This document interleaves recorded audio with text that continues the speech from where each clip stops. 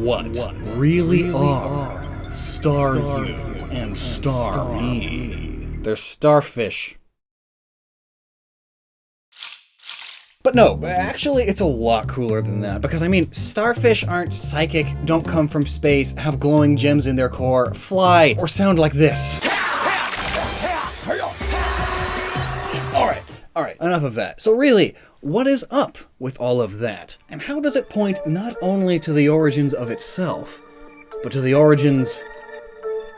no, to the very foundation of Pokemon as a whole. Staryu's base design is very straightforward. It's like a hard starfish, just your common starfish, but instead of a squishy body that lays flat, it's a hard and stiff material that allows it to stand upright. Upon evolving, it's now a Starmie. It's gotten bigger and gained some extra limbs, 5 more to be exact. There are numerous kinds of starfish with more than 5 legs, though interestingly enough, 9 and 11 are significantly more common than 10 exactly. But most of these are called sun stars, since they are much larger and have much bigger cores. Generally, anyway.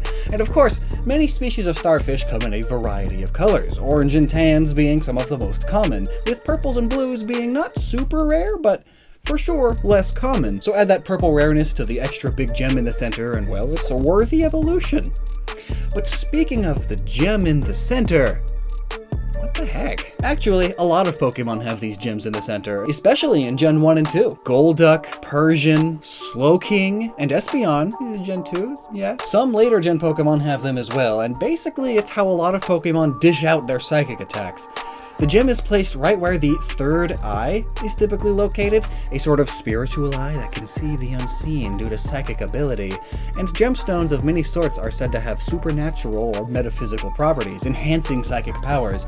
In our Golduck video, I go way more into all that, as it's especially important to Golduck. So yeah, water psychic starfish have the gem in the center to enhance their psychic powers. But why? Why do the starfish need psychic powers? What's the reasoning behind that? Well, it's not as uncommon as you'd might think. Meet Starro, the Conqueror, a Justice League supervillain created in 1960. Not only is it a starfish alien, but it has its eye in the center. It's purple, and it creates brownish tan underlings. And, of course, it has psychic powers. It can mind control humans to do its bidding. And Starro wasn't just limited to the 60s, as it would reappear a number of times over the decades as an Aquaman villain, and again as a Justice League villain. And plus, to further connect them, Staryu and Starmie are possibly aliens too, according to some Pokedex entries. Anyway. Quote, when away from humans, its core is said to glow mysteriously in 7 colors. This Pokemon may have come from outer space. Staryu apparently communicates with the stars in the night sky by flashing the red core at the center of its body. Its core shines in many colors and sends radio signals into space to communicate with something. Plus, I mean, a starfish from the stars. That's hilarious, right? And it's using light and radio waves to communicate, a classic alien movie trope. But is that to say that Staryu and Starmie are based on a giant alien sea star from the DC universe? I mean, Pokemon was made in the 90s. That gives plenty of time for a kid who likes Starro to grow up and later work with Game Freak, right? Well, maybe, but there's more. Like I said, it's not exactly a unique concept. Black Doom from Shadow the Hedgehog of all things manifests his literal third eye as a psychokinetically flying starfish. A recent movie called Starfish is about a woman who gets supernatural visions of a coming disaster that winds up being caused by a giant starfish-like alien, but these are all too recent. We need to go back. So here's a classic 1956 Japanese sci-fi movie called Warning from Space, which features, people in bedsheets with an eyeball starfish aliens with superpowers and a single eye in the center. While it's pretty unknown in the West, it's apparently a decent cult hit, even being cited as what inspired Kubrick to make 2001: A Space Odyssey. But wait! There's more! Take a gander at Hitode Murasaki, which translates to starfish purple. But I mean, look at it. Now look at Staryu. Well, now back to it. Clearly, some inspiration was going on. Starfish Purple is also able to just fly for no apparent reason, and it hails from Kikaider, one of those old Monster of the Week live-action kaiju kid shows. It was created by the same guy that made Kamen Rider and Super Sentai, which is what started the trend that led to the Power Rangers and the ridiculous popularity they have. In fact, wait.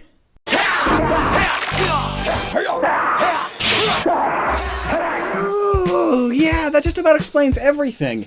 These shows have a long and prosperous history in Japan, especially back when just about all of the original creators of Pokemon were kids, impressionable youngins. Staryu and Starmie's anime cries and over-the-top poses are basically what these Japanese superheroes are all about. And the monsters and villains that they fought, especially at the time, ranged from deep-sea kaijus to aliens. And one time even Starfish Hitler. Yeah. There he is. He combines all the deadly powers of a starfish with the wicked martial artist skills of the Führer. What even were these shows? One of these big shows, Ultraman, is one of the longest running TV shows in history, getting its start in 1966, and it's still going. There's still new episodes and movies coming out. Ultraman is an icon in Japan, basically what Superman or Spider-Man are to Americans. And you see that round gem in his chest? When he gets really, really damaged and beat up, it starts flashing, exactly what Staryu's core does in the anime. And Ultraman has fought a bunch of starfish kaiju. Deimos, the brittle sea star, and another, Paystar, which is two giant starfish with a bat head that breathes fire and attacks the Middle East because it drinks oil. But just to further solidify Ultraman as a big source of inspiration, not only is Staryu basically a tokusatsu hero, the genre we've been talking about, but in an interview with Sugimori and Tajiri about the early development and conceptualization of Pokemon as a whole, they mentioned that before they were called Pokemon, they were called Kapumon, capsule monsters, and that the whole concept came from the fond memories of Tajiri's childhood, and how much he loved to pretend he had capsule kaiju, a thing from Ultra 7, which obviously is a part of the Ultraman franchise. When Ultraman was unable to transform for whatever reason, he would summon a captured kaiju to fight for him, and they were all sealed in these tiny capsules. It functions very similarly to a Pokeball, and the name Kapumon was only changed because they began to fear legal action because of the similar concept and similar names, so it became Pocket Monsters, or Pokemon, instead. But yes,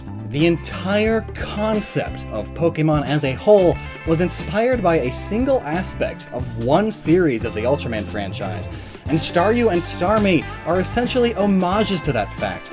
In fact, Staryu's name in Japanese also follows suit. Hitodemon literally means Starfish Man. It's the same naming scheme as many superheroes and villains in these shows. And it doesn't even stop at Staryu. Godzilla is technically the same genre or filming technique, a tokusatsu, and have you ever wondered what Nidoking even is? We'll wonder no more, because he's Baragon, an underground-dwelling kaiju from the Godzilla series. Speaking of, there's of course Tyranitar, often cited as being Godzilla himself, and thus its rivalry with Duraludon would make it akin to Mechagodzilla. But then again, take a look at Bemular from classic Ultraman. Is that not literally Tyranitar with some tweaks? But then what of the rivalry with Duraludon? Well, much more recently, Bemular was rebooted with a robot suit, and Duraludon is a much more recent Pokemon. Is Tekong from Ultraman not just Golem? Heck, is Dynamaxing not just Ultraman's growing power to fight giant kaijus, which he can capture in that one season? But that's not to say Godzilla isn't an inspiration to an extent, and Tyranitar can very well be both, a sort of in-between of Godzilla and Bemular. But for sure, Giratina resembles Batra, the evil twin of Mothra. I mean, look at that. Look at that. Holy moles! And yeah, I guess that makes Gigantamax Butterfree sort of like Mothra. You know what? I'm just gonna make a whole video about all these and more. Yeah, let's do that. I guess I'll see you then, huh? But for now, Staryu and Starmie are psychic alien starfish inspired by Ultraman, like many other early Pokemon. And now, I'm gonna leave you off with a fun fact that should probably have been earlier in the video. Starfish alien is actually such a thing it became the name of a trope. Not just aliens that are literally starfish, but rather it means aliens with such non-humanoid anatomy or forms that they just seem super strange. Like a starfish. In fact, starfish themselves do seem super weird, right? And that's not only because they are, but because they are one of the very few creatures not to feature a bilateral form. They don't have a left or right. That's meaningless to them. They aren't symmetrical. And also, that's why 10-armed starfish are so uncommon. Usually it's just an 11-armed starfish that has lost an arm. But don't worry, they grow back. And yeah. Staryu and Starmie are way cool, and have pointed us to some of the furthest back history of the creation of the Pokemon franchise in the first place. Staryu, after all, was among the first Pokemon ever designed, and directly reflects the main character from the show that inspired Tajiri to join Sugimori in creating the Pokemon franchise. It laid the very foundation of it all, and that's pretty dang awesome. Tyranitar is 100% based on Godzilla. All my homies agree, so it must be true. No! What? How can you say it's Godzilla when Bemular exists? I mean, look at it! Oh yeah, and Bemular is one of the most iconic classic Ultraman monsters, and the first one Ultraman caught in a kaiju capsule, Pokeball style. It's what literally inspired Pokemon as a whole. Heck, before they settled on the name Pokemon, they originally were going with Capumon, capsule monsters. But the higher-ups worried that it was too similar to Ultraman, too risky, because it's literally the Ultraman thing, but smaller scale. So they changed it to Pokemon, pocket monsters. But who cares about all that? Tyranitar is totally just Godzilla.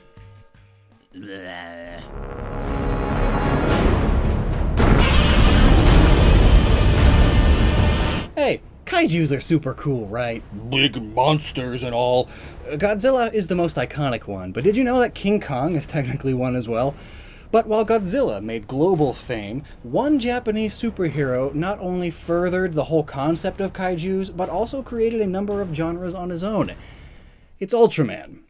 Maybe you've heard of him, as his influence has spread outside of Japan a bit. Plus, I mean, it's one of the longest continually running TV shows on Earth. His size and popularity and well-knownness can be best explained like this. Ultraman is to Japan what Superman or Spider-Man are to the United States. The big, most iconic superhero that just about everybody knows about. And even if you don't know about Ultraman specifically, you likely know his influence. The Power Rangers, it's the American version of the Super Sentai, which are a team of Japanese superheroes akin to Kamen Rider or Ultraman. Ultraman created this whole massive genre, the monster of the week formula, the guys in monster suits doing bad kung fu with ridiculous special effects, and Starfish Hitler. Yeah, that was a thing. And perfectly enough, the people behind Godzilla are the same people behind Ultraman and company. I mean, they are essentially the same thing. Dude in a suit destroying miniatures. But anyway, in our last video, I went over what Staryu even is.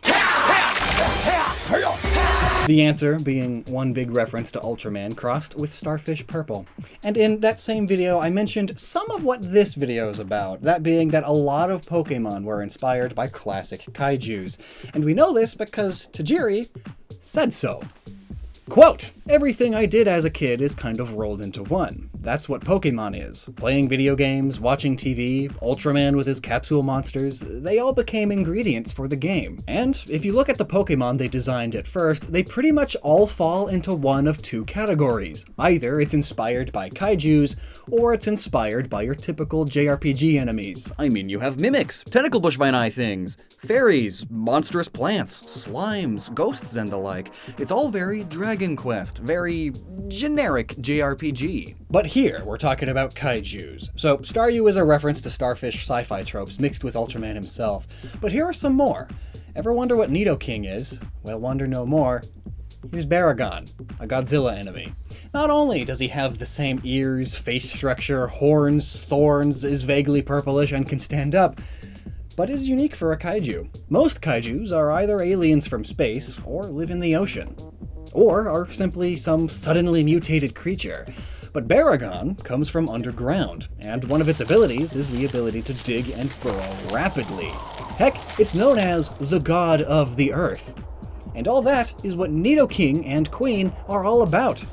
They add the ground type to their previous mono poison, and have many earthen powers, such as digging burrows rapidly. And looking to the other monstrous Pokemon from the first created set, they pretty much are all generic, dinosaur-esque, spiky kaiju things.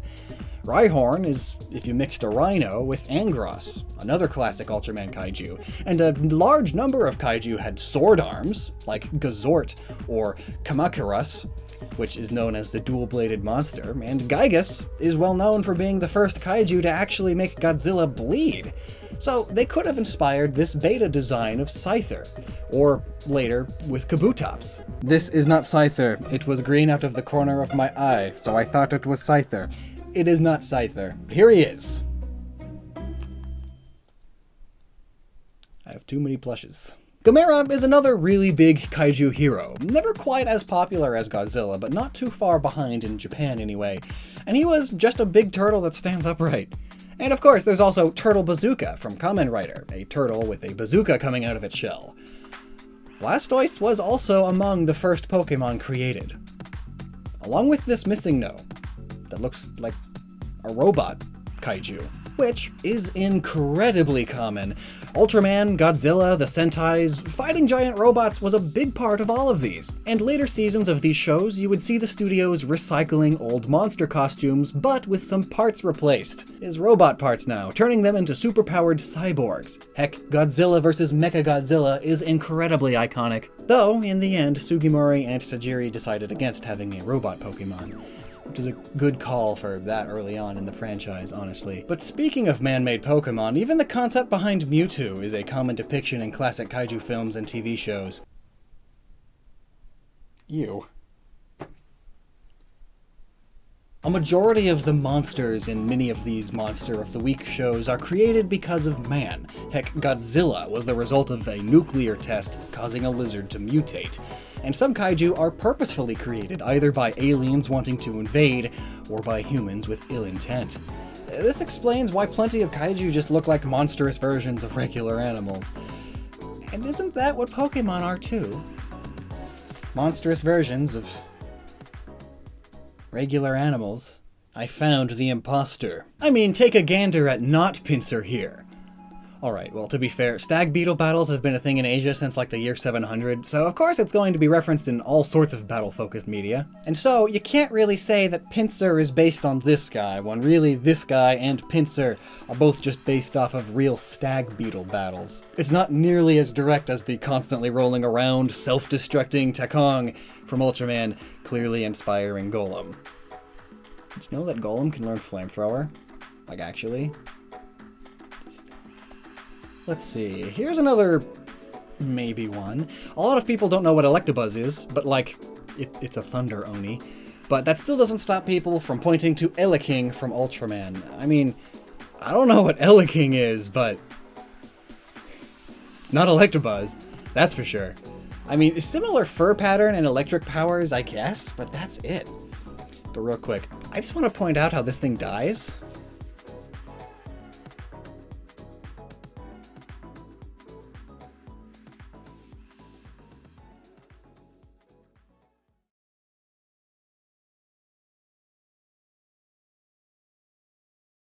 But alright, you're here for Tyranitar, so let's get into that.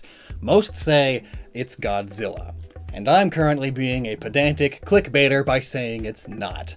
But really, like, it can be both. Come on, most Pokemon are based on more than just one thing. But still, let's look at some facts here. Just put Tyranitar next to classic Godzilla and classic Bemular. I mean, look at this. Some points do go to Godzilla for sure. Its body type is much more triangular, like Tyranitar, whereas Bemular doesn't really get triangular until the shoulders. But other than that, Bemular is much more green. It's easier to see in the footage here, whereas Godzilla is very dark gray normally, even bluish at times. Some films depict him as greenish, but it's never as saturated as Bemular. But even Bemular isn't as saturated as Tyranitar, that's for sure, until you get to the toys. Some of those get way saturated. What's Godzilla got? But look at this. Tyranitar has 3 head spikes, Bemular has 2 or 3 head spikes, depending on how you look at it. Godzilla has 0 head spikes. Tyranitar has multiple rows of spikes along its back, the outer 2 pointing more to the side so that they are clearly visible when looking at Tyranitar head-on, and this row of spikes starts right behind the head. Godzilla has 1 dominant row of spikes along the spine and 2 other much smaller ones beside it. depending on the version, of course. But when it comes to classic Godzilla, head-on, you can't even see the spikes at all. They don't even start until the base of the neck or upper shoulders. Bemular, however, has the multiple rows of spikes all the way down, and those spikes start with the head spikes. And the ones at the edge go primarily to the side. It's impossible not to see those spikes when looking at Bemular head-on. Just like Tyranitar. Oh, but what about this? As I mentioned, Godzilla vs. Mechagodzilla was super iconic, and this is referenced in Pokemon with its noted rivalry with Duraludon. Where's that in Bemular, huh? The 2011 Ultraman manga introduced Bemular as a much more advanced being in a very robotic suit. It's still got the spikes that you can see from the front, but it's a robot. And here it is with part of the suit blown off. Some creepy angel stuff. Get away. Okay, but what does that make Mega Tyranitar? Some say it's a reference to Space Godzilla, a modified clone with a way huge crystal shoulder spike on both shoulders. Well, maybe. Some folks aren't happy with that answer because it's an entirely different entity. It's a clone. Whereas with Mega Tyranitar, it's literally Tyranitar, but stronger. And so, some look to Super Godzilla, literally a more powerful Godzilla from the oh, so iconic SNES Godzilla game. Well, get this. Bemular has an enhanced or empowered form where the colors change a bit and he gets huge horns. Okay, but here's where things get fun. The way the kaijus reach this empowered form is by being granted the power, usually by those who summon or are in command of them. In this case, it was Alien Chaplay, but that's not important. What is important is the way they do this. They use crystal stones called Slimtonium, which absorb the life force from those who wear it and store it for later use. In this case, in empowering Bemular, literally evolving it into its enhanced form. Now, where have I heard that before? A crystal made of life energy that can enhance the powers of a Pokemon, monster? Yeah, it's the Mega Stones. Like, literally, all the Mega Stones are made of life energy because the ultimate weapon killed a bunch of stuff. Oh my gosh. What does Super Godzilla do? Oh, it collects S capsules throughout the game and then powers up. Alright. And just to top this all off, Bemular was the first kaiju that Ultraman caught in a capsule, the thing that Tajiri said inspired the creation of Pokemon at all. Literally the basis of Pokemon. What did Godzilla inspire? Like 2 episodes of the first season of the anime? Whoosh. So tell me again that Tyranitar is mainly inspired by Godzilla and not Bemular. Do it. Ahem. That sound always means I'm wrong about something. Love to burst your bubble, but Enhanced Bemular was a thing in Ultraman Orb, a series that came out in 2016, 3 years after Pokemon X and Y introduced Mega Tyranitar. Oh, is that all? Well, alright. Its base form still looks way closer to Bemular, so still. Also, what was essentially Beta Tyranitar in some early concept art of Pokemon was a creature named Godzillant. And Pokemon Black and White literally had a Mecha Tyranitar, literally named Mecha Tyranitar. Well, like I said, things can have multiple inspirations. Fun fact time, did you know that Bemular's roar in Ultraman is the same exact sound effect as Godzilla's roar played in reverse? What? How are they allowed to do that? It's literally the same people making both shows. They own the rights. Bemular was made sort of as a stand-in or symbol of Godzilla. It's supposed to be similar to Godzilla's power level. It's a way to show that Ultraman is stronger than Godzilla without actually fighting Godzilla. So, Bemular was inspired by Godzilla. Yes. And then Tyranitar was inspired by Bemular. Sure. Alright, well, as I said, multiple inspirations. Tyranitar certainly looks more like Bemular, but as a concept, it could very well have started as a Godzilla Pokemon. But being as big of Ultraman fans as Tajiri and Sugimori were, they of course had to throw some Bemular in there too. But hey, since we mentioned shared roars, here's some fun facts. Yveltal's cries in the movie are the same as Megigorus's. Toho is the sound studio that not only does the sound effects for all of these kaiju series, but also for the Pokemon movies. And rather than just make new sound effects every single time, they utilize their massive library. And so, a number of Pokemon have the same cries and roars as the classic kaiju. Palkia, for instance, gets a mixture of King Ghidorah and Godzilla with a bit of a pitch shift. This same sound effect was also used for the Boga in Star Wars. In the Mega Evolution specials, Primal Groudon and Primal Kyogre's roars utilize parts of Godzilla, Mothra, and King Ghidorah's roars spliced and overlaid on top of each other. Zekrom has the same roar as Megaguirus in the anime, and then in the movie it has Baragon's. And Reshiram's roar is Megaguirus mixed with one of Kaiser Ghidorah's roars. Then Kyurem in the movie has the roars of Zilla and Monster X. And Giratina's roar is literally Mothra's, which is fitting because Mothra's evil twin, Batra, looks like this. Oh my god. They didn't stop referencing kaijus in Pokemon, did they? What more do we have? Well, many say that Gigantamax Butterfree was inspired by Mothra, and like, sure, just because it's massive? But like, how can you say that when Volcarona exists? Originally, it had 4 wings specifically to reference Mothra. But that got changed because they thought it was too obvious. But Volcarona's Dex entries mention that it was worshipped by people in the past, which is literally Mothra's backstory too. And, well, they look a good bit alike too. Viras is an evil squid alien monster from Gamera with some psychic powers. Malamar? Is that you? Ah. Aggron pulls a bit from Pulgasari, a Korean kaiju with big horns, a body made of rock and steel, and who loves to eat iron. All very fitting. Just mix some Triceratops in there, and there you go. And hey, I mentioned Palkia, the Pokemon of space already, and I've mentioned Space Godzilla already. How about that? The giant pink crystal pauldrons? The giant pink pearly pauldrons? King Ghidorah is like Godzilla's biggest enemy, a 3-headed Hydra with only 2 legs. And here's Hydreigon, a 3-headed Hydra with only 2 legs. Haxorus has an axe face, just like Destroya. Its name is Destroya, isn't it? Its name is really Destroya? Rayquaza is Manda, and Beta Gyarados is also just Manda, or Larval Mothra. Yeah? Jet Jaguar is Bisharp. Ammonite is Gazora. I am beginning to fall into a trap that too many people fall into, when you really start looking too much for connections when there may in fact be none. I'm sure I've fallen for it septillions of times by now, but sometimes it's just so bad, like... No. Ammonite is just an ammonite. Just like the kaiju. It's just like how there are a few stag beetle kaiju and other such monsters. That doesn't mean Pinsir is based on those kaiju, it just means it's based on a stag beetle also. Anytime I see these Pokemon cross Godzilla connections being made, I see Rayquaza being based on Manda thing coming up all the time, but like, can't they both just be Chinese dragons? You might as well say they're both based on Shenron.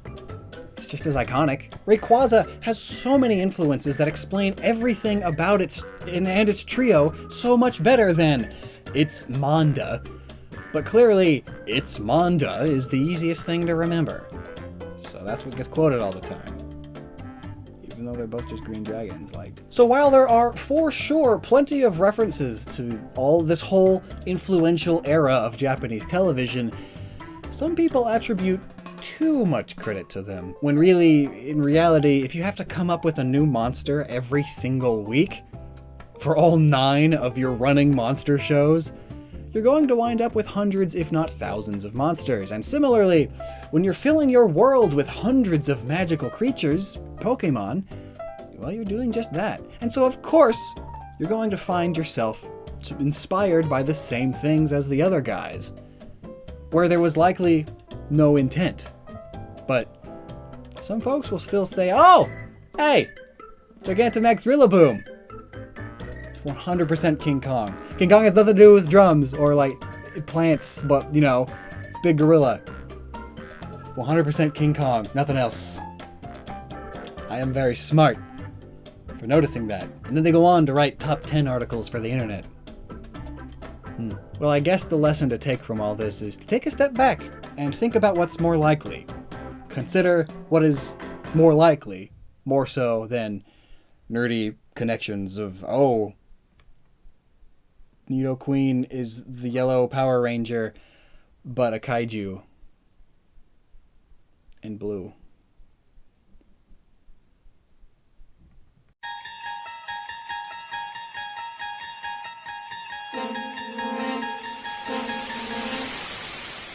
Pokemon Sword and Shield has a lot of really cool designs for new Pokemon in it.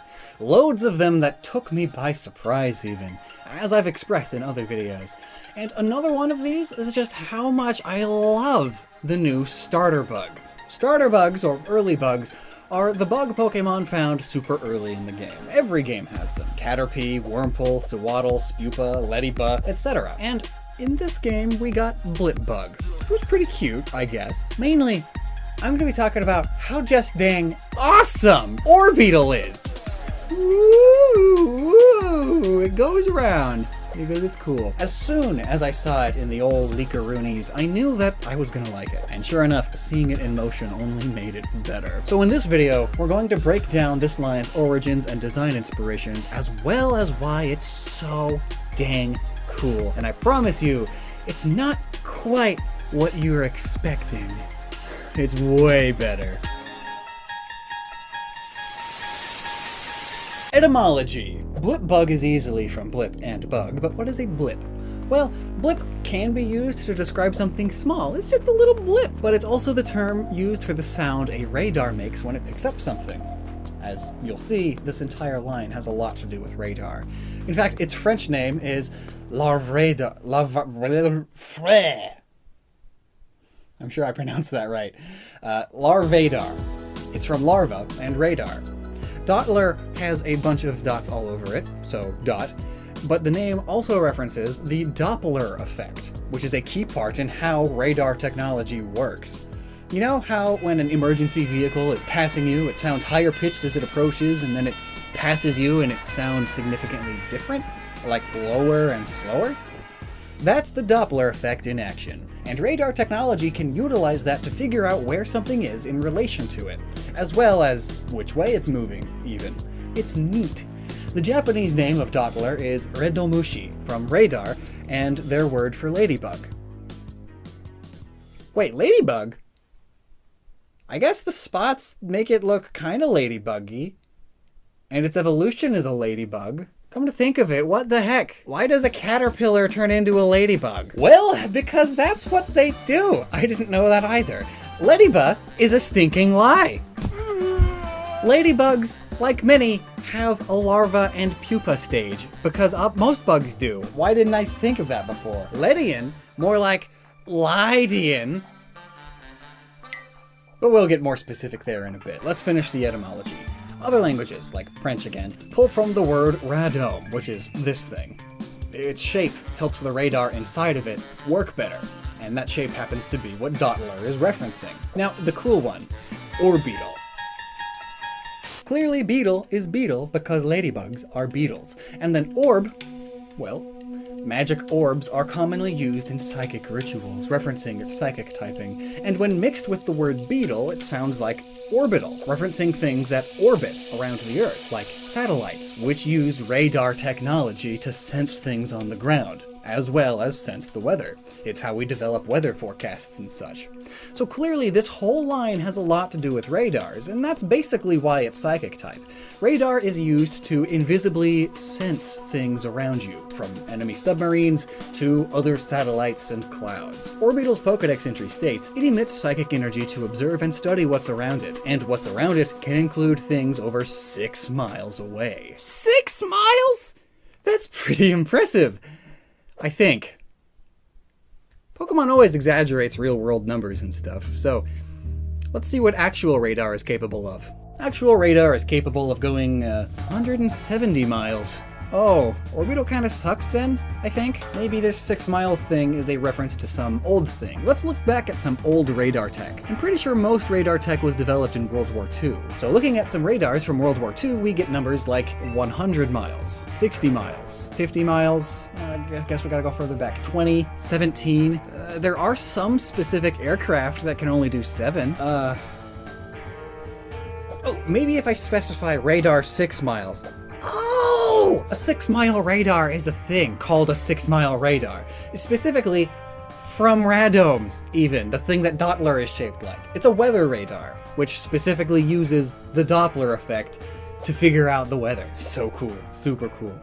But now, just about every Gen 8 Pokemon has something to do with the British, right? Well, radar technology at first was primarily invented by a German and an Italian. And at the time, it could only detect large metal objects, and it was relatively rudimentary. But then, a British dude, Robert Watson Watt, started working on it as a meteorologist, and invented the first weather radar. You know, what Radomes are for? The 6-mile radar? That's our 2 Pokemon. So they're British too. Hot dang. So that's what radar has to do with the UK, but what does it have to do with a ladybug? Like, what's that connection? Well, I mean, ladybugs, or, well, it's a ladybird now, innit?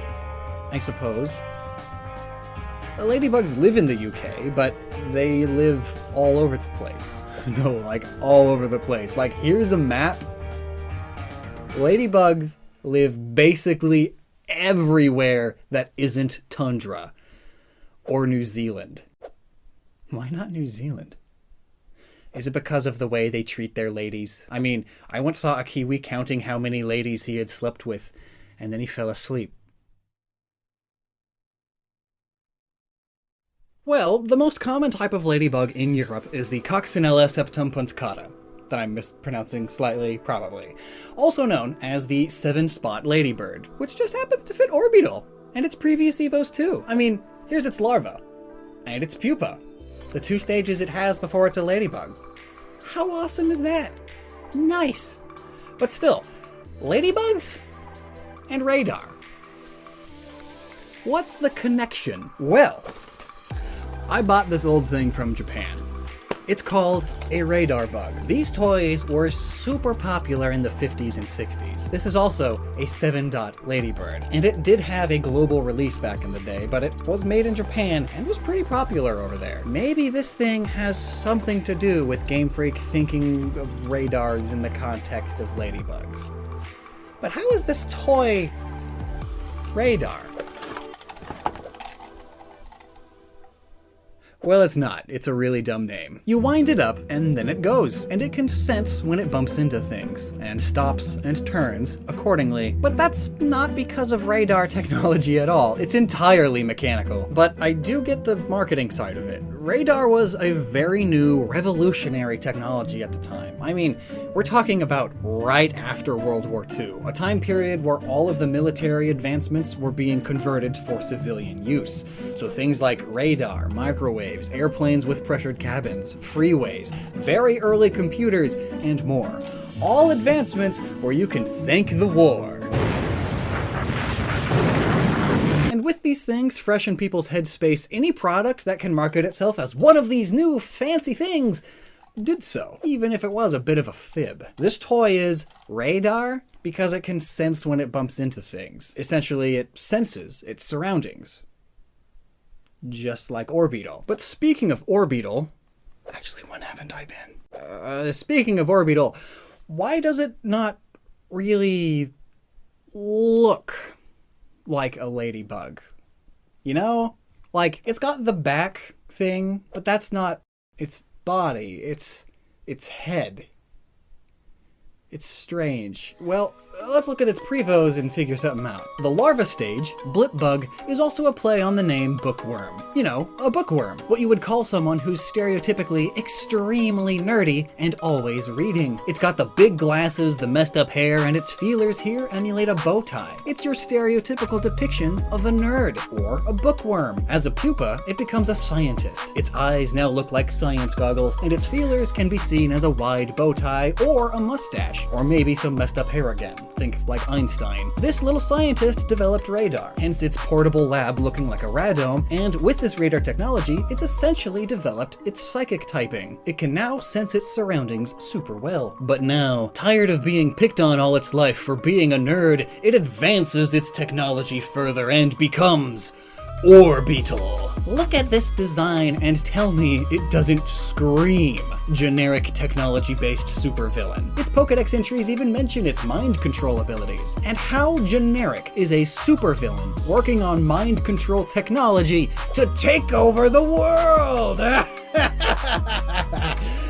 Orbeetle is a little mad scientist. It's got the crazy eyes, the flimsy body, the mustache thing, lots of sharp corners. It has this strange headpiece, and the ladybug body is actually its head, which houses its massive brain. Again, big brain supervillains are another trope. And when it Gigantamaxes, it becomes an entire UFO, capable of pretty advanced planetary orbit, right? Also, minor tangent, at one point NASA brought ladybugs to space for an experiment, and in this experiment they found out that ladybugs actually do pretty okay in zero gravity. So there's that. But also, the Pokedex states that if it were to utilize every last bit of its power, it could control the minds of every living being within its vicinity. Now, not only are alien UFOs made of advanced technology humans are incapable of understanding, but also the classical UFO aliens are known for probing humans to take control of their minds. Plus, think of the trope again.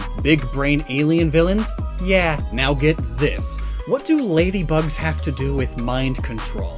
And why does Orbeetle really look very little like a ladybug besides the big head? Well, the answer to both questions is the same. And finding this out actually got me bouncing with excitement because it's so dang cool. So Orbeetle's eyes are this cool light green cyany color, right? That's not what ladybug eyes are colored. Ladybugs also don't have super thin bodies like this. But you know what does? Dinocampus coccylinae, also known as the green-eyed wasp. So, wasps are already seen as pretty evil and villainous compared to most bee-like insects, right? Now check this out. Oh hey, that wasp, it's here with a ladybug. What does that wasp have to do with that ladybug? Oh no. What is that wasp doing to that ladybug?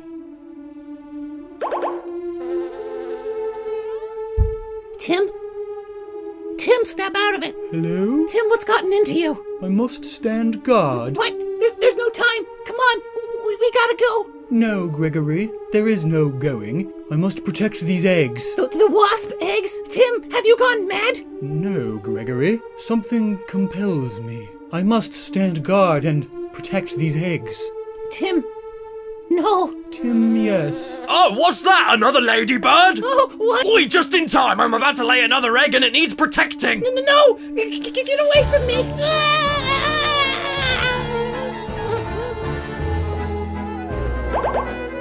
Now come, my slave. You have an egg to guard. Oh, joy. I don't know why, but protecting your eggs just feels like the thing I need to dedicate my life to. Oh, Tim, you were right. This is awesome. Indeed, Gregory. Indeed. So, the green-eyed wasp zombifies and mind controls ladybugs specifically to stand guard and protect their babies from other would-be predators, such as aphids.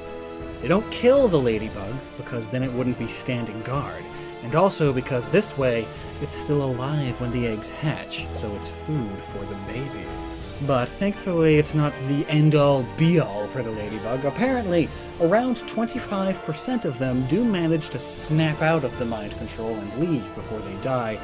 But still, that's pretty spooky, right? Quite villainous. And get this, while ladybugs live basically everywhere in the world, the green-eyed wasp lives... just take a guess. Take a guess where it lives. Where does the green-eyed wasp call home, huh? Go on. Yeah, it's the British Isles. Every Gen 8 Pokemon is British! It's the freaking wasp and the ladybug combined to form a mind-controlling radar techno-villain hell-bent on revenge for being picked on as a bookworm. You thought it was just a ladybug, but no! It wasped me all along! Holy moles! It's so good! God, I love Pokemon! All these lamos that say new Pokemon designs are uninspired and bad. Like, Orbeetle is just a ladybug with a stupid head. Pfft. Nah, man, I'm pretty sure you're the one with a stupid head. Isn't it weird to think that you've never seen the same wild Spinda twice?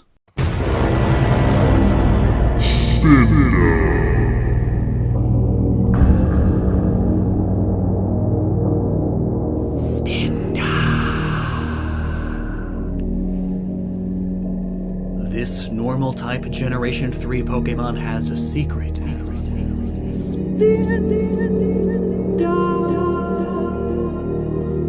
A secret that many folks already know.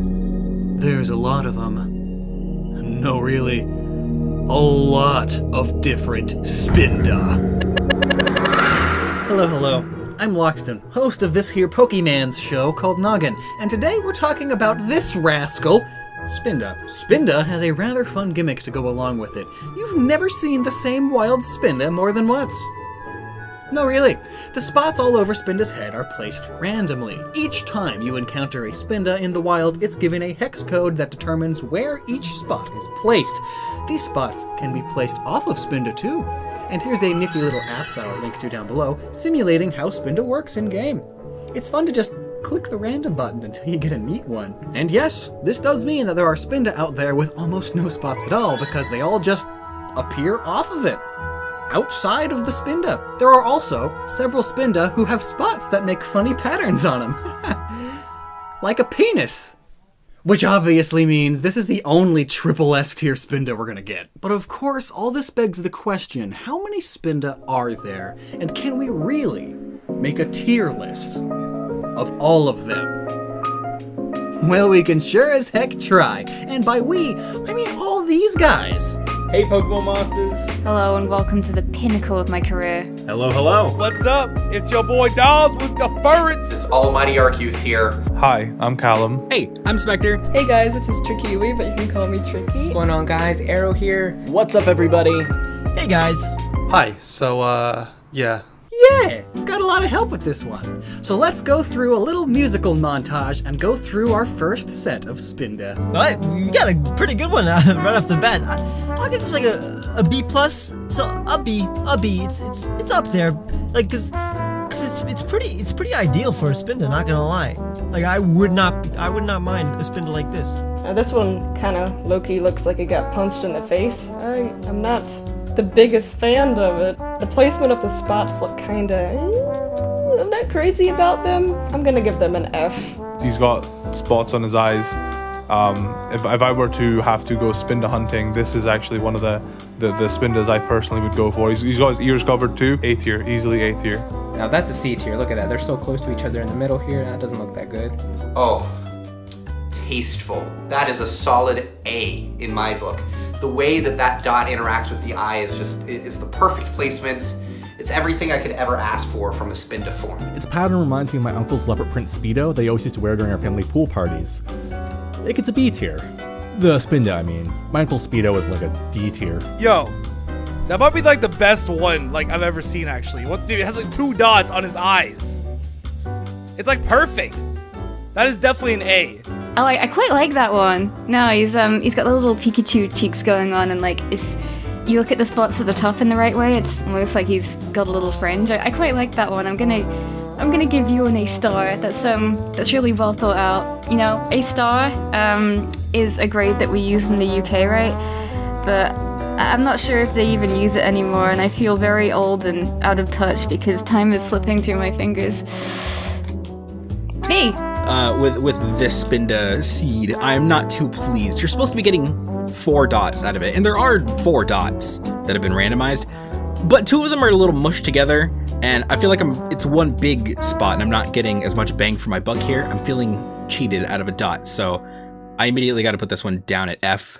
And alright, here we have a tier list of all of the Spinda so far. You know, I should probably figure out how long this is actually going to take. How many Spinda are there, and can we really review all of them? The answer to the latter question is no. Obviously, because the answer to the first question is complicated. So, Spinda have 4 dots. 2 of these dots can appear in 256 different locations. Then one of the other spots has 254 locations it can appear in, and the last spot has 237 different locations. And by multiplying these numbers, we can find the number of different Spinda patterns. There are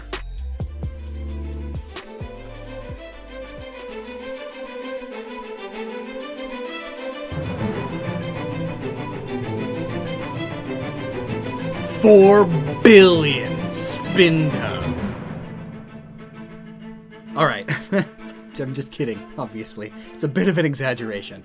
There's actually 3,945,136,128 different Spinda patterns.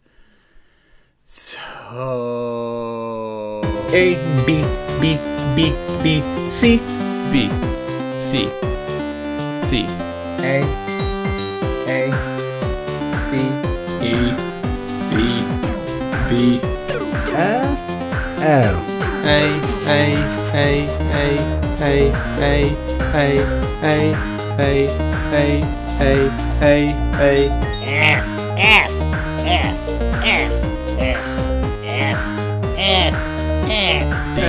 So if we were to review one Spinda every second, it would take 125 years of non-stop Spinda ranking to view them all. Frankly, I don't think we can do it, but we're gonna try. Never stop using your noggin.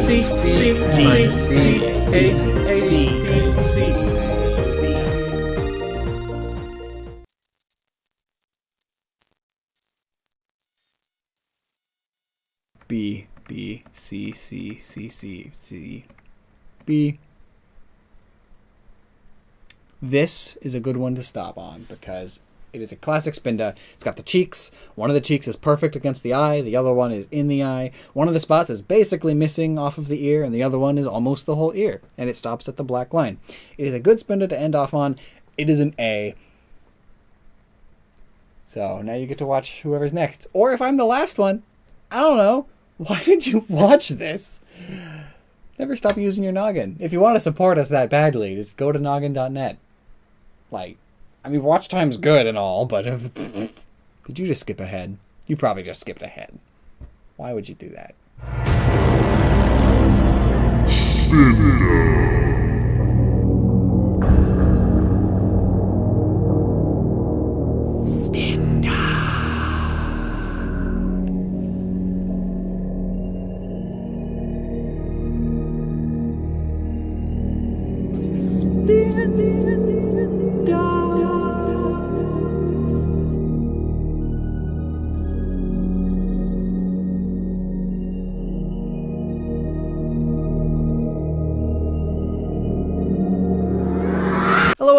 So Cinderace is my absolute least favorite final evolution for a starter Pokemon ever, but we're going to ignore my distaste today and have a nice, positive video. I mean, after all, even the worst Mons still do something right, besides those ones. And Cinderace is pretty well inspired. I mean, most of the fire starters are. They tend to all have a little more effort put into them, you know? Likely because fire is cool. Kids like fire. It's always rad. It's so yeet lit. This is all Charizard's fault, really. It's easily one of the most popular Pokemon of all time. It set the bar really high early on. The only starter that has surpassed it is Greninja. So at least it's not another fire type. So what does this playing rabbit have going for it that makes it worthy of its own video? Well, let's get into it. So let's talk about football. It's an old sport. The very first example of a team-like sport that involves similar rules to soccer happened 3,000 years ago in Mesoamerica, and it is known simply as the Mesoamerican ball game, though the Aztec version of it has a more complex name. You know how Cinderace kicks a rock around as a ball and then it sets it ablaze to kick it? Well, that's not too far off from this ball game. The ball they used was made of rock and rubber. You would take a stone and wrap rubber around it over and over and over to make a ball. Though there have been some discovered that are solid rubber, and some that even use a human skull instead of a rock. But that's dark. But for many, this game was more than merely a simple game. It had a lot of religious significance. The rock ball represented the sun, and the two sides of the court were the heavens. It was day and night, and the game was played to keep the sun moving. More specifically, they would take the captain of the losing team and sacrifice them to keep the sun moving. Yeah, soccer players went from fighting for their lives to you breathe on them funny or call them a name and they fall over. But hey, at least we aren't playing a sport to sacrifice people anymore, so that's good. Now we just sacrifice basic human decency. But for sure, keep that ball is the sun part in mind, because we will come back to that. You're smart. I'm sure you see where it'll pop up again. Toxtricity is an Aztec group of divine rabbits that get together a lot and drink and party and celebrate basically everything, any chance they can get. And that makes sense. Soccer is the biggest sport in the world. Do you know how crazy people get with their drunken parties when the World Cup happens? But elsewhere on the globe, the next step in our football evolution goes to China in the 2nd and 3rd centuries. This sport, called Kuju, used a round ball and was played on a square field, and it was so popular that it spread all over Asia. Even to Japan, where it was played in ceremonial events, parties, and things. Then later on, Greece and Rome played a similar sport. The Greeks' balls were leathery and vigorously slapped other balls. But that's beside the point. Always gotta go for that low-hanging fruit. The sport was Episkyros, and the ball they played with was made of leather and filled with leather straps until the Romans later learned how to fill them with air. Well, they were pretty advanced for the time, really. But in Rome, the sport was now called harpastum, and it became very big, filled huge arenas in front of crowds, and spread across their whole empire, which includes modern-day Britain. You know, the place that Galar is based on, and every Gen 8 Pokemon is British. Fast forward to the 12th century, we now have medieval soccer. During this time, it was played in meadows and involved kicks, but also punching, and in general, was a much more rough and tumble sport, sort of like modern soccer, with some extra rugby bits thrown in. But, fun fact, Cinderace reflects this by knowing Fire Punch and Sucker Punch. This sport also involved a lot of people and huge areas to play in, and it was banned for a while because people were having street brawls while playing the game. Other similar forms of the sport popped up here and there until we got two sports evolved from in this primordial ball game: rugby and modern soccer.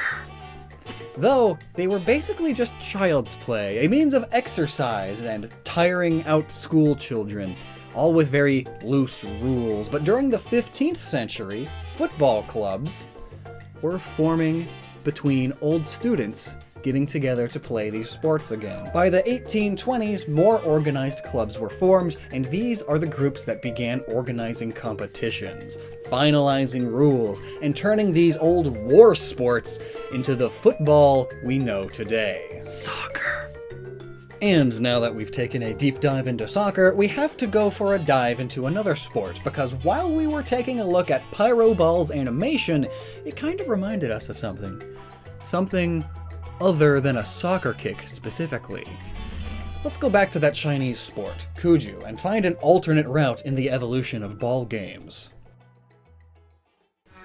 Kuju, which I've been mispronouncing this entire time, Kuji is a bit closer, it was similar to football. So similar, in fact, that FIFA recognizes it as the earliest form of the sport. I mean, it's a field, two teams, you kick a ball and aren't allowed to use your hands, and you get the ball into the other team's net. Yeah, that's just football. And it was used by soldiers for military training. Then, for over 1,000 years, This sport made its way all around Asia, and this game had gotten many names. And in certain regions, it slowly adapted into other games, such as Jianzi, which also spread across Asia and is to this day the national sport of Vietnam, and the Philippines until 2009. And considering the sport popped up in the Han Dynasty, the one that was around the year 0, yeah, the sport lasted quite a while, but it was basically unknown in the West until the 1936 Summer Olympics. An athlete from Jiangsu showed the game off, and it took off globally. The countries that soon adopted the sport began calling it things like shuttlecock, featherball, or Chinese hacky sack, even kinja, which is, I'm not gonna get into it. Then, in the 1961 International Film Festival, a film called The Flying Feather was presented about the sport, and it won the gold medal, which of course meant that it got a lot of attention, which of course meant that afterwards, this sport got bigger. And it was starting to be taught in European classes to teach kids how to play it, which of course only made it grow more as the generations continued on. And in 1999, the International Shuttlecock Foundation was formed in Hungary, and it then hosted the first championship. But anyway, this is all just to justify that this still B-tier sport has a potential inspirational purpose in Cinderace. I mean, if you look at the game, you can see plenty of normal kicks, and lots of kicks just like the way Cinderace kicks when he's doing his big ball attack. There's even the kicks that act like a volleyball spike. But now, let's talk about something more British. Badminton is a very British sport that also involves a shuttlecock, yeah? But originally, it was played with balls of wool. But this was eventually swapped with the shuttlecock. The early version of the sport was called Pune, after the town Pune. And again, this sport has ties to the military. But by the 1870s, soldiers coming back to the UK started making badminton clubs. But honestly, we've talked enough about sport federations, so let's move on. But it turns out, we have some interesting ties to mythology here too. And if you know anything about Chinese mythology, you will know about a famous white rabbit who brews the alchemic elixir of life. And that rabbit lives on the moon with Chang'e. But Cinderace has ties to the sun, more so far, not the moon. But Chang'e's husband has ties to the sun. Basically, the story goes, once upon a time there were suddenly 10 suns in the sky, and that obviously caused a lot of problems. So the Jade Emperor asked Ho Yi to deal with it. So Ho Yi went down to Earth and drew his bow and fired 9 arrows and shot down 9 of the suns. Each one fell to the earth in the shape of a golden crow with 3 legs. The Jade Emperor got angry at him, though, and his wife, because those suns were actually his kids. And so, as punishment, they lost their godliness and fell down to earth. But then eventually found the elixir of immortality, and were originally going to split it, but because of shenanigans, Chang'e ended up drinking it and got banished to the moon with the rabbit. And she lives there now. Well, with Cinderace's shuttlecock inspiration, I suppose this makes sense. Cinderace's pyro balls could be references to its shuttlecocks being the golden crows. I mean, male birds are called cocks, so there's that connection there. And you could say that when Cinderace spikes it, that crow shuttlecock thing is turning back into a small version of its former sun self. They're little fiery sunballs being kicked at you. Eh? And if you want to squint a little bit, you could say that with its G-Max form, the crows are finally turning back into the suns they once were. It's super big. You can see it in the pyro ball's design. Above the eyes, it's the shape of a firebird, like the golden crows with the 3 legs. It could also explain why the pyro ball is said to act as if it had a mind of its own, which is kind of weird, but maybe that's because it's actually one of these birds. But to tie all of this in a nice little bow, we can return to Aztec mythology. This is the god of war and is also the sun. He was also who the Mesoamerican ball game would often be played for. The human sacrifices to help the sun, him, continue to spin and to achieve victory in battle and have celebrations with all of the rabbit gods. And not only was his mother impregnated with him by sweeping a ball of feathers, but his headdress is also the literal same shape and material as a shuttlecock and has these long downwards bits, just like Gigantamax Cinderace. But is that to say that Cinderace is all of these things? No, at least not necessarily. It'd be pretty awesome if all of these things were considered and, it's the true inspiration. But this is all just very loose speculation. Cinderace could very well just be a cocky player of the world's most popular sport of all time. That bird shape on the fireball is just its crown with a bit more of a bird shape for some reason. I mean, it's fine to just base it on England's love of the sport rather than pull from all over the world, even though it's the world's most popular sport, and plenty of other Pokemon pull from multiple places all over the world. Look, I'm not saying it's true, but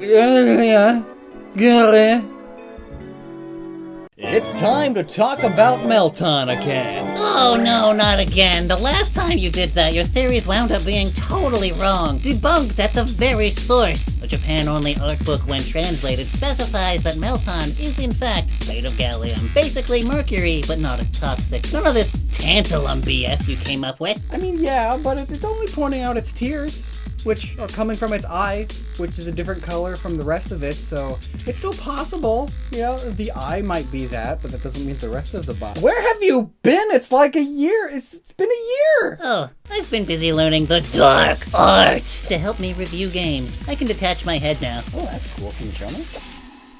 No. Well, alright. So, Meltan, it's back in my brain again because some weird things be happening. Google and Pokemon Home recently stroked the flames of an old question. Is Meltan a Gen 7 or a Gen 8 Pokemon? And more importantly, does it matter? No, not at all. The answer seems easy at first glance, but you'd be surprised.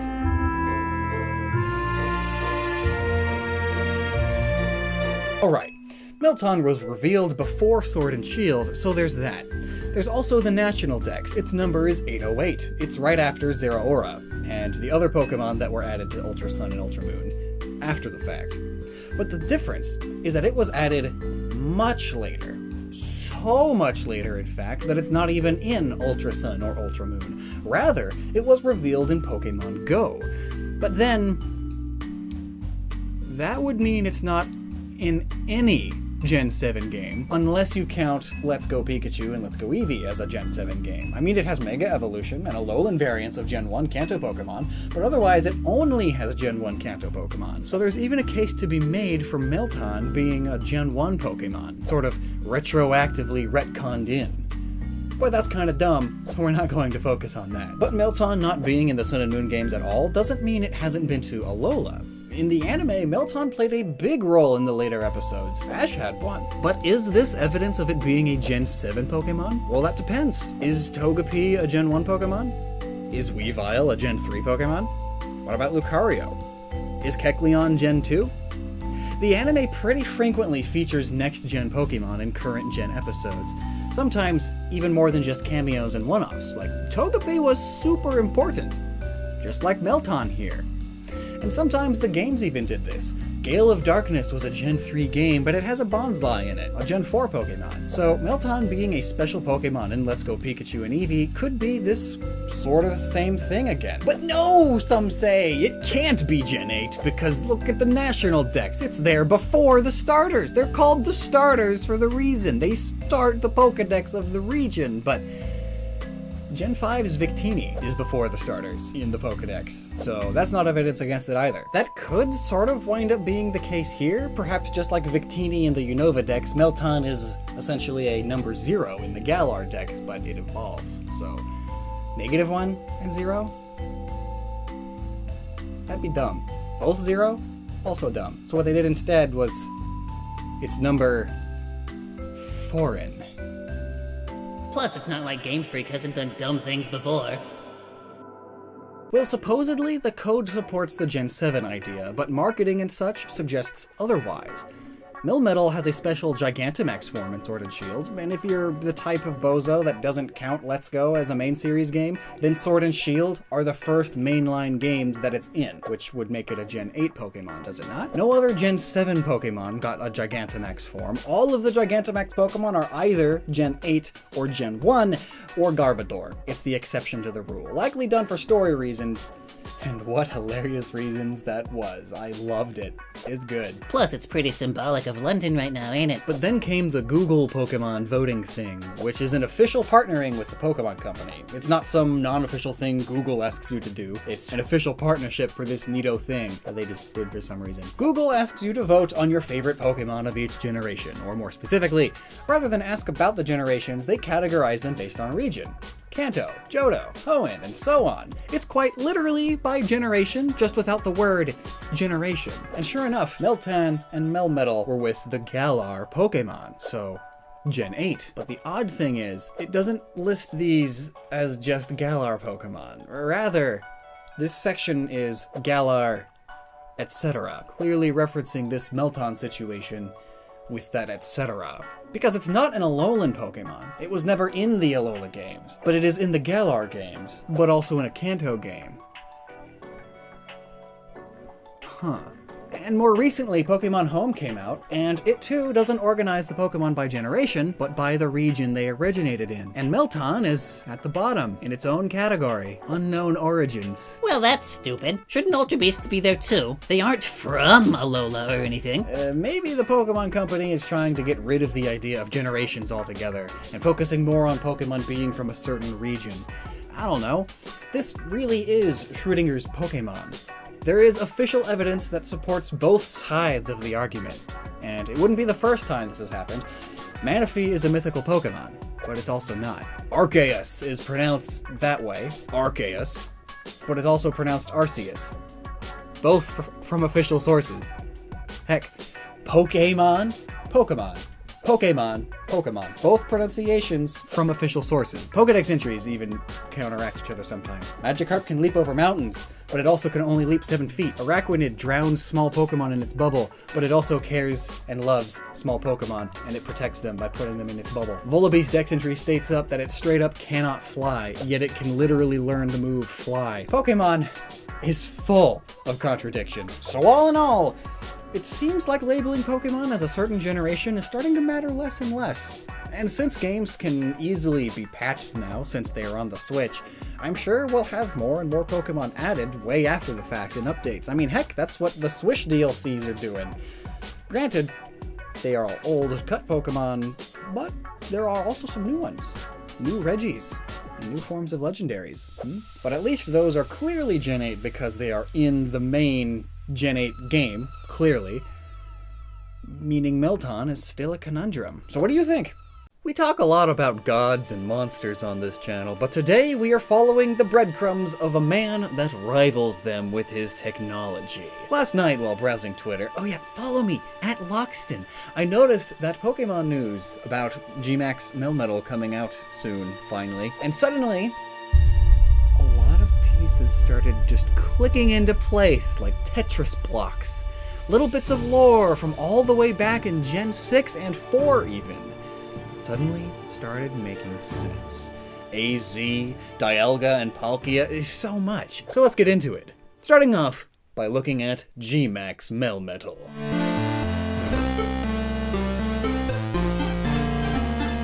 Looking at the design of Gigantamax Melmetal, we can tell that it's humanoid, but flawed. I mean, look at this. How does it even stand? But then, just like that, came the moment of pure Eureka!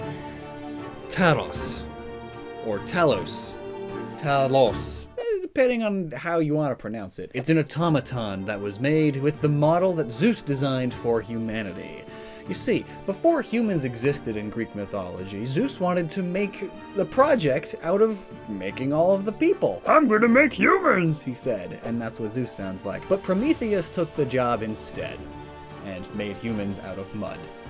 But this ultimately was good for us because Zeus's design had a huge flaw, a massive weakness.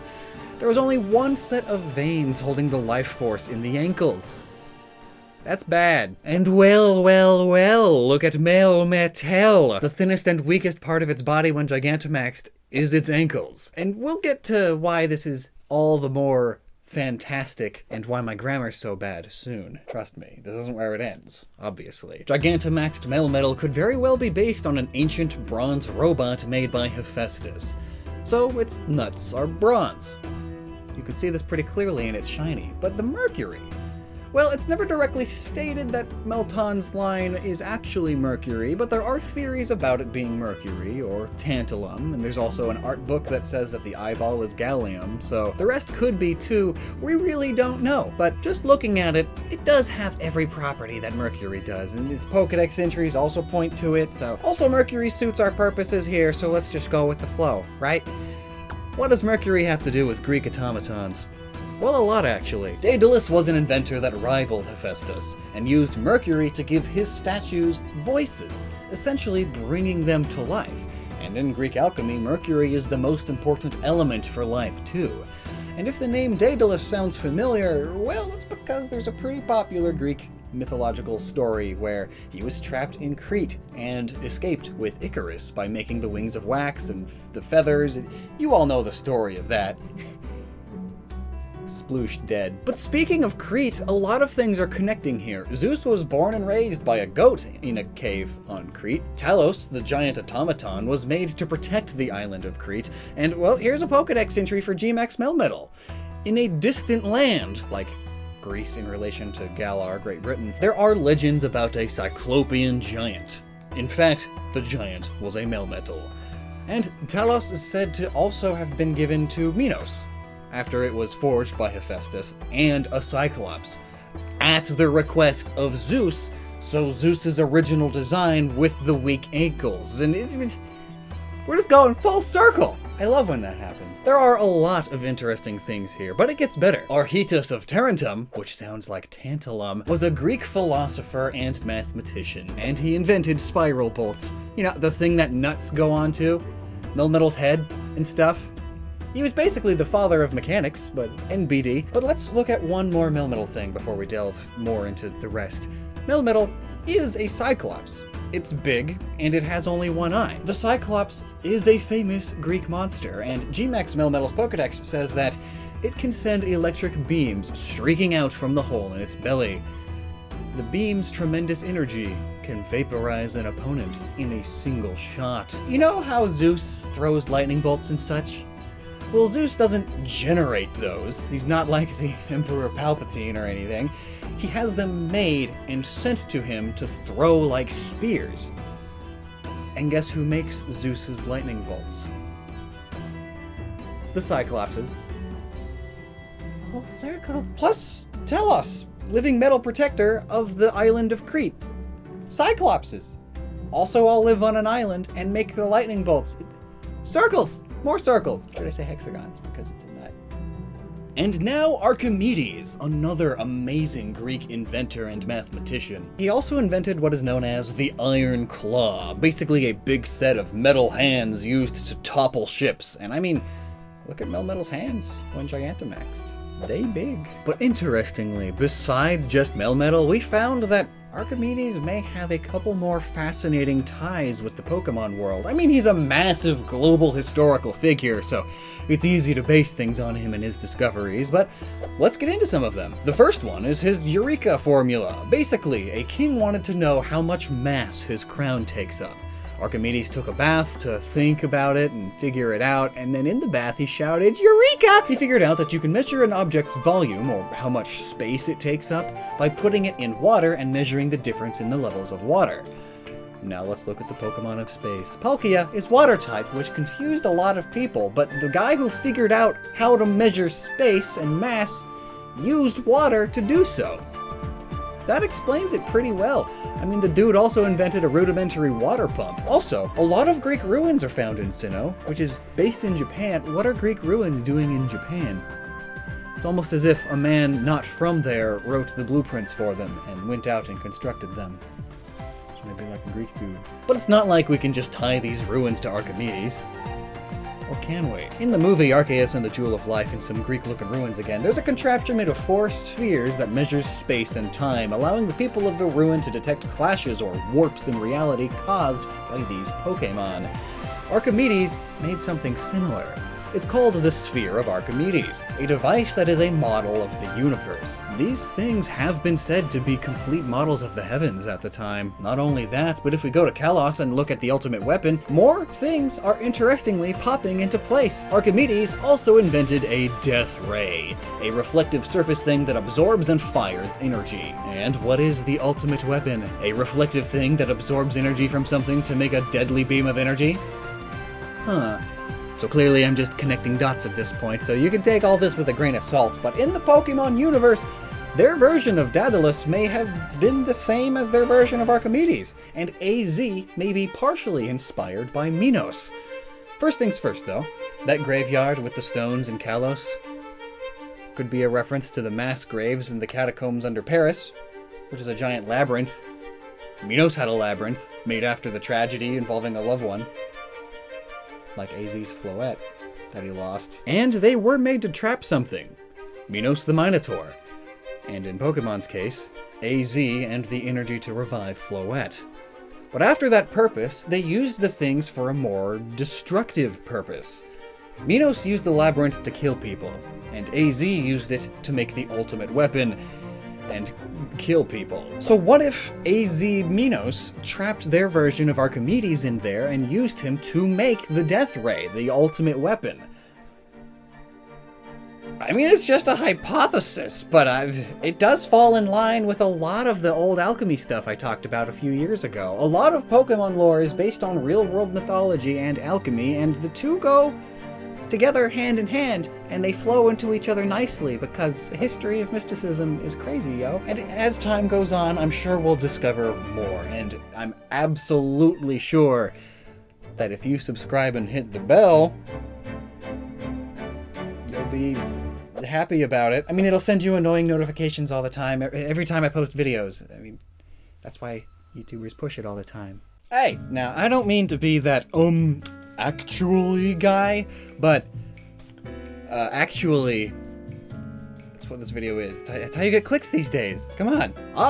So Pokemon Sword and Shield have DLC. The Isle of Armor. It's the first time Pokemon has had DLC. Game Freak is officially even scum greedier than before because it's 2012 and DLC is still a sin. But no, whoa, hold on there. This isn't even the first time Pokemon has had DLC. Now, DLC of this scale, yes, that's where the bit of technicality comes in. It's the first big DLC that adds something substantial to the game. So in a way, the first true DLC, according to some. But, like, Horse Armor was DLC for Oblivion. So no. Well then, maybe it's the first paid DLC. DLC you can't get without passing a paywall. Well, maybe, but that depends on your definitions. So let's work our way backwards through time and perhaps find the real first bit of DLC in the Pokemon franchise. So let's see, how far back do we have to go? That didn't take long at all. So if we're counting spin-offs, what else would you call the extra fighters in Pokken Tournament? They are literally DLC fighters. But okay, that makes Isle of Armor and Crown Tundra the first DLC behind a paywall in the main series. Alright, cool. Gotcha. But no. Let's work on some definitions before we continue. What is DLC? Well, quite literally, it stands for downloadable content. So if I wanted to be a smart mudspray, I'd say anyone who got the downloaded software version of a Pokemon game had DLC. Herder. Girder. But the colloquial term of DLC is used for add-ons and expansions. You have the game already, and online, you can find more content for said game, paid or not. The DLC adds things to the game, be it little things like a new weapon or horse armor, or big things like extra campaign missions, whole new expansions, or even just what could very well be considered its own game. My word, CD Projekt Red is a DLC god! So okay, DLC, what are you doing here? So DLC is content that you download into your game. So any mudspray watching should immediately be thinking, oh, I see where he's going with this. He's going to say that all of the downloadable event Pokemon are DLC, meaning Pokemon has had a load of DLC before now. And yeah, Yeah, you're right. I am saying that. But don't worry, there is more. But let's cover our bases first. Downloading event Pokemon is, by all technicality, DLC. Well, at least some of them. Even all the way back since Gen 1's Mew, event Pokemon were a thing. You would go to places with the Gotta Catch 'em All booth, connect your Game Boy, and download the event Pokemon. However, its functionality was similar to just trading Pokemon, and I don't think anyone besides the muddiest of Brays would argue that trading is DLC. Technically, you are downloading information from the other person's device, but come on! You could also get some special event Pokemon by playing spin-off games, which would then transfer the special Pokemon to your mainline Pokemon game. But again, this isn't from the internet, so it's not really what most people would consider DLC. More recently, serial codes are used for such special Pokemon and other such downloads. You would get a piece of paper with a code on it, go into your game, enter that code, enter your password, connect to the internet, and then download the thing, be it a set of items or a Pokemon. This is how other methods of DLC worked for other games too. Some people don't like having their credit card info on the internet, so they go to a store and buy DLC physically, on a card, with a code. It's the same method, meaning, yes, this is more Pokemon DLC. It just happens to be free. Well, alright then, but Isle of Armor is still the first one behind a paywall. But is needing to buy a spin-off game for your DLC not a paywall? And here's a fun thing. In Pokemon Black and White, there was some special DLC you could get in the traditional DLC way, meaning from within the game itself. You could link your game with your Pokemon Global Link account, and then have access to more fun DLC, including backgrounds for your Sea Gear, stickers for your Pokedex, or even entire Pokemon musical performances. Cute. But still not a paywall.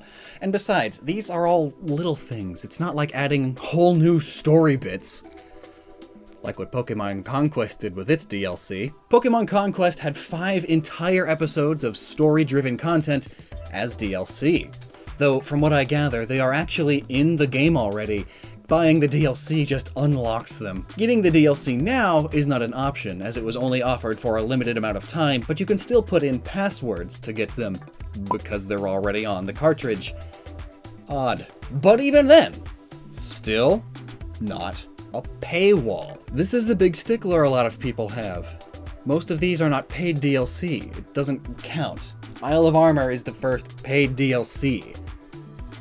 Well, I've got 2 more examples for you, and the first one really is just straight up DLC, like there's no arguing about it. Pokemon Mystery Dungeon Gates to Infinity had not 1, not 2, but 12 bits of DLC ranging from $2 to $3.50 each. Quite literally, paid DLC in the full-on Clique Wheel form. Each of these bits would add a whole new dungeon with new items and Pokemon. Quite straightforward and to the point. It's the first time in Pokemon history that traditional paid DLC was used, all the way back in 2012 Japan and 2013 US. But still, it was not a mainline game! But now, here's a potential definition tweaker. Are e-reader downloads DLC? Because then, well yeah, you had to buy the e-reader cards. You were buying extra downloadable content for Pokemon with e-reader cards. The e-reader was a sort of silly experimental add-on to the Game Boy Advance.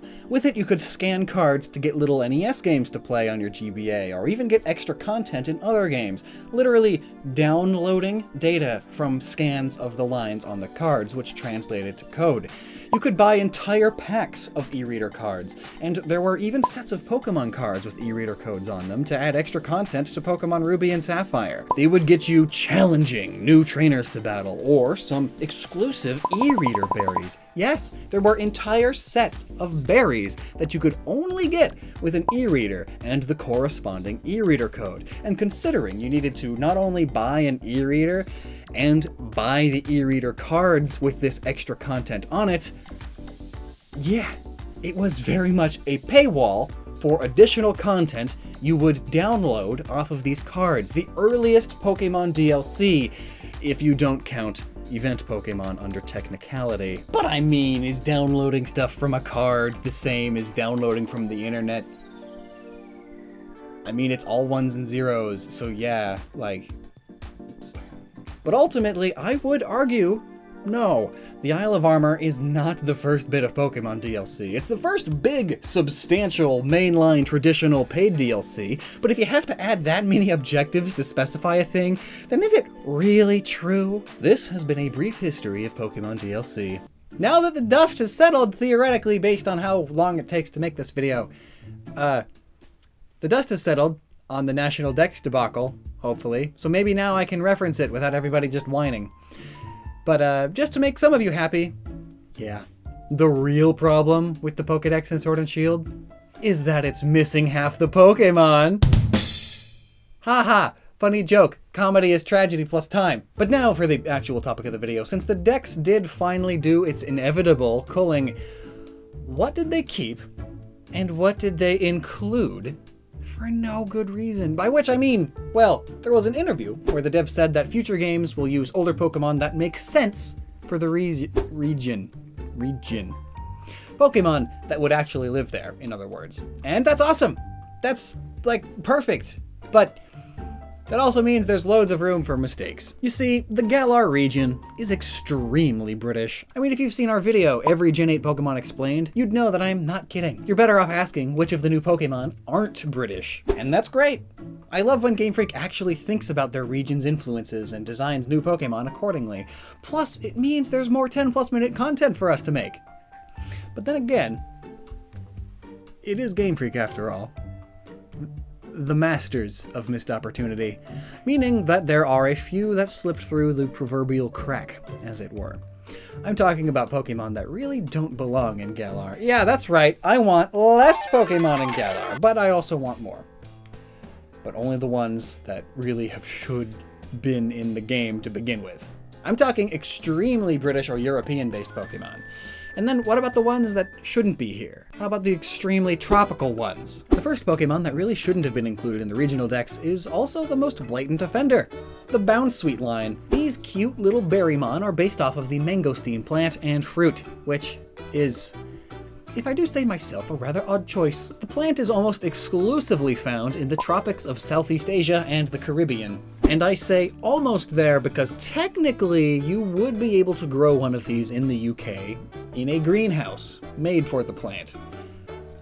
But then it wouldn't be a wild Pokemon here, let alone a fully evolved one just wandering around in the wild area. Last I checked, Galar is severely lacking a nice wet tropical jungle like its homeland of Alola. The only excuse I could come up with is the fact that there was a time period where European royal families would have foreign fruits imported as a status symbol. But that same excuse would then apply to Tropius and Exeggutor then, and they aren't here. Is it really just the power of waifu bait? Probably that. I wonder if they're ever going to remove any of the waifu or fur bait Pokemon. But speaking of Alola, what is Wishy-Washy doing here? The continent here is in the Atlantic Ocean. Last I checked, Wishy-Washy is based off of the Pacific sardine. I mean, I guess you could say it's a different sort of sardine, but where's the fun in that? However, the school form sort of bears a resemblance to a Dunkleoestus, a large extinct fish, which is also likely what Vish is a part of, whose fossils are found in abundance in North America and Europe. So that might be the reasoning for its inclusion in these cold waters. The long descendants of Vish. Here's another oddball. Why are Natu and Xatu here? I mean, they are 100% a Native American Indian Pokemon. It's a resplendent Quetzal totem pole Kachina doll that practices sun gazing. That pulls from all over the Americas. Maybe it's just because of its sun gazing method of fortune telling. I mean, maybe they wanted to show off the UK's terrible fortune telling scene. I know it's a decent part of the history of the UK, but fortune-telling has been a big part of history in general. Not just the UK's. I mean, England was one of the European nations to get involved in the Americas, but like, really? Though also, England invented the modern zoo. So maybe it's just an interesting exotic bird they brought over. But again then, why isn't it in a safari zone or PAL Park equivalent? Instead it's just, it lives here, out in the wild. And then there's Shiftry. What are you doing here? Aren't you the most blatantly Japanese yokai-based Pokemon? Why must you ruin this game with your gross feet shoe? The same goes for Frostlass and Glalie. They are yokai, However, I feel as if this region is okay for them to get in, as it is a colder region, and they really need to use the ice areas while they can. I mean, there aren't that many ice types, and there aren't that many cold regions, so we can let those pass. But Shiftry! That dude is literally a Tengu! Those live specifically in Japan. Like, did the British really steal a yokai for their zoo? These are some crazy people. Of course, the UK had its relations with Japan, but any superpower global empire is going to have something to do with every place. And in this case, there really wasn't much. They officially knew of each other's existence since the 1600s, but it wasn't until 1862 that the first Japanese embassy was made in Europe. And it was around that time that the UK was really getting involved in East Asia as well, with the whole Hong Kong thing and such. So of course, they grew closer to Japan, and soon enough there would be a Japanese exhibition in London. Museums were all the rage back then, especially ones that looked at foreign cultures. So maybe this is when Shiftries were brought over? Not much came from these relations though. There were some minor wars and treaties, and then, well, World War II. And, well, you know how that went. So while I guess there are reasons to include these Pokemon, they aren't the best ones. Especially when you now consider the Pokemon that weren't included. Like, what the heck? Granbull! This is a Snubbull, but a Granbull! It's an English bulldog. The UK basically invented dog breeding. The first dog show was there, and this breed was created there. What? Who vetoed that one? Who at Game Freak was like, no, I hate Snubbull. Other than, I guess, most people when they see it for the first time. But we haven't even mentioned why it's fairy type yet. It's a Cussith. And I promise you I'm mispronouncing that word because I'm purposefully mispronouncing it for the sake of comedy. But it's a fairy dog, a Cussith. These things are found in Scottish folklore. What the heck, Game Freak? I mean, they even showed it off a bunch in Alola. It has no reason to be in Alola naturally. People were finally remembering that this Pokemon existed, and now that we're in a region that it belongs, you just yoinked it right from our noses.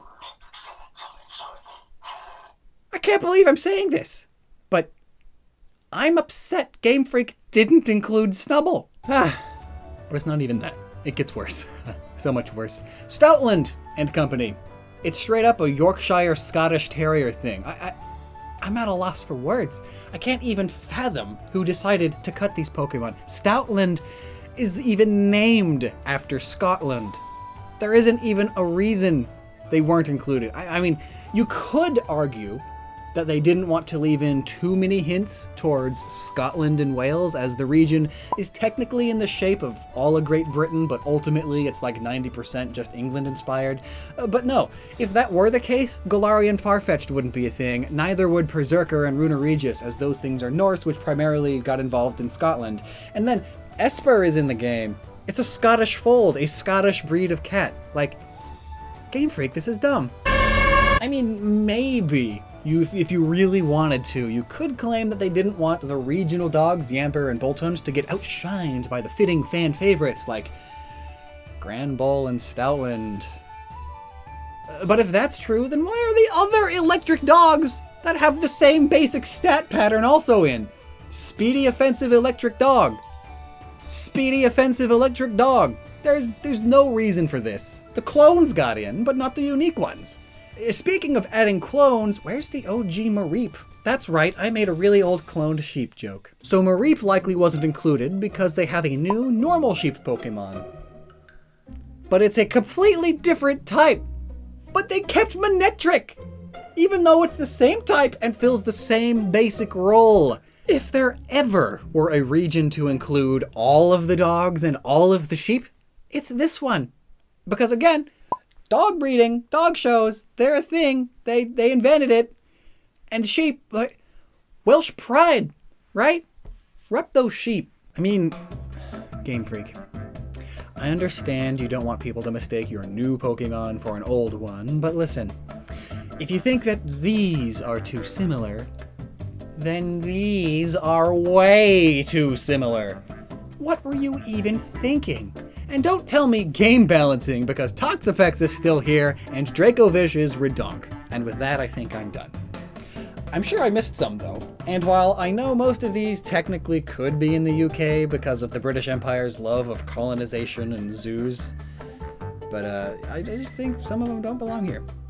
But before I let you go, here are a few honorable mentions that I initially thought wouldn't be British enough, but it turns out you can stretch them to fit. Ludicolo I thought was an exotic cucumber from the south, and I'm right. However, it can be found growing up as far north as Spain, and while it's not technically the UK, it's still part of Europe. So I thought, it may as well be in here. There's also Sigilif, based on the Nazca lines in Central America. But hey, at least we have the hillside drawings here too, referencing the real ones like the Cerneabas giant and this horse.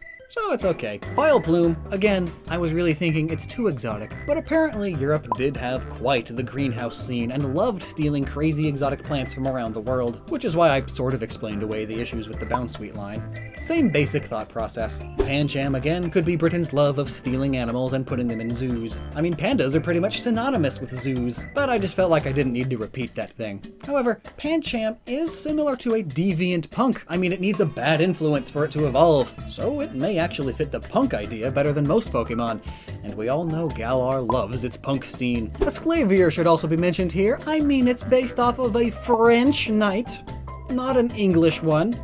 The nerve of Game Freak. Bronzong, while an ancient mythic bell from Japanese folklore, might sound like it isn't British, but I mean, they have Big Ben, which is a huge bell called Big Ben.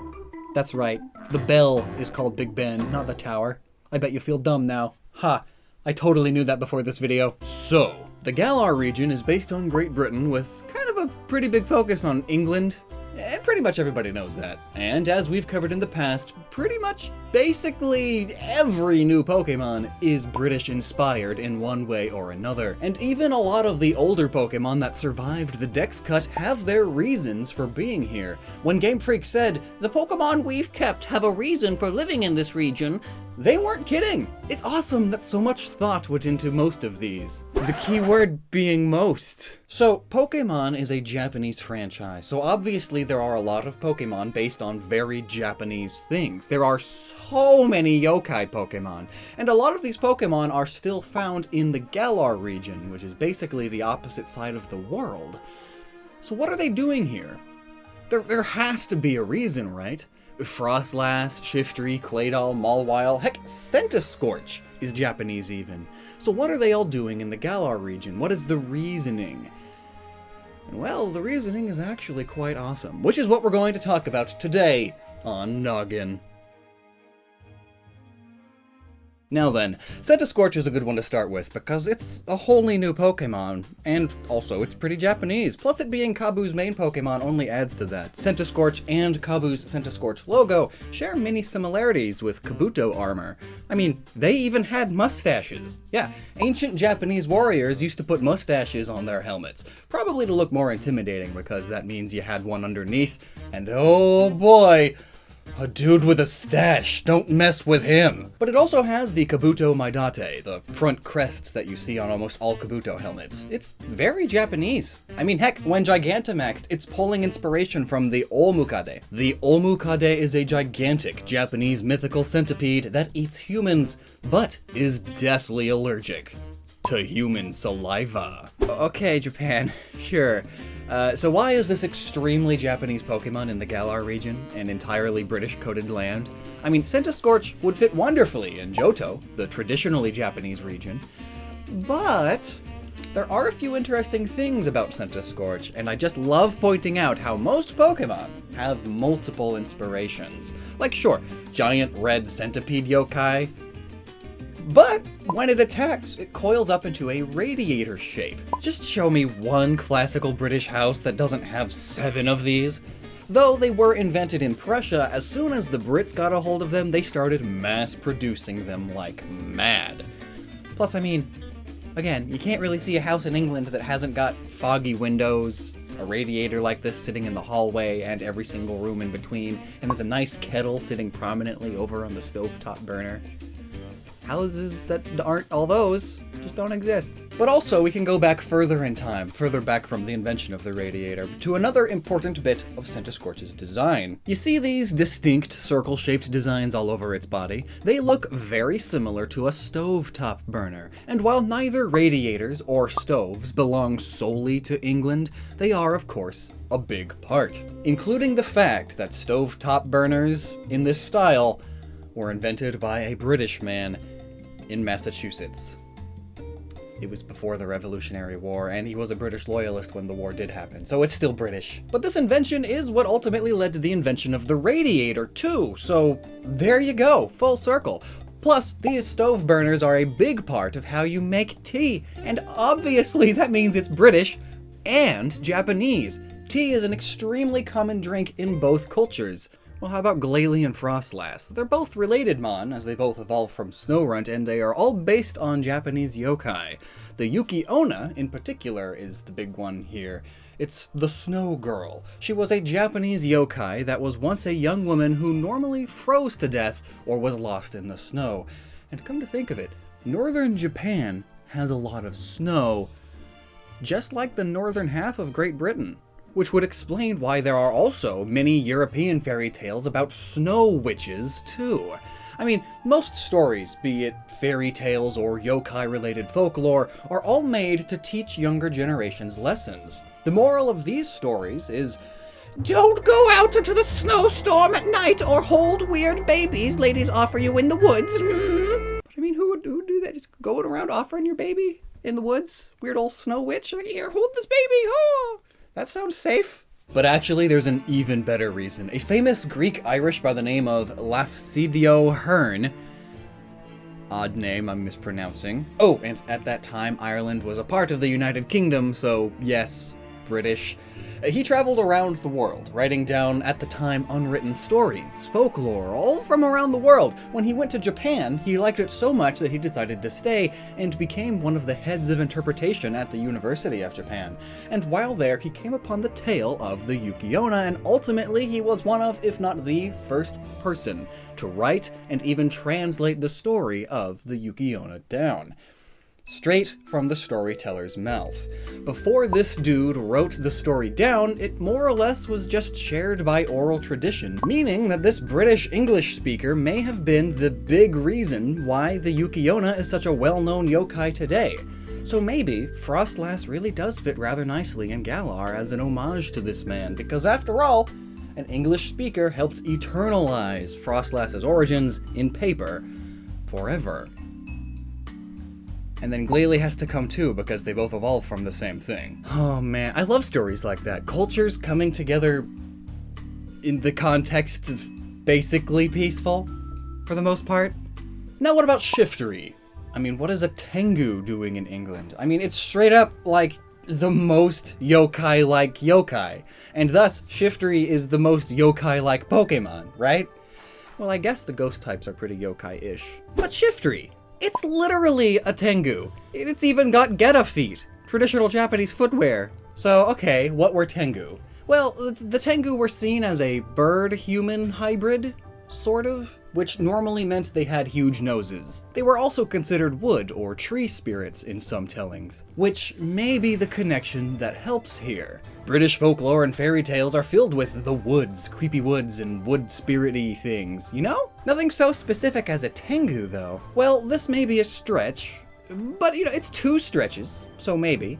First off, it evolves from Seedot, who is an acorn, which come from oak trees, and oak trees are extremely common in Great Britain, all over Europe really. It's a really good tree. So there is that. I mean, that's a good enough reason on its own. It's the acorn Pokemon. Guess what England's full of? It's full of acorns. But there is some history we can look into also. Japan was a very isolationist country for a big chunk of time, but towards the end of the Edo period, that came to an end. Up until this point, the Dutch were the only Westerners allowed to trade with them, but both the British Empire and the Americans wanted to trade too, and the British had a base nearby, Hong Kong, that would have made that easy. But they tried, and tensions only got worse. But eventually, with help from the United States, they said,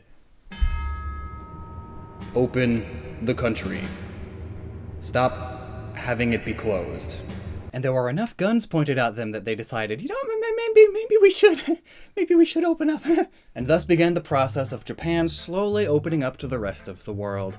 But people have a habit of not liking change, and thus all sorts of anti-foreigner articles would depict Westerners as Tengu. Because, I mean, compared to East Asian noses, yeah, European noses are quite long. So, you know, foreigner, mean, ugly wood goblin. Look, they even made the foreign ships look like scary yokai stuff. Xenophobia is funny when Whitey's not the one doing it. But yes, after the United States, with a little bit of British influence in there, helped open up Japan, the British started getting a lot more involved with the nation from their Hong Kong colony, and thus a lot of Brits were continually depicted as Tengu-like people. But did Game Freak add Shiftry to Sword and Shield for that reason? Did they really want to remind everybody about a dark part of their history in this way? What, was it intentional? Probably not. I'm sure it's just the acorn thing. That's good enough reason on its own, you know. But it's interesting history all the same. I love history. Now then, Lombre and company are literally Kappas, this yokai. So what's a Kappa doing in England? Well, thankfully, this one's a lot easier. It's less about the yokai and more about the lily pad. It's a nod to England's abundance of ponds. In fact, they love ponds so much they named a lily pad after Queen Victoria. It's the Victoria lily plant. The pad of this plant is very large, broad, and has very sharp upturned outer edges. Literally like Lotad and gang. It's the iconic lily pad there. So there you go. Baltoy and Claydol, though. Two very interesting and unique Pokemon that I very much care about, and this isn't sarcasm. Okay, well it was. These Claydolls and Baltoys are all inspired by the Japanese clay sculptures that I'm going to mispronounce. Shagoki Dogu. They depict odd little goggled figures with huge eyes and such. Why would these weirdo ancient Japanese Pokemon be natives to the Galar region? Well, it may be related to why the ancient Japanese made these figurines in the first place too. Not many people can agree on their traditional reasoning, or even any ceremonies that use these figures. However, they all share similarities. I mentioned the goggles already, but the most important aspect of these Dogu are that they are depicting females, normally with exaggerated proportions. Tiny waist, large hips, buttocks, and chest. So many of these have been found that some believe that they could be similar to Venus figurines. Venus figurines were those little figures that cavemen would make of the cave Big Titty Goth GF that they wanted so desperately. Cool. Okay. Well, these figures are important because they are everywhere in Europe and Asia, but mainly Europe. These Cro-Magnon really liked their fertility goddesses. And this may be why Baltoy and Claydol are here, in reference to the real-world equivalent. Even if it's not exactly the same as the specific sculptures they are based on, it's potentially the same purpose. But also, from the global perspective, England is kind of thirsty for artifacts and old relics. It's kind of what they dedicated a whole century to, and what led to a whole ton of problems. Now Dunsparce. I mean, ew, just look at it. It's so perfect, yet so not. It's an exact split down the middle of all things that are Pokemon. Dunsparce is a Tsuchinoko. You know, the thing that you don't really know but may have known about, but now you know because I reminded you? Yes. Well anyways, this Japanese yokai is way more interesting than it looks. However, as far as yokais go, it's relatively tame. I mean, it's a venomous, double-jumping snake that's fast and can roll up in a circle and zoom away. Those are a dime a dozen in Japan. And it is very similar to the Ouroboros of ancient European lore and the hoop snake of North America, both before and after the Revolutionary War. So British. The hoop snake is dumb. Not only does it bite its tail and roll after prey like a ball, but it can also shoot poison out of the tip of its tail. Quite silly. Mawwile's yokai origins are pretty well known and pretty straightforward. She is based off of the Fudokuchi Onna, or the two-mouthed woman, which are characterized by their distinct two mouths. One is normal, placed normally on the normal human face, and the other is hidden on the back of the head, hidden in the hair, which is not normal. This yokai was pretty benign and just eats everything because 2 mouths mean extra hungry. It's just a hungry yokai, normally created to punish people who starved others, yokai things. But Mawile's a little different. That mouth on the back of its head is pretty drastically different from its main mouth. In fact, the Pokedex says it can chew through iron bars. Crazy. But why would this yokai be in the Galar region? Well, I have 2 ideas that might work. The first one has to do with the stories that this yokai is associated with. In the original tale, this yokai was created when a miserly husband doesn't feed his wife enough food, so the second mouth forms to sustain the woman until it gets out of control and eats everything. Misers are common everywhere, but the most famous miser is easily Ebenezer Scrooge from the Charles Dickens tale, which took place in England, is written by the English writer Charles Dickens in England, which is often depicted as filled with miserly Monopoly types. Please, sir, I want some more. I'm sure the mythical forces that create yokai in one region would still be there in another, right? The other possibility has to do with how many people say the back of her head resembles a bear trap. Though bear traps were invented in Canada, though by a man who was born in England, and of course, you guessed it, Canada was still very much a part of the British Empire at the time. So yeah. And those were the ones that I thought were kind of weird in the Galar region, though I'm sure there are a few more, but possibly less oddities, like Quagsire. It's a Chinese salamander. What's it doing in London place? Well, in 2019, the London Zoo became home to 4 of these critically endangered animals. It made big news. They're doing a big preservation program. So maybe that's it. If not, then it's just because the name has the word sire in it, like kings and lords and all that. Yes, sire! Ah, it finally happened. My most viewed video is no longer the feature-length, super deep, well-researched theory that I poured my heart and soul and weeks of time into. Now it's the one that says sex in huge letters. So, to celebrate, we're going to look at all of the sex differences in Pokemon that were cut. That's right. Not too long ago, a beta of Pokemon Diamond and Pearl leaked onto the internet, and among many other things that would be changed, originally, it turns out there were a lot more Pokemon with differences based on them being male or female. This is nothing unheard of. Sexual dimorphism is incredibly common. That's the term for it. Sexual dimorphism. When males and females of the same species look different. And it being such a massive part of biology, of course Pokemon reference it. Donphan males have bigger tusks just like elephants. Pyroar, it's a lion, a perfect example of sexual dimorphism. And then there's Bidoof. Bidoof females don't have as many tail puffs to get in the way while being mounted. There are several reasons why these Pokemon have the differences that they do, and that's exactly what this old 2-part series that we did covers. So check out those videos here for more information about the Pokemon differences that were kept. But now in this video, we're going to look at all of the unused examples of sexual dimorphism that they were considering adding in Generation 4, but ultimately cut out or changed them. I'll explain a supposed reason as for why the difference is the way that it is, and then at the end explain why they cut most of these. Alrighty then, so let's get going right after the intro. So, the easiest and most obvious example has to do with weapons. In nature, many species will have the males get an extra something to fight predators, but mainly and more so to fight other males of the same species over access to mate with the females. These weapons could be tusks, antlers, horns, etc. And in Pokemon, many of the Pokemon that kept their sexual dimorphism have this as the explanation. Male Rhydon, Seaking, and Mamoswine all have larger horns and tusks than the females. But as it turns out, in this beta, there were a lot more Pokemon that had these differences in their horns, like Rapidash, Onix, Weedle, Lapras, Seal and Dugong, Amistar, Houndoom, Skarmory, Absol, Glalie, and even Dragonite and Agron's whole lines had these differences. From the front, I think I actually prefer the look of the female Absol. The horn thing is more balanced with the white, yin-yang and all that. Ninjask also has bigger horns on the male,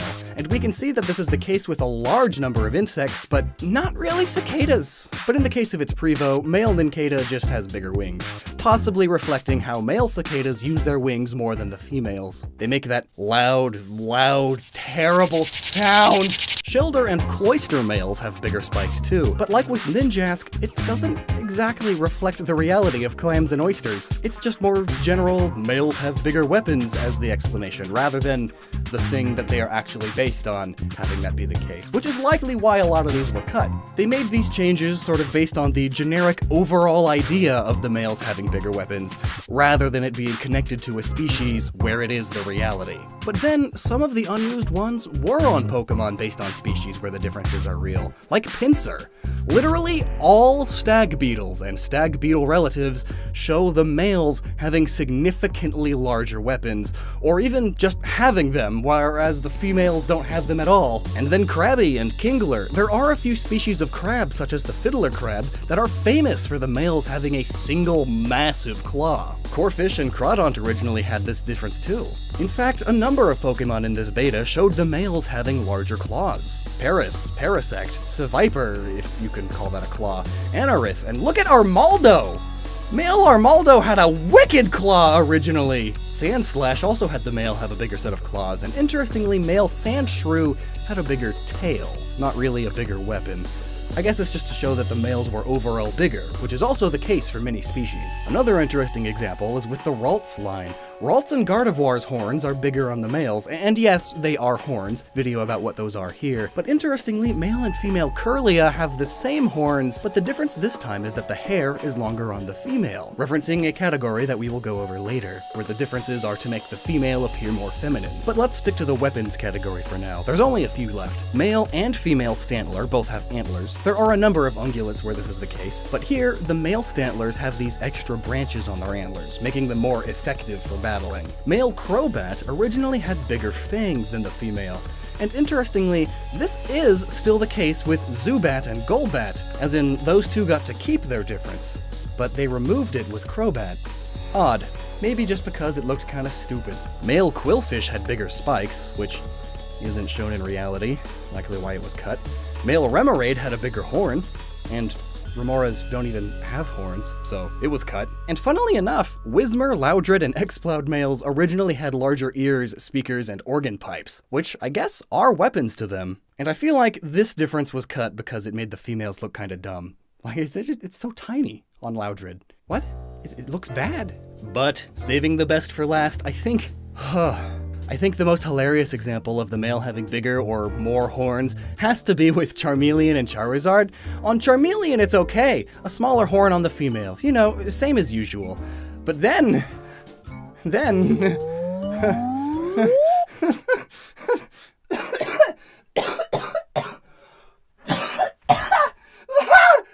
No! Just no! No, you cannot! Ah! Why? Alright, the female gets one horn and the male gets two. What is this supposed to be?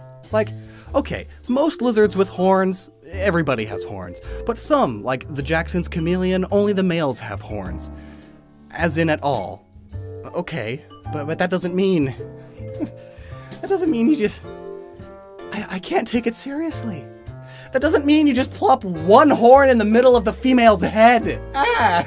But speaking of the chameleon, Kecleon males originally had way crazier head crests. Ultimately, they went with the female design for both, which is noteworthy. As you'll notice throughout this video, most of the time when they would cut the differences, they went with the male design for both of them. Usually because the males were more aggressive looking, bigger weapons, and this is a game about battling, after all. But speaking of bigger crest spike things, that's basically our next category. Pokemon who, in the beta, originally had the males have bigger crests, or frills, or hair, or whatever. In meat space, this is easy to see with many species of birds. Compare a rooster to a hen, for instance. Many birds of paradise males go crazy with this, and it's all to compete in dancing competitions, showing themselves off to females to potentially mate with. Or even just for males to sort of size each other up with something more obvious. This is the case with Spearow and Fearow originally, I'm sure. Pidgey, Pidgeotto, Pidgeot, Hoot Hoot and Noctowl males originally had bigger eyebrow feathers too. Golduck and Altaria have these also.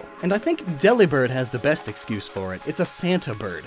Santa's a dude with a huge beard, so I guess it makes sense for the females to not have as much fluff, but ultimately that too was cut. But speaking of beards, Walrein. Originally, the males had much poofier beard mane things, but interestingly enough, the males and females had the same size tusks. If anything would be different between them, it should have been that, as it reflects real walruses. The males' tusks can get huge, but perhaps this confusion is why the change got cut. Its Prevo, Celio, also had a change cut. The males originally had bigger whiskers. Same with Barboach, Wishcash, Meowth, and Persian. Bigger whiskers on the males, likely to both make them appear bigger overall, and perhaps because dudes can grow mustaches. Interestingly, quite a few of the differences that they did keep in the final game feature the same idea. Rattata, Alakazam, Swalot. The males all have bigger whiskers, so I wonder why these ones got cut. But some other examples of differences in crest sizes in the real world bring us to reptiles. Plenty of male reptiles are larger overall, but also have proportionally larger crests. And in the beta, this was originally reflected by Wartortle, Grovyle, Sceptile, Larvitar, Pupitar, Tyranitar, Mudkip, Marshtomp, Swampert, Totodile, Croconaw, Feraligatr, Bagon, and Salamence. And I know Mudkip's line are amphibians, but it's close enough for our purpose today. Same goes for Machop, Machoke, and Machamp. And come to think of it, are they reptile people? They have no fur, and they have these hard crests, which were originally bigger on the males. So maybe. Also, hang on 1 second. Let's go back to female Mudkip real quick. What? Why? How did they think this was okay? No wonder a lot of these got cut. Another reptile is Lickitung, though instead of a bigger crested male, it just has a fatter tail. Plenty of species of lizards store fat in their tail, and males are bigger, so that would mean it stores more fat because it's bigger. Now, when it comes to male versus female dragonflies, they have differences, which was originally reflected in Yanma properly, being different colors. I don't know why they cut that one. But as for the other dragonfly Pokemon, Vibrava, the males have larger antennae, which... No, it's good that they cut that one. And don't even get me started on how stupid female Flygon looks. Alright, maybe I'm being too harsh, but either way, I'm glad that they just went with the male design here. Time for a plant tangent. A plangent. Plants aren't really male or female for the most part. They have parts for each. So it would make sense for there not to be too much of a difference between literal plant Pokemon. Like Grovyle and Venusaur are animals crossed with plants, so they can have differences, no problem. But Exeggutor, originally the males had bigger fronds, so that got cut for a good reason. The entire Bellsprout line had bigger leaves on the males too. Oddish also. Though Gloom and Vileplume's differences were kept, just different spot patterns. Chikorita and Bayleaf are plant animals, so they would have been fine, but ultimately the bigger leaved males just became the default. But Meganium's difference did stay, likely because it's perfect. Its antenna resembles stamen, the male part of the flower, so the males having bigger ones is perfect. Now for some final, quick examples of the males originally just having a bigger part. Here we can see Togetic's wings, Corsola's coral, which makes no sense, Mantine's antenna, which manta rays don't even have, Carvana and Sharpedo's bigger fins, Feebas, Huntail, and Gorbis males all had bigger frills, Horsea, Seadra, and Kingdra males had bigger fins, Venonat's antennas were bigger on the male, Venomoth just had a different head shape, it was a little bit bigger on the male, Electabuzz and Ninetales had bigger hair, Growlithe and Arcanine's fluff was fluffy, whereas the females was nice and brushed down, Electrike and Manectric have a spiky hip fluff that's bigger on the males, Zigzagoon's tail is bigger on the male, as is Linoon's face stripe, and Surskit and Masquerade's hair horn thing is longer on the male, and there's also Delcatty's ears. But speaking of ears, a lot of Pokemon in this beta had ears be the main difference between the males and the females. I guess smaller ears equals cuter equals more feminine? I don't know. But I'm glad they cut these, because each of the female evolutions look ridiculous! There's no scientific reason for it either. Felines, canines, foxes, whatever they are, none of them show females with ears that are half of the size. It's ridiculous. Why did they think this was a good idea? Apparently, they didn't because it got cut, but at some point, someone thought it was a good idea. They applied the same logic to plenty of other popular cute Pokemon too, like Plusle, Minun, Jigglypuff, Wigglytuff, Mr. Mime, Granbull, Zangoose, Mankey, Primeape. Alright, maybe they aren't all popular cute Pokemon, but you can tell that this was a thing the designers were thinking of originally. Let's just give the girls girlier little ears! It'll be cute! And ultimately it was cut, thank goodness. I mean, they thought it was such a good idea at some point that they even did it to Raichu and even Pikachu. Forget the heart tail. Let's make the ears point downwards too. I mean, I guess, okay, it's a little cute on Raichu. I'll give it that, but I can't take female Pikachu seriously. Imagine the somewhat animated 3D models that we have today, and think about how much less expressive the female Pikachus would be if they had decided to keep this. Glad it's gone. But Pikachu brings us to our next category, making the females more feminine. You know how female Wobbuffet has lipstick? Well, originally, it had lipstick and long hair, or at least a blob that resembles hair. It looks even more like Jessie now. But Psyduck, I actually really like beta female Psyduck. I think it's really cute. The little feather tuft on the top of its head is shaped like a heart. Shame that this one was cut. But I'm really glad that they cut the difference found on the head of female Slacking. So Slacking's head is supposed to resemble that of a lazy, balding man. So how do you make the female more feminine? Well, you give it a bow. I'm serious.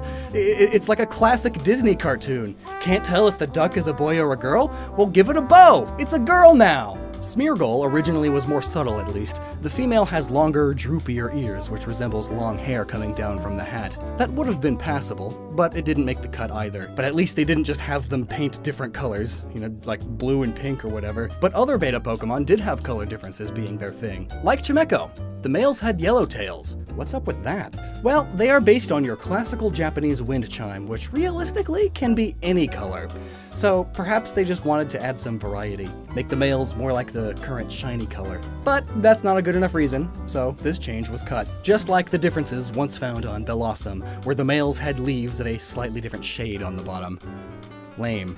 Beedrill at least was interesting. The males had a black thorax. This is actually more accurate to real hornets and wasps, but it doesn't have anything to do with them being male or female. That's more noticeable due to their size, not color. The females being a bit longer, or just a bit bigger overall.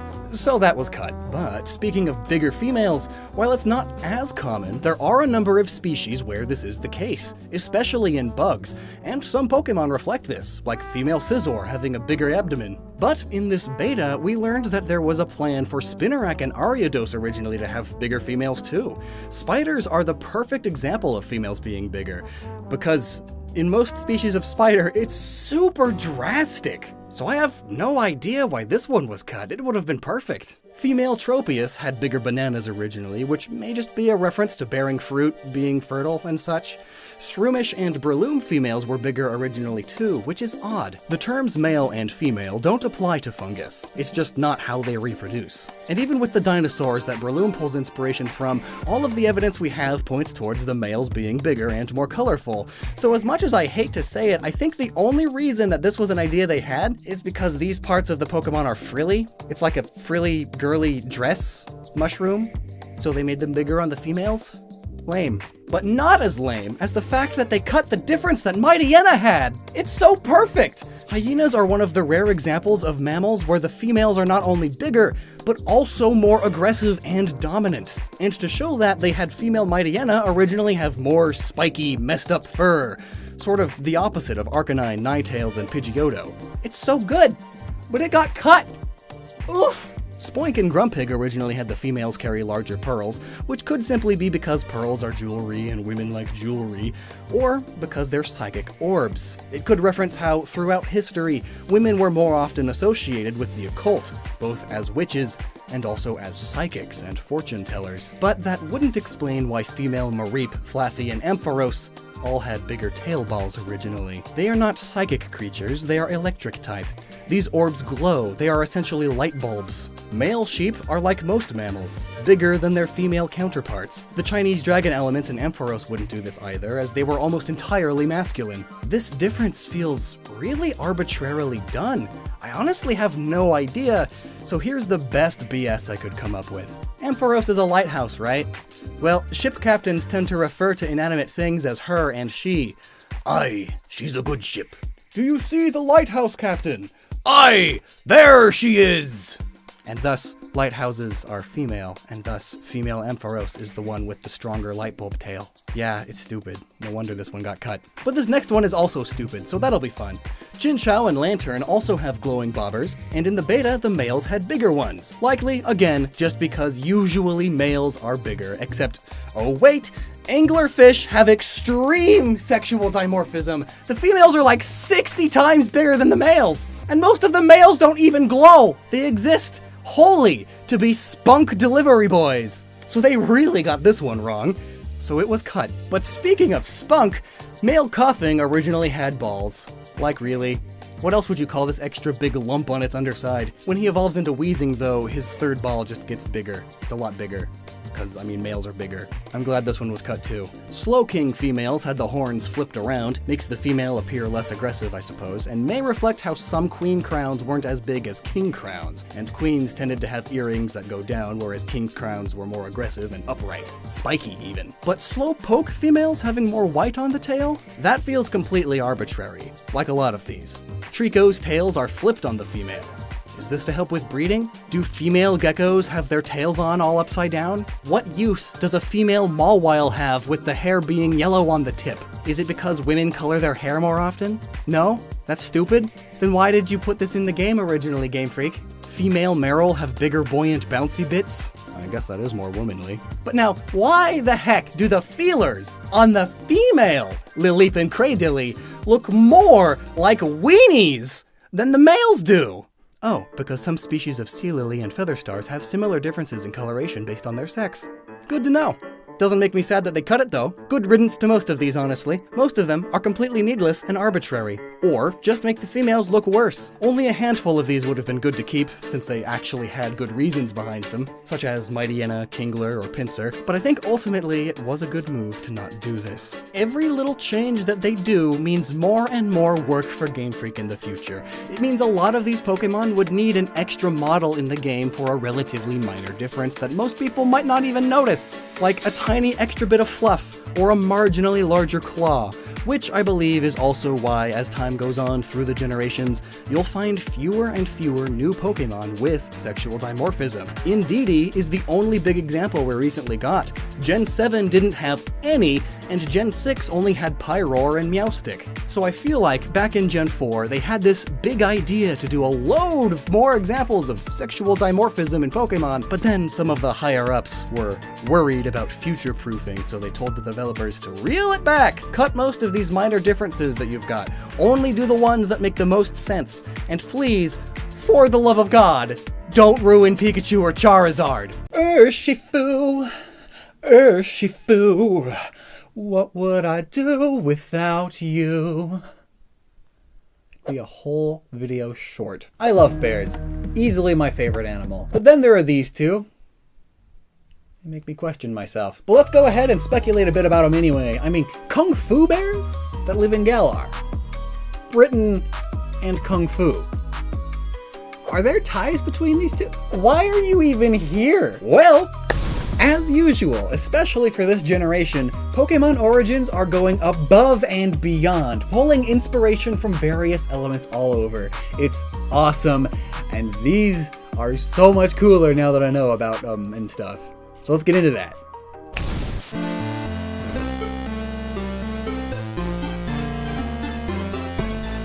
So, it turns out European bears did in fact live on the British Isles at one point, but haven't for centuries because there's too many people for too little land. Granted, these bears were mainly brown, and seeing as Urshifu and the Isle of Armor is quite Chinese inspired, well, they do seem to fit Asian black bears much more, with the black color and the white crest on the chest and the black and white Pokemon bears. But maybe there's more to it than just bears, British or otherwise. You see, Galar and its Pokemon are more than merely British in origin.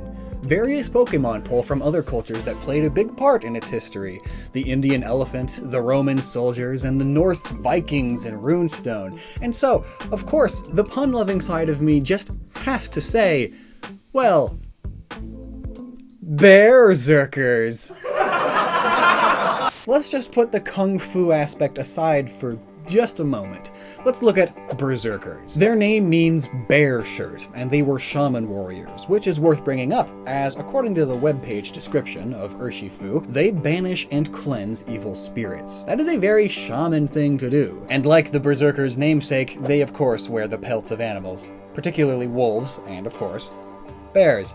They wore these to channel the essence of the animal, and the god associated with the animal. In this case, it's Odin. This is quite a bit different than the colloquial idea of what Berserkers were, which tends to be an all-out aggressive, vicious warrior with a drug-induced bloodlust unlike any other. I mean, some potentially also were that, but Berserkers were more important for their spiritual role. This affinity for bears is similar to totem animals in Celtic and many other pre-Christian European religions. Basically, each animal embodies something that people can channel. Bears to them were also warriors, but also seen as protectors and mothers. They channeled the spirits of the animals through things like charms made of bear hair and claws, and they would grant protection. For example, they would attend childbirth so that the spirits would help protect the mother. But of course, referring back to that colloquial idea, it is mentioned that Urshifu, when enraged, they will mercilessly attack an opponent until it is utterly crushed. Sounds pretty violent and Berserker-esque to me. Okay, so far we have a totem Odin bear, but what does Odin, god of knowledge, have in common with Eastern martial arts? Well, let's take a look at a place that is quite important to martial arts and Buddhism. The Shaolin Temple. Buddhism is a religion about finding enlightenment through its teachings. It's complicated, and this video isn't going much into it that much. But one way to find enlightenment is meditating for long periods of time. Because of this, the monks of the Shaolin Temple made Shaolin Kung Fu, firstly as a form of exercise to prepare themselves for long meditation sessions, but over time, it was transformed into a fully fledged form of Kung Fu. These days, Shaolin isn't really enlightenment searching anymore for most. It's more of a way for them to hone their bodies for martial arts. Though there are of course still monks who use it as an enlightening tool. Like people of all beliefs, monks are very diverse and have many different reasons to do what they do. So how does Odin relate to this? Well, he is a god of knowledge, and is often constantly on a journey to find knowledge and enlightenment. He often did this by disguising himself and walking into places to learn knowledge. He even at one point hung himself from a branch of the world tree and stabbed himself in the side with a spear. This way, he could sit there for 3 days and learn magic. What a nut. One way this is explained is you need an empty cup to fill it up. In order to learn all that he did, Odin needed to lower or lessen himself, which is similar to Buddhism. The path of enlightenment involves removing material values from your life in a way to find happiness. Now let's talk about martial arts. Many martial arts have their styles inspired by animals and their behavior. Kung Fu has many famous and well-known ones: dragon, snake, tiger, and crane. But there are also plenty of forms outside that, like the monkey stick style, or even bear style. Though notably, neither of Urshifu's styles are bear style. But it is other styles. Urshifu has single strike style and rapid strike style. And after digging into it a little bit, I think I can say that while I'm still no expert by any means, these two styles aren't based on any single actual martial art. These are not the exact main poses of any. Rather, they are taking pieces and concepts from various martial arts and combining them. Basically, Urshifu invented its own style. And this is fitting, as it's known as the Wushu Pokemon in the Pokédex, Wushu being Chinese for simply martial arts, rather than any particular style. The single strike style seems primarily based on the leopard style and other similar ones. Leopards don't rely on strength alone to take down prey. They use precision, precise strikes on top of outsmarting the opponent through ambush or speed. They use their strong bites to go for weak spots and take them down in a flash, a single, powerful blow to the neck. Seems similar to single strike style. Here's a quote: "Single strike style Urshifu prefers battling without holding back. It's similar to leopards doing everything they can to take down prey quickly and effectively. When it is a certain distance away from an opponent, it quickly leaps in to unleash a powerful blow. fitting of leopards. It may also be worth bringing up Tiger Style, or Black Tiger Fist. Many consider this to be the most external or direct of the martial arts, which means relying more on strength and overpowering the opponent, as well as moving more forward with direct motions rather than circular ones. You block more than you dodge or deflect. Hence Urshifu's arm being bent this way in this stance. Tiger Style also involves a lot more leg work, perhaps like its legs here. Though, Tiger Style is more about quick and hard claw swipes rather than singular fisty strikes, which is why it's mixed with Leopard here. But Tiger Style would for sure match that description quote we used for Berserkers. When enraged, they will mercilessly attack until the opponent is utterly crushed. That's sort of the whole concept behind Tiger Style. Forward attack. Raw. For the technical term. And so, Single Strike Style is for sure combining the concepts from these and other similar martial arts. And it makes it quite fitting of the Dark type. It's using any means to take down the opponent. Simple overpowering, along with underhanded stuff like attacking out of the shadows or ambushes, gut punches, throat chops, and nutcrackers. Striking the weak points. It's kinda rude. Or smart. Hence the Dark type. Now, Urshifu using Rapid Strike Style is also a mix of various martial art elements. This time we'll mainly look at Crane and 7-star Mantis Style. And by the way, guess what else has 7 stars? The Dippers. The same constellations as the Ursas. The other reason why this Pokemon is named what it is. Nice. Crane is basically the opposite of Tiger. Where Tiger is direct, hard, and external, Crane is circular, soft, and internal, focused on your own balance and defense. Movements are round, and defense is primarily done via dodging and deflecting. It's internal, because balance is a key part of the style. And now combine that with Mantis, which is a style focused on tactile, constant blows. This stance you see this Pokemon and people using is a style based on the praying mantis nymph. They will do a similar pose to make themselves look big, to scare away predators. Mantises are patient and fast, and calmer than most predators when it comes to capturing prey, and this is mentioned in the style's description. Urshifu in this form maintain a calm demeanor, observing their opponents and measuring their strength while dodging attacks. A Rapid Strike Style Urshifu will use flowing movements in battle to smoothly parry an opponent's moves, and then overwhelm the opponent with a flurry of rapid strikes. The Water typing then is not only a reference to the wetland-dwelling crane, and the smooth, flowing, circular movements that the style is known for, but also for the rapid strikes, hitting you like a torrent of water, like flowing down a rapid river. It's quite symbolic. And kinda dumb, IMO. I mean, look at this. Dumb. Now, before we dig into their 2 G-Max forms, we should look more at the animals they are based on, as well as some celestial ties. These 2 are primarily based on Asian black bears, also known as moon bears. Works well, as moon bears are the inspirations for bear style. Though, we can also look at their namesake some more, the 2 Ursa constellations. Oh, and looky here. The Great Dipper constellation, the Ursas, also sometimes referred to as Odin's wagon. There he is again. Circular.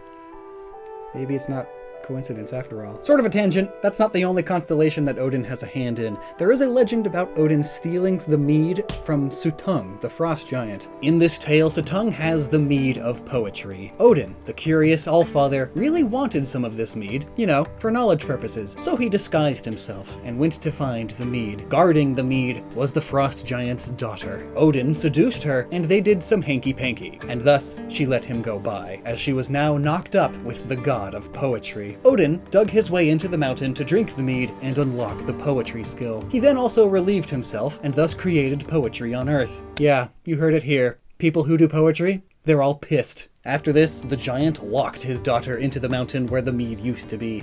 Harsh. This giant was a shapeshifter, and often took an eagle form. In the sky, you can see the daughter locked in the mountain and her father, the eagle, nearby. And that's the tale So Calyrex is the Chinese interpretation of the moon rabbit, which is a moon rabbit alchemist crafting the elixir of life, and now there's these two.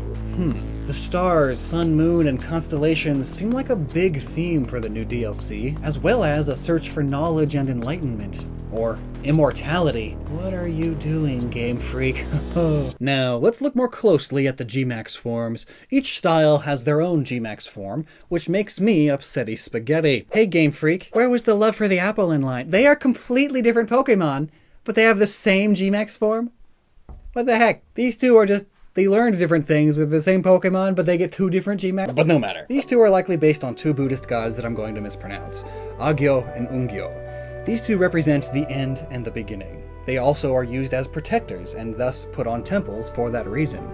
In front of Buddhist temples, one is usually blue and the other red. Typically anyway, and sometimes they are both. But one thing that is noteworthy is one has their mouth open and a weapon in hand. This one is to expel and fight off evil spirits from the place. The other has no weapon and has a closed mouth. He is there to keep the good spirits in. And again, these are shaman-esque abilities, and the website does describe their G-Max forms as being capable of banishing evil spirits and even opening the soul and cleansing the spirits. Now that's just awesome. But bonus fact, it's Ursa Major and Ursa Minor, right? Well, G-Max Rapid Style is a whole 10 feet shorter than Single Strike Style. There's a Major and a Minor. Nice. So, these Pokemon, like many, are pulling from all over the world. And in this case, are even the same constellation, with the East and Western interpretations of them applying to the same Pokemon. And that is what I just freaking love about Pokemon. It's taking the Eastern abilities and attributes of the same constellation, and then taking the Western interpretations animal, and making them... It all comes together. It's so cool. It's so cool.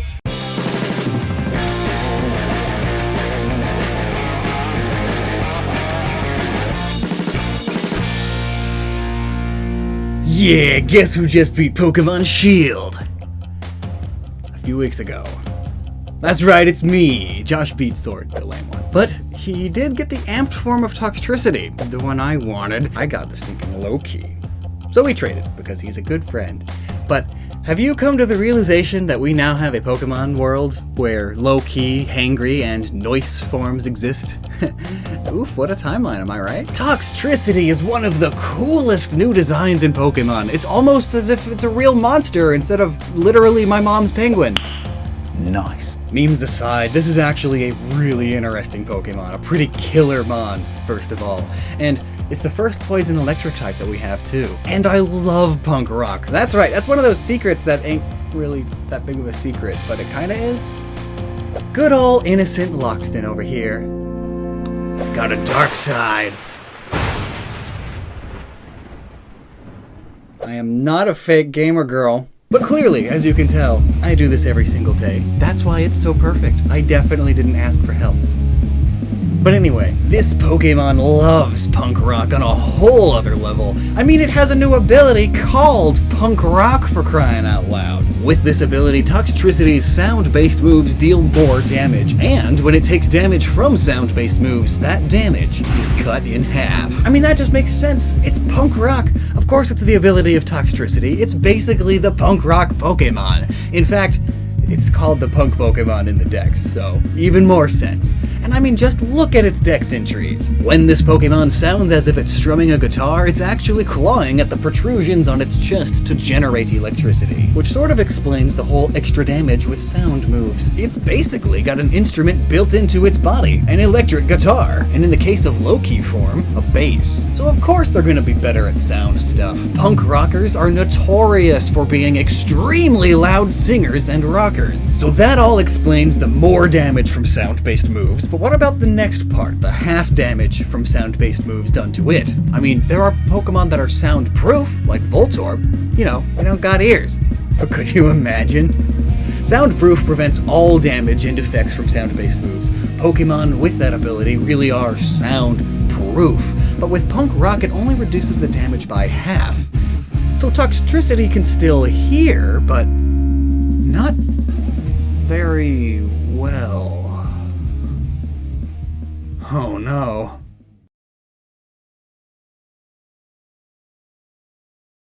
They've got hearing damage. They actually can't hear all that well because of all the loud music they are always playing. And just look at this face. That just looks like the face of someone who has a hard time listening and has grown to the point of not even caring about that. Now, if you're a regular watcher of our videos, then you know what's up. That's right, this is a video about hearing loss. How exciting. Fun fact, listening to music too loud is one of the major causes of deafness in the world. And it's not just a single type of hearing loss. There are plenty of ways to lose it. Aging is the biggest one, of course.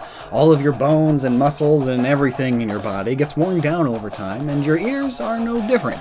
But listening to loud music is right up beneath aging as the biggest cause. But interestingly, there are actually many ways for you to lose your hearing. I mean, just plugging your ears is technically a loss of hearing. Some people might lose an ear in an injury or a lust-fueled duel. And well, that really damages the hearing. Another type of hearing loss is sensorineural hearing loss. This happens when there is a problem with the inner ear, or the connection from the inner ear to the brain. This can happen when the tiny hair cells in the cochlea, I didn't look it up. I'm a punk. What do you want me to do? Read? Or, perpetuate punk stereotypes? But yeah, hair cells in the inner ear get damaged or destroyed. Depending on the specific loss, a sufferer may still hear most sounds, but they sound muffled. Or, if they are in a room that's mostly quiet, they can hear things all right, but if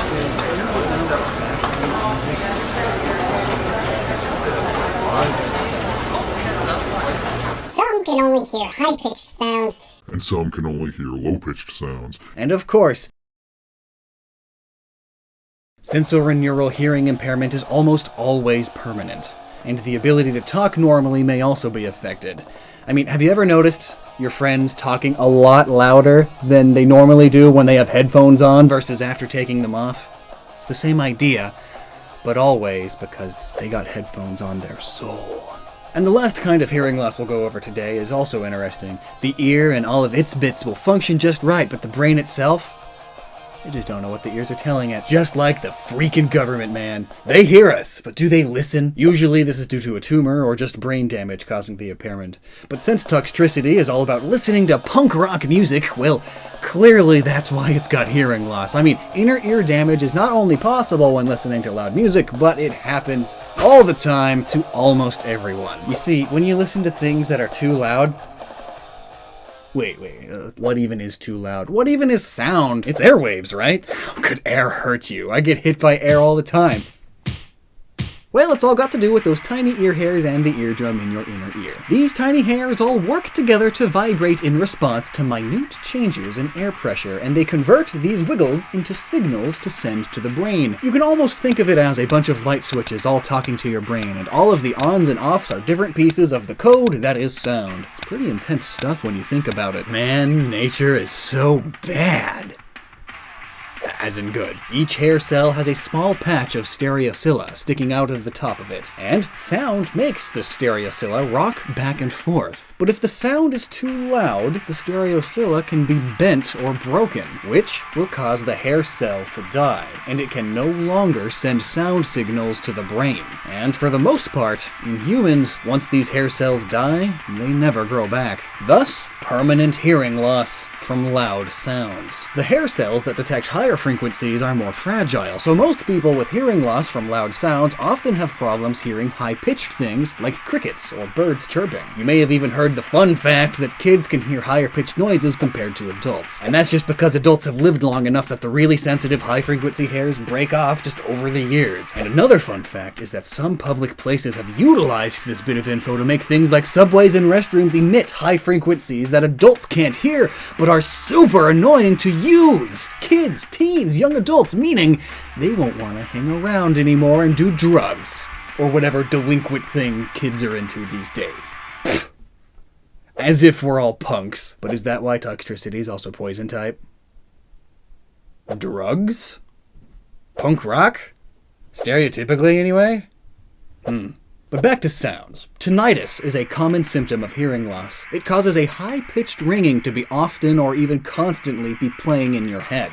And it's caused by your broken high-frequency cells leaking incorrect information to the brain, creating this phantom ringing. Those tiny hair cells just won't stop rocking out even in the afterlife. Now just imagine all of the super loud concerts a full-on punk rocker would go to, especially a Pokemon punk rocker, blaring music loud enough to be heard over the screams of the crowd, and thus those in the crowd have to scream even louder just to hear each other, which ultimately just adds to the overall volume and oomph. I'm sure everyone in the Pokemon world suffers some sort of tinnitus, though. I mean, it's a super common thing for returning soldiers to have after wartime, just from being around gunshots and explosions. And explosions happen constantly in the Pokemon world because of all the Pokemon battles, plus Explouds existing.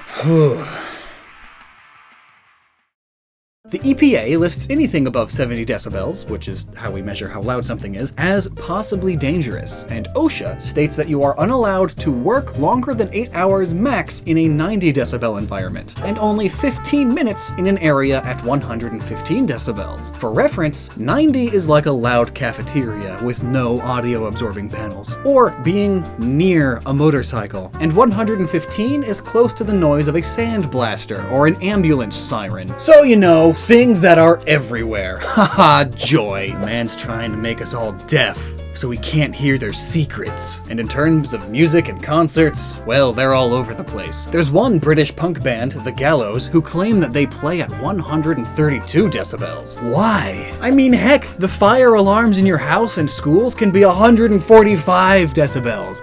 That's enough to cause permanent hearing loss with just minutes of exposure. And with my cooking, I'm pretty sure I'm going to be deaf by 40. Tangential story time! Back in high school, I was talking with a bud when the fire drill started, and the fire alarm was maybe a foot from the back of his head because he was really tall. I've never seen someone's ears bleed before. Parents tried to sue, but it was thrown out because the fire alarms were all set at their legal minimum volume. Great. The man's trying to make us all deaf, so we can't hear their secrets. Back to Pokemon though, Toxtricity definitely has hearing damage. It just fits with its whole persona, and it perfectly explains its ability of ignoring half of the damage from sound-based moves. It just straight up can't hear them that well, so it still gets hurt from the attack, but it's not as effective compared to when hitting a Pokemon with good hearing. So, protect your hearing, guys. Wear ear protection when doing loud things or going to loud places. And maybe put a self-volume limiter on your music listening apparatuses. And it's okay to be a punk, but, you know, maybe keep it straight edge. You hear? Straight edge for life. Swish, swoosh, swoosh, swoosha! Whatever you want to call these games, you can't argue against the quality of their lore, inspirations, and designs. And one of the few I knew I was due to imbue into you via a skew of knowledge about was the new evolution for Yamask, the Galar exclusive Runerigious. I mean, look at this and tell me I can't do a video on it. Why is this thing the way that it is? What is the thing that it is? And why is it here in Galar? Those are the questions of the day, and I hope to answer them in today's video. So, let's get going. Alright. So the heck is this thing? Well, maybe we should figure out Yamask's original evolution, and Yamask for that matter, first. Coffagregious is an egregious coffin. Of the Egyptian variety, ancient Egyptians would bury their pharaohs as mummies in these sarcophagi, which were pretty much just extremely fancy coffins. When explorers and grave diggers found them a few millennia later, superstitions took over, and many believed that these tombs were cursed, and the sarcophagus was the most cursed thing of all. Eventually, of course, leading to many Hollywood movies about mummies and curses and such. Eventually, these depictions became mainstream and filled pop culture, and at this point, mummies and sarcophaguses are basically synonymous with things like Halloween and spooky kids television. I swear, there's probably 30 Scooby-Doo episodes with a mummy in it. And so, Coffagregious is obviously an Egyptian-inspired Pokemon, and we can look to Egyptian mythology for its pre-evolution too. Yamask is based on the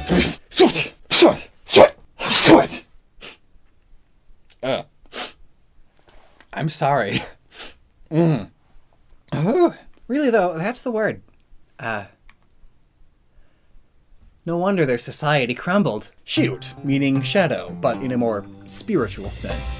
Shoot are thin, black, featureless silhouettes, a shadow of one's former self. And then there's also the Ba, which would be best described as the Egyptians' sort of unique concept of a soul. and they were depicted as bird-like entities but with human faces. Combine these two concepts and you get something like Yamask. But also, its name in Japanese is literally Death Mask, and a death mask is a mask you would make of someone's face after they die. This practice originally started in, you guessed it, ancient Egypt. But the practice would pop up now and again throughout history, throughout various cultures. Here's two dudes doing it in New York, 1908. New York, huh? Where Unova's based? Where you can find these Pokemon originally? Coincidence? Well, maybe. New York, being one of the biggest cities in the world, has a load of world-famous museums about history and such. And of course, they gotta have some Egyptian stuff. Ancient Egyptian stuff gets transported everywhere, which would also explain why Yamask is in Galar, based on Great Britain. Quick history lesson of fun time.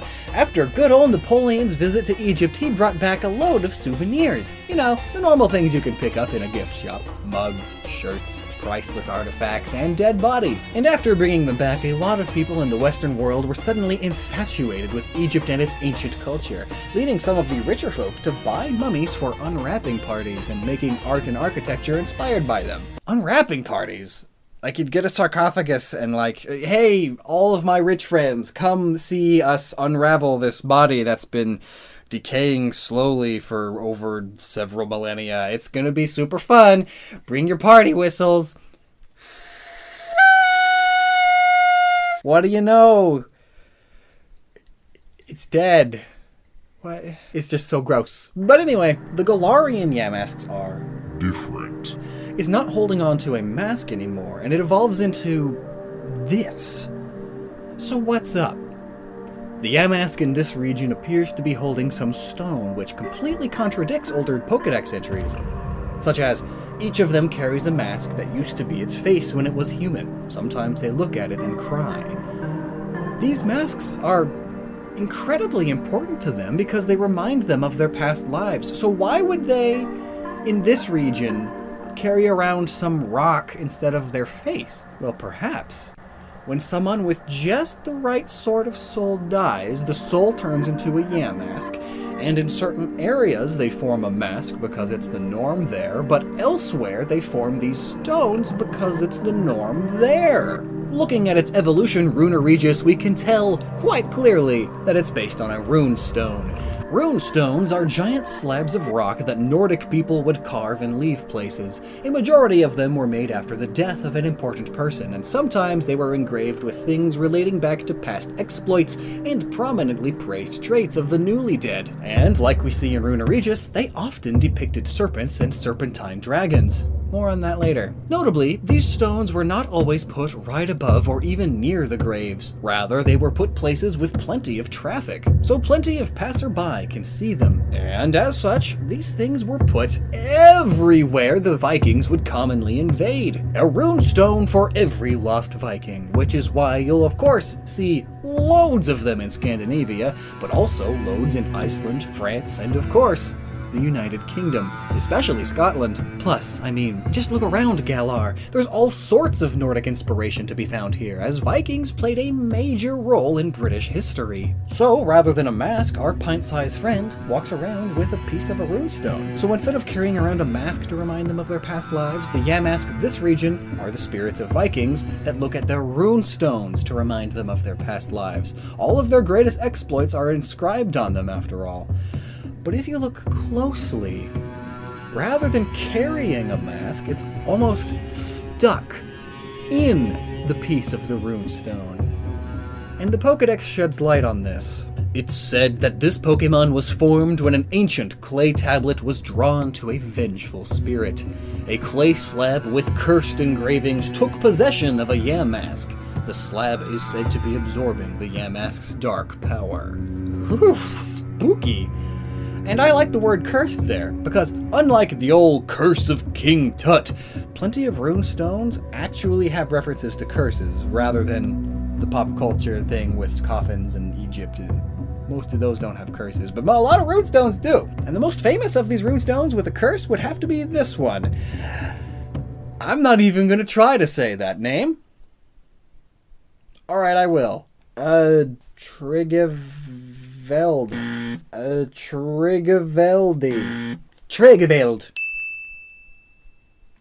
Let me know how bad I was. It's what I get for not looking up pronunciations ahead of time. The writing on this particular stone ends with a curse that will be inflicted upon anyone who damages it. And if you do damage it, you will be turned into a warlock. And that doesn't mean you break it and get magical powers, as warlock in the olden times didn't mean you were someone with magic abilities, but instead you were an outcast of society and not even worthy of being called human. Not even human, you say? And the runestone's already all broken up with these Pokemon. Could it be that someone was damaging a runestone, and the curse took place, grabbed onto them, and turned them into a Yamask? It's possible. But by the looks of the rest of the deck's entry, it sounds like these runestones were made, and then a Yamask or similar such spirit wandered into it, drawn to the runes, and eventually wound up trapped there. Notably, a few people, today even, still believe in the power of runes. And many folk in bygone eras believed that these inscriptions themselves contained a sort of magic, which is why you see magical runes in all sorts of media. Perhaps that magic was trapping these vengeful spirits, these Yamasks, into the stones. But why, though? Just because someone damaged them and it wants to rip their soul from their very being? Well, maybe. Maybe that's why. Foreshadowing future videos! But now, can we talk about its weird evolution method? It's gotta take a bunch of damage and then wander under this rock in the dusty bowl. Like what? Well, there are a few theories we can develop. One relates back to those cursed rune stones. This stone that the Yamask has grown to love being damaged has started to twist our weeping Pokemon into a monstrous spirit that uses its full shattered runestone as its armor. So now that it's all damaged and hurt, it must grow stronger to properly defend its runestone, but that would imply that it does wind up being infatuated with its runestone, which so far there's no evidence of. So perhaps instead, in this particular area of Galar, there are more pieces of runestones all over the place, and while the Yamask is near fainted, thus weak, it easily gets absorbed into more of them until it becomes entirely trapped, becoming a Runerigious. It's just like how damaging a Pokemon before throwing a Pokeball increases the chances of them being captured by the Pokeball. It's the same thing, but it's being captured in a runestone. And I'm definitely leaning more towards this theory, as according to Runerigious' Pokedex entry, a powerful curse was woven into an ancient painting. After absorbing the spirit of a Yamask, the painting began to move. So as I'm sure we'll see in the anime or manga at some point, the Dusty Bowl has powerful runestones scattered about it. And when they absorb a weakened Yamask, they come to life. Whoa, Spooktown! But all of this Nordic spirit stuff could also be a reference to a Nordic spirit creature called a Draugr. Draugr are restless spirits that seek to return to their bodies if they were evil people or were not buried properly. So in the situation of this Pokemon, the runestone being damaged has disturbed the burial of our pillaging spirit, making it restless and angry, turning them into what is essentially a Draugr. And Runerigious has plenty of Draugr traits, like Draugr have physical forms, unlike most other ghosts, and Runerigious has a physical form as its main body is made out of the damaged runestone. Draugr could also swim through stone, and how else would you describe Runerigious as doing? Draugr could also cause farm animals to go insane and inflict curses or bring plagues to entire villages, and I mean, just look at the moves this Pokemon can learn. I'm sure you could stretch plenty of those to fit our needs. And what's also scary is that they could darken the sky during the day. The darkest day. Now let's take a look at the image on the runestone. The carving is a red serpent circling its body, similarly to how Jormungandr, or the World Serpent, is depicted on loads of runestones. This is most likely referencing one of the most famous runestones depicting the battle between Thor and Jormungandr in the Field of Ragnarok. And while that's cool and all, why? Why is this one the Pokemon? Well, there can be a few reasons. Ragnarok is the final battle between the gods and giants, a darkest day, if you will, referring to the sword and shield plot, if you can call it that. Or this can be a parallel to a battle that happens in Egyptian mythology, where each day Ra, the sun god, dies and goes through the afterlife on his sun arc. He slowly gets revived until he is ready to fight off the serpent Apophis. I'm mispronouncing that too. It is a god of chaos that tries to eat the sun, and when it ends up actually doing it, the end of the world is upon us. A darkest day. So, there's Egyptian and Norse parallels here in both of Yamask's evolutions. That's neat. I mean, in Norse mythology, there are also two wolves that try to eat the sun and moon too, and during Ragnarok, the end of the world, they do get and eat them, bringing about a darkest day. That's also a thing. Pseudo-legendary Pokemon are pretty cool, I guess. I know they are pretty popular, but besides Metagross, I never had one on my main team. They just never appealed to me that much. And come to think of it, Metagross is also the only non-dragony, dinosaur-y looking one. Maybe that has something to do with it. Which would make sense, as I also absolutely adore the pseudo-legendary in Sword and Shield. While it is dragon type, it doesn't look much like a dragon. It's more of a ghost salamander with a stealth bomber for a head. It's Dragapult. I just love it so much. Mother, please! We crave violence! Dragapult is the pseudo-legendary that is the topic of today's video. What is it? And what is it not? That is the question. For you uncultured heathens, that's a Hamlet reference. If you don't know what that is, The Lion King. But seriously, what is this creative and cool creature? Well, like many Pokemon, there is a lot behind it, which is great for me because 10-minute videos help with the algorithm. So let's start with the obvious, and then get into the more hidden details. You get it? Because of the tail thing, it's invisible at the end, so it's hidden. It's a detail. Tail. Dragapult's line has an oddly specific head. This is very similar to Stealth Bombers, specifically the Northrop Gunman B2 Spirit. Ah, Spirit! You know, Spirit, it's fitting, it's a ghost type. It's the Spirit. But along with that, there is also a more natural inspiration, the Diplocaulus, which up until this point I've always pronounced Diplocalcus. I don't know where that extra C came from, probably its head. Some folks call it the Boomerang Gecko, which isn't funny. It's not coming back. It's extinct. It's also why it's ghost type. This absurd newt has a boomerang-shaped head that has had paleontologists debating on its function for ages. One theory is that they acted as a deterrent to predators. I mean, have you ever tried to eat a boomerang? It's difficult. The splinters you get from trying is just not worth the meal. Another idea is that bigger mouth equals an easier time grabbing prey, which stems from the idea that dinosaurs with bigger mouths were less picky about what they eat. They'll swallow whatever happens to get in there and let their stomachs deal with it, kinda like munchlax. Whereas smaller-mouthed and beaked dinosaurs had to chew their food and be quite particular about what they ingested. These days, rather than throwing fossils together and making odd guesses, shameless plug to our video about the new fossil Pokemon, we are now in a golden age of paleontology. We are discovering fossils at amazing rates and are advancing technology to help us learn more about them. Now we can scan fossils and learn loads more about them that paleontologists a century ago would just explode at excitement about. We can finally tell what colors dinosaurs were based on their pigment cells. We can actually tell what dinosaurs had feathers now too. We can even tell if they were male or female. And with this, we can also reconstruct skeletons and 3D print them. And that's what scientists did to this skull. And through experiments, we have found that this skull gave the Diplocaulus a lot of lift. Let's go ahead and keep this explanation short and simple. Lift is the force things like airplanes use to go up. Because of the shape and surface area of their wings, they create differences in air pressure as they move forward, and thus, the air pushes them up. There's like massive books talking about that.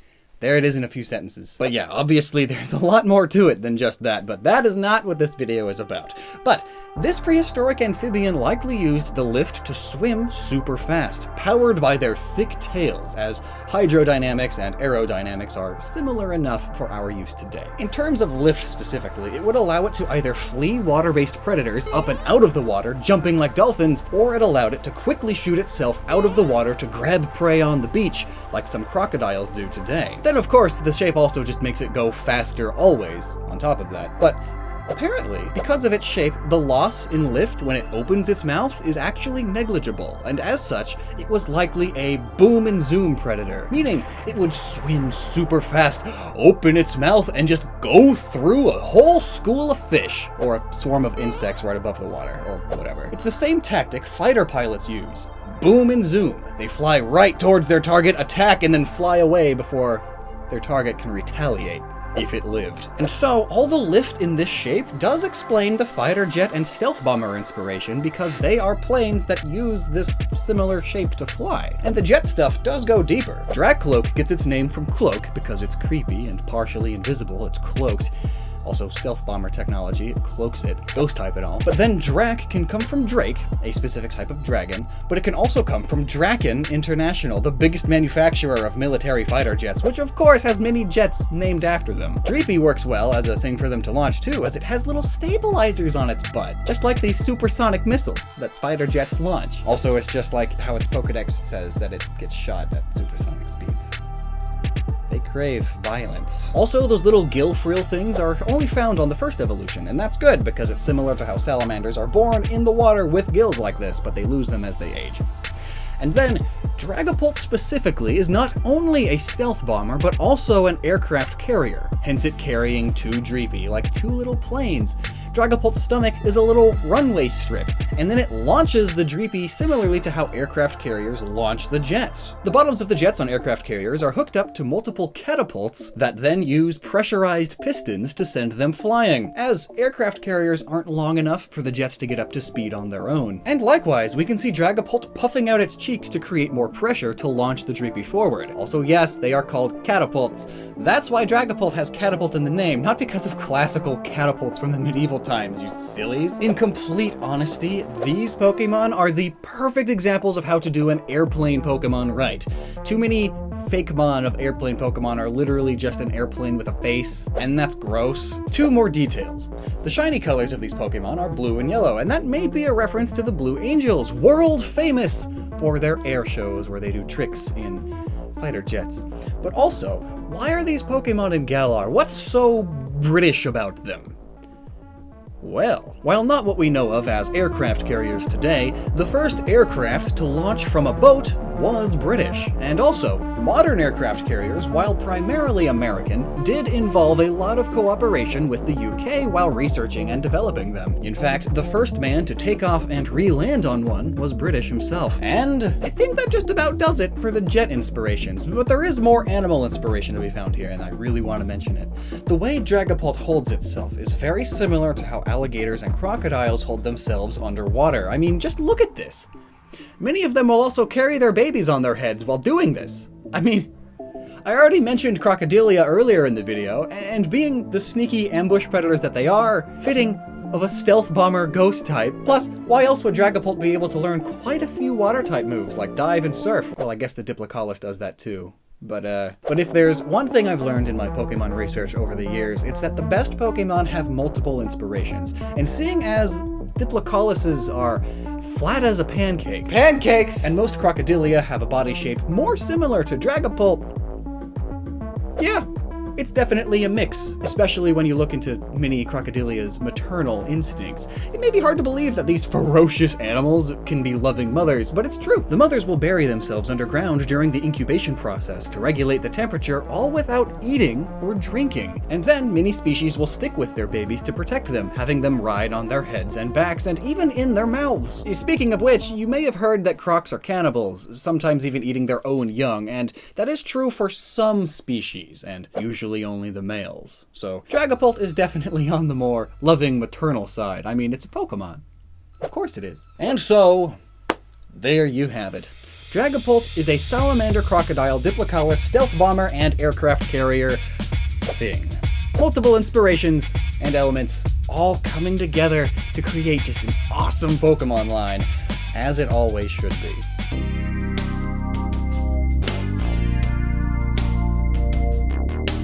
Like Alola before it, Galar has some fun and creative regional variants of past Pokemon, and this time, Game Freak didn't just limit it to Gen 1, though most of them still are— Oh dear Odin! What is that? Burn it with 1,000 fires! Okay, I'm alright now. Whew.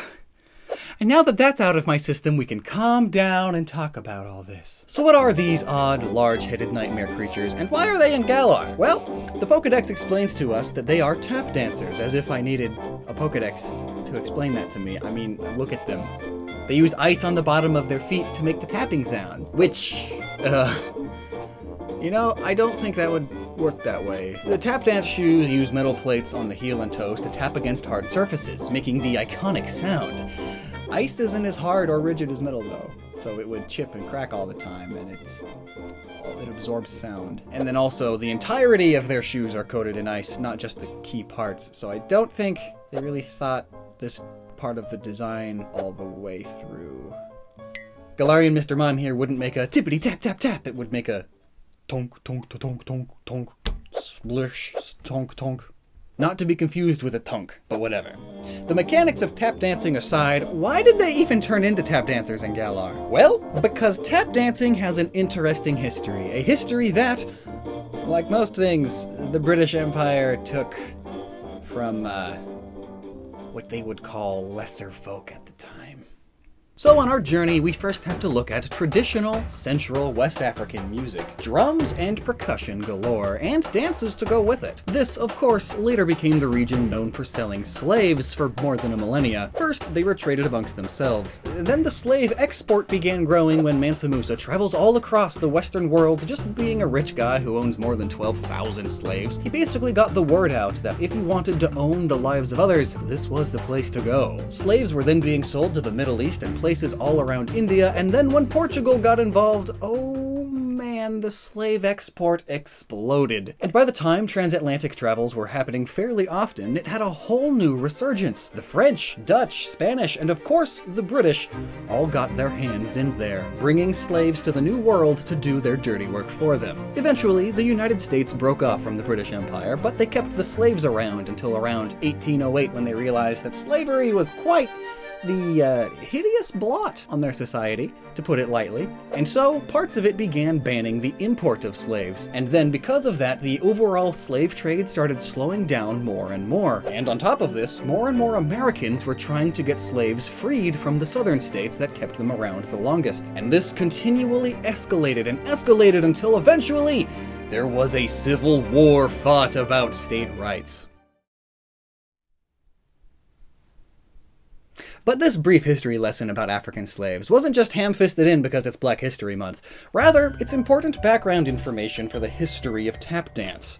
Slaves were not granted a lot of freedoms and rights, obviously, so they were often stripped of any personal belongings before being sold and transported to the other side of the world, which of course included their drums and other instruments. And then, even generations later, many wouldn't be allowed to own such recreational items, such as instruments. And maybe now you see where this is going. But before I get into that going, there's another bit of history you should know: the persecution and oppression of the Irish. It's not talked about as much because they have similar skin color, but as far back as 1155, there was plenty of anti-Irish sentiment. The general populace all believed that they were all barbarians and that the whole country was in desperate need of conquering. But in the late 18th century and even into the 20th century, Englishmen would often have them compared to apes and would bolster evolutionary facts to prove that they were an inferior race. Sound familiar? Anti-Irish discrimination was widespread and segregation was all too common, and the Irish potato famine causing a load of Irish immigrants into England didn't help, and neither did the prohibition in the US, as the prejudice against them was that they were all violent, stupid drunks. But anyway, they too were seen as lesser folk. And as lesser folk, they would wind up living and hanging out in the same places as other lesser folk. So, the African slaves, and later the African American segregated areas. And in these areas, where these two different cultures collided, tap dance was born.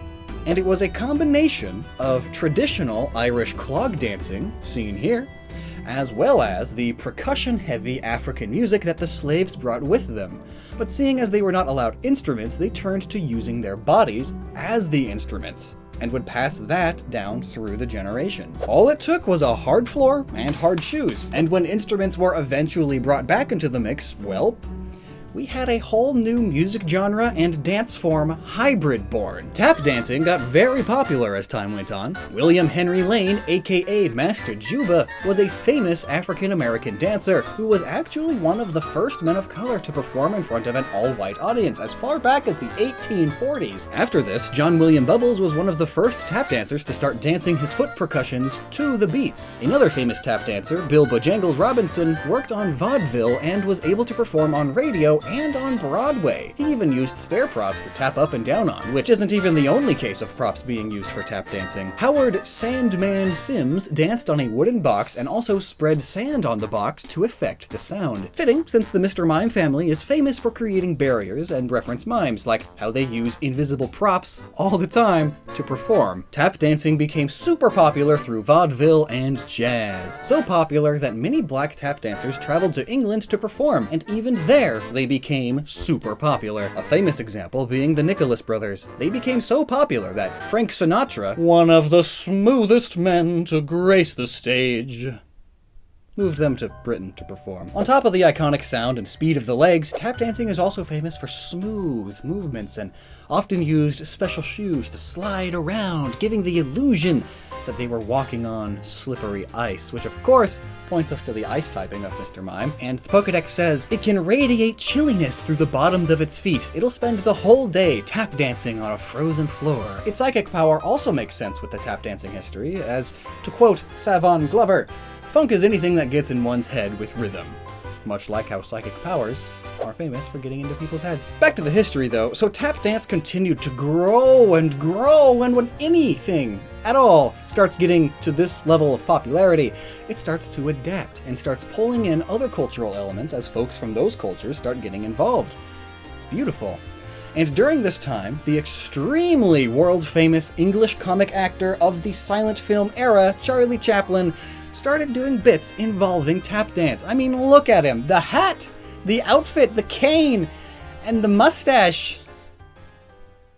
Alright, it's not the same mustache, but Game Freak couldn't do that to Mr. Rime because of, some other connections that it has these days. Alright, guys. Alright. Though funnily enough, the reason Hitler had that mustache was because it was popular and fashionable because of Charlie Chaplin. But anyway, why base a tap dancing mime on Charlie Chaplin? Well, because he's an extremely well-known British man and also a well-known pantomimist. Even when movies got the technology to bring sound with them, he continued making silent films. Here's a quote by him.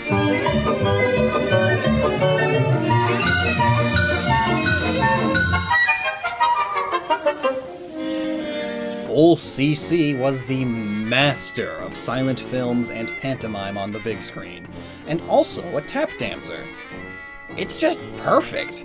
Mr. Rime's Pokedex even mentions how popular it is. Its amusing movements make it very popular. It releases its psychic power from the pattern on its belly. Mr. Rime is a reference to Charlie's famous movie The Tramp, where his character is known for walking funny while he swirled around his cane. But that Dex entry also mentioned the pattern on its belly, which I don't like. I mean, the eyes down there, they blink.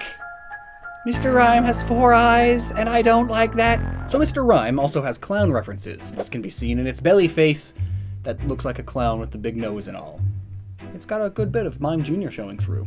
While the concept of a clown has been around for many millennia, what we consider a clown today, a circus clown, was formed in the late 19th century and early 20th. Oh, so the same time period that Charlie Chaplin was super popular. What do you know?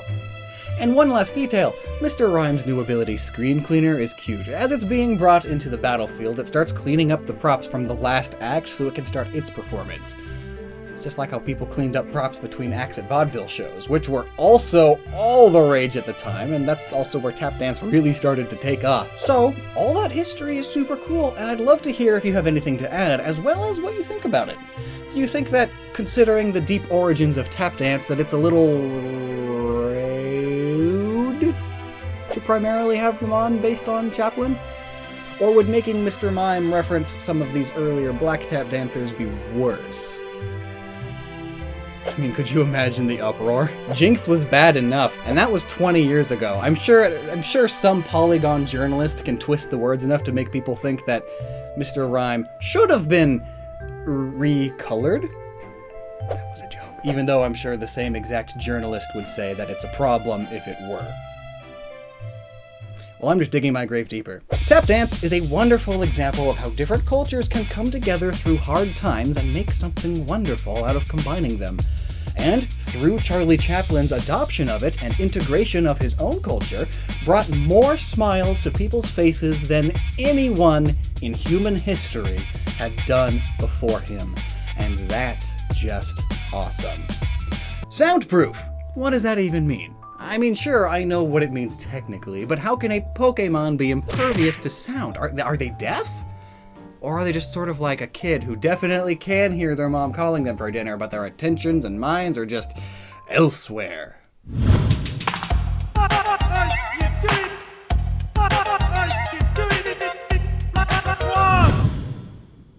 And also, did you know that if I yell loud enough, the mic will just stop working? You wanna see?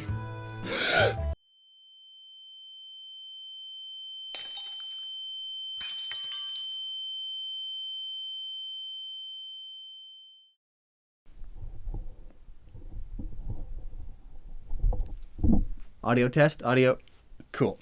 In the Dex, the ability Soundproof states that soundproofing gives the Pokemon full immunity to all sound-based moves and their effects. Well, that's the latest entry anyway. In Gen 3, when sound was added, it said that the Pokemon just avoided the attack, which is almost impossible because it's sound. All these Pokemon would have to be faster than sound, and just look at this group. Clearly that's ridiculous. So I understand why they changed it, which means the Pokemon itself is actually soundproof from the outside, like as if they were soundproofed.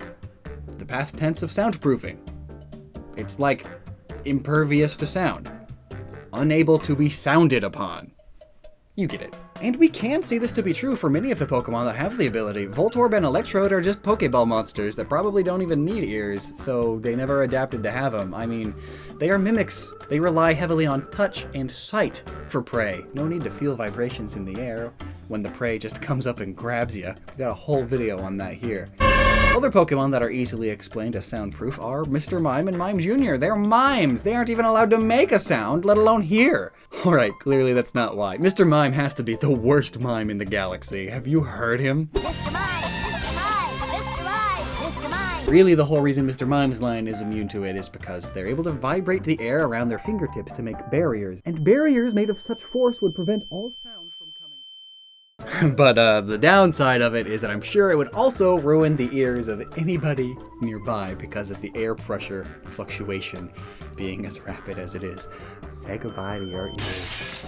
But this is also similar to why the Loudred line is soundproof. Fighting sound with sound. They are speaker Pokemon.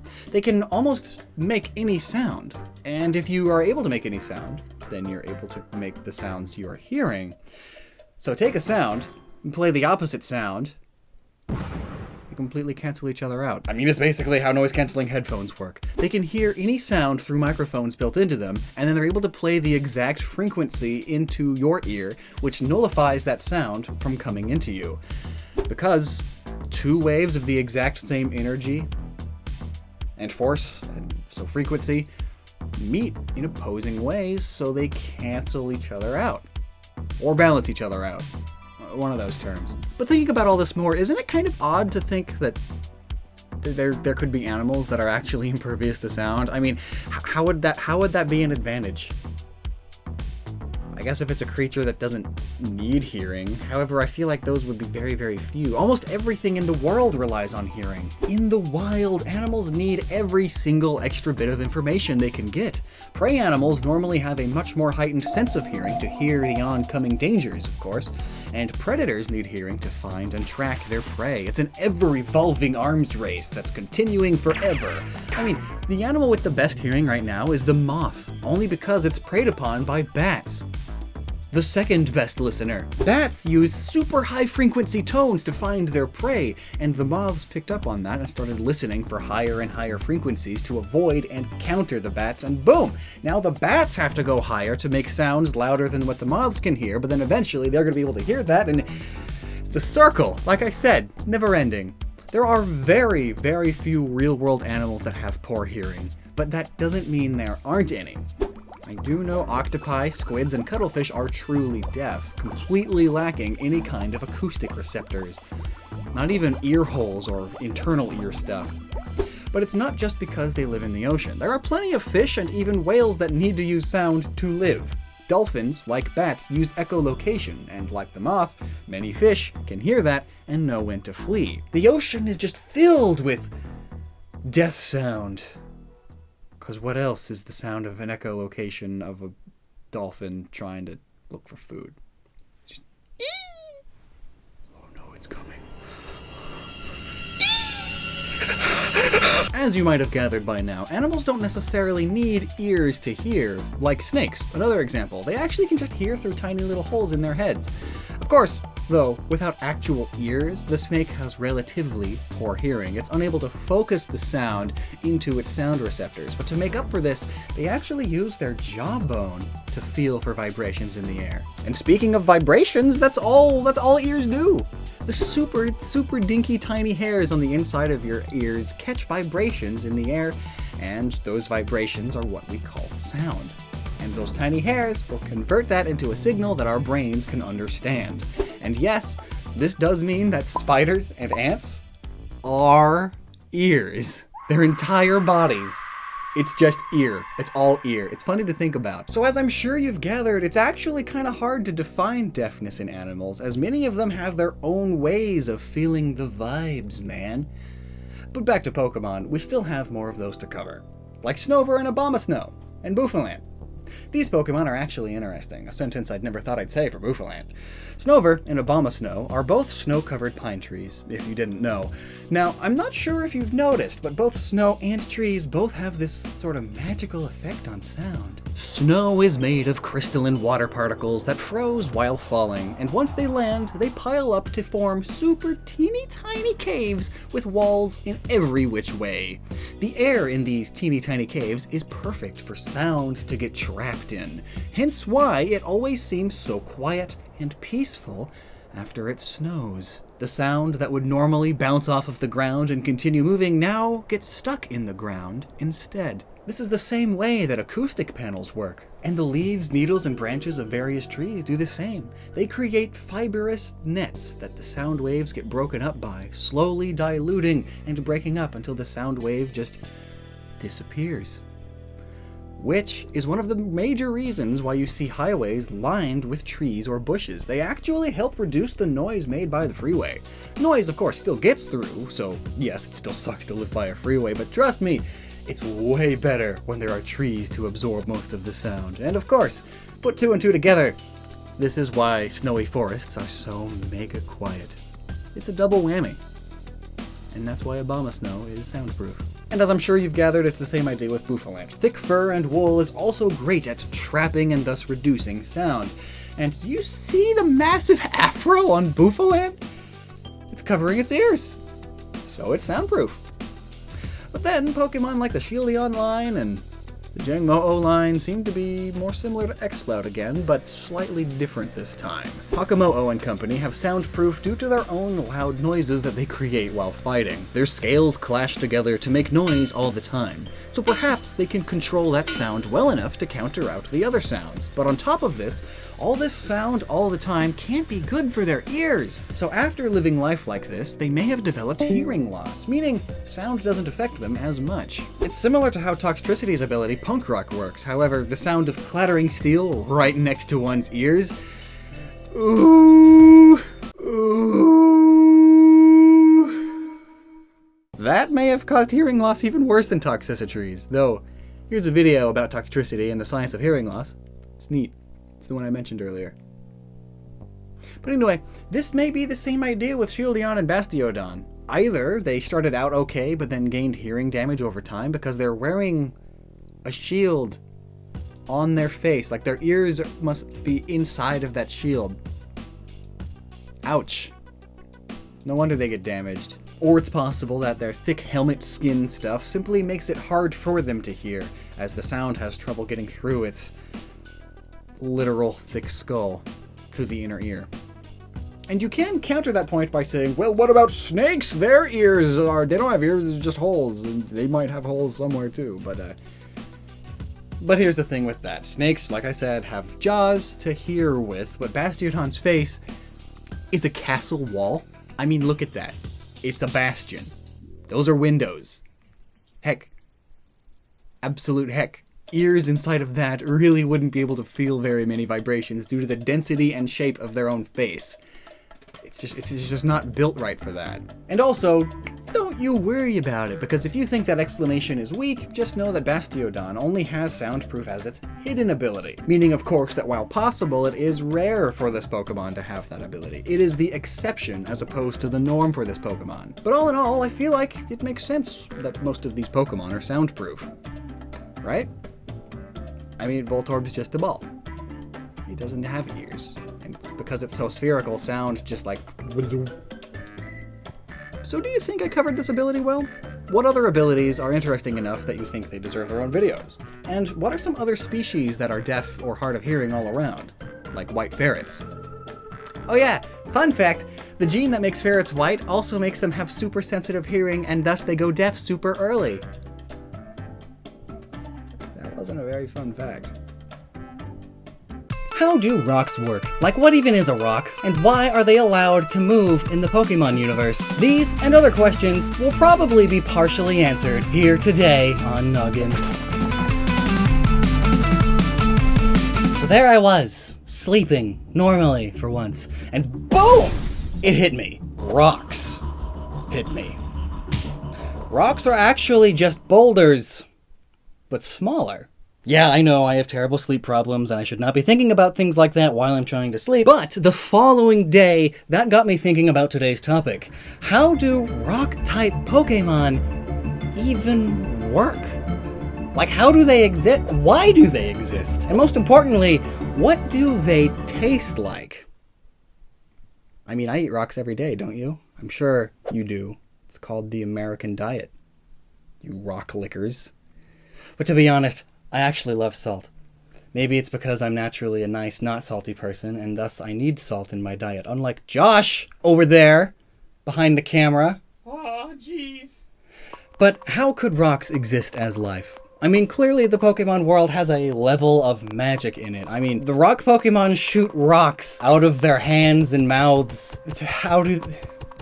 But even disregarding that, at a fundamental base level, how could a rock be considered a living thing? Well, rocks are really cool, trust me. So cool that they have their own entire science called geology, or mineralogy, or maybe petrology. I guess they're cool enough to have 3 sciences. A rock is any naturally occurring solid mass or aggregate of minerals or mineraloid matter. It's really fun to think of things that are so commonplace in these complex ways with big words that you've never heard of before. I mean, what is water? You know, I mean, H2O, right? We all learned that. But did we really learn what rocks are? I know I did. There's the 3 rock groups, igneous rocks, metamorphic rocks, and sedimentary rocks, and I learned that the crust of the earth, along with dirt, is just small rocks and dead matter, I guess. But did you ever learn that rocks were... I grammared that up. Did you ever learn what rocks were and why they exist? Well, maybe you did, but it's been a really long time since 4th grade, so let's get you some learning. Turns out, most rock is about 70% silica, or SiO2, just like H2O. I guess O is just everywhere. And just like how water has a water cycle, rocks have a rock cycle. And thus, there are ever-changing forms of rocks, which is important with regards to Pokemon or any media that has rock creatures. You see, one of the problems that face rock-based life is how it would be able to reproduce, as that's the main requirement for life. All rocks go through the rock cycle, starting as any of the 3 types of rock, or magma, or bits and pieces of rock, endlessly being eroded and compacted, melted and solidified, and yeeted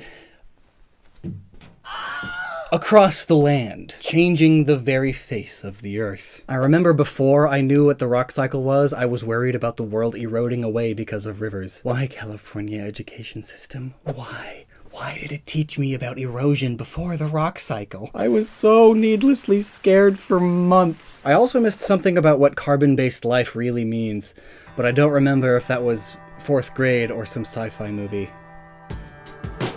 Carbon-based life means exactly what the name states. It's life that has its basis in carbon, the element. All life we've seen thus far on Earth has been carbon-based, but theoretically speaking, there are other elements that could work as a base element for life somewhere out there in the universe, like ammonia or hydrogen sulfide. But today we're talking rocks, not liquid. And as I stated, most rock is silicon. And it just so happens that silicon happens to be the most popular alternative life element. I mean, it's a trope at this point. Oh, the aliens are silicon-based life forms that eat rocks and are impervious to physical damage. Woo! But really, if some of these rock-type Pokemon literally are rock, like Geodude and Gigalith, then they would very likely have to be silicon-based life forms. So what does that mean, and why silicon? Well, it might be because silicon is the closest thing we have to carbon-based life. I mean, out of all 118 elements, life is simply based off of one. I mean, about 97% of the human body is made out of only 6 elements: carbon, hydrogen, nitrogen, oxygen, phosphorus, and sulfur. Yeah. That's what you are. A bunch of atoms mixed together. I could say it's one of the most complex life forms we have ever observed, but that's just my own brain saying that we're the best, and it's kind of rude to everything else. Kind of like the Miss Universe title. But why carbon? Why not base life off of hydrogen? Number 1, the first element, the most abundant building block. Why carbon? What about number 6? Makes it so special? Well, it might have to do with carbon's ability to react, yet at the same time, it's not extremely reactive, like hydrogen is. Carbon is able to actually exist without exploding by being near air, unlike, say, potassium. Carbon is also able to be found pure in the form of graphene. Heck, when you burn carbon-based things, you get carbon back. It's a rather unique part of carbon. Another nicety of carbon is that it's pretty friendly and can bond with just about anything, and ultimately carbon is extremely stable, which might be one of the main reasons life is carbon-based. Carbon can also break apart and reform easily as well. It really is the perfect building block. But the main and biggest factor could be the fact that carbon is able to form extremely long chains and structures. Being able to bond up to 4 atoms really helps. I mean, DNA couldn't hold all of the data needed to build humans if it was even a smidge shorter. It's this flexibility that makes carbon the perfect base. It can create huge structures. It's easy to bind and unbind to. Plus, the bonds are stable. They don't oxidize constantly. Speaking of which, if we look at oxygen, we can see that that molecule just loves to bond and unbond. It's not stable enough. And carbon's neighbor boron is... Let's just say that if you're that rare and impossible to find, it's rather hard for life to be existent based on it, you know? Carbon is one of the very few elements that are extremely abundant in the universe. Like, it's everywhere. And silicon is also a super common element. It's the 8th most abundant atom in the universe. So it almost makes sense that silicon-based life should exist somewhere. The only roadblock here is that silicon isn't carbon. Yet, even though it's different from carbon, it's extremely similar when compared to the other elements. I mean, it can react with many different types of atoms. It is able to hold on to 4 atoms at once, meaning it can form rather complex structures, so it sounds promising, right? It's pretty similar to carbon, but then, compared to carbon, silicon can form chemical bonds with fewer kinds of atoms, and it often forms less complex kinds of molecular structures with the atoms that it can interact with. So while silicon-based life sounds plausible, at least in the grand scale of the universe, it's just not quite as good as carbon. It really seems to just be the better option compared to most other things. But it's not like life can't use silicon. We know that microscopic particles of silicon dioxide called phytoliths can be found in some plants and photosynthetic algae known as diatoms. They use the silicon dioxide for their skeletons. Yet, there is no known natural instances of life on Earth combining silicon and carbon together into molecules. But we know that it could happen, it just hasn't yet as far as we're aware. I mean, we could make it happen with science, and if humans can do it, then why can't Mother Nature? The possibilities are endless, no? Maybe humans are just ahead of the curve here. We like to do that, don't we? Just to change the course of evolution, making the species worse off. We know that we can manipulate and mutate certain organisms to create organic silicon-carbon chemicals, some of which we've never seen before, thanks to recent studies. But enough. Complicated stuff. Enough about if it's even possible. How would it even work? I mean, a creature with rocks for brains sounds like a typical high schooler. So, let's talk Pokemon. Why are so many rock types always defensive? And while I'm sure the reason realistically is they're rock hard, it may actually be more complex. They may, in fact, be silicon-based life forms. Think about it. Carbon is reactive to many atoms, hence why it's the basis for life. Silicon is still reactive in its pure form, but much less so, which sounds bad at first. It can't get as complex, and brains, as far as we're aware, are super complex. But silicon-based life does have one big advantage over carbon-based life. Fewer impurities. It's significantly more stable. Because let's face it, silicon is fat compared to carbon being carbs. It is almost twice the mass, meaning it has a bigger hold on its electrons and those of its bond partners. So little accidents, little mutations that cause cancer, for instance, those don't happen in silicon-based life. Silicon is denser, more massive, and stronger. And that could be the reasoning behind most silicon-based life in sci-fi being portrayed as harder, tougher, stronger life forms, like the Crystal Guy in Ben 10. So maybe Game Freak is onto something here, with rock type being all defensive. That also makes sense as to why it resists poison too. Most poisons and venoms take advantage of the weakness in carbon-based life, so it would be much less effective on a silicon-based creature. The silicon is larger and harder to bully. The bonds are doubled up and beefy and ready for normally dangerous solvents. Something that would hurt or ruin a carbon bond could very well be ignored and pushed to the side by a silicon bond. And another interesting bit is that silicon-based life may not get energy the same way carbon-based life does. Maybe it doesn't need to digest plant matter or other means of organic life. Actually, not all life as we know it already needs photosynthesis. And I'm not talking about just not eating plants and not needing plants whatsoever for energy.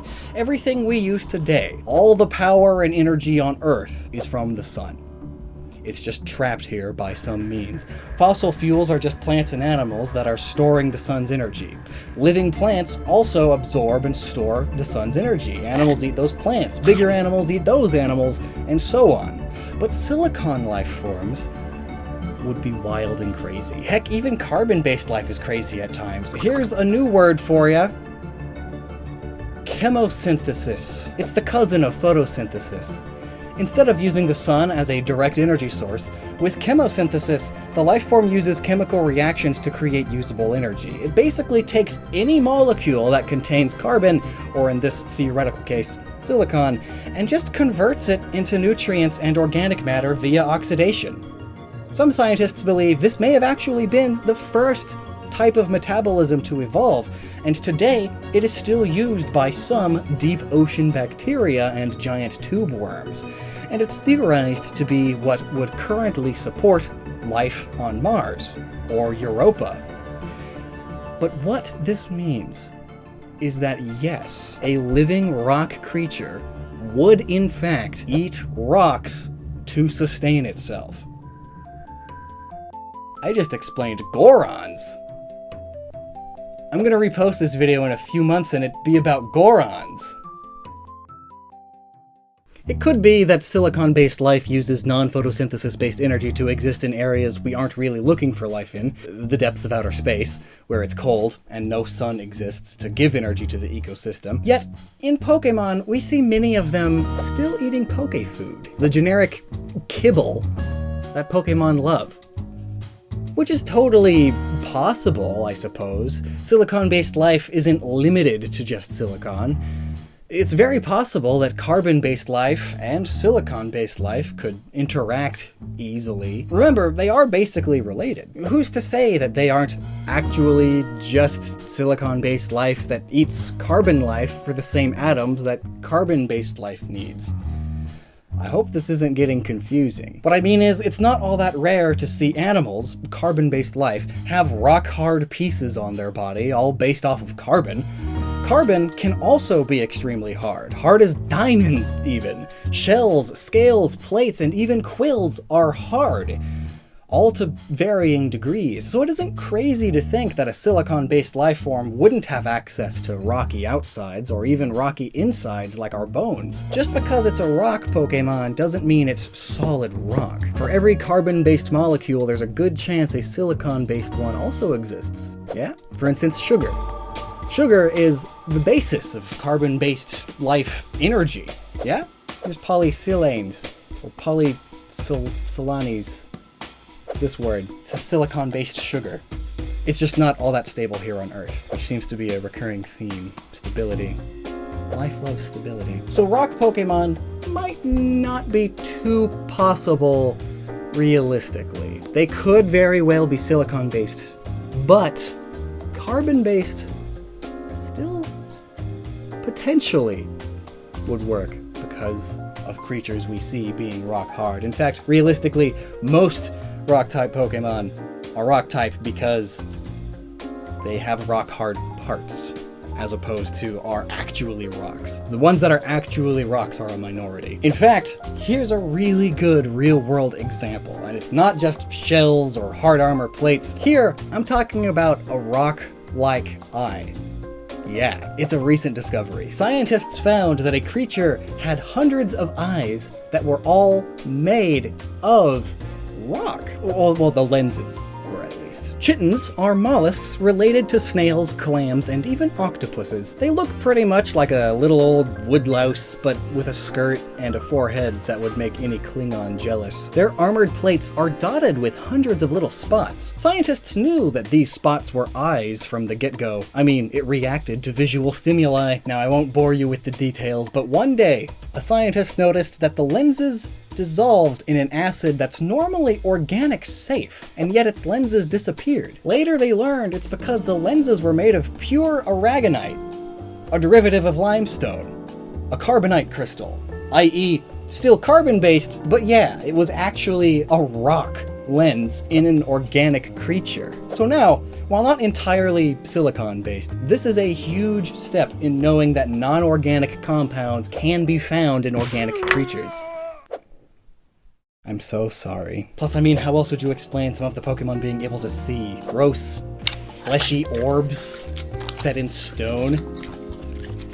Or are the eyes rocks too? I mean, I'm sure having eyes that are extremely weak compared to the rest of you would be a huge oversight in evolution. Just no bueno. Just kick the Geodude right in the eye, and then it's no problem. Why have large weak spots like that? Have rock eyes instead, or at least a rock lens to protect the eyes, you know? But that's not to say that these weird eye things are strong. In fact, in the Chitin, it actually sacrifices its armor's toughness to have these crystalline structured eyes in its plating.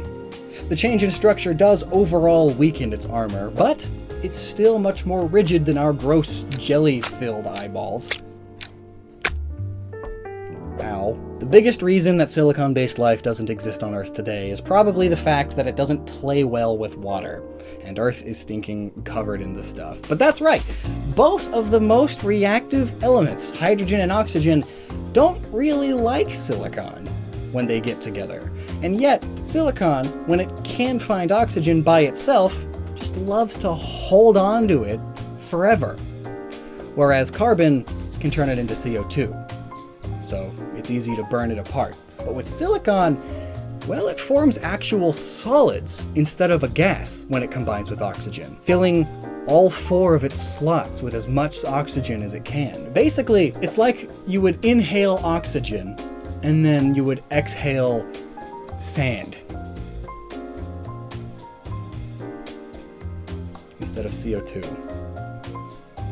not exactly an easy feat. Carbon is a cool uncle atom. Silicon is the weird aunt no one wants to talk to. Silicon-based life would have to use some other water replacer, like methane, something that isn't stable in normal Earth-like environments. It could also work with ammonia. Heck, there are whole theories on things that life could use besides water, these all being some of it. And thus, life based on these elements could exist on planets with atmospheres that are totally chemically different from ours. And to keep this vaguely Pokemon related, it could be that rock types could exist somewhere out there in the universe. And in the Pokemon world, they may not just solely be silicon or carbon-based. They could instead just be like a much more evolved chitin. A carbon-based, organic thing that still manages to grow mostly inorganic parts. So in a magical world, who's to say that a creature like this won't start to eat minerals, or do other crazy things like that? Or maybe even have skeletons made of rocks. Or fully inorganic rock exoskeletons. Could this be what some of the rock-type Pokemon truly are? Maybe. While being a silicon-based life form would work in theory for them, it would make life tough since the Pokemon world is basically Earth. So rock types could very well still just be carbon-based life, just with an ability that is similar to the chitin. Truly, they're fictional. But I mean, fictional magical creatures that have some sort of basis in science is still better than just some make-believe thing. You know, this is a good video. I love you for watching this far into it. We're not even done. A lot of rock types could just be like insects. Extremely hard outside layers with goop inside. I mean, what if a creature was entirely made out of aragonite? Would it be a rock? Technically, yes, but it still would be a carbon-based creature. And even their potential energy source would be the glucose derivative, which is also slowly carbon-based. And that stuff is hard as rock. So what makes a rock type a rock? Is it the hardness?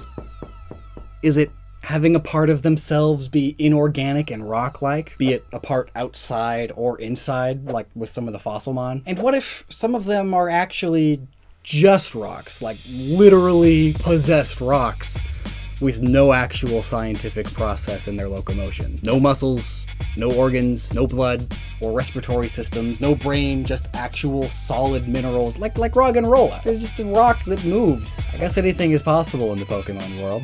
That's a rock fact! Quick, hold your breath!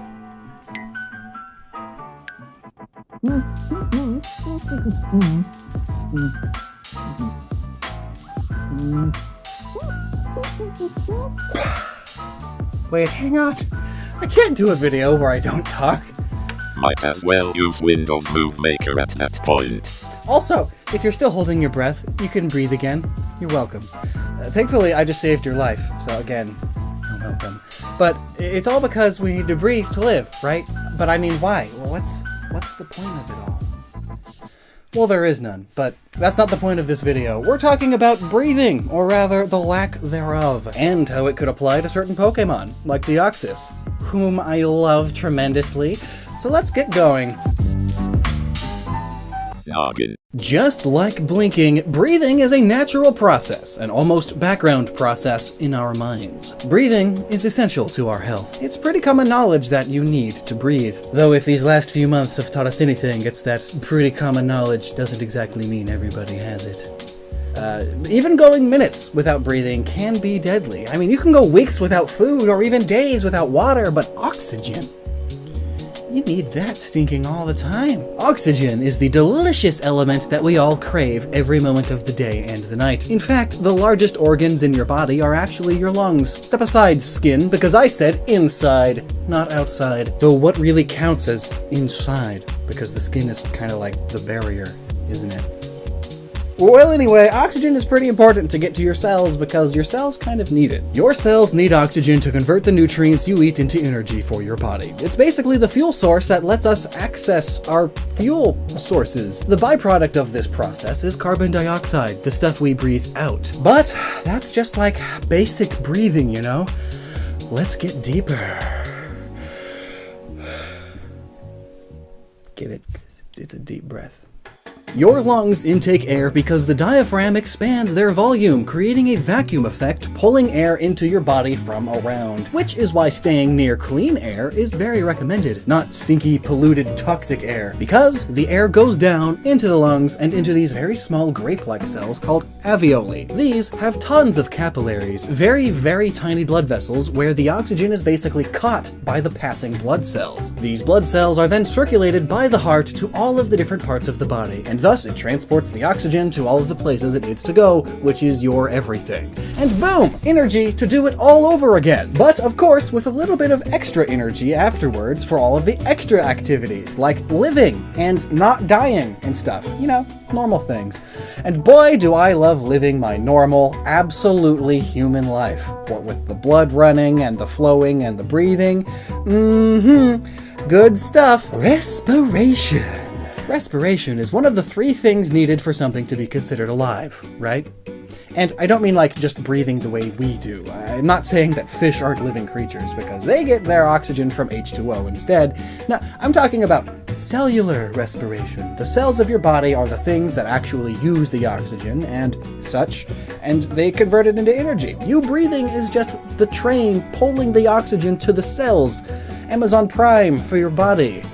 Oxygen to your most distant muscles within a minute, or you die. Cellular respiration is how creatures of all kinds are able to live, even if they don't have access to oxygen from the air like we do. Instead, many of them break down other molecules like the H2O we mentioned, to where they can use it now. Meaning that life has adapted over the entire globe to be able to use oxygen in all sorts of different ways. I mean, it's the basis of the mitochondria, the powerhouse of the cell. It uses oxygen as the fuel for all of the processes it does. Pretty cool, right? But maybe you already knew that because it's pretty basic stuff. But now I'm gonna learn you a new one. Recently, scientists have found an amoeba that doesn't breathe. In quotes. I mean, it's a tiny creature, and it doesn't really breathe according to our idea of inhaling stuff and exhaling other stuff. But even tiny things, even the microscopic little thingies, use oxygen, like the tardigrade. It just needs almost no oxygen because it's just so tiny. I mean, they're able to go hundreds of years without breathing because of their hibernation magic stuff, but they do still need to breathe eventually. Unlike these newly discovered amoeba. No oxygen. Not even a little. Well, I say amoeba, but really it's a relative to the jellyfish, but is actually a parasite now because it has evolved away almost all of its features, minus the 2 tiny little alien eyes. Isn't that really cool? It literally looks like our common depictions of generic aliens. It's amazing. But actually, those tiny eyes are actually tiny stingers left over after this thing went nuclear on its own genome. For some reason, it thought the best thing in the world would be to lose basically everything and become an almost monocellular creature, parasite thing.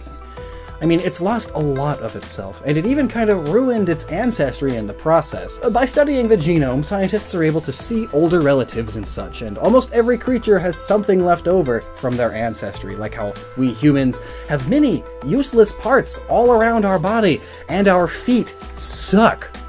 But this thing has scrubbed most of its ancestors from its genome, just gotten rid of them. They're unneeded impurities. So again, evolution is nuts. But hey, I mean, whatever works the best gets to decide, and I'm sure there aren't very many other parasites that live in the deep mushy tissues of salmon. But they've lost their tissue, their nerve cells, their muscles, everything. Even the ability to breathe has been stripped from them. Yeah, no, it's weird, right? But I mean, it exists. So I guess it's not stranger than fiction. Or is it? Researchers don't really know what it uses for energy instead of oxygen, but I mean, it still has to use energy, right? It's alive. It's a living... Well, it's not breathing. It's a living thing. Maybe we have to start changing that saying. It's a living, breathing thing because, you know, living and breathing used to be synonymous, but not anymore. They thought, well, maybe instead of oxygen, it's just breathing something else, but there's actually no evidence of it breathing anything else at all either. Like, it just doesn't breathe. But I mean, if any strange living thing is going to have the ability to not breathe, it being this sort of thing makes sense. I mean, you don't really have a good chance of getting oxygen by living deep underwater in the muscle tissue of fish and worms. So it does make some sense. But heck, it could be like how other parasites steal energy from their hosts, but this one, Heneguya salminicola, which is the name of this thing that I'm mispronouncing, No, it doesn't even do that. Just straight up. Its cells don't have the ability to do anything even similar to breathing. But like I said, this thing's DNA has never even sequenced the idea of respiration. But maybe it did at some point, at some time in its ancestry ago, but it got rid of it. Meaning now it doesn't even have a mitochondria in its cells. Yeah, it's some weirdo hippie no-energy parasite. It's just so strange, right? Wow. Just like some Pokemon. I'm sure. Maybe. Possibly. So, like, I guess this is the part where I make it relevant to Pokemon or video games or something interesting. You know, the thing that you clicked on because it had a picture of a Pokemon with, like, the holding its breath emoji or something. I don't know what kind of clickbait I use. That's not my job. That's my sleep-deprived crunch brain that does the clickbait. Blame it. But yeah, Pokemon. I mean, I'm sure most of the rock Pokemon that are, like, literally just rocks might not actually breathe, but they might. Just because they may be silicon-based doesn't mean they don't need oxygen. Their bodies and metabolism might actually need more oxygen, so maybe they actually giga-breathe. But there are a few Pokemon we actually see in space, or rather come from space. They do a bit of space travel stuff. What's up with that? Arceus and the Creation Trio, it's fine. They're basically gods, you know, the spiritual fourth dimensional stuff. Sure, they don't breathe, they don't need oxygen. That's explainable that way. But then Deoxys. While the Pokedex doesn't say it doesn't breathe, there are a few tidbits in the Dex entries that can point us to this hypothesis. Pokedex entries, like an alien virus that fell to Earth on a meteor underwent a DNA mutation to become this Pokemon. Remember our friend, the wiggly alien-looking creature this video has been all about? Yeah, its DNA has basically been nuked of breathing, yet it still lives. It might be that Deoxys was a normal virus or microbe that underwent extreme mutation that led it to its not needing to breathe, and thus able to just space travel. Or maybe it never needed to breathe to begin with. It's a weird alien after all. Also, viruses normally don't actually breathe in the first place either, or have cellular respiration whatsoever either. In fact, there's plenty of debate about whether or not viruses can even be considered living. A virus is a microbe, something that doesn't really eat, so it doesn't need energy to break down food for more energy. They get all the power they need from the living cell they are infecting, which is why they infect cells. And yes, this does mean that COVID-19 is way more spooky. It's just an unintelligent thing, killing, not even knowing what it does, not even really having a goal. It's just mindlessly floating around, doing whatever its mutating DNA happens to lead to it doing because it just happens to bump into stuff. Whatever works best for its propagation. It's just a pile of maybe protein and DNA all programmed how to steal and ruin its host. Oof. But anyway, besides Deoxys and possibly some literally rock Pokemon, and any other non-breathers, well, when I said outer space, I'm sure a few of you thought of the Mew and Mewtwo in the original anime opening flying around the planet, but is a stylized anime OP really worthy of being called canon? Also, Mew is covered in psychic energy, likely trapping some oxygen in there, so they still breathe. Other Pokemon do spring to mind, however, like Reuniclus and Porygon, and also Crabominable, but that's actually just wishful thinking because I think it shouldn't breathe, because I hate it, and I want it to die. Reuniclus, though, is kind of a red herring, because it is a couple of stinking gigantic cells, but that doesn't mean it doesn't breathe. I mean, I mentioned cellular respiration is breathing, so it just does that, but on a much larger scale. So yes, it still breathes, just not in a traditional fish or land animal way. But Porygon! Well, it's designed to be a space-traveling computer program, so why would it need to breathe? Well, come to think of it, there are plenty of Pokemon that aren't technically a living creature, so they don't need to breathe, like quite a few of the ghost types, right? They're all spirits, ethereal and all. Do ghosts need to breathe? I don't think so. Heck, come to think of it, no Pokemon breathe because they aren't real. Learning is neat. I really like it. Pokemon are neat too, especially spelled with another E. Remember that joke. What is it supposed to be? NEAT, spelled N-E-E-T, because the acronym. It's a dumb joke. So in this video, like most, we're going to combine learning with Pokemon. We're going to go over how, exactly, electric-type Pokemon probably work, what they are and how they function, or would function in our world. A fun exercise to keep up with those New Year resolutions of learning. You haven't ditched them already, have you? Mine was to stop talking to myself, but you're a camera, so it doesn't count, right? Right? Answer me, please. Broken promises aside, the electric type is rather interesting at its core, unlike fire or water. Those Pokemon are either magic or just cheaters of physics, but electric type Pokemon have a basis in our real world. That's right, and I'm sure it's overhyped to heck, but the electric eel is basically already a Pokemon. But not really. It's an eel, but not really. It's not an eel actually. It's actually a knife fish, but we all incorrectly call it an eel anyway, so, you know. Humans are stupid. That's why I'm here helping you. Not that I'm not a human or anything. But I mean, I don't blame you, us, because they look super similar to an eel. And I mean, if it looks like a duck, sounds like a duck, it could very well be a goose or a frog, but you just need glasses. But we're not talking Psyducks, we're talking Elekid's here. Though an electric duck Pokemon would be great. I mean, it's already yellow. That's the #1 thing a Pokemon needs to be electric type. Electric Pokemon can be either yellow and black, or have red and blue on them, which are basically magnet colors. And magnets are basically electricity, right? Well, actually, yes. In fact, magnets are the driving force behind electricity. Think of a power generator. It works because its metal wires spun around a magnet to create charge. This is the reason so many magnetic Pokemon are electric type, or at the very least, no electric moves. Also Rotom, it's motor backwards. And what is a motor but a reverse generator? Magnetism is one of the forces of nature. Without magnetic fields, things couldn't be charged. And this not only includes our machines, but even us, to an extent. But the Pokemon world is a magical world. You don't need to apply science, you can simply just say that these magical creatures generate electricity with magic because they're magical creatures. And yeah, you're right, so you're done here. Leave. Meanwhile, we're gonna have some fun. So how would an electric type Pokemon really generate electricity? Well, let's first look at the classic example, our friend the knife fish, which is also known as the electric eel. Oh, there he is now, swimming, or doing whatever the stock footage we could find of him is doing. Nice. Now, with my magical editing powers, I'm going to point out this part. That's the tail. And all along the tail, which makes up almost the entire body of a knife fish, there are tiny little cells called electrocytes. There's thousands of them in this little booty. These cells are capable of great things, if you're an eel or a knife fish. But to most other living organisms, well, this may come as a shock to you. But they aren't the best news for your survival. These cells are able to produce charge, or more realistically, they are able to change their charge from negative to positive.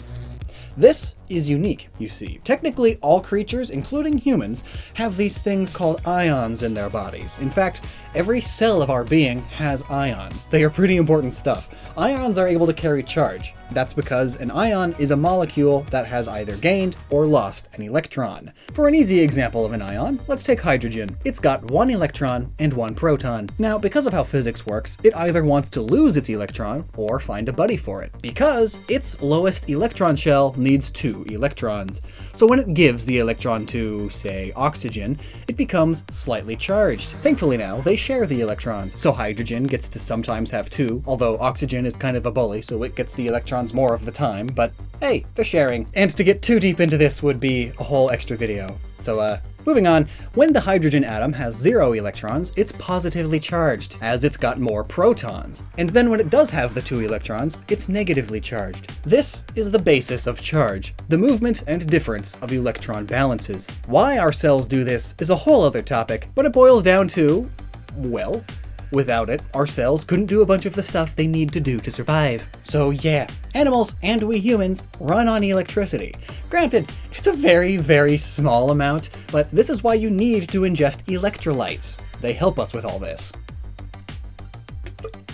It says ions right there. But the electric eel, now that thing takes things to a whole other level, similarly to electric Pokemon.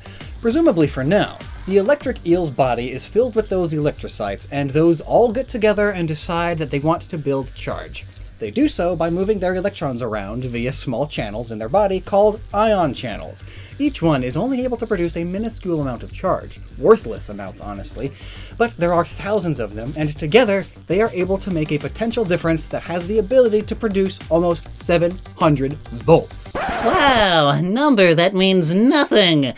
You would know that if you've seen our other electricity video, but knowing the voltages alone, that's worthless. But 700 volts with about 1 ampere? Now that's a step in the right direction. Even with both pieces of info, you're sort of at a loss to what it even means, but 700 volts at 1 amp is like getting hit with a weaker stun gun. Maybe its batteries are low, but it still is shocking you enough to hurt. Similar to how Pikachu has shocked Ash a billion times, but it's just a little zap, it's fine. Though these fish are normally zapping prey that's significantly smaller than we are, so to the prey, it's much more lethal. Key notes about our electric knife fish eel friends. 1. Their electrical organ looks gross. And 2, they are severely inefficient at generating electricity. I mean, it takes a bunch of energy to move all those tiny ions across its whole super long body, meaning that it needs to use its electricity sparingly, only using exactly what it needs to stun its prey or deter predators. And this is where the similarities end between this fish and Pokemon. I mean, they can create insane amounts of electricity from a diet of berries, or even just regular old ketchup. Let's be truthful. Ketchup is just a mashed tomato berry. But anyway, while a lot of electric-type Pokemon likely generate their power in a similar method, just at a much higher scale, not all electric-type Pokemon make power this way. In fact, a lot of Pokedex entries mention how they do it individually, and quite a few of them state that it's static electricity. So how does that work? Well, similar to the eel, it's based off of electric potential differences in the object. One is positive and one is negative. Like a battery, there's the positive and the negative side. So they rush around. And once they touch, the electrons rush over to the positive side, creating the flash of energy. All things in the world love to be balanced, except my diet. Get those brains out of here. Fun fact, did you know that this is the main way we weld metal together? Arc welding is using electrical potentials in the metal and the rod to create intense heat, which is so hot that it near instantly melts the metal that they are using to glue the pieces together. So really, some of these Pokemon should be able to fuse other Pokemon to each other just by touch. And that brings up a question. When attacking, the energy is still flowing through both Pokemon, and it only hurts one of them. How is the electric Pokemon undamaged? In my welding example, they have a rod that is almost like a sacrificial rod that slowly decays as the weld is continued. Some even just using that rod as the metal glue. So shouldn't some Pokemon be losing fingers or other body parts due to the intense heat? And they can't all just be non-conducting parts because they have to conduct the electricity out of themselves and into the other. Well, let's take another look at the electric eel again. This poor electric eel actually has no real immunity to electricity. It's their ability to conduct that allows them to shock, and so long as you make a complete circuit, the pain won't fully ensue. You can see videos of people playing around with this concept. As long as they don't let go of each other, nobody is hurt. The electricity is flowing right through them, no issue. This is sort of what the eel does. It curves its body and uses the water between to form a complete circuit. But if you take it out of the water, that charge has nowhere to go, as air is a pretty good resistor. So out of the water, the energy is trapped in the eel. But this doesn't mean that in the water, the eels are always fine either. They accidentally shock themselves all the time, similar to the people letting go. If the circuit gets broken before the electricity finishes, well, it hurts! If the eel doesn't bend enough or it gets bumped, welcome to Pain City. In fact, they purposefully bend themselves in a way that causes the electricity to avoid their heart altogether, just in case they mess up. Unlike the eel, humans don't really have anything to direct charge, so if we get hit with charge like this, the energy goes wild until it finds a way out, and then it all goes that way quickly. You can see this in slow motion lightning. Lightning comes down from the sky in so many directions, everywhere, and then once it finds a single path to go down, it all goes. Basically, when getting shocked, this is happening, but in your body. But again, these eels don't have the massive amounts of power that Pokemon have. So how would a Pokemon be safe from the charge? Well, in some cases it's easy. Some of them use their tendrils to shock their prey, like Electivire. In fact, I imagine that it uses its tendrils as a half circuit, one being positive, one being negative. I mean, they are even colored red and blue, and that's also exactly what the Pokedex says. Alright. Educated guess, I guess. And it's right.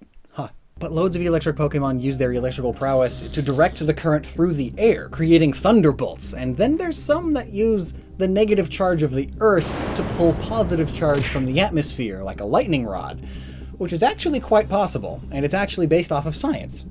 Not just mumbo-jumbo Game Freak magic. You see, the way thunderclouds are able to strike the Earth with lightning is because the Earth is generally negatively charged. Now fun fact time! When you think of electricity, you tend to think of it moving really, really fast, like lightning, you know? It's there to there, it's super instant. You tend to think that it's the positive energy just down into the negative super instantly, but that's wrong. Electricity is pretty slow, actually. Think of a power cable as a tube filled with marbles, and each marble is an electron. Every time you put a marble in the positive side, the marble at the other end immediately comes out. It's seemingly fast. I mean, you just flicked the light switch on and the bulb is on immediately. But it actually takes a while for the electron marble you just put in to get all the way to the other side of the tube. It just seems instant because, you know, it's always there. You put one in, one comes out. Right away. Boy, that's not the same one you put in. Now back to thunderclouds. The Earth is negative, and the air is a great insulator, especially compared to water. However, every insulator has a breaking point, which is why lightning strikes tend to be immensely powerful. They need to be. Some have up to 10 columns of energy, or a gigajoule, which is a lot. Trust me. So those moves that Pokemon use that state 10,000 volts got nothing on Mother Nature. One single bolt of lightning could have up to 1 billion volts of energy, and up to 200,000 amps. Most strikes aren't that high, but still, that's possible. That's in the scale of what lightning can be. It's ridiculous. And all this energy is just sitting up there in the clouds. Egad! So it's not all that ridiculous to have a Pokemon be able to draw the energy from the surrounding clouds. If they are all able to charge themselves to be the opposite, so negative for the most part, then they would become almost like a huge beacon, and it draws the energy down upon itself. The same could be said of the opponent Pokemon you're battling. Perhaps an electric-type Pokemon is able to negatively charge the opponent, essentially turning them into a lightning rod temporarily. But since the opponent isn't inherently electric type, well, it hurts them a lot more than when it does hit an electric type. So, it seems that we sort of understand how these electric types are capable of creating energy, or more realistically, move the charge of tiny ions to create large sums of electrical difference. Clearly, though, because of the levels they're capable of doing it at, there has to be some level of magic going on, but the best magic is at least mostly explainable by science. But so far, we're just sort of talking generic electric-type Pokemon, the bulk of them, the vast majority of them. But what about some of the more special Pokemon? Like Pikachu. The most special Pokemon of all.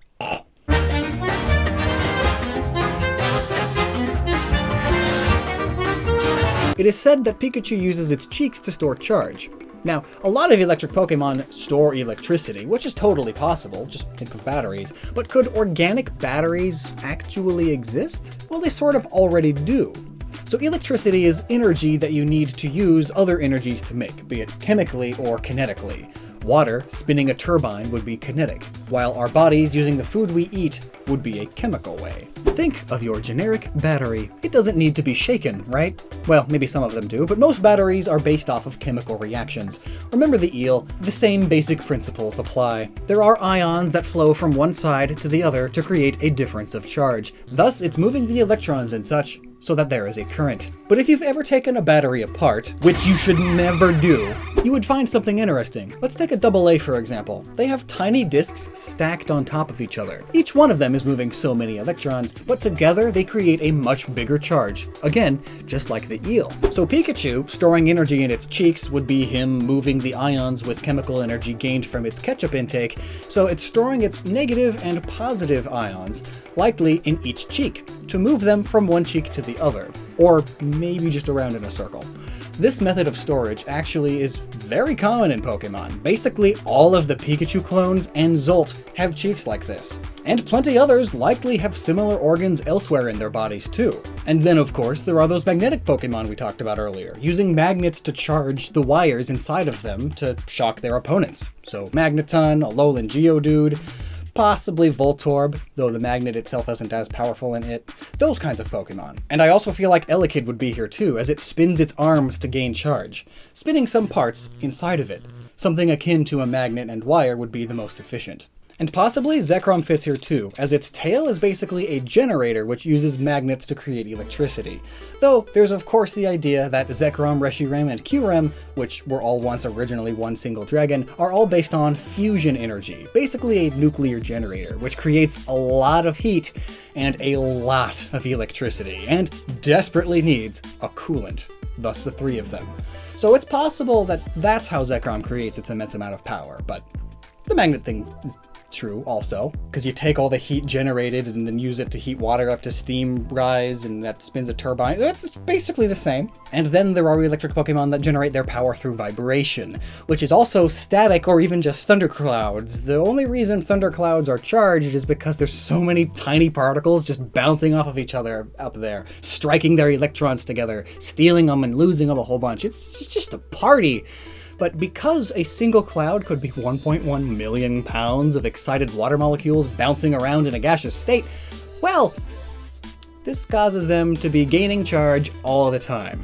The individual's charge is nothing, but they are all part of a trillion, and together that creates an insane amount of power. Zapdos lives in thunderclouds. It's a thunderbird, and by living there, it can simply absorb all of the energy around it, like a lightning rod, except it's in the clouds, and it's a bird that is able to also freely control thunderclouds, meaning, of course, that it is one of the stronger electric-type Pokemon, fitting of a legendary. Almost every electric Pokemon is capable of calling down the power of the clouds with moves like thunder, but not all of them might be able to easily use that power simply by existing, or even direct it into themselves for storage rather than just redirecting it into the opponent immediately. But there are more ways to use static vibration to build charge. Take Mareep for example. I'm sure it just uses the static of its wool to generate charge. All those fibers rubbing up against each other constantly causes the electrons to move around. Compared to most other fibers, especially synthetic ones, wool has a lot of water content. About 1/6 of it is water, which helps in the electron moving and charge storage, which is why when wearing a wool sweater, it's so easy to just shock people with static electricity. And this is potentially similar to the idea that many of the fast electric Pokemon use. Their muscles move so fast that they are able to create this extra energy, extra friction with themselves. You see those crank and shake phone chargers all the time. Same idea. And they're likely also using electricity to contract their muscles faster than normal. These Pokemon are hybrids. But then, there are some electric-type Pokemon that can't actually generate their own electricity whatsoever, and they just have those organic batteries to store it when it happens to come their way. You know, like Joltik, who, like a tick, needs to absorb static electricity from other Pokemon, or people even. And Togedemaru isn't even able to actively steal it. Instead, it needs to be hit with electricity to power itself up, though it is literally a lightning rod, which helps. The other odd ones are Helioptile, who uses solar panels to gain its energy. Basically photosynthesis. So, like that one salamander. Ambystoma maculatum. Speaking of which, you would have to eat 42 million calories to produce 1 gigajoule. You know, 1 lightning strike. It's a good thing Pokemon are much more efficient than that with their power generation. I mean, suspension of disbelief can only go so far.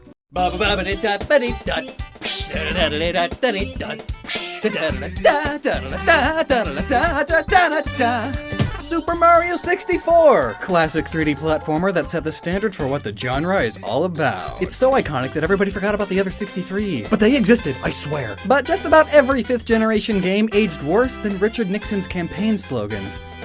Oh. Arguably though, Mario 64 is one of the rare exceptions. People still play it regularly today, and it's still one of the most popular games in the speedrunning community. Though arguably this has more to do with its programming being made of spaghetti, but I digress. Mario 64 is a beloved classic, famous for showing the world how to properly use an analog stick. So then they ported it to the DS. Ah, yeah, nicer graphics, bonus stars, bonus levels, several minigames, more characters to play as, and all with a D-pad. How exciting. You don't even start the game playing as Mario. How's that for a curveball? You're Yoshi, and you gotta save Mario, who's trapped in a painting for the 4th time. This is awesome. Each character has their own abilities. Yoshi has his tongue and flutter kick, Wario is fat, and Mario is... well, he's Mario. He's always the best at being the most well-rounded and generic. But the topic of today's video is the new ability that was given to Mario's brother. Oh no! Louie? Louie can jump higher, and more surprisingly, walk on water. But just like Peter in the Bible, Linguini over here gets scared and sinks after just a short while. But he doesn't have this ability because of faith, or the Mario universe's equivalent of the biblical gods striking him with such power. I give thee, loose genie, the power of water walking. No. There is potentially some science to it. I mean, we've got some water-walking things in the real world, like the basilisk lizard and others. The basilisk lizard is also known as the Jesus lizard for obvious reasons. This lizard, as you can see, is able to run on water, but it isn't magic. It's wide feet. As it's running across the water, it spreads its feet out, and as it does so, it traps a pocket of air underneath that becomes a firm enough footing for the next step, as the bubble does not want to go under the water. Bubbles rise. So there are plenty of physical forces at play here. It pushes its legs not only back and down, but also out, giving it even more push. But if this lizard were to stop or even just slow down, it would sink. And this takes a lot of energy, so you can't do it for too long, which sounds familiar. Playing as Lamborghini, you can water scuttle until you either stop moving, slow down, or have gone too long, and then you sink. But there's a huge difference between a lizard and an overweight Italian plumber. The lizard is small, and thus it takes less air and power to keep it afloat. And looking at another example, water skitters. They don't actually help our point much because they're also extremely tiny, but these insects can stay on top of water practically infinitely.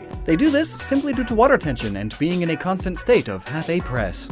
Have you ever put drops of water on a coin in school? See how the water piles up instead of just spilling everywhere? That's the half-a press. I mean, that's the water tension. It's a surprisingly strong force until it's not. But okay, these insects are small, so they can just do it. The lizards are a bit bigger, so they can do it like this. But now what happens if we add weight significantly? A little more. Little more. There you go. Mamma mia. But now, I'd like to show you a very niche sport, liquid mountaineering. Apparently, with shoes designed for this in mind, with cups to hold pockets of air, as well as a hydrophobic coating which repels liquid, and by just running real fast, keeping your feet on the water as little as possible, and maintaining a down, back, and out motion. Similar to the basilisk lizard, you can push yourself out onto the water surface for a few steps, similar to Lee. Now, you could argue with the fact that the Mythbusters tackled this video and proved it false using this guy, but many of those who defend this video point out that he isn't doing it right. You have to go at an angle, feet more outwards while wearing a hydrophobic cup shoe and more. And, well, those people are dumb because the very creators of this video have also come out and said it was all a hoax. Multiple times even, because people didn't believe that they would hoax it up. Because you see, they were forced by the US government to claim it was fake, because if the public knew about this, it might shatter their faith in our blessed by God America. But no, there really is no scientific way to walk on water like this without a magical force. And side note, sort of, the Mythbusters have also tested many myths about ninja shoes that allowed them to walk on water, and they proved that they were incredibly difficult and near impossible to use. But I mean, these are two middle-aged men, not people who trained their whole lives for a moment such as this. But then again, most ninjas weren't people who trained their whole lives for moments such as that. That's a very fantasy fictionalizationized version of ninjas. Most ninjas were just farmers that were fed up with the government. But still, it's plausible that shoes similar to this could have been used with enough balance, though due to the sound they would make and how long it would take to get across something, there's no way it'd fit into the typical ninja stealth tactic.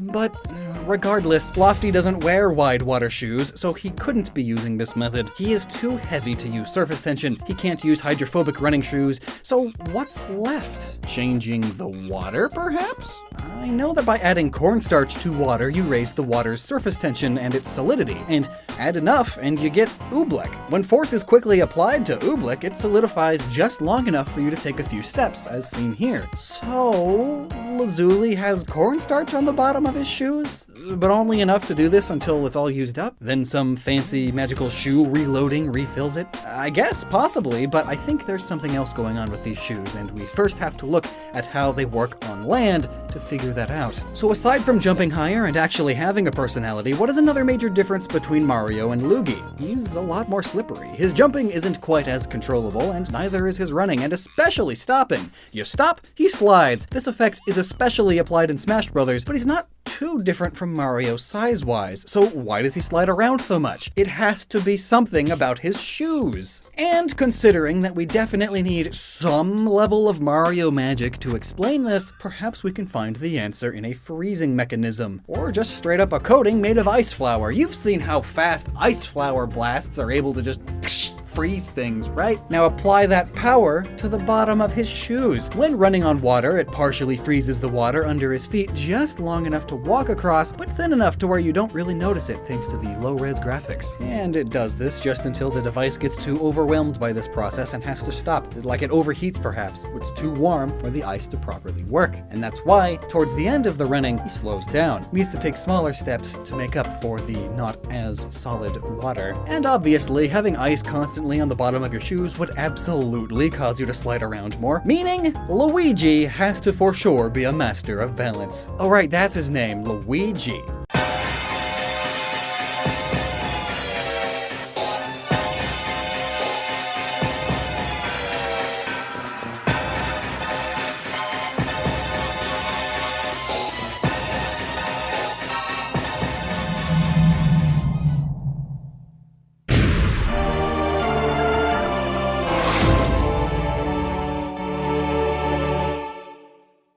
So, a magical girl. Well, in this case, I suppose, magical woman. Some of you may be wondering, what is a magical girl? Just a girl that can use magic? So, is Robin a magical girl? Well, yes and no. Magical girls do use magic, but not all girls that use magic are magical girls. You see, magical girl is a genre, or at least a major trope, in Japan, so in anime primarily. It's a huge genre over there. The only real big magical girl show that made it to mainstream popularity in the States was Sailor Moon. I want pancakes. But the genre, being as big as it is, has inspired elements used in various Western cartoons like Steven Universe. And thankfully, this will probably be the only time I mention Steven Universe on this channel. So what makes a magical girl anime? Well, usually the target audience is younger girls, ages 6 to 12, but some have been known to go for other target audiences.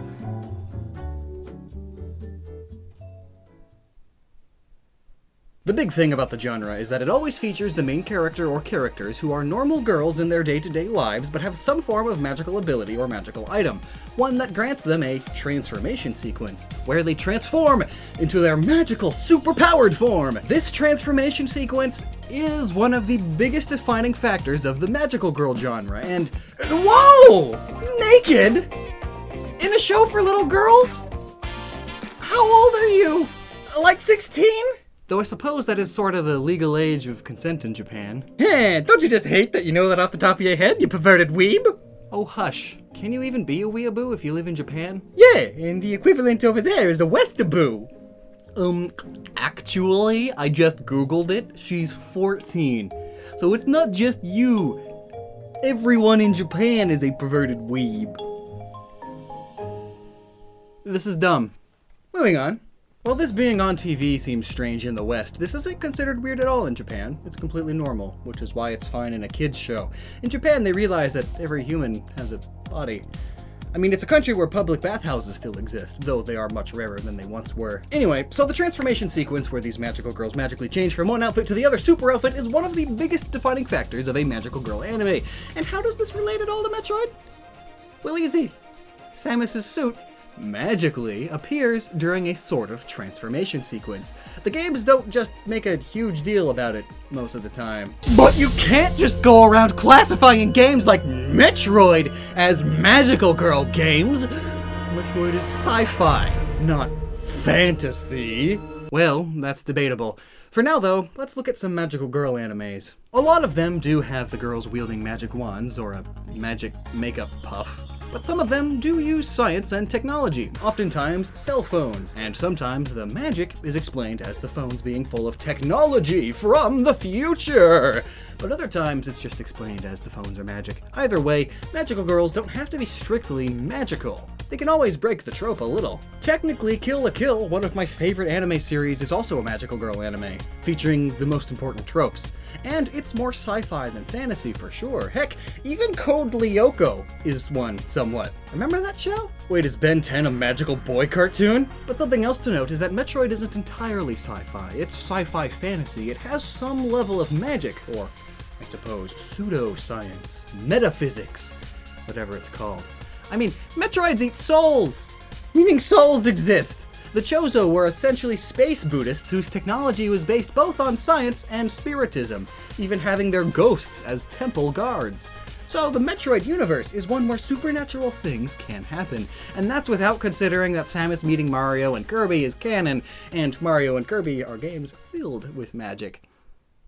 Wait. Kirby is a Metroid! So Samus has a quote-unquote magical transformation where her suit magically appears out of the air and attaches to her, similar to magical girls.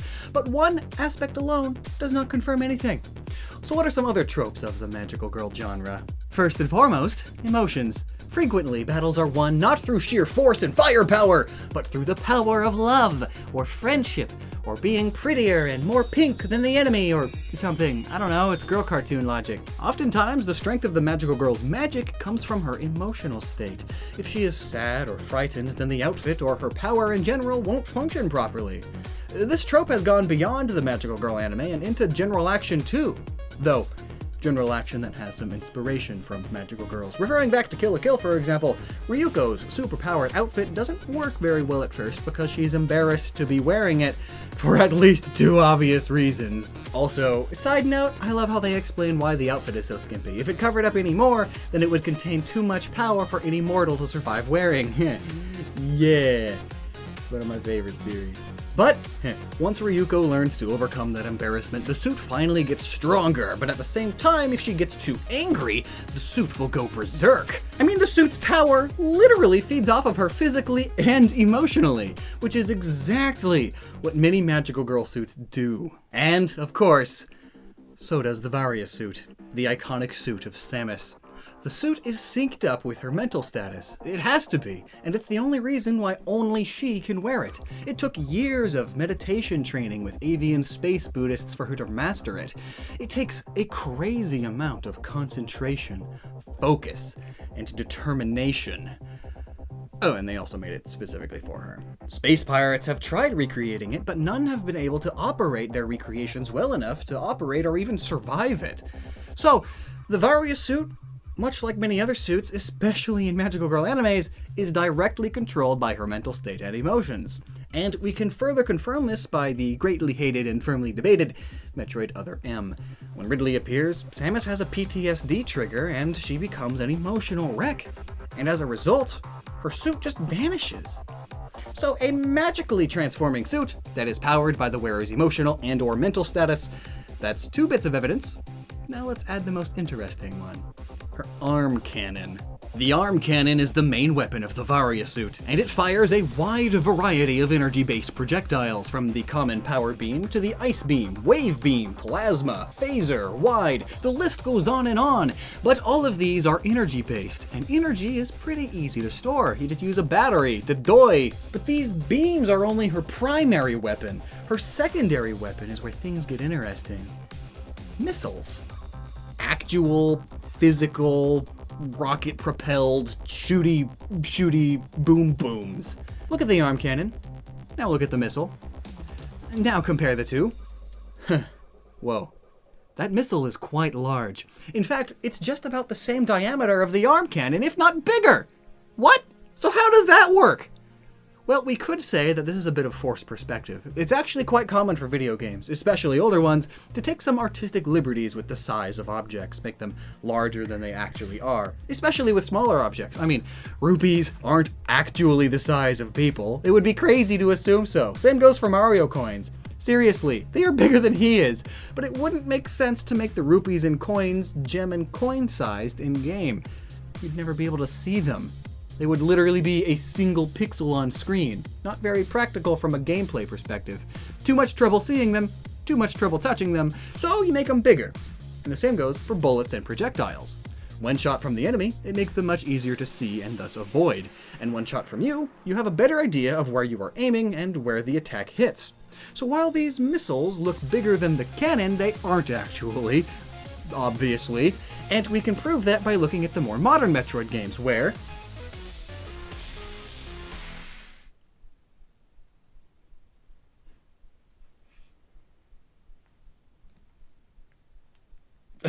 they are indeed smaller, but still way too large, making my last paragraph near meaningless. So now they at least look shootable. But remember, it's not like she's only carrying one missile at a time. She's able to hold over 200 missiles in that thing. 200 missiles of this size would be greater than the mass of the whole suit, multiple times over. So how does she do it? Well, come to think of it, what even are missile tanks? You know, the item in-game that Samus picks up to refill her missiles and raise her missile capacity. Missiles aren't usually stored inside of glass jars. I think a rocket-propelled explosive needs a little more protection than a goldfish. But just a little, at least. I mean, I'm no rocket doctor. Missile tanks are very reminiscent of energy tanks, and even the idea of an energy tank is a bit odd, come to think of it. What energy is being used? The suit doesn't have a force field around it or anything, and getting smacked by a tentacle or various other space monsters wouldn't cause the suit's batteries to suddenly drastically lose power. Come to think of it, Metroids absorb life energy, souls. They don't directly damage much in their early forms. They suck on the suit and manage to get at the soul. And when you run out of life energy, when your soul is gone, the suit still explodes off of you. Huh. Well, you know how the Chozo created the Metroids? Oh, if you didn't know that, they did. The Chozo, who are highly spiritual. The Metroids, which suck away life energy or a person's spirit or soul. The connection should be pretty obvious. So the Chozo have technology capable of stealing life energy from other beings that can then be used to create new material. We see this happening in Metroid Evolution. As they suck up more and more life, more souls, they use it to grow, meaning they are converting souls into matter of some form. So if the Chozo put that capability into the Metroids, then perhaps they put that capability in the Varia suit as well. What if the health and ammo packs that drop from enemies that have absolutely no business carrying missiles around aren't there just because it's a video game and it needs some way for you to fill up on that stuff? I mean, really, it makes no sense that some random space creature you stumble upon has a pack of 20 missiles. And despite you completely exploding the poor thing into smithereens, that pack of ammo is still there, perfectly intact. Normally we pass off this kind of thing as just a video game trope, but no, not this time. This time they actually exist. These are made of life energy. Samus's suit has a similar ability to the life-stealing power of the Metroids, just in a weaker yet more refined manner. A more sophisticated way to kill, yes. Samus's suit is able to take the life energy of creatures and enemies she's killed in the form of walking over to where they died and absorbing it then. It's like her blaster sealed their life energy into this bubble. But of course, it can only hold on to the life energy for so long before disappearing. Souls are complicated things to hold on to. I would know. So Samus keeps her missiles in tanks because her missiles are a form of life energy. That's also how she is able to store over 200 of them in her suit. They are energy that gets materialized when she actually fires the missile. It's the same way that the Metroids materialize life energy into more cells for their bodies to grow and evolve. This would also explain super missiles. Samus doesn't keep an extra load of missiles on board as super missiles. Well, except in Super Metroid. She did that in Super Metroid. But in all the other Metroid games, she pulls from the same missile tank for both kinds of missiles.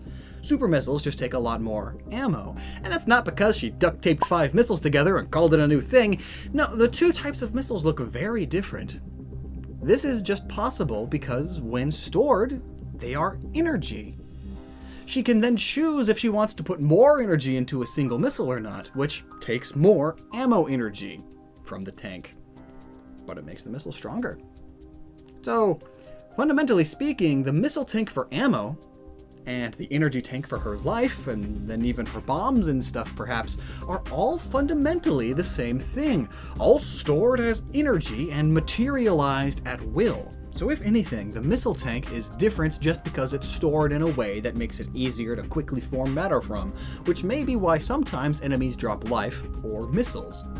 It's their type of soul, or whatever. My soul is a blue soul because I am a Capricorn. A Capricorn? That makes us soulmates. And going back to her life energy in her suit, whenever you lose energy from taking damage, it isn't a force field, since we never see a reference to one ever, but it may be the suit immediately rebuilding itself, turning the life energy into matter for suit repair. For example, filling in a claw mark that got scratched into the suit.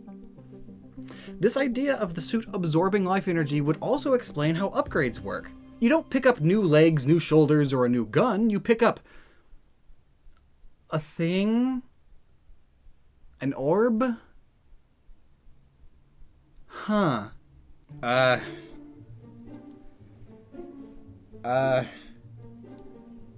You know, I don't think this will fit anywhere on my person. Or my suit, for that matter.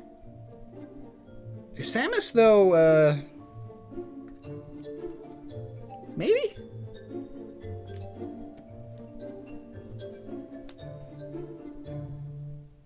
No.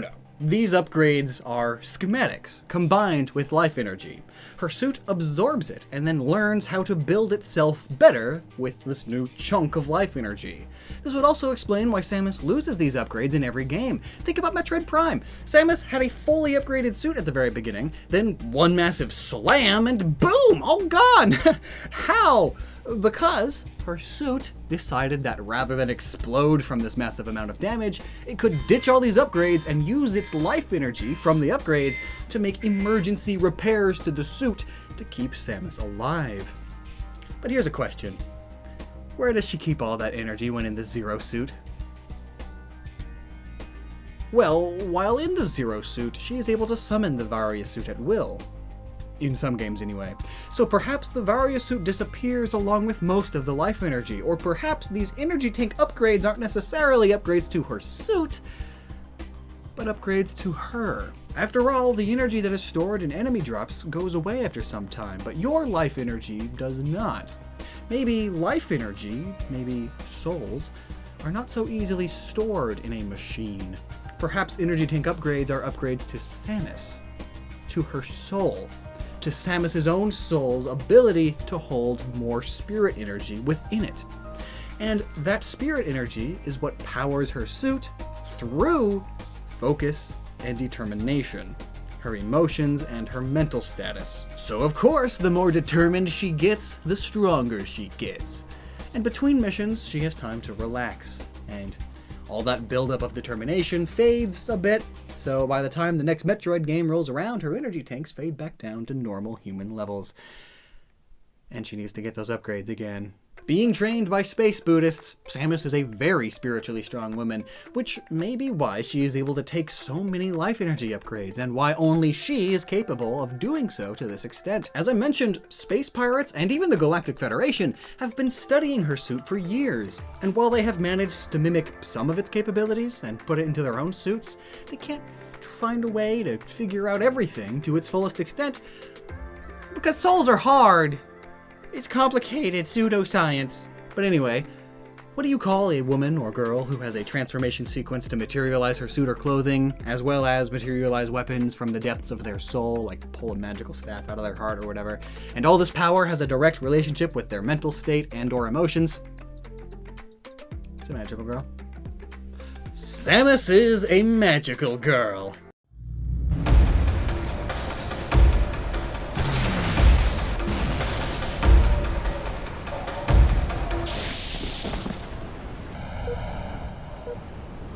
Oh, geez, dang it. How does this thing even bounce? Sounds like it's time for some science. Hello, I welcome you back to the Noggin non-official headquarters of gaming, or Nog for short. Haven't been here in what, like 2 or 3 years? Anyway, this is where we overanalyze various weapons and technology from the Halo universe. Remember Halo? We've talked about it before on this channel, and then Pokemon happened. But today we are looking into the Fuel Rod Cannon. Or is it the Fuel Rod Gun? Well, it's the Covenant's version of the rocket launcher. This thing is very strange, as when it's fired, for a short time, it can actually bounce off of surfaces. This strange phenomenon happens in every Halo game, except for Halo 5, so we're actually going to have to take a trip back in time to analyze this weapon. Is the time machine ready, Scoopa? Excellent. Ah yes, time travel. Insert foreshadowing comment.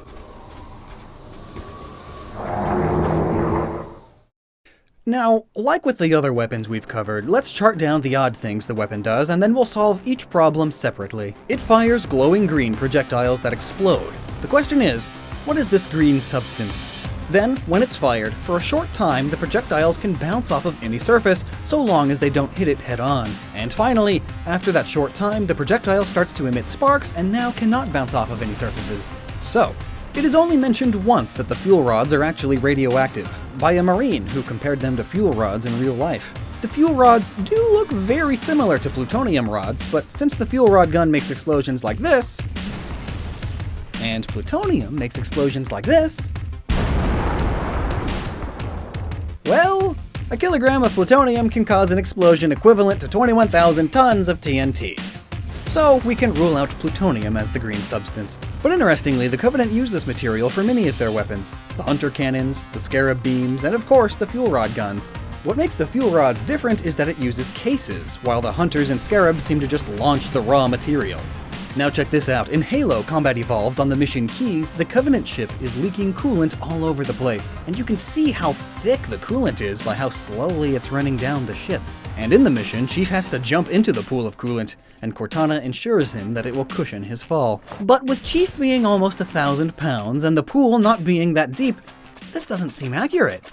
Although Chief has survived falling from greater heights before. But still, he doesn't even get a scratch from this. So the coolant must be able to absorb impact very well for Chief to make this jump. And this stuff is green, the same green as the fuel rods in the original and remastered versions of the game. So, it may also be our secret ingredient in the fuel rods, as it's the same color and can absorb impact really well, hence the bouncing.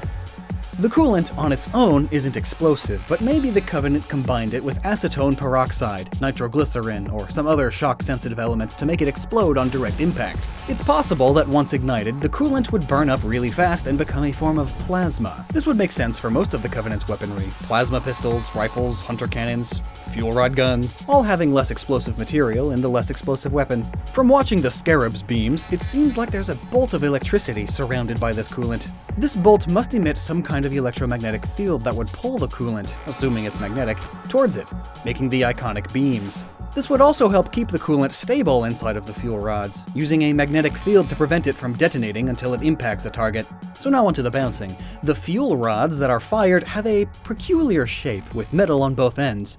What makes sense is that the cap on the front must hold the shock-sensitive material in it. So thus, when fired, the fuel rod is only explosive when hit directly, as the cap would detonate the fuel. When hit at an angle, however, the fuel rod would just bounce off, as the coolant is not yet mixed with the material. But still, after a short time, the shock-sensitive material would mix with the coolant, possibly causing a chemical reaction of sparks flying all around. And now that the chemicals are mixed, the fuel rod will explode when impacted from any angle. It's much more volatile. Notably, it is said that humans can't reproduce fuel rods without the help of engineers, who have the ability to manipulate pretty much anything. So maybe the inner workings of these rods are extremely precise, otherwise the thing just blows up in your face. But now, what about them being radioactive? It is possible that the Marine who said that was just theorizing, but maybe the Covenant added some radioactive gas to make the weapon more deadly. In our real world, these would be called dirty bombs, which are just regular explosives, but they're combined with radioactive materials. The purpose of these weapons is to contaminate the blast zones for area denial and such. These fuel rods may be a form of slight dirty bomb, and this would explain the radioactive nature and the low blast power.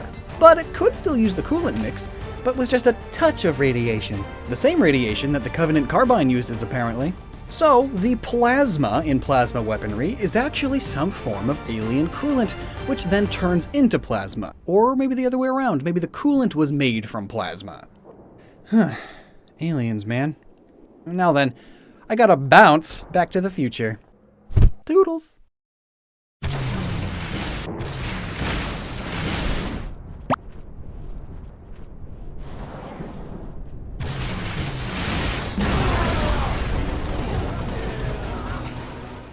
Oh. Foreshadowing confirmed. Let's see, what am I doing today? Let's check those analytics. Oh no! Views are down! And the subscriber burn is intense! I have to do something generic and uninteresting and extremely low effort and fast! Wait. Fast? I wonder what Pokemon types the Sonic characters would be if they were Pokemon.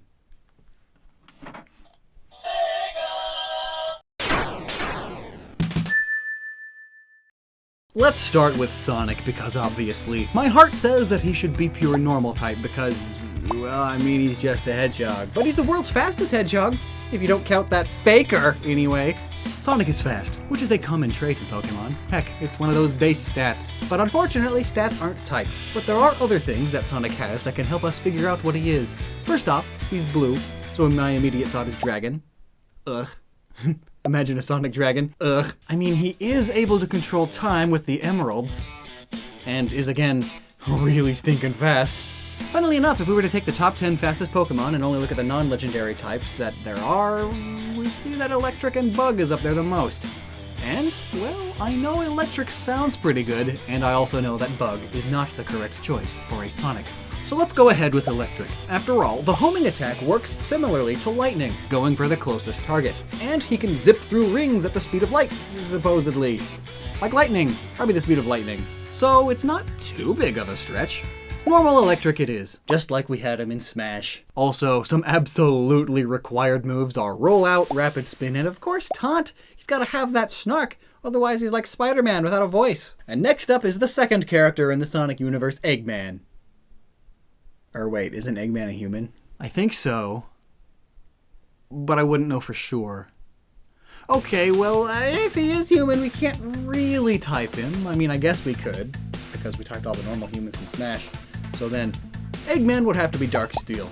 It's almost like a given here. He's evil, or dark, and he's into having robots and robot suits and such. It's almost too easy.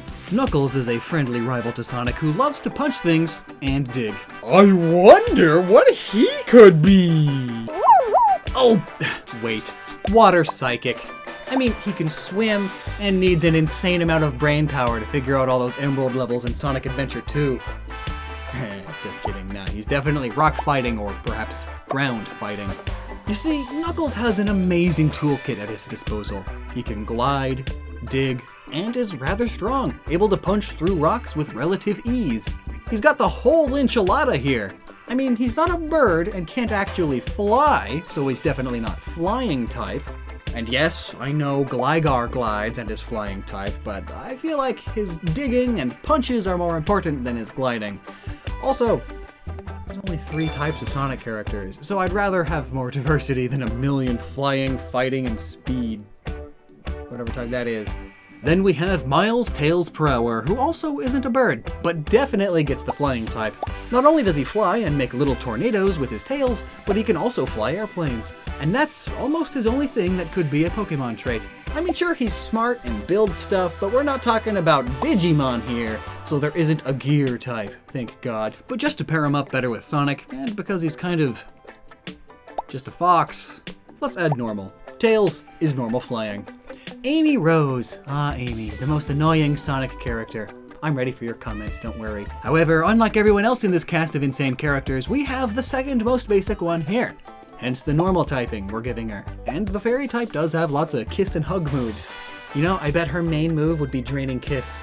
Or perhaps Wood Hammer. Maybe Twister. Who knows with all these Pokemon moves.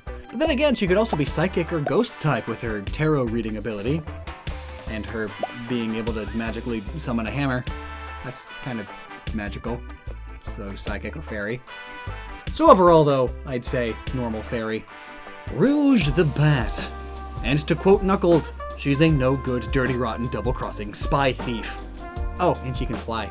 Man, these characters are pretty easy to do. Honestly, dark flying almost fits perfectly. However, spoilies, she's not dark because she's evil, although those pants are a fashion faux pas with those shoes. No, she's dark because she works in the shadows and occasionally uses dirty tactics, especially in the Japanese version of Sonic X. She's into some pretty dirty things. Metal Sonic. Steel Electric. Mono Steel also works. It's a robotic Sonic. So, Steel plus whatever type you make Sonic. Omega would probably be Steel Fire, being a robot with a fiery jetpack and flamethrower hands and all. Fang the Sniper.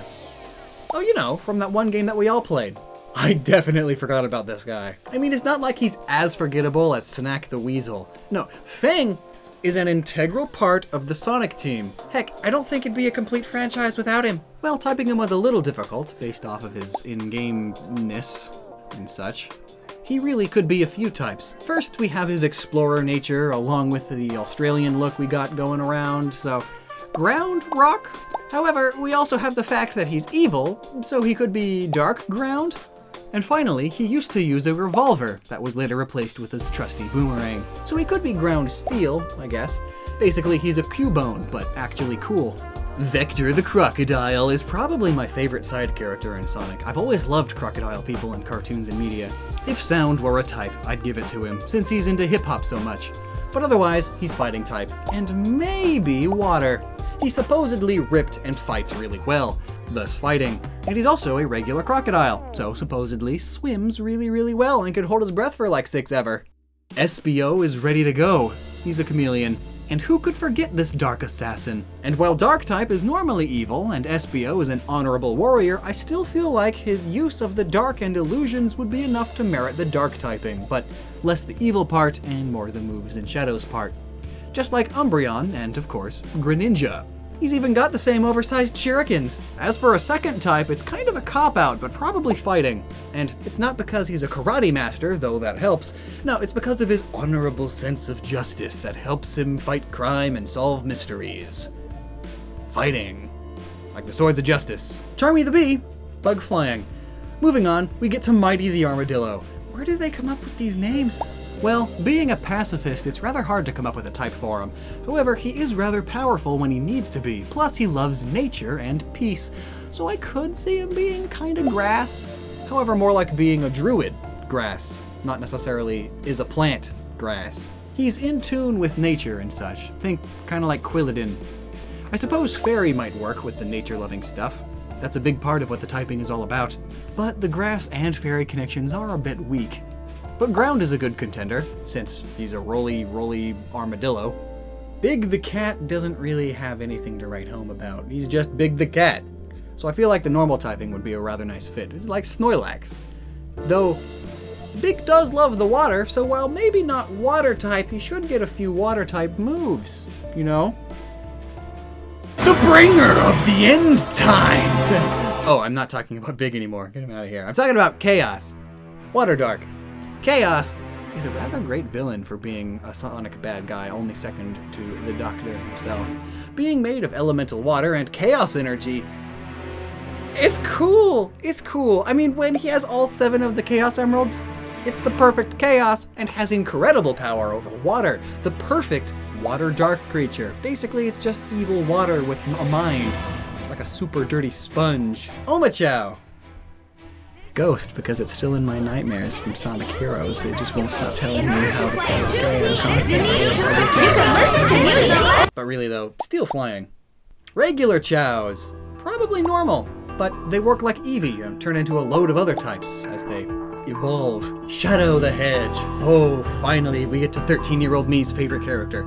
There's just something so nice about him. His well thought out and meaningful dialogue is only perfected by that smooth voice. There's no reason for me to help them. Besides... However, due to some of our writing team, I have to cut my gushing short and explain that he would be dark type based solely on the fact that he is dark. Along with evil.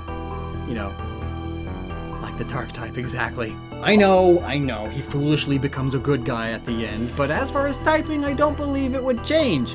I mean, he's an anti-hero at best. Just like a load of dark type Pokemon. Now, I do want to stretch Shadow's segment out a bit, so why not get his motorcycle and gun in here? Two very important aspects of this character.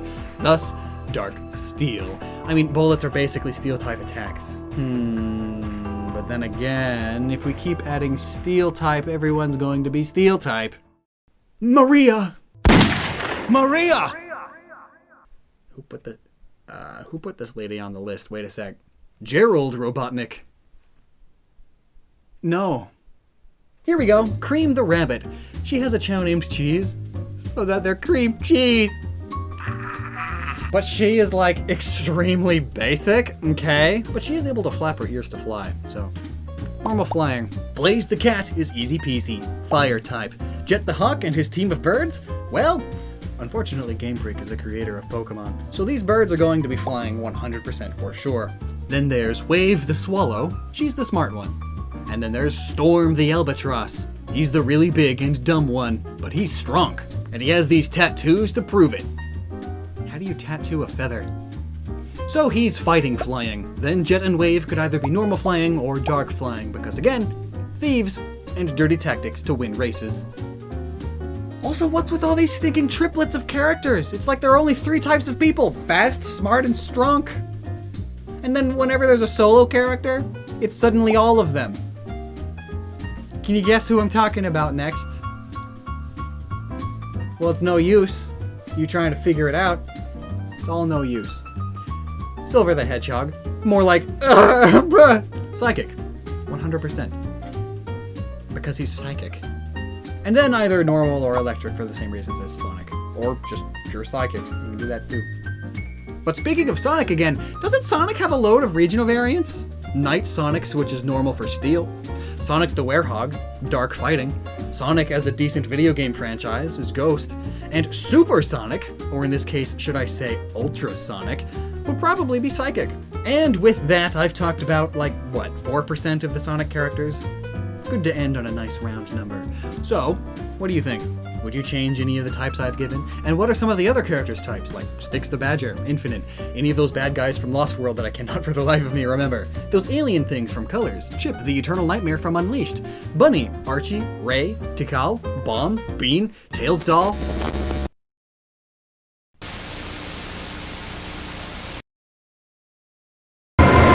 Animal Crossing is a game. That's right. And I like to talk about games, but I don't really like Animal Crossing.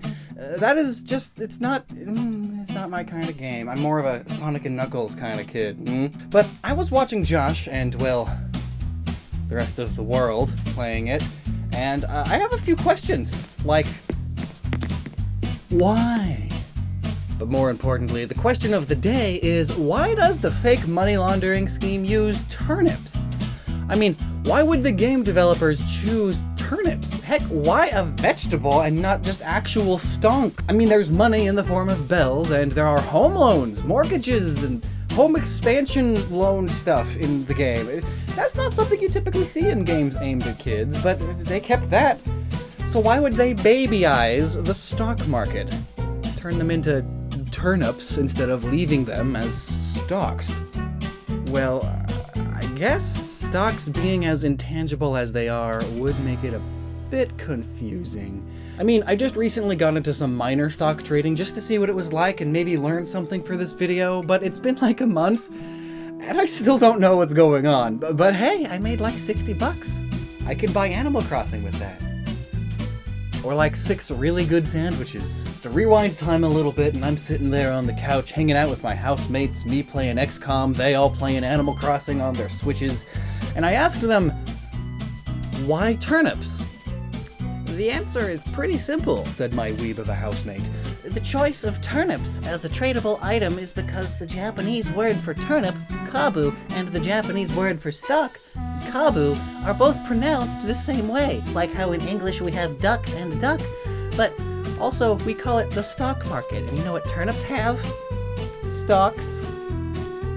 Let's It's literally a stock market. It's a pun. Oh yeah, just base an entire huge important thing of your game off of a pun. Why don't you?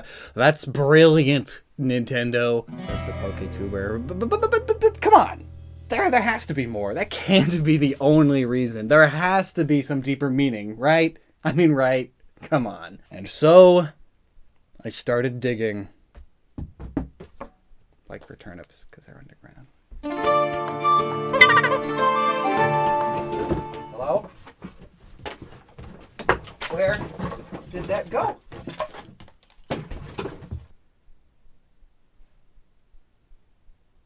Aha! I found it. I'm gonna start with my base reasoning.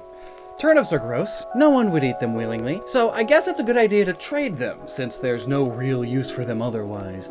So, unlike Christmas poker with M&Ms where you wind up eating your M&M chips because you're bored and you just want some candy-coated sad excuse for chocolate, you instead don't eat your winnings or earnings whatsoever because they're disgusting. It's a root vegetable, and I'm sad because the grocery store didn't have any whole turnips that had the stalk on them. It was just this one and these completely pre-cut ones. Like, what's up with that? But even with this, you don't waste them by eating them because of your gross advantage, Josh has taken to eating turnips in-game because you get 10 power shovels for less than your native fruit costs, and you don't have to go through the menu to eat 10 individually. Animal Crossing pro tip! 10 turnips at 90 bells is only 90 bells, whereas 10 native fruit is 1,000 bells. That's saving bells. We can take those bells that we saved and drop them into the tangential fun fact box. Time for a tangential fun fact. Did you know that before big mean old pumpkin came in and kicked our poor turnip out, we originally used turnips as jack-o'-lantern fodder? That's right. Even back then, they were so disgusting that they carved the faces that people make while eating them into them. And they put them on the outside of their house to rot, like they deserve. And they even kept evil spirits and fey creatures away, because even an already dead thing doesn't want to taste the air anywhere near a turnip, let alone a rotting one. But it sounds kind of hard to carve turnips, like a lot more work than a pumpkin.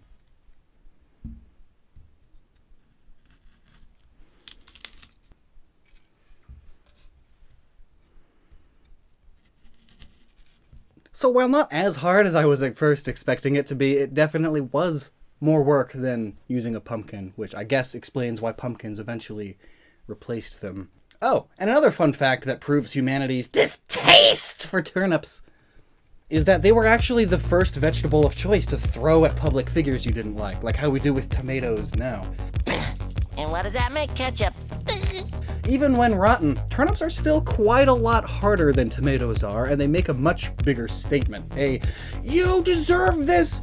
You need to eat this, you scum! Kind of thing. But speaking of rotten turnips, that's another thing Animal Crossing kinda stole from the veggie.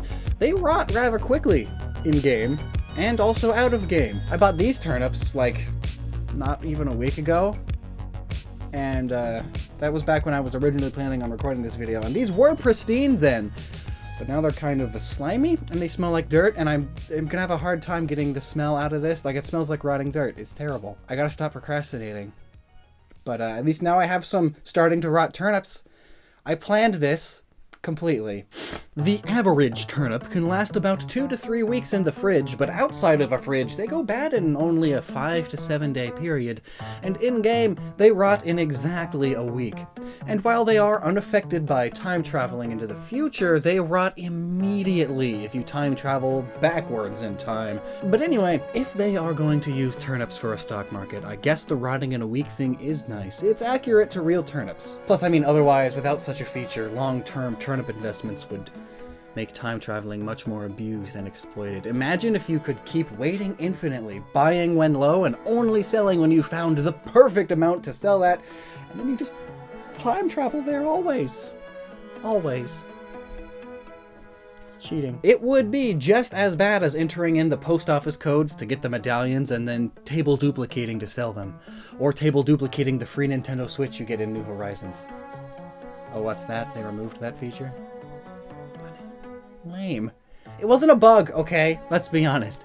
If you let people time cheat, you might as well let them duplicate items for free. There's cheating or no cheating. There is no middle ground. Being less wrong is still wrong. 2020 politics aside, the stock market is a great way of making cash legally in Animal Crossing, and while it's not an actually required part of the game to do, you almost do need it, if you're not planning on cheating. I mean, just selling the turnips you see on screen here netted a whopping 2 million bells. However, 2 million isn't even that crazy when you think about it. I saw a crown in the Able shop costing 1.2 million, so maybe there's incredible inflation in the Animal Crossing world. And if so, it's probably because of all the easy money you make on the stock market.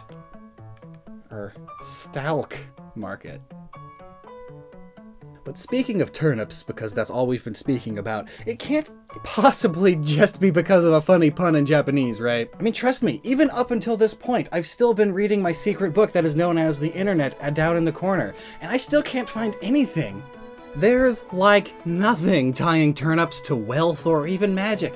I mean, there was one story in the Grimm Brothers tales about how this dude grew a huge turnip, and he gave it to the king because no one else wanted a massive turnip. Or any turnip, for that matter. And the king was like, "Oh man, sorry dude, here's a bunch of money because your life sucks." And then the king was confused as to what to do with this giant turnip, and so he gave it to the farmer's brother, who then killed his brother because the king gave him a turnip. Like, what was the moral of that? I don't know, but it was a great time filler. Am I at 10 minutes yet? Do I get to be the funny internet man because I called YouTubers out on their money schemes? I'm so relatable. I'm just like one of you guys, except I have a Patreon. Turnips are stupid. I hate them even more now.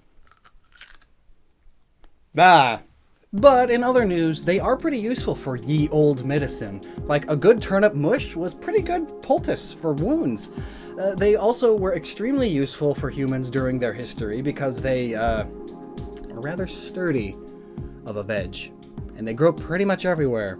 Apparently, we've been mass farming these things for some reason since the 15th century. The Japanese turnip, Hakure, that I might be mispronouncing, came around during World War II, and its hardiness and taste helped save Japan from starvation, leading to its popularity today. Same goes for most of the turnip's lifetime. It's a rather wonderful crop to plant and help revitalize your soil, because it also tastes like soil. But it was used to help fuel the population boost during the Industrial Revolution. But none of that is the reason it's used as the monetary representation of what most people consider the fractional share of a divided company's shares. Stocks. Fancy talk, that's something that doesn't really exist, but if it did, it would probably be worth less than what it does currently. Don't worry, I hate it too. I mean, the idea of stocks are cool, I guess. But like at the end of the day, you can't use stocks for anything. You can't hoard them. The idea is to sell them. Buying something representative of something just to sell it later at a profit seems odd, and almost like a funny side effect of the real purpose stocks posed originally, which was community support. Maybe these turnips are actually just a brainwashing technique to get children used to the idea of buying volatile stocks to keep pumping money into the stock market once they get old enough. Sort of like child gambling. Start them young, when they will fondly remember the days when they made mad money on buying and selling. Remember, kids, stocks are good for diversifying your portfolio, but if you think day trading is a real job, you should probably talk to a doctor or something. But hey, at least you can't be as bad as Sow Jones. Oh man, Sow Jones! You buy turnips from a sow named Jones. Sow Jones. Like the Dow Jones. Oh no. You deserved that. It's the Sow Jones! The Dow Jones is the industrial average of the New York Stock Exchange, so naming her Sow Jones... I mean, come on, these are good jokes here! The puns of the North American localization team are legendary. And then we have Daisy May, an homage to Fannie Mae, the big U.S. mortgage company. This is my kind of adult humor. Jokes about taxes and finance! These are advanced dad jokes, guys. Heck, why bells for money, though, while we're at it? Because it's also a pun. Beru in Japanese is bell, just like in English, but it also means ding or ring, the sound that a bell makes. And thus, it's the sound made when a cash register opens and stuff. It jingles like a bell. It could even be more related to the sound money makes when you put it in the bag. It jingles like a bell. And also, the money you make off of the stock market is decided by the closing bell that ding-a-dongs down in New York place. And the Japanese noun for money or gold is okane. And if we just throw away that little o, we get kane, which is a type of Japanese bell. You see where I'm going here? Yeah, it's a cute little word pun. But it really doesn't work in English as well as it does in Japanese. But still, you can't win them all. So, fun times. That is why turnips. There are a lot of Animal Crossing characters, and people get attached to them. There's so much love put into each and every, one of their designs. And what they have as their names plays a big part in that. Over the last few years, we've gone over the origins and etymology of every single Pokemon name in a few different languages too. And that was significantly deeper than this will ever be, but still. They all have names for a reason. So today we are going to go over all of the villagers in Animal Crossing New Horizons to give big props to Nintendo and especially the localization team that figured all this out, because some of them are super cool. And of course we're going to try to keep this short, because there's literally a billion of them, and the heat death of the universe cannot come soon enough. So let's go alphabetically. Admiral is back. Both his English and Japanese names are about sailing or sailors. And it just so happens that he might be named after Admiral Byrd, a famous naval officer and explorer. Agent S is definitely not Secret Agent Squirrel, just an Agent Squirrel, okay? But I'm sure Squirrel is what the S stands for. Agnes the pig. In the real world, the name Agnes means holy or pure. And this pig is the Uchi personality type, so she's extremely nice and friendly, and I know. I kept thinking Angus too, but that's beef, not pork. Al, the lazy gorilla, is the first challenging one we've got. Oh geez, that didn't take long. His Japanese name is Tamatsu, which is the name of a few Japanese football players who I assume were semi-famous enough, as they have their own Wikipedia pages. Plus Al's hair and eyebrow combo and his whole demeanor it's very Japanese to me. It reminds me of Rikiya from Yakuza 3, who was also a very laid-back character, lazy when he could be, but he still kept up his physical strength regardless. Similarly, Al is lazy and eats a lot, but is also into strength and fitness, so I guess that kind of fits. This has to be some sort of Japanese trope, or they both have to be referencing some other Japanese character that I just couldn't find in my research. But if you know anything about this, then please let me know down below. But anyway, personally, I know Al is a name associated with big guys in media. Big Al is the mascot of a college football team, a famous little leaguer, this bear, the name of several restaurants that serve super fattening foods, and, well, gorillas? And football players? They're big. Big and strong. Alfonso is an alligator that is a big Mario fan. He says, "It's-a me," and wears a big M shirt. And, well, Alfonso, alligator. Plus, Alfonso is the Italian version of the name Alphonse, because Mario's Italian. Alice, or in Japanese, Melbourne, is an Australian koala that says governor. And I mean, I guess that's a good enough reason as any to be named after one of Australia's larger cities. And the English name Alice refers to Alice Springs, another city in Australia, and one that features a huge kangaroo and koala sanctuary. Allie, the alligator. Simple as that. Amelia, a reference to Amelia Earhart, the famous American aviation pioneer, perfect for an eagle name. Annabelle the Anteater. The name means loving and beautiful, and she does have a pretty flower dress, so add that on top of the fact that Anna is similar to ant, as an anteater, and, well, there you go. This connection is a lot more obvious with Antonio, though, who is the male counterpart to Annabelle. Hey, he's an anteater! Antonio! Hey! Anchovy. Anchovies. Why? Anchovies!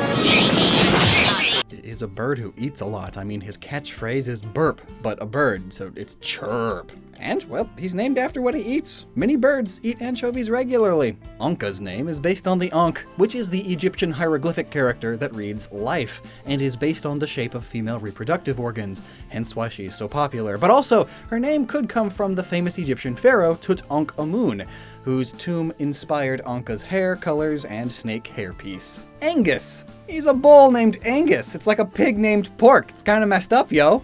Anicotti. Anicotti is a more feminine wording of manicotti, but Anne is in front because girl. Manicotti is a pasta dish completely stuffed with copious amounts of cheese, because mice and rats love cheese, according to media. Annalisa. Again.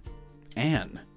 Ant. However, she's like a porcelain doll, and due to the time period these dolls were popular, many of them have names just like Annalisa, fancy-sounding English grandma names. And a bonus fact is that her Japanese name, Miyabi, is an ancient Japanese aesthetic that's super elegant and lovely. Annalise. Her Japanese name is Shurubipipur. I'm not great at this. It's a rough transcription of the French phrase, s'il vous plaît, which means please. In this case, like, oh, please, because she's snooty. And being snooty also is fitting for the name Annalise, which means graced with God's bounty. But it also means donkey in French. So there's that. Apollo the Eagle, who for sure is an American. I mean, leather jacket, basically a bald eagle, a reference to Apollo 11, the first manned mission to land on the moon. Its lunar module, LM5, used the call sign Eagle, and a bald eagle also appears on the mission patch.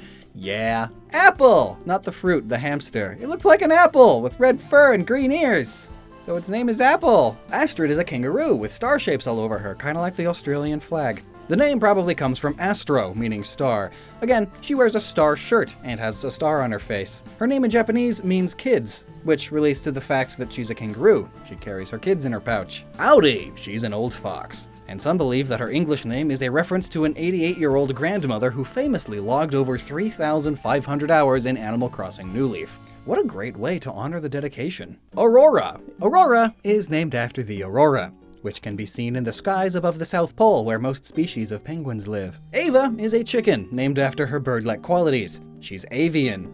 Ava. And maybe mix that with ova, the old way of saying ovum, you know, like chicken ovum.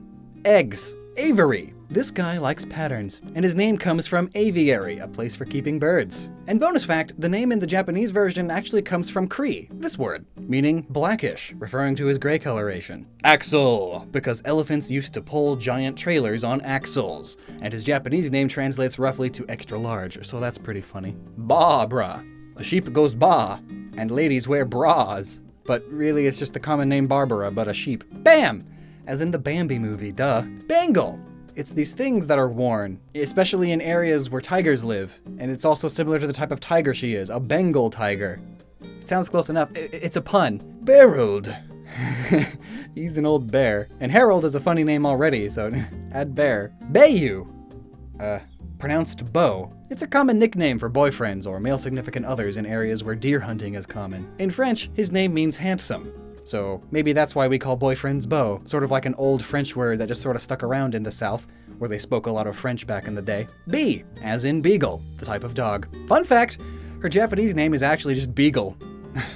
Beardo. It's a bear who's a weirdo. Wait, a bear with a hairdo? A beard that's been styled, so a beard do? Becky looks exactly like a Becky. Oh my god. And it rhymes with pecky, because she's clucky as heck. Bella looks exactly like the total opposite of what most think a Bella should be.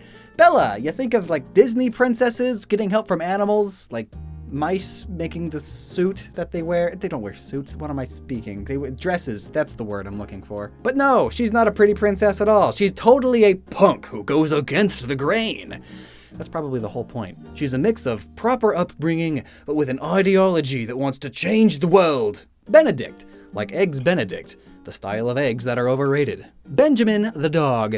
His Japanese name is just a reference to the story of Hachiko, a famous dog. But Benjamin is actually a super common dog name, at least a few generations ago. Think Spot or Rover. And I mean, he kind of looks like Benjamin Franklin, right? Look at that. Bertha. Bertha is the kind of name you would normally put the word big before, as media stereotypically gives it to large characters, specifically because of Big Bertha, a name given to a range of large cannons. Her Japanese name means bean paste. Not sure why, but I thought it was funny. Bettina? I'm not sure that's even a name. Is this legal in California? Tina could be small, and she's a mouse, and Betty is a common name, especially when it comes to cooking, and that's what she loves doing. She loves cooking all the time, and there's Betty Crocker, there's Betty's Diner, and more. It was a big cooking-related name in the 50s. Bianca is a white tiger. Bianca is not only a regular name, but it also means white in Italian, and is similar to white in several other languages too. Biff, the big meathead, and the bully from Back to the Future.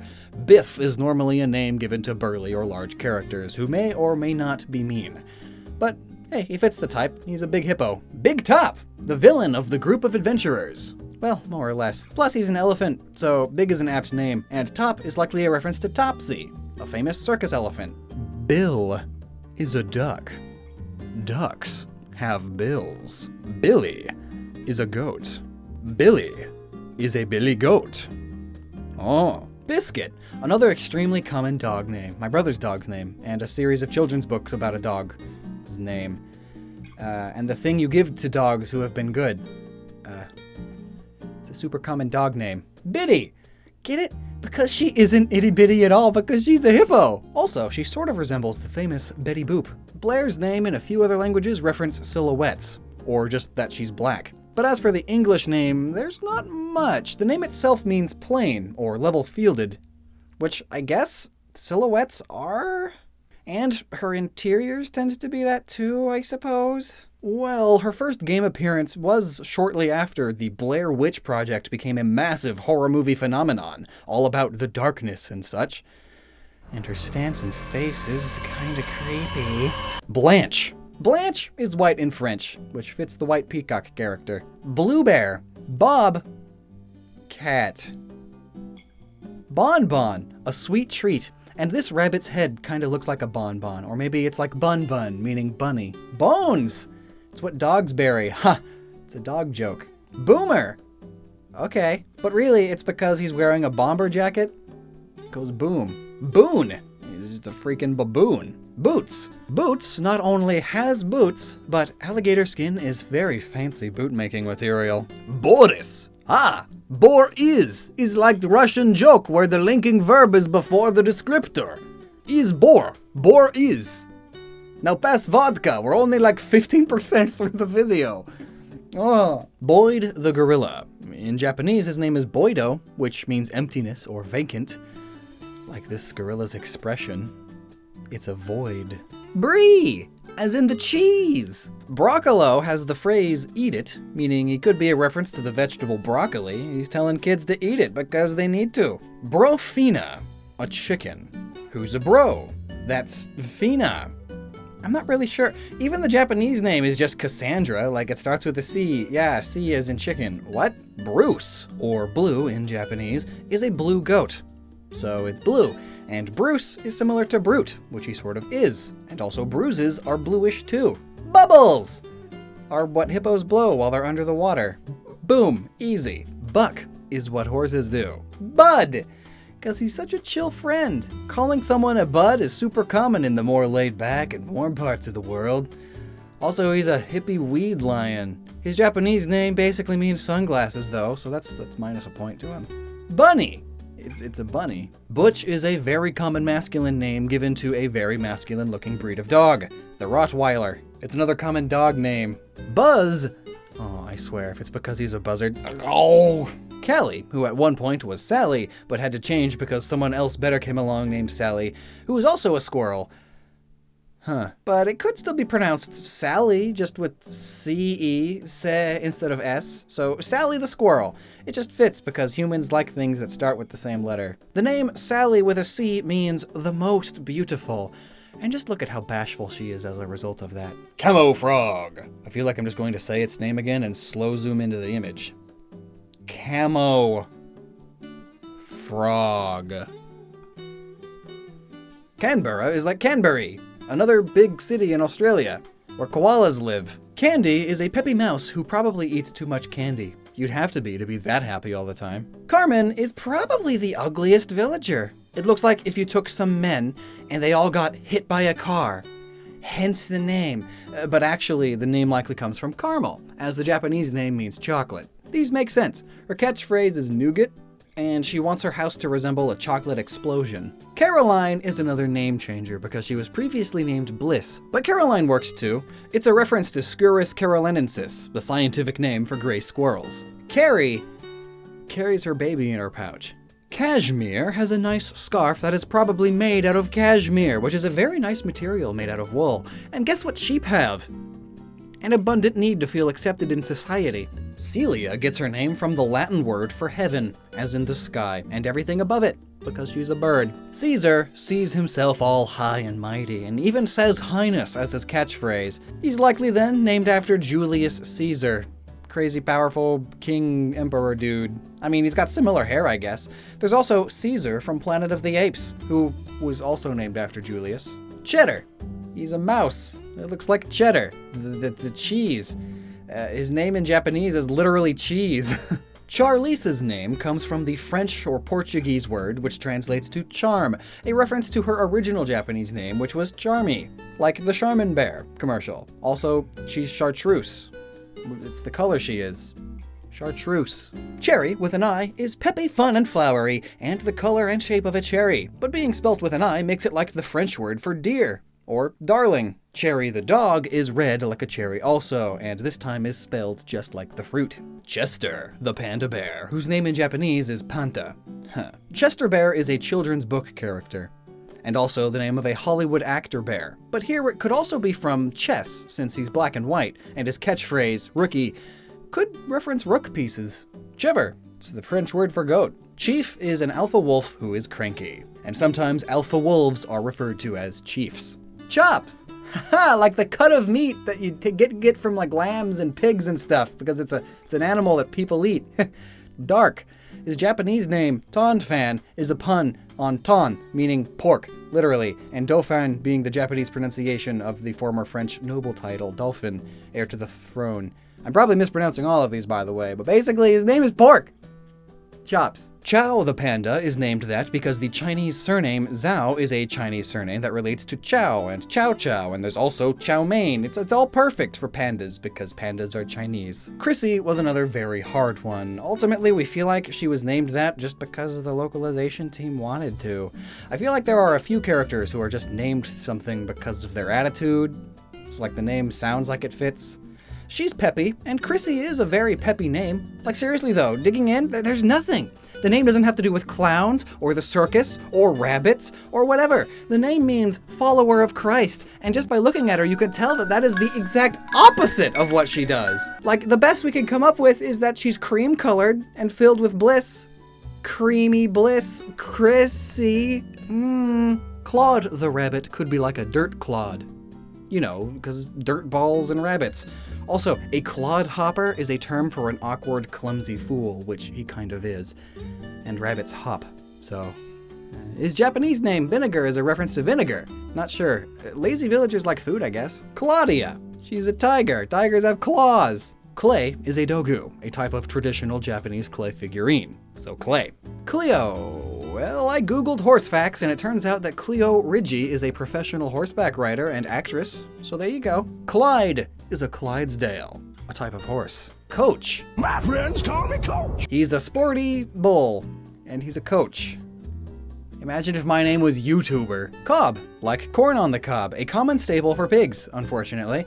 And his Japanese name, Hakase, means doctor, which refers to his appearance being similar to that of a stereotypical doctor. In Japan, they normally got big old glasses and weird faces like this. It's just a thing. I don't know why. Coco is who started this whole idea for the video. Her Japanese name, Yayoi, comes from the historical era known as the Yayoi period, during which small clay figures known as haniwa were produced. Like the gyroids, these haniwa figures are what Coco's appearance is based on.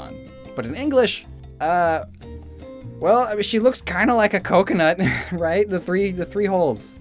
Coconut skin. Here you go. Cole is a black rabbit that would be a good reference to coal, a thing that is black. And when you light up a bunch of coal, it glows an orangey color on the inside, like that. It's perfect. Colton, a horse. A colt is a young horse. Cookie, because she's so sweet like a cookie. Or maybe this is the biscuit joke again, but not American English. Clouseau is a very French dog. I mean, look at that mustache. It could possibly be referencing Jacques Cousteau, a famous Frenchman who researched the ocean. And sometimes French people are called frogs as an insult, because they eat a lot of frogs. Craneston, a crane. Croak, get it?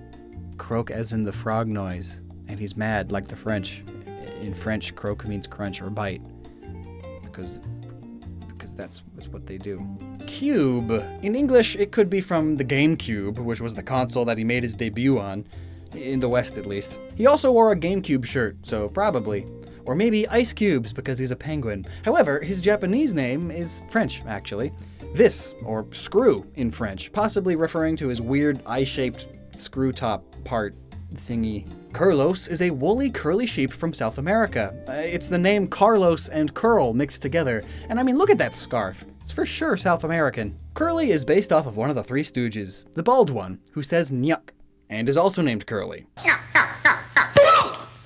You can tell this is the fact because the villager in Animal Crossing has the catchphrase nyoink.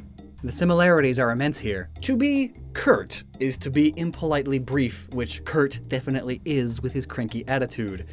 It's also short for Curtis, a more common name. Sid, or literally punks in Japanese, is probably named after Sid Vicious, the famous punk artist who also inspired many other punks in media being named Sid. Cryano. He is named after Cryano de Bergerac, a French dramaticist and duelist known, among other things, for his large nose.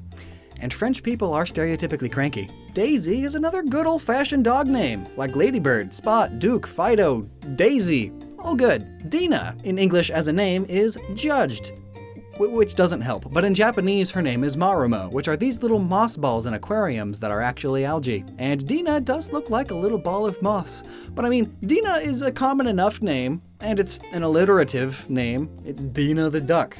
It's like Peter Parker, James Jonah Jameson, those kinds of names. Deirdre is a deer. Del, the Japanese battleship Yamato, but an alligator. Maybe the English name comes from our big battleship, Delaware. Delhi the monkey may be a reference to New Delhi, the capital of India, because monkeys live in India. Derwin Duck looks like a huge nerd. An Irwin of ducks, you could say. Irwin is a very common Poindexter name, likely spawning from Charles Darwin. Derwin. Diana, as in the mythical fae Diana, the goddess of the hunt, who transformed a huntsman into a deer when he glimpsed at her bathing in the woods. And I mean, heck, this villager's decor is even bath-themed. Diva is a frog who looks like a diva. A diva is a celebrated female opera singer, though nowadays it also just means anyone who takes a lot of work to deal with because they are so full of themselves. Dizzy! Hardly a thing you'd want an elephant to be. Dizzy is basically a little kid. I mean, look at his interior and how he looks and how his skill is chugging milk. Little kids get wired and spin around just because they have the energy to do so. My wife would know, she's a preschool teacher. I asked her and she's like, oh yeah, that happens literally daily. I have to stop them or they'll crack their heads open. The name Dizzy is fitting, is what I'm saying. Dobby, or Dobby, wants to be a writer, and his name in other languages refer to a few famous writers, but in English the only name that really comes up is that of J. Frank Dobby, a Texan writer who was an American folklorist, best known for his many books depicting the richness and traditions of life in rural Texas during the days of the open range. Apparently, someone on the localization team grew up in Texas, because if you live in Texas and don't know about him, did you even go to school? Doc the Rabbit, a reference to the "What's up, Doc" phrase of Bugs Bunny, and also he's wearing the stereotypical Japanese doctor glasses again. Dom was another hard one, but it is a name associated with jocks, which he surprisingly is. They dominate the playing field and all, plus male sheep use their horns to fight for dominance. Maybe because he's a sheep, he's a dom in bed. Dora the Mouse, like a dormouse. That's it. It's a dormouse. Dotty. The word dotty can also mean eccentric, or show a great interest in something or someone. Both of these fit with the airheaded yet positive nature of peppy villagers. Drago is a dragon. Simple again, thank goodness. Drake is a duck. And a drake is the name of a male duck, like bull and cow. Drift originally was only an islander, perhaps drifting along the ocean currents, man. But I like to think that his name is Drift because he's a race car driver. He's got a number 67 on his shirt. That's obviously his race number. Ed. This is based off the famous Mr. Ed, the talking horse. Egbert It's a chicken. Chickens lay eggs. Elise is another one of those names that the media gives to nerds. It just sounds nerdy, right? Ellie the Elephant. Elmer. Elmer! Because horses are turned into glue when they die! Elmer Glue! Or I guess that Elmer horse figurine set, if you wanted to be lame, you can just say it's that. But yeah, Elmer's glue used to be horse. Look it up, it's true. Eloise is another elephant. Elvis, the king himself, and the king of the jungle, baby. Eric is a deer villager, but he looks more like an elk. Elk Rick. Eric Elk. You know, he also wears red. You know, Eric the Red was like a famous Nordic explorer. He had horns in his depictions, but not in actuality. But, you know, media wins. Eugene, like a eucalyptus plant. They both have the U sound in front of them, and koalas are pretty much a one-trick pony. They live in Australia, and they eat eucalyptus. It's everything that is koala. Eunice. Remember how male ducks are called drakes? Well, female sheep are called ewe, and Eunice is pretty similar. Fang the wolf has fangs. OC do not steal. Fauna. Oh, female deer are called fawns. So fauna is a female deer. Boom, got it, next. Felicity is a cat. Cats are felines. Ooh, I'm on fire right now. Filbert. He's named after the hazelnut. Next. Oh, you didn't know that the hazelnut is also known as the filbert nut? Well, it's also known as the cob nut. Did you know that one? Flip the monkey. Do it. You flip that monkey. Thank you. Named after the thing that monkeys do, which is flip, especially those cymbal monkeys. They flip and bang cymbals. Flow, like an ice flow. Also, this penguin likes music, which has flow to it. Flora Flamingo. Florida is the land of flamingos, so why not Flora? It also works because flowers, because she's so pretty. Oh, and also she walks on the floor. Oh man, this name's deep. Flurry is colored white, like a flurry of snow, also known as a brief storm of light snow. Francine is Chrissy's sister, the better looking of the two. Her name means free one, which I guess works. You gotta be pretty free to be allowed to look like that. Fran is also a common rabbit name, as rabbits tend to be frantic. Frank, a cranky villager. And to be frank, his name means to be frank, or impolitely brief, and to the point. There, done with him. Freckles has freckles. And there's a type of duck called the freckled duck. Freya's name comes from the Norse goddess of beauty. And look at her, with her warm sweater and Norwegian saying. Frigga the penguin. It's frigid. That's the word origins. Frigid. Frita is fries in Portuguese, like French fries. And I mean, she's named Wendy in Japanese, probably because of the burger and fries stuff, like Wendy the restaurant. Frogbert. It's Frog and Robert put together because he's a frog! Fuchsia is a terrible color. This thing, it's the color of her in her house. Gabby talks a lot because she's Gabby. Gala, as in Gala apples, who have such a nice reddish hue and such sweetness, but not so sweet. It's just like the normal villager type that she is. Gaston sounds like a French name, and that's because it is. It is a manly man's name. And just look at that mustache! Also, as a bonus, his phrase translates to my cabbage in French.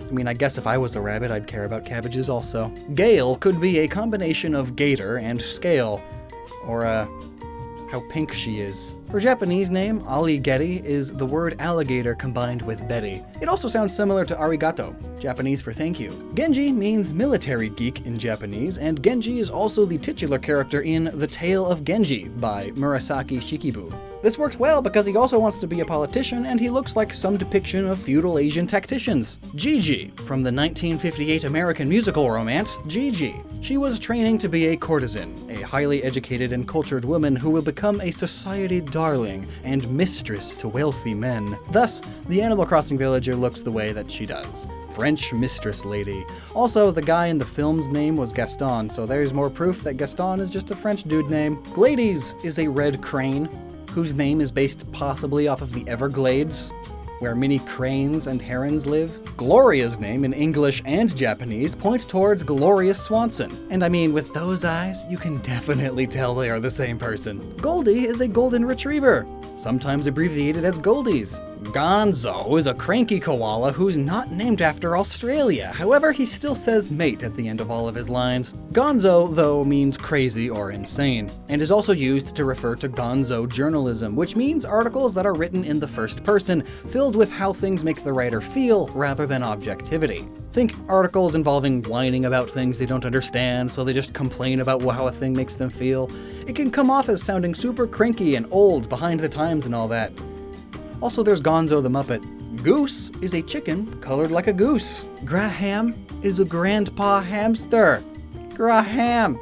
Cute! Greta comes from the full name Margreta, meaning pearl, relating back to her design as an otafuku, a type of Japanese mask of a beautiful pearlescent porcelain face. Grizzly is a grizzly bear. Groucho is a grumpy bear. He's cranky, thus a grouch. Gruff, like Billy Goat Gruff. Gwen. Penguin. Penguin. Like James Bond, this penguin never learned how to introduce itself. Hamlet. A hamlet is a small settlement, generally one smaller than a village. You know, small, like this little hamster. Could also be based on the Shakespearean play named Hamlet. Both are great choices. Hamfrey, because hamster and Humphrey, a common name, mixed together. Hans. Realistically, the name Hans is a popular masculine name from Scandinavian countries, places characterized by cold temperatures and mountains, which makes sense because this guy looks like a Yeti. I mean, his Japanese name comes from snow and gorilla. So yeah, he's a Yeti. Harry is a gross hippo with gross facial hair, so his name is Harry. Hazel. Like the nut. Squirrel. Henry has a weird connection, but hold on. So, the Frog Prince fairy tale, right? We all know it. What's the name of the prince? It's not Henry. The servant's name is Henry. But it's close enough, right? Hippie-ux. Supposedly pronounced Frenchly, so E-U-X, it's just O. Oh. The name is just Hippo, but fancy. Fun fact, in Pocket Camp, it was revealed that his real name is Gary. He's just kind of a nerd that's full of himself, so he had to have a fancy name. It's Hippo. Hopper is named after the rockhopper penguin. It's got the same great eyebrows. Hornsby is a rhino with a horn. Huck might be a joke about Hicks, as he has a crooked smile and looks like he has something in his mouth. Think like Huckleberry Finn, that kid's book I had to read in class. Hugh is blue, and those rhyme, so he's a blue-hued pig. Iggy is named after igloos because it's a penguin. Ike, we all like him, right? We like Ike? In Japanese, it's dike, like the embankment on a river. I mean, I guess bears live near rivers. Or look at these eyes. They are similar to Eisenhower's eyes, you know, we like Ike and all. He was the president of the United States right after World War II, hence the camo. And he also introduced America to Smokey Bear, who's super iconic. How about that? Jacob, or Jakey, depending on your region, is a very colorful bird, which he might be a Gende Conorus, though he does have a lot of white on him. His Japanese name is no help here either, as it translates to Jakoten, which is a type of weird chicken nugget, but with fish. I guess it could still be Jay, as in blue jay, because that's a super common bird for Americans. It's just this is more fancy. It's more of a formal name. Jacques. It's French for Jack, right? Jacques Cousteau was a famous oceanographer who wore a beanie like our bird here. Also, the Japanese have a thing for the French, if you couldn't tell through all of this. It's just like Americans and their thing for Japan. Just thinking weeaboos. Are they called westaboos over there? Jambette. Ew, gross frog lips. I know fish lips is an insult, but these are something else. Jambette in French, however, translates to leggy, more or less. And boy, are those French frog legs delicious. Jay is named Jay because he's a blue jay, even though he has a red head. I think it's because his Japanese name means swallow, which is another kind of bird that he resembles. Jeremiah was a bullfrog. Dunna, was a good friend of mine. Dunna, I never understood a single word he said, but I helped him drink his wine. He's named after the famous song Joy to the World by Three Dog Night. Jitters has had 1 too many cups of coffee. I mean, look at those eyes. He's ready to snap. It's rather common to show that one is jittery with small pupils, making him appear nervous or stressed out. However, coffee or caffeine actually would make his eyes larger as a stimulant, so it releases adrenaline. However, too much coffee can dehydrate you, which means tighter eyes and shakes, since the word jittery. Joey the duck.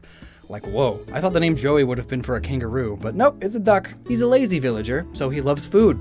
And we all know, Joey doesn't share food. Joey is also another stereotypical jock name, the popular high school quarterback kind of deal. Except this time he's a duck sumo wrestler. Sumo Joe. Judy, or Misuzu in Japanese, which means beautiful belle. I assume like a belle in the sense of an elegant lady. Language is hard, okay? But Judy is just a normal name. Yet when I think of the name Judy, I think of Judy Garland, the star of The Wizard of Oz, who, in my opinion, is a classic silver screen beauty. And that was one of the first big movies produced in color. So, lots of pretty colors. Just like this bear. Julia is a snooty villager. Julia could be based off of a jewel or jewelry, as snooty villagers just hit me as the type of people who would have very refined tastes, in quotes. I mean, she even calls you darling. Julian, fun fact, his birthday is the same day as the Julius Caesar stabbing. Julian is a different form of the name Julius, and this is all so fitting because he also has a knife in his forehead. But as a name, Julian means youthful, or downy, as in super soft hair. And would you look at that? June is a cute islander bear whose Japanese name comes from the Chinese word mei, meaning beauty or reliable sprout, which is pretty cute for a little cub villager. In English, June is a month. However, its Latin roots cause it to mean young, being from Juno, the Roman goddess, who is the goddess of love and marriage and bearing children. Yeah, I went there.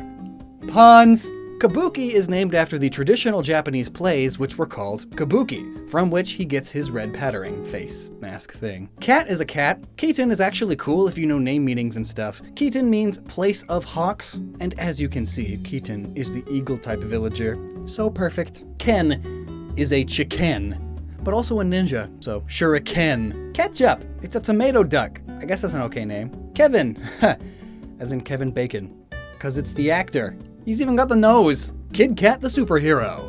Or at least he thinks he is. These helmeted villagers are weird, but Kid Cat's name comes from the fact that he is a kid and a cat.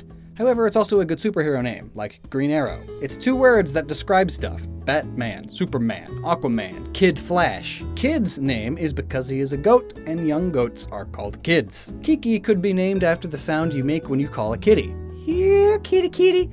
Abbreviated as Kiki, or it could be based off of the movie Kiki's Delivery Service, where Gigi, the cat, is black with a masculine voice, hence the sweater vest and strong nose. Kit is a kangaroo. You know what kangaroos have?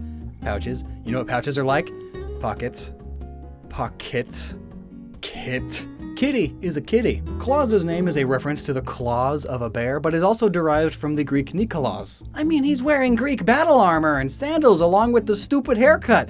And he has a Greek-themed nose. And here's a bonus thing. Claus was originally a Scandinavian name before it turned Greek, and his catchphrase is strudel. So his name is a reference to both because bears live in the colder Northern Europe region. This one's so good. This is an A+ tier rank. Give it 1 billion stars. Knox is a chicken named after Fort Knox, the huge American defense structure that houses like a lot of gold, which is similar to the Japanese name, Kinkakuji, which is also known as the Golden Pavilion. Cody the bear is specifically named after the Kodiak bear. Kyle is based off of the Lycaon pictus, the wild African dog, which he resembles. Kyle also sounds kind of like canine, like if you say it wrong. Kyle9. And if not that, one of the more common nicknames for people named Kyle according to the internet is K-Dog.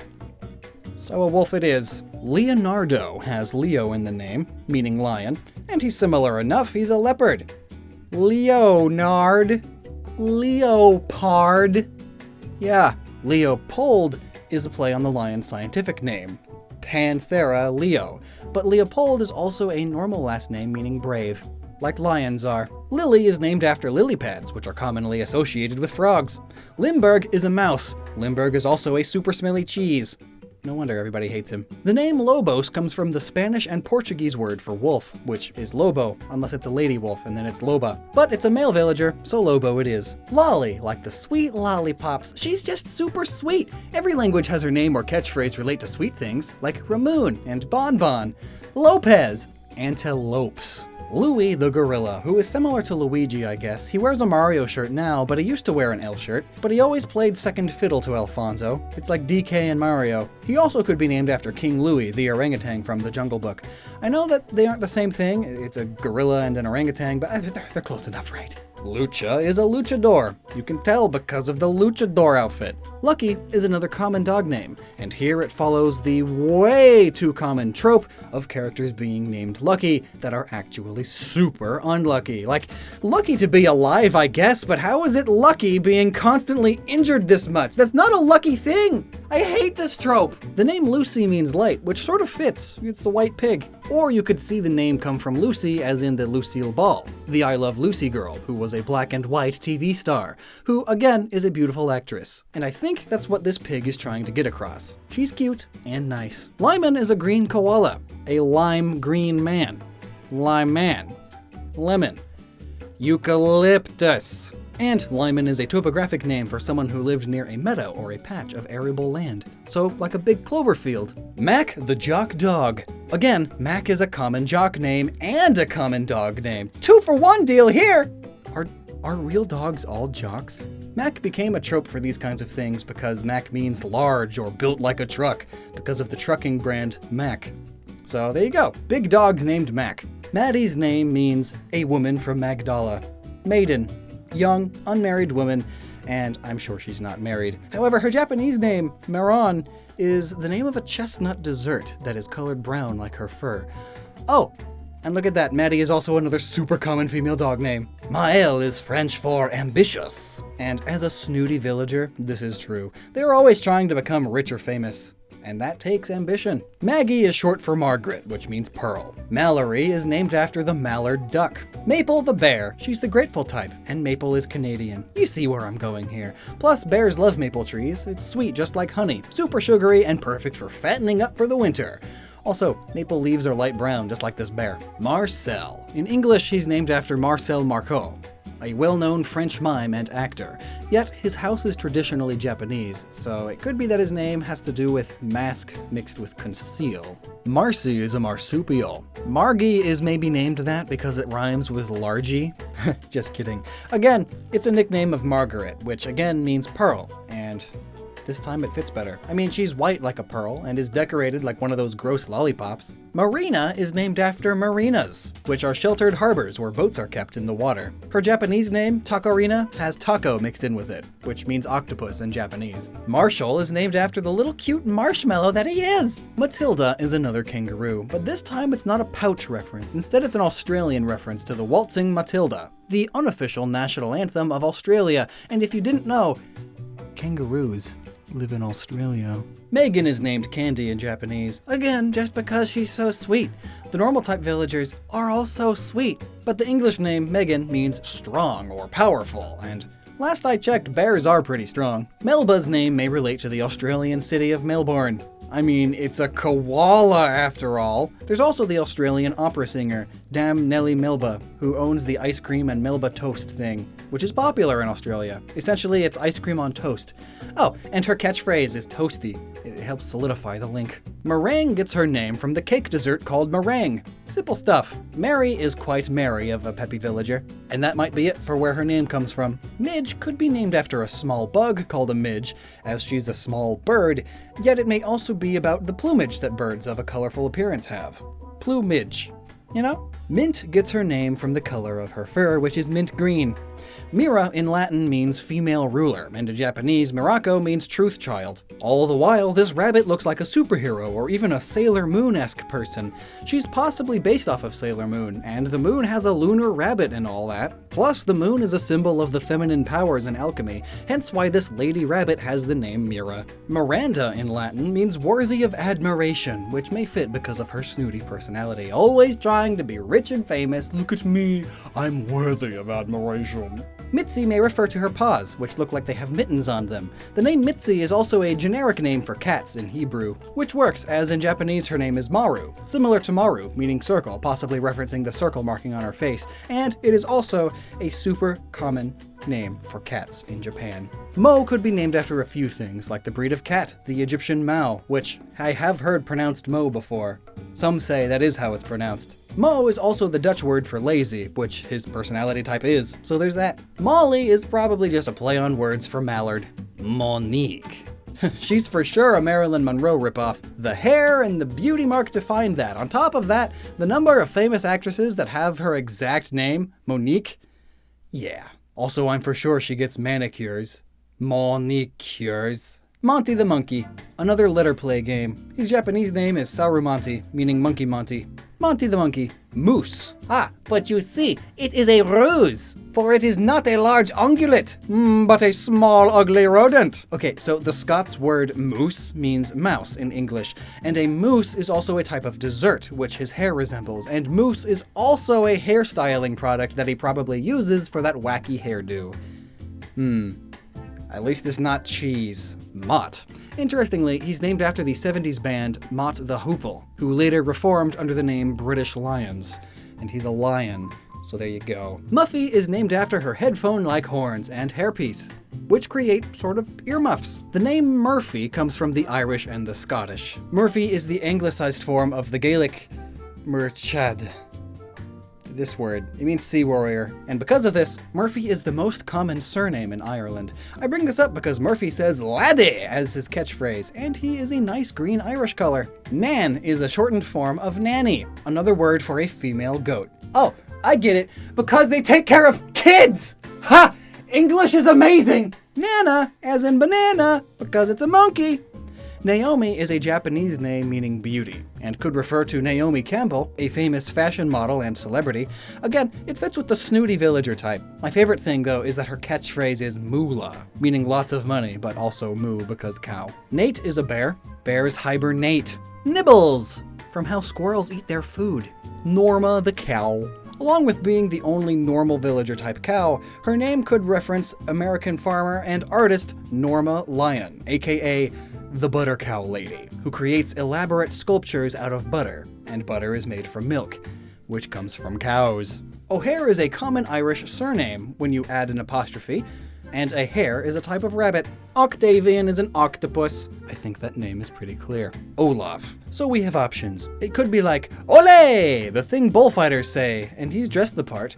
Or it's named after his nose. The sciencey term for nose is olfactory. Olaf, olfactory. Or it could be both. Both, yeah, both is good. Olive is a gray black bear, who shares its color with the olive fruit. The black ones anyway. Speaking of olives, Olivia. Her name might refer to her ear, paws, and tail matching the color of Kalamata olives. Opal is named after the gemstone that is turquoise just like her coloration. Also, she's a snooty personality type because she's got a big snoot and is named after a gem. They're always one or the other. Ozzy is an Australian. His name is derived from the term Aussie, which means Australian. Pancetta is named after pancetta, which is Italian bacon made from salt-cured pork belly. Pongo, funnily enough, named after pangolins. Yet, this is the least pangolin-looking of the anteaters. Paolo is the Latin form of the name Paul, and it's also the Latin word for small, most likely a joke on his large size because he's an elephant. Another overused trope in media, just name the biggest guy tiny, that's funny. Pappy is a horse, but it's colored like an okapi, hence the name. Also, his Japanese name is literally okapi. Pashmina's name is literally pashmina, which is the finest type of cashmere wool. The word pashmina comes from the Persian word pasmina, that I'm mispronouncing probably, which translates to made of wool, and goat wool is pretty great. Pate the duck has a name that derives from pate, a meat spread usually formed of the liver of a duck or goose. Patty, like a cow patty, which is normally a cow dung pile, or it could be like a burger. And I have heard of corrals called patty patches, and corrals are where you keep animals sometimes, like cows. Now, Paula looks like a reformed hippie. I mean, look at that headband. Woodstock alert! Plus, Paula was an extremely common name in the 60s. I mean, look at Paula Abdul. She was born in 62. I'm sure there's tons of Paulas from that time period. You can trust me. Peaches gets the name from the color of her fur, as it's a peach color. Also, peaches grow in these regions, where there's also horse farmers. Peanut is named after the legume that we all call a nut for some reason. Because it's a squirrel. Pecan. Because squirrel. Peck is what birds do, and he's a bird, so Peck is his name. Pee-wee. Another cruel joke by Nintendo making fun of large people by naming them the opposite. Haha. I mean, I guess it's better than being named Lardo or something. Peggy is a little piggy. Pekoe. Her name is a reference to tea leaf grading, as the highest grade you can have is orange pekoe. And her whole thing is having a Chinese-style house and outfit. The word pekoe can also refer to unopened leaf buds, hence her catchphrase, bud. Penelope's name in Greek means to weave, referencing the bow on top of her head. Also, the name just sounds small. Phil looks like a pheasant, so it's Phil the Pheasant. His Japanese name of Kain comes from crane, so Kain the Crane. Either way, he's an ostrich villager pretending to be these things. Phoebe in English and Hinoko in Japanese. Both are based off of the mythical phoenix, known as Hinatori in Japanese. Pierce could be based off of his ability to sink his real-world talons into flesh and pierce it, or it's a reference to Hawkeye from MASH, the classic TV show, as his real name was Benjamin Pierce, and Pierce is an eagle, so Hawkeye is fitting. Pie throw! He's got a pie! He throws it! Like a clown from Brooklyn, eh? That was not a Brooklyn accent at all. You gotta throw away the trash. Yeah, if you want a real one, here you go. His name is derived from pied, which means having multicolored patchwork appearance, referring to the color of his wool. Pied is also what clowns make you. And if you look at the word Pierrot, it's similar to his name, and its meaning is a French pantomime or clown. Lots of stuff in this one. Unlike Pinky. She's pink. Piper is based off the sandpiper. Pippi is peppy. Plucky is a chicken, and you pluck chickens before turning them into food. Pom-Pom. Many peppy villagers aspire to become cheerleaders, which use pom-poms. And also, she's a fluffy duck, like the pom-poms used in crafts. Poncho is named after the traditional South American garment, the poncho. He may also be based upon the speckled bear, a diminutive species native to the Andean mountains, and the only surviving species of bear in South America. Poppy is either a reference to the poppy, a red flower, or maybe poppy seeds, which are commonly used to make sweets and pastries, which again, fit the normal personality type's sweet attitude. At this point, we might as well call it the sweet personality type. Portia is a common English name for individuals of high class, which references her snooty attitude. Prince, from the famous storybook tale, The Frog Prince. Puck, as in hockey puck, because he's a penguin who loves hockey, and hockey is played on ice, and ice is where penguins live. Puddles is a frog. Frogs love puddles. The name Pudge relates to his lazy personality. They normally are fat, aka pudgy. Punchy is a lazy cat whose name comes from the word punchy, which means being groggy or dazed from a series of punches, hence the lazy or tired personality type. Pearl is not only referring to pearls again, because she's snooty, but also she's a cat, and cats purr. Pearl. Grrr. Queenie is also a snooty villager, so it could be based solely off of that, but it could also be based off of Queensland, Australia, where emus live, because she kind of looks like an emu, a counterpart to ostriches. Quilson could be named after a quill, which is made of feathers. Rattle, like a rattle cough, a term for violent, hard coughing, which is related to him wearing a mask, which we all should do when sick, regardless of a pandemic or not. Come on. Rasher is a style of bacon, or ham. Basically, it's thinly cut slices of the meat. And he's a pig, so you know. Pork, bacon, that whole thing. Raymond. Well, everybody loves Raymond. The name Raymond means advice or counsel giver, and, well, he's smug and quite businesslike. Perhaps managerial then, giving advice to his constituents. Renee, like Rhino, but Renee. Funny stuff. Renee, because horses go neigh. These are pretty great. Rex in Latin means king or lord, and this is a lion, the king of the jungle. Rhonda is a rhino whose name is a play on rhino. Its etymology suggests Rhonda means good spear from the Welsh. Ron, spear, and da, good. And well, these horns are spear-like. Ribbot. It's a robot frog. Frogs go ribbit. Ricky is the first squirrel that looks like a squirrel and isn't a nut. However, his Japanese name is Filbert, which is odd because there's another one named Filbert because of the Filbert nut. But Ricky might be close to Rocky, as in Rocky and Bullwinkle, the classic moose and squirrel cartoon. Rilla. It's a gorilla. Rizzo! The English name is probably a reference to the Muppet Rizzo, who is also a rat. Also, what is up with the Japanese thief mask? Roald is likely named after Roald Amundsen, a Norwegian polar explorer who led the first successful expedition to reach the South Pole, as well as being the first person to reach both poles, and it rhymes with cold, which is where penguins live. Robin. Rocco is possibly named after his cranky personality. He's a bit rocky, which is an adjective used to describe an obstinate or stubborn individual. Also, he wants to be a boxer, just like old Rocky Balboa. Rocket is another superhero villager. Being a gorilla and named Rocket is possibly because of the primate rocket missions that NASA did, where they shot apes into space. Rod is the name you get when you take rodent, but make it even shorter. because he's short. He's a little rodent.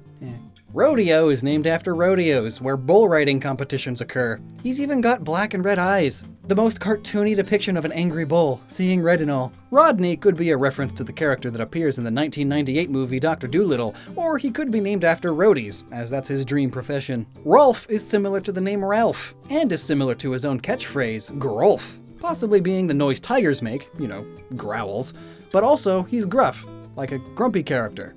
So he goes Grolf. Rooney. You could say the name is just Rooney because kangaroo, but his Japanese name, Maiku, likely references Mike Tyson. The big boxing champion. This guy wants to be a boxer and all. But the guy who trained Mike Tyson was named Kevin Rooney. Rooney. There you go. Hey, at least it's not Australian. Rory's name is based off of roaring, the act that lions do. Roscoe is named after the award-winning jockey Roscoe Goose, even though it's a horse and not a goose. Names are weird. Rosie is one of the more popular characters of the game, appearing many times on the cover itself. So her name has to be deep, right? No, not really. Her name is just a flower. It smells sweet and pleasant, just like her personality. It also can refer to her rosy cheeks. It works. Rowan is a Scottish surname meaning little redhead. Redheads, of course, actually having orange hair. And also, Rowan is said to have a fiery personality, so orange. Ruby is albino, and her name references her red eyes and ears. Because of the albinism, she doesn't have any pigment, so her blood shows through. And rubies are red sapphires, so it's an apt name. Rudy is normally short for the name Rudolph, which is why he's got such a bright red nose. Ah, finally! Sally the squirrel. Yeah, the one that changed the names of 2 other villagers. Her first name was Hazel, like hazelnut, and then when Sally with a C came in, she took Sally with an S's name. And then when Hazel, the new one, came in, she took Callie's name, but it's Sally, it's the name of the Hazel. It's all nuts, man. Sally Acorn is a chipmunk. Those are close. The Adventures of Sally the Squirrel is a thing. Sally's just a really common squirrel name. It means princess. I guess those sophisticated eyes make her look like a princess. But otherwise, this one's hard. You know that thing where you name a big character something small? Well, here's the opposite. It's Samson. The great, powerful, strong man from the Bible. But here he's a mouse. At least he's a jock of a mouse. Could also be named after, Samson the Mouse, the Betty Boop character. Sandy is an ostrich villager. People seem to think that ostriches stick their heads in the sand when they're frightened, but they only do that when they're digging their nests. They wouldn't be able to breathe if they just buried themselves. Savannah is a zebra, which live on the plains of Africa, known as the Savannah. Scoot could have to do with his ducky helmet. I mean, if he rides scooters, he would need a helmet. However, the name scooter in pop culture normally means someone who likes speed, either a car guy or an extreme sports guy. Either of which, the helmet helps. Plus his catchphrase is zip zoom. Sherry could be pronounced 2 ways, Sherry or Shari. The Anglo-Saxon's meaning is princess or darling, and I mean, she's dressed up, so maybe. But then the Hebrew meaning is song of God, and Shari's hobby is music or melodies. But I'd like to think that the localization team thought of both meanings while naming her. Sheldon, he's a squirrel. Squirrels eat nuts. You know what nuts have? They got hard shells on them. Shell on, shelled on. Shep is not a sheep, but a shepherd of sheep. I mean, the bangs give it away right away. It's a sheepdog. Sherb is an ice-cold goat, named after the dessert, sherbet. Simon says monkey see, monkey do. That's the thing. Now Lockstin says click subscribe button. Sky is named after her coloration, which resembles the sky and clouds. Sly is sly. You can't even see him unless you squint. Ooh, I didn't realize they made snake villagers.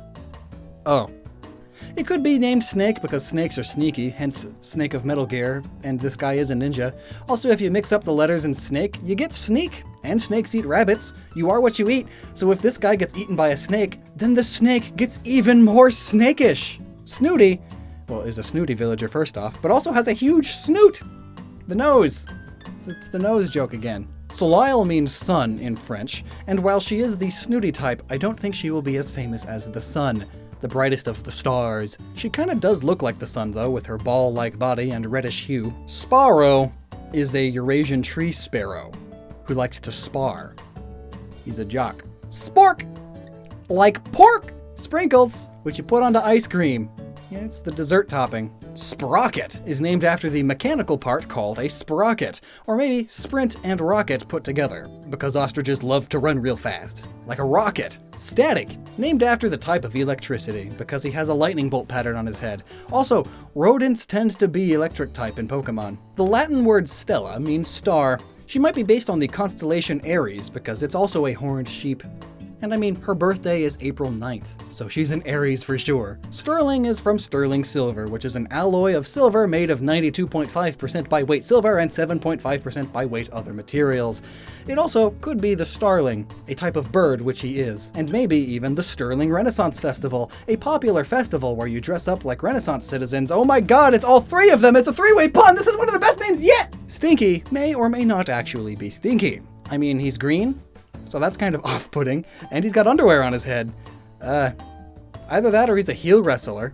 You know, the bad guy who puts on a show and cheats. Normally people give them rude nicknames that they then embrace. Stitches is named after her stitchwork pattern and the fact that she is a stuffed bear. Or at least looks like one. Stir! Because of beef stew. Either that or it's short for steward, which means guardian. And while he doesn't look like a fighter, I bet most bull would be able to guard their herd just fine. Sydney! It's named after the Australian city because koalas only come from Australia and can't have interesting names. Silvana is possibly derived from the Latin term silva, which means forest. Thus, she's a forest squirrel. It's refreshing to have more non-nut squirrels in here, in a world of Australian city named koalas. Sylvia was another hard one, as all we could think of was how much she looks like a Mega Karen. The name's Latin origins mean from the forest, and the only thing we could come up with is that since her colors are darker, she might be based on a tree kangaroo, which also carry their babies this way, but they live in trees, in forests. They're the same color as her hair. T-bone is named after the juicy cut of meat, the T-bone steak, which comes from steer. Tabby is a tabby cat. Tad is a frog, which grow from tadpoles. Tammy, spelled with an I, is a horror to behold. She's a monkey, lemur, lemon. Pretty spooky. The name is probably from the golden-mantled tamarin, Tammy. Simple. Tammy with a Y in Hebrew means palm tree, similar to the coloration of her fur. But I assume she's named Tammy because of the Polish painter Tamara de Lempicka, who was famous for her cubist art. And if you split that word in two, it's cube-ist. She's a cub villager. Cub-ist. That was my knee. I slapped it.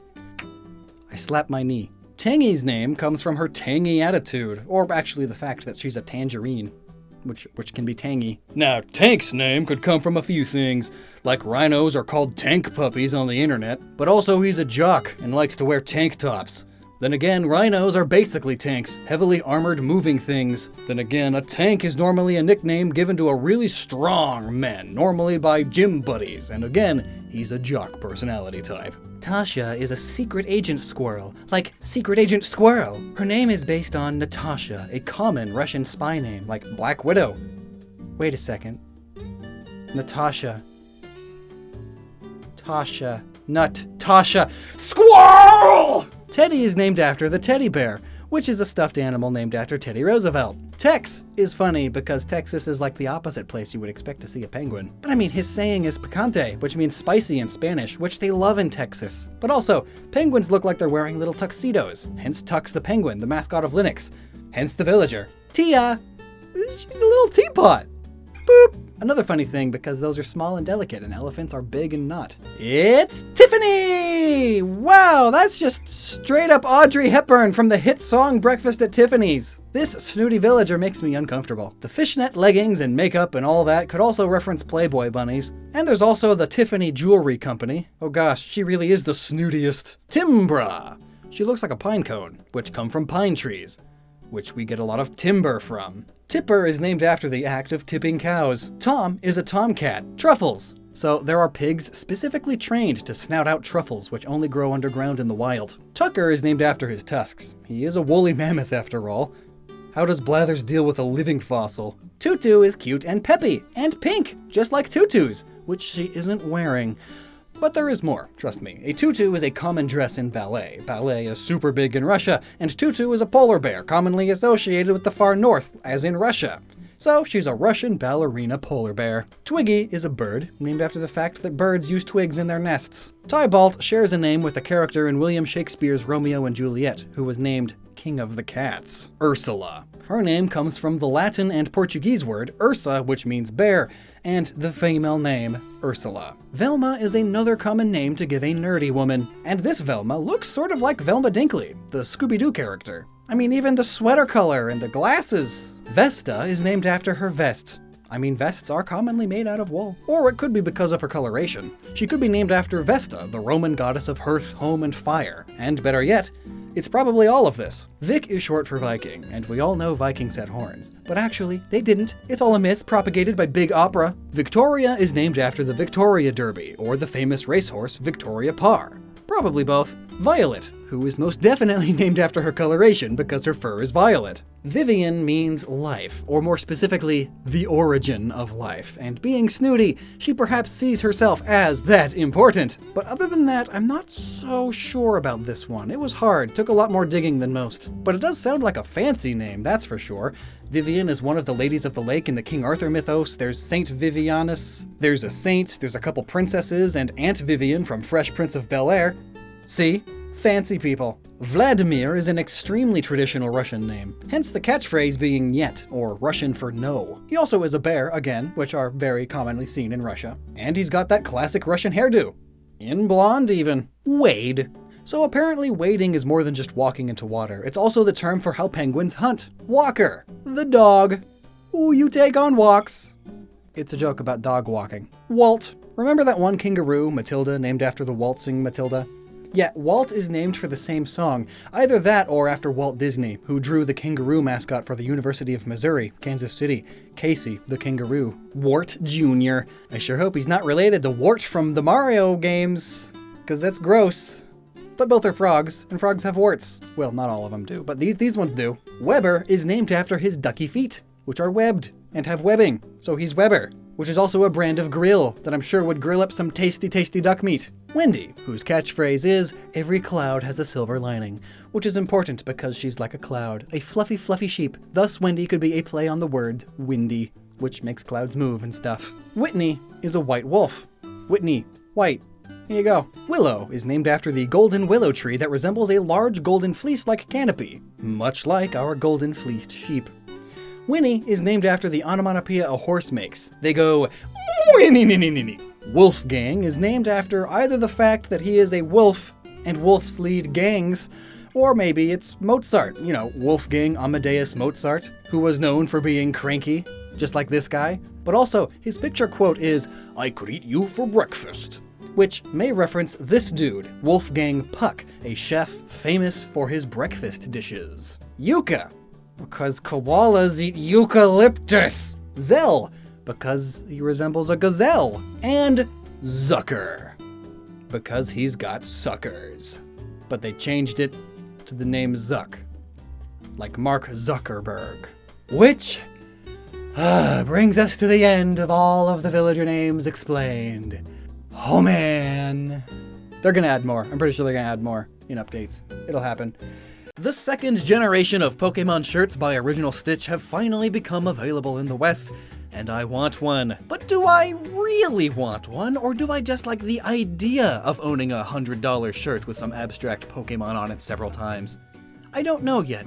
So to help me decide, I'm going to quickly review all 100 of these new designs to continue from the last 151, starting now.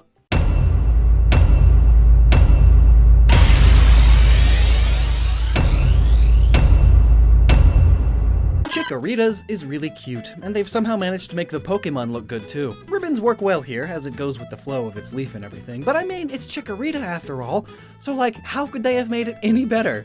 It's just a pear with a leaf. Why didn't they use pears? Oh! This highlighter yellow is murder to the eyes! And what do any of these triangles have to do with the Pokemon? I feel like the pattern could do with some more smooth leaves or something, and less yellow. Hello, yes, this is the Yellow Shirt Factory. We're going out of business. Oh, what's that? Your green Pokemon needs a green background? What if it was yellow? No. Well, too bad, it's going to be yellow. This isn't really a shirt design. These look like emblems or a coat of arms. but it's a flamboyant dinosaur. As if you could make that look fancy for a shirt of all things. And I really feel like they may have missed out on one of the best Hawaiian shirt designs. I mean, it's literally the perfect flower on its neck for a Hawaiian-style shirt. I swear, when they get the Gen 7 and Comfey gets a shirt that isn't a Hawaiian-inspired shirt, I'll be like upset for a whole minute. Boy, do I hope you like Cyndaquil, and I mean really, this is just rubbing in how sad everybody is about the flameless models in Pokemon these days. Cyndaquil is only cool 1/18 of the time. I counted. Blue is not the color I'd have used for Quilava at first, even though its body is kind of a cooler color, but this design actually works really well. Quilava's an internet browser now. Now this is how you do a Typhlosion justice. Ooh! The tight flames, and the Typhlosion's just hanging out in there. From a distance, it just looks like a cool fire shirt, but up close, it's Pokemon. That's how you do merch right. 10 out of 10. Too bad it's been a day and it's already sold out. I'd put it in my cart to consider it, but I can't. Can't even have it tell me when they're back in stock. Leave it to Pokemon to remove basic features. Yeah, I could see an old fisherman wearing this pattern. It's a classic coastal stripe design with little Totodiles biting some of the stripes. Totodiles are cute on them, but I can't imagine there's a big crossover between Totodile fans and 60-year-old seaside gift shop owners. I like the archaic faded look going on here, and all these shapes get across the caveman elements this Pokemon has. It's good enough, just not for me. I really want to know how they came up with these ideas. Was someone trying to draw for Alligator using just the line tool in Photoshop? Well, they did a great job at least. Awesome squiggles. Alright, the standing up and the sleeping I can see, but do people really associate Sentret with running? Especially like this? And what's with this circle V? A Sentret's ears and circle, but abstract? You know, from a distance it looks like a 1960s family-owned burger joint wallpaper. Don't these shapes and colors make you think classic burgers? Ah! I bet Dobbs is really happy. It's just Furret! It's just Furret! There's just Furrets everywhere! There's tens upon tens of them! It's just... Furret! The teeniest and tiniest little Hoot Hoot faces. I like all the gears though, because Hoot Hoot's face resembles a clock and all. I just wish there was something more going on with this one. Okay. Alright, it's night because Noctowl. Not gonna lie, I actually quite like this one. The darker blue Noctowls go well with the overall aesthetic. It's all very owly. Oh man, Granny's gonna love this. Space is not the first thing that comes to mind when I think of Ledian. But I get it, it's your stereotypical Japanese superhero, you know, Power Ranger, Kamen Rider stuff. They got their spacey transformation sequences and all. It's clever, and a good way to use the cheap generic space fabric under all the Pokemon stamps. Alright, Spinarak is cool. Up close. I love the colorful lines and the plants and the spider webs and everything, but looking at this shirt from any amount of distance makes it look like a drug-induced nightmare. Once upon a time, there lived an Ariados on top of a magnificent treehouse. One day, that treehouse was cut down, and that made her very sad. But with a little bit of help, she managed to build a new treehouse on top of the tree's old trunk. But everyone still wondered why a spider built herself a treehouse just to stay on top of it, instead of just building a web like all of the other spiders. And so, they cyberbullied her until she left. The end. Love the Crobat silhouettes, because, you know, it's a bat, and it's night, and the lines behind them resemble sound waves? Or I guess like an Audacity recording. I guess? I'm sure that's the idea, because they use echolocation. It's really good. I like it. Dig the colors and all. Chinchou was one of my favorite Pokemon as a kid, and this shirt is just a bunch of them leaking glow fluid for some reason, marking its territory. You'd think that I'd like it, because it's Chinchou, but I don't. Even with nostalgia goggles on. Lanterns in space. So long, I guess. You're welcome for all the fish. It's Pichu, but with a somehow even smaller hitbox. Alright, Cliffa, this is the perfect baby outfit, like 115,000% perfect. The circle, the writing on the stars, the crush on Minior. Ah! I could have gone my whole life without seeing an Igglybuff again. Because you know what I want on my shirt? A bunch of nervous Togepi faces. Like, this would be a lot better if it was just the pattern on Togepi's shell. You know how cute that would be? The perfect subtle gamer merch. But alas, nervous Togepi. Togetic has an adorable shirt though. It's one of those super forgettable Pokemon because it's just kind of there, but they managed to make it heckin' adorable. It's way cuter here than it actually is. Less than 3. I don't think they could have made Natus any more perfect. It's a very Native American inspired Pokemon, and these triangle patterns are also very Native American in origin. Like, in my hometown, this exact pattern is used all over the area around the casino. Zatu's passing gas. I don't really get the connection to hieroglyphs or Egyptian-styled pyramids, though. Like, yes, he's an ancient and mysterious Pokemon that stares into the sun, but why Egypt? Sun gazing like this is a primarily American practice. And why desert pyramids next to pine trees? What? I don't get it. Like, they could have done, you know, American-styled pyramids, because those are things, and those are a lot closer to pine trees than what they have in Egypt. Oh, I dig these Mareep. That one's shiny, that one's way too fluffy, and that one's already been sheared. But I'm not a huge fan about how separated they all are in the field. It's good social distancing, I guess, but I wouldn't want to do that in a snowy field. Makes them easier to count this way, though. Hey! Neon lights, because Flaffy. Electricity. And it's a Pokemon, so here's a Pokeball. And just in case you forget, here's a neon sign that says Pokemon, because it's a Pokemon. Alolan Exeggutor is here too. Ampharos is great. Something about these lines and the invisible squares that they make, it just makes me happy. And they're spinning around. They're acting like an electrical dynamo. I really like the idea behind this design. Not sure if I'd ever wear it though. It's Bellossom. Perfect time to make a Hawaiian shirt design again. And it's kind of that, I guess. Like if you had an intern that has never seen a Hawaiian shirt, design one based off of a one-sentence description. Cute! It's telling a little story about Meryl's day. It was on an island, it said hello to a love disc, accidentally let go and floated around, worried on its tail, which is a flotation device. It said hello to a Corsola and then was rescued by a Wooper, and then it made love. Imperfect polka dots. Perfectly imperfect design for the imperfectest of Pokemon. I love trees. And I love these. What is this aesthetic called? Ha! I love it. Look at the Bonsly! Just zoom in on the Bonsly. I could see a teacher wearing this. And this is exactly how I would draw a Sudowoodo. I really like this one, especially from a distance. It's cute. It's raining. So, anatomically speaking, it's not that accurate to actual Hoppip, but that's a good thing. This is way cuter than actual Hoppip. It's not that hard to do. I'm surprised that they even made this shirt. I figured they'd have gone over it, not even make the string for it. I thought they would have skipped the loom. Another cute one. It's all quite fitting. Not much to say. Those are some massive fruit, but I feel like this whole design just says, I couldn't think of anything to do with Apom. Like, they could have made its hand tail be some big design element and had its face all big on a purple shirt, and I just remembered it's an Apom we're talking about, so it's a very good thing that they kept it small. Nobody wants a shirt with a big Apom on it. I hate that I like this. The way they colored in the Sunkern and the way that it pops from the halftone blue background, I just love it. I love this aesthetic. I'd get it if it wasn't Sunkern. The country, home-style aesthetic fits Sunflora a lot better than most Pokemon. And good on them for recycling Grandma's tablecloth. Glad to know that the Yanma got away from the Victory Bell from before. Now they themselves hunt Weedle. Dentist office shirt. And I actually couldn't tell if this was Wooper or Corsola's shirt at first. Both of them have been on quite a few other shirts. And this aesthetic fits both of them really well too. It's good. If I were a secretary, I'd consider it. As much as I love squares and plaid and such, not once did I think, I need to draw a Quagsire on one of these squares. I don't know. Something's off about the Espeon here. The head's too big, the legs are too long. It's like someone really hated the idea of cats having bodies. And what does Espeon have to do with flowers? Or just straight up pollen? Oh, it's Lumino City at night and Umbreon is being lit up by the city lights and things. It's being all nocturnal and stuff. It's really cute. Colors work well.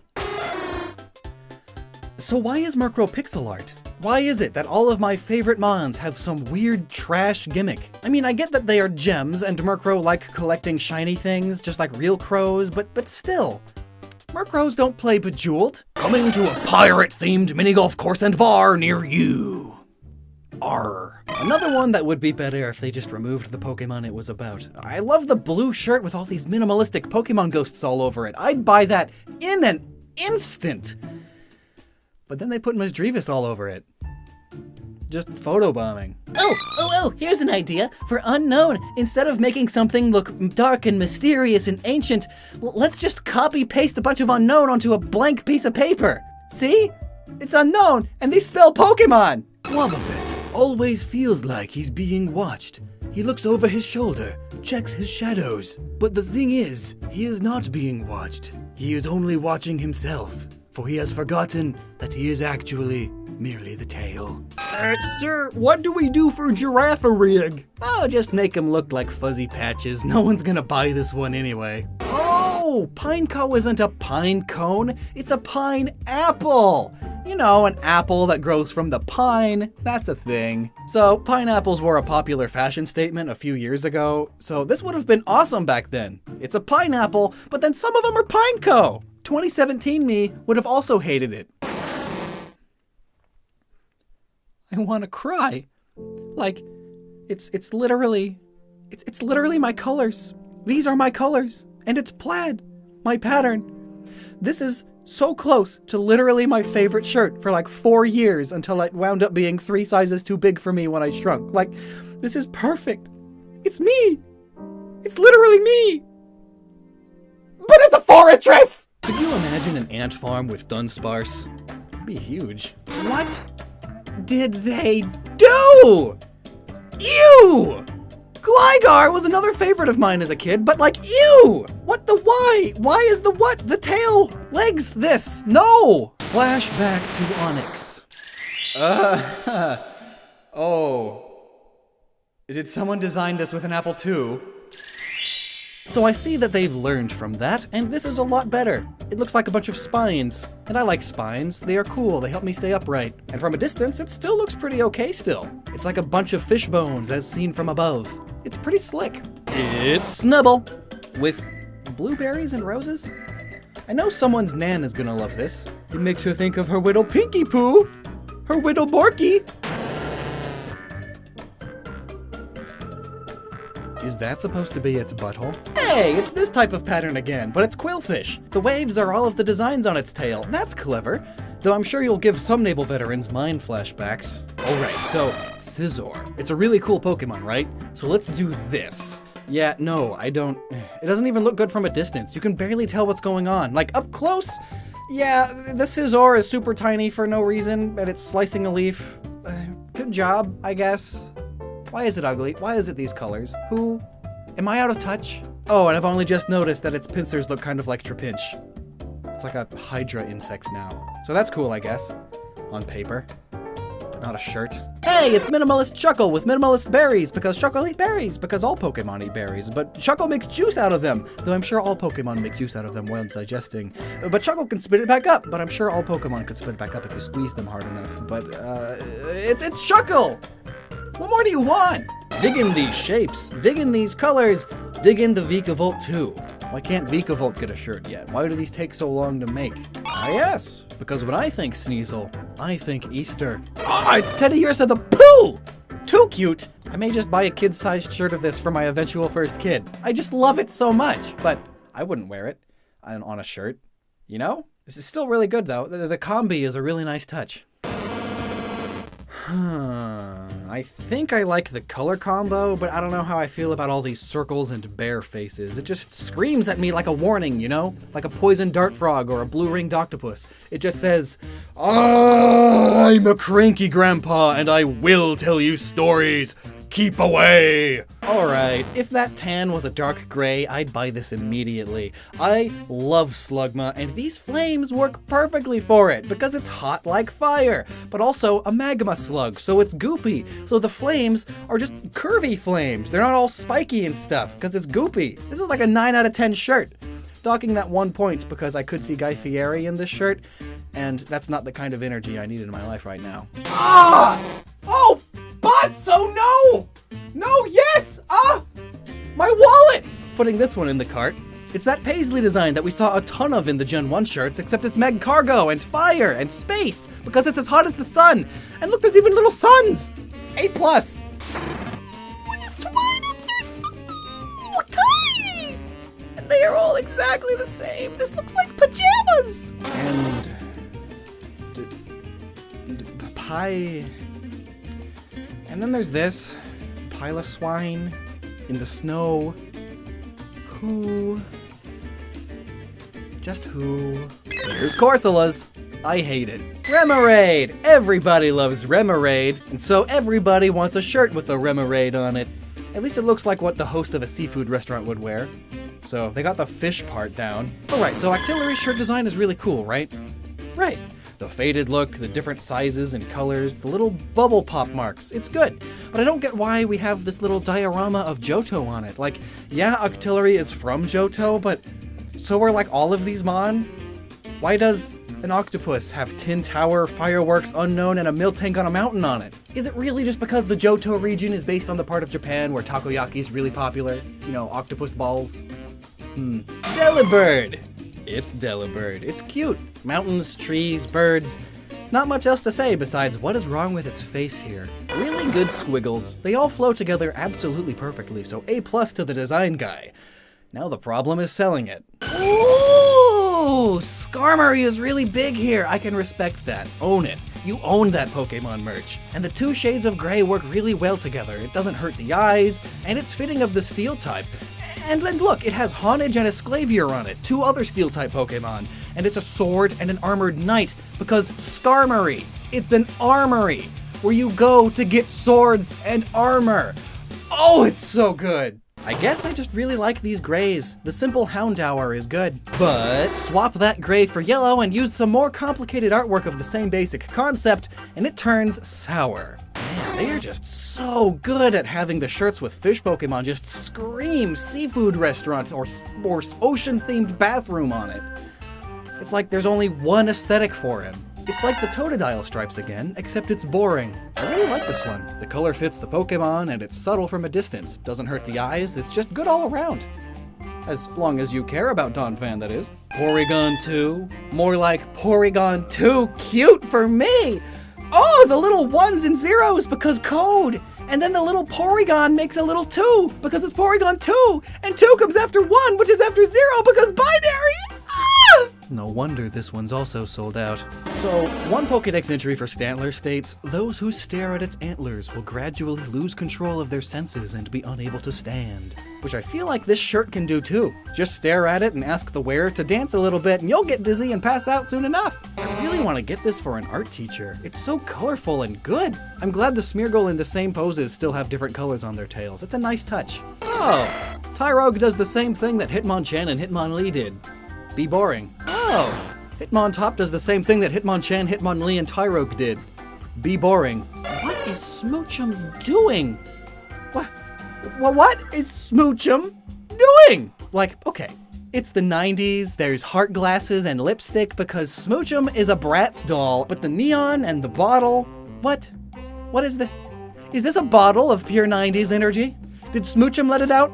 Please don't let 90s fashion and web design come back, please. Though I really gotta say, this shirt is peak aesthetic. Ugh.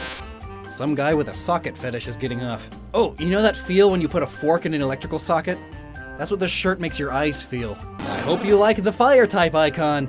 And a sneezing baby duck with a fro. Gotta say, I'm not surprised. I was expecting a country-esque aesthetic, and I got one. I love the rolling Miltank here though. Nice touch. This is another one of those who is this for shirts. I just can't imagine anyone actually wearing it. I really like the colors here. Can't say the same for the design though. Nice idea, I'm just not a fan of how spread out they are. The occasional squares are a nice touch though. Oh, they're doing the same thing for all of the legendary beasts, aren't they? Oh, yeah they did. Well, at least it's good to know that somewhere out there in the multiverse, there are legendary beast shirts that are at least good. They just aren't here. This Larvitar is adorable. He's digging a hole. Diggy diggy hole. And stomping and sleeping, it's just good, cute and wholesome. I'd put this design on stationery. But a shirt? I never really associated Pupitar with cactuses, but I guess I'm alone in that. From a distance, this looks more like a Pharaoh Seed shirt. I do really like the colors though, this is pretty nice. Holy butts! Oh man, Tyranitar is awesome. No wonder this one sold out so fast. It's just dark gray because dark type, but it's like cracked earth because rock type and it crushes mountains. And the cracks make this shape because it itself is a sharp and spiky Pokemon and it's just amazing. This is a good shirt. 10 out of 10. I'd buy it if it didn't sell out in literally minutes. Guess I'll keep my eyes out for it. It's Lugia. Huh. I can't say...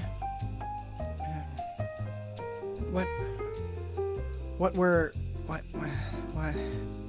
were they thinking with this? Lugia is another one of those super popular Pokemon, especially with certain crowds. So, like, the design should have been, I don't know, something worth it? It's like it's trying to crack its knuckles, and in the process, it gave itself brain damage, and it's just been stuck in this pose for hours now. And someone took a picture of that and put it haphazardly all over a shirt. Lovely. Oh! No! Ho-Oh is the same, but red. And it's Ho-Oh instead of Lugia. At least it's like in a dance pose or something. It works a lot better with Ho-Oh than it did with Lugia, but they could have done something cool. And lastly, Celebi. I actually really like Celebes. It's a good use of color. The pattern isn't too busy or noisy. Celebi is small enough on there that from a distance you can't tell it's Pokemon, but up close it's super obvious and it's cute. It's a clever way of using the forest it lives in as the pattern. It's great. Oh man, I love ending on a high note.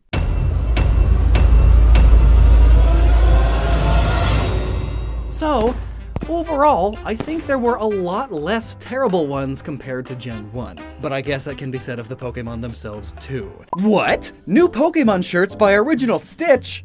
Gen 3 already? No, it's Gen 1 again. Well, there's 151 sins already. Oh, and they're polos! I guess this is an opinion, but I hate polo shirts. Cannot stand them. How do people think they're comfortable? Well, maybe it's the magic of wearing something fancy, just like the regular Pokemon shirts. Check me out. They liked the last 2 videos so much they wanted to sponsor the next one and sent me 2 of them.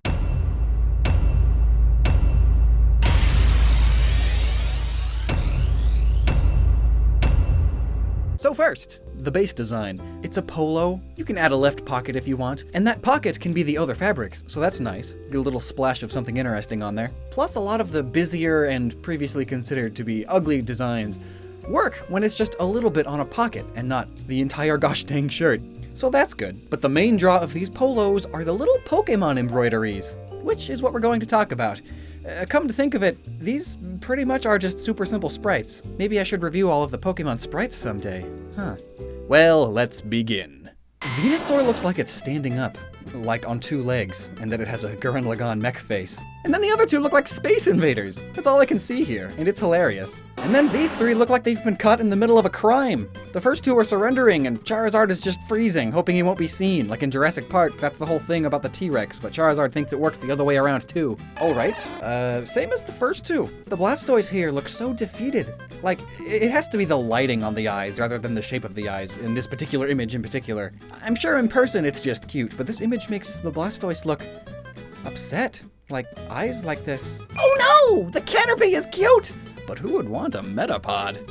Oh, well, you can have different embroideries put onto different parts of the shirt. And there's 3 spots, so I could see getting one shirt with a whole line of Mon on it. So that's cute, just like this Caterpie. And Butterfree too. From a distance, it looks like a really happy goggled thing with a really strange purple nose. Now, I'm a huge fan of this Beedrill design, but the Weedle feet just make me think of pig nipples. And no, that is not weird or random. As a kid, I had this pig stacking game, and all the little figures of the little pigs had teats like this, so it's just, this kind of reminds me of that, okay? I'm not weird, I'm not just thinking of pig nipples. Brown chicken, and fancy pantsier chicken. I can see the Rattata going really well on a yellow shirt. It's super cute. The Raticate, though, looks like some sort of gremlin, and I'm having a really hard time visualizing the mouth. Its teeth are triangles. Why? A really peeved chicken. I think they got Spearo's attitude down well here. Fearow seems a bit odd though. I'd have preferred a front angle, both wings splayed. This angle makes it look like a derpy crane. Ah! Both of these are completely adorable! Ekans is a cute Digimon poo with the snake head popping out, and Arbok has the angry face pattern and amazing proportions, and the tongue! The tongue makes it! It's so good! Pikachu is super cute, of course. Always gotta make the mascot look dang near perfect. And as per usual, Raichu is there too. Sandshrew is cute, but I feel like the colors are too similar within it. Not enough contrast. It's muddied. Same with Sandslash's middle parts. You'll be asked why your shirt has a hollow pine cone on it more often than it's worth. which is twice. Oh, the Nidorans are adorable. They look like little hamsters with ears. Though, from just a foot away, the male one looks more like a butterfly. The middle two are much more defined, though again, the male is odd. It looks like it's sinking into snow. And then, I wonder what went wrong with Nidoking. Who you calling Pinhead? Like, they did Nidoqueen justice here. Her horn is good. Why didn't they just do the same horn for the king? Everything else about him is fine, but that... Clefairy looks like an egg, and Clefable is part axolotl now. So, Vulpix is really cute and all, but unless I was told it was a Vulpix, I don't think I'd get it. It looks like some orange rat dog with a haircut. Oh, that's just what Vulpix is, isn't it? We're also having some problems with Two Tails here also. Jigglypuff looks kinda nervous, like, It's right behind me, isn't it? but at least Wigglytuff is just happy to be here. Oh my, and they nailed these two! The proportions, the mouths, the shape, the head, the eyes, the feet, everything! Everything about these two is perfect! And then the Oddish here is good too, but Gloom and Vileplume feel way too tall. I think if they changed the angle we were viewing them at, and brought the camera like lower to the ground, or more high above the ground, I guess, they'd be a lot better than this weird middle ground. It's not right. Oh, more Space Invaders! Paris's shrooms are really cute though, and Parasect looks like it has mandibles. I think they made Venonat's mouth too big. It looks like a regular mouth rather than the mouth that Venonats have. It should have only been one square across instead of 3. And then the fangs would be the lower diagonals from that one. With it like this, it looks like a generic, fuzzy, way too happy alien. The Venomoth, though, is pretty good. It looks like a Douglas. Hello, Douglas. Hello. This Doug trio is literally just 3 Diglets. And that's amazing. Meowth is cute and easily recognizable. A little chonkier, if anything. Persian looks like it opened its third eye on the wrong plane of existence and it speaks in chants now. Oh no! The Psyduck is completely good! It's perfect! And Golduck's thick thighs do not save lives. They are weirding me out. It looks like it just peed and it's not trying to get any more on its body. Odd. The poses are good, and I imagine getting their details is difficult in this style. So, they did a good job on it. Growlithe is really cute here, but I do not understand Arcanine. Is its mouth open? Why did its mouth need to be open? And why this much? What's with the leg? Its front legs are facing us, but the rest of the body is moving sideways? And it's mid-run, but only with one leg? But the corresponding alternate leg shows no indication of that. Is it peeing too? Does it scream while it pees? For it has chlamydia? Oh, these are great. They managed to get the spiral across on the smaller ones really well. And they're just super cute. Poliwrath looks like it regretted that last plate at the buffet, though. These 3 are also super cute. Alakazam's mustache gets lost in its arms, though. It looks like it's just melding with them. Could you imagine if your mustache was one with your elbows? But at least that's the only issue I see with these ones. Yeah, what? Yeah, oh yes, please, just embroider a naked blue child on my polo, please. If they somehow defined its muscles and or its ribs, or maybe changed the pose, it wouldn't be as odd. The other 2 are more well recognizable, though, at least. These guys are really good, too. If anything, I feel like Weepinbell's mouth could have been 1 square bigger all around, but Victory Bell's bulbous-looking bottom sells its weight and size to me well. Hey, these ones are good. Very recognizable, though Tentacool could be mistaken for a blue Binding of Isaac enemy. But I do like how they managed to get all of those tentacles on Tentacruel done really well. Of course, leave it to Japan.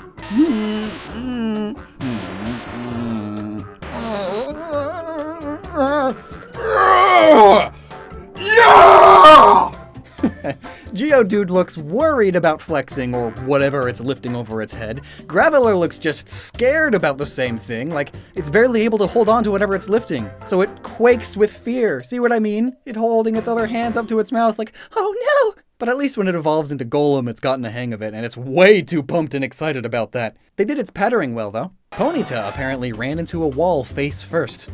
Rapidash is pretty good, though. This is how I drew horses as a child. Oh no, Slowpoke is doing the leg thing too! But I guess it's okay here, otherwise this one really would just be pig nipples. And then the mouth on Slowbro's shoulder is... I just can't tell what's going on there. Ooh, these 2 were absolutely perfect. I love them. Now, more than ever, Farfetch'd looks like an old man yelling at the kids on his lawn. I'm not sure how to do these ones any better. It's a good angle and all. Real good. Best good. Huge good. And these 2 just look happy to be relevant again. Grimer is 1 step away from giving us Awesome Face. and Muck is giving us the finger. Oh hey, what's that you got on your polo? Oh, this? It's a cloister. Oh, okay. So why does it have arms and legs? And then the shoulder looks like an early 2000s anime character just saw something shocking. Somehow, this is the scariest official depiction of Gengar I've seen. All three of them really look especially ghostly and fuzzy. It's good stuff. Back in my day, rock-type Pokemon were just rocks with faces and we liked it. I do not care what anyone else says. This is the best Drowsy. He looks so rotund and tired, like you just asked him for directions and he's all like, what?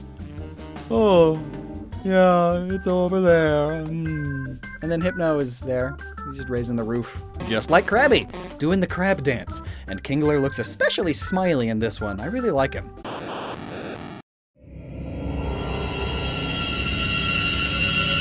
Please don't spend your money on these ones. Ah, it's a bunch of odd emojis. And they're on a tree also. Cubone's really cute, and Marowak is T-posing on ya. Yeah, my bone is this big. Now these are a lot better than their Pokemon shirts fabric designs, at least. Though, I don't really like Hitmonlee's fingers. Why did they have to... Remember that comment I made about Shelder? Multiply it by 3. Oh, these two are great. I love how the big part of wheezing is literally the same as coughing. Like, compare the two normally. They are different enough, but here, it's literally the same. And that's fun to me. These are both. Yuck. Rhyhorn's head is facing us, but then the body very much isn't. Is this like what comic book artists do to hot superheroines? But it's not a superheroine? It's a Rhyhorn? And then Rhydon's head! My god, it looks like a gray Greedo! Are those her arms? Or is she just straight up exaggerated egg-shaped? Oh, Tangela's real good. It gets the idea across as well as you can, given the style of art. But Kangaskhan is on something. Maybe she's trying to take up as much space as possible to scare off a predator. Like, yeah, try and wave dash around this. Ooh, these are cute. Seadra seems a bit long, but otherwise they're good. I could see doing this design with some small tiles on a bathroom floor or wall. But a shirt? Ah, a bunch of very pretty paint splotches. And an overzealous Seeking. Hey, they did these proportions really good and cutely, though Starmie's colors are a bit muddied. It's the Virgin Mr. Mime versus the Chad Scyther. Ew! Why would you do this with the hands?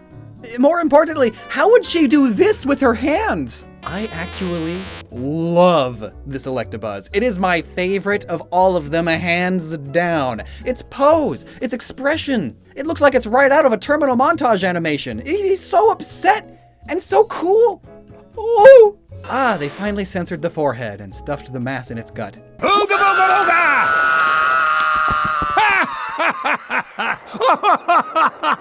No! What did I do? I'd love to see a sushi chef with this Magikarp. The Gyarados looks too excited to be here, though.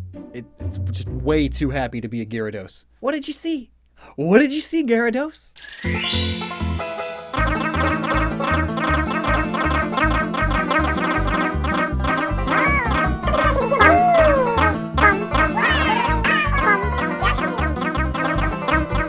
Lapras is perpetually falling because its flippers went missing. I can be whatever you want, baby. Is all I can see, a Ditto say, while it has this face. Oh no, Eevee is too pure, too cute! And then there's the rest of them. Why do they only have 3 legs? Is it the Arcanine thing again? But the 4th leg is pointing away from where the camera can see it? Why are they all peeing? I don't think there's a way they could have done this better. It looks like a little robot Porygon. It is the utmost. Just the utmost. Oh! Ammonite looks like a little mustached friend. And then Amistar. They did justice to Amistar. Now, it's probably just this particular image, but Kabutops looks like it just received some disappointing news. Kabutops, I'm sorry. There was a problem during the operations. Oh. Aerodactyl no longer has a snout. Oh. Snorlax is excited, though. Are those teeth? Yeah, I think those are little teeth. Its level of rotunditude is just perfect, though. Hey, what if we took Articuno and we gave it a Gonzo nose?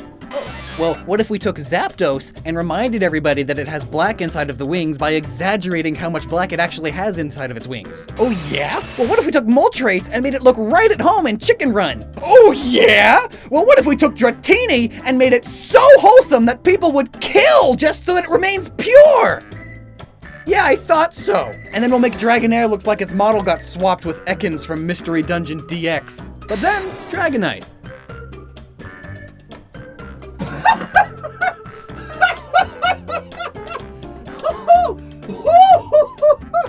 Dragonite is, it's just so happy. Like, Dragonite is already kind of a dorky dragon Pokemon, but they managed to exemplify that single aspect of it tenfold. It's so, oh man, I would buy that. Not on a polo, heavens no, but I would buy like a patch or a pin with that on it. Oh man, maybe just like an iron-on embroidery thing. But not a polo, egad. Well anyway, it's good to end on a nice positive note because that Dragonite is perfect, and so are these next two. They are excellent as well. Mew is just so simple, and that helps it out a lot. It's just simple, it's Mew. So many people love Mew, and here's a super simple embroidery of one. It's so good. And then Mewtwo looks kind of swollen, like it had a run-in with a bee, but it's good overall. Yeah, I like it. It's Mewtwo. You can tell it's Mewtwo. It's not some weird blob of pixel embroidery, like some of these were. Oh man. Do humans have a type? In the Pokemon world, Pokemon are categorized by their types, which are based on their abilities. Some of them are born with these abilities, and some of them gain them as they evolve. These types are important because they cause certain attacks to get resisted, or even be super effective against others. So now say a human gets attacked, which is something we see happen often enough. How does the human take it? Does the type of attack matter? Humans in the Pokemon world have considerably higher endurance than in real life, as evidenced by Ash getting zapped and burnt all the time. But would being hit by a fighting type move be the worst thing ever for a human because humans are normal type? I mean, arguably, humans are normal type because, for one, the humanoid and Monica in Pokestar Studios were normal type, and for two, what else would they be? Could humans potentially evolve, in quotes, and become other types? Maybe if that is the case, that would influence why most trainers in the games specialize in a single Pokemon type, Well, I suppose this alone wouldn't mean all trainers are also that type. Let's look at fire breathers, for example. Sure, in their sprite they are breathing fire, but are they innately able to do that? Do they have a fire sac in their body? No. Rather, they are breathing fire the same way real fire breathers do. Yeah, that's a thing. If you didn't know, fire breathing is done in various performances to entertain an audience. The fire breather will put a fuel source with a low flash point in their mouth, and then spit it out in a way that makes a mist. Then, all it needs is something hot enough to ignite it as it comes out, and voila, it looks like you're breathing fire, when really you're just spitting out ethanol or cornstarch.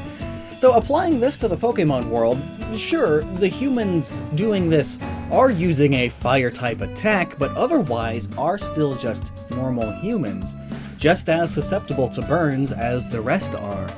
Similarly, hikers and miners aren't rock and ground type any more than people with tasers are electric type.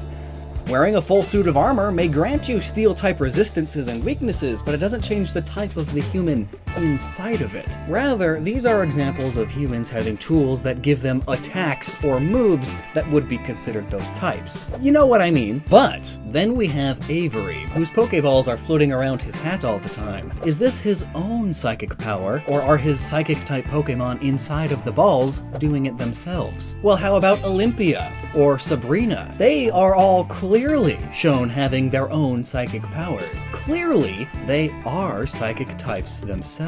But how is such a thing possible? Well, maybe we should start the explanation off with the easy ones. First of all humans are clearly normal type by default. I mean, Ash had to have had a stab bonus with strength to be able to lift that log. But I think humans in the Pokemon world would be considered super versatile, not just with their intelligence and ability to invent and use tools that gives them different types of attacks, but they are also capable of adding or changing their type. And the easiest example of this, by far, is fighting type. In episode 2 of Pokemon Twilight Wings, we see the gym leader Bee training with her Machop, Machoke, and Machamp. And in some instances, she's even outperforming them. Oh man, what a Mary Sue! So if Bee does a low kick or a cross chop, are they fighting type moves? Well, I'd argue yes. But what about her as a human being? Well, one of the defining features of fighting type Pokemon is a honed muscular body, and plenty of fighting skill to go along with it. Basically, the opposite of me. But that for sure fits Bee. Heck, it fits all of the fighting type gym leaders, besides Corina. Or is it Corina? I'm gonna get in trouble. But there is one other thing with the fighting type. A strong sense of justice to back up the strength in the body is what makes the Swords of Justice fighting type, for example. And Hala certainly fits that description. But compared to the other gym leaders and even other fighting type trainers like black belts, Corina certainly seems to be physically the weakest and least muscular. The rollerblades still suggest some level of athleticism though, just more cardio, I suppose. Maybe that's the idea because she has Lucario and that sounds like cardio. I hope that's not what they were thinking. But anyway, her body structure is less fighting type and more just speed and endurance. So, since we're typing trainers right now, I'd argue that Corina is still normal type as a person, she just happens to train fighting type Pokemon. Perhaps she's on her way to becoming fighting type herself. Another maybe easy type to look into is Dark. The Dark type isn't about the aura power of darkness. Rather, it's basically the evil or mean type. People say it actually means evil in Japanese, but the word is a little more complicated than that. It's more so just like low-handed, mean, rude, dirty tactics. That's all what the Japanese name implies, not necessarily a being of pure evil or anything. So, could some of these dark type trainers be dark type themselves too? The delinquents, for instance. Well, they are always getting into trouble, lying, cheating, stealing, and picking on those weaker than them. Their personality is certainly similar to many Dark-type Pokemon. Bullies, sneaky weasels, and cat burglars and all. But is an attitude enough? Any person or Pokemon has the ability to be mean or have a lapse in judgment, which I guess is explainable in moves. Most Pokemon can learn a Dark-type move or two. Heck, Bite is Dark-type. But to innately be Dark-type is to have this mindset be your entire persona. It defines you, which we certainly see in the way a lot of these trainers present themselves. They act all mean and tough, but I'm sure one skilled fighter could take them all down. But would this attitude make these humans immune to psychic attacks, like Dark-type Pokemon? Arguably, yeah. The reasoning behind Dark being immune to Psychic deserves a video all to itself, but to keep it simple, the same things that make Dark-type Pokemon immune would also work for Dark-type humans too. And basically, it's that their mind is so twisted and like not normal because they think these dark thoughts all the time that a Psychic attack has a much harder time figuring out how to hurt that because it's an abnormal way of thinking. It's a lot more complicated than that, but that's the gist. Ghost type is another one that I can see humans gaining, not because they become ghosts themselves, but because they gain ghostly abilities, similar to why Decidueye is ghost type. In Pokemon Gold and Silver, we straight up see possessed spirit mediums going crazy and speaking in tongues. There are also plenty of notable ghost type Pokemon trainers with the ability to see and communicate with ghosts. Phoebe talks about her talking with ghosts. Morty talks about being able to see what others cannot. Alistair's friends are all ghosts, and his eyes straight up glow. Spooky, but not as spooky as some of what the Hex Maniacs do. Ooh, and Hex Maniacs, they combine ghost and psychic Pokemon, so they may also have ghost and psychic abilities. Some of them seemingly are ghosts even, clearly deserving the ghost type. But speaking of psychic, I guess we gotta get into that now. We see throughout the franchise that no other human power is quite as powerful and innate as the power belonging to the psychic type people. Most recently, we can see Avery straight up using his own psychic powers of telekinesis to have his Pokeballs orbit his hat. And this is nothing new. Many psychic type trainers have sprites showcasing similar abilities, and in the anime, the psychic abilities of Sabrina and Olympia are on par with some Pokemon, and Caitlyn has psychic energy emanating from her at all times, causing her hair to float. To claim that these humans aren't psychic type is just to kid yourself, really. But how would a human go from being a normal type human to a psychic type one? The other types make a bit of sense. Intense exercise and combat training for fighting type, a dark and twisted mindset and way of upbringing and way of life for dark type, getting possessed or influenced by ghosts, and ghost Pokemon to eventually develop ghostly abilities of your own for ghost type, but psychic type Pokemon can't just grant their abilities to other, but maybe this isn't something that can be easily trained. Sabrina mentions that she's had crazy abilities since birth, and the twins Tate and Lisa have had a psychic connection since birth too. Is it just something innate to some humans, a chosen one sort of scenario, or was it a sort of mutation lottery? Their brains just happened to develop in some perfect way that grants them these abilities, sort of like the X-Men. I have a feeling that that is the case for most psychics in Pokemon.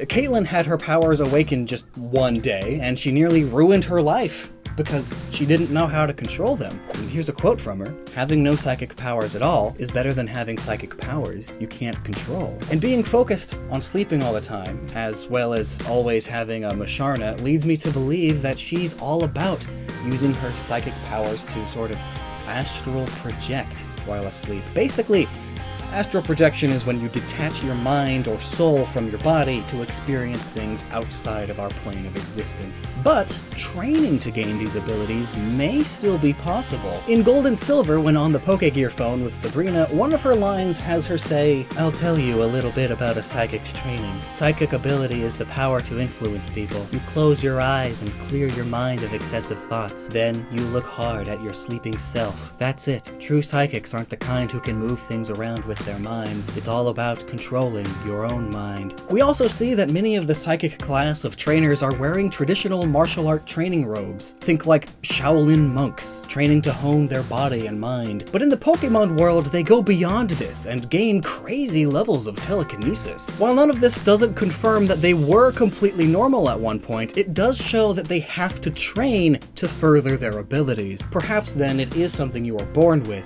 and other psychics sense when new psychics are born and put them through training in order to avoid situations like that of Caitlyn's, where her powers awakened suddenly and she put herself and those around her in danger. But then what about aura? While the aura sensing ability is mainly associated with Lucario, Lucario isn't psychic type, but it's still hard to argue that sensing such forces doesn't have some connection to a psychic ability. Similar to psychic abilities, aura sensing powers are something that can be trained to advance, but may also be something you have to be born with. In the Lucario movie, it is mentioned that Ash happens to have the same type of aura as Sir Aaron, the Aura Guardian, and thus, upon wielding the same gloves and staff, Ash gains the same abilities. But wait, hold on then. Ash had no training. Is the aura sensing attached more so to the person or to the magical tools they have? At which point it's no different than wielding a sword and armor to be steel type. Ugh. Aura is just confusing all this. I guess it's similar to, say, an enchanted wizard's orb, but one that only certain people can use, I guess. People who happen to be born with the ability to use it. And what type would aura sensing even be? Psychic, but in a different way? Fighting, but in a more spiritual, heightened senses way? I'll have to dig way more into aura for its own video later. For now, though, there's not enough evidence to say conclusively that anyone has the potential to become psychic or not. But for sure, plenty of humans in the Pokemon world are psychic type. I mean, according to the Pokedex, one kid turned into a Kadabra at some point, possibly just because his psychic powers got so crazy that they metamorphized him into actually becoming a Pokemon because he already had Pokemon powers. I don't know. That Pokedex entry is really weird. And why a Kadabra and not an Abra? But are there any other types that humans are capable of becoming? I think so. I think there's one more for sure, and it might be the creepiest. Fairy type. Creepy only because it seems to cause physical deformities in the eyes. The Fairy Tale girls and the gym leader Valerie have these massive bug-like eyes. In another video that I'll link to here, I talk about her city's 13-hour clock and what the Fairy Tale witching hour is all about. So clearly some level of supernatural happenstance is occurring in this city. Time flows strangely in fairy realms, and humans can become attuned to it. Perhaps by staying in this area too long and hanging around fairy types constantly. We can hear some of the Fairy Tale girls say things like, "All you have to do is ignore reality and you can stay young forever too." And, "I won't tell you how old I really am, but I can say I'm old enough to be your mother." Despite still looking like a little girl. And in Sword and Shield, we find a little girl in Hammerlock Town who gives you an old letter that is described as feeling extremely old to deliver to a friend. That friend happens to live in Ballinley, the town in the middle of a magical forest. And he's a middle-aged man. You give him the letter and he reminisces about this friend in the past. And when you go back to where the little girl was, she's gone. But back in the magical forest house, there are other little girls, seemingly talking to the walls and doing other such crazy things. Perhaps, like the ghost trainers, they can see things that others cannot. Fairies that exist in this realm, and being exposed to this fairy realm long enough, or since birth, may grant them some fairy-type abilities, like aging much slower and developing these creepy eyes. Illima, a normal type trainer with the same eyes, is the only hole in this theory, but the super convincing theory that he and the fairy type trainer Mina had their roles swapped in development fills that gap. So these are the types that I feel humans are capable of innately becoming. Normal, fighting, dark, ghost, psychic, fairy. Thanks to human ingenuity, they can use tools to gain abilities and moves of just about every type though. Jetpack or wingsuit, flying type. Water gun or a fire hose, water. Mining equipment, ground. The list goes on. But these, as I said, are outside of the self. But there is still one last problem with all this. If humans are normal type by default, then why do ghost type attacks still work against them? Perhaps humans truly are typeless by default then. Maybe a special human type. And maybe in being typeless, they become easily adaptable and resilient, able to become a variety of types depending on their lifestyle. Who knows really? This video is just fun speculation, discussion stuff. Leave it to Lockstin to be 4 years late to a theory. So recently in a video, I mentioned the common theory that the roles of Illima and Mina were switched around at some point in development of the Gen 7 games, Pokemon Sun and Moon. A theory that is best summarized by this image by Batabid. After mentioning the theory, I realized that I had never actually covered it. And it's been covered plenty before, and back when it was topical, too, because we were still in the middle of the Sun and Moon saga. But then Game Freak recently, somewhat, released a Japan-only concept art book all about Sun and Moon, and I realized, oh yeah, now that Sun and Moon is over, we have the whole picture. So there's bound to be some stuff I can add to the theory or add to the discussion. Maybe. So maybe I should cover it then. Plus, this way most of the work is already done. Just gotta add one thing to justify an easy video. Well, anyway, let's get into it. This is the Illima and Mina theory.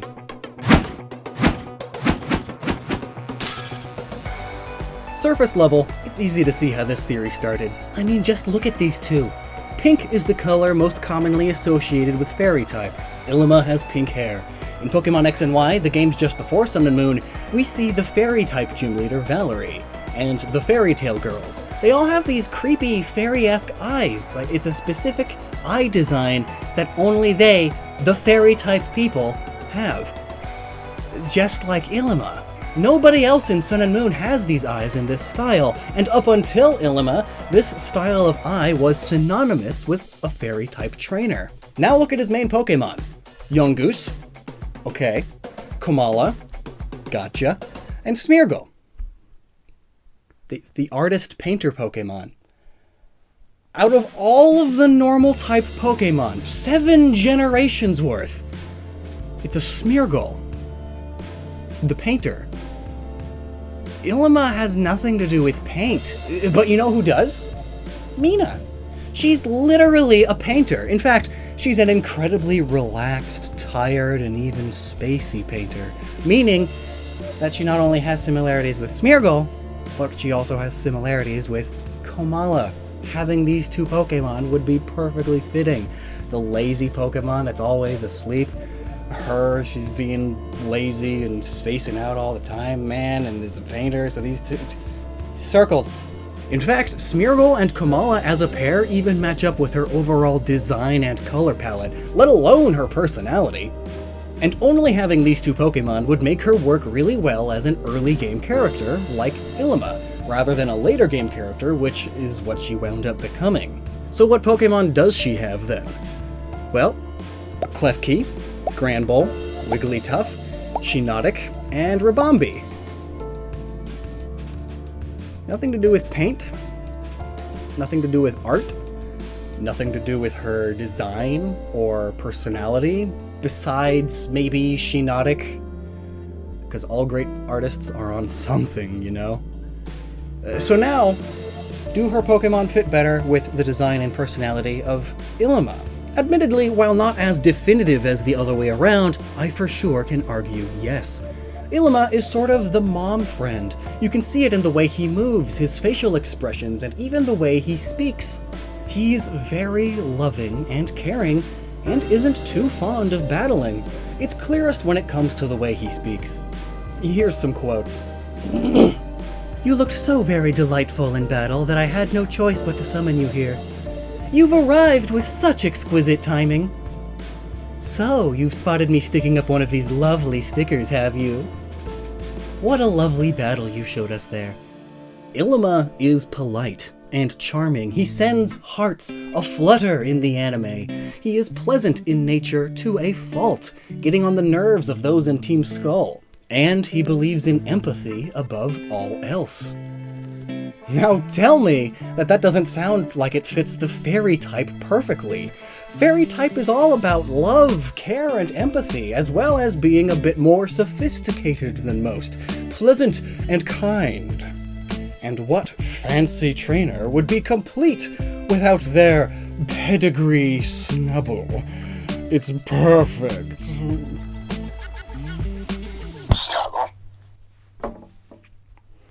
On top of this, the anime mentions that he flew to Kalos to study abroad, essentially the fairy-type capital, where we see plenty of other fairy-type users with the same style of eyes.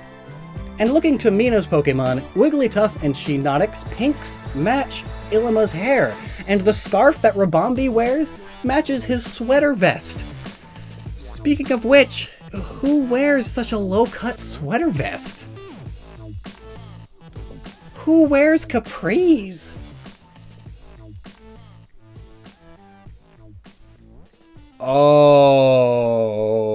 Okay. I'm starting to see the picture now. Oh, here we go. Time to ruin the comment section. Illima's gay as heck. Are you suggesting that all gay people go to heck? What? No.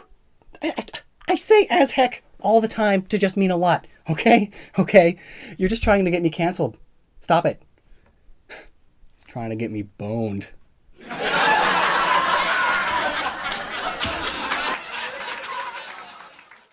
Let's never speak again. I remember people talking about this back when the anime aired his episodes, and even when his art was just first revealed.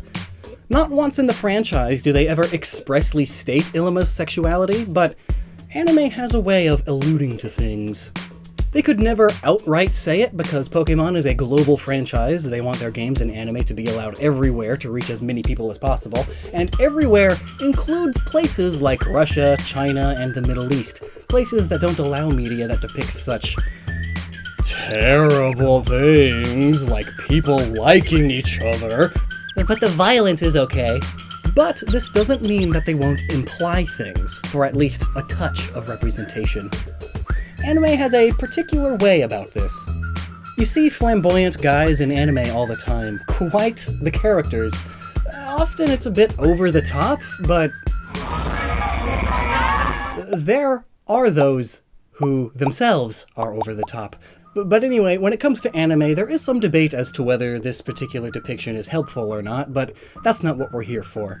Basically, just know that Japanese media likes to hint at such things rather than outright express them. Sometimes it's over the top, sometimes it's more subtle. Either way, it gets fans talking, and any talking is good publicity. And in the case of Illima, I certainly remember people talking. Oh god, the talking. Of course they made him the normal trainer, as if to say that's normal and okay. No. They're pushing an agenda. Oh, but that does answer some things. But first, let's talk more about the character traits Illima has. You can't exactly argue that he's traditionally the most masculine of males. In fact, every personality trait we mentioned earlier is most often associated with women, making Illima quite the feminine man. Which you can also see in the way he dresses, his color palette, and even in the way he moves. Holding your hand close to your chest, looking down, eyes half open, smiling, sparkles when excited. His overall body language just screams shy and reserved. These are extremely common traits associated with anime girls. Add on tight capris and a hair bead, and the power of visual suggestion compelled many into thinking that, at the very least, Illima is not the most straight. And we can actually get a bit more scientific with it too. The concept art we recently got expressly states that Illima is left-handed. Why does that matter? Well, because over the last 20 years there have been loads of studies looking into how handedness affects people physically and psychologically. And one interesting thing that they found is that homosexual people are significantly more likely to be left-handed. I'll link to a Wikipedia page below that links to a dozen other studies that mostly came to similar conclusions. But one of these studies found that homosexual men were 82% more likely to be non-right-handed than heterosexual men. So here, with Illima, we have a character whose very appearance and demeanor to many suggests some level of non-heterosexuality. And then that very same character is the only expressly left-handed character in Sun and Moon, and left-handedness, statistically speaking, makes one more likely to be homosexual. Yeah, it's heavily implied. But what does that matter? Well, in all likelihood, there are going to be some angry people in the comments upset that I'm even bringing up such topics. So, could you imagine what would happen if the most heavily implied to be gay Pokemon trainer was a fairy-type trainer with fairy eyes? It may not seem like the biggest deal to some, but that's exactly the kind of thing that triggers internet outrage. And more people who only half sorta care will jump onto the bandwagon just to feel like they're helping with something.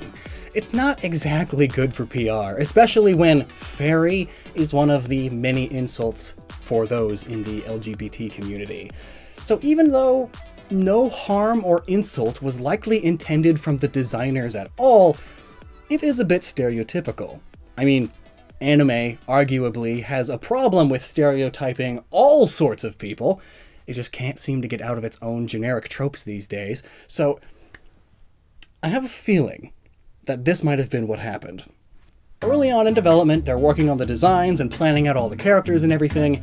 Illima was originally the fairy-type trainer because it fits everything about him, and Mina was originally the normal-type trainer because Komala and Smeargle match up with her absolutely perfectly. I mean, her Pokeballs have paint on them even. But Because Pokemon is a global franchise, they have a number of people whose entire job is to make sure that what they produce is acceptable in cultures all over the world. These are the people that removed Brock from the anime at first. Remember that? They were worried that the West would see Brock as a racist character, so second season, they swapped him out for Tracy. Only to later find out that they were overreacting, people loved Brock, and so they brought him back.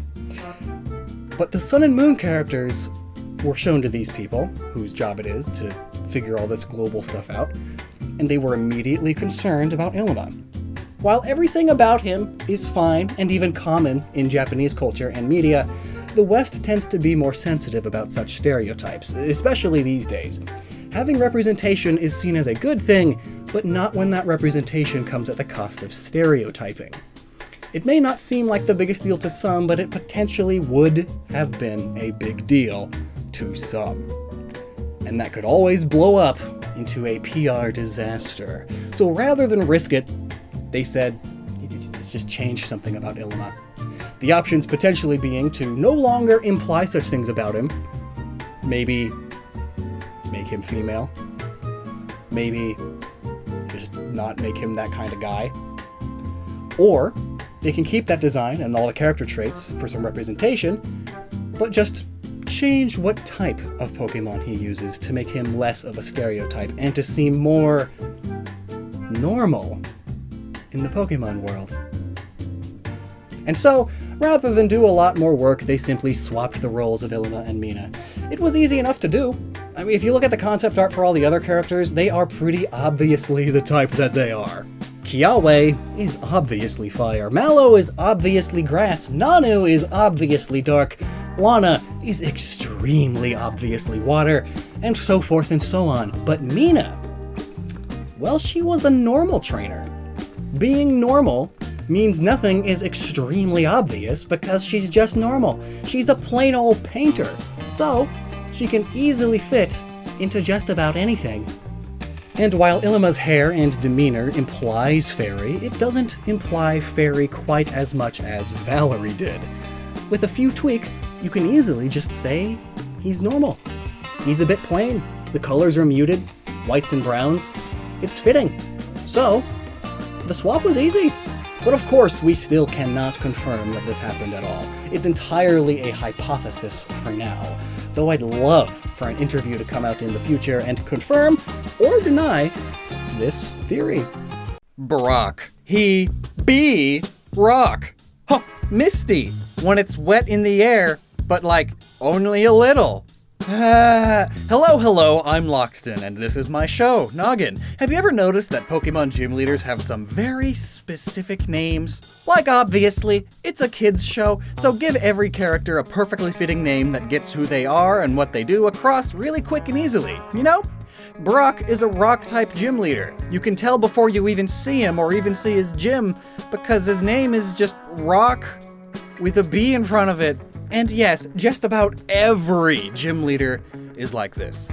But some are a little bit less obvious than others, as you'll see. Because today we are going over every gym leader name, just like we did with all the Pokemon. Only now it's slightly less interesting, so let's get started. Lieutenant Surge. Let's break it down. We can assume he is a lieutenant, because why would you lie about that?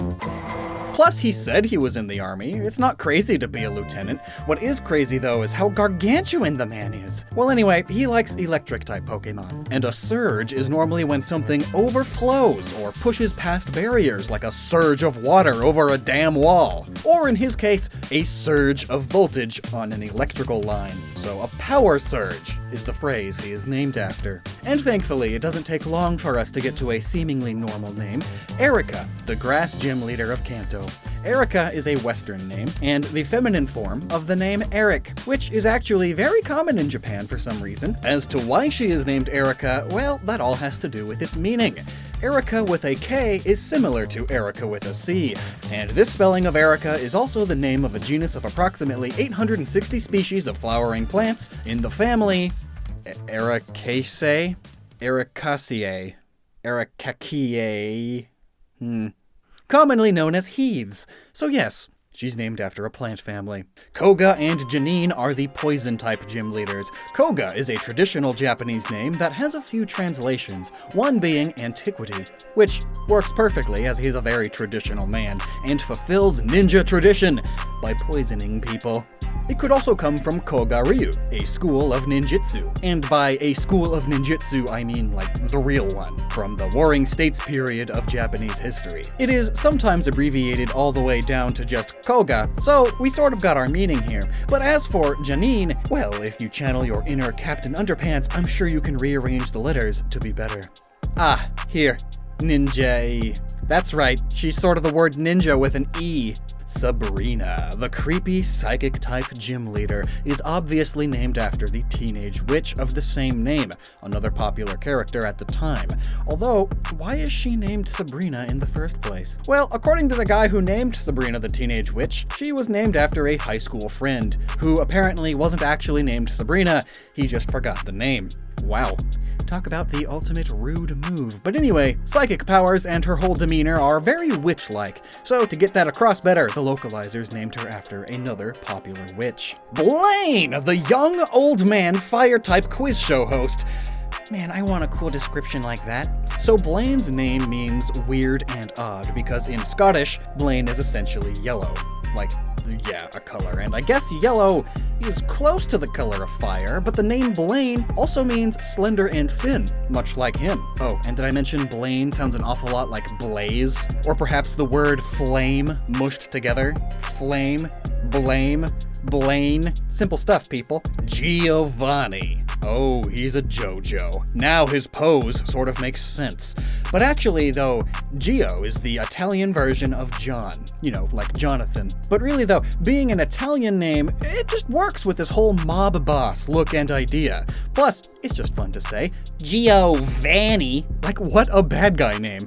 Also, Giovanni also has Gio in the beginning, with Giovanni being a sort of ground-type gym leader when you first face him. So, you know, geology. Giovanni. Now, Faulkner. That's just a weird way of saying falconeer. You know, someone who falcons. What the heck? I love English. Just put ER after some noun, and it's a profession now. I'm an Englisher, so you can trust me. But actually, Faulkner is a German name that just meant falconeer. You came from a long lineage of falconers. And this makes a lot of sense if you remember that Faulkner is a flying type gym leader. Ah, Bugsy! Well, bugs do bother me, but Bugsy, oh man, that guy gets under my skin. Whitney! The name Whitney is English and common. It comes from the White Island in Old English. What that means is she's white. And one of the common tropes for white people in anime, especially in the 90s and early 2000s, is that the breasts are comparatively huge. Yep. Also, white is the color of milk, and her main Pokemon is Miltank, and also the normal type is portrayed as having white energy and such, so it's all good. Morty, I turned myself into a cringe thread, Morty. We're not that kind of channel yet. No, Morty is a joke about the word mortician, a job where you deal with the dead. Also, mortis means dead or death in Latin. You see where I'm getting at. The ghost type leader. Morty. Death. Oh, chuck yourself into the trash because I forgot about you. Chuck is named after not the rodent that could in fact chuck wood, but rather Chuck's name comes from the Old English carol, meaning man. Like man's man. Ugh. And Chuck is in fact a manly man fighting type trainer. And you know who else is manly and was incredibly popular at the time this gym leader was new? Chuck Norris. Memes were so much simpler back then, oh my word! Jasmine. Okay, so I'm going to go really deep into this one, because all I could think of at first was, yes, mine!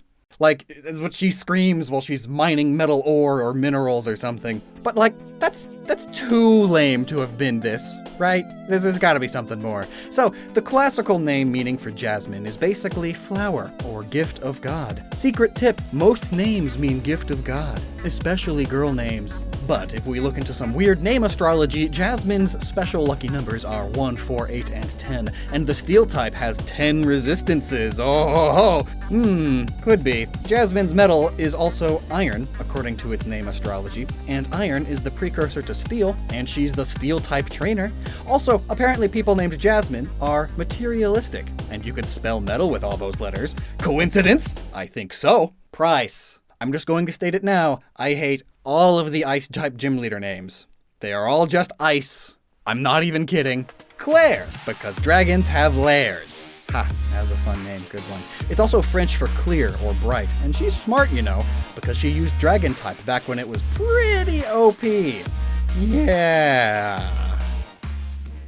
Roxanne! Something about her name seems to speak to me about her being a rock-type trainer. Roxanne. Rocks. I can't pinpoint it though, but apparently, like Claire, the name means bright, both definitions, as in bright light and smart, and being book smart is her entire personality. Brawly! The name Brawly is a boy's name of English origin meaning meadow at the slope of the hill. However, that's not why he's named Brawly, it's because he brawls. You know, like some Super Smash Brothers. He's fighting type. Watson! What was that, son? I can't hear you because I'm old and probably shocked my hearing out of existence because static electricity makes your hair stand on end, which includes the tiny hairs in your ears. But no, Watson is named after his favorite unit of measurement, the watt, which is normally used to measure electrical current and other interesting types of power over time, because power without time is meaningless. Unless you're weird and theoretical. Weird hypothetically, at least. Flannery, my first fictional crush. She's got an Irish name, being a reduced and anglicized form of the Gaelic O Flanabra, descendant of Flanabra, meaning red eyebrows, or from just flan, which is basically red. Oh boy, she's named after another color that is associated with fire, just like Blaine. And also, just like Blaine, if we squish the name together, we can get Flamery. Norman, the normal guy who's just a dude who's normal. He's your dad. Normcore for life, bro. Repping nothing because why be loyal to brands? Just be your normalness. Be proud of your normal. You don't gotta be interesting. Be a Disney fan. There you go. Norman is actually a pretty generic name with Germanic roots, meaning North Man, or Man of the North, which, funnily enough, would make him abnormal in Hoenn, because Hoenn is to the south. Wait, remember, in those games you just moved there, so he's your dad, so you probably came from the north, because Hoenn's the southernmost point of Japan. The name Winona has a Sioux origin and means firstborn daughter, which is neat because normally names in media are pretty standard English, French, German, Latin. Unfortunately though, I'm sure this name was just chosen because wind, or wing, because flying type trainers are typecasted as bird people. Although I like the idea of wind naming, not just bird. At least her name isn't Rooster or something. Tate and Lisa, our first double name, and that's important because individually, Tate and Lisa aren't complete without each other. Tate's name is Anglo-Saxon and means bright or pleasant, and in Irish roots it means a measure of land, while Lisa means of God, of flower, and it's a Hebrew name. But together, and in almost every language to boot, they sort of make the word levitate. Lisa-tate. It's not perfect, but it's close. Levitate is important because they are both psychic-type gym leaders, and psychics levitate things, so there you go. The water-type Wallace is a Scottish surname stemming from the Anglo-Norman French Wallis, Welshman. Basically, it means foreigner, and later would mean someone from Wales. However, Wales is a peninsula, and those are surrounded by water. Also whales live in the water. Also Wallace has the wah sound, which is also what the word water has. Maybe it would have been better if Wallace was a lady, because it would have been wah as in water and lace as in frilly lace. Wah lace. Or perhaps just as in lass, a water lass. You know, maybe I just accidentally exposed something very deep about all of him. Girl, you get out of that water closet!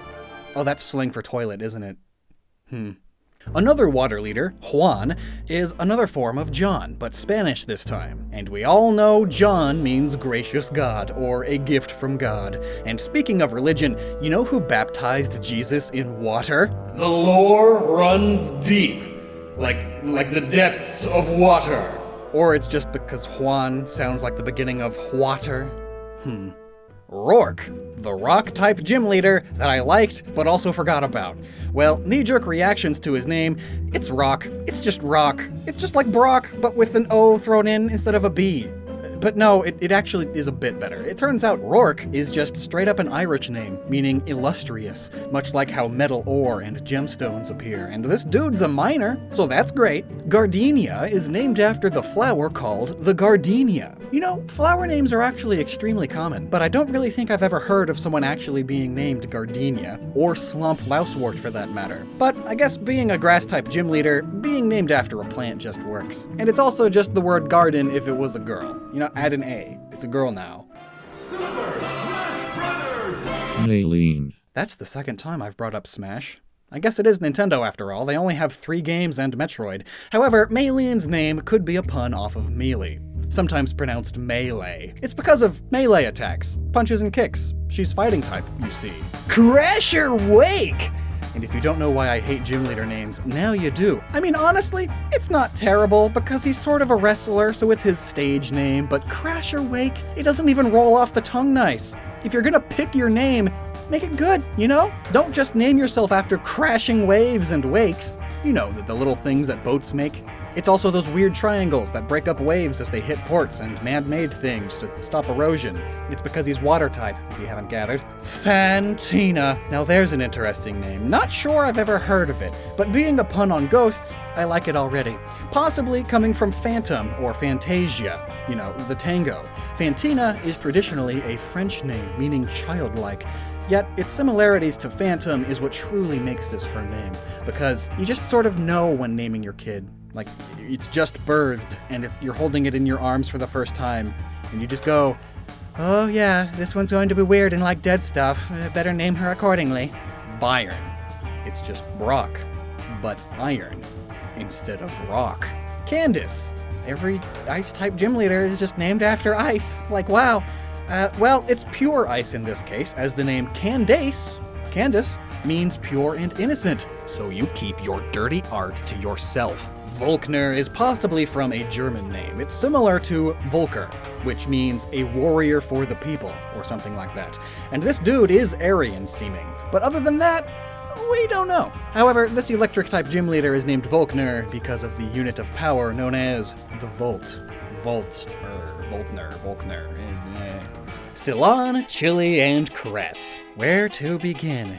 Chili, named after the spicy hot food, chili. And Cress's name means the top or peak of a hill, normally meaning they lived on a hill. But here, I'm going to assume that they mean like the crest of a wave or some body of water that's moving. But more realistically, he's just named after the watercress, a type of aquatic plant that is delicious. Oh, you know what? They're all named after delicious plants that you eat. Chili peppers, watercress, and then Ceylon. It's just cilantro. He's got a pan sage. You can use the plant growth on its head as an herb in cooking, just like cilantro. Plus, their gym is a restaurant, and they are all waiters, so they're all tasty plants you eat.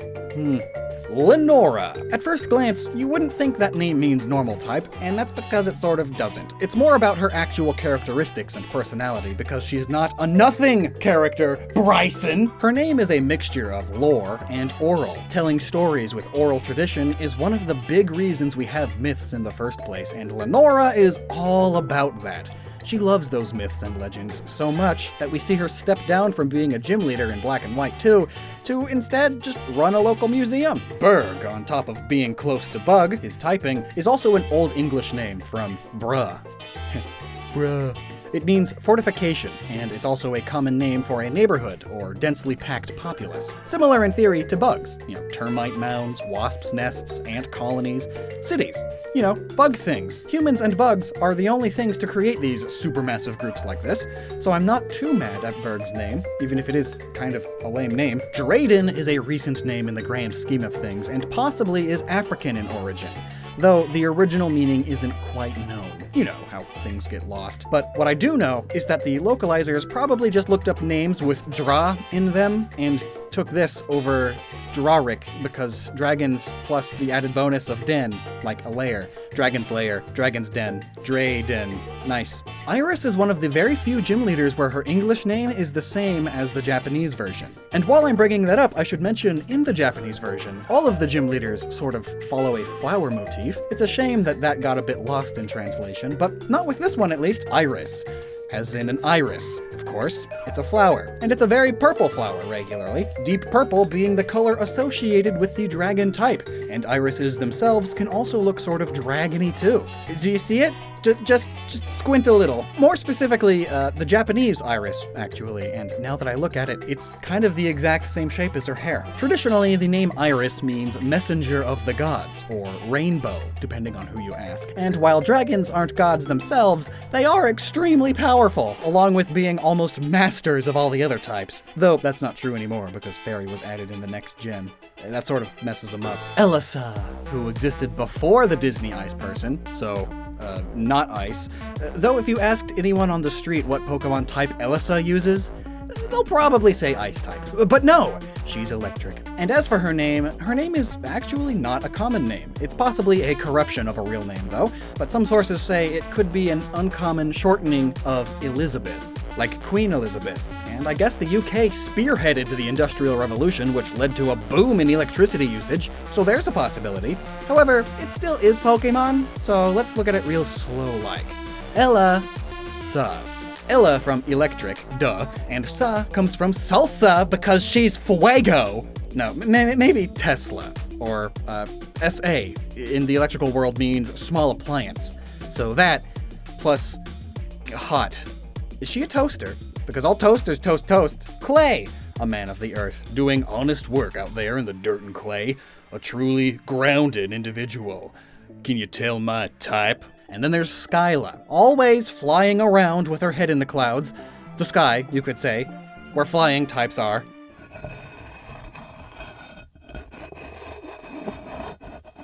Bryson, Ree, the smallest Ree, just like Ree.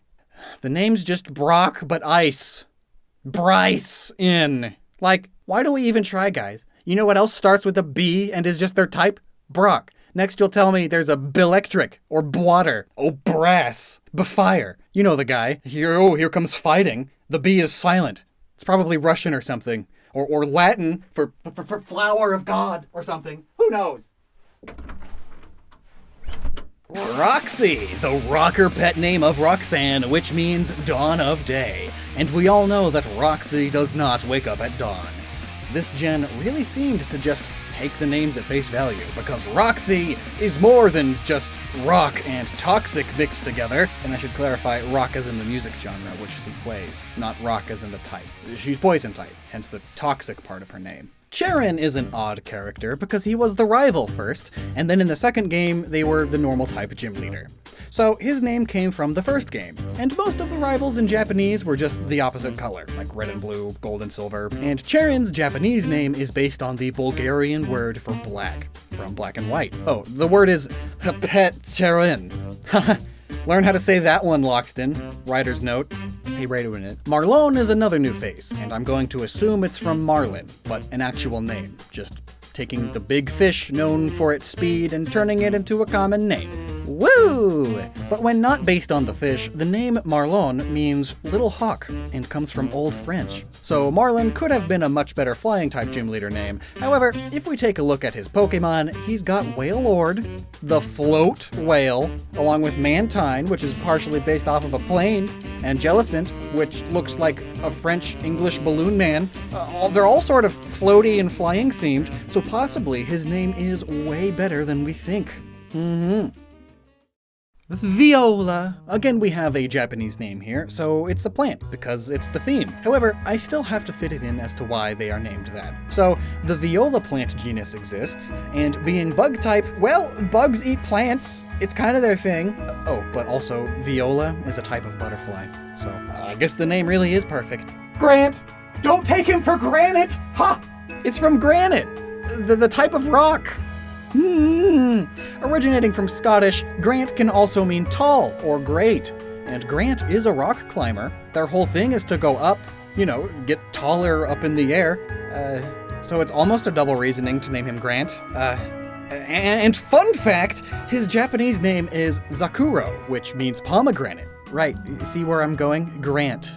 It's just the word pomegranate. So it's still the word granite, but it's also a flowering plant, like all the other Japanese gym leader names. But it still reflects real granite, which is rock. Corona is from the Greek name Corona, which is Cora, which means maiden.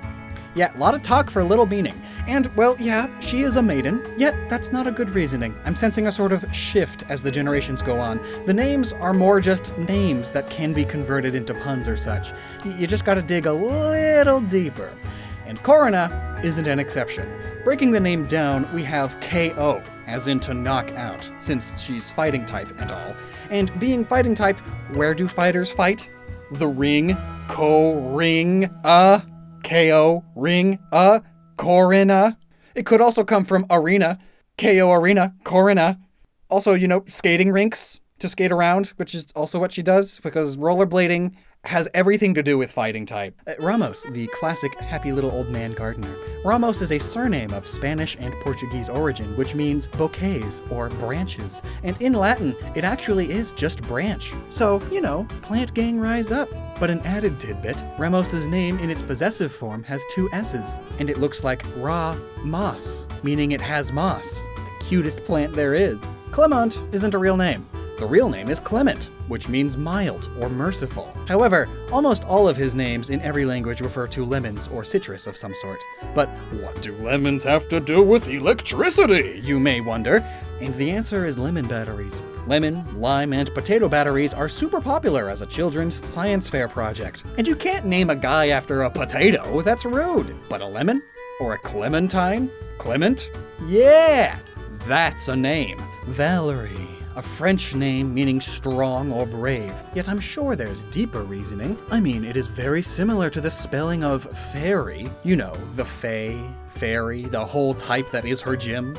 Also, you have to be brave to face dragons, or just to be fairy type. And actually, looking at her name in most other languages, they all sort of reference Valerianella lacosta, which is this plant, also known as corn salad or lamb's lettuce. And I guess its leaves look sort of like fairy wings. But no, their connection is better than that. In Germany, they also call it the Rapunzel plant, as it's likely what Rapunzel was stealing from the sorceress's garden in the original Brothers Grimm fairy tale, thus fairy type! Olympia is a pretty cool name. It means mountain of gods, which is pretty obvious if you know about Mount Olympus in Greek mythology. And this name origin sort of makes the starry cloak a bit less tacky, being named after the gods and all that jazz. However, psychic type has always been seen as the type with brain power and aliens, astral projection, and all that. So it's not that far of a stretch to say she's named after the stars above. Because we all know the gods were the planets. Wait, was that Roman? Well, it still works. Roman mythology is just Greek mythology with several asterisks. So yeah, the name still works, and it ties into the whole Japanese plant thing too, because Olympia is another name for the Hypericum, a gross-sounding flower. My name's Wolf. Wulfric's name is an Anglo-Saxon name that actually breaks down into wolf, oh wow, who would have guessed, and rick, meaning rich. So he's a rich wolf. Or maybe he's a wool, as in a walrus, and frick, because he likes the frickin' cold. He could then also be named after the Wolfinia, which is in the same family as Lagotus glauca, which his Japanese name is based on. Oh, and if you didn't get it, wolves are normally found in cold environments. So are walruses. Or is it walry? Anyway, he's the only Ice-type gym leader with not an F-tier name. This is actually pretty good. Milo is a German name, meaning mild, calm, or peaceful, which isn't terrible as just a straight-up name meaning. However, he could be named after many other things. I mean, there is a tree flower, the Thespesia popolnia, which is more commonly known as the Milo flower, and, well, that is sort of grassy, right? And his Japanese name is yarrow, another type of plant, grass type. Nessa is named after the Loch Ness Monster. Yep, that old black and white photo of Nessie is actually just Nessa's leg while she was swimming. Who knew the monster of the loch is actually just a swimsuit model? No, Nessa's name could also be based off of the word Ness, and then they added an A to the end because that makes it feminine, because I guess A is a girly letter. Traditionally, Nessa means pure or butterfly. something lame. However, a ness is a cape or headland, the part of ground right before the ocean, normally projecting upwards and outwards into the water. But considering Galar is based on Great Britain, yeah, it's probably just the Loch Ness Monster. Kabu is named the same in the Japanese language, and could come from a number of things, and we know one of them has got to mean a plant. It's Japanese law, and it turns out Kabu is turnip. I actually knew that because of an Animal Crossing video you can watch right here. But Ka is also fire, along with Kabuto, a type of helmet. The classic samurai warlord face helmet, which is this whole guy's aesthetic. It's his logo and his Centiscorch and all. But yeah, fire turnip. Bee in Japanese is bean, like a kidney bean. And you can also bean people over the head with stuff, like fists. Really beat them up. At least they didn't name her Beatrice. Alistair. Now, before we get to the name meaning, I just want to say that his name in Japanese is onion. Like, actually, it is just onion. Straight up. Like an ogre. Anyways, Alistair means man's defender in Greek. And I'm going to take that and assume it's the humanity's defender. Like mankind. Not just dudes. And not dudes as in the all of mankind are dudes. He's a dude, she's a dude. Like dudes as in the dudes, just dudes, man. But clearly, that's not why he's named Alistair. What's significantly more likely is that he's just named after Aleister Crowley, who was a real-life occultist, rather famously from England. He's been referenced in many popular media franchises, like Pokemon, and I think the bad guy from Nioh is Edward Crowley, which was Aleister's real name, but he changed it to be cooler, I guess. Protector of mankind and all that. I mean, the dude started a cult. Of course he'd need a big name like that. But speaking of Alistair and onions, allium is the genus onions find themselves in, so the Japanese name is actually pretty perfect. Opal, the really cool and crazy stone. Funnily enough, Opal's name means jewel.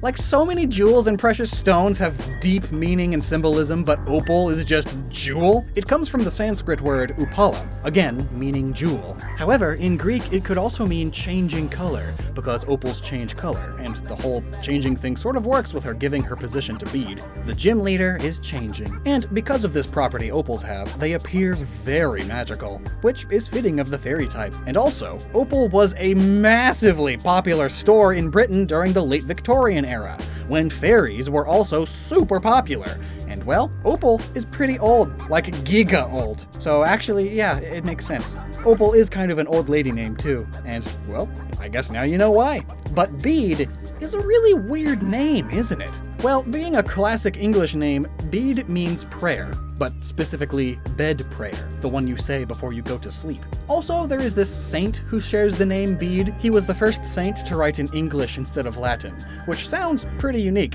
However, all of his English works have been lost, so how we know he wrote in English, I'm not sure, but that's what Wikipedia says. But anyway, that's notable because again, Galar is based on Great Britain, which has England, which is where English comes from. Neat. Not sure what this has to do with being a psychic and fairy type user though I guess, how else would a prayer that you think in your head reach God, if not through psychic or magical fairy-like means? Also, prayer beads are a thing. Could be that. Gordy! The diminutive name of Gordon, an English name that means from Scotland, specifically Gordon, Scotland. Is Gordy from Scotland? Maybe. I mean, the whole Galar region is sort of a mix-mash of all of the Great Britain countries. Also, a gorge is a rock thing, right? A large valley between two mountains normally split by a river. Rock stuff. It also is a verb about eating a lot of food, like way past your full point. And I'm sure I'd love to take Gordy to an all-you-can-eat buffet. That way I could really see its owners squirm. Melanie! Melons. Oh, Gordy could be named after gourds, the gourd-like plant. And Melanie, who is his mom, is named after melons. Both are similar in shape sometimes. The name Melanie, spelled with an I-E, is Greek in origin, and traditionally means dark or black, because of melanin, the pigment in the skin that makes it dark. However, Melanie is sort of the opposite of that. Extremely white because of the snow and the race and all that. So it could be that she lacks any melanin, so let's name her after that? Well, actually, so England spearheaded the Industrial Revolution, and one of the consequences of it was turning the snow black for years. As the snow falls, it picks up carbon in the air from all the smoke, and thus it turns black. So the name could be a reference to that. She's older for a gym leader. Maybe the year she was born there was black snow, so her parents named her that. Piers is famously the first dark-type gym leader, so officially licensed evil. However, Piers is sort of a misnomer. It's a French spelling of Peter, and the English version of the Greek name Pierto, meaning rock. Yeah, sort of an oddie, huh?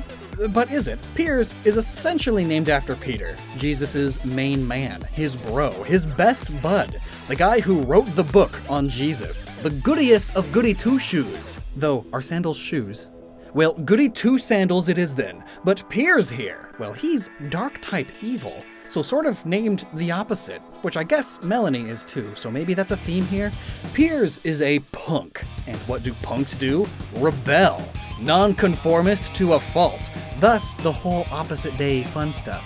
So naming him after the best good is perfect, because now he's the best bad, or the worst bad. Fighting against the labels your parents put on you is all the rage. Yeah, I'm a punk. Opposites are hard when you don't do all opposites, because like, ooh, you're mean and you don't conform, you're so rebellious that you stay within the lines of what defines a punk. Oh yeah, you're so cool and edgy, kid, keep it up. And I guess like Roxy, the rock part of his name origins is referencing more to his music rather than his type. Punk rock music and all. Now Marnie, who was your rival and then replaced Piers, well, these are hard because it's the whole rival thing again. Well, she's named after Rosemary in Japanese, so maybe we could stretch that to Rosie Mary and do the same thing with her brother, Piers the punk. So the opposite of the religion thing. Mary is the mother of Jesus, so seen as a very holy lady in many parts of Christianity.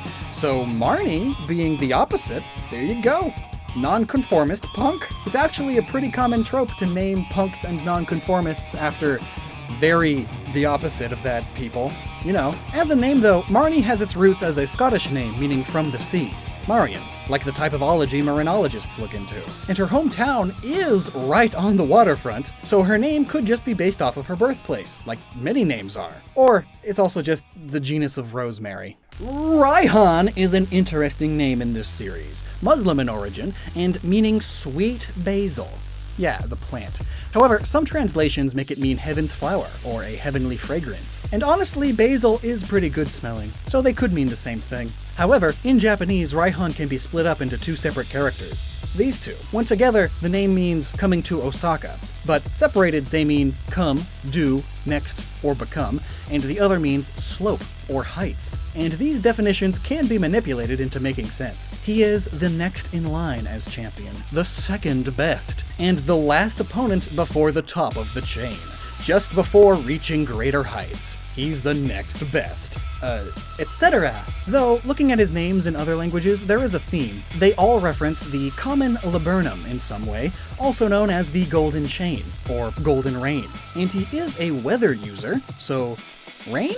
Even though the weather he uses is a sandstorm, it's definitely a trickier name. Though while these laburnum trees are native to Europe, Japan has quite a fascination with them. In fact, there are quite a few in Osaka. So we've come full circle. Nice! What a neat name to end on. So, those were all of the gym leaders. You'll notice I skipped Sun and Moon, and that's because they aren't gym leaders. Just think of all of the angry comments and dislikes I'd get for including them. God, my poor feelings. Have you ever looked at a game character, heard their name, and said, well gee, I wonder what the origins of their name are? Me neither, but we've already done the Pokemon, gym leaders, and Animal Crossings, so let's continue with the trial captains and kahunas. I'm excited to see how much shorter this video is going to be. So, the trial captains. Alolan gym leaders, but not. Some needed context is that as of making this video, all of the trial captains are from the Alola region. I assume they're gonna redo that gimmick at some point in the future. But for now, the Alola region is based on Hawaii, meaning we'll probably see some Hawaiian names in here. The first trial captain you face off against is named Illima, and that's an easy name. Illima is quite literally the Hawaiian word for the Pseudophallax, which is the official flower of Oahu, the third biggest island of Hawaii, and the one that Melemele Island is based on, the first island, the one where you fight Illima. Hoo hoo hoo. Lana is also a name in Hawaiian, meaning afloat or calm, as in still water. Very fitting, as she's the water-type trial captain and loves going fishing, a very calming activity. And also, her personality has her calm most of the time. Also, her name shares syllables with another Hawaiian word, Lilialana Ikawai, which is Hawaiian for water lily, and it's easy to see why the word for afloat is a part of water lily, because that's what water lilies do. It's a really peaceful water flower, and it floats atop the water. Kiawe is the common name of the Hawaiian tree, the kiawe. It's a type of mesquite wood that burns a long time and makes really good charcoal because of how hard and dense the wood is. Excellent wood for fires, excellent name for the fire-type trial captain. These trees also have thorns, by the way, and this is important because Kiawe is a pretty prickly dude in the anime. Until he gets the anime friend treatment, that is. But yeah, also fitting of his personality. Malo is named after Malvaceae cotton, also known as Malo, and her name in the Japanese version of the game is Mao, which is actually just Hawaiian for cotton. Oh, and cotton is a type of plant, and she's the grass-type trial captain. But so far, all of these names are just plants. But the name Sophocles sounds like a name that wouldn't have anything to do with flowery plants, right? Plus, he's the electric trial captain, and is all about his technology. But nope, he's named after the Sephora chrysophilia. Sophocles. It's a yellow flowering plant endemic to Hawaii, and it's yellow, so, you know, electric-type Pokemon. Yellow. Acerola is named after the small plant bush Malpighiaea emarginata. I am going to make a fool of myself with these pronunciations. Well, the Malpighiaea bush produces a fruit called the Acerola cherry, so there you go. But the question remains, what's that got to do with ghosts? Well, there's more. The name Acerola is in fact a real name, Australian in nature, and it means both supernatural and adorable. And, well, I mean, check and check. I mean, she's got a kitty face. It's just unfair. That's adorable. Curse these adorable anime characters. Mina. So her name could mean a few things. In Old English, it's gilded helmet, and she is blonde, so it could be. And in Japanese, her name means south, but as a person's name, it means blue glass or gem. And none of these things matter because it's Jasmine. Her Japanese name is the Japanese word for the Arabian jasmine flower. And I guess it works. Jasmine is a symbol of love and affection, much like the fairy type as a whole, with all those icky, girly moves like, heart and smooch. Wait, is that a real move? Okay, no. Sometimes when I make these jokes, I have to double check. Hala is named after the hala tree, or its scientific name, Pandanus tectorius. And the reasoning for why hala is named after them is sound. The tree is found in Hawaii and is second only to coconut palms for being the most important tree in the Pacific. It's got hardy fruit and seeds as a good source of food, along with the tree itself being very wide and squat, so it's extremely resistant to the weather and such. It's a perfect rock to build your island on. Now, I know I said rock, but he's actually more about the fighting type, which is fitting of his personality. Very disciplinary and all. And I think that his strong, squat stance, like that of the tree, gives off this fighting vibe as well. Also, the name Hala is very similar to Haka, a Polynesian war dance, which is also perfectly fitting of fighting type. It's why Hakamo'o is a fighting type dragon. Now, Olivia's name is from the Greek name Oliva, meaning olive or olive tree, which is also where the mineral olivine gets its name. Fun fact, olivine basalt was collected by the astronauts while they were on the moon. Yeah, she's out of this world! And this factoid gives us more connections when we think about her furry friend. Midnight Form Lycanroc is her partner Pokemon, and as a Rockruff, they need to evolve at night in order to become one, which is a reference to lycanthropes. What with the full moon and all, it's a great connection. But also, if we look at Hawaiian plants, we can find the Elixia stellata, a commonly found plant in Hawaii, and its name, in Latin, essentially means chaining olive, as it is a vine-like plant that chains across the ground. Nanu is named after the Gardenia brighamiae, also known as the Nanu in Hawaiian. Pretty straightforward here. Nanu is also really close to the word none, and his secret agent code number was 000, acting as a ghost agent in the shadows, hence the dark typing. And lastly, Hapu is named after the Hapu'u family of tree ferns. In fact, her name in the Japanese version is just straight up Hapu'u. The scientific name of these trees is Cibatium, which means box or little chest. Little chest? Like where she stores all her Z crystals? Why, what were you thinking? Now, somewhat ironically, these plants are actually being threatened by the very thing that Hapu is sort of fond of. farmland and land clearing in general. While I'm sure Hapu wouldn't be pro-destruction of the plants that are her namesake, real-life people are, because money go burr. Hapu'u are lowland plants, so normally found in nice valleys, which are perfect for building pretty much any sort of farm that humans want on. Well, I'm sad now. But there's no need. We can all just ignore the world's problems that we have absolutely no control over and just watch my backlog of videos instead. So be sure to like and subscribe.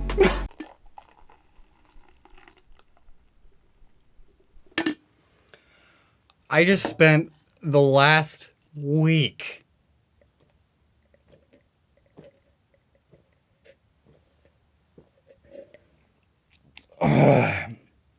decoding Gen 2 shiny colors. And I think I've got it. So for the last however long it's been, we've had a Shiny Pokemon Explained series going on, and we always have some sort of series like that going on where we look at something and explain it, because, you know, that's what we do here. In this particular series, we looked at shiny colors of Pokemon and explain why they are like they are. Like how shiny Palossand is black, referencing the black sand beaches all around Hawaii.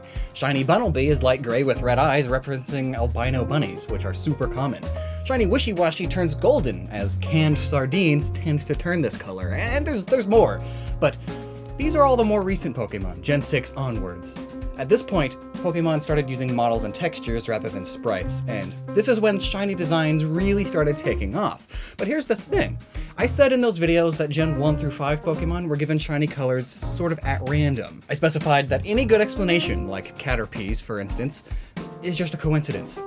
Either that, or I'm really good at researching and BSing. Gosh dang it! This is an internet theory channel, so Lord knows I'm gonna BS as much as possible. But after the second video in the series, and then especially after the third one, oh man, the number of times I was sent this tweet is insane. And no hate for this guy though, he runs an awesome website and you should check it out. We talk, it's cool and great. I love him.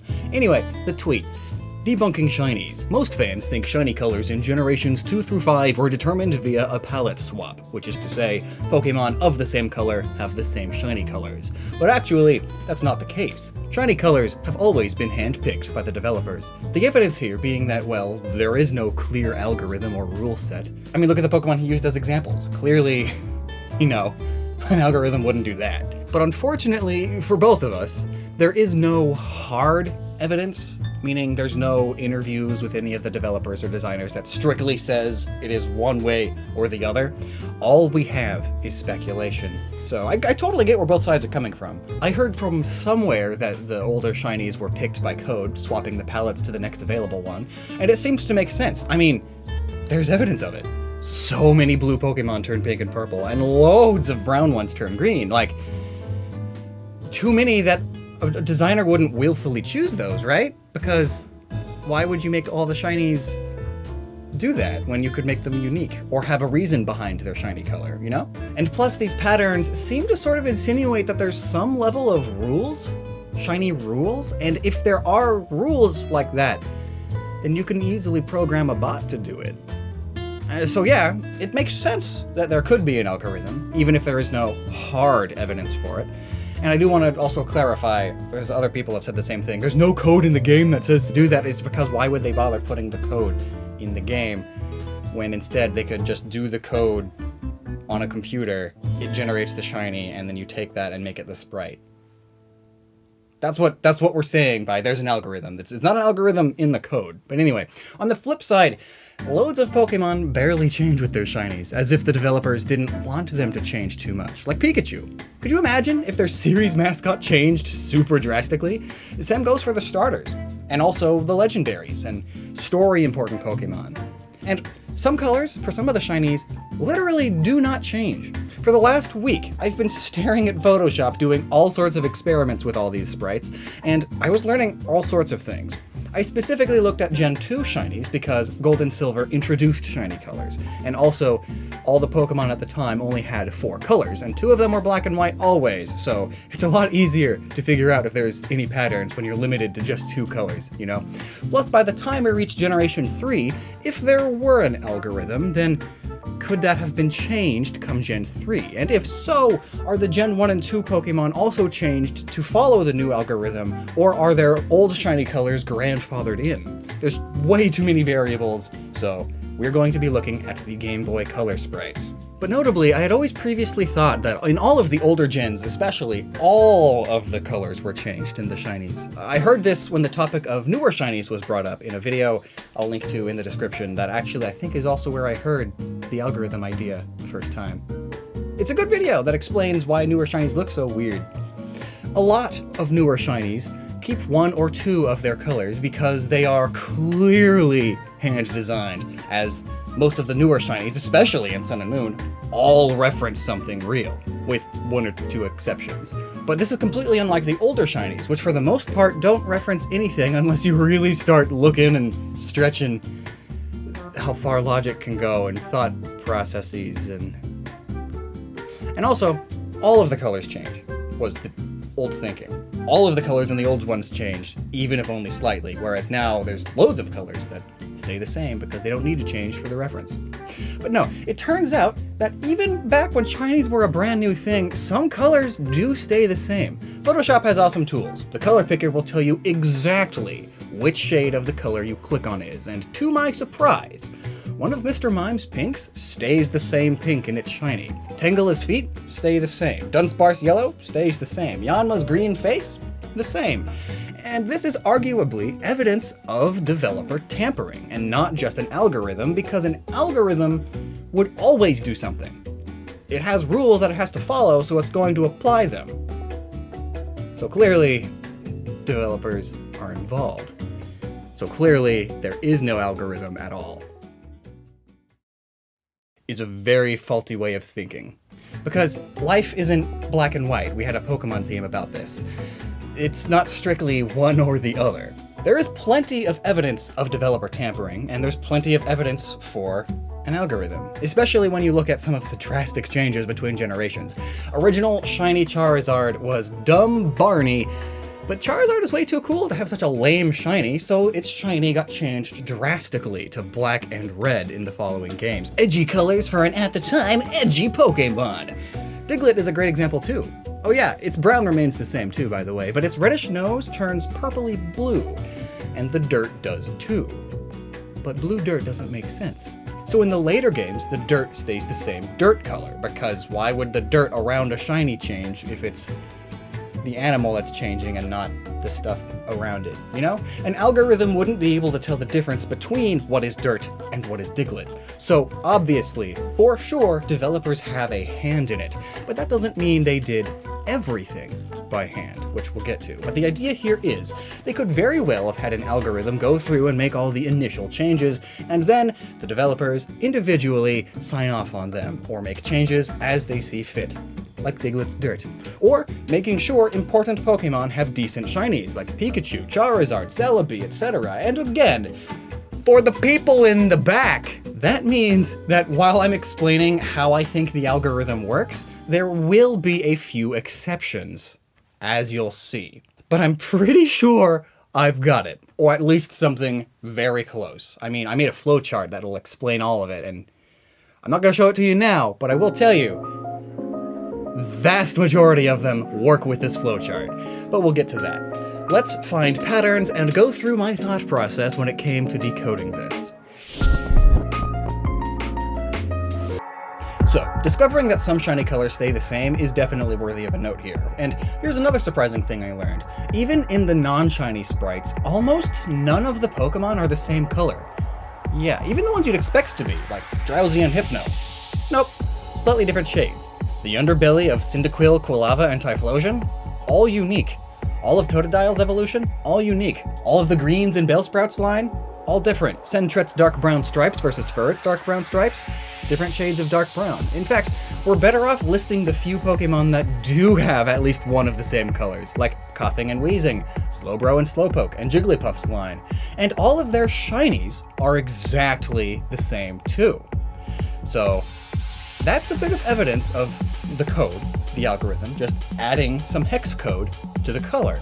Now, if you don't know, all colors have a hex code. You can see them in Photoshop. You can simply add to this number to get a different color. And if you're confused about how you add to a number with letters in it, let me explain real fast. This is a hexadecimal. It's one of the ways computers think, like binary, 0 and 1. There are only 2 numbers. We humans, which I am, typically communicate to each other with decimals. This is base 10. There are 10 numbers, 0 through 9. For any numbers bigger than 9, you add an extra digit. But you can go higher than base 10, which is where a hexadecimal comes in. It's base 16, meaning there are 16 digits. 0 through 9, and then the higher ones are represented by A through F. So to count, you would go 6, 7, 8, 9, A, B, C, D, E, F, and this is how color code works. So yes, you can have this color code with all of the letters in it and just add to it with a number that also probably has letters in it, and you get a different color. See what I mean? This was my first thought process. If all the color values that are the same change into the same color when shiny, like with all these, then that's proof of that. And that's the algorithm. It's simple. And then the reason other Pokemon change drastically even from the others in their own evolution line is because they themselves are slightly different colors too. But it turns out that's wrong, because while nearly every Pokemon is a unique color, likely to show off the capabilities of the Game Boy Color, there are some that are the same, but that do not turn into the same color when shiny. One of the only examples of non-evolutionary lines sharing a color is with Clef's ears and Sandslash's spikes, for example. They are both totally different when shiny though. Muck and Grimer are the same exact color normally, but their shinies aren't. Abracadabra and Alakazam are all the same colors too normally, but the shinies... While Abra and Kadabras are the same, Alakazam's is not. Is this just dev tampering, making Alakazam stand out more from the rest? Maybe. But if not, then why did the values change differently between them?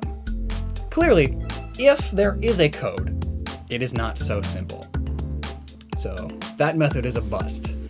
But there has to be something, because there are so many patterns we can find, so I started jotting down a lot of these patterns. Like this. Normal color on the left, and the shiny color it turns into on the right. Then I put that with the other Pokemon that had similar changes. Now, I should note that I did not do every single Pokemon. I gave myself a time limit of 1 week for this video for a reason. But you can see here, clearly, blues really like turning pink and purple. Almost all of them do. On the flip side, pinks really like turning light blue, or just into a darker pink. But also, reds really like swapping for blue, and isn't red just a darker and more saturated pink? And isn't this blue just a darker and more saturated light cyan? Something's going on. Even the details in Pokemon that aren't primarily these colors are swapping this way, like Machoke's veins, red to blue. Browns super commonly turn green, and greens commonly turn brown. Again, even in the details and in places you wouldn't expect, like Electabuzz's shadow. Turns out it's light brown, and then in its shiny, it's light green. And then when I discovered this about Electabuzz, I noticed something. My notes here, right here. That's basically all of the electric-type Pokemon and Typhlosion. So if we look at all of the electric-type Pokemon now, Voltorb and Electrode are the only ones that do not follow this pattern. This pattern of basically, emphasis on basically, we'll get into specifics later, basically just darkening some amount. So maybe, if there is an algorithm, maybe it takes the Pokemon's type into consideration. Are there any other types that have similar patterns? Turns out there are. All, emphasis on all of the normal flying Pokemon get shifted yellow-green. Some more yellow, some more green, but yellow-green all the same. And if we expand this to just flying type, we see that a lot more fit in here too. Skarmory, Togetic, Beedrill, Scizor, even Natu and Xatu, they are already green, so the shinies just add a bit of yellow. And we can see that the primary colors of Zubat and Golbat and the secondary color of Crobat follow suit also. So here we have nearly all of the non-legendary flying types, though Ho-Oh also fits here. But we're missing Murkrow, Delibird, Aerodactyl, and the rest of the bugs. But I bet they follow some other rules. But first, heck, even Dragonite fits this flying type rule, though its Prevos don't. But speaking of dragon types, there aren't many, so putting them all on screen, well, they all get light purple or magenta shifted. Even Dragonite, look at the color of its wings. So if there is an algorithm, I bet it not only looks at types, but also the individual colors, as opposed to the whole shiny as a whole. I mean, some shinies are so ugly that you can tell that was happening. What is wrong with Swinub? So, any other type rules? Well, nearly all of the grass types turn yellow-brown for their shinies. I like to say it's their fall colors. The exceptions this time are Celebi, Bellossom, and the Hoppip line. Celebi being a mythic Pokemon makes it a good exception. The devs definitely did something different with it because it's such an important Pokemon. Just like the legendary flying Pokemon. They are so important, so they were likely overwritten by devs, if need be. But then, the Hoppip line. Each one is a different color from each other already, so if they all turn to the same brown-yellow, that's kinda lame. And that only leaves us with Bellossom. Notably, the petals on Bellossom are nearly identical. This red-orange coloration of them then might be something special, and so the devs got their hands on with this one. That, or Bellossom is just a rebel. Nearly every water-type Pokemon gets an aquamarine-ish hue shift, as if they were underwater. Too many of them do this for it not to be a coincidence. Some clearly have it more heavily than others, and some you have to take their original color into context and add an aqua color to reach their shiny, but still, enough of them do this that it's clearly some sort of rule going on. We also see a lot of flames turning pink and purple. Cyndaquil's line, Rapidash, Magmar, Moltres, and Charizard is basically Barney now, as I said. The only fighting types to not shift green are the Gen 2 ones. All of the Gen 1 fightings shift green. Then, quite a few poison-type Pokemon are also yellow-green shifted, though there are enough that don't that I'm not confident enough to say that it's a rule. But look, even Nidoqueen does it. Unlike the rest of the Nidos that almost swap to the colors of the opposite sex, which, to me, also shows evidence of hands-on tampering. But then why not do it to Nidoqueen also? Did they forget to do Nidoqueen? Just like how they forgot to make Nidoqueen able to breed? So those were the type rules. Are there any just common color rules or just patterns otherwise? Well, as I briefly stated earlier, a lot of the pink Pokemon just get darker and or more saturated, or it swaps to its complementary color, which is the color opposite to it on the color wheel. Quite a few shinies do this, though it's never perfect, meaning never the exact shade of its complementary color, but it's close. So many of them are so close. Muck purple pink to green, and darker green. Chansey pink, Chansey green. And it's more than just pink. Tons of shiny Pokemon just swap their colors to their complementary ones. Tentacruel's red to green. Forretress's dark maroonish red to dark yellowish green. Umbreon yellow to Umbreon blue.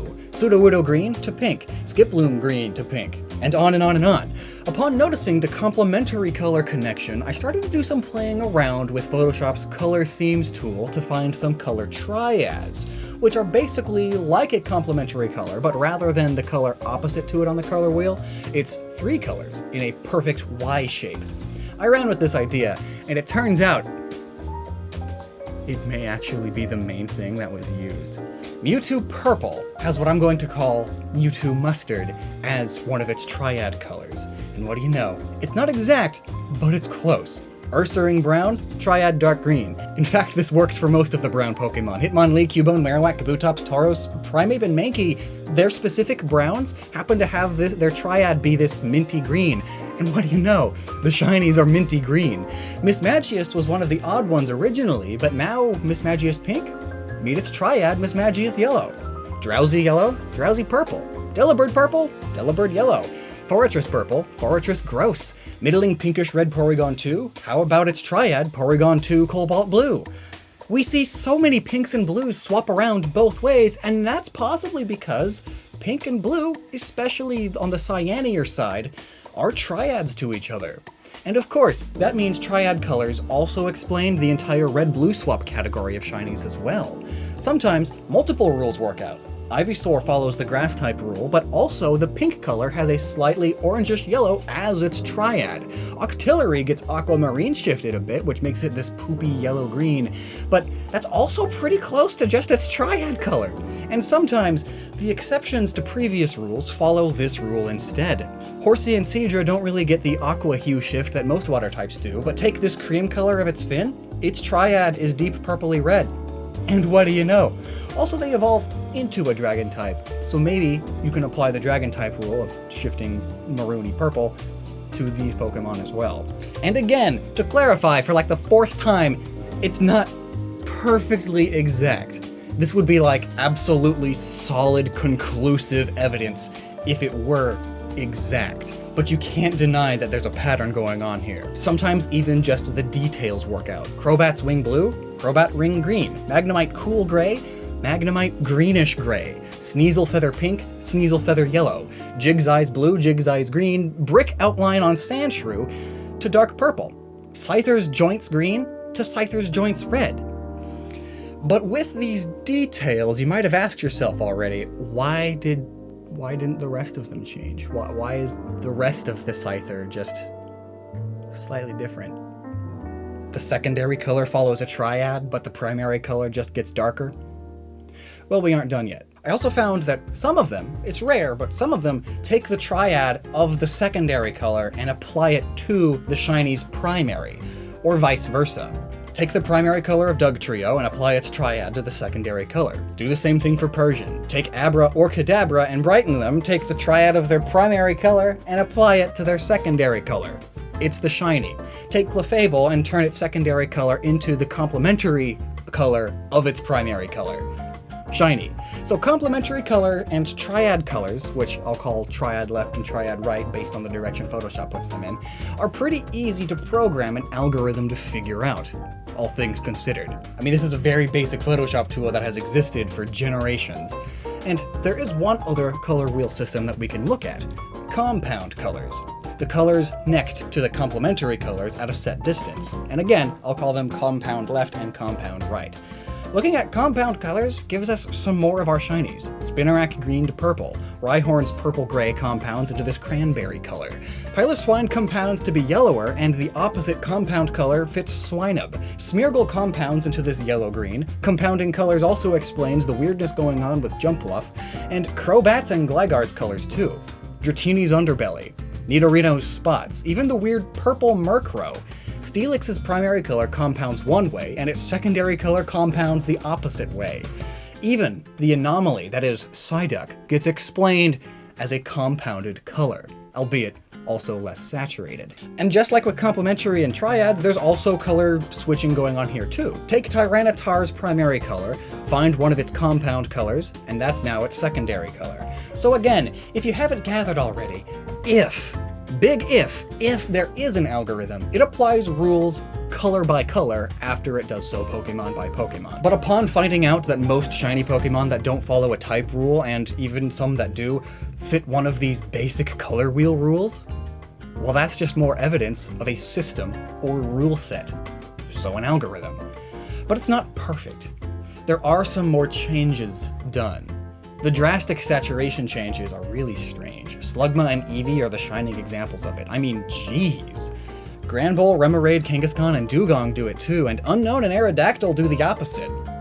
Entei's face desaturates, but the rest of it stays the same, and the primary colors of Sandshrew, Tyranitar, and a few other individual colors all over the place also just shift drastically in saturation rather than changing into a totally different color. You know, maybe this is a big part of it all too. A lot of shiny Pokemon are the same colors as before, just more or less saturated, or ever so slightly hue shifted. I mean, look at Phanpy, for crying out loud. The blue is less saturated and the red is more, but neither by much. This is the worst shiny. So here's the thing.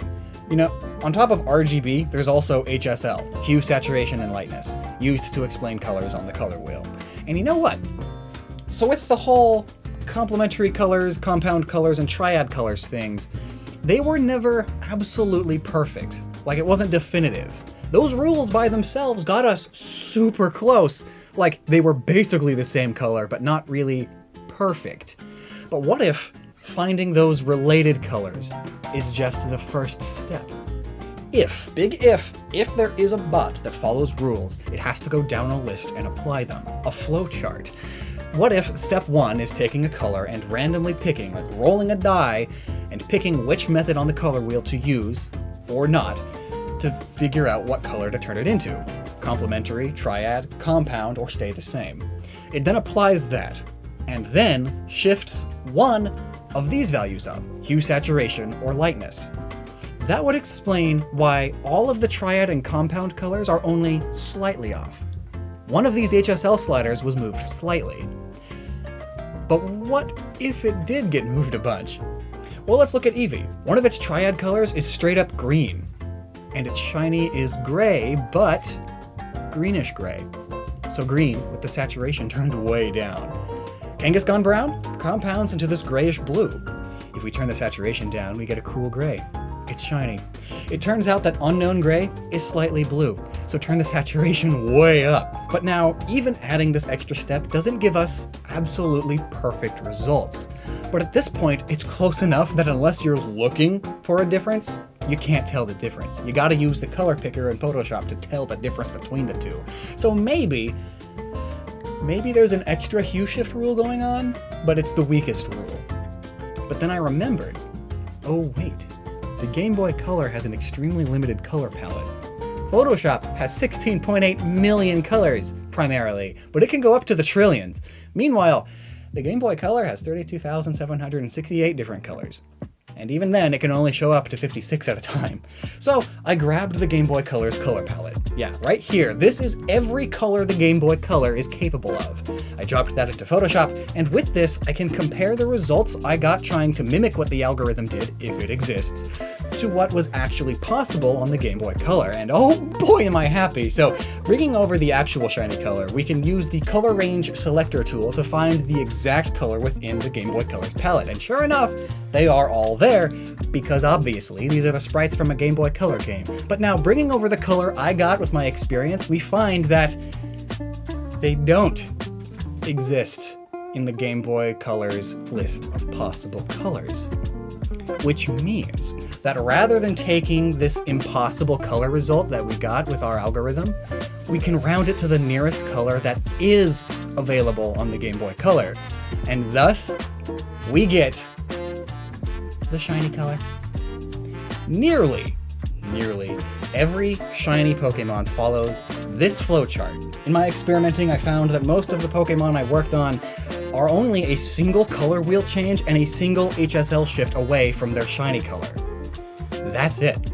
You take that result and you find the closest actual color that's possible in the Game Boy Color, and there you go. And if a flowchart like this can explain the results of the vast majority of Pokemon, and flowcharts are how algorithms work, well, I'd say that's pretty decent evidence of there being a process. This process in creating shiny Pokemon. Of course, there are still exceptions, though, which is why the end of the flowchart states that devs can overwrite and still tamper with them. Maybe they think a color should stay the same, or they have a particular idea in mind. When that is the case, they take the results the algorithm gave it and modify it. But this also explains a lot of the patterns we can find in the shiny Pokemon because of the way compound colors are based off of the complementary color. Both are pretty similar, and thus we get a lot of similarities, like the blue-pink and brown-green things. Alright, so this rule isn't universal, as none of them are really, so perhaps there are other rules that I don't have in this flowchart. After all, it is just a theory, and a rough estimation in terms of the chances too. And also again, to clarify, even still, this isn't completely hard evidence of the early gen shinies being mostly made by a coded process. But I would say that it is evidence. I mean, there's so many patterns. It's just not definitive evidence. You can't dismiss the possibility of an algorithm being there because some shinies barely change, or the same colors don't always turn into the same shiny colors, because that's how RNG works. But now what about some of the later gens? Well, they are a lot more work to decode, so I'm not going to. But if we apply similar rules that we found here, we can see that plenty of other Pokemon in later gens still follow them for the most part. I mean, here's Toxicroak with a hue shift exclusively, getting us its shiny skin color, and the eyes stay the same. And then the pink Croaker gets hue shifted too, just also lightened. Done. Spiritomb Green turns pink and purple to blue. Normal Flyers, all of them are yellow-green again. Celio, Wailmer, Sharpedo, Kyogre, blue to pink-purple again. Zangoose, red-blue. Manectric just darkens, as do Plusle and Minun's tans. Badoo, Roserade, Cherrim, Carnivine, and more. all shift yellow-green still. So a lot of patterns and rules carry over. But looking at the big picture, there are differences and potentially extra steps, which happens when you add more colors per Pokemon, you know. So while a lot of shinies pre-6th gen are seemingly random and abhorrent, no way would a designer willfully choose some of these colors. And why would they also all follow the same patterns as the rest every single generation? Why not make them unique and all that? Like once you reach 6th gen. Rather than there being a few good reasons spread amongst all of the Pokemon being random bleh for their shinies. Now, Gen 6 onwards, the exceptions are the ones with seemingly no reason. Most of them are awesome and deep, and you can watch my coverage of those generations for all of those details. Anyway, that's my take on the whole thing. It is far from improbable that an algorithm made most of these, and while there is still no hard evidence of it, I for one believe that some code similar to this flowchart is what gave Game Freak the initial shinies, and then, after getting those initial shinies, they can go through and edit some of them as needed. But again, it's nothing conclusive. But what do you think? Think that I may be using cognitive bias because I can't believe for the sake of my own sanity that a human would willingly design Espeon this way? Oh, some of these choices are so terrible, So since I'm looking for ways to prove an algorithm, that's what I keep finding. But ultimately, it's all for naught, because you still don't think that it's possible, and in actuality, I wasted 7 waking days figuring all this out. Those for the fans, so whatever. Never stop using your noggin. Back in Generation 1, shiny Pokemon didn't exist. But in Generation 2, they made shiny Pokemon. Sometimes it was difficult to tell, though. It's a terrible, terrible screen. But seeing that Gen 1 Pokemon were still present in Generation 2, because Dexit wasn't a thing yet, they had to give them shiny colors too. Shiny Pokemon were a welcome addition to Pokemon. Every time you encounter a Pokemon, there's a very, very, very, very, very minuscule chance that it'll be a different color. And after catching it, well, you'll have something to show off to your friends. Hey guys, check out my puke green Espeon! Oh dude, that's disgusting! I know, right? Awesome! Super long story short, some older Pokemon shiny colors were awful because the differences in color were chosen by an algorithm rather than designed or chosen. Which is also why some old shinies change almost nothing, and others are super drastic. You see, the game's code would change the color palette of the Pokemon to the next suitable one, and this is how shinies were made all the way up until Generation 6, when the main series moved to 3D models, which don't work the same way as sprites. So from then on, all of the shiny colorations were chosen by hand. They were designed. Thus, from Gen 6 onwards, a lot of shiny Pokemon have meaning behind their colors. It's awesome! Meaning, of course, the shiny Pokemon we're talking about today have absolutely no rhyme or reason to being the colors that they are, but gosh dang it, this is an internet theory channel, so Lord knows I'm gonna BS as much as possible. Just know that any Pokemon today with a seemingly good reason for being the shiny color that it is entirely coincidental, or I'm just really stretching the limits of theorization. This whole video is just complete BS, but this is my life now.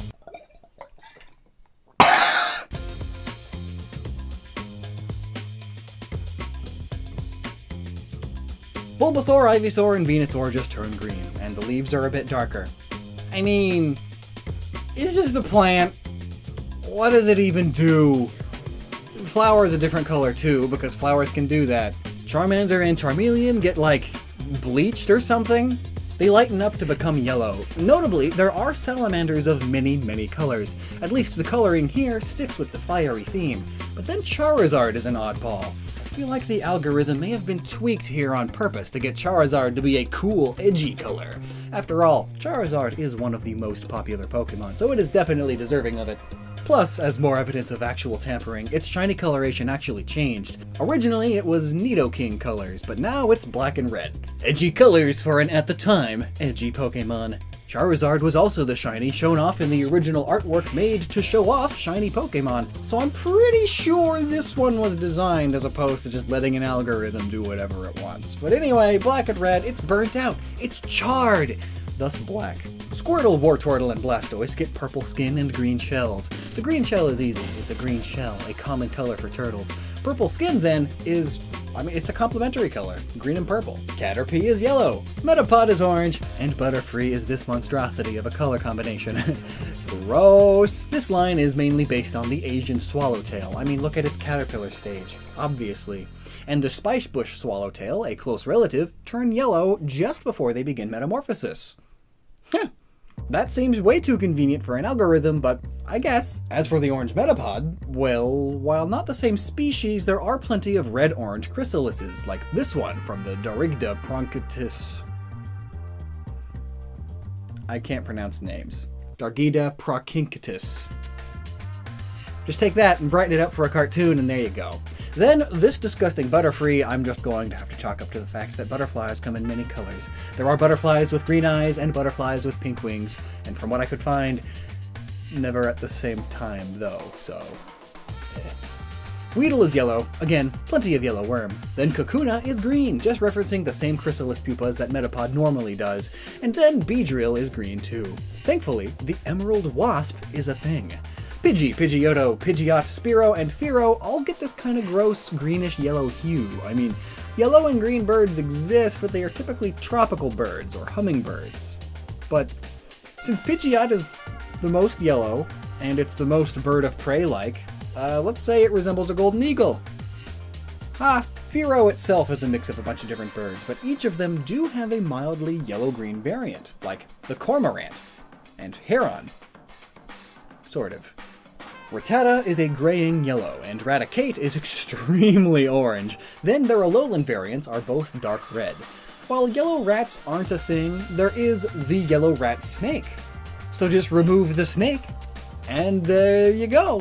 There's also the Silver Fawn, a variety of domesticated rat that is yellowish, but not as dark as this Rattata. Then Raticate. Here's the red-crested tree rat. Orange, and vaguely spiky fur and all. As for the Alolan variants, they are designed to look like little Japanese thieves wearing their equivalent of a ski mask, and I guess clothes can be any color. Dark red is also a dark, mean-looking color. I mean, Carmen Sandiego, Red Thief, Ekans also gets this gross, greenish pea color. As you've seen, and will continue to see, a load of Gen 1 Pokemon got this as their shiny color because of the algorithm. This was a favorite color palette for it.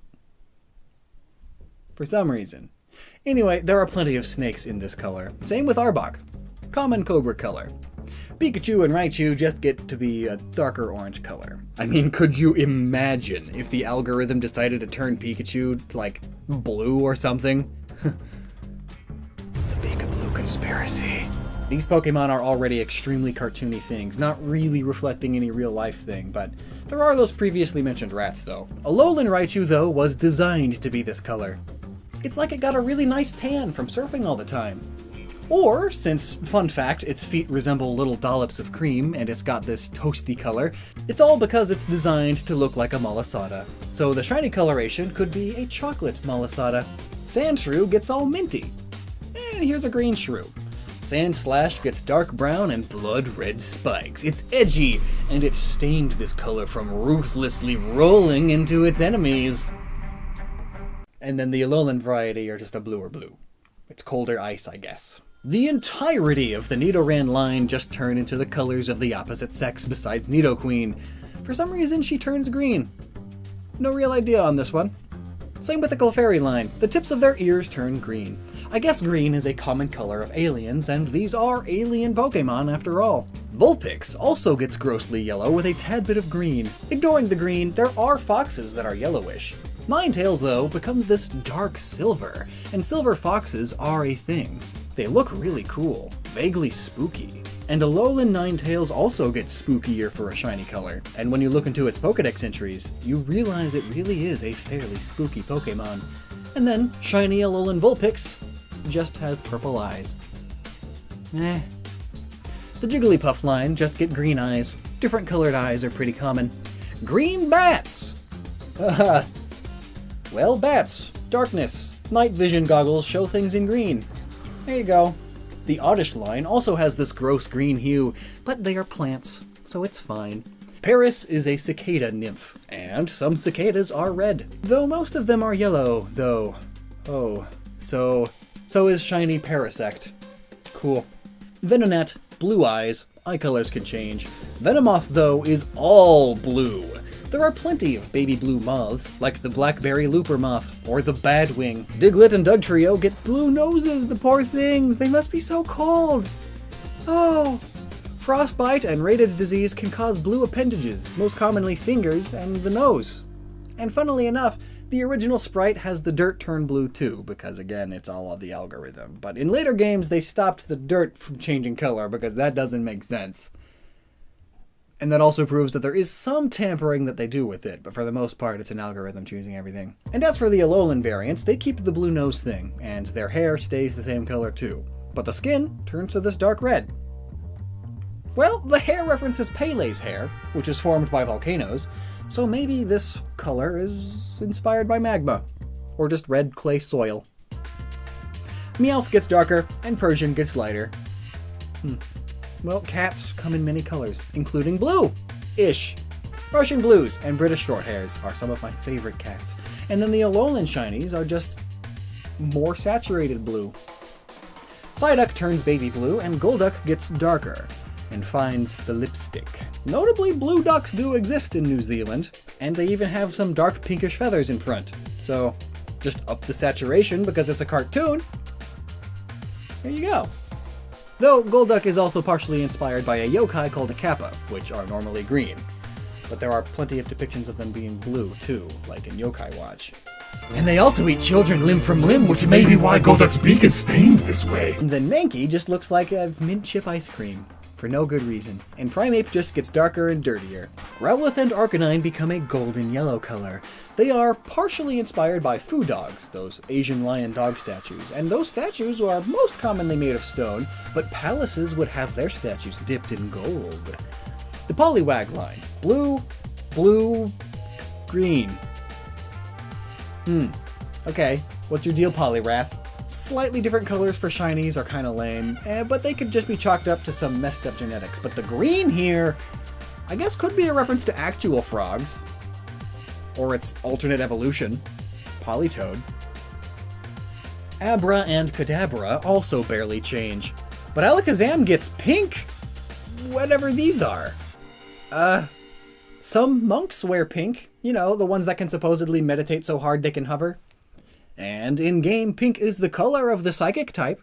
Also, its regular fur becomes more yellow, maybe referencing gold, which is a metal commonly associated with psychic powers. Machop gets a more human-y flesh tone, but Machoke turns green, and Machamp turns more green.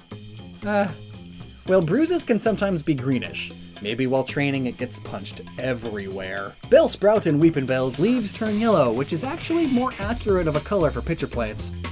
I don't really get Victory Bell though. It's like a pitcher plant that's dying, dead leaves, and its circulation is bad, thus the blue lips. Even its main body is turning brown. Tentacool and Tentacruel go purple-green with lighter tan tentacles. Jellyfish come in many colors, as do squid, these colors included. Though, never really all at once. Oh man, Geodude becomes a lump of gold ore! And Graveler is all muddy, and Golem is now the sandstone variety.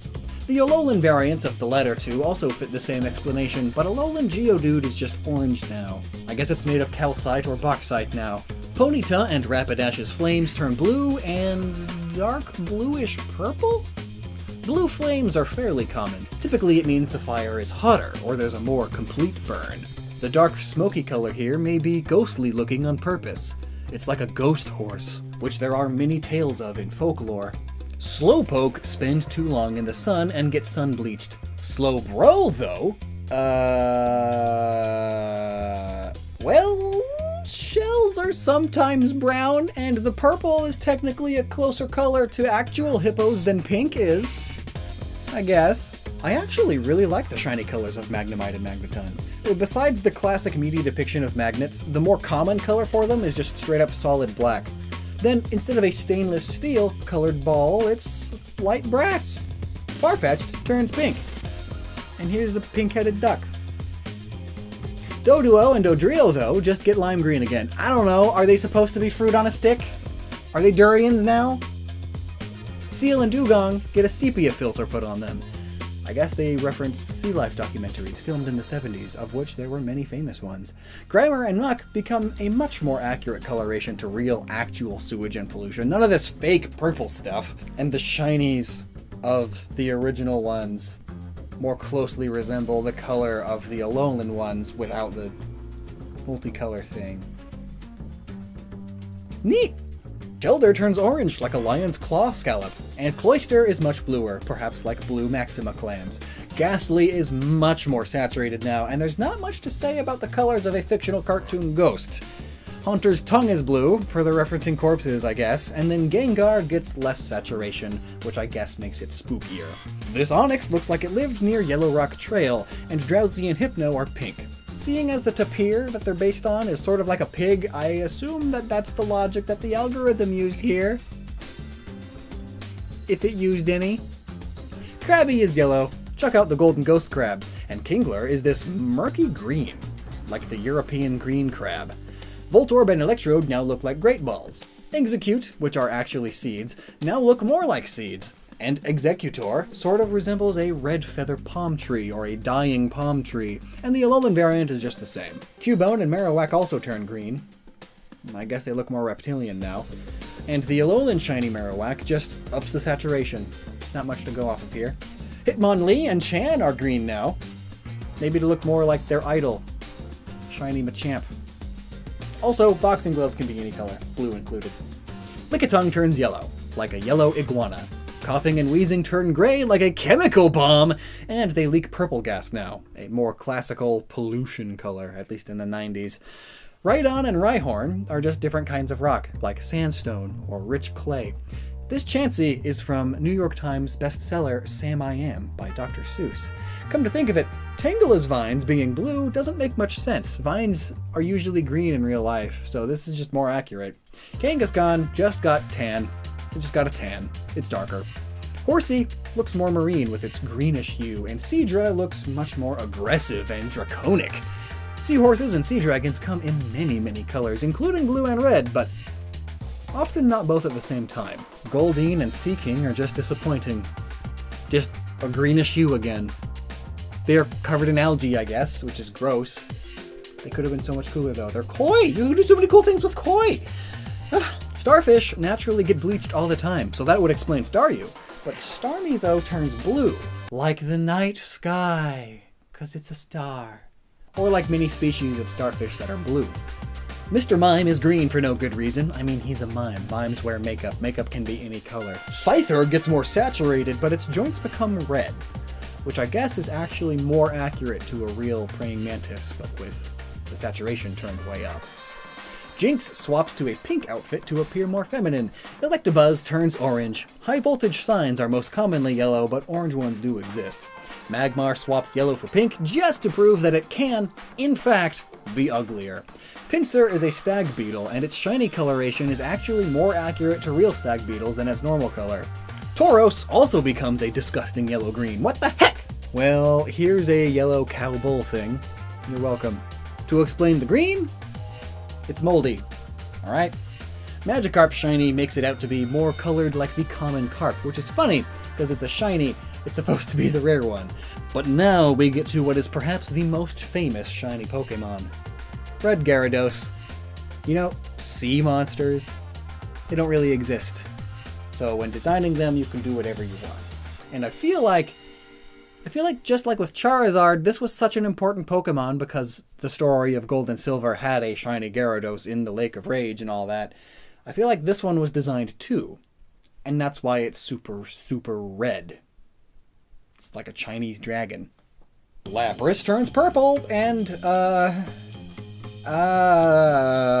it's a Placidont mixed with a Plesiosaur, which we don't actually know of the color they are, but most experts point to brown or greenish.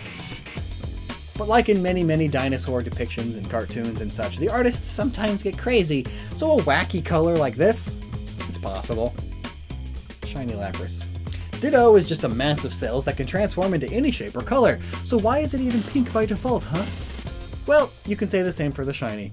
Eevee could be a reference to albinism just without the red eyes. Vaporeon turns purple because it's related to Lapras. Jolteon turns green because it was already yellow and Game Freak hates us. And Flareon somehow manages to become even less interesting. Then Porygon is Data. Data can be any color. And Ammonite and Amistar are also blue normally, but they turn purple as they are also the long-lost ancestors of Lapras and Vaporeon.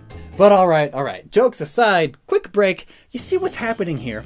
Ammonite and Star, Lapras and Vaporeon, and heck, even some of the bits on Porygon, they were all light blue, and they all turned purple for their shiny because it's an algorithm. It sees the light blue and chooses the next appropriate color, which happens to be purple. Anyway, that's why there's so many gross green ones, because they all are also the same colors by default before that, and so they all turn green and gross. Green and gross. Anyway, back to the Pokedex. Kabuto and Kabutops turn varying shades of yellow-green.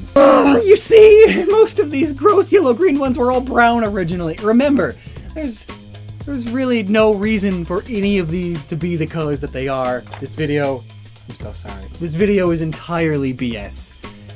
Just remember that. It's all fun. We're having fun. I'm stupid, and we're having fun.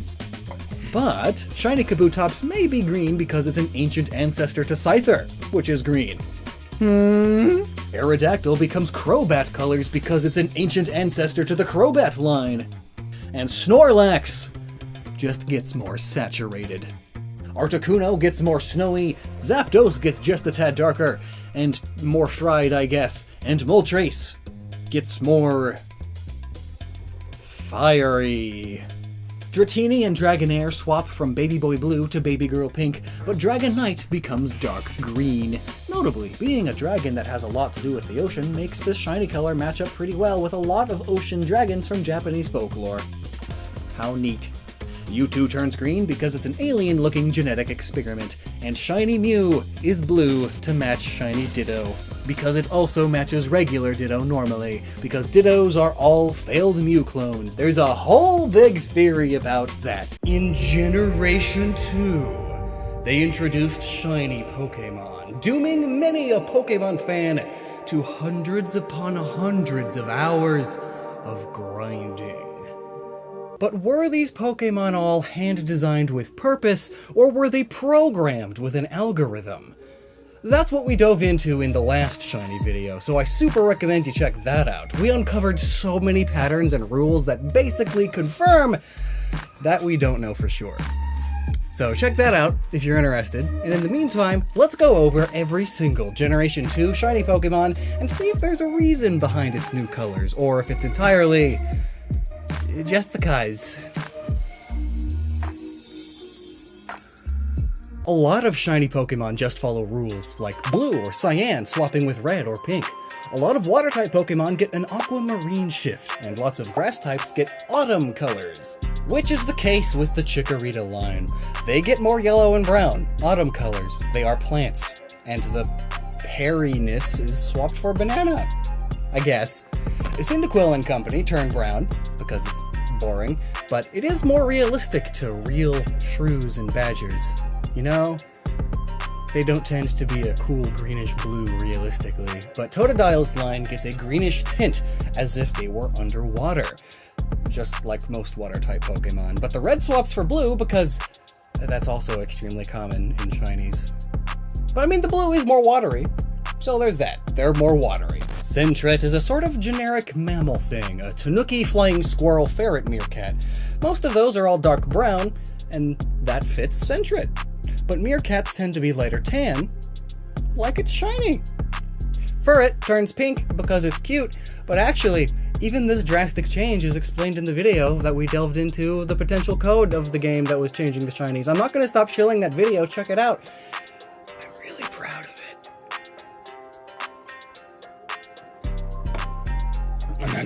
Hoothoot and Noctowl. They turned golden. These Pokemon were introduced as the highlight of Pokemon Gold and Silver's new day and night cycle, and as such, Hoothoot has clock elements in its design. The gears and clock hands in its eyebrow eyeliner stuff, and their heads rotate, you know, like the hands of a clock. And clock gears come in many shiny colors. especially gold. Ladybug and Ladybug turn orange. Orange ladybugs are real, and they are close relatives of Asian ladybugs. Spinarak goes from green to blue, and Ariados from red to pink, and also the light blue is there. They are combinations of a few different spiders, but one of these is the Joro spider, which has variants with this light blue, and even pink. Crobat turns pink. When bats are albino, they tend to be quite pinkish too. Chinchou and Lantern just get their underwater filters, though Lantern is notably darker, perhaps because the fish it's based on usually live in the dark depths of the ocean. Pichu, like Pikachu, just gets darker because you can't really change Pikachu too drastically, you know? Cleffa's ears turn green because its line are from the moon, like little green aliens. Igglybuff gets more saturated, it's a cute pink balloon, not much else to it. Togepi and Togetix's shape pattern inverts, and otherwise, it too just gets darker. It's a very mild species variant. Natu and Xatu yellow the heck up. They pull from a number of tropical birds like parrots, kakapos, and the resplendent quetzal, and birds, especially tropical birds, come in many colors, yellow included. Mareep, Flaffy, and Ampharos all pinken up. So pink! I can see it as a reference to cotton candy, as it's super fluffy, just like their wool. Also, the act of dyeing your sheep a certain color is actually common, and pink tends to be the most common color there. There's even a film festival named after it. Originally, Bellossom Shiny had its face become the same color as its alternative evolution, Vileplume, but it was later made pink, likely just because it's a rather feminine Pokemon. But interestingly, looking at its original shiny, it had red flowers, while the non-shiny had pink flowers. These would be swapped in the later generations. The Rafflesia plant that it's based on don't really have a pink variety, which might be why. Marill and Azumarill's shinies are pretty drastic. Green and yellow. It's odd, and these Pokemon don't really have a reason for being blue in the first place either, other than being water type. They are a cross between a beach ball and a swamp rabbit, or Racali. Maybe even the shape of a water molecule if you squint. You know? If there is a reason for them being these colors, it can't be much more than beach ball colors, because both the light green and yellow are fun, bright, summery beach colors. Sudowoodo, autumn colors. Politoed is crazy. Poison dart frogs come in all sorts of crazy colors and combinations of them, but from what I could tell in my research, never pink and blue at the same time though. Sometimes they come close, but not really. So, this shiny just invokes the same energy as these frogs, rather than specifically referencing a specific poison dart frog. Hoppip is just green now, because it's a plant. What does it even do? But Skiploom and Jumpluff turn pink. Again, maybe because of cotton candy. But dandelions actually do come in pink. Apom also just turns pink. I guess it's because it's cute. But like with bats, when albino, mini monkeys have their pink skin show through more, through the thin white fur. Sunflora and its Prevo, that I always forget exists, they're just autumn colors. And like the red and blues of the Gen 2 sprites, Yanma swaps the saturated red for a saturated blue. But at least blue dragonflies are pretty common. Wooper and Quagsire are pink now. Pink Axolotl. Pink Salamander. Espeon is disgusting. Why? Why would you do that? What did I do to deserve you doing this? It's bad. Espeon is a Bakaneko, or a Nekomata. It's also a psychic. None of that has to do with this forest green color, though, or like its older sprites. Lime. Ew. Slap it on a thumbnail with a black background, it'll pop. No! But shiny Umbreon looks cool and more mystical. The cool, dim blue glow of the moon may be being referenced. Depending on where you are and when, moonlight can be cool or warm, reflecting Umbreon's two colors. Murkrow is pink. And Slowking is darker and has blue frills now, and clothes can be any color. I call this color Misdreavus Mustard. Its hair kinda looks like it was drawn with mustard. right? So, Misdreavus is partially inspired by the Roku Rokubi, an old yokai, and the paper that classical yokai art is painted on tends to be aged and has such yellowed since then. So, you know, all sorts of classical Japanese monsters are associated with this color because of old paper. Huh?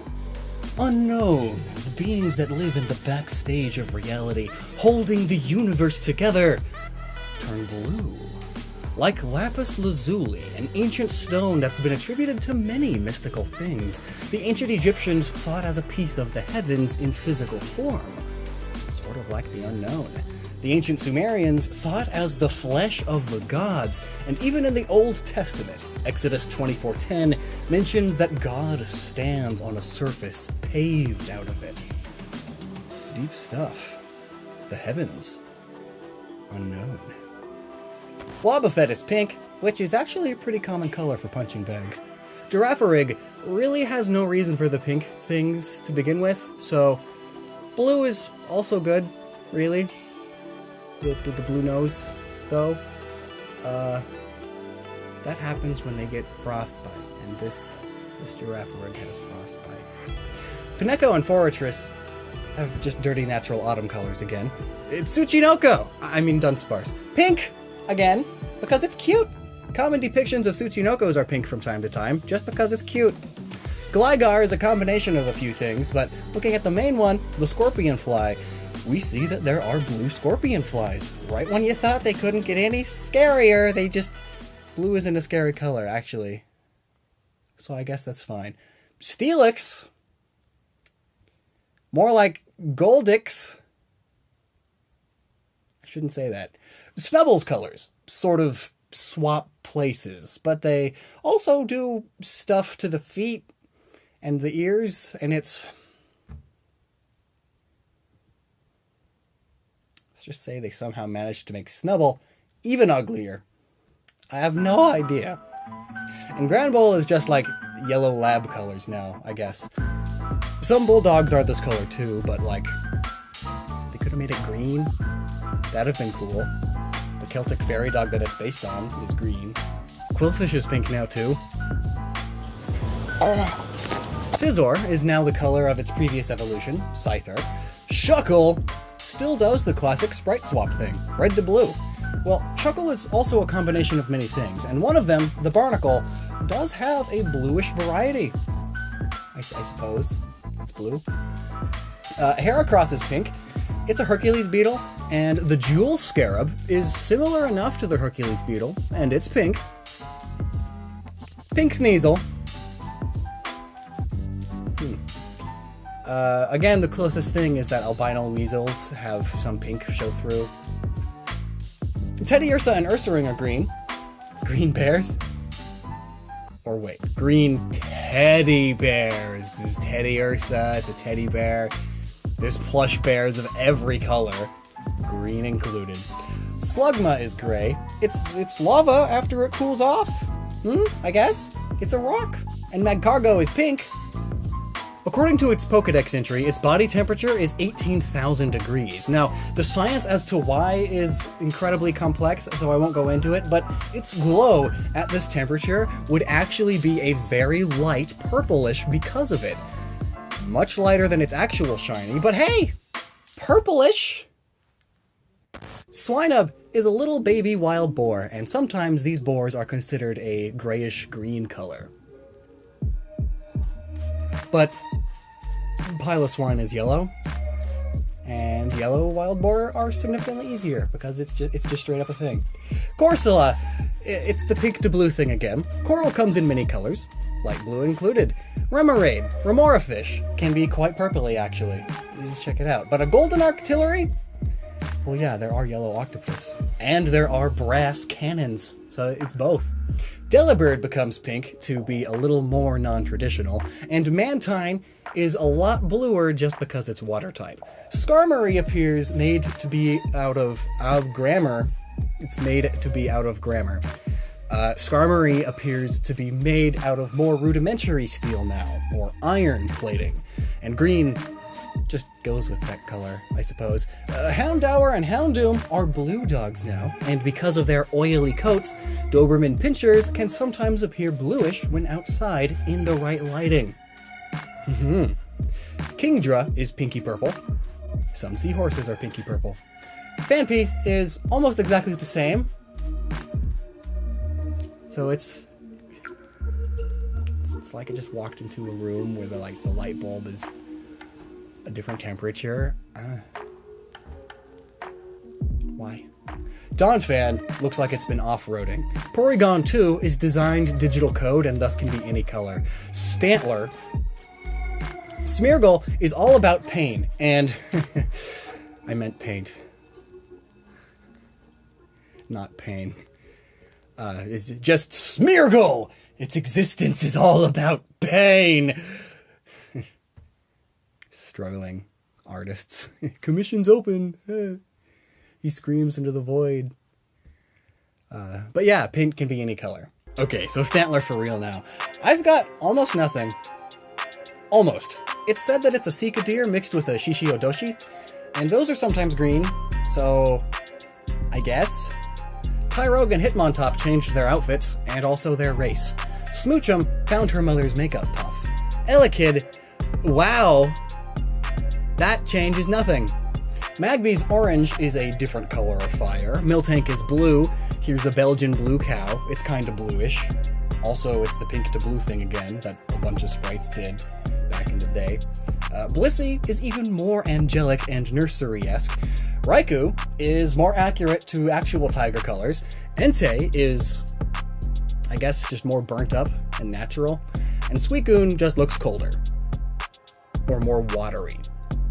Larvitar is just more saturated, and Pupitar, oh, I get it, more like Purplitar. And Tyranitar's colors make it look a bit sun-bleached, or like it's in the middle of a sandstorm, which is kind of what it's all about.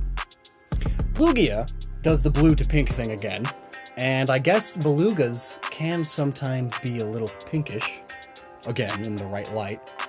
And Ho-Oh is now gold and silver. The colors of the games it's from.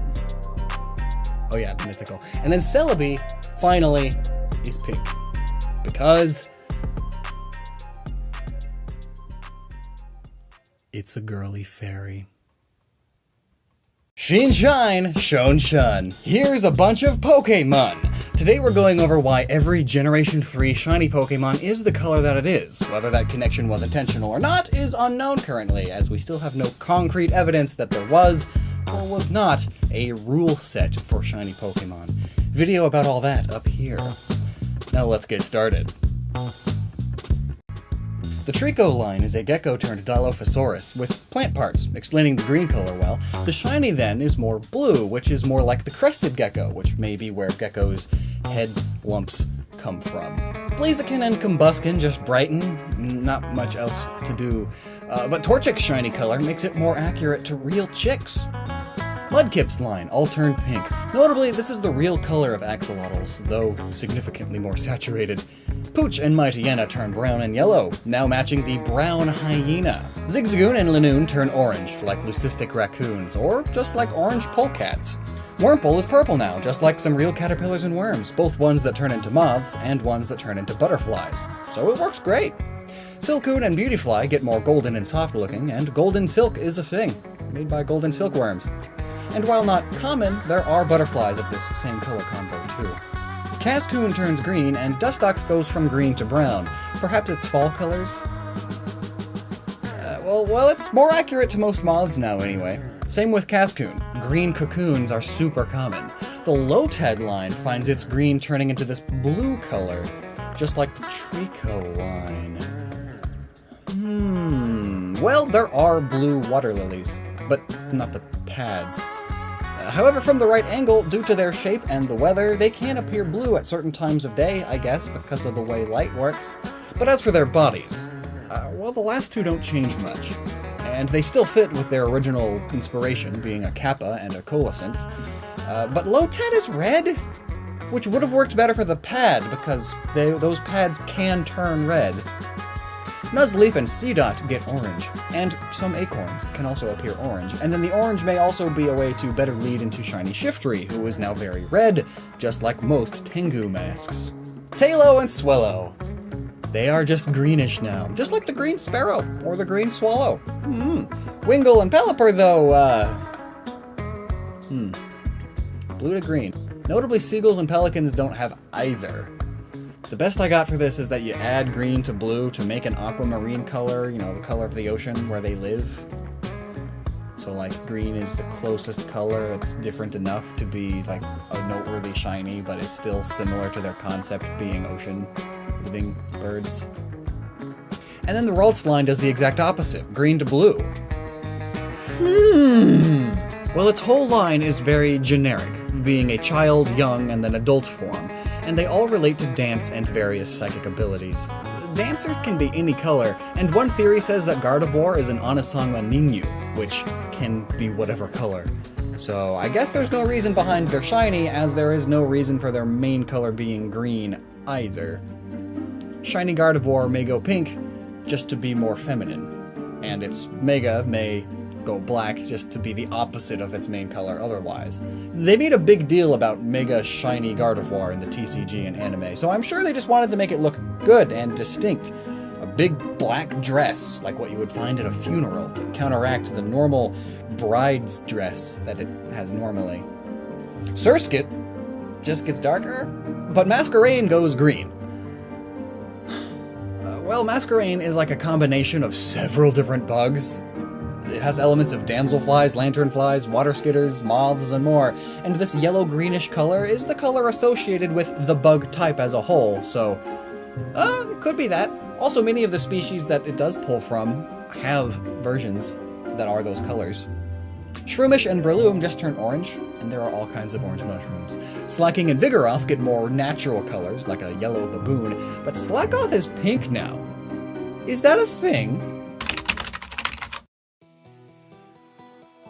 Alright, well, pink sloth plushies are extremely common, but also albino sloths get pink faces. And there are red sloths. I guess that's close enough. I guess. Maybe. The Nincada line, they just brighten up with yellow, which is accurate. Loudred and Exploud turn pink. Perhaps to match their first form, Whismur, who stays pink in the shiny. But the ends of its ears turn green, of all things. Pink and green is a good color combo. And these parts of Whismur are supposed to resemble earmuffs, so I guess, you know, clothes can be any color. Makuhita gets red gloves, likely to reference the classic red boxing gloves and red punchy hand guards. And Hariyama gets a red and purple outfit. Again, clothes can be any color. Azurill is green now. It really has no reason to be blue in the first place, beside it being water type, I guess, so just repeat what I said about Wingull. Nosepass is yellow now, like some of the Easter Island heads. Skitty and Delcatty go from pink to red-orange. If anything, it just pulls from orange cats. Now Sableye! Its gems get swapped around to other sorts of gems, nothing crazy, but its purplish body turns brownish yellow. Not really anything to go off of here. Sableye is based on the Hopkinsville Goblin, which was light gray, but it did have yellow eyes, like Sableye's original older shiny color. So that's cool. My guess, it's because yellow is the opposite of purple, and that's it. Mawile goes pink to appear more feminine and cute as it goes along with its whole inspiration. The Aggron line get red eyes and turn a cool gray. Aggron is partially based on the Bulgasari, a metal-eating mythical creature turned Korean kaiju, and both the creature and the kaiju are blue. And then red eyes because of the blue to red color rule, or just because red eyes are angry and aggressive, perfectly fitting for Aggron. Ugh. Meditite and Medicham just swap primary colors with each other. These parts resemble clothes, and clothes can be any color. Electrike turns blue, possibly referencing Blue Lightning, and Manectric's blue turns gray, like metal, or like those alligator clips, and most of them are gray, or silver. And that's brought up because an alligator clip is what inspires its mouth shape. Plusle just darkens a little, but Minun turns green. So they are both sort of generic rodent plushes. There's no real reason for their original colors either, so no reason for their shiny colors. They're just cute colors for the sake of being cute colors. Volbeat and Illumise Volbeat's normal and shiny colors both resemble different species of fireflies, as does Illumize's. Roselia just swaps to different roses, which are depicted in media as being able to be any color. And there are geneticists working on that. Gulpin and Swalot turn blue, so they are apparently a slug, poison gland, gallbladder, which I guess explains Gulpin being green, but then Swalot is purple. Is it a spleen? But anyway, they are blue now. And well, blue slugs. I guess. Carvana is blue and red because Piranha are blue and red, but quite often they appear green because of the way light works underwater, especially murky water. This is likely why most water types shift aquamarine for their shinies if they're not swapping to pinkish purple. Which just so happens to be what Sharpedo does. And while pink sharks are incredibly rare, they do exist though. Usually it's the result of a disease or defects as far as I can gather though. Whalelord and Whalmer, they also go purple. And purple whales, not really a thing. There are pink dolphins though, it's the closest I could find. Numel desaturates to go along with Camerup's super desaturation. Looks like soot.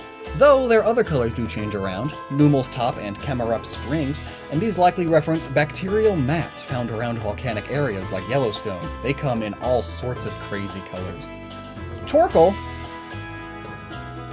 makes very little sense. It's a tortoise, coal, furnace, so its shiny is pink and yellow? Well, when albino, turtles and tortoises tend to be much more pink than white. And yellow tortoises are a thing, so I guess? Otherwise, it's just those mats from the last mon again. Spoink gets pig colored! I say that as if Spoink isn't already pig colors, and Grumpig goes yellow, like a yellow hog, or a red river hog, which are sometimes yellow orangey and not red. Spinda is green now!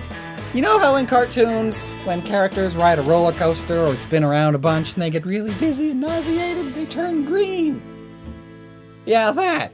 The Flygon line are based on the various stages of antlion, and there are red and blue varieties of antlions, but it's never reflected in their larva stage like with Trapinch.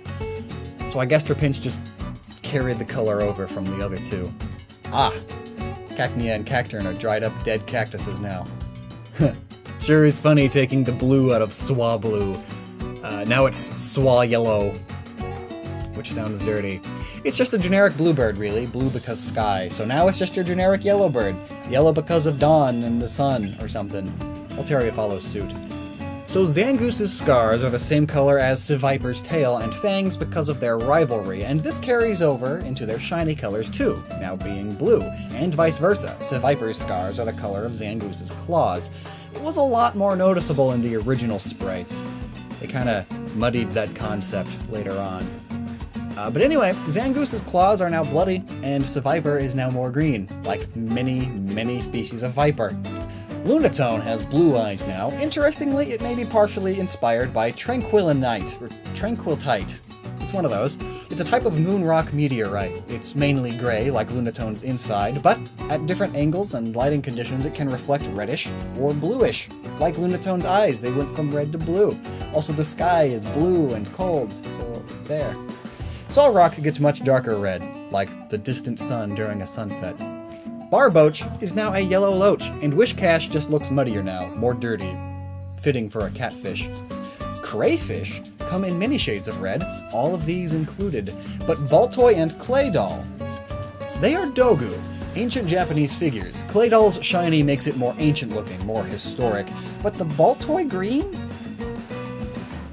Well, if anything, it makes it appear more alien, and Dogu are said to be from space, according to some, pseudo-archaeologists, but they are also sometimes referred to as spacemen. And then sea lilies come in all sorts of colors. Anorith looks more like a fossil now with its shiny colors, and Armaldo looks more like modern-day crustaceans. Feebas is purple now. Odd. I would have made it puke green or something to make it even uglier, help with that concept. Like it's a special, extra cool version of a Feebas, so it's extra, extra ugly. Would be my thinking process, but in this case, It's based on the rainbow bass, which is purple. This is still pretty good. Funnily enough, in Costa Rica, which is where they are from, they are known as the handsome fish. So it's a funny juxtaposition. As for melodic, mermaids are mythical and can be any color, but being partially inspired by the oarfish may mean it takes the golden sheen from them that they get under certain lighting conditions, like when they're dead. Cast form looks like cotton candy now! But also, some beautiful sunrises turn various clouds into various shades of pinks and oranges because of all the CO2 in the atmosphere. But all of the cast form forms have clouds that just work. There are different kinds of clouds in different types of stages. The only odd thing is the area around the eyes on the rain and snow form, but it turns out green storm clouds are a sign of a particularly terrible rainstorm and increased odds of a tornado forming. Wow! And then on the snow form, it may just be to resemble highly visible snow goggles. Kecleon! It's a chameleon. And then Shuppet's line. New colors make them appear more mysterious and murky, while Duskulls are now blood red, spooky in its own hellish way. Tropius's leaves are bleached or dying, and Chimecho is just different colored fabric, and Absol's blacks went orangish red. And the best I got here is that reds and oranges are a color symbolic of danger, which is what Absol is all about. Why not, like Wobbuffet, is an inflatable punching bag, which can be in any color. Snorunt looks more like an ice type now, and clothes can be any color. The eyes were likely changed to go well with Glalie Shiny, which has evil red Oni eyes, and more desaturated ice. It looks more like snow now. The Walrein line all turn pink, and the best I got here is that they sometimes, seals, they get their fur stained with the blood of their prey sometimes. Monsters. Giant clams can occasionally be pink, like shiny clam pearl. Huntail goes green, like some moray eel, and Gorbis is yellow, now like most pipefish. Really, pink is the odd one. It's just because it's girly. And Relicanth looks less like a fossil now, and more like the fish. Love Disc now symbolizes the love of friendship rather than romantic love, and the Salamence line are now green, like the stereotypical lizard color, but there are also green salamanders. The Metagross line are now gray and gold, more common colors for machines than their previous cobalt. And interestingly, gold works really well as it's used inside of computer chips, and it's a supercomputer line. Regirock is just made up of different kinds of rocks now, like sandstone. Regice is not much different at all. Underwater ice, I guess. But Registeel is really cool, actually. So steel doesn't rust or oxidize this way, but what does is copper. Copper is a browner metal, like shiny Registeel's interior, and it turns into this greenish-blue color over time. So maybe shiny Registeel happens to be a Registeel that is made out of copper. Well, either that or it's gone through a high tempering process, which will make steel these colors.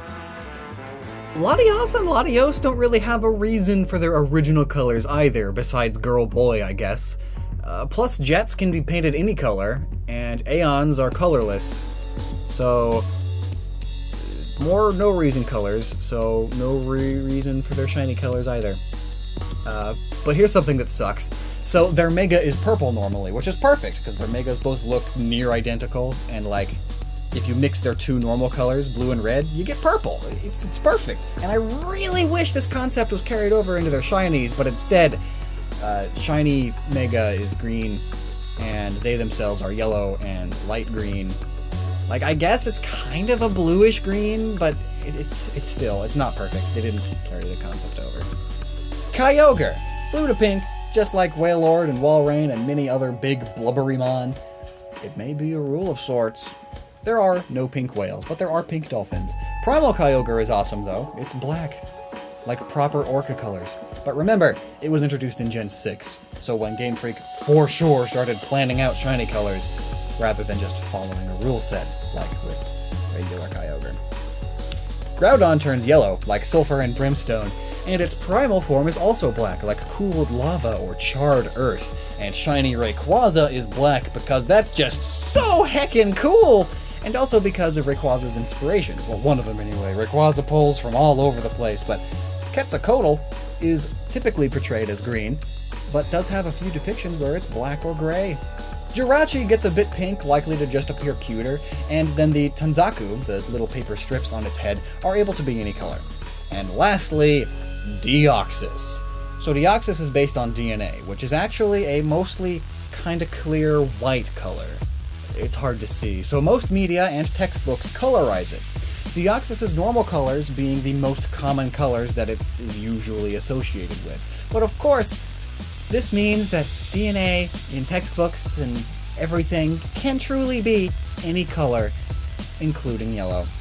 We on the Nintendo DS now, my dudes! And it was way more powerful than the Game Boy Advance in many ways, but the big one for our purposes today is how many colors it has access to.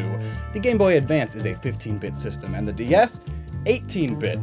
Now that may sound like only a difference of 3, but what that amounts to is that the DS is capable of displaying 262,144 different colors, while the Game Boy Advance has only 32,768.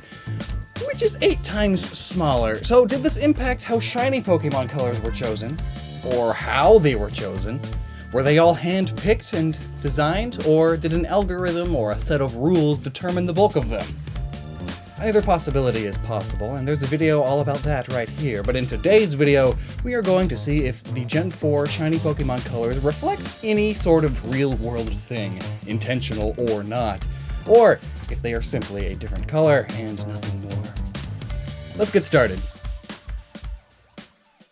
The Torterra line follows suit with most of the old grass types, turning more yellow for their autumn colors, though Turtwig specifically gets a bit bluish, which giant tortoises can appear as sometimes, but it could also be a reference to the Kappa, a turtle yokai with bald head.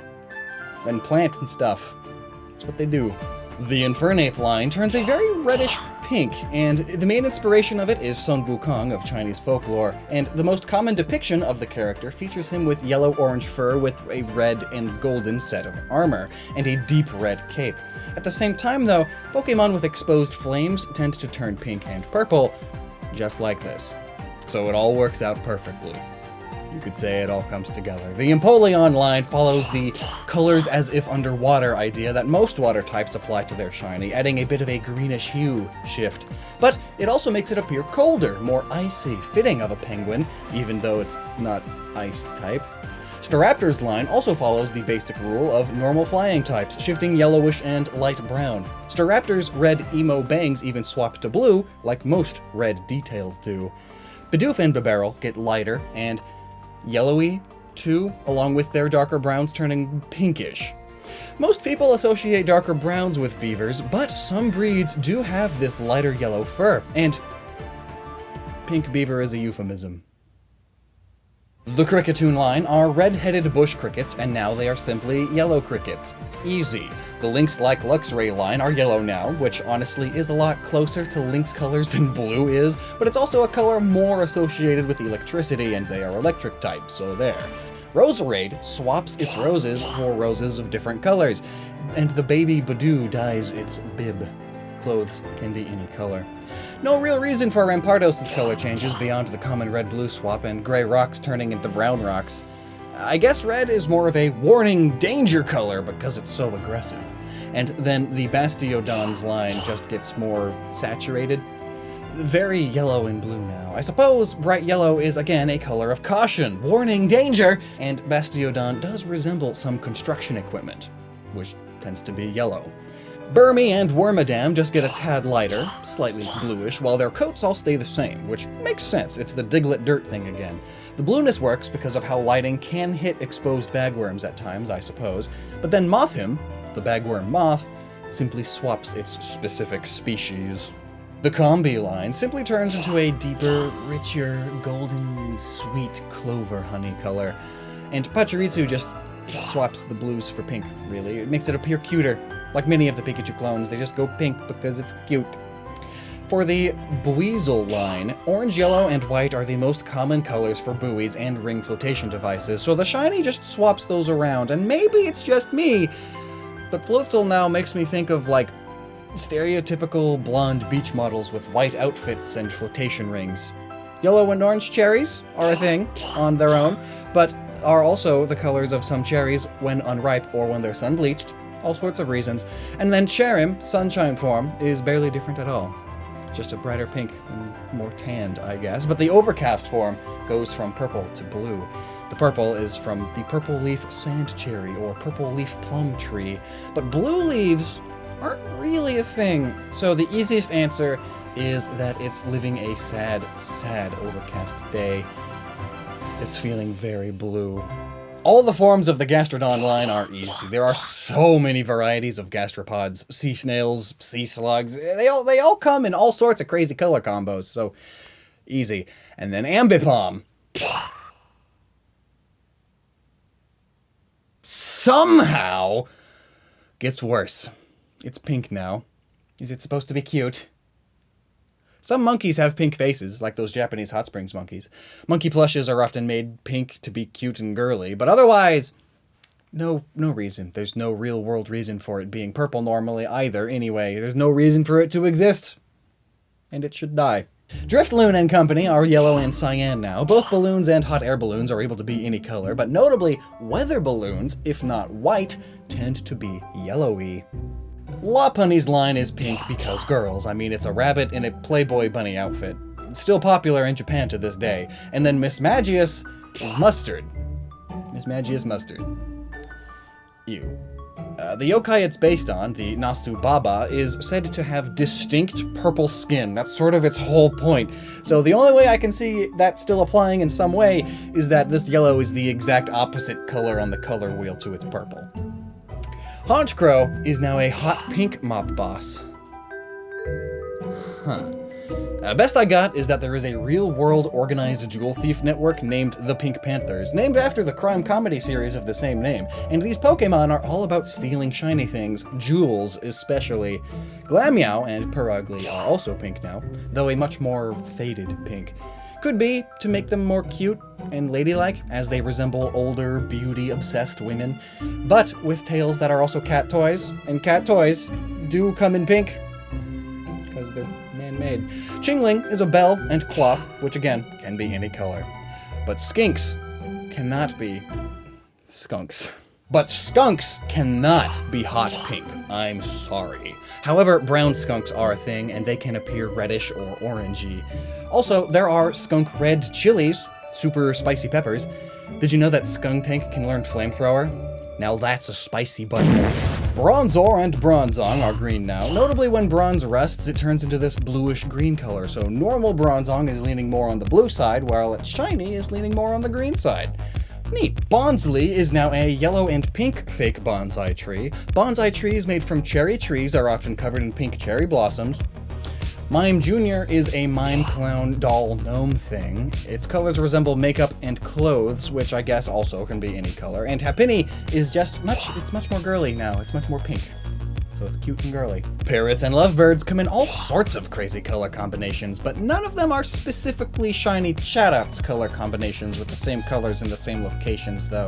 But still, it's the idea. Now what color even is a spirit really?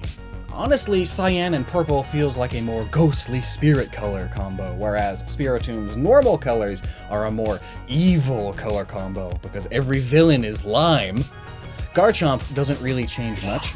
Gibble's belly goes from red to yellow, more fitting of the sand, I suppose, since they are sand sharks.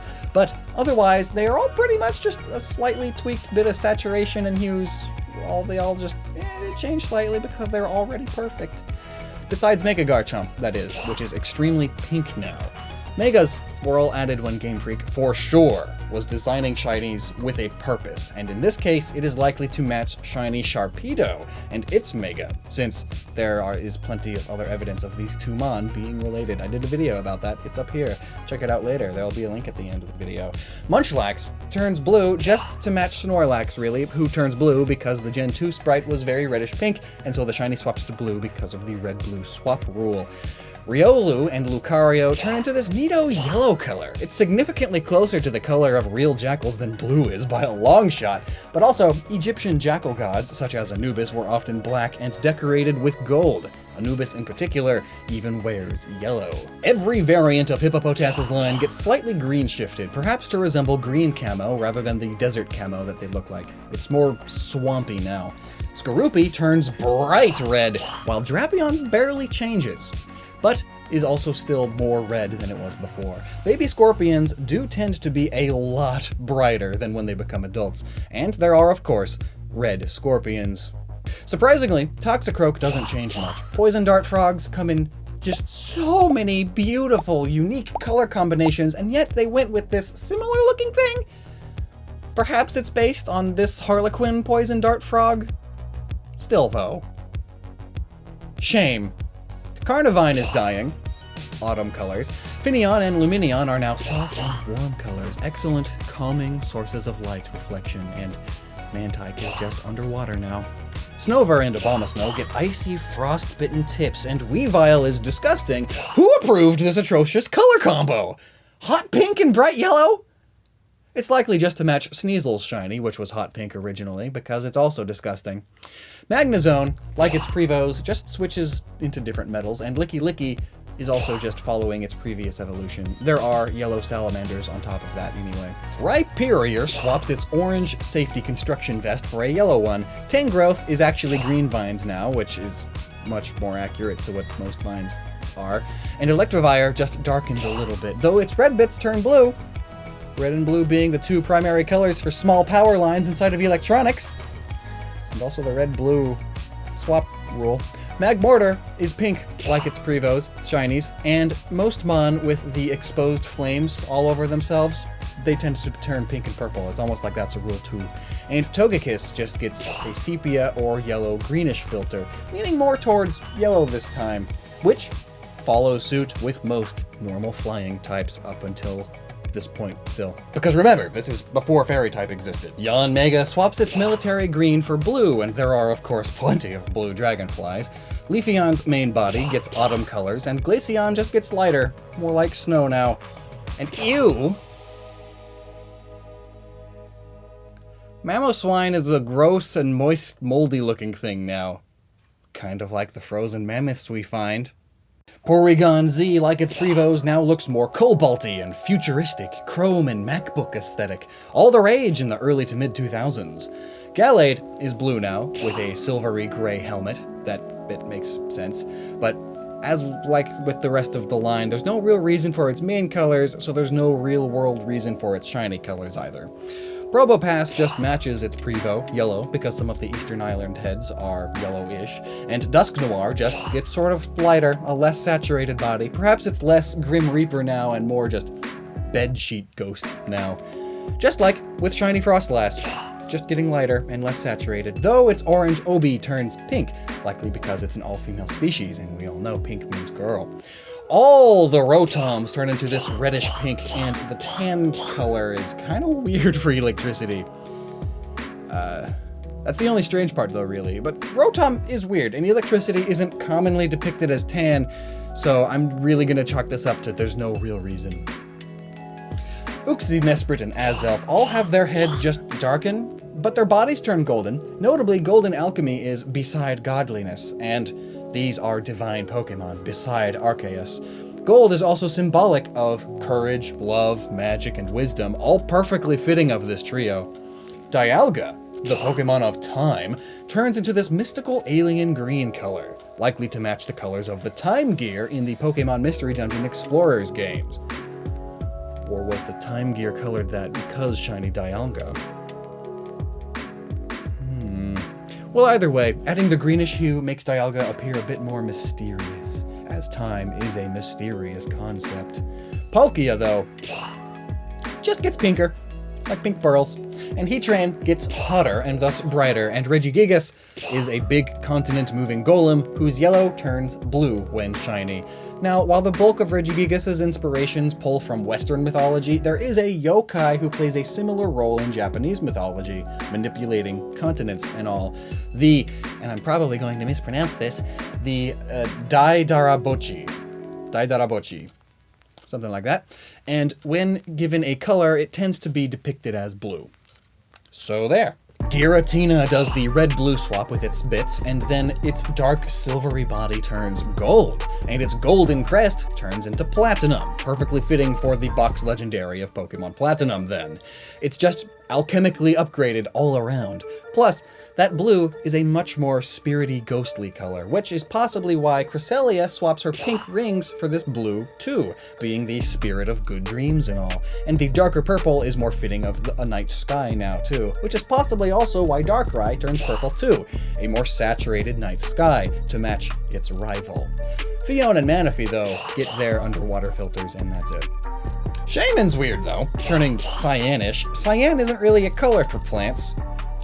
So the best I got is that in the language of flowers, which is basically defining what different flowers symbolize and thus lays out ways to convey messages through bouquet, hydrangeas mean gratitude, which is the whole thing with Shaman's name origin, and it's the plot of its movie, and it's even known as the Gratitude Pokemon in the Pokedex. And plus, hydrangeas do come in this color and are shaped just like its back.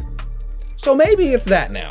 And lastly, Arceus, the creator Pokemon. It's gold now, because gold is beside godliness. Many statues of many gods of many religions have been made out of gold to honor the god, and Arceus' symbol around its body is already gold anyway, so it's basically even more special now. It's golden. The 5th generation of Pokemon sought to sort of soft reboot the franchise, and as such, we got all sorts of cool designs for the Pokemon themselves. So with this context, were shiny Pokemon colors going to be any better? I don't know yet, we haven't gone through them. So let's start. Victini, old number 0 on the regional decks. It's pretty simple. The golden fur normally resembles the golden flesh of various apples, since it's designed after Japanese apple rabbits. Well, now it's just lighter. It's the more white flesh of various other species of apples. Now, the yellows on the Snivy line follow the rest of the grass starters, swapping for their more autumn-based colors, but the rest of them, not so much. But this bluish-green color is even better though, as there are a number of species of ivy that appear a bit bluish-green, especially as ivy tends to have much more glossy leaves, making them reflect the blues of the sky. Tepig is yellow now, and pigs do come in a strawberry blonde color. Pignite and Embor, though, swap their outfit colors, and clothes can, of course, be any color, wrestling singlets included. But hey, at least we finally have a Pokemon with exposed flames that doesn't turn pink or purple. Blue fire like this, though, tends to be symbolic of spiritual fire, meaning things like fighting spirit, chi, think the Hadoken and such, Kamehameha. Blue energy fire. Oshawott and Duwat, of course, follow the trend of water-type shinies, making them appear underwater, and swaps their blue for purple, another sort of rule, but Samurott then goes high contrast and gets more pearlescent shells. Plenty of Murex shells have pink parts like this, though normally it's the interior, not the exterior. Patrat gets darker, rodents come in all sorts of shades, and the eyes get blue to follow the red-blue detail swap rule. But Watchog swaps the colors of its high-vis safety outfit. In Japan, yellows and oranges are done mostly for construction and road workers, and then this neon green highlighter yellow color is done for various other work that requires high-vis gear. The Lillipup line just sort of changes the shade of the dog. Herdier looks kinda older, but Stoutland looks a bit younger, having more color in its reddish-orange blonde beard. Common color for beards in Scotland. Purloin's colors make it look like you're seeing it at nighttime, when cat burglars are on the prowl. Liepard, though, turning scarlet red, perhaps is a reference to Carmen Sandiego, or the novel The Spy Wore Red. Red is a color once commonly associated with sneaky, prowly spy types and thieves because of the Red Scare and the Cold War and espionage and such. All of these 3 wise monkeys just sort of adjust their lightness a bit, different shades. The only notable one is Panpour, who gets the classic water-type underwater aquamarine shift. Muna's pink is now yellow, like some Tapir, or perhaps to appear like the glowing moon in the night sky. Musharna's colors also now are much more night sky-esque. So here's a fun one. Pidove and Unpheasant just sort of change a bit. Nothing out of the ordinary, just different sorts of pigeons and pheasants, but Tranquil! Someone snapped a glow stick over it! Like, why would you do this? What is wrong? Are you okay? Why are you irradiating? It's the mullet. the mullet made it irradiated, because mullets were popular at the same time that nuclear waste and radiation was popular as a plot device in media because of the Cold War shenanigans that were all happening. Do I need to call you a doctor? Blitzel's blue, which is a common color for lightning, and Zebstrika's dark purple contrasts well with its retro electric green eyes and stripes when attacking. It looks really cool. Gigalith's line. So crystals and gemstones come in just about every color, but now the rocks themselves are purple. But I guess the default there was an odd bluish purple already, so it's not that different. But the purple is now a bit more apparent. And, well, purple rocks aren't as uncommon as you'd think. There are all sorts, like aventurine and fluorite. Woobat and Swoobat are just straight up the color of those glow-in-the-dark stars now. Speaking of which, did you know that on Noggin.net you can get yourself a glow-in-the-dark Pokemon alchemy circle design on a shirt? It's pretty sweet, very soft, and I know you'll absolutely love it. Check it out with the link in the description. But back to Swoobat. It's yellow now, like fluffy yellow-bellied bats. Drillbur just kind of swaps its nose and stripe colors around. Excadrill's stripes, though, follow the red-blue swap detail rule, so it's also not very exciting. But the rest of it is red now, too. Perhaps it's been digging through red clay. Audino was a little nurse, and pastel-y greens, pinks, purples, and blues tend to be the most common nurse outfits, especially the pastel versions in media. The Timber line pretty much just swap their skin tones and the exact materials that they're working with. But the veins swapping from a totally normal pink to this bright orange is concerning. I suppose rather than popping veins, the idea now is that they're bright orange construction outfits. The Seismitoad line, though, these are all colors that toads come in still. Amazing. Sock and Throw sorta have no reasons for their default colors, so no real reasons for these ones either. They just tweak their hue a bit. But the Levani line, autumn colors. Venipede's colors are now more common among real centipedes and millipedes, and then the other two just sort of tweak their main shade a bit. But the circle patterns went from pink to this neato bright green cyane color, is what I meant to say there. It makes me think of those super poisonous blue-ringed octopus, which also have a ton of arms. Centipedes and millipedes don't really have rings, but some do have patterns like this one. So just make it green. Whimsicott's line gets their cotton more cleaned and processed. Cottony also on top of that gets autumn colors, and Whimsicott's body turns more dark brown to better resemble the sticks that the cotton grows on. We'll go with that. And then the blue, best I got is that blue sky, because the Aries ram is the ram of the sky, so it's the Zodiac, because Gen 5 had a bunch of Zodiac stuff, and it was Aries, the ram, blue sky. Petalil just lightens up a bit, and Lilligit just swaps its flower for a pink lily. The rest of its yellow and bluish body could reference the gopher plant, which could be used in aromatherapy, I suppose. The Basculins are just lighter and get golden fins. If anything, that makes them slightly more accurate to real bass now. Sandile is super cute, and is yellow now. Helps it hide in yellow sand, and yellow crocodiles are indeed things. But then Crocorock and Crocodile. Oh, look what they did to my boy. The eyes! The eyes, they look so beady now! The darker brown helps them blend in with dirt, I guess, which is more common ground than sand, and it's more accurate to real crocodiles, but still, the poor eyes.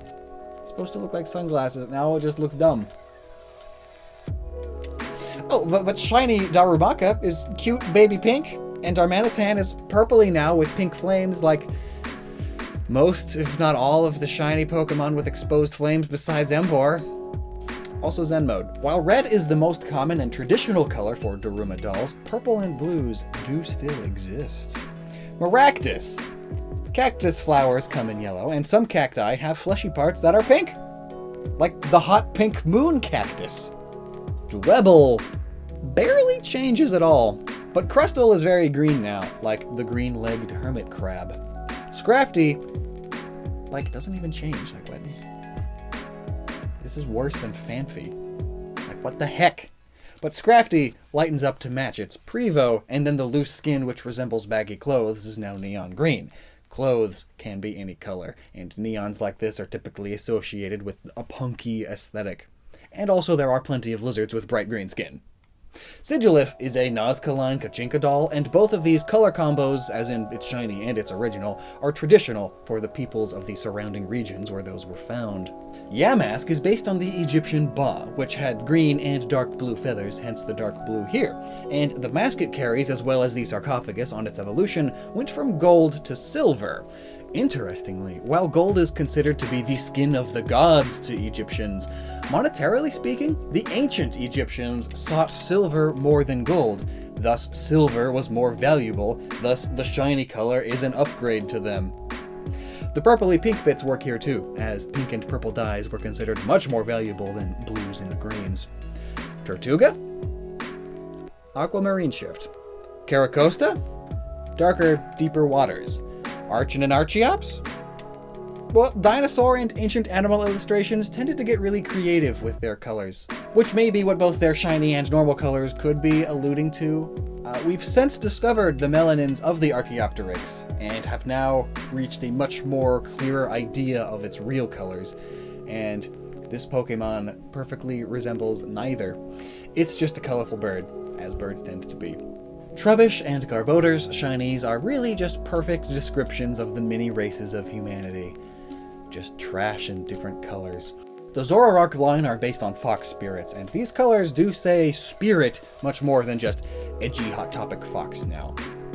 Now, like most of the we want to market this Pokemon as a cutie patootie Pokemon, Minccino's shiny is pink because it's cute, and then Cinccino is yellow banana cream pie colors, which lighter chinchillas can appear as. The Gothitelle line goes from a goth girl line to a pastel goth girl line, which was another big trend in Japan. The Reuniclus line get a bit more accurate to real cells, which tends to be mostly colorless, so the colors here are more muted now. It looks a bit clearer as well.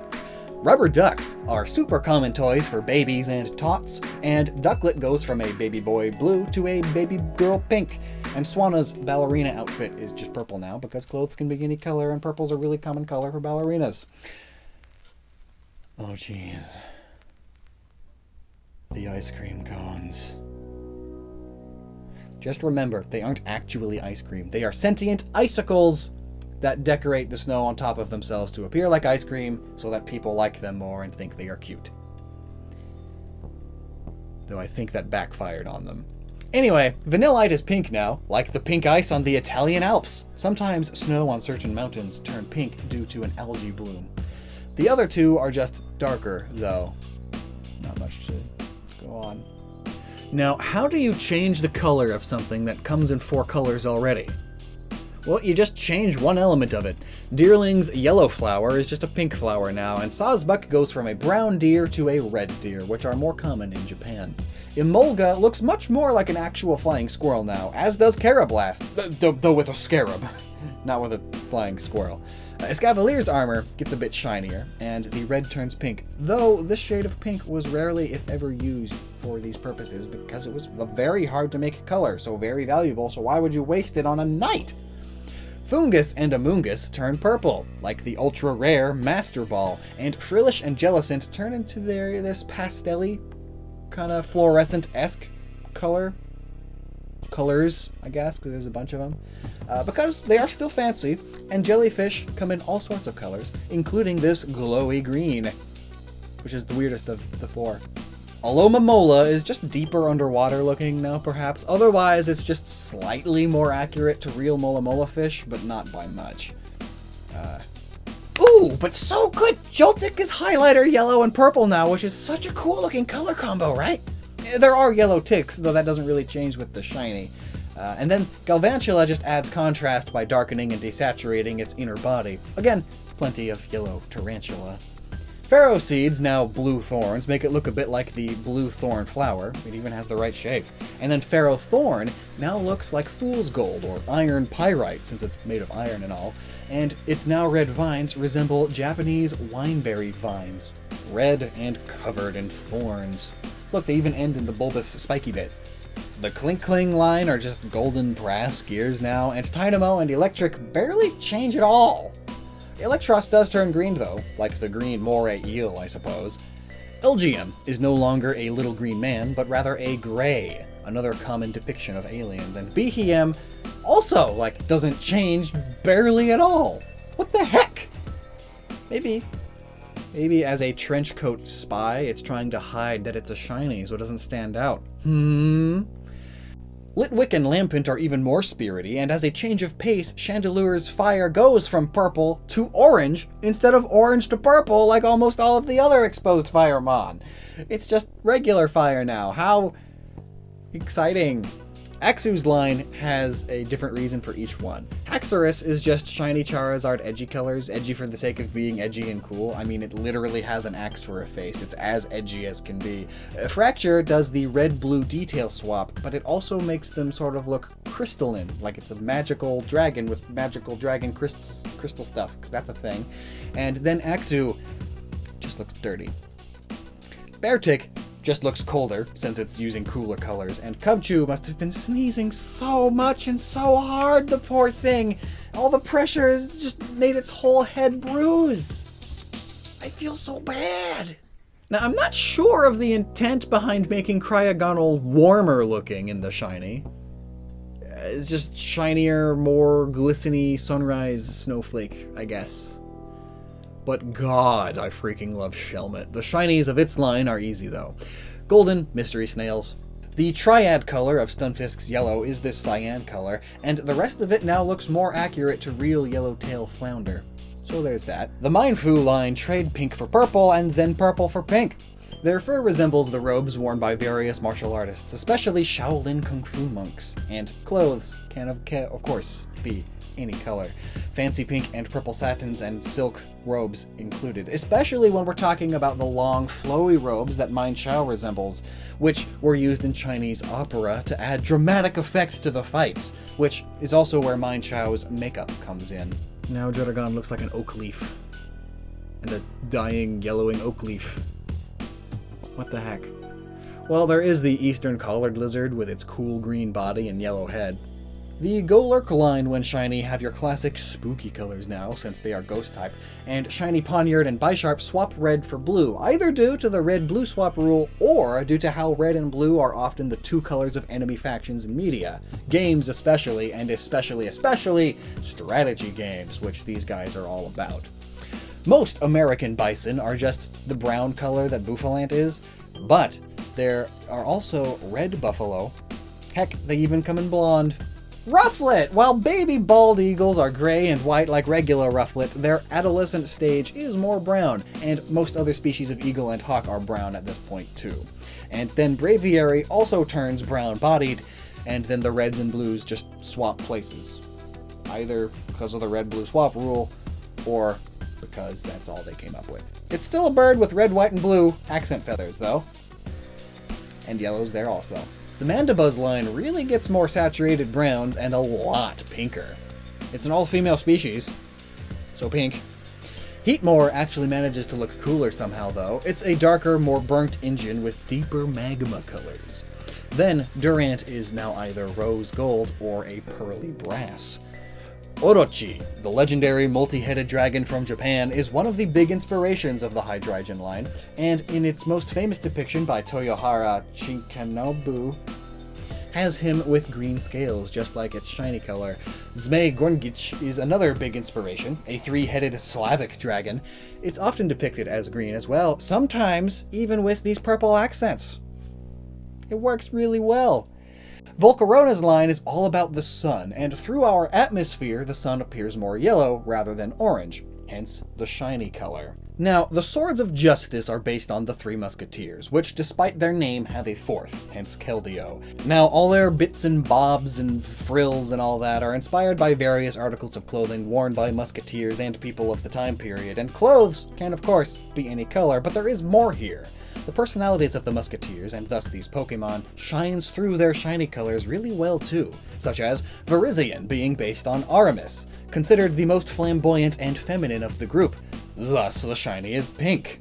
Terrakion is based on Porthos, the biggest, strongest, and most aggressive of them, The color red in its shiny here is a symbol of all of those traits, and Cobalion's shiny is just even more cobalt. But, being based on Athos, the oldest and leader of the group, he of course always gets the gold. So, the brighter yellow bits? Perhaps? Then Keldio's pastel blue turns pastel green. Pastels, perhaps because just like D'Artagnan of the Three Musketeers, he is the fourth and most recent addition. He is the youngest, he is the baby of the group. As for why green of all the pastel colors though, well, either it's the aquamarine water type rule, or it's just that Keldeo is based on a Kelpie, after all. And if not gray or black, Kelpies are most commonly a greenish color.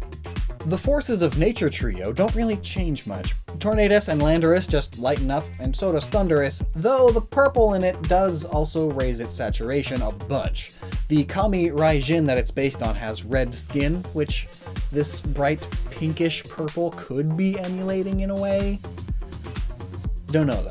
Reshiram's and Zekrom's shinies swap each other's eye colors, showing balance in all things or something like that. And Zekrom overall gets a slight hue shift to dark blue, which could be to show higher power as it fires blue lightning after all. Except when it's shiny, it doesn't. It fires its green lightning now, which isn't unheard of for lightning, but it is rare. And then Reshiram gets these golden rings. The yin-yang symbol that this duo symbolize is often engraved into golden artifacts due to its significant importance, and these days they are found all over golden rings as jewelry.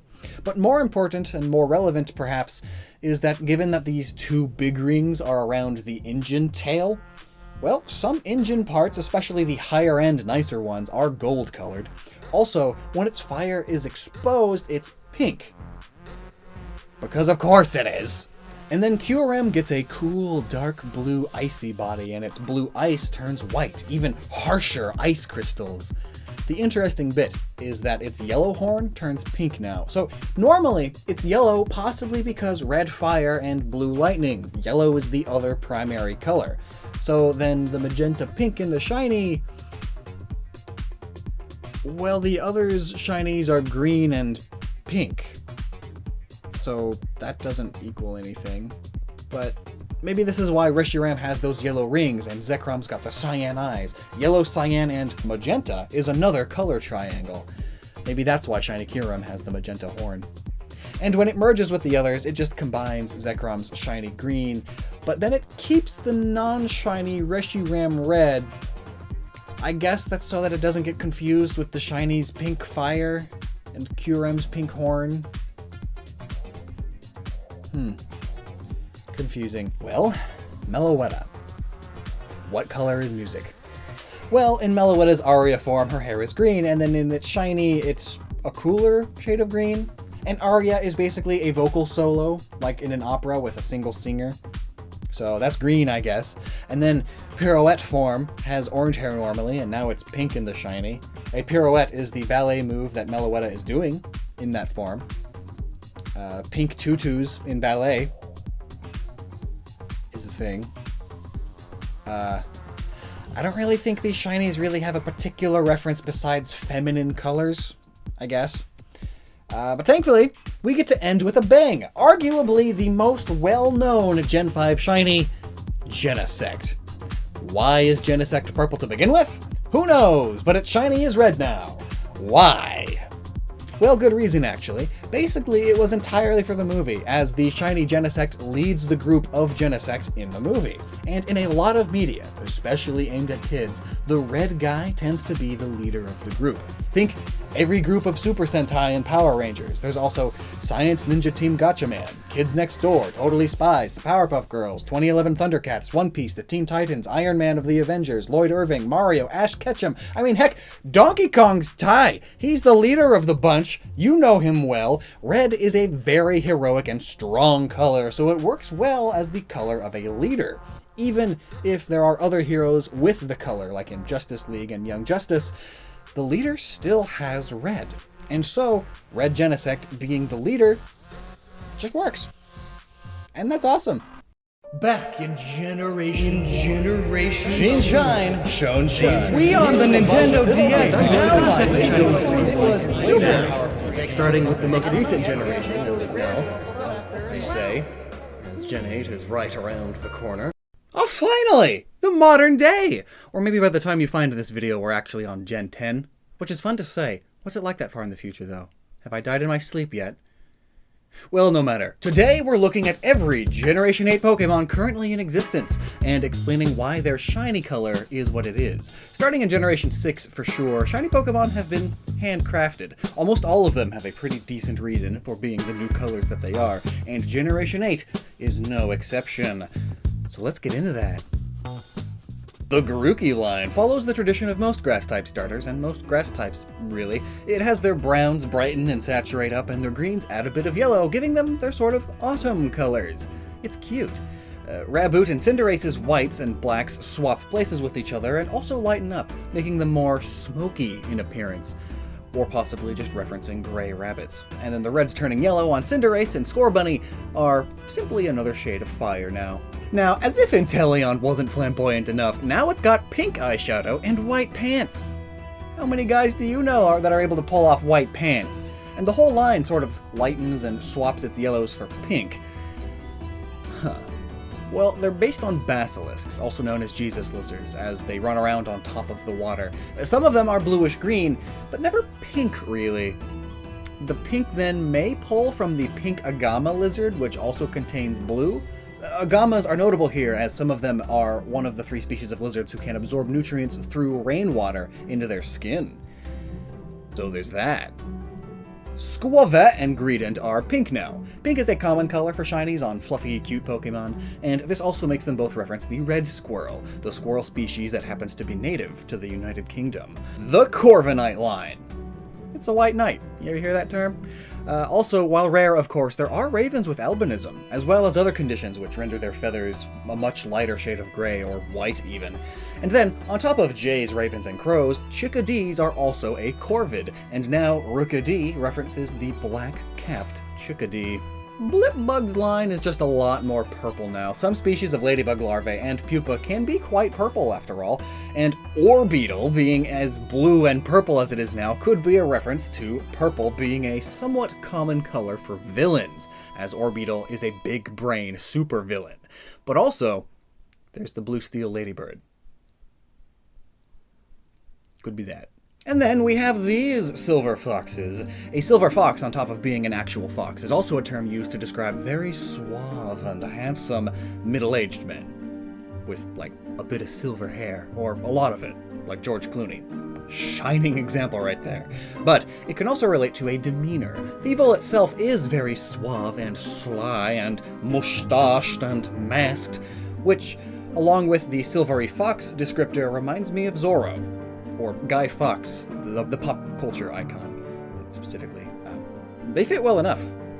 Eldegoss and Gossifleur are a mix of Gossypium and Anemone plants, both of which have flowers in quite a few different colors, all of these included. Wooloo and Dubwool invert their blacks and whites, looking more like a black sheep now, and Dreadnought and Choodle turn into a much more iconic turtle green. And like many made-to-be-cute and fluffy Pokemon, Shiny Yamper is pink, and Boltund is a pink purplish now, too.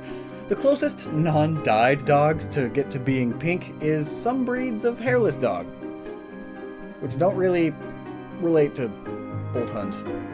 But the Colossal line all reference anthracite coal, also known as blue coal. It's a much rarer coal, but it burns much more efficiently. The Applin line is super easy. Green apples. Sandaconda tweaks from a greenish tan to a greenish gray. Notably, the most famous anacondas are green anacondas, which can get pretty green, but most anacondas are tan or gray. Now then, it's time for everyone's favorite bird! Cormorants! There are bluish ones, like Cramorant, but the closest we can get to its shiny orange color is with the beak of the double-crested cormorant, whose feathers are more so brown. But still, the beak's orange. Shiny Barraskewda's line is actually a lot more accurate to real Barracuda colors now, being bluish and silvery. Toxtricity and Toxel pull from a few different lizards, newts, and salamanders, many of which come in pink, such as the red-spotted salamander, the axolotl, and more. And plus, bright pink, like this, is a color often associated with the whole punk aesthetic, be it hair, makeup, outfits, or whatever. It's because it's a very loud color, provocative even. The backs of the Centiskorch line seem to cool off a bit. Now, they pull from both centipedes and millipedes, such as the red fire millipede, but now their shinies more closely resemble the more common giant red-headed centipede, with their reflective, cool gray backs. Super cool looking, actually. Clavopus is super cute, and Mini Octopus can just change color whenever. Chameleons of the sea, they are, and thus this light cyan and white color is possible for them as well. And then Clobopus, on top of now being reminiscent of the Atlantic white-spotted octopus, is also now wearing a much more common color combo for luchadors. Red and yellow, or red and white, however you want to, or just all three. Because it's a fighting octopus.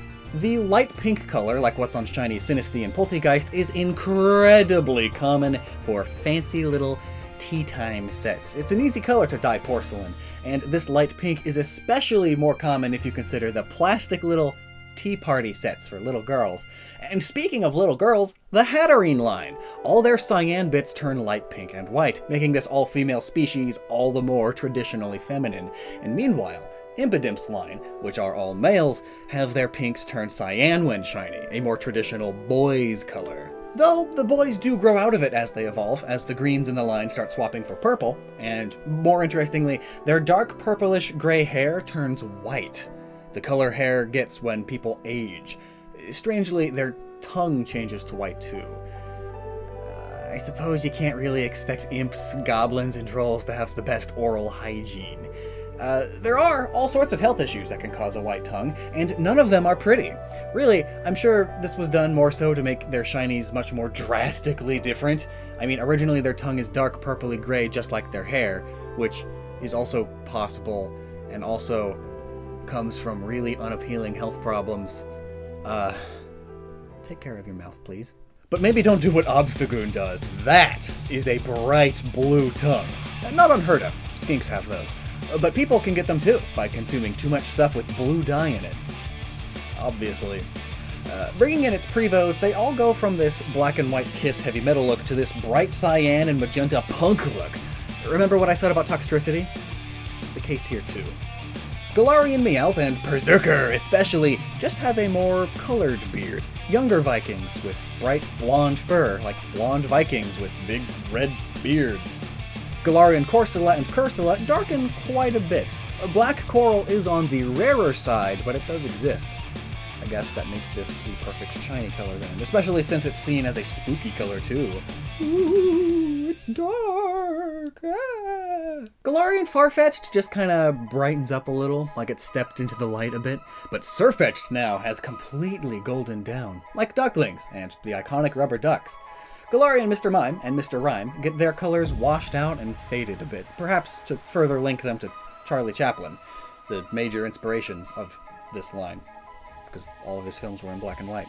Now, I absolutely love shiny Galarian Yamask and Runerigious. The black ghost bit's cool, the stone lightens up, and the eyes become this amazing green color, and the lines making up the runestone are neon pink now!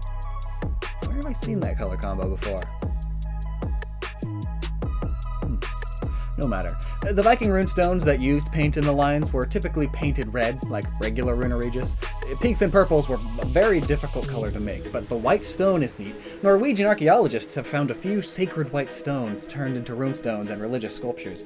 Bright white stones were considered sacred to them, just like shiny Pokemon to some people. The other colors then are likely just to add contrast. The green eye works especially well, as lime green is a common color for spooky and or evil things. Every villain is lime, unless it's purple. Galarian Ponyta and Rapidash swap their fluffy fairy cotton candy pink yellow fur for yellow cotton candy pink fur. While pink is more often associated with ultra girly unicorns, the unicorn on the Scottish coat of arms features a yellow mane, just like this shiny. The Galarian Slowpoke line all turn yellow. Now, Slowpoke is pretty interesting. Part hippo, part giant salamander. The later, at least, can come in bright yellow. Galar and Weezing go sepia tone, the color of all those old-timey photos and sketches from the Industrial Revolution time period, which it clearly references. Galarian Darumaka and Darmanitan swap their Yeti blue skin for a greenish yellow and a yellowish green, while their ice crystals darken. That part's easy, just denser ice. But the skin... Well, the line is primarily based on Daruma dolls, which are most commonly red, but do come in a variety of colors, each symbolizing something different. In the case of yellow, it means security and protection, and there are also green Daruma dolls, symbolizing beauty, though green isn't a traditional color of them by any means. So I guess that would make them kind of rare, like shinies. Galarian Stunfisk, being a bear trap sort of covered in leaves, now uses autumn leaves. It has its autumn colors. And if you're more inclined to believe that they aren't leaves, but footprints that are green for some reason, well, now they are footprints filled with pee. Milcery is kinda creepy now. It's just white. No more yellow tinge to its cream. Milk, heavy cream, and butter varies in color depending on what the cow that produced it was fed. Typically, the yellower the milk and cream, the healthier the cow is. To a point, of course. A lack of fat in the milk and a lack of carotene in the cow's diet causes their milk to become less yellow. This is common in factory-farmed milk, since they feed and treat their cows like literal. When yellower, it tends to be a bit better for us compared to the whiter stuff too. It tends to mean there are more vitamins in it, and more importantly, since these vitamins are fat-soluble, the vitamins in yellower milk is more bioavailable to us, meaning we can actually use them instead of just passing them through, like with fat-free milk. So basically, shiny Milcery is from a factory farm, or is just fat-free cream now. Lovely. Now, Alchemy has a million different colors already, so how do you make them shiny? Well, you make the white cream gray. I guess they added activated charcoal to it. Adding activated charcoal to your diet was a fad a few years ago, or I guess it could just be food coloring. It's common for whipped cream and buttercream frosting to add food coloring to be a certain color, but I like the activated charcoal idea better. Because it's dumb. Ooh! Oh! Ooh! Phalanx have little wooden shields now! At least that's what the colors make me think of. So, this one was a little tricky. Normally they are golden red, and their whole thing is that they are making a phalanx, a Greek military formation, eventually turned Spartan and Roman. And the Roman Empire, of course, played a big part in British history, hence the every Gen 8 Pokemon being British thing. But the yellow frills and brown shields? It's not as iconic as the gold and red, but that's not to say they didn't exist in this combo. But, diving into some research, I did learn quite a few things. To keep it summarized, the Gauls learned to use the phalanx formation themselves after doing battle against the Greeks multiple times, typically with round wooden shields. It wasn't exactly the same, but contextually speaking, our modern-day definition of phalanx is this specific formation used by the Greeks and Romans, whereas historically, back then, it just meant any tightly packed formation of shields and spears. So it's perfect. Pinkerton! The insides of sea urchins can be yellow, and sometimes they can be orange, so there you go. Snom and Frostmoth get a cool minty green hue added to them. It makes me think of spearmint, but also the pale green moth. Clever name. Stonejourner just swaps its two grays around, so now instead of looking like me, it looks like me with a tan. Ice-Cube! Forgot it existed already. Well, it's pink now.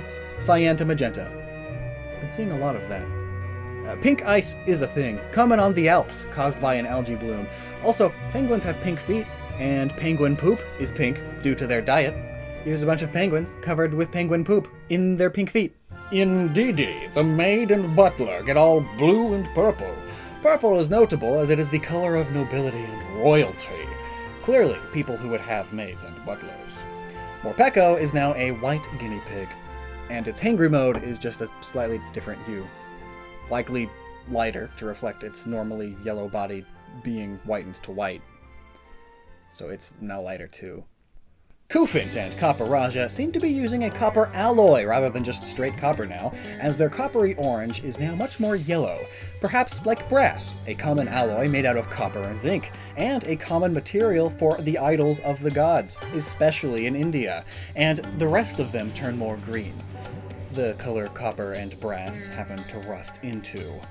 All 4 of the mismatched fossil Pokemon are simply much more desaturated when shiny, likely for the same reason as Mr. Rime. The time period that dinosaur fossils were getting all iconically mixed up was also when photography was very new, so only black and white. Duraludon is made of duralumin, which tends to be a silver color, like most plain metal. When shiny, it dulls a little, which is ironic for a shiny. But also, its interior parts turn much more blue, which happens to be the most common color for duralumin to turn into, if it's going to be colored at all. Only thing I'm not sure on is why its flint button thing goes from red to white. But there are a few ideas. Firstly, as a rival to Tyranitar, it is inspired somewhat by Mechagodzilla, who is all silver besides these red bits on its head. Later, when upgraded to Millennium Mechagodzilla, it no longer has these red bits. They are light silver now, like the rest of him. Shiny Duraludon versus regular Duraludon? It could be referencing that, by making that bit white, because it's a lot closer to just the rest of it. But Duraludon is also inspired by the Shard, a skyscraper in London. It's much more obvious when it's Gigantamaxed, though. Like, come on. And all the buildings in London are topped with red lights to stop planes from crashing into them. The Shard has these too, but they are overpowered by its warm white light, which could inspire this potentially as well. The Dragapult line. First 2 swap their green heads into blue heads with yellow accents now, easily references to the world-famous Blue Angels who put on jet shows. And while Dragapult's main head color stays the same, its magenta accents follow suit in turning yellow. Zacian is actually cyan now, following its namesake, and Zamazenta does the same with magenta. And Eternatus seems much more powerful when shiny. Dynamax energy in-game is this pinkish red color after all, and now shiny Eternatus is entirely that color. It's dramatic. Now, for the later DLC mon, Galarian Slowking is even pinker now. It's to reflect the same change in regular Slowking, but then its purple upper body is now blue. More oxygen deprivation, perhaps? Is the Shelder even more parasitic now? Or is it just to reflect the similar change in the original Slowking as well? Why shiny Cubfu and Urshifu swap their yellow skin for pink skin? Maybe they got slapped? Well, in various martial arts, you wear a colored belt to show your rank, and yellow tends to be pretty low on that ranking system, with red being generally a lot higher. In judo and most forms of karate, grandmasters may wear a dark red belt. Meanwhile, the yellow belt is just one step above beginner. In Taekwondo, red is just before the highest rank, and in Jiu-Jitsu, red is the highest rank. So basically, as logic follows, shiny Urshifu is better than regular Urshifu, because it's shiny. The Galarian legendary birds are all easy. Their shinies just resemble their original Cantonian colors. Regieleki's blue coils turn white, or maybe like a very light metallic gray, thus resembling Tesla coils? These parts could also resemble electrical transformer bushing, though that's most commonly either black or gray. However, recent advances in power infrastructure technology have them painted blue and white, especially the ones in labs where they've broken power transfer speed records. Regieleki is also the new fastest Pokemon there is, so there's that. But then, Regidrago's outer dragon head shell turns into this cool dark color. It could be a reference to the Azure Dragon, one of the big Chinese dragon gods. It's blue, and carries around a big red pearl, often in its mouth, sort of resembling Regidrago. Shiny Calyrex is... beige? I guess kinda golden. There are hares and deer of this color, but also being golden makes it sort of akin to a chalice, like a holy grail. Gold is also a very rich and kingly color, as it's what crowns and scepters were made of. Glastrier is just a slightly different shade of ice, like ice during a sunrise. I guess it being slightly purpler makes it more like a royal horse. And then Spectrier goes from purple to pink and maroon. It already resembled girly horse dolls with brushed hair enough already, and now it's pink? I'm not sure if there's more to this or not. Scotland is really into their kelpies, mythical ghost horses that they have these art pieces of. Sometimes they're pink. And also, here's an Irish ghost horse painting that's kinda pink. And lastly, Shiny Zarude is just sepia tone. During the time period of British expedition and exploration into the jungle for the purpose of discovering new species of flora and fauna, sepia tone was all the rage. Because it was the best technology they had. Now, overall, I really like a lot of these reasonings, but I don't think they topped the shiny design that Generation 7 had. I still think they did a lot better work there, but Gen 8, it's an easy second place. Hello, I'm Lockstin, and the room is like this currently because it's shiny variety, and not at all because I happened to record a Halloween thing at the same time. Why do we shiny hunt? And by we, I of course mean the community. Not actually me. I've never shiny hunted in my life. I refuse to until I happen upon a shiny naturally. It's been 22 years. And I mean, with odds like, what, 1 in 4,000 Pokemon are shiny? Surely I've passed that by now, so it could be any day now. But I'm not gonna actively hunt them until that happens. But I just don't quite see the appeal of spending hours and hours and hours. Which is exactly why I'm making this video. I'd like to learn why others enjoy it, because I mean, like, well, let's just look at an example. YouTube gives me this shiny hunt by Basu Finn. Shiny hunting a Dragapult live stream. 6.5 hours. Well, that doesn't seem terrible, but oh, that's only part 1. Part 2 is 2.5 hours. Then we've got 3 hours with part 3. Part 4 is another 6.5 hours. 5 hours, 2 hours, 3 hours, 2 hours, 4 hours, 2 hours, 4 hours, 5.5 hours, 2 hours. There can't be many more, right? Nearly 4 hours. 3 hours, nearly 4 hours, again, nearly 5 hours, but finally, there it is. 7,556 encounters. 64-ish hours. For a Dragapult that looks like an oak leaf with a diseased part. I mean, RKS! That's just one Mon! There are people who complete the Pokedex with shiny Pokemon! So I asked my Twitter followers what's up. Why do you shiny hunt? And y'all had a lot to say. I don't think I've gotten that many replies on a thing before. But before I get into that, have I got a treat for you. Would you like to know one of the most terrifying tales I know? Once there was a man. And then he had his identity stolen because he didn't use NordVPN, today's sponsor. So here are all of the things you need to know about so that you don't become the next spooky story on a podcast. Every single time you hop onto public Wi-Fi, you're sending all of your information out into the world, which can get grabbed by a cyber goblin. By which I mean anyone with ill intent, because it's really not that hard to do. I took a computer security course, I know how to do it. And I know that encryption is a great way to prevent it, and NordVPN encrypts your data twice before sending it off. And what's scarier than identity theft? Well, not even having the option to watch content only licensed for other countries. And NordVPN allows you to make the internet think you're just about anywhere! And you don't even need to be worried about a bad deal, because thanks to this complimentary coupon code, you can get 68% off and an additional month free! Plus there's a money-back guarantee! And of course, there's a link in the description. Bleh. Now then, where were we? Yeah, Twitter. Yes, I asked, why do you shiny hunt? And here are some of the replies. I think because literally every encounter could be shiny. Sure, I could go 10,000 encounters with no shiny, but I could also find one in 10 encounters. That's a gambling addiction. It's easy, and you'll eventually get that reward. Slots specifically. I think it's fun. It's a good pastime for when my brain is like, do something repetitive, please. Because it's calming for me to do a repetitive task towards a goal. Shiny hunting mentally relaxes me and keeps me calm. Admittedly, it's one of the few things that can keep my mind calm and straight and not swirling with millions of thoughts. Now that I get. There are for sure moods where I just want to zone out. My, and I'm sure plenty of others' lines of work take quite the mental toll.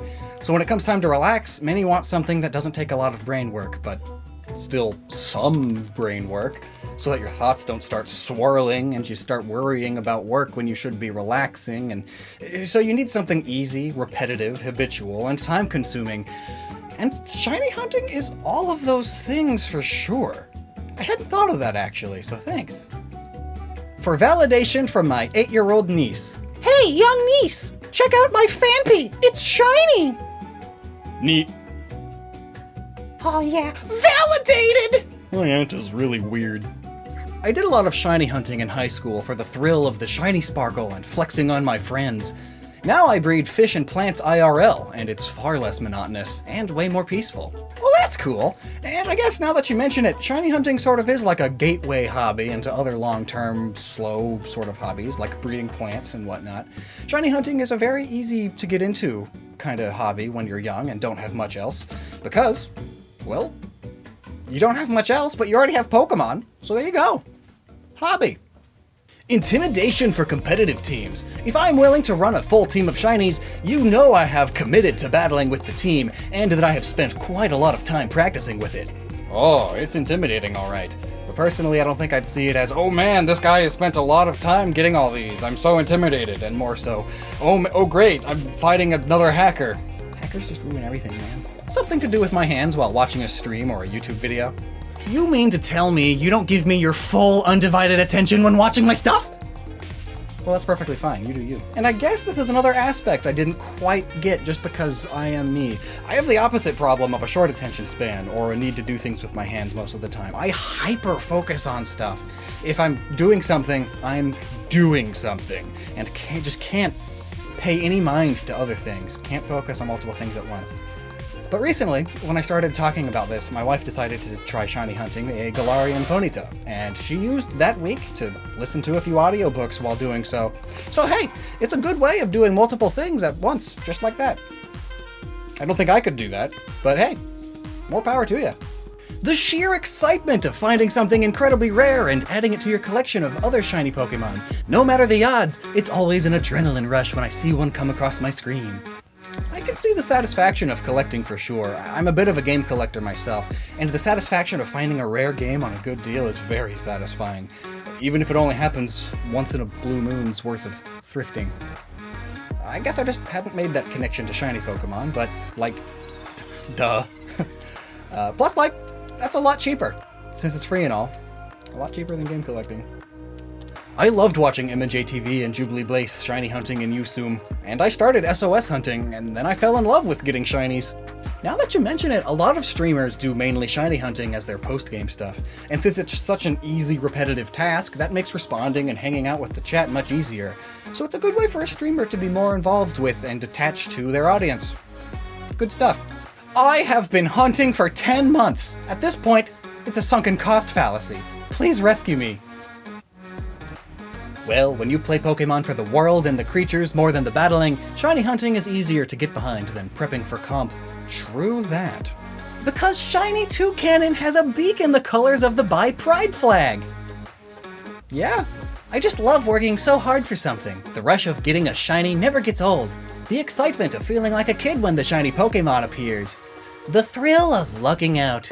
The excitement I get is such a rewarding feeling. I guess. Ultimately, that's what it comes down to. The dopamine dispensing, the serotonin suckling, and the endorphin imbibing. I guess ultimately that's what everything comes down to. I mean, look at this. Oh my god! Yes! Oh my god, shiny Cinderace! Yes! Yes! Oh, I almost soft reset it! Oh my goodness! Darn it, Ditto. Get out of here. Wait, is this shiny? It is! Two shinies in one stream, the first time! Two shinies in one stream! I think this is the first time that we've done that. Let's go! Ah! Yes! Those are some happy campers. It comes down to seeing all of your invested time pay off with a beautiful, sparkly Pokemon. Or a pink and yellow Jangmo-O. Well, I guess it's better than doing drugs. Plus, a lot of the Shinymon do have cooler colors than their normal designs. Loads of you have said that, and I've actually got a series of videos right here where I explain and go over all of those shiny colors and explain why they are the colors that they are. Except for Gliscor. Glisser. because I forgot it existed.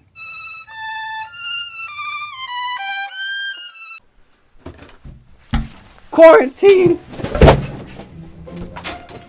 The day is saved, and I'm making quarantine decisions at this moment. I spent a lot of money on this video. Please buy my merch. Look, the table's all nice and sealed now because we're having danger. There's gonna be juice everywhere. Come on, do it! Fruit! Fruit me up! There's strawberries all over the floor now. That was a can. Fruit! Berries were introduced in Generation 2, but at the time they were just regular items, sort of precursors to the other items. Basically, the items like potions and elixirs and even old Pokeballs were made partially with berries. But in the very next generation, all of the original berries would go away, and for good reason. They had such amazing names like Berry, Goldberry, Mystery Berry, Bitterberry, and more. And since those berries were retconned, we're not going to go over them. But in Generation 3, they introduced held items. Pokemon could now go into battle with a single item in hand, and berries were among the items they could hold. And they had a wide variety of effects. But why are the effects that they have what they are? What are all of these berries even based on? Well, that is the topic of today's video.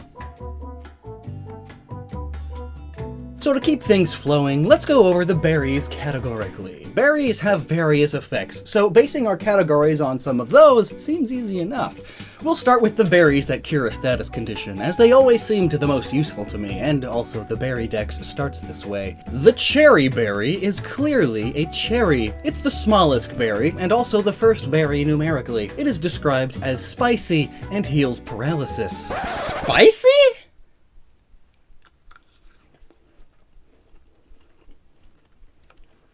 Oh, wait. Okay. Cherries, in and of themselves, aren't really spicy. They are sweet, like most fruit. However, it's a flavor that goes well with spice. Spiced cherries and spicy cherry flavored things are common enough. Have you ever had Mr. Pibb? It's a spicy cherry soda. And black cherry cola is often considered a spicy cherry flavor as well.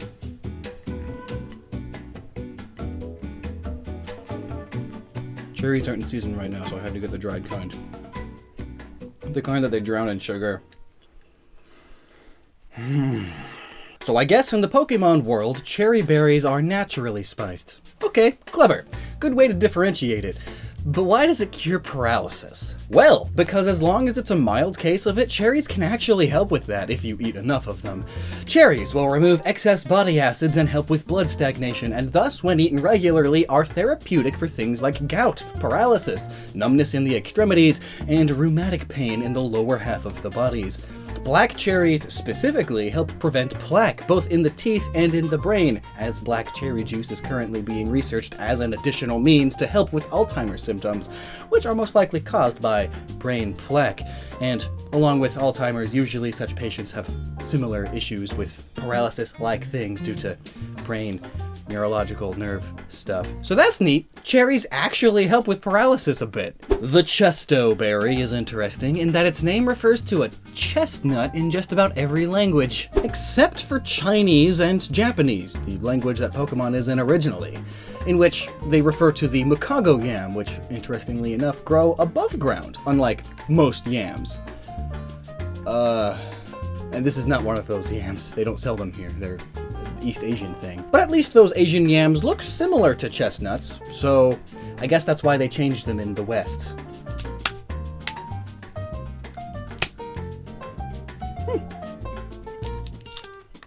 Chestnut! That's still not the part you eat? Chestnuts are hard, yo. I understand chestnut entirely now. Yeah, even the complete inside. I've never just had a chestnut before.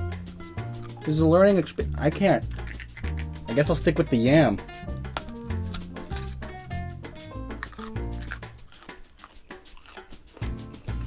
It's a day of new experiences. I've never done that before, I swear. Bleh. Chesto berries replaced the Gen 2 mint berries and are described as having a dry, thick skin, but get to its insides and you'll recover from sleep. How most Pokemon eat in the middle of their sleep, I don't know, but okay. But I mean, if it's a chestnut, then it wakes them up by being stinking hard, and a lot of chestnuts are also sharp when they're freshly picked. So you fall over asleep because you got hypnotized or whatever, and then you land on a chestnut, it's painful. Okay. I actually cracked it with that. Why was the other one so hard? In the case of those Far Eastern yams, though, it's sort of the opposite. Yams are entirely starchy, complex carbohydrates, the digestion of which promotes better sleep. They have plenty of vitamin B6, which helps you create more melatonin, which makes you sleepy. They also have loads of potassium, a muscle relaxant. So yams help you sleep deeper. Maybe the idea is that the Chesto berry helps speed the sleep up. Like, hey, come on, sleep deeper, snap out of it. And then you wake up because your sleeping is done. Or maybe in the Pokemon world, the berry is just the total opposite of the reality. Who knows? Moving on. The Pecha berry. It is a sweet pink peach. It cures poison. Peaches do not do that. Don't get bit by a snake and then eat a peach and think you're okay. Realistically, peaches do the total opposite. And this is really cold because it's frozen. We're only on like the third berry and we're already finding a theme of berries that do the exact opposite of reality. But most stone fruit, like apricots, plums, and peaches, have poisonous pits. Don't eat them. It's got amygdalin, which breaks down into hydrogen cyanide, and in high enough doses is lethal. Now, don't let that scare you away from eating them, though. I mean, the sugar content should do that for you already, but not the cyanide. You need to eat like 30 gosh darn peaches just to start having an effect, and that's eating the peach's pit itself, not just the flesh around it, which doesn't really have any. And I don't think anyone wants to eat that many peach pits. I guess in the Pokemon world, they're fighting poison with poison, but in the real world, that just leads to more poison, which is kind of lame. The Rost Berry. It's hard and bitter, and heals burns. Oh wait, okay, I get the name now. Rost is like frost, so it cools the burn. And also it's from strawberry. See? Just move the letters around. Look at it, it's an icy blue strawberry. So what is the deal with the burn heal? Well, did you know that strawberry extract is an ingredient in some sunscreens? Strawberries have anthocyanins, which are known to help block UV rays, helping prevent sunburn. Neat!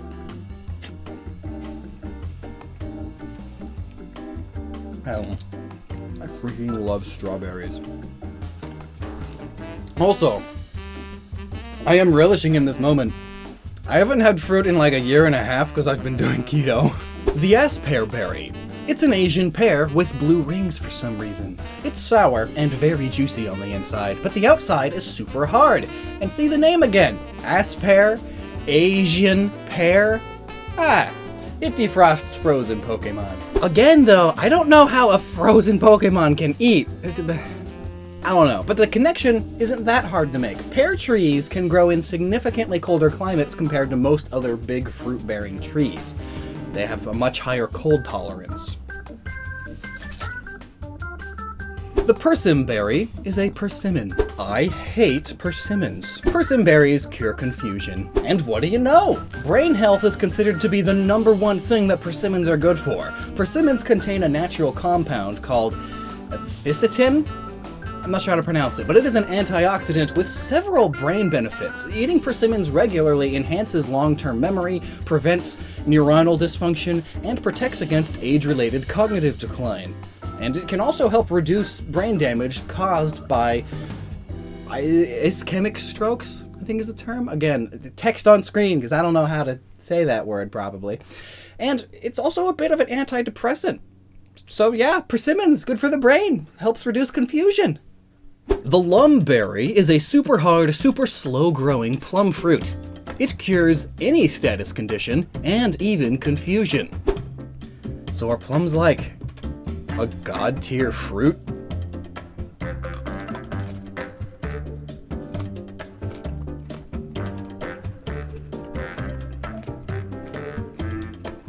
No. I mean, plums are plenty healthy for you. They have loads of antioxidants and are good for bone and heart health. But that's not really a cure-all now, is it? I'm sure the berry in Pokemon having this crazy ability is just for game mechanics' sake. Though prunes, which are just dried plums, are great for colon health. They can help you pass anything, which may be the idea. It helps you get over or pass your problems along, eh? I don't know, that's a stretch. It probably just has to do with the fact that the Chinese and Japanese mythological tree of life is a plum tree that is capable of healing all things and even granting immortality. Yeah, it's definitely that. And with that, new category. Berries that heal HP or PP. The Oran Berry. It's an orange! It's an orange! Me oh my, that is the bluest orange I have ever seen. Like, at least the Chinese name for this berry specifies that it is a blue orange, but all of the other names are just from orange. It's hard, it's juicy, and it's also all of the flavors except for spicy, and it heals 10 HP. I don't even have to, like, I don't even have to look into this one. When you're sick, eat an orange and drink orange juice because they are full of vitamin C. It helps you heal. Or at least, that's how it's marketed. But the marketing worked, and now we all believe that that's what it's good for. Helps you heal a little bit. 10 HP for eating an orange.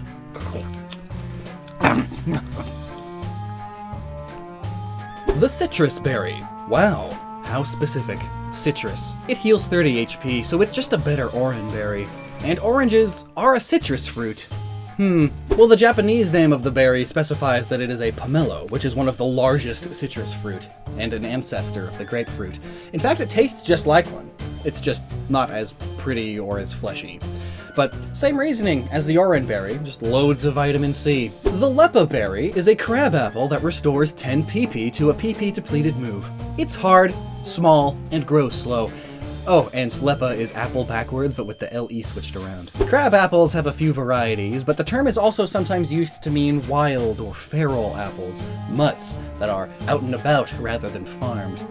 In a way, then, it is the first apple, according to some. And also according to some, the natural sugars found in apples can give you a boost of energy, similar to coffee. Crab apples especially, because they are so hard and sour that they just punch you in the mouth. That'll really wake you up for sure. More energy for more moves. Do you like figs?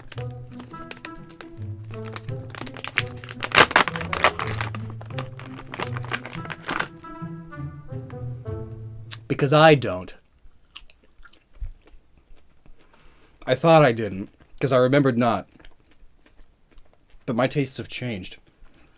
I think I still prefer its cousin, though, the Newton. So these next 5 berries all do the same thing, basically. When the holder's HP falls below 25%, they eat the berry to heal 50%, but if they dislike how it tastes, then they get confused. So you have to know what your Pokemon like and dislike. The Figgy berry is spicy.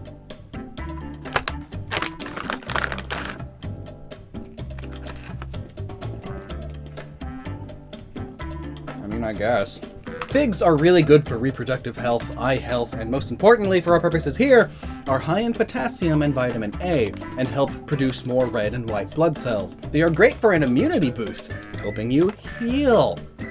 Yeah, the Wiki Berry is a kiwi that's purple for some reason. And it's lumpy, hard, and dry. 3 words I would never use to describe a kiwi, but whatever. They are also high in antioxidants, potassium, and vitamin C, so they help with immunity. But, in quotes. But they do have almost twice the vitamin C content that oranges do ounce per ounce. So it is better. The Mago Berry is a mango shaped like a pepper for some reason. And it's not spicy, it's sweet. I guess mangoes do sort of have this pointy shape to them. And what do you know? It's vitamin C town again, and boosts immunity thanks to its other nutrients. But interestingly, it also helps reduce cholesterol and aids in weight loss, something that can't be said of most fruit.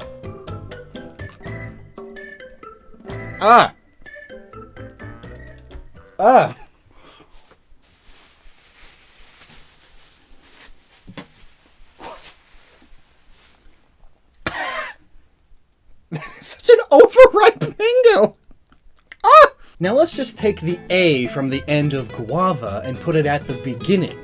It's the aguave berry, and again, great for the immune system. It even helps fight cancer, and it reduces menstrual cramping, and also may help with long-term weight loss. And mini tangent, I couldn't find guavas anywhere, but I found guava juice, and oh my word, oh, guava juice. It's a stinking YouTube channel that I just remembered, and that shouldn't exist, but you know, significantly more sugar than soda. Oh, but it's juice, so it's fine to gift a little Timmy! And now the Iapa berry. I have no idea why. Oh. I forgot papayas existed. It's just the freaking, just move the letters. It's a papaya. But wow, again, immunity boost, menstrual pain, helps against cancer. All of the fruit in this category have like the same set of things, which I guess is why they all do basically the same thing in Pokemon too. I swear, did some guy at Game Freak just have like fruit be his favorite thing, a special place in his heart? So we did all this research to make sure that the berries in Pokemon were extremely accurate to reality. Well, at this point, I'm pretty convinced because it's pretty dang close, most of them. But let's continue because we're done with that set of similar berries. I'm not sure if I've had fresh papaya before. Oh, that's really good. New category, Wild Pokemon Relations. Starting with the Raspberry. I wonder what that could be! It makes wild Pokemon easier to capture, even though it's a spicy, dry berry? Do wild Pokemon like spicy and dry things? Fun fact though, did you know that if you want to attract significantly more bees to your garden, you should plant a raspberry bush right in the middle of it? They attract all kinds of pollinators from much further away too, because they're just so aromatic to them. Just be careful though, because they're also known to attract snakes and rats. The Nanaberry is a banana, and it's about this big. And it makes wild Pokemon move around less, makes them easier to smack in the face with a Pokeball. But why? Well, firstly, because who doesn't like bananas? They are going to sit down and enjoy it. But also, bananas contain tryptophan, a type of protein that the body converts into serotonin, which is known to make you relax, improve your mood, and generally make you feel happier. It's a mild sedative. No wonder bananas are the most appealing fruit in the world. Oh, banana. Throw a pineapple berry at a wild Pokemon, and they'll be more likely to drop items. Probably just because you threw a pineapple at its face, you monster. Pineapples are sharp and pokey. They hurt. I would know. I'd drop my items too if it meant getting away from this thing faster. So here's a category. The next 6 fruit all do the same basic thing. They lower one of your Pokemon's EVs, so their overall stats, but in return, their friendship with you grows. Because that's what friends do, right? They give you a fruit that makes you a little bit weaker. Like a tomato. So, compared to most fruit, tomatoes aren't all that nutritious, but boy do they make you a friendlier person to the person that gifted it to you. Right? No, please don't tell me that's right. A tomato a day keeps the depression away. A couple of studies found that tomato-rich diets reduce depressive symptoms and can prevent them from getting worse. There's a whole effect named after this, the tomato effect. Basically, it explains the reluctance of the medical community to embrace nutritional approaches for medical conditions. I've experienced it firsthand myself. Oh no! Don't you change your diet and cut carbs because you have diabetes and those things literally make it worse and harder for you to manage.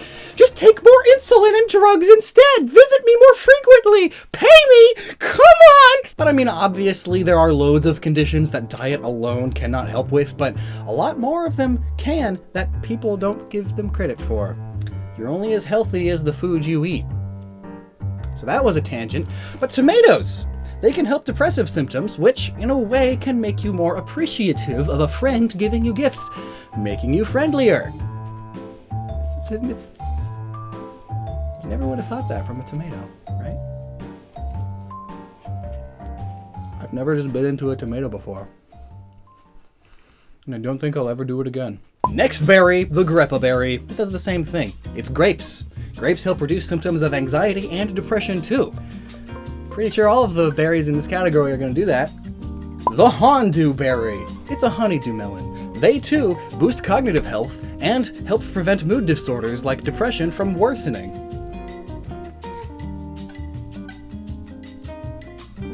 The Qualot Berry. I have no idea what this is. What the heck is a Loquat? It's this fruit apparently, and it's a mild sedative, making you more calm and happy, and also may relieve diarrhea, and supports a healthy mood to counteract intoxication. The Pomag Berry is a pomegranate. Now, mood tweaking isn't really what pomegranates are really known for. They are primarily all about their ridiculous levels of antioxidants, but they do also have effects on salivary testosterone, in addition to balancing effects on blood pressure, both of which can affect mood and help reduce anxiety and work-related stress. They're so cold. And tart and good. Wow. And then there's the Kelpsy berry, which is kelp. Why is kelp a berry here? Like, I get that most of the fruit that we've been talking about today aren't actually berries in the world that is real, but at least they are fruit! But kelp! Kelp! Please don't tell me that kelp also does that. It does? Ah! Regularly eating kelp is fantastic for your thyroid thanks to its iodine content. This helps prevent both fatigue and depression, which is great for your mood. So eat kelp. It's a berry now. New category, buffs when hurt. When your Pokemon has their HP drop below 25%, they will eat the berry to raise one of their stats. For example, the Apricot berry raises special defense, and the Ganelon berry, defense. These berries are based on an apricot and a longun, which I also had never heard of, and thus could not find at the store. But both of these fruits are very hard and durable, so, you know, defense. Urgh. And then there's the Salic berry, which is based on the Salic fruit. Oh, okay, they changed the K to a C. I thought that they finally just straight up called it what it is. It boosts speed. Why? Is it because it's a very smooth and aerodynamic plant fruit thing? And its sugars gives you energy? Oh, it turns out you can make Salic coffee out of it. Coffee without any coffee beans, just Salic instead. Weird. The Lychee berry, which is based on the lychee fruit, raises attack, which I guess works perfectly. The things this fruit benefits the most are your bones and your nails. So in the case of Pokemon, that's teeth and claws for attacking. Nice. Then the Pataya berry, which raises special attack, is based on the Pitaya, also known as the dragon fruit. It's a pretty mystical looking fruit, like...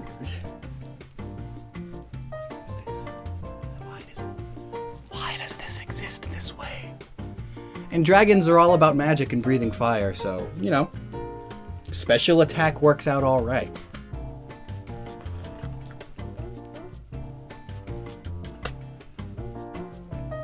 I heard that they're never as sweet as you want them to be. That's right. This just tastes bland. Like, it looks like it's such a sweet, cool, delicious thing, but it's not. Then the Lonsot berry raises the critical hit rate and is based on the Longsot Paratisicium. This word, also known as the Dooku fruit. Now, crit rate is kind of a hard thing to quantify in terms of a fruit, but this fruit does a lot. Its skin is mosquito repellent, and also can be used to help with sunburns and controlling cholesterol, diarrhea, and gum health. It's also good for tooth strengthening, which I guess can translate into stronger bite attacks and thus higher crit chance.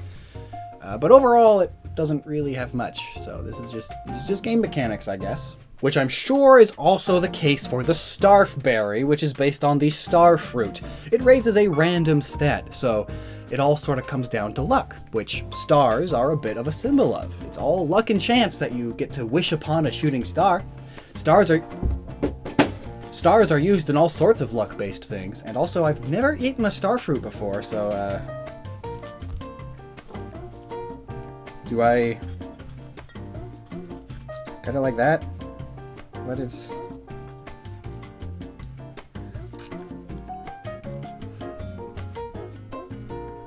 Well, that's disgusting. Why do people eat these? Like, the flesh on the inside tastes like the banana peel of an extremely green banana. Like, if you just chewed that up. Super juicy, though, but I hope it's just that it's unripe. The Mickleberry raises the accuracy of the next move when eaten, and also isn't based on an actual fruit. At first I was thinking, oh great, look, it's a pickle, haha, how funny, I can make a Pickle Rick joke and reach the front page of Reddit, ha! But no, looking at the name in other languages, it all just means miracle fruit. It's a miracle, which is just a term sort of given to healthy fruit. It's a miracle fruit. It cured all my diseases because I live in a fantasy world. It's not really anything to base this off of. I guess there are plenty of fruit that benefit vision and also the brain and hand-eye coordination and all. And I guess that's just sort of the thing that the miracle fruit does. The Kustop berry is super hard on the outside and soft like custard on the inside. It makes the next move that the Pokemon uses go first, and it's based on the sugar apple, or the custard apple, super closely related to the cherimoya. These fruit are all about being anti-inflammatory and great for your blood pressure, on top of having antioxidants. And they also have a stupid amount of sugar, hence the name sugar apple and custard apple. And well, sugar energy gets you hyped up, gets you ready to attack first. I guess. How in the world? This was the most expensive fruit here today. It was $13. Terrible. I was not expecting this either. Oh, it smells super sweet. And it is super soft like custard. Look at that. Holy! It's just straight sugar. Oh! Oh! Look how soft that is. You can see my teeth marks. Oh! This is amazing! Oh! The Moringa berry is based on the morong, also known as the tirap. It's a close relative of the jackfruit. If the holder gets hit by a special move, it raises their special defense. These fruit are tough and spiky, great for defense, and they also smell incredibly strong and not exactly pleasant. Great for special defense. The key berry does the same, but it's for physical defense, and it's based on the ackee fruit. They too have a very tough outer shell, great for defense. They are also toxic to humans if not prepared right, so I'm not risking it by bringing it into the house. 3 categories left. Let's do nothing. It's the nothing category.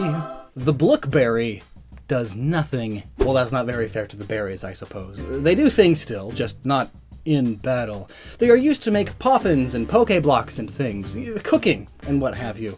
But since they do nothing in battle, there's nothing really to explain about them. They are just generic, non-magical fruit in the Pokemon world, I guess. And they include the Blookberry, which is a blackberry, which I love. The Wepear berry, which is a western pear. The Mangost berry, which is a mangosteen. The Corn berry, with 2 N's, which is corn? What?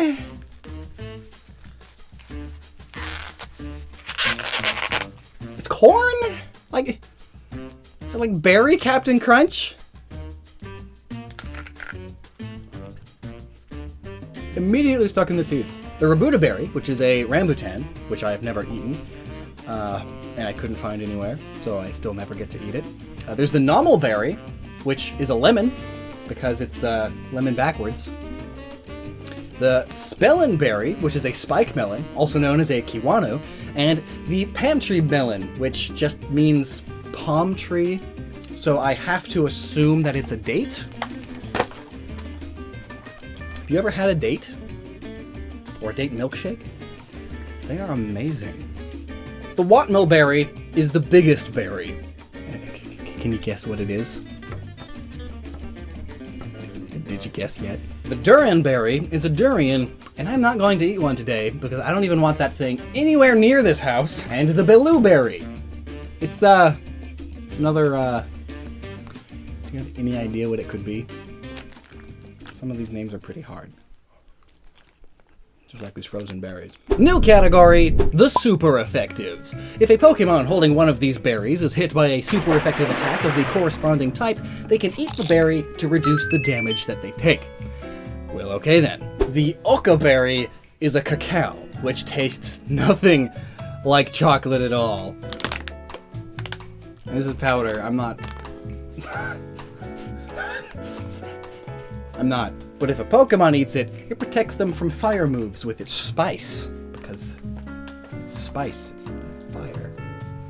The Sasho berry is a passion fruit that protects from water because passion fruit are just so juicy. When ripe anyway. The Wakin berry protects from electric attacks. It's based on the fruit of the candle tree. Get it? Electricity powers the candle fruit because they're lights and it's shaped like a Christmas light. Yeah, don't worry, I hate it too. The Rendo berry has a disagreeable green flavor, and it's a tamarind, which come in these very, the shells, and that's what they look like on the inside. And I have never had one.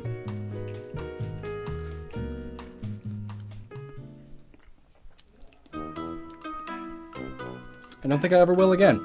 This is definitely very disagreeable, like, extremely. It just tastes like sour dirt and grass. So like, it tastes like sour dirt, so like it absorbs the grass attacks because it's dirt. So it protects you from grass attacks. The Yacht berry protects against ice, and it is for sure a Cherimoya fruit. That one that I stinking absolutely loved. Because it's related to the one that was actually that. But these things taste absolutely amazing. And apparently, in Central America, they make milkshakes out of them constantly because they taste better chilled. I have yet to eat this thing chilled, and I am excited to do that later off screen. So you don't get to know what that tastes like unless you follow my Twitter, because I'll tweet about it. At Lockstin. Follow me. The Choppleberry. Its in-game description says that it contains a substance that generates heat. It can even heat up a chilly heart. That seems better for defending against ice, but whatever. Fighting type works too. I guess it's similar to how you use heat packs and icy hot on bruises and swollen areas. And the fruit also helps heal bruises and swollen areas. So it's a wax apple, which I could not find, but this Galar apple's kind of close. But yeah, they are anti-inflammatory. The Kaiba berry is based on the Akaiba, or the chocolate vine. It protects you from poison attacks. Notably, basically all of the vines in its family are poisonous to people and pets, but this particular one is an exception. And thus, I guess, it absorbs poison because it's cousins with a poisonous one. So it has space for poison, so that's where the poison goes. I don't know, but I do know that the Shuka berry is a cashew. That is a cashew. But cashews are actually fruit, sort of. Apples that are not nearly as widely shipped as the seed is because these apples are super soft and bruise easily, and the seed grows on the outside? Odd. But it being here helps protect the extremely delicate apple when it falls off of the tree. Protects it from the ground. There you go. The Koba berry grants protection from flying type, and it's based on the Babako, which is also known as the mountain papaya, or the champagne fruit. No idea why it keeps you safe from birds, though. Birds are actually known for absolutely devouring these because they love them. And they love them to the point that they're rare and hard to harvest. Because birds just keep eating them. Oh, so if your Pokemon is holding it, they can distract the bird that's attacking them, and thus they don't get hit as hard. The Payapa berry is also a papaya. It's a relative of it. It keeps you safe from psychic attacks, and here's an in-game description. This berry is said to sense human emotions for the way it swells roundly when a person approaches. I don't like that. But I do like that papayas are really good for brain health in particular. They specifically get rid of free radicals that wreak havoc on the brain. So they're good for people who are at risk for neurodegenerative disease. And thus it protects you a bit from psychic attacks, I guess. Tonga berry. Its description: the flower grows at the tip of this berry. It attracts bug Pokemon by letting its stringy petals stream out. See, at least this one explains that it just distracts the bugs, protecting the Pokemon from bug attacks. It's a pitanga?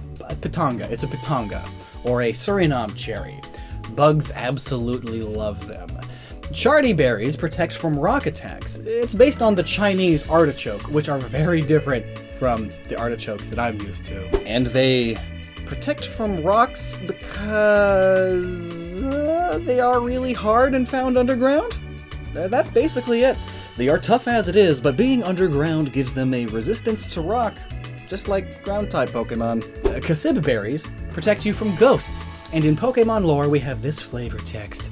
Considered to have a special power from the olden days, this berry sometimes is dried and used as good luck charms. East Asia has all sorts of traditions relating to making charms to keep spirits away, and this berry is based on a citron, specifically the Buddha's hand variety, and yes, charms and jewelry were made out of them to keep spirits away. The Haban berry protects you from dragons, and it's based on the strawberry guava. It makes really good jam, apparently. In old Hawaii, they were one of the main fruits that they would actually sacrifice to the mo'o, which were dragon spirits. So that works out really well. The Colbur berry keeps you safe from dark-type attacks, and it's also not even a berry, it's a weed. It's based on a cocklebur. These terrible things that get stuck in your socks and hurt! They are related to sunflowers, though, and contain a seed, so I guess you could eat them, the inside. The spiky, painful things get back at the dark-type mon who don't want to get it stuck to themselves, so they hold back a bit while attacking to make sure that they don't hit the spikes. I don't know on this one, but I do know that the Babiri berry is a fun way to say Babiri berry. It protects you from steel attacks, and it's based on the Biriba, which is a relative of the sugar apple. It was used as medicine in the old days, but nothing relating to steel, so I guess that's another game mechanics thing. But the Roselli berry is based on the Roselle, a species of hibiscus. They make great tea and protect from fairy. My guess is, again, it's mainly game mechanics here too. Maybe the Fairymon like it because it's a distracting, pretty flower. And lastly, the Chulan berry. It protects from normal type attacks. It's based on the Chinese lantern fruit, which looks like a Chinese lantern. And its in-game text says, this berry can be cored out and dried to make a whistle. Blowing through its hole makes an indescribable sound. Which I guess is enough to distract normal type Pokemon? Well, it's a mainly ornamental plant. Well, I mean, look at how cool it looks. Maybe the normal mon doesn't want to damage such a pretty looking plant. No, that's dumb. Moving on to the final category. Other! The Jaboca berry is based on the jabuticaba, a Brazilian fruit that grows on the tree's trunk, which is very strange for a fruit. But then again, the effect of this berry is pretty strange too. If your Pokemon who is holding this berry gets attacked by a physical move, then the attacker gets hurt. I guess because the berries are held so close, so it's easy to counterattack? Or it's easy to partially miss and hit the hard tree? I don't know. But as far as health goes, they are still being researched, but it's looking good. They're very antioxidant rich and great for managing blood sugar, compared to most fruit. The Row-Up berry is very soft and extremely sour with a hint of spice. It's based on a Java apple, or a rose apple. If your Pokemon holding this berry gets attacked by a special move, then the attacker gets hurt. I still don't really get that. You eating a fruit after being attacked hurts the attacker? Like, if these fruit were poisonous, then it'd be fine, I guess. The attacker accidentally eats some, or something. But no. It's quite the opposite. Rose apples are great for treating fevers and headaches. It makes you feel better. Maybe this is like a Petroberry kind of situation where it's like literally the opposite. And lastly, for good reason, it's the Enigma berry. Look, it's literally got a question mark on it. And it's named the Enigma berry in almost all languages. In Japanese, it's Nazo, meaning riddle or puzzle. Well, at least the Not-A-Pickle isn't the only made-up fruit they have. So what does it do? Well, in-game it's described this way. A completely enigmatic berry. It apparently has the power of the stars that fill the night sky. Oh! Okay then. What does Bulbapedia say? Oh! It's standing in for an e-reader berry. Oh no. The e-reader was an accessory for the Game Boy Advance, and Pokemon Ruby and Sapphire used it for a few little gimmicks, including getting you exclusive berries! These specially unique exclusive berries were based on things like pumpkin, eggplant, garlic, and a carrot.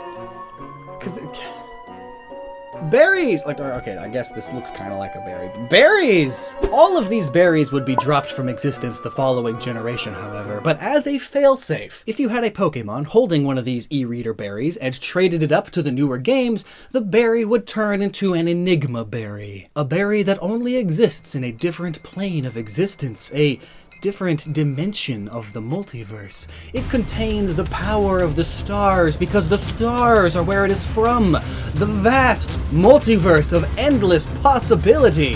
Unquantifiable in its depths. Its alien power is ultra. And so it heals your Pokemon for 1/4 of its HP.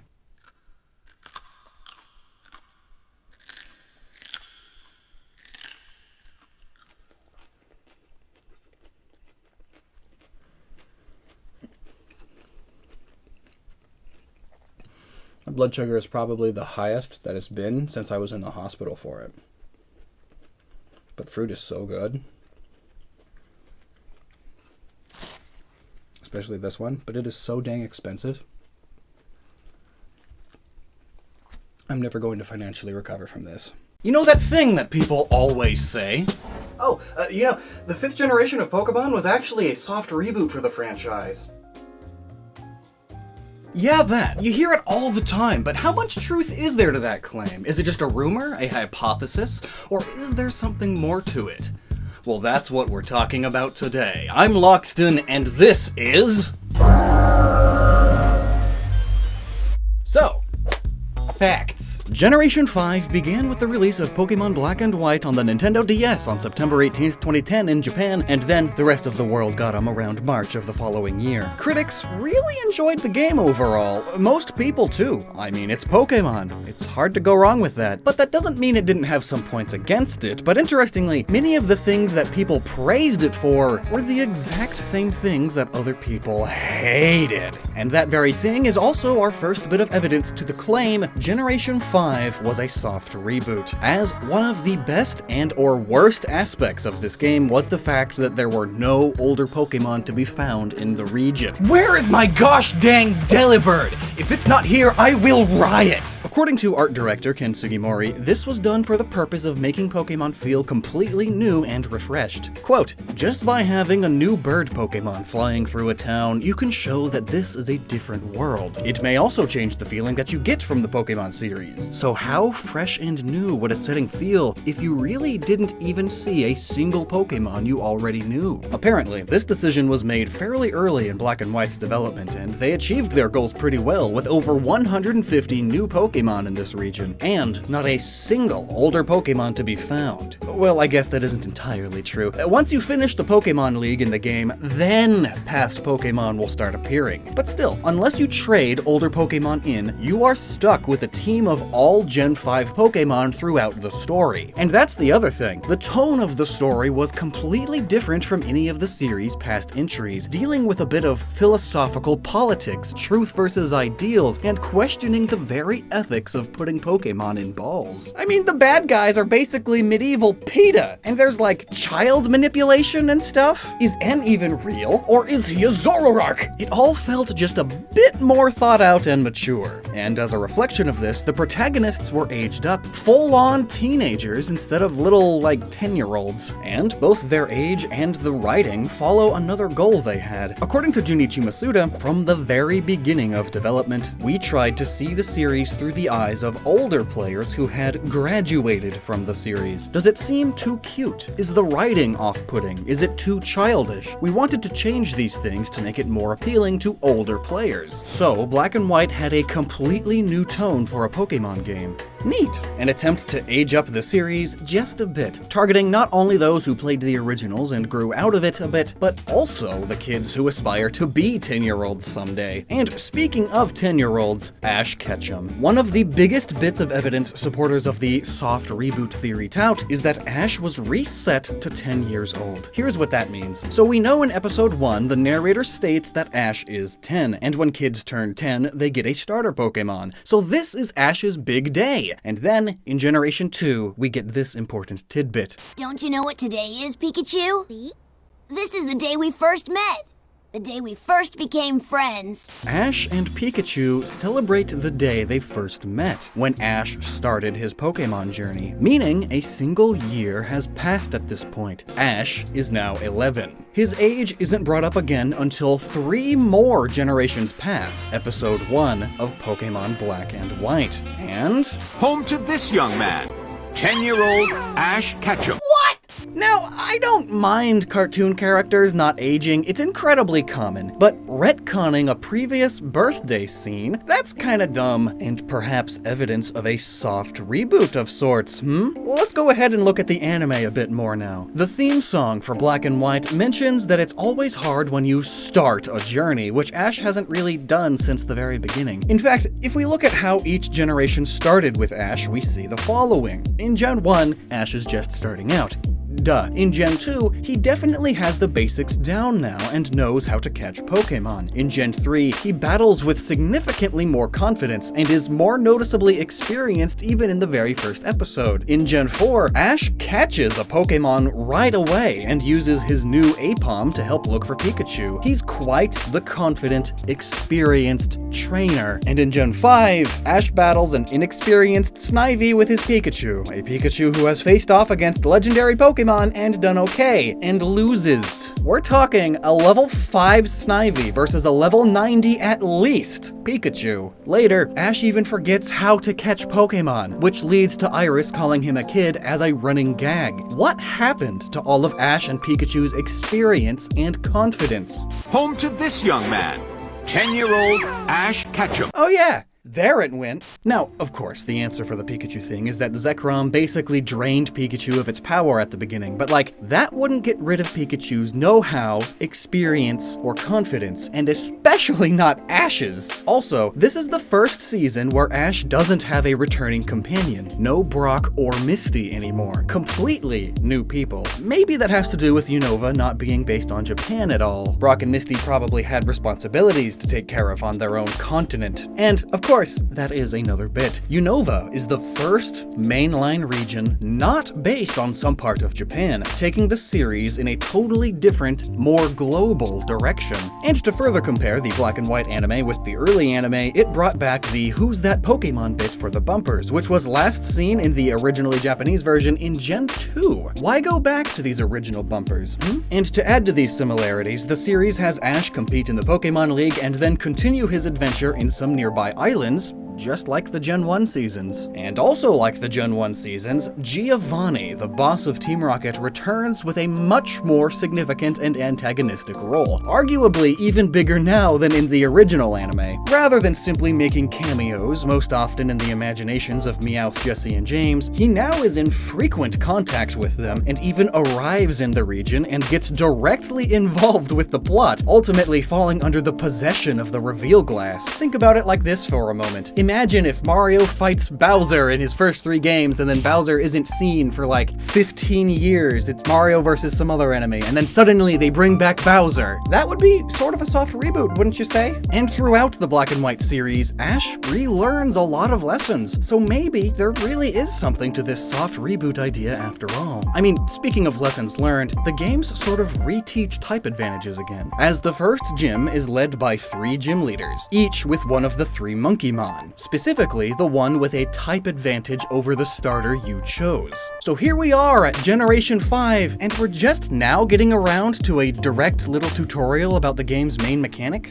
Interesting. But speaking of those monkeys, let's get back to the Pokemon themselves. On top of the region not having any older Pokemon in it, Generation 5 was also the first generation of Pokemon not to introduce any new evolutions or pre-evolutions to older Pokemon. They are all completely unrelated, and this just makes makes the whole region feel all the more new. According to one interview, linked below, Pokemon Black and White was specifically made to be all new. Even the way they made the game and designed the Pokemon was a completely new method for them. And this, of course, is why the region had to be based somewhere overseas. Ultimately, they chose New York City, a city not only outside of Japan for once, but also a city that sort of represents new beginnings thanks to its role in history as an immigration hotspot. Which, of course, also led the design team to consider more than just the diversity of Pokemon, but for the first time, the diversity of the trainers. I mean, Japan is 98% homogenous. New York is basically the poster child of diversity. So this was also a fresh new aspect for the Pokemon series. And then, of course, being on the opposite side of the planet means the animals, or the Pokemon, would likely be completely different. So to continue the theme of all new, the designers replaced many staple Pokemon. Now, every generation does this to a point. There's always a new pseudo-legendary Pokemon, a new regional bird, a regional bug, a Pikachu clone, new starters, but this time they went all in.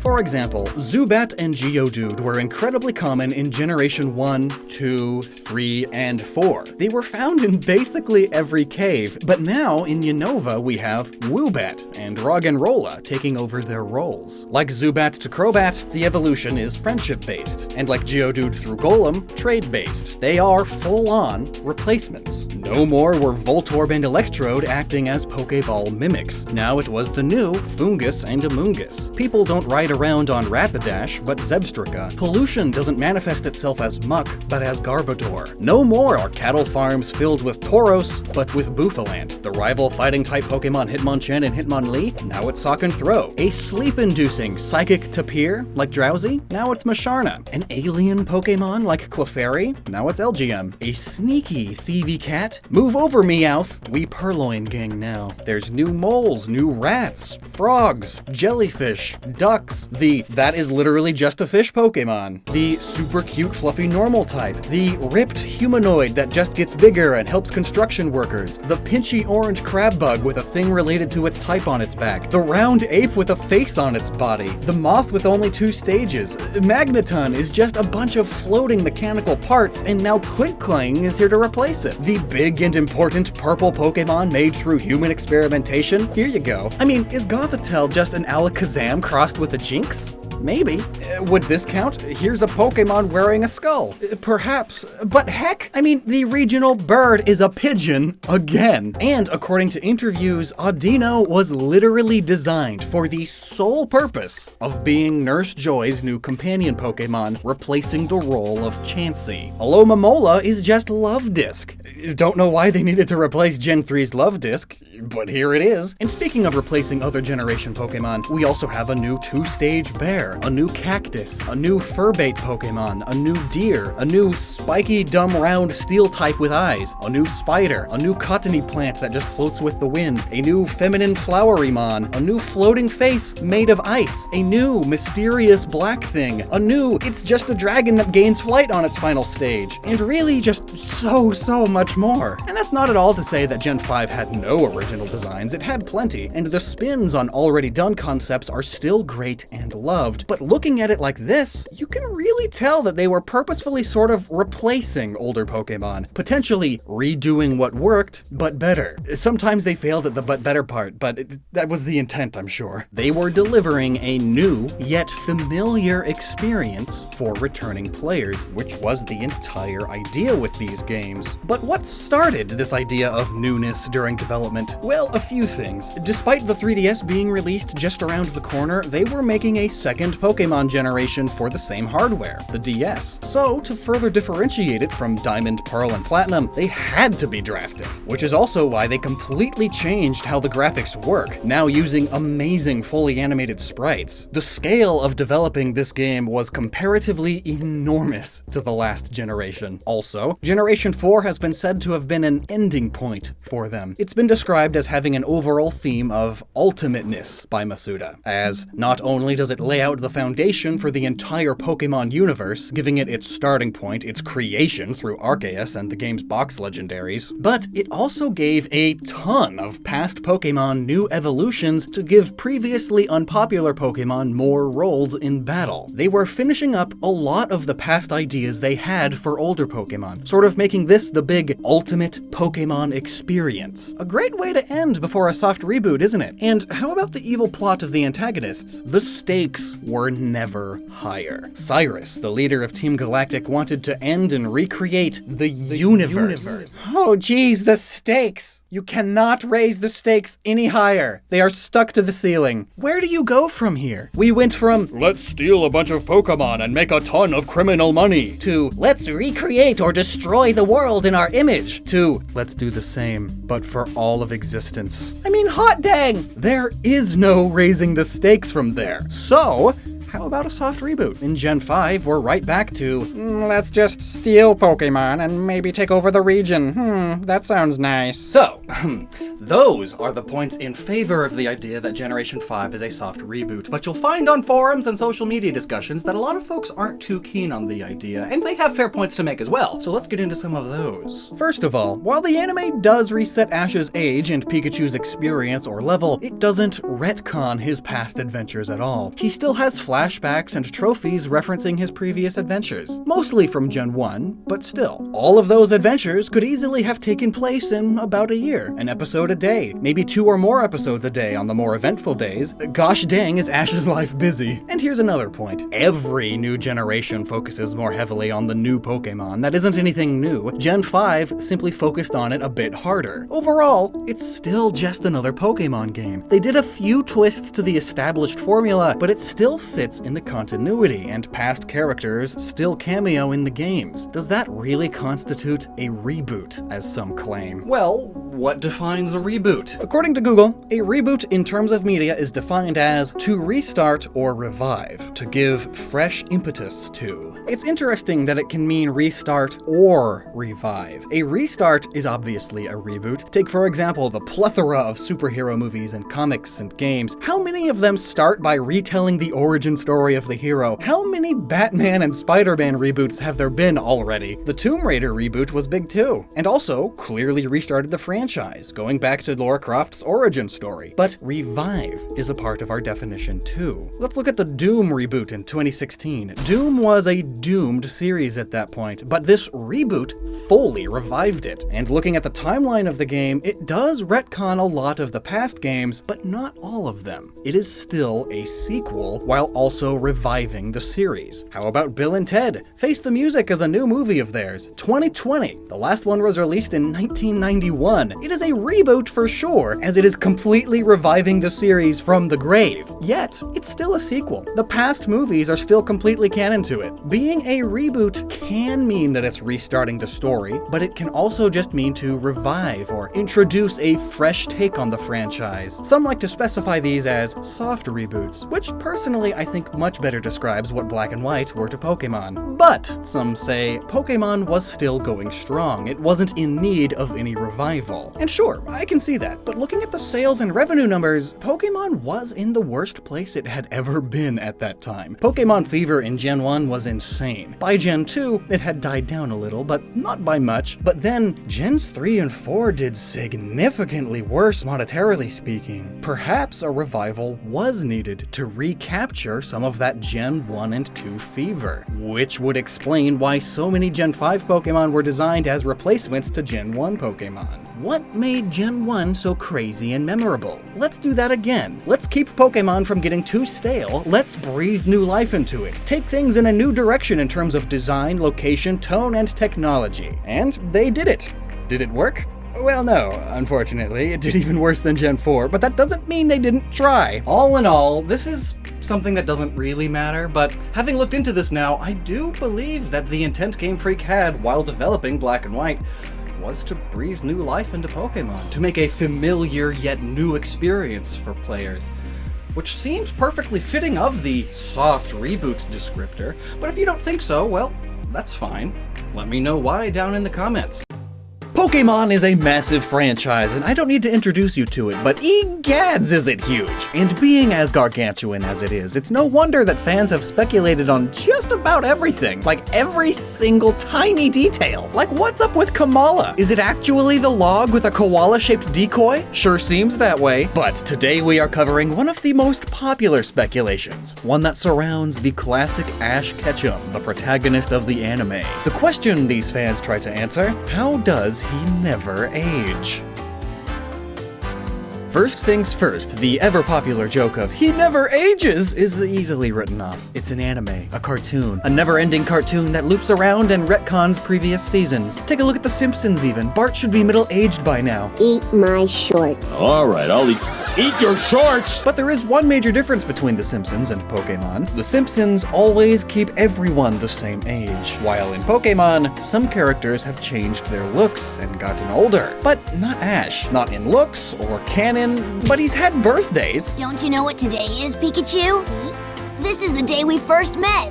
The day we first became friends. But those birthdays were later retconned. Home to this young man, 10-year-old Ash Ketchum. And yet, other characters stay older. Until they suddenly don't. Hey, Ash! How have you been doing? A more recent example is in the Sun and Moon anime. Professor Kukui gets married, and then much later in Pokemon Journeys, he introduces his baby to Ash. And the baby is clearly a few months old, at least. So it's been a minimum of 10 months, more likely a whole year, and yet, no note of Ash growing up. Pokemon Journeys brings up a lot actually. Its whole premise is going all over the world, and Ash is re-meeting past characters. So are all of his past adventures still canon? I guess so, but even if we say each episode is one day, first of all, my god is Ash's life busy. But secondly, there's over 1,100 episodes as of right now. That's 3 years, and that's not including the movies or the specials or anything. Ash should be 13 by now if that were the case. Puberty changes! But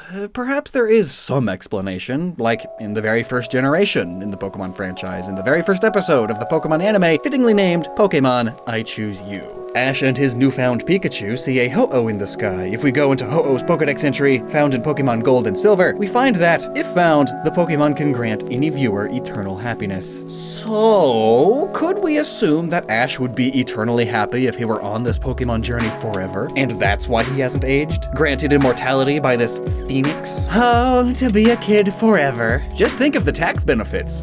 Oh no, I'm old now, aren't I? However, as with any theory, there are flaws to be found. Even though Ho-Oh flew right in front of Ash's bulging anime eyes, how would he have even known what the Pokemon was? Even the Pokedex had no clue at the time. Ash never sees the Pokemon again until the second generation of the anime, multiple seasons later, and when he does meet it, he seems so excited and dumbfounded when hearing about it for the first time. So we can assume that Ash completely forgot about its existence. Oftentimes, like with wishing on a shooting star or blowing out your birthday candles, you have to be actively making your wish in your head for it to even have a chance of being granted. And I'm sure that's probably the case with this Ho-Oh too. Not to mention, Ash just got started on his Pokemon journey. This is the first episode of the show. He just got literally disemboweled by Spearow, and I know I'd start second guessing myself at that point. So not actively wishing for the journey to never end or to be immortal. Yee. So while it's a flawed theory, all theories are flawed really, but it is a nice one to think about. Unlike this next theory, which tends to be the most common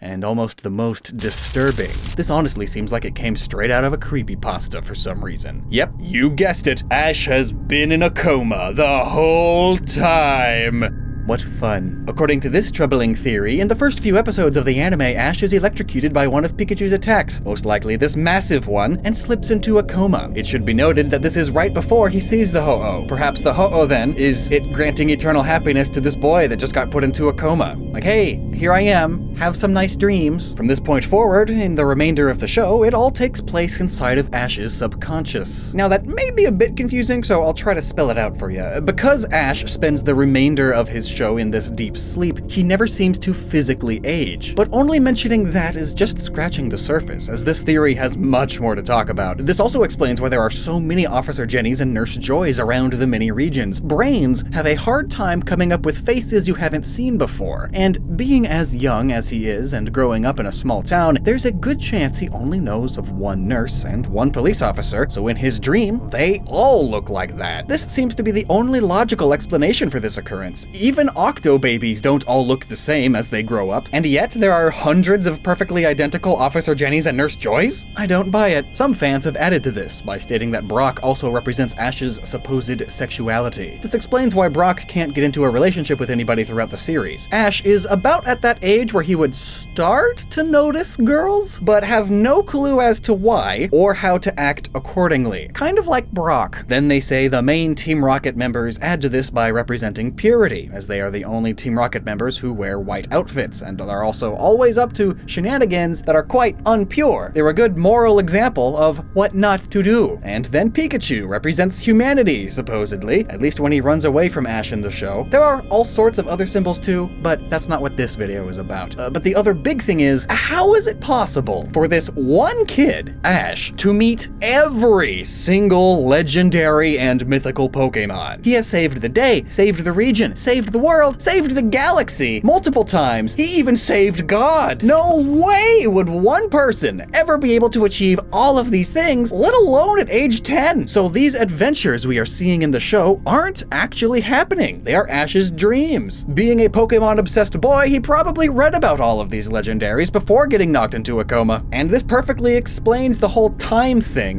Dreams can sometimes span weeks, when in reality, it's been only a few minutes of you being asleep. It's incredibly common, and this would explain why Ash can be experiencing all of these events for the amount of time that they take, but his body is staying the same. He's dreamed for several years, when in reality, he's been in a coma for like a week or two. So who knows? When Ash finally wakes up from this intense coma, not only will he suffer brain damage, but he will also have to live the remainder of his life knowing that none of his accomplishments were ever actually achieved, and none of his friends were real. So, while yes, the theory does explain everything well, it's just dumb. Nearly every cartoon can be explained as, so-and-so is dead or in a coma. I am very smart. Because lots of these shows have fantastical events that aren't possible in the real world. So it clearly must be a dream! It's so uninspired and uninteresting, and I hope the franchise never hints towards that being the case at all, ever. Now here's another theory. At the end of the day, we all age one day. Age is a number and term created by people to show how long a person or animal or thing has been alive or existed. But what if the Pokemon universe just has a different perception of the word age? In the arbitrary age theory, these theorists talk about just that. Perhaps the Pokemon universe replaces the term status with age. If you've just gone into the Pokemon world or fit the qualifications to do so, you're considered 10. Perhaps a sort of pseudo level 10. You are a level 10 person. You have just enough experience points to be considered 10. 10-year-old Ash Ketchum. Then, once you have kids or so, you'd be 20. Once you have grandkids, you'd be 50. This would be the reason that Brock is 15 despite looking and acting much older. He takes care of his younger siblings in place of his parents, but hasn't had kids of his own or even a significant other of his own, thus being between 10 and 20. He's 15, even though he looks maybe 25. All in all, this doesn't seem to make too much sense at first glance, and like, how the heck would society work like this? But hey, it's just a theory. Here's another. Remember the first Pokemon movie? It's one of my favorites, and this theory comes straight from the heart of that film. In the movie, Mew and Mewtwo completely annihilate Ash, turning him into stone, and all of the Pokemon tears resurrect him. It's as if nothing ever happened, right? Well, while in stone, Ash is petrified. What if this also essentially petrified him in a time sense? What if that petrification caused Ash to never age from this point forward? The Pokemon tears let him move around and experience things again, but his cellular growth is still petrified. We know that the show takes place across multiple years. Ash and Pikachu celebrate their 1-year anniversary together in Gen 2, but then the narrator says Ash is 10 again in Gen 5. So he is still 10 in a 10-year-old's body, but the rest of the world ages around him. Really, it's just the Ho-Oh theory again, but with Mewtwo. So here's another theory. When you're watching any anime or show, you have to remember it's just that, a show. In the slowed time theory, the theorists talk about just that. The claim is, while the Pokemon anime takes years in our world, it takes much less time in the Pokemon world. An entire season of Pokemon in our world may only be a month, maybe 2 weeks in theirs. However, this theory doesn't ever explain Ash and Pikachu's anniversary, so there's clearly more speculation to be done. And then these new Pokemon movies make it all so much more confusing as well. Ash is starting his journey again, but he's not. Is this a reboot? He has just Pikachu? He's traveling alone? wandering the world helping people in need. If anything, these new movies point us more towards Ash being a sort of mythical figure, a wandering spirit of a skilled and helpful Pokemon trainer who travels the world helping those in need. He doesn't age because he is merely a mythical phenomenon. Just like the seemingly immortal legendaries, Ash is a projection of a boy acting out the will of a higher power, keeping fate in check. Or it is just a show, and Ash likely remains 10, as that is the show's target audience. I mean, Elmo is still like 3, isn't he? He should be like 50 now. Perhaps the reason we are so fixated on Ash's age is because of all of the other shows that were around it. Yu-Gi-Oh!, Naruto, and Digimon all had their protagonists grow up with the target audience. And heck, the Pokemon games did so for a while there too. Pokemon Black and White had aged up protagonists specifically for that purpose, according to Game Freak. But that also happened to be right when they reiterated that Ash is still 10. Perhaps that is to say that the games are intended for a much wider audience than the anime is, which I can see for sure, especially in Gen 5. The anime had a habit of... You'll never be able to beat my Servine! Servine! Servine! Servine! Servine! It's Servine! It's seemingly aimed at much younger kids again, and there's nothing wrong with that. Lots of producers choose to age their franchises up with their audience, and lots of others don't. They stick with what they know works, and they stick with a particular age group. And to stay relatable, they keep Ash young and incompetent. Hey, you'd better stay okay. Tell drugs to go away, and drink responsibly, or not at all. I mean, trust me, you don't need the drama in your life that a drunken you causes. But this video isn't for life lessons, it's for clickbait. And you know what that means. It means this video has to actually earn that click that it baited. So before you go, I'm serious. There are references to drugs and alcohol in Pokemon, but not what you think. Well, maybe. Maybe you know these already. But you'll have to wait and find out, won't you? So let's start off by going over what drugs and alcohol means in this case. You know, the bad stuff, like non-medicinally prescribed drugs. Man, it would sure be extreme clickbait if I just said, ha, potions are a drug because they're medicine and you could call medicine drugs. Haha. While technically correct, it's like the turtle thing. All tortoises are turtles, but not all turtles are tortoises. Just like how all medicines are drugs, but not all drugs are medicine. The definition of drug is any substance that causes a change in an organism's physiology or psychology when consumed, while the definition of a pharmaceutical drug or medicine is a chemical substance used to treat, cure, prevent, or diagnose a disease or to promote well-being. So essentially it comes down to if it's a helpful drug or a harmful drug. With medicinal drugs, normally the pros outweigh the cons. Normally. But that's a whole can of worms that I don't want to open, so I won't.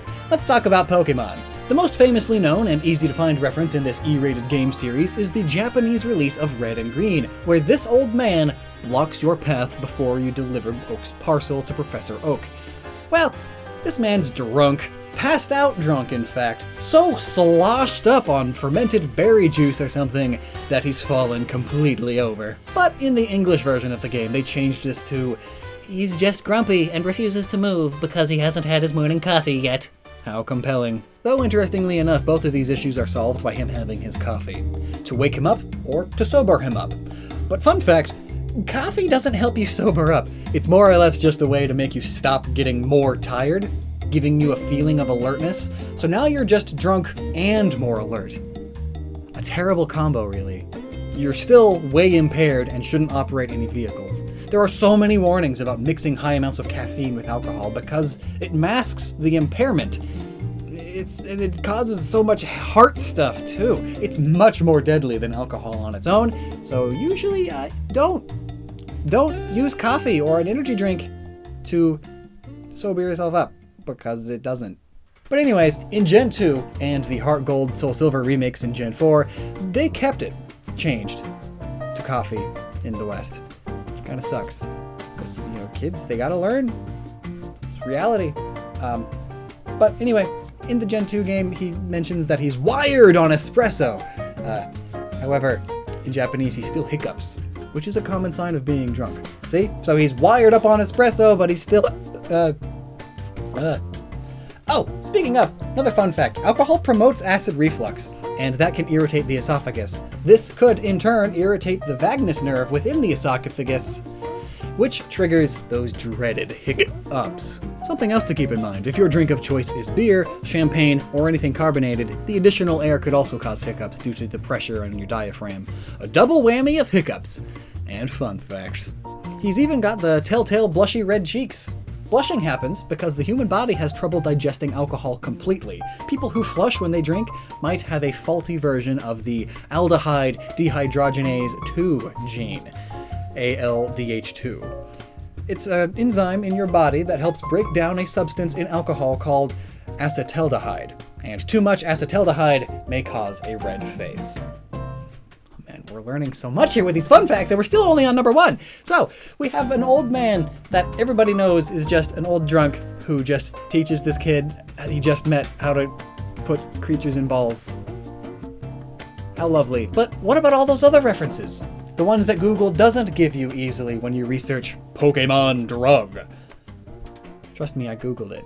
It's harder than you'd think. One major drug that gets overlooked is the performance-enhancing drug R. It's the source of the main conflict during the Detective Pikachu game and movie. And this movie didn't really hold any punches. I mean, there's a straight-up cocaine joke.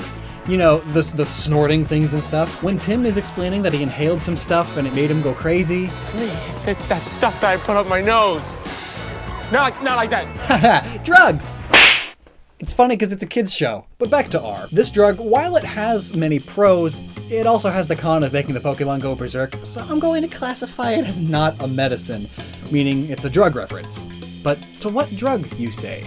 Well, likely none specifically on purpose, but have you seen those news articles about people on bath salts? They basically hold no strength back and go completely berserk. Why would you willfully do this? Drugs are bad, okay? Stay safe. But beyond those, there are many performance-boosting drugs that have side effects like an increase in aggression, normally related to the levels of testosterone in the body. But this fact is actually wrong, as we've more recently found out. Testosterone does not create anger. Anger creates testosterone. It's a small oversight that we didn't realize until much later. However, roid rage is still a cultural thing, so it makes its way into popular media a lot, even if it's a little harmful. But enough fluff about lame drugs. Let's talk about some weirder references to drugs in Pokemon, or alcohol. The Russian version of the anime actually references them constantly. Even the intro songs talk about drugs, or drugs. But that's a joke, because drug means friend in Russian. So you know how big Pokemon is with the lessons of friendship and all that. So yeah, that's a joke. But in Gold, Silver, and Crystal, there was a fisherman who had a cigarette in the Japanese version. Tobacco isn't considered substance abuse, according to the ESRB. It's normally a tobacco reference instead. But hey, it's the practice of smoking dried up leaves, and some leaves are more harmful than other leaves. So, you know, tobacco, it's one of the more harmful ones. I'm just saying. Here's a regional skunk tank I commissioned. Get it? But even just this cigarette was removed in the English version. But let's talk more about the anime. I mean, it's filled with small references to adult themes, which makes for a good kid show. Enough jokes to keep the parents entertained and all, but tame enough to not make them mad about the subject matter. The one episode that comes to mind immediately is episode 17, which you may actually know. It's the Isle of Giant Pokemon. It's a rather famous episode. It's where most of the Poke-Rap images come from. But it's also where we first learned of many of the Pokemon secrets, like the fact that they're actually able to communicate easily. Because the Pokemon talk a lot in this episode, as in, you know, they're still just saying their names, but there's translated text underneath. Heck, I could do a whole video on this episode alone. However, to keep it curt, there is a scene where Bulbasaur and Meowth are both drinking a juice, and then later seen acting quite drunk. Notably, animals can get drunk from eating fruit off of the ground that has fermented, so it's nothing crazy. Oh, and did I mention that the owner of the grill and bar is a slowpoke? Yeah, and the Slowpoke is referred to as barkeep. And I know, technically, you can get non-alcoholic drinks from barkeepers, but I mean, they drink stuff and then they get violent and blushy cheeks, and so many anime characters get all this way when they're inebriated. It's a trope. Heck, we don't even know what Shuckle Juice is. It could be alcoholic. I mean, episode 170, after tasting the rare purple Shuckle Juice, Team Rocket starts to fight and act all weird. Meowth even confesses his love for James. It's an odd occurrence that was explained as a symptom of the Shuckle Juice by Dr. Oldman Shuckle. I mean, the way Shuckle makes juice isn't far off from how you make wine, though, but I'm not entirely positive it's actually alcoholic, but if we say it is, we can explain why Meowth would confess his love of James, and why all this drama ensues. But why are people so loopy when drunk? Well, it's because alcohol inhibits neurotransmitters and signals inside the brain, including those responsible for communicating, as well as emotional and social processing. Essentially, a person who is severely under the influence will have more difficulty telling emotions apart, and thus are less likely to see social cues as well. Hence the classic drunk hitting on a lady who clearly does not want it trope. The drunk is less able to process their own emotions, let alone the social cues of another person. Friendly reminder, this is why, legally speaking, when under the influence, consent is impossible. But overall, this means that when drunk, you feel emotions harder, and you have worse thinking capability, so you probably act on them more. Now here's another reference. In the 4th chapter of the 2nd volume of the Pokemon manga Magical Pokemon Journey, it is time for the Cherry Blossom Festival in Hazeltown. She attends with Grandpa Coconut, Almond, and the Pokemon.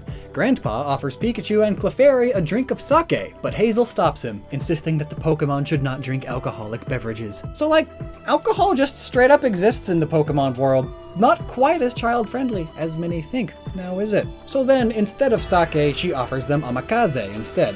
However, the effect of the amakaze on the Pokemon is still the same as if a human had drank sake, so the Pokemon still get drunk, and then they discover a very drunk and violent Dodrio that is causing all sorts of trouble. Dodrio's cousin, Doduo, apologizes for his behavior, and that's the whole plot. A Dodrio is drunk mad, and its cousin is like, yo, I'm sorry, I'm gonna tell his mom, don't worry. Such an invigorating plot. What are you doing here?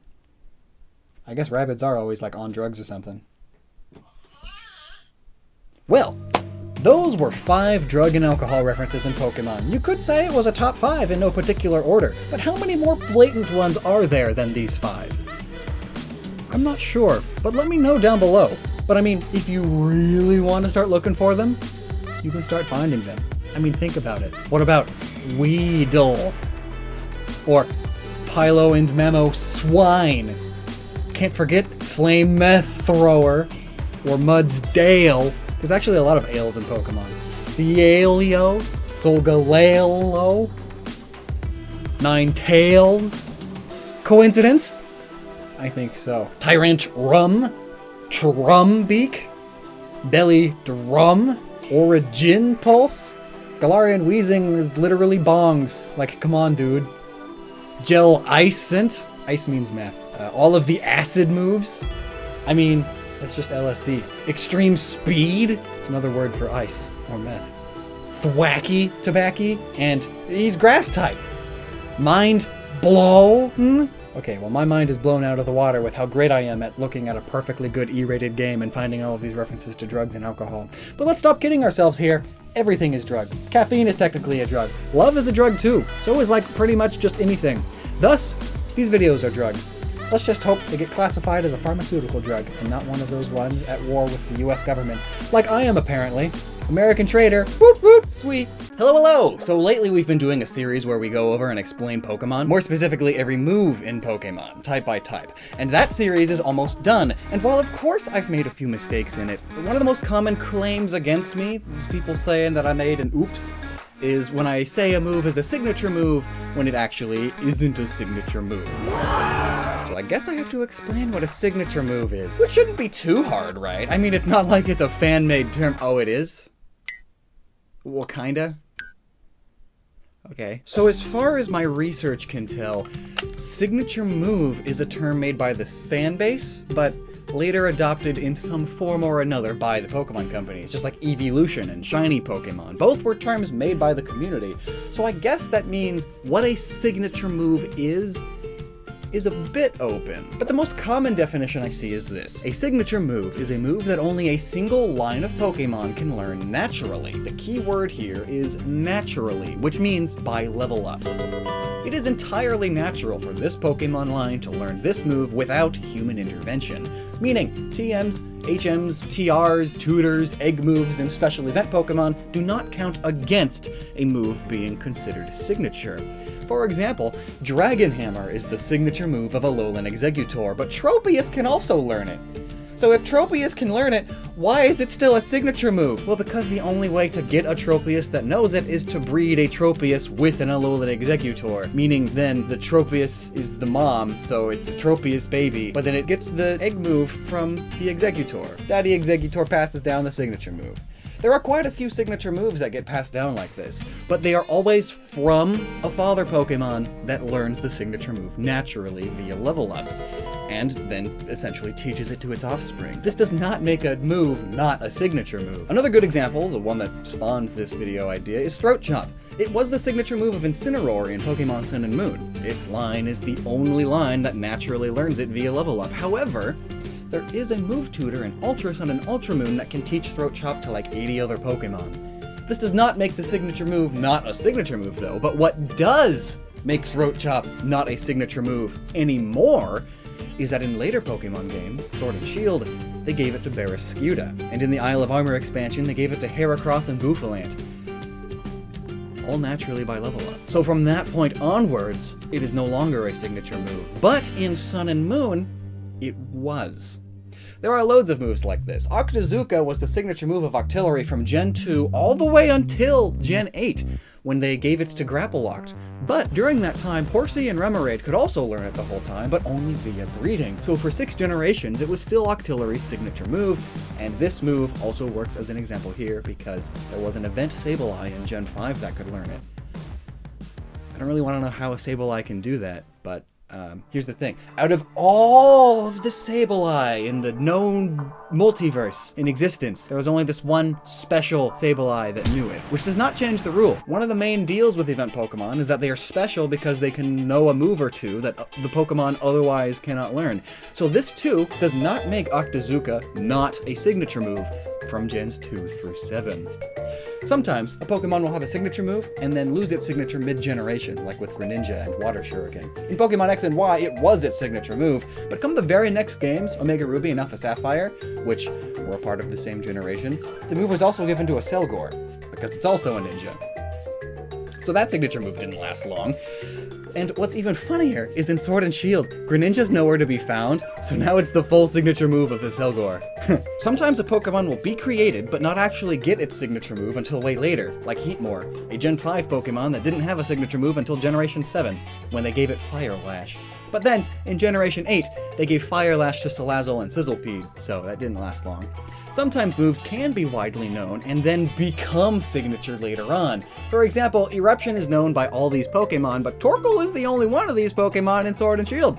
So as of right now, as of making this video, it is the signature move of Torkoal, though I'm sure that will change with the Crown Tundra expansion in the future. However, Cut is a fun one. Up until Generation 7, Cut was exclusively an HM move, meaning no Pokemon could learn it naturally. Until they gave it to Kartana and Farfetch'd, and then removed Kartana in Sword and Shield. But then again, Kartana's an Ultra Beast, so is it even a Pokemon? Does it count? But anyway, this means in Generation 8, Cut is now the signature move of Farfetch'd's line. It's the only Pokemon in the game who's capable of learning the move naturally. Sometimes Pokemon can have multiple signature moves. I mean, Partner Pikachu and Partner Eevee are ridiculous. Also, plenty of more recent legendaries have several as well. Just look at Zygarde. And sometimes a Pokemon will start with multiple signature moves and then lose one of them, like with Hariyama and Smelling Salts, or Arm Thrust. Gens 3 and 4, they are both its signature moves. But in Gen 5, they gave Arm Thrust to Embor's line, and then in Gen 6, they gave it to Pancham's. But now what about Sacred Sword? It's known by all of these Pokemon. How is it a signature move? Well, because all of these Pokemon are one group. They are the Swords of Justice. Therefore, Sacred Sword is the signature move of the Swords of Justice. Milk Drink was the signature move of Miltank from Gens 2 through 5, and then in Gen 6 they gave it to Go-Goat, then in Gen 8 they cut Go-Goat, so it's Miltank's signature move again. And I think all of these shenanigans are why there's a lot of confusion as to what counts as a signature move. And it doesn't help that Pokemon Showdown doesn't count a lot of them at all because of all of these examples too. Pokemon Showdown apparently defines it as it's only a signature move if only a single Pokemon knows it. Bone Club is not signature because Marowak and Cubone can learn it. It's heresy! But Pokemon Showdown is unofficial, so it shouldn't really be taken as fact. But then again, fan-made term. So maybe our definitions should be specified or tweaked a bit. But before we do that, let's talk about why signature moves are a thing in the first place. What is the big why? Well, the why can be partially answered with another example. Take a look at Aromatic Mist. It was the signature move of Aromatisse in Generation 6. Then in Generation 7, they gave it to some newer Pokemon, like the Bounsweet line. But they also went back and gave it to an older Pokemon, Gen 4's Vespiquen. Why? Why not just make the move and give it to Aromatisse and Vespiquen at the start, if that was the intent? Well, the answer is a two-parter. It's for the meta, and it's for marketing, which I guess kind of go hand in hand. When Game Freak gives a Pokemon a signature move that only it and its line can learn naturally, it gives you a reason to use that Pokemon maybe. People don't like change, and new Pokemon are always the worst designs ever until the next generation or two passes. So, to encourage more people to use more newer Pokemon instead of their old favorites for the upkeep time, they give some new Pokemon a signature move. The move is likely really good for strategizing, and the only way you can get it is by using an otherwise not super popular or super powerful Pokemon. It is both to spread the word about a certain Pokemon for marketing and to better control the competitive meta for that season. When the next generation is out and the meta changes with it, they pass a once unique move out to many others because it's a pretty okay move. And if not wholly for the meta, it's just to make a Pokemon they want to be popular have a few good signature moves to try and make them even more popular. Like with Incineroar and Throat Chop and Darkest Lariat, as well as its own Z move. The unique Z moves were all on Pokemon they wanted to be more popular, more well-known. But the following generation, well, Incineroar has had its time in the spotlight. Those moves were good and unique, and people liked them, so give them to some other Pokemon now. Incineroar is so last gen. It doesn't need to be super special anymore. Doing this balances the meta out a bit and also makes Incineroar just a bit less special, which allows new Pokemon with their own signature, for now, moves to shine even brighter in the crowd. But are all signature moves done for this reason? I'd argue no. In fact, I'm sure a lot of signature moves are only signature moves at first, not because the move was designed with a single Pokemon in mind, but because there just happens to be no other Pokemon at the time that it would fit with. Like, think about that Octazooka example I mentioned. There were no other Octopus Pokemon until Gen 8, so no other Pokemon knew Octazooka, an octopus-specific move. Nightshade was the signature move of the Ghastly line at first, only because in Gen 1 they were the only spooky Pokemon. Gen 2 came around and passed the move out all over. Ariados had a signature move named Spiderweb. No other spider Pokemon would pop up until Galvantula, who rightfully also knew the move, making it no longer a signature. That just makes sense. Cacturne, Needlearm, its signature until they made another cactus Pokemon, Maractus. It just makes sense. There's a reason behind why each signature move is the signature of a certain Pokemon. So here's an interesting idea. What is a signature move? Is it a move that only a single line of Pokemon can learn naturally? Or is it a move unique to that Pokemon line? Those may sound like the same thing, and there is a lot of crossover in the big Venn diagram, but there is a key difference. Crush Claw was the signature move of Zangoose in Gen 3, but they later gave it to newer and older Pokemon in Gen 4. I mean, it's a claw attack. Loads of Pokemon have big claws. Compare that with, say, Present, the still signature move of Delibird, the Santa Claus Pokemon who delivers presents, and it's a Santa Claus bird. That's the whole point of it. This move is a core piece of its whole design. Here's another two. Spore was the signature move of Paris and Parasect for 2 generations. I mean, they were the only mushroom Pokemon at the time, so it makes sense. Now compare that to Oblivion Wing, the signature move of Yveltal, the Pokemon who absorbs life energy from its surroundings every time it flaps its wings, bringing destruction and oblivion to all things. Yeah, of course that move is its signature. It's the core design of the Pokemon it belongs to. Judgment, signature move of Arceus, the Pokemon creator god. Conversion and Conversion 2, signature move of the Porygon line. They modify their code to change their type. Of course only they can learn it. They are the only Pokemon canonically made of code. It's their signature. It's a part of their whole design. Sky Attack.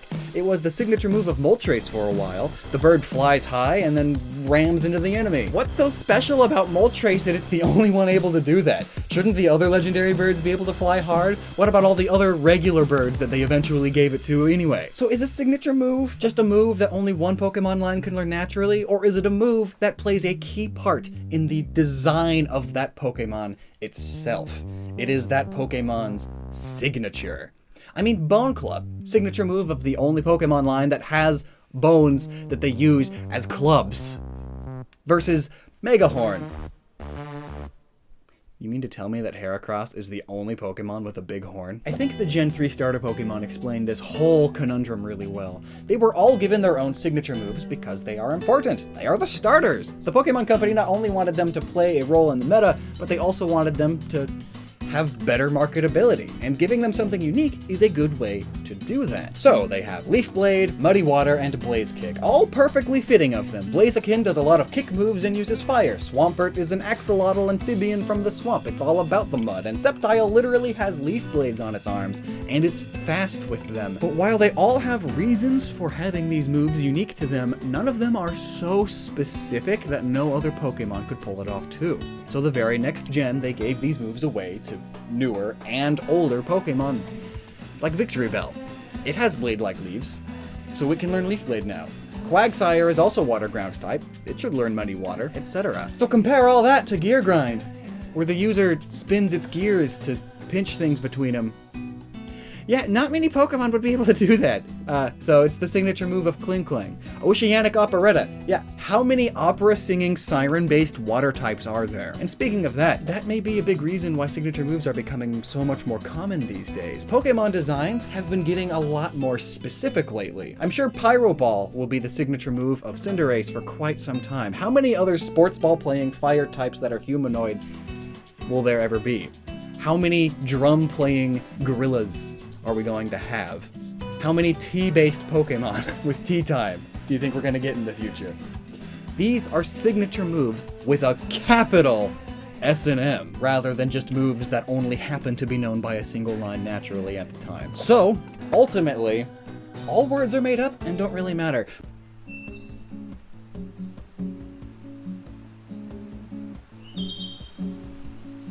But what if Pokemon aren't real? So now, really though, what if Pokemon aren't real? I mean, like, actually not real. No, what I mean is, obviously they aren't real, but are they fake real? Fake real, like, not for play, but is play. What? This is why I don't do videos outside, confusing myself. So, in Pokemon, and I'm sure I don't need to tell you this, but I will anyway. In Pokemon, you are a trainer who goes around exploring, adventuring from town to town, but just walking around from town to town would be boring, so you catch these magical creatures called Pokemon. They are incredibly diverse and live across many regions. But to this day, the real reason for having a 10-year-old child, several 10-year-old children, go on these Pokemon journeys is still clouded in mystery. Shouldn't you be in school? If I was a parent in the Pokemon world, I would never let my unsupervised 10-year-old run around going to strange towns, meeting strangers. I would worry endlessly. But what if we said that Pokemon aren't real? In the Pokemon world. I mean, of course, I know they aren't real in our meat space, but what if it was all a game? Yes, I know it's a game. I'm talking in the game, though. Like, imagine if the whole world was in on some conspiracy to create healthier children. We know Pokemon games exist in the Pokemon world. I mean, heck, we see some kids playing Pokemon together on their Game Boys with a link cable. But question, if anyone can just be a Pokemon trainer at age 10, and also there are people that just have Pokemon as pets, why would anyone play some crummy Pokemon game on a Game Boy? Then again, I guess I could also ask why Nintendogs was a thing. Though, Pokemon are much more self-sufficient than real dogs, and society as a whole in the Pokemon world is Pokemon obsessed. It's based around their existence. So, like, I guess the whole virtual pet thing should just be something we don't take into account, because why would you do that in a world that is totally chill with everyone having pets? You know, real world, you know, there's situations where, let's say, you can't have a pet, and so you have a virtual pet instead, but in the Pokemon world, is there even anyone that's like, you can't have a Pokemon besides, like, Team Plasma? No. But I guess it all works, but what if we take the actual Pokemon out of the equation now? So, no more beating around the bush. I'm just gonna say it. The games Pokemon Let's Go Pikachu and Let's Go Eevee aren't real. Or rather, the Pokemon within them are not real. I know it's real. It's right here. I'm holding it. But first of all, how does it fit in the timeline? It takes place after Red and Blue had their adventure, but then you do some of the same events, which includes taking down Team Rocket after Giovanni left and went missing, but like he's still there, still in control of Team Rocket. How does that work? It doesn't. The only explanation is that it's a parallel universe where the timeline of events got shifted a bit, so rather than Red doing these things, these kids do. What even were their names again? I'm just gonna call them Piccolo and Elaine because Pikachu and Eevee. I actually think Elaine's right. Is it? It is. What does the name Chase have to do with Pikachu, though? Anyway, on top of the timeline of events not lining up, the way you catch Pokemon in Let's Go is totally different from the mainline games. Rather than battling and weakening wild Pokemon, you just play Pokemon Go. I mean, it's just that. Throw a ball with gimmicky controls. It's gameplay. Are the Pokeballs in the Let's Go universe just better so that you don't need to battle wild Pokemon? Are there perhaps laws in this universe about fighting wild creatures outside of a controlled environment? Or is the simplest explanation the best one to go with? That being that Pokemon are not real. Do you remember when Pokemon Go first came out? It was crazy, full-on Pokemon Go fever. People, millennials especially, were suddenly outside for once in our gosh darn miserable lives. And for many people, Go became a part of their lifestyle. For years, I saw this guy walking down the street almost daily, just catching Pokemon, and over the years, he's slimmed down. Good for him. And also, the yet-to-be-released Pokemon Sleep, another wellness app. And we know that Game Freak also exists in the Pokemon world. So, is the world of Let's Go Pikachu and Let's Go Eevee just a world that never left Pokemon Go fever? Society eventually morphed into one obsessed with stuffing fictional creatures into digital balls and battling with them. And then, as a near utopian society, they let their kids run loose at age 10 with a new phone to go out and begin their collection of Pokemon inside the app. Are there entire leagues and sporting events, not unlike our own, dedicated to competition in a fictional space? All in the name of good character development and exercise for youths? Yeah, no, I think that's possible in these games. It makes about as much sense as those dumb Ashes in a Coma dead a Time Lord theories, you know? I mean, not only did Pokemon Go quickly become the highest-grossing mobile game of all time, it became a cultural phenomenon and caused a huge economic boom. That's why loads of restaurants had Go-related signs and specials.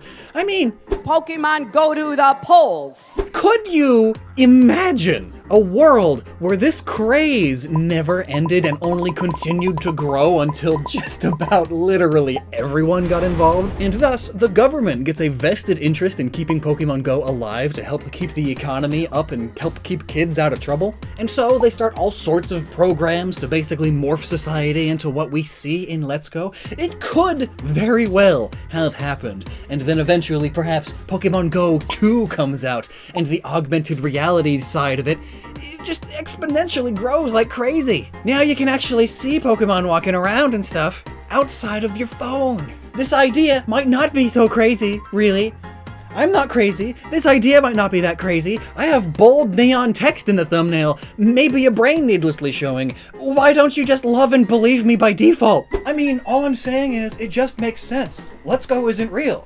I mean, it is real, I have it right here. But the Pokemon in the game are a simulation. I mean, yeah, they are, but I mean in-universe, inside their own canon. Pokemon are toys and just as real as the Pokemon in Pokemon Go are to us. It's time for a mini-theory! You remember those? Quick little fun theories without much evidence, but are interesting and fun to think about anyway. Yeah?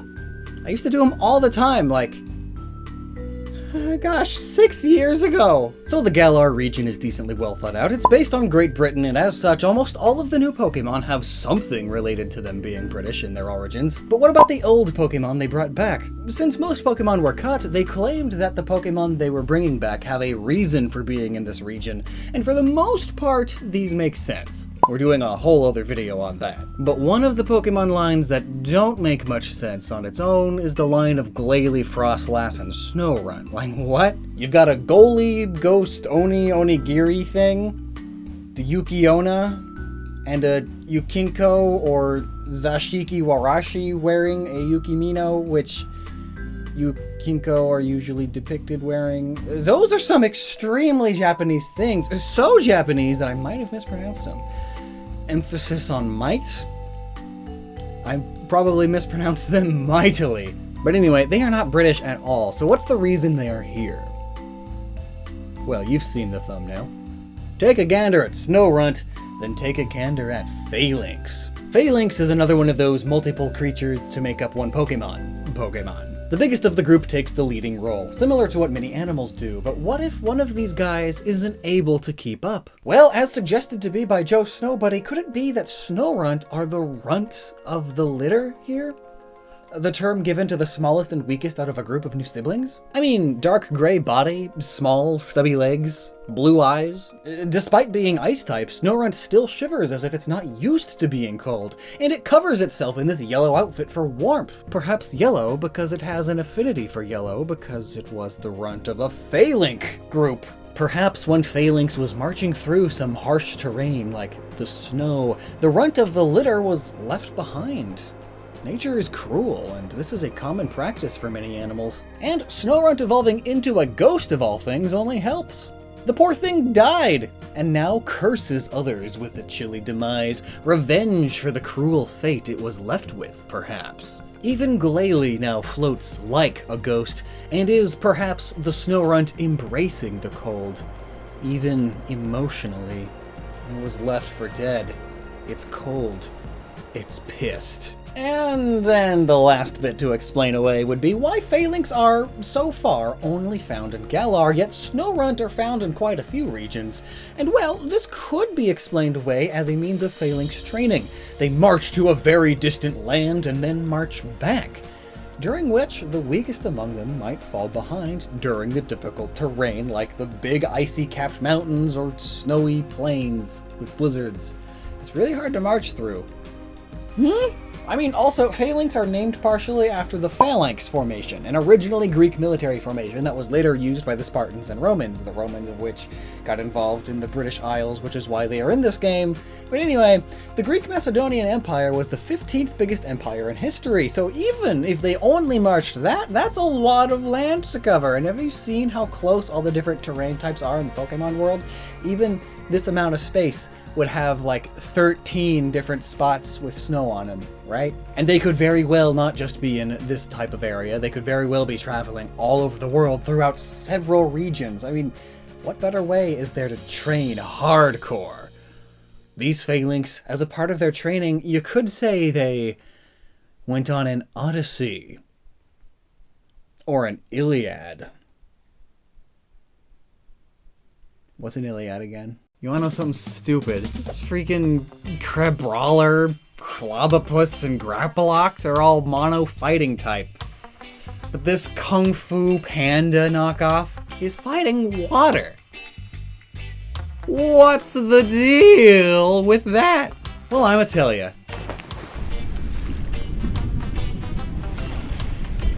Well, just to get it out of the way, in an earlier video I explained the Urshifu thing. Its Rapid Strike style is water type because it hits you rapidly, like river rapids. It's a torrent of blows like a torrent of water.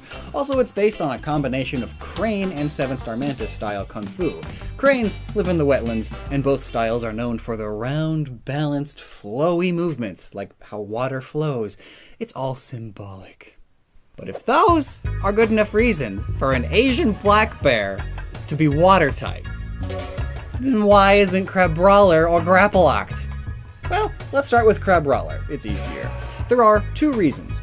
One is because of in-game things, and the other is because of what it's based on. Crabrawler is based on a coconut crab with classical professional boxing elements. The coconut crab not only lives in Oceania, like most of the animals that the Alolan Pokemon are based on are, but also it's what's known as a land crab. Land crabs are crabs that can't actually breathe underwater properly. They aren't as common, so not as well known about, but yeah, they exist. However, they also can't dry out too much. They do need to stay moist to breathe properly. But so long as there's enough moisture in the air, they can spend their entire lives out of the water. So just because it's a crab doesn't mean it has to be water type. And then, the classical boxing elements. Well, classical boxing has nothing to do with water, so there you go. But the connection is a fun one. Some coconut crabs have big round claws like this. Good for breaking coconuts. So I can see how the designers made that connection. But the more in-game reason that it's not water type is because of what it evolves into.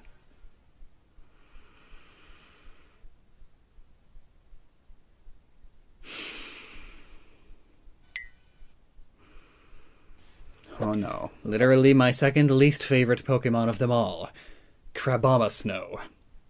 No wait, Crabominable. There we go. There it is. It's ugly. Gosh dang. What are those? It's a Yeti crab, or the Kiwa hirsuta. Game Freak just took the Yeti part of Yeti crab and exemplified it tenfold. It's ice fighting type, which is why the Prevo was just fighting. Secondary types can change with evolutions, as we can see with Sanskrit and Dragalge, but that's for sure a lot rarer than Pokemon just gaining a second type with evolution. So that, along with the fact that it's a land crab at first, makes mono fighting make the most sense for it. Now, Clobopus and Grapploct, they are a lot more interesting, both in terms of why they are mono fighting, but also in how they look and what they are based on. Grapploct actually took me by surprise. I wasn't as big of a fan of its design when I first saw it, but then seeing it in motion, I stinking fell in love with it. It's great. So long as we can ignore its mouth here, though.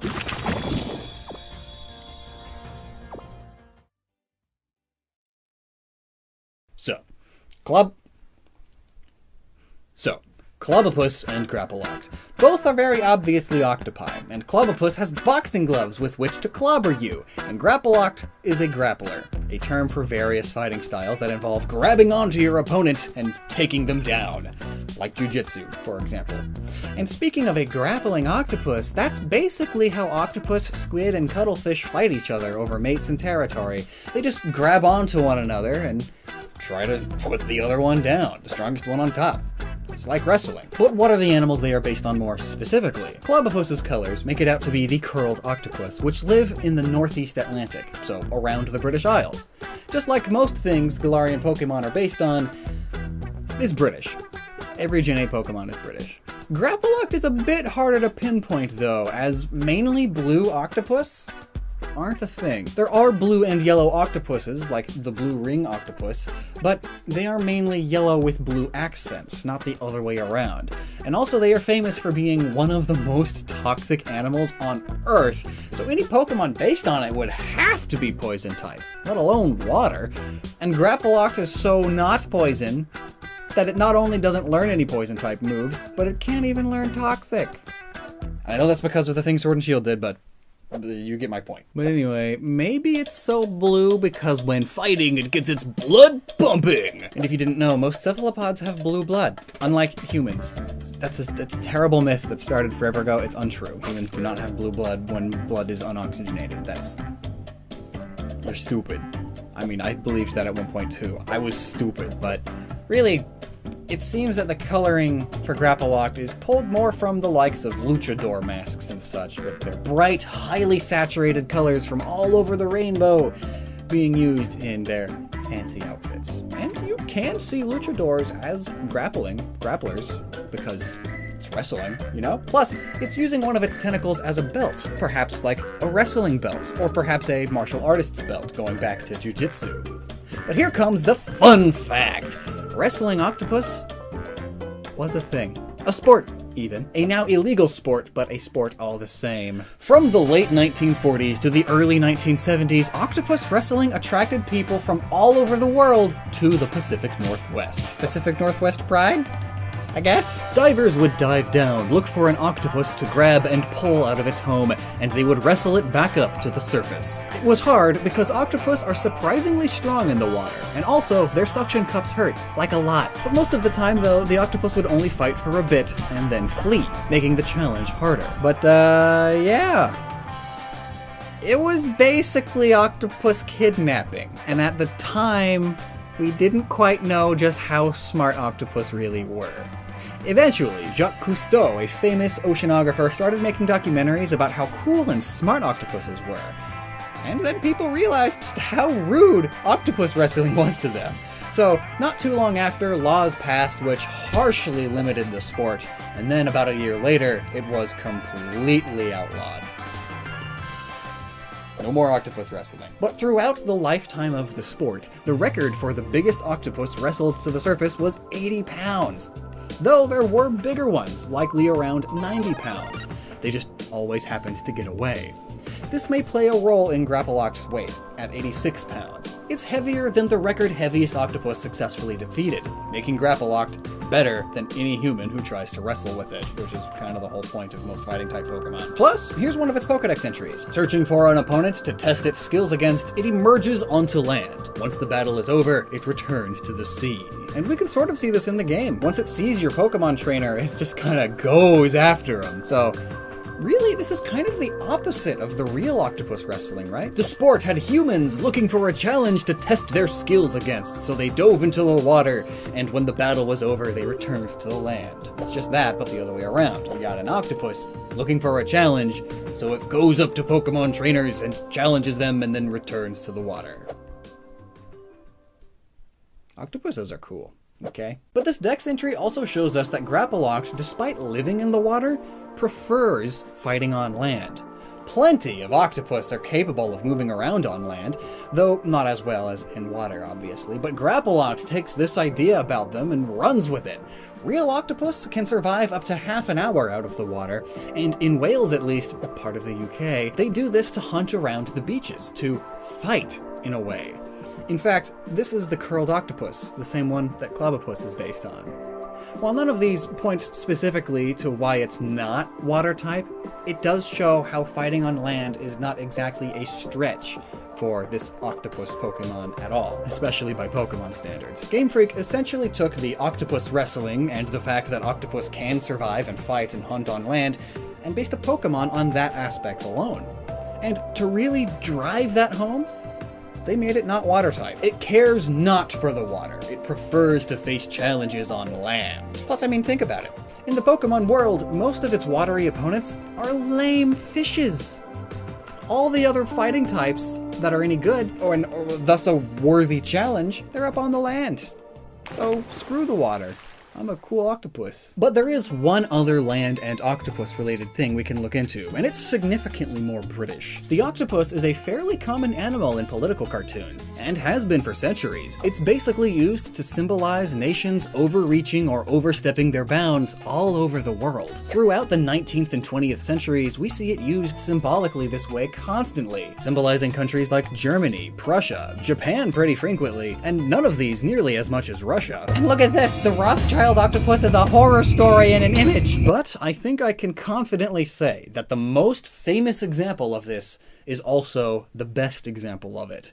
It's this image from 1888, showcasing the wide reach and land coverage of the British Empire, the largest empire in history thus far. I mean, they controlled 22% of the planet's land. That's a lot. It was super common to compare the British Empire to an octopus because not only do octopi live all around it, but also because of how much they controlled and how much land they had. Control over land that they had to fight for and grapple to the... Maybe that's a stretch, but British fighting type land octopus? Maybe it's a massive stretch, but it's something. You know, something is better than nothing. So maybe these were the factors that were considered when it came to making grapple-locked mono fighting instead of fighting water. But also maybe not. Today! Or the day of writing this script, the new mythical Pokemon Zarude was revealed. Like always, though, I had to wonder why. Why get a gorilla-looking thing after we already have a gorilla-looking starter? It's the same thing with Scorbunny here. Why are we getting a white rabbit-looking thing when we have a white rabbit-looking starter in the same Gen 2? What's going on? Is the next one going to be a blue lizard-looking thing? That's not the big question of the day, though. The big question of the day is why is a monkey ape thing in Britain? And like always, it's complicated. If you saw our Every Pokemon Design of Gen 8 Explained video, then you would remember Alfred the gorilla, who partially inspired Rillaboom and its whole line. But Alfred was a kind-hearted ape loved by many. Zarude is literally named The Rude, the same naming scheme as Zamazenta and Zacian, as in the magenta and the cyan. And it's dark typing too. It makes me doubt that Alfred is our inspiration this time. Plus, it's a monkey. It's got a tail, so even if it's gorilla colors, it's still a monkey. Notably, there is a monkey cryptid in Britain that we will talk about later. But the Western world has an interesting fascination and history with these apes and monkeys. But for that, we need to go back. Way back. So... it's rewind time. Humanity has always been interested in the unknown, and Europe was no different. And because... let's just say because of reasons to keep it simple, Spain and Britain and a couple other countries were dividing up parts of the not Europe world, let's just call it that, the not Europe world, and saying that they can explore and take advantage of the people that lived there and colonize any part of it. It's the New World especially, but all of this pre-planning for all of the not Europe was done to prevent land disputes over colonies and stuff. But this began the era of exploration, trade, discovery, adventure, and a lot of lying. This era obviously influenced pop culture a lot. And before we get into the ape pop culture, let's go over some cool other bits that were inspired, like Buffalo Bill and the thousands of comics about his adventures, and eventually his Wild West show that helped popularize Westerns and also introduced the world to some cool figures like Annie Oakley and Sitting Bull. Also Mohawks. See, the Mohawk was a hairdo that came from the Mohawk tribe. A bunch of rich young hoodlum people then in Britain at one point ran around with Mohawks and caused havoc while pretending to be wild Indians. I mean, to old Britain, Indians were seen as savages due to their constant wars with them and later on the wars with the United States. And at that point, all of the news that Europe got about these wild savage people were from Americans, an American perspective, which of course was exaggerated and heavily demonized them. So in Europe especially, Native Americans were seen as wild people. So now if you're a punk and you want to be seen as a wild person, a savage disruption to a civilized person in power, well, you give yourself a mohawk. And thus, various wild mohawk, stereotypically punky hairstyles came to be, which might, emphasis on might be a part of Zarude due to the whole two mohawk-ish style thing, after all. Plus of the dark type and the, like, skeleton-esque-ness. All very punky. But anyway, adventurers! They're going all over the place. Places like Africa, Indonesia, South America, and they all came back with stories of massive lizards, black-teeth cannibals, and giant, almost human-like apes. And a lot of these stories were based on reality, but over-exaggerated. Though, of course, others were straight-up bald-faced lies. But for a good long time, Britain had quite the fascination with great apes like chimps, bonobos, orangutans, and gorillas. And I know what you're thinking. No, Zarude's got a tail. It's not an ape. But like, Infernape has a tail. Pokemon don't care. Also, like I said, we already got a gorilla starter, so if you wanted to design another Pokemon based after a gorilla, just do so and slap a tail on it. At least it's not an ape again. But also, like, Zarude is pulling elements from all over. Like, take the body of a mandrill with the limb ratios and the claws and fangs, but then give it a lemur face and gorilla or gibbon colors, but a spider monkey tail. It's a Pokemon. Most Pokemon aren't just one thing. The best ones pull from several, thus are much more than just a cartoon Yorkshire Terrier. Also, I'm not finished. I'm just tangentially distracting myself and filling time. So Britain loved these apes, and of course that means pop culture would start to reflect this love, which is what got us the likes of Tarzan and King Kong. The Book of Tarzan is about a British family who gets lost in the jungle during one of these expeditions, and after the parents die, the son winds up becoming a man raised by apes. And this man, Tarzan, does some things that are important for the design of Zarude. In the first book, yes, the first book, there are actually a bunch of them. One group of Westerners that Tarzan comes across are frightened by Tarzan as he hides in the jungle and throws human skulls into the camp, scaring them into thinking they are being haunted by an evil jungle spirit. And well, Zarude is a dark grass type, like an evil spirit of the jungle, and he has a skull face pattern and ribcage pattern on its body, and he can go full-on Evil Dead onto someone with those vine arms. Speaking of which, those vines can be inspired by the stereotypical swinging through forests on vines trope, which clearly is a very common thing in depictions of Tarzan. It's sort of what started the trope. But the next thing is King Kong. The guy that made King Kong loved gorillas because he saw them as noble animals, a trait of royalty. And purple is the color of royalty, and in the movie trailer, it's wearing purple. Yes! But this dude, MC Cooper, was inspired to make King Kong after hearing a rumor about gorillas occasionally running out of the jungle and grabbing a woman and running back into the jungle. It wasn't remotely true, but people lied a lot for attention. I don't know why I said that in past tense. But a tangential fun fact, his original idea was to get a Komodo dragon and have it fight a gorilla and then edit it to make the gorilla win.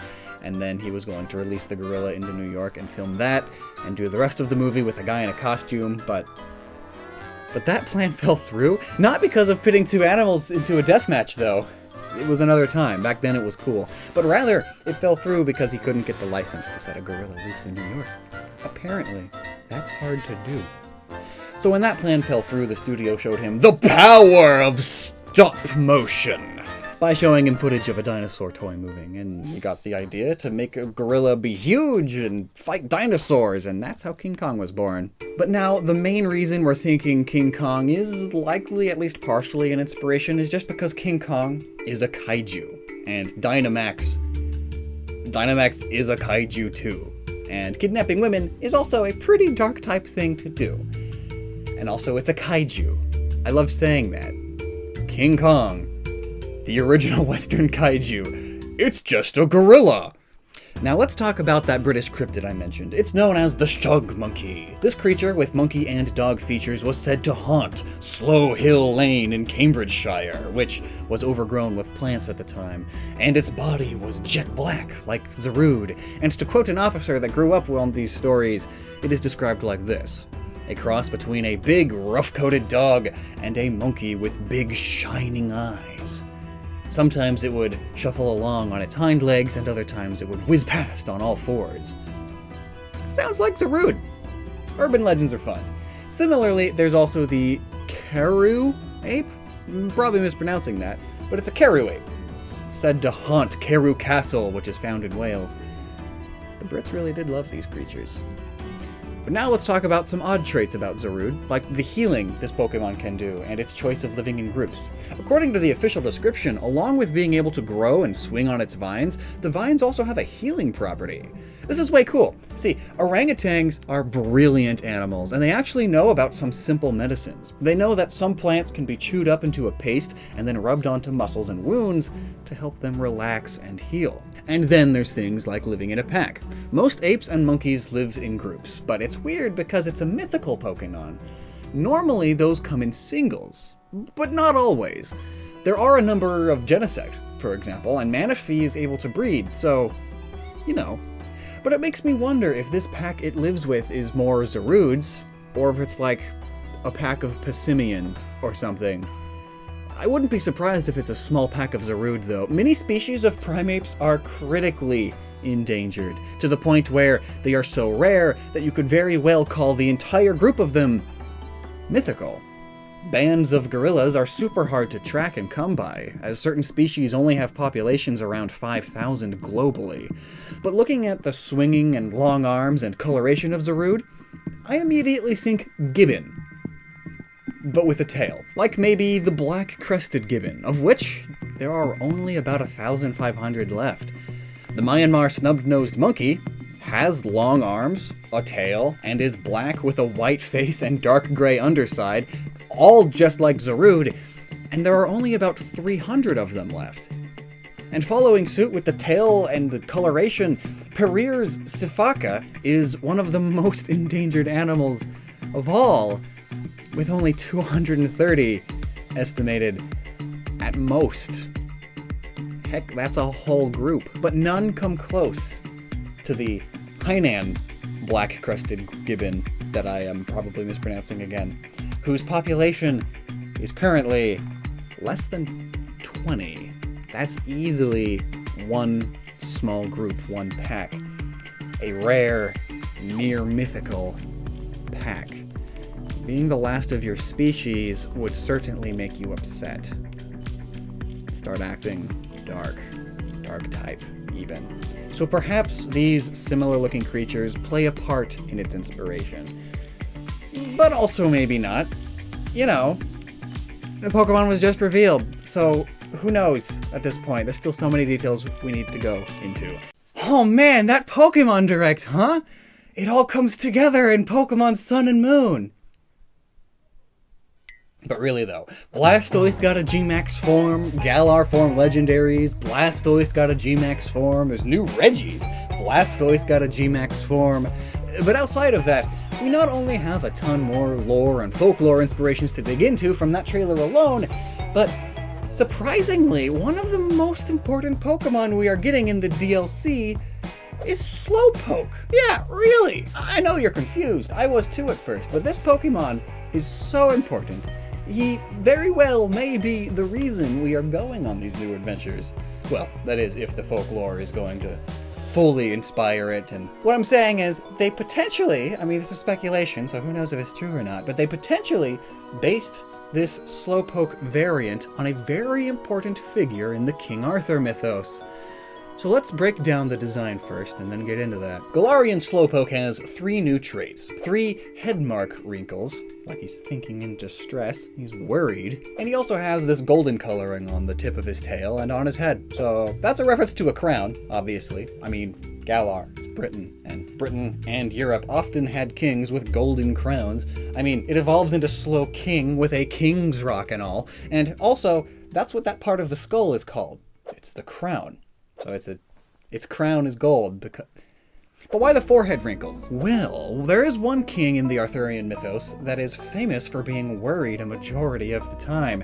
The Fisher King. Fitting, since Slowpoke is a fisherman. It leaves its tail in the water, and it accidentally has a shelter bite on its tail as if it were a lure. That's how it becomes Slowbro. You know. But who is the Fisher King? And why is he so important? Well, the Fisher King, depending on the version of the story, has his legs injured. And or his, third leg injured. His good old Silicobra. His Onyx. His Metapod can't use Harden anymore. or string shot. You get what I mean. It left him so crippled that the only thing he can do anymore is sit in his boat and fish all day. Which is fitting, since slowpokes themselves also don't like moving much. They're super lazy, and they just lay on a rock and fish all day. And during his many days of fishing, he is, of course, worried because of his injury. That means he can't make an heir for his kingdom anymore. He can't procreate. It's quite upsetting. So, there are two specific stories about him in the King Arthur mythos. The first involves the knight Percival. In this story, the only way our wounded friend could be healed is if a nobleman asked him a single question during dinner. Folklore is weird, but this is why he sits in a boat not far from the Grail Castle. So, he can invite a destined nobleman into the castle for dinner, and hopefully in conversation get him to ask a question. This wound up being Percival, which eventually was, of course, invited into the castle for dinner. The maidens there warned him against asking too many questions. So, while eating dinner in the hall, Percival noticed 3 servants walk by carrying 3 objects: a bleeding lance, a candelabrum, and a grail. Percival kept his mouth shut and never asked what any of these were for, and after one of the servants carrying the objects found him, she scolded him, because if only he had asked why the lance was bleeding, or what the grail is for, or whatever, then the king would have been healed, and the kingdom would have been saved from danger.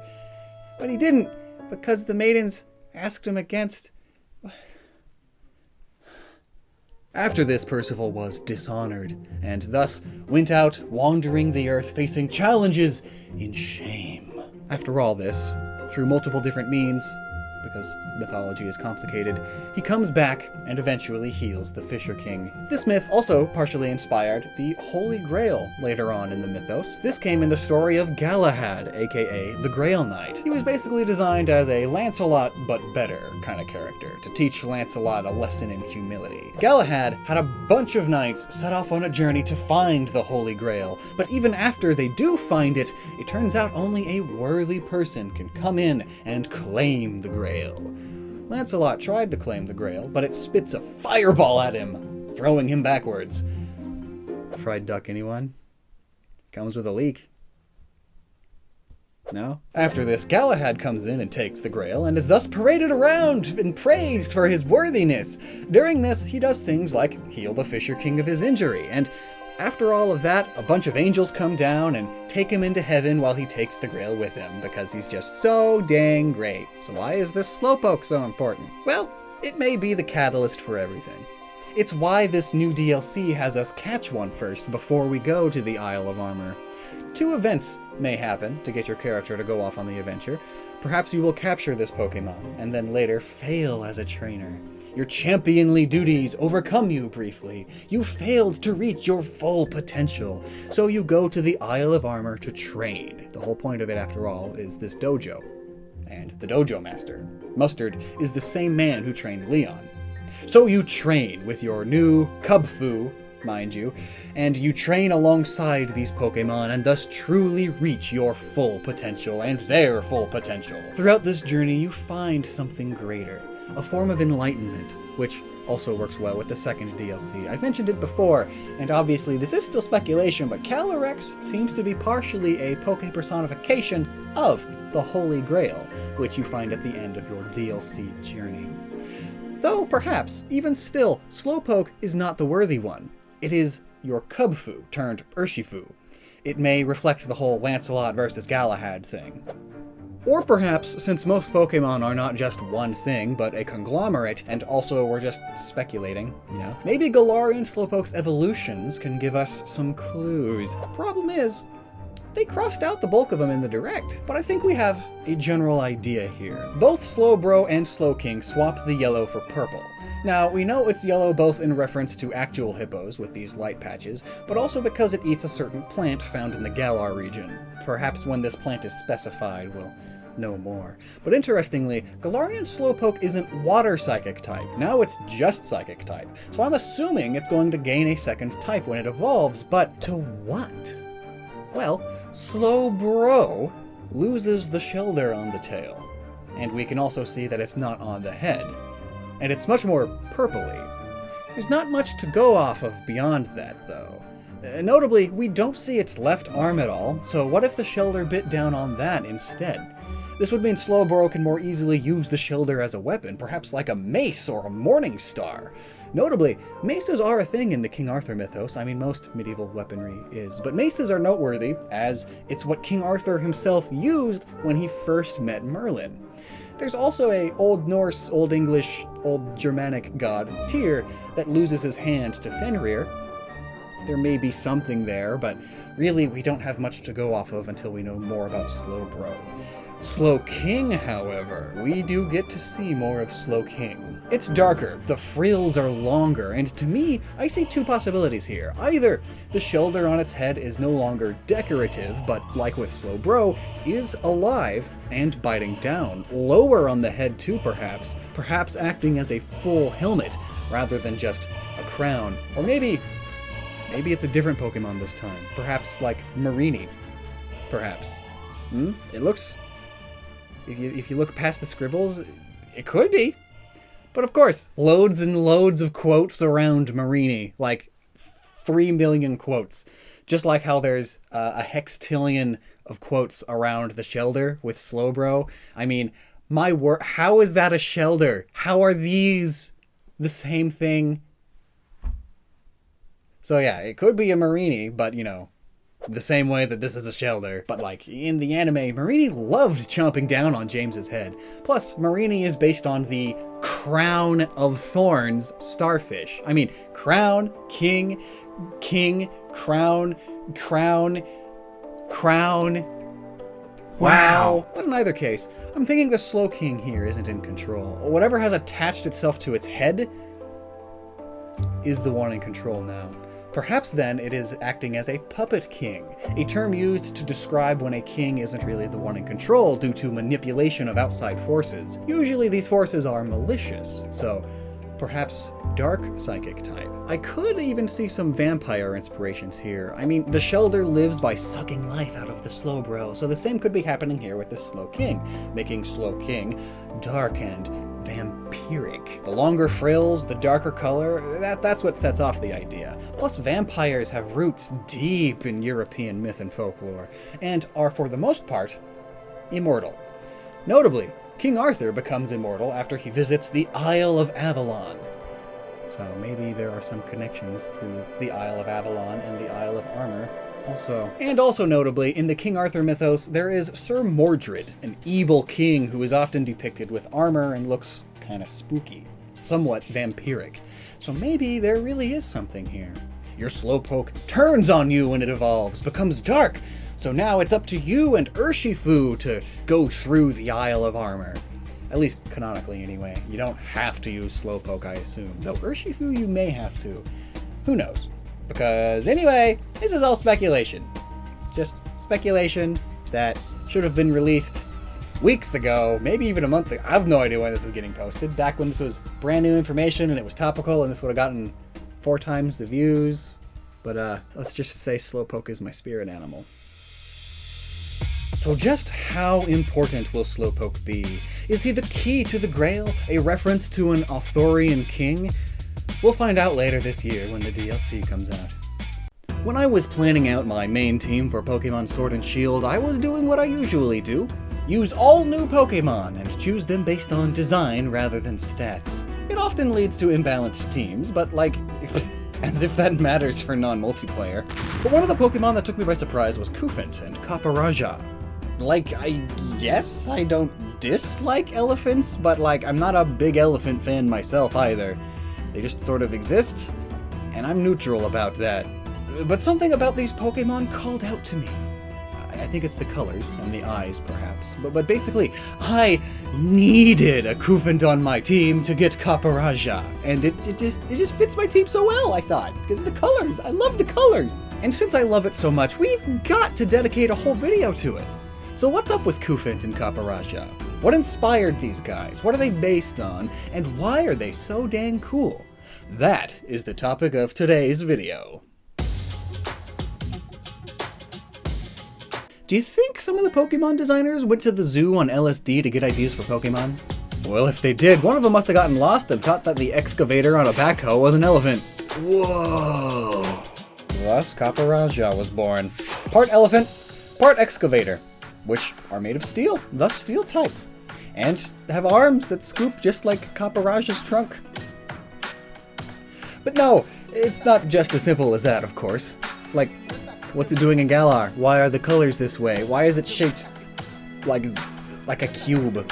There's a lot more to cover about our green metallic pachyderm pal, like its etymology.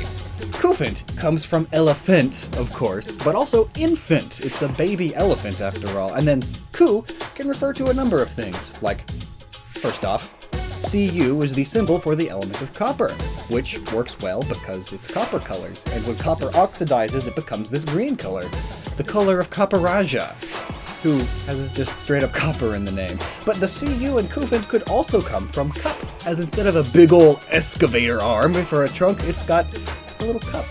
A little tiny cute cup on the end of its trunk. It's super cute. And then also perhaps cuff, like the end of a sleeve. I mean, a trunk is just an arm for an elephant, you know? So it's got a cup on the end of its cuff, made of copper. And it's an elephant, a baby elephant, infant elephant. Kufant. It's so good! And then, Kaparaja comes from copper, obviously, but what's an Aja? Well, Saja is Sanskrit for elephant, Sanskrit being the main ancient language spoken in India, and Maharaja, then, is an Indian king or prince. Oh! So it's an Indian elephant. You can also tell because it has these bumps on its head, and being an Indian elephant would explain its Pokédex entry. They came over from another region long ago and worked together with humans.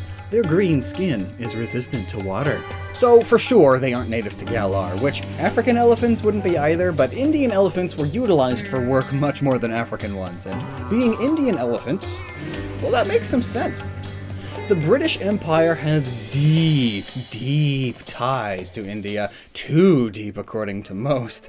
Long story short, the British made East India Trading Company traded things from India and England, and it was very profitable and very powerful. Like, it had a private army of 260,000 soldiers, powerful, like, ho ho, there's nothing you can do to stop us from achieving our goals, you silly Indian government, haha, powerful. So eventually the Indians rebelled, lost, and then the British had total control of India for the next 90 years until Gandhi said he was going to starve himself unless they left, and so they left. I'm skipping a lot of details, but that's the gist. So, similarly then, perhaps Galar has connections to the Pokemon world's equivalent of India. I mean, there are other Pokédex entries that mention Indian elephants. India very much then exists in the Pokemon world. But anyway, the Dex entry for Kaparaja mentions that they worked together with humans. This makes sense because India has a long history of taming pachyderms. The earliest documentation of elephants dates back to 2000 BC. The Aryans were still around, and this is less than 1,000 years after the Bronze Age. I mean, a couple thousand years ago, people were banging rocks together to make basic tools. But elephants. There were elephants. Elephants, both Indian and some African, were tamed not just for lifting heavy objects though, they were also tamed for war purposes. Classical war elephants had these large, square towers, yes, towers, put on their backs, which you could argue inspired the reasoning behind Kaparaja and its Gigantamax forms being so dang cubey. The towers were cubes put on top of the elephants. Made the elephants look kinda cubular. And also, there's that extremely cubey elephant-like Japanese spirit, or yokai, the Nurikabe.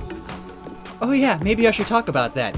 Nurikabe are basically invisible living walls that block people's paths, though they can become visible when you get close enough. There are two common depictions of them. One is literally just a wall with a face, kinda like a thwomp, and sometimes they have small limbs too. But the other common depiction makes them out to be a beastly thing that looks like this. Not exactly an elephant, but an elephant enough.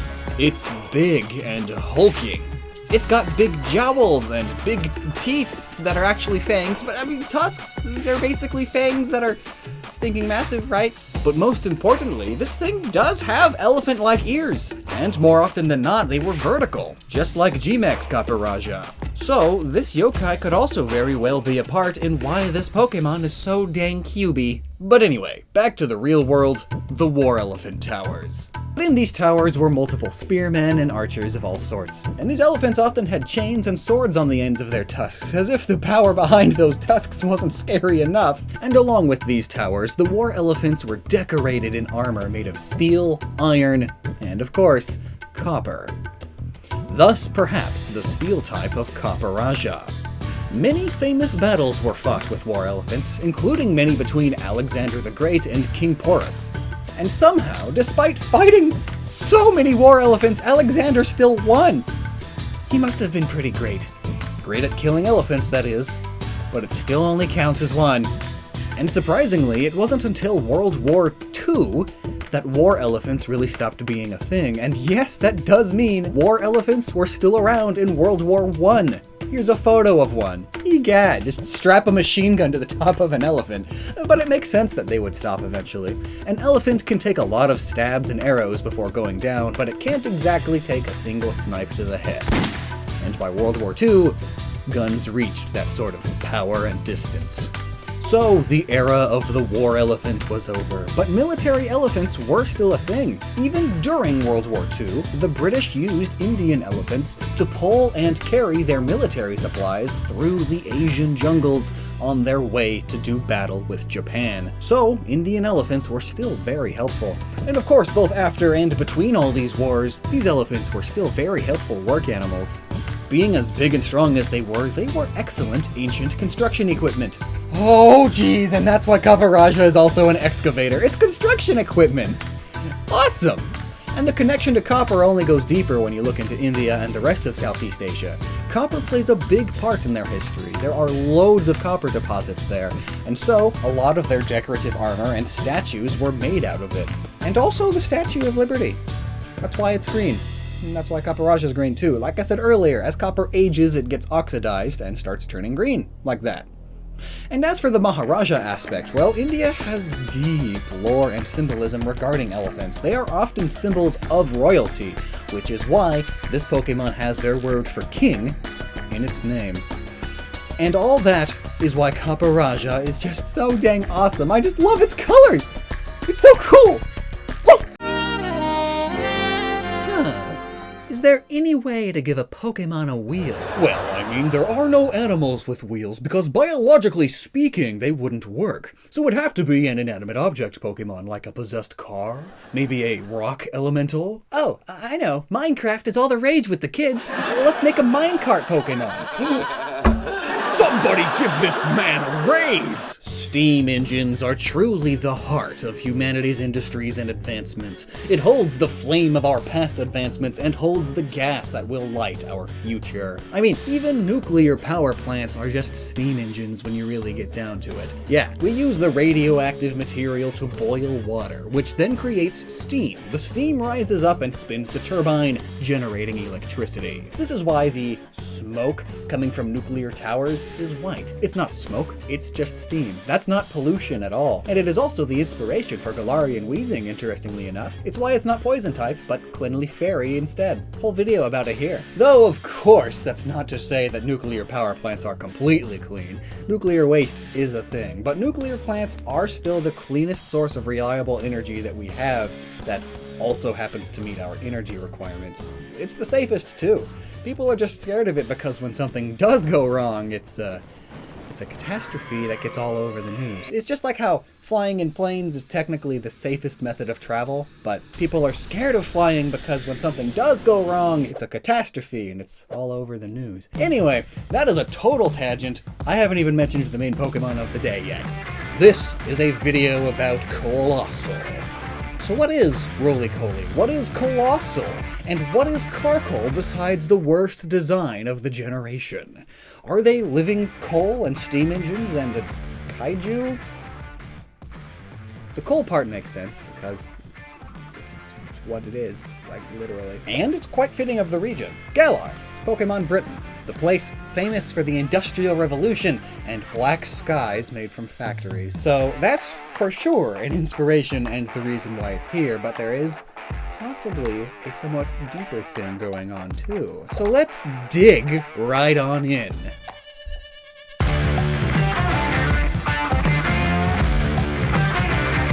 Let's first look at Roly-Coly. People at first like to think of it as a little rock on a wheel, because, I mean, it is. But there's so much more. The history of this Pokemon goes back, way back, like the Romans back. Like the Romans are still roaming around.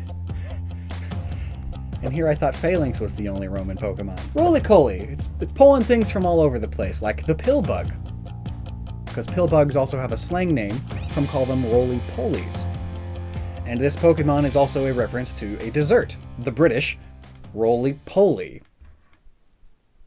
Wow. Anyway, the very first steam engine was the Aeolipile, invented sometime in the 1st century, and it looked like this. It was basically just a ball that spun around. Sort of like Roly-Coly, I guess. Well, yeah, I said that right. But now, you might be asking yourself, if the Romans invented a steam engine, then why didn't they start the Industrial Revolution all the way back then? And the answer is slaves. I mean, that's not fully it, but it's a big factor. You see, steam engines required a chemical reaction to boil water and create steam. The best and most effective chemical reaction the Romans had at the time was wood, sometimes doused in torch oil. And so, with this level of tech, using a steam engine for help with construction or transport would have been a massively expensive undertaking, both with money and time. It was just so much quicker and cheaper to have slaves do it. So basically, nobody really got around into advancing the steam engine beyond the Aeolipile's original intent, as a novelty item, a miniature wonder. A few centuries later, some rudimentary coal mining would start up though, and it was mainly used for furnaces, as charcoal, essentially. And this is why, out of all of its evolutions, Roly-Coly is only rudimentary coal. The kind of coal that you find near the surface, like the coal that you find in Minecraft. Roly-Coly is simple, just like the first uses of coal, and like the first steam engine. Simple. It works out, as the first time their temperature is explained is in its evolution, and it's stated to be 1,800 degrees, about as hot as a campfire. It's simple burning. And while we're in the Pokedex, Roly-Coly's dex mentions that it was discovered 400 years ago, so, you know, just before the Industrial Revolution started. Yeah. Next is Carkol. Ugh. It's a minecart, but thankfully it's not just that. See, Roly-Coly represents our early interactions with steam engines. Nothing big, it's basically just a toy. But Carkol is us finally realizing the power we have combining steam engines with coal. This is why Carkol isn't just coal itself, rather it carries actual coal on its back. After all, this whole line has to burn coal to survive themselves, and Carkol clearly needs more of it than Roly-Coly. That's why it has so much of it with it. It's scaling up and needing more fuel to fulfill itself, just like in real life. Carkol represents us trying new things with steam engines, such as engines, train cars, powerful things that go, powered minecarts, factory machines that they do this. And next is Colossal, this train monster thing. But really, that shape on its face, it's a pilot, or a cow plow, the things that are at the front of locomotives, especially older ones, and also the mismatched shoulder spike thingies. Old steam trains had varying height smokestacks like this, so it's a train monster. While plenty of people were disappointed that we didn't get a literal train Pokemon, I for one am happy with this monster with train elements that we got instead. It's much more believable than literally a train with eyes, like, come on. Because that's what Pokemon needs. Believability. Honestly, Carkol is down there with Ambipom and Crabominable in my least favorite designs category. Colossal represents us going full on into the Industrial Revolution, or perhaps rather, the damage that it did. The coal on its back has increased greatly, just like how our need for coal grew monstrously, hence it being a monster like this, basically a kaiju, which actually works out perfectly. As a riding device, kaijus are giant beasts riders use to embody hard-to-imagine concepts. I mean, these days the simpler ones are just big monster fight robot, go boom! but originally it was a lot deeper than that. The famous example, of course, being the very first Godzilla movie. See, the original movie was actually about nuclear bomb testing. Not long before the movie was made, the US tested nuclear weapons at Bikini Atoll in the late 1940s and early 1950s, the effects of which, of course, made their way to Japan. This, of course, began a huge conversation on how dangerous nuclear weapons and nuclear power are, and what their effects on nature might be. Is it all worth it? This conversation was especially happening in Japan because they knew firsthand the catastrophic effects of these things. So obviously they were very wary. So they made a movie about this, Godzilla, a kaiju that represents nuclear power and the damage it is capable of. As well as, along with many other kaijus, the destructive power of nature's wrath. Nature getting revenge for the destruction man has caused. Hurricanes are scary enough, but to personify their destructive force is to form a kaiju. Colossal, then, is an embodiment of coal and the Industrial Revolution. It can be good and has its positives as a stepping stone for mankind, as we see in Colossal being a calm and peaceful Pokemon normally, though it is mentioned that it destroys trespassers when they damage mines. Speaking of its destructive force, let's talk about some real Godzilla-level carnage. Gigantamax Colossal is a monstrous coal power plant. I mean, heck, Colossal's name in Japanese comes from coal and mountain coal mine. It's the whole dang mountain coming to fight you now. And it seems like the pile itself has changed a bit too. More than in just size, because obviously it's bigger, but like the rest of the line, it seems to have changed what sort of coal it is. The rest of the line seem to be based on bituminous or lignite coal, whereas the coal on Colossal seems to be anthracite. I mean, its name in French even references anthracite directly. And this makes sense evolutionarily too. Anthracite is the hardest form of coal, and it has the highest energy density. And on top of all this, it produces less smoke. During the American Civil War, the Confederacy used anthracite for their boats because it created less smoke, which meant that their boats couldn't be spotted as easily from a distance. And more evidence of it being anthracite would have to be its shiny coloring. All the black turns to blue, referencing the fact that when anthracite is even more pure, it turns bluish. There's even a brand of anthracite coal that is called blue coal. After that, it was used for trains because it used less smoke. It allowed regular people to travel on trains without the drawback of being absolutely coated in black. And anyway, similarly to how Godzilla is a kaiju inspired primarily by a single destructive event, so too is Colossal. Beyond just the whole the Industrial Revolution in a monster. Gigantamax Colossal is a reference to one of the biggest man-made natural disasters ever to hit the United Kingdom. Its very Pokedex entry states that when Galar was hit by a harsh cold wave, this Pokemon served as a giant heating stove and saved many lives, which also points to anthracite being the coal on its back now. You see, in 1963, Britain was hit by a nasty winter. Because of all the smog in the air created by pollution, a cold front was trapped over the UK, creating one of the worst winters in UK history. This winter buried cars and killed hundreds. It snowed so many people in, and had many more damaging effects. Pipes under the cities and towns burst, not only reducing if not stopping water pressure, but some even leaked gas. Suddenly, many homes no longer had gas heating in the middle of the worst winter, and worse still, gas leaked into some homes, silently killing many more. People had to rely on wood and coal burning for warmth, but soon enough, the coal vendors ran out of their common coal, and so, for the sake of survival, they had to sell the more industrial anthracite, often at a loss. It wasn't as effective, but it was the only thing outside of wood that people had to warm themselves and survive. So similarly, Gigantamaxed Colossal helped the people of Galar survive a harsh cold front with its anthracite coal, and perhaps is also a kaiju beast that represents this very disaster caused by smog. Kaijus are not inherently villains and can be heroes too, like Godzilla in the later movies, and likewise as the Colossus that is Gigantamax Colossal. One of my favorite things to do on this mostly Pokemon channel is make a video that basically isn't about a Pokemon and make it about a Pokemon. basically teaching a lesson of sorts, be it science, history, some third thing, but then I use a Pokemon to make it more fun and interesting. And today's video is basically that towards the end. We're going to go over the origins of Silicobra and Sandaconda, and then at the end get into some more serious stuff about them. A thing that may or may not be a part of Sandaconda's origins, most likely not, but either way, it's an educational lesson. But I am prefacing this video with this more serious tone because it does get quite a bit serious towards the end.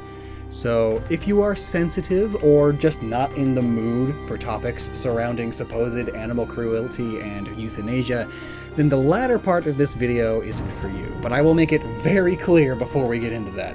So the first part of this video is just the fun, usual stuff that you're used to, where we're just digging into some origins. Fun stuff. Let's get into it.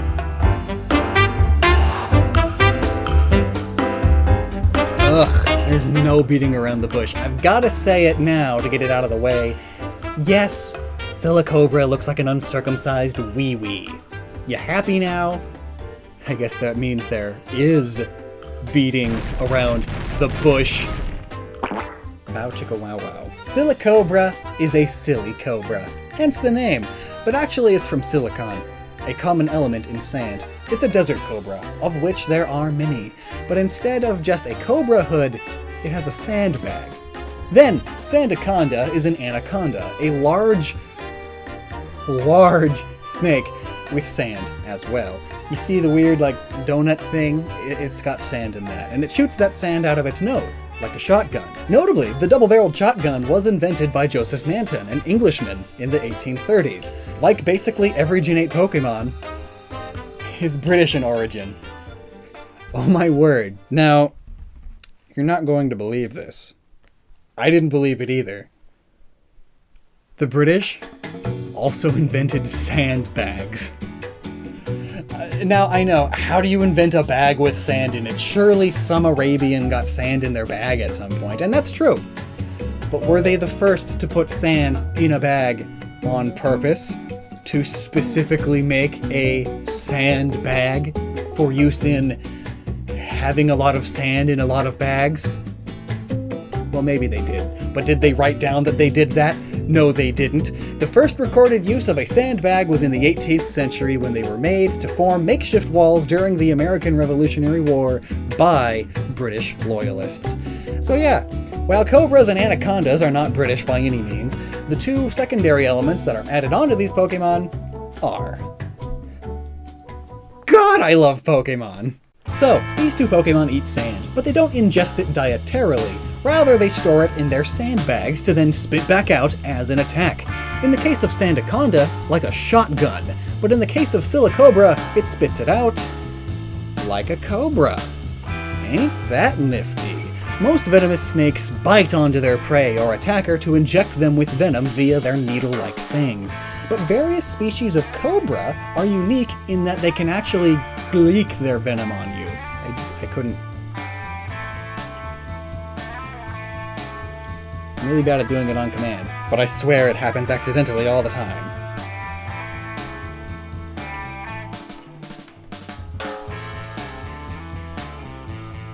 Here's some stock footage of Gleegan, so just in case you didn't know what that was. This venom that they spit is basically harmless on your skin, and it only really causes mild blistering if it's left unwashed for too long. But if it gets in your eyes, you've got yourself some temporary blindness. Leave it in too long, and you're looking at permanent vision damage, if not total blindness. So I guess you're not looking at it then. But now, there are a few different species of anaconda, but the green anaconda is the one people usually think of. It's the largest snake ever. One anaconda was recorded at, granted it was an outlier, but it was 29 feet long and 550 pounds! Oh no! Though it's a jungle-dwelling snake. Sandaconda is a desert snake, and the pattern on it seems to resemble a diamondback rattlesnake, or maybe a desert sidewinder. I mean, the sidewinders, they kind of bend a lot to move, like Sandaconda, though they don't have the right tail or head. I mean, if you ignore the shotgun snout, its face seems to be more desert python-y? Maybe? And those have the right colors too, anyway. Now, the swirling, coiling thing that Sandaconda is doing is inspired by a few things. Firstly, it's how it shoots sand so hard. It's like a spring. You know those, like, ball launchers in pinball? Yeah, it works like that, but it's sand instead of a ball. The Pokedex even mentions this. Quote, its unique style of coiling allows it to blast sand out of its sand sack more efficiently. The Gigantamax form has similar inspirations. It's a coil to shoot sand out harder, but now it's also a tornado, or dust devil, causing a massive sandstorm always, and its signature move is G-Max Sand Blast, where it essentially acts as a sand blaster. Sand blasters are tools that mix fine sand with compressed air to basically rapidly sand things away, like rust off of metal. You need a lot of protection when using these tools, for obvious reasons, and so it works pretty well as a devastating G-Max attack. But clearly, if any Pokemon is going to be capable of such a feat, it's this one. But anyway, the coiling also comes from how various snakes like to sleep, or rest, while curled up all like this. It's cute. And then there's the not-so-cute act of constriction. Many species of snake use constriction to trap or hold their prey. It's what the Pokemon move Coil is doing. Some snakes that use constriction are also venomous, and they basically hold their prey still while the venom slowly kills them. That way the snake doesn't have to look for them later. And yes, anacondas are indeed constrictors, but most snakes that constrict only constrict, no venom. They kill their prey by literally grabbing and then squeezing the life out of them! But fun fact that I recently learned, the popular idea is that constriction suffocates the prey. You can't move your diaphragm, so you can't breathe if your diaphragm's squeezed that much, after all. But it turns out that this isn't the main factor at all. Rather, the squeezing is so tight and all over that not only do basically all of the bones break, but blood flow basically comes to a halt. The heart pumps, but because of the pressure, the heart pumping not being able to relieve that pressure, the heart basically damages itself. So basically the prey dies via cardiac arrest long before it suffocates. Oh, fun. And speaking of fun, fun is over. That was all nature and stuff. And the things that these Pokemon are for sure based on, rather than just merely me stretching the facts to teach a lesson in a video, which is where we are now. That little disclaimer at the beginning of the video is now in effect. No more fun. Welcome to the sad zone.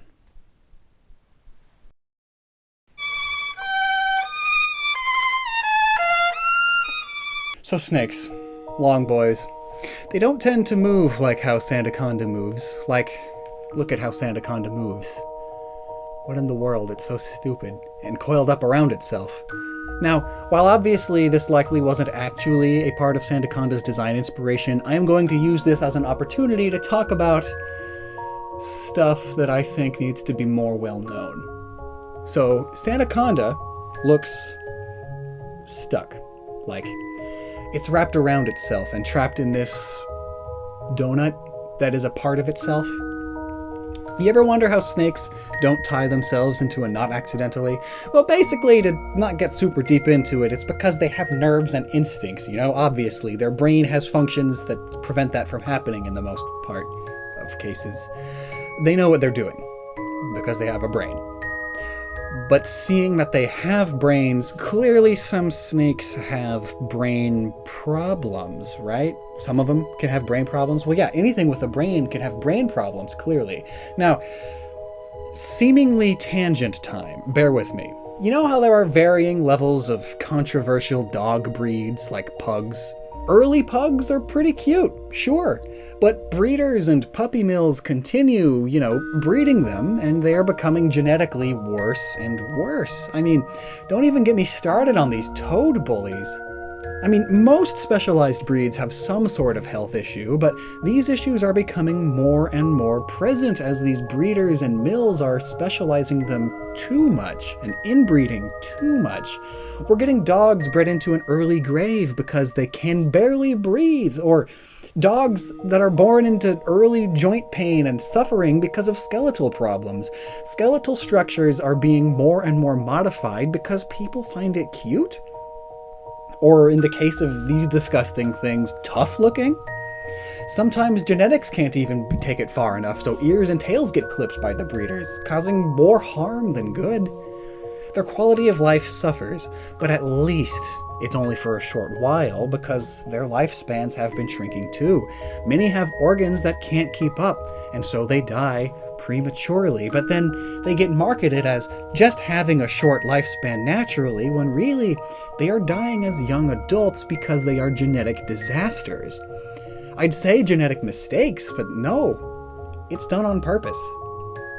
And this isn't even going into the puppy mills having to put down many puppies because they are an unsellable genetic mush. Sure, sometimes the problems are cute and meme-worthy, like that recent husky with silly eyes, but those are the few that they actually show. I mean, at the very least, most of these dogs are still capable of having happy, doggy lives despite them being bred having ever-increasing breathing or skeletal problems, you know? Like, they're still having a blast being dogs. At least they aren't bred to have purposeful brain problems or something. Like some pet snakes. Many breeds and morphs of pet reptiles have issues too, just like dog breeds, but in many cases, it's much worse. There are proven methods to get entire sets of snake siblings with bone kinks, messing with organ function, and sometimes even being born without an anus. You'd think that if it's a known, guaranteed outcome, people would stop, but like with some of the puppy mills, even if you have to put down a few entire litters, it's worth it for you to get that one that isn't that bad, because you can sell it for big bucks. In the case of brain or neurological issues particularly, we're going to be looking at the spider ball python, a relatively recent breed of snake, and also one that is super easy comparatively to breed. And also, because their pattern is pretty cool, they fly off of store shelves for big bucks, because the purchasers are usually just uneducated. You see, they fly off of the shelves not just figuratively, but literally too. Due to their genetics, they all have neurological issues. Yes, they are purposefully bred, despite all having what is essentially life-ruining brain damage. And the worst part is that people like them not only because of their cool markings, but some people like these snakes because they have personality. Yeah! Oh man. So these snakes can barely tell up from down, and as such, they fall and hurt themselves all the time, basically always. They barely have a concept of which way they are going in relation to the rest of them, so they can get tied into knots or coil around themselves, more pain. And you can put a mouse in front of them and they'll slam into the side of the glass because they don't know how to move forward instead of to the side. This has all become known to be the spider wobble, and many breeders try to downplay it, as for sure, some spider ball pythons are worse than others. So the ones that only have it mildly, it's a fun personality quirk. So, you know, it's okay that they're breeding these and selling them. No, they're doing it for the money. They are very low cost and easy to breed, and they sell for a lot because they're fairly new and look pretty cool. But still, you breed a load of them, and a few of the ones in that load have the problem minimally. But, I mean, you still had to euthanize or scam people to get rid of the other dozen for every one good one you got, right? Imagine breeding a puppy blind on purpose because someone thinks it's cute how they run into stuff all the time. It's wrong. Like, the good here is that at least it's a snake we're talking about, not something intelligent like a dog, but still. Now, you'd be happy to know that Various exotic pet shows are banning the sale of spider ball pythons at their expos, but most of them have always been sold online anyway. And I'm not here judging anyone that owns a spider ball python. Most of the ones that are sold are the few that managed to survive with only some neurological problems rather than the whole shebang. And more than likely you bought it without knowing of these issues. But anyone purposefully breeding any sort of animal with known issues like this, they can get bent. Animal husbandry, you're proof that animal husbandry really needs to be much more heavily regulated. Licenses need to be put in place that are much stricter. Because it's been proven now that self-policing doesn't work well enough. All in all, the lesson here is to always do a load of research before any animal purchase, please. Let Sandaconda remind you that there are snakes that are just as misshapen and mentally donked because of cruel humans. And also, for more information on this and all of the controversy around it, I recommend this video here. Seeing it is actually what made me want to make this video in the first place. We are nothing but a speck, floating in a void. We will never forget this. The universe will always show us why. Out of all of the Pokemon we were given in Pokemon Sword and Shield, there are only a few with truly mysterious origins. Origins that take quite a bit of digging to find out. And creative liberty aside, today we are delving into what I think is perhaps the deepest. If you know what I mean. Hatterene is a unique, all-female thing Pokemon. She is so many things. My favorite being a fountain of clickbait. I'll have to utilize that in the future some more. But there is much, much more with this Pokemon. It isn't just one thing. She's a personification of many. She's an embodiment of something primal, an old force that predates all society. So let's talk about this. Let's start with the more obvious things, the surface value. Hatenna is a cute little girl. Pink, and able to move her hair around as if it were a part of its main body. Maybe it is. Maybe it's got a little party hat. Its name in other languages references this feature.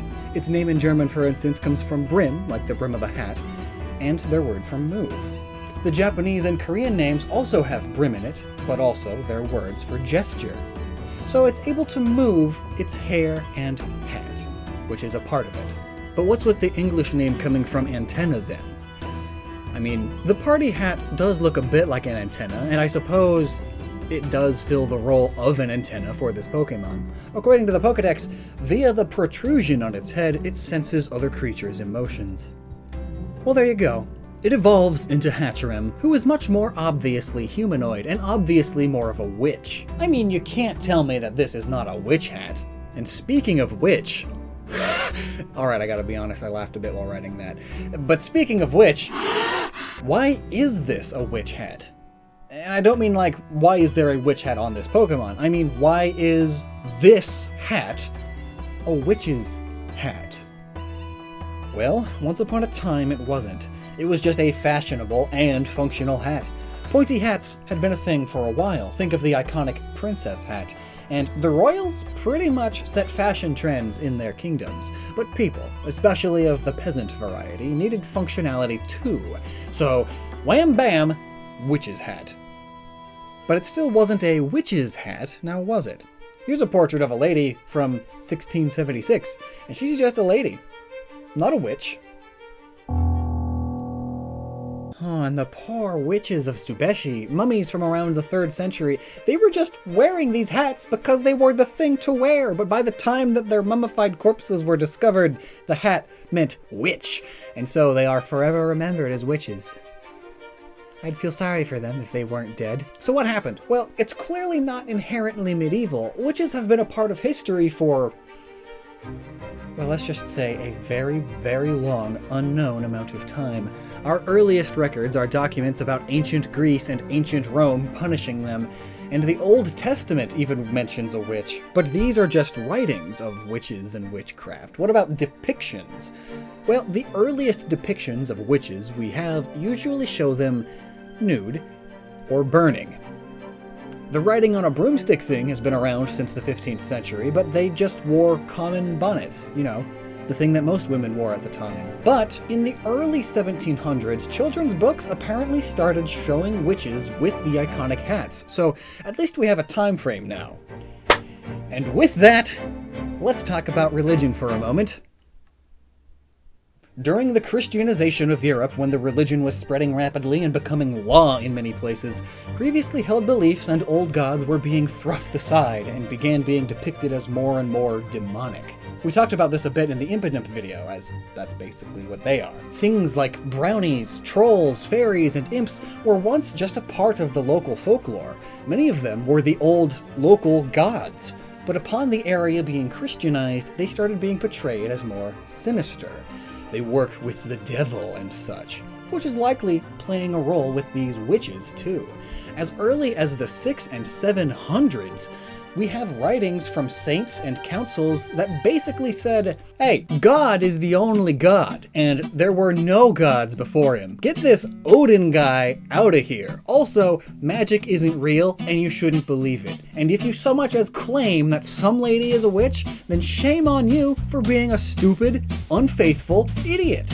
And if we find out that you killed some lady because you thought she was a witch, we'll execute you because you killed an innocent woman, because witches are not real and you shouldn't even believe in them. Worship the Lord and pay me instead. And wow, all things considered, that's actually pretty progressive for over a millennia ago. How did we go from that to the witch trials? Well, it turns out that folklore and tradition are kinda hard to stop with a piece of paper stapled to the side of a building. But oh, did they try! Many non-Christian related festivals and holidays were bashed and panned as pagan and devilish, and since words and force wasn't really working in the whole conversion thing, the Christians started moving their own holidays as a way to overwrite the others.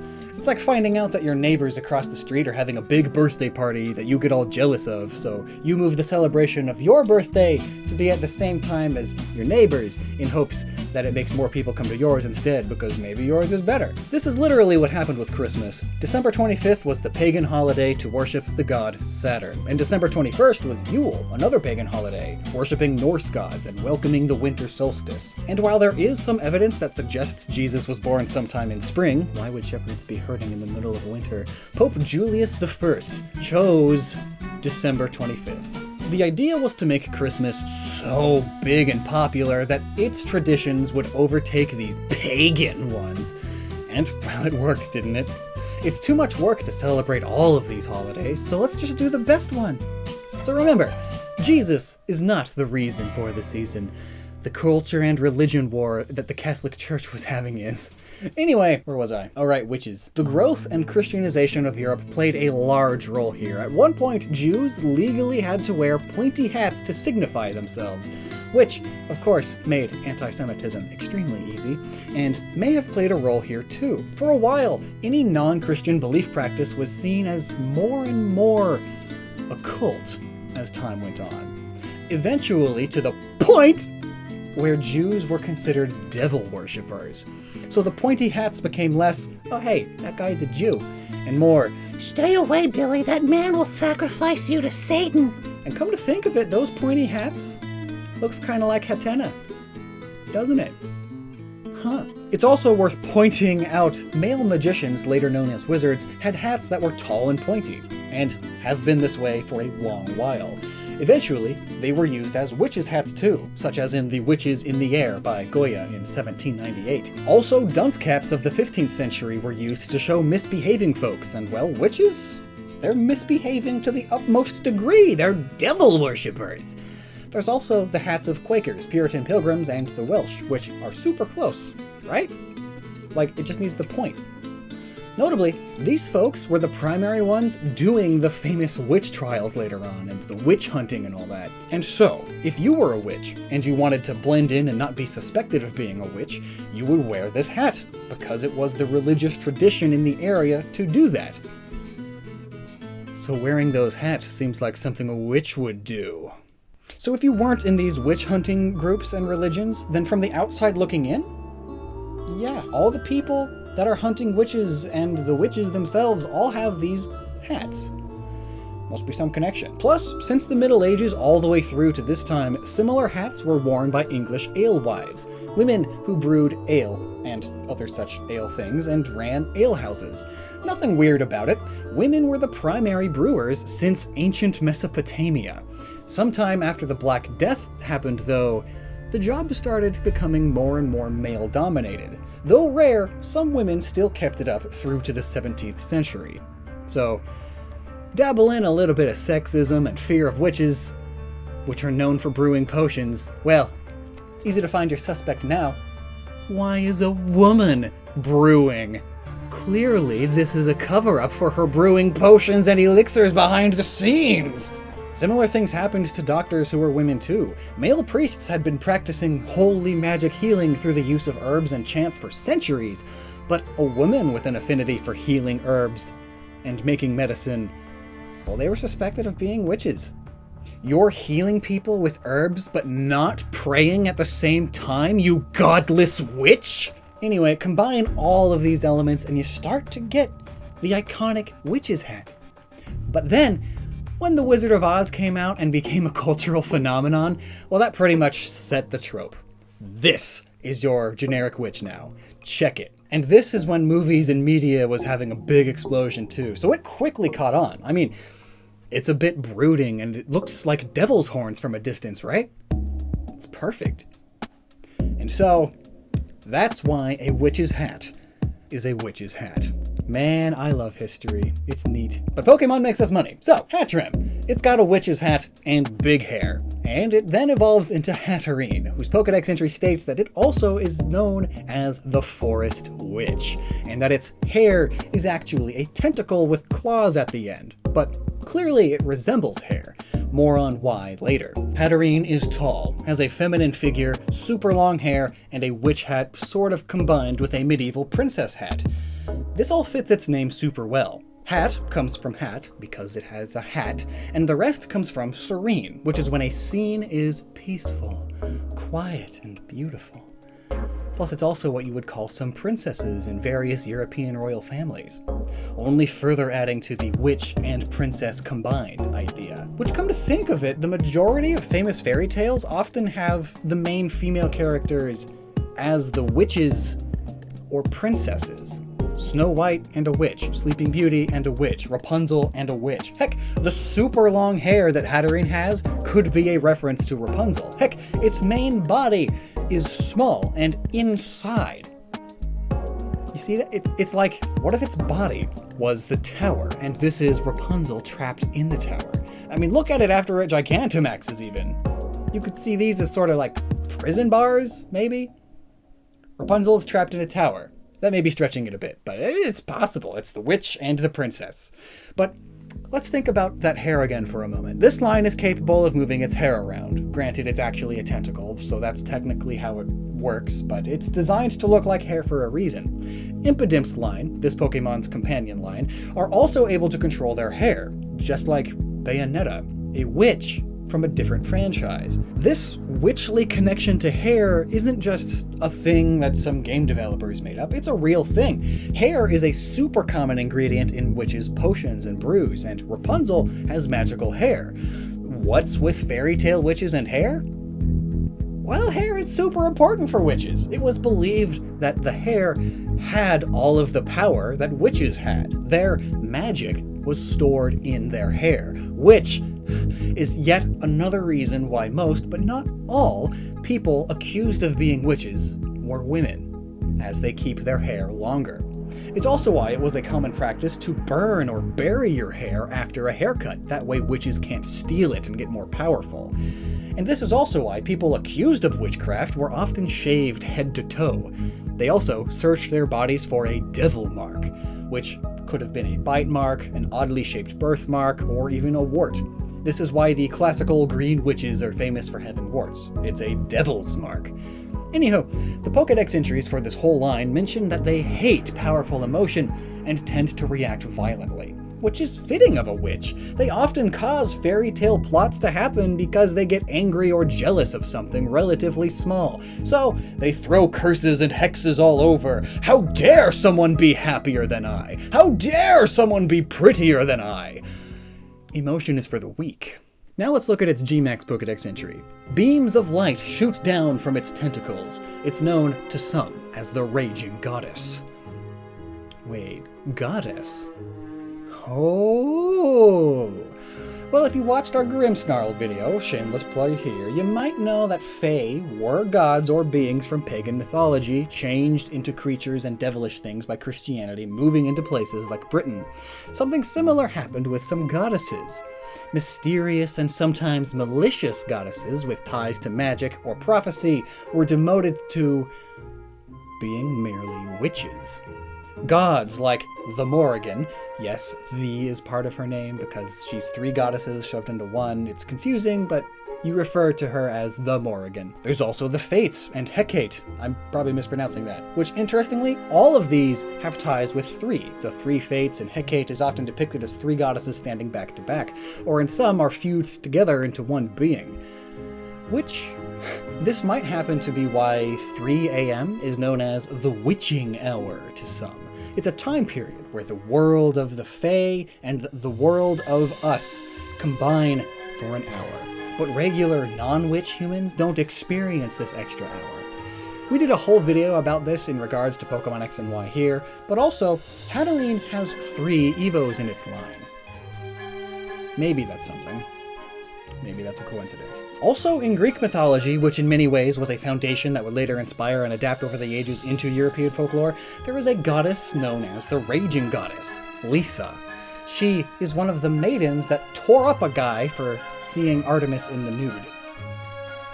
It's such a violent action over basically nothing. Just like what the Hatterene line does. Beating people until they are unconscious because they felt too strong of an emotion.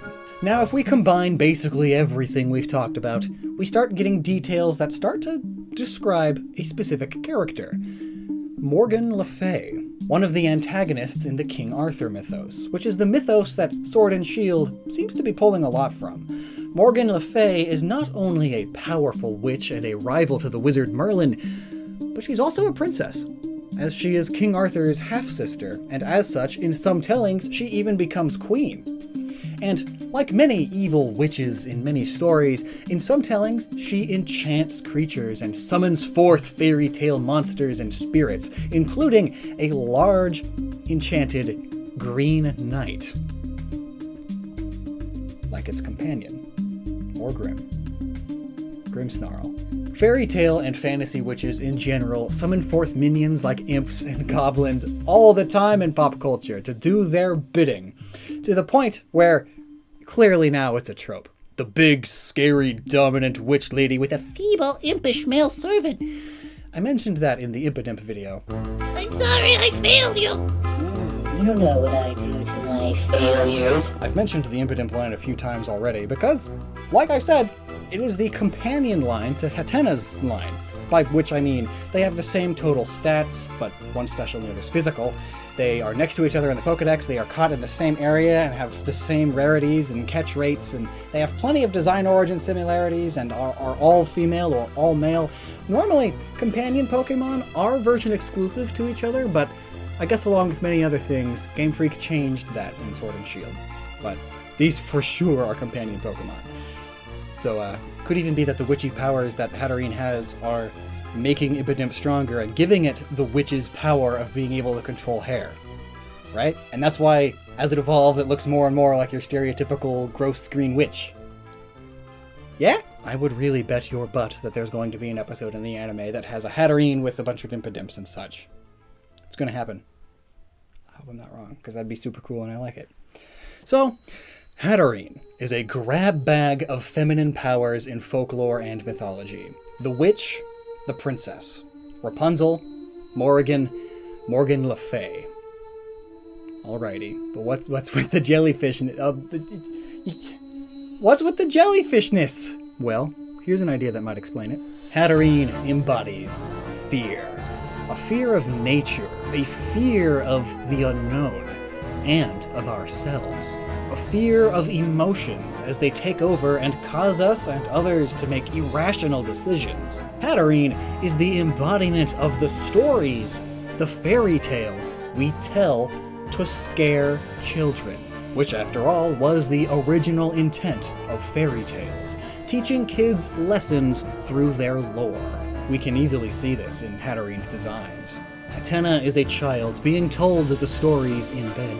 You could see this hat also as your classical nightcap. Hatrem is the older child that now knows these stories and perhaps even grew a fondness for the witches in them. And Hatterene is the adult that has embraced the stories and paces down their lessons just like they were before. Also, Greek tragedies are possibly an inspiration. These are stories of gods and monsters delving into hubris and the flaws of man, giving lessons of how your actions can end with dire consequences. This is why Hatterene gets angry about strong emotion. Everyone with these strong emotions is showing fear or extreme happiness. They're pulling an Icarus. They are flying too low to the sea where they can get wet and fall, or they are flying too high and their wings will melt from the sun. Please, she cries, calm the heck down. This is why it has the jellyfish inspiration. You'll be happy to know that in folklore, jellyfish are seen as an omen. They are telling you to calm down and make your life more simple. Fighting the current can be harmful, but letting the ocean take you without struggle, like a jellyfish, is truly serene. This is what Hatterene wishes to be. Its very presence is to teach you this very important fairy tale lesson. Or, you know, it's just a vaguely creepy witch. You know how it is sometimes. Never stop using your noggin. Ah, yes! The video you've been waiting for. Why does Rouge have breasts? Oh. Rougella. It's the Japanese name of Jinx. We're talking about Jinx today. And for once, it's a video all about Jinx that isn't about it being a supposed racist stereotype. In fact, I'm not even going to mention it. Not bring it up whatsoever. That way we have a nice and decent comment section. Now, today we're talking about much more serious matters in regards to this original Pokemon. Answering a very, very, very serious question. What's with the boobs? What? Like, no Pokemon have breasts, because, like, almost no animals have breasts, besides Rhino Kaijus, I guess. And Jinx. So, Jinx? What is Jinx? What are they? What are those? Jinx is...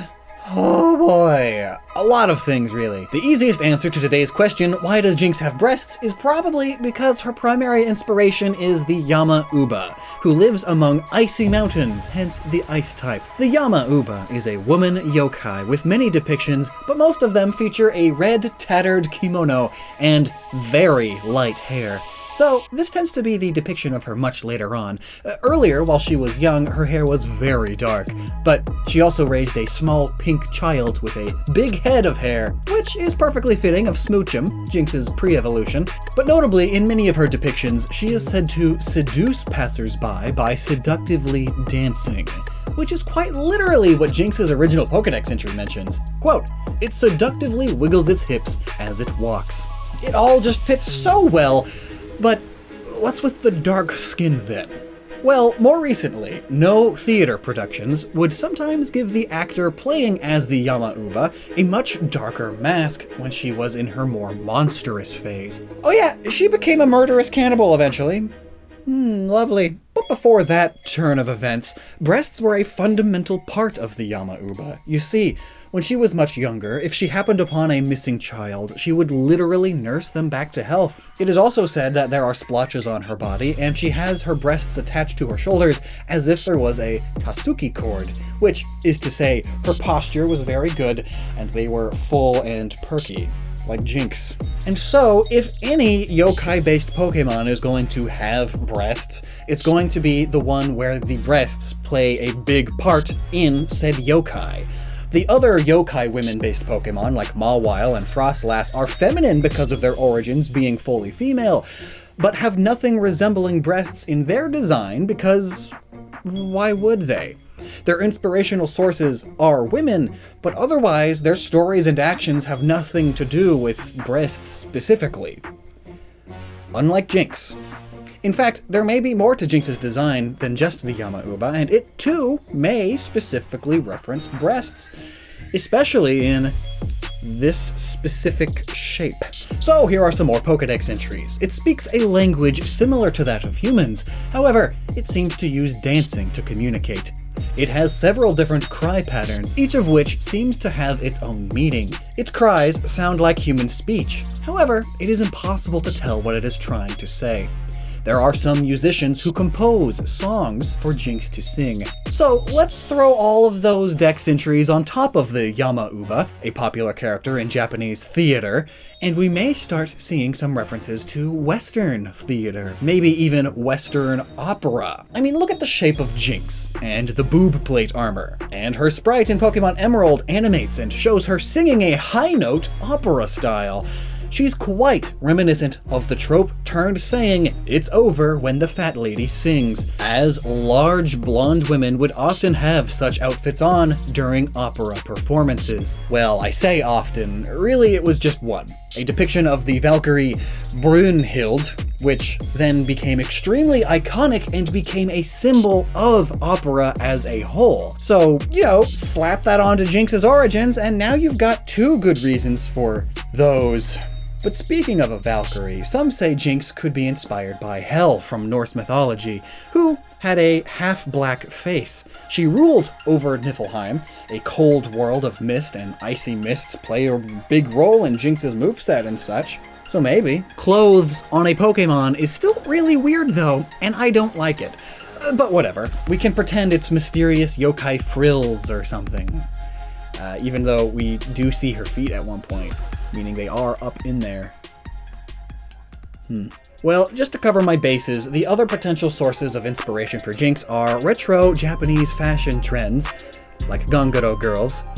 Though, while the trend was starting and wasn't very big, that was when Pokemon was first being developed. It didn't really become well known until around the year 2000, which would have been too late to really inspire Jinx. Unless the design team were like really up and up on all the trends the youngins were doing. But like, I said I wasn't going to talk about it. But like, come on. In the anime, Jinx was literally Santa's helpers. It's so hard to argue that Black Peter wasn't at all considered in her design. At the very least, maybe it wasn't considered in her design, but the anime team made that connection. Oh, she looks kind of like Black Peter. Let's have her be Santa's helper.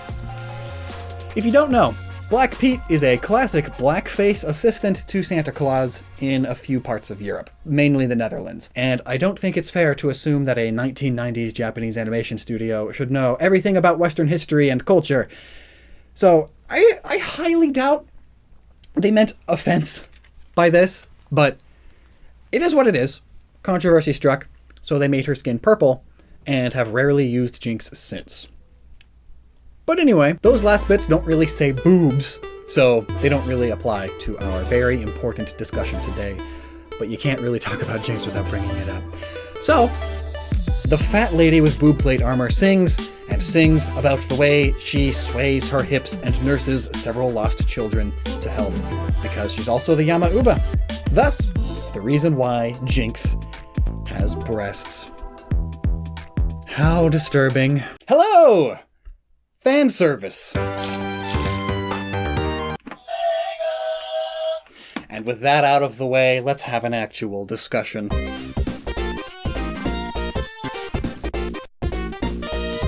Rouge the Bat is for sure among the oddest Sonic characters. She is by no means the only or even first character of her stature, but she is the most well-known. Her number of entries on various websites will prove that. Now, in the past, we've covered Zora, Argonians, and Vipers, and asked how these non-mammals have these very mammalian traits. Then we also looked into the Khajiit, who are mammals, but still exist in a hard fantasy setting, so there are still reasons and rules for why things are the way they are. But now, looking at the Sonic the Hedgehog franchise, am I really going to spend time on explaining such a cartoony franchise?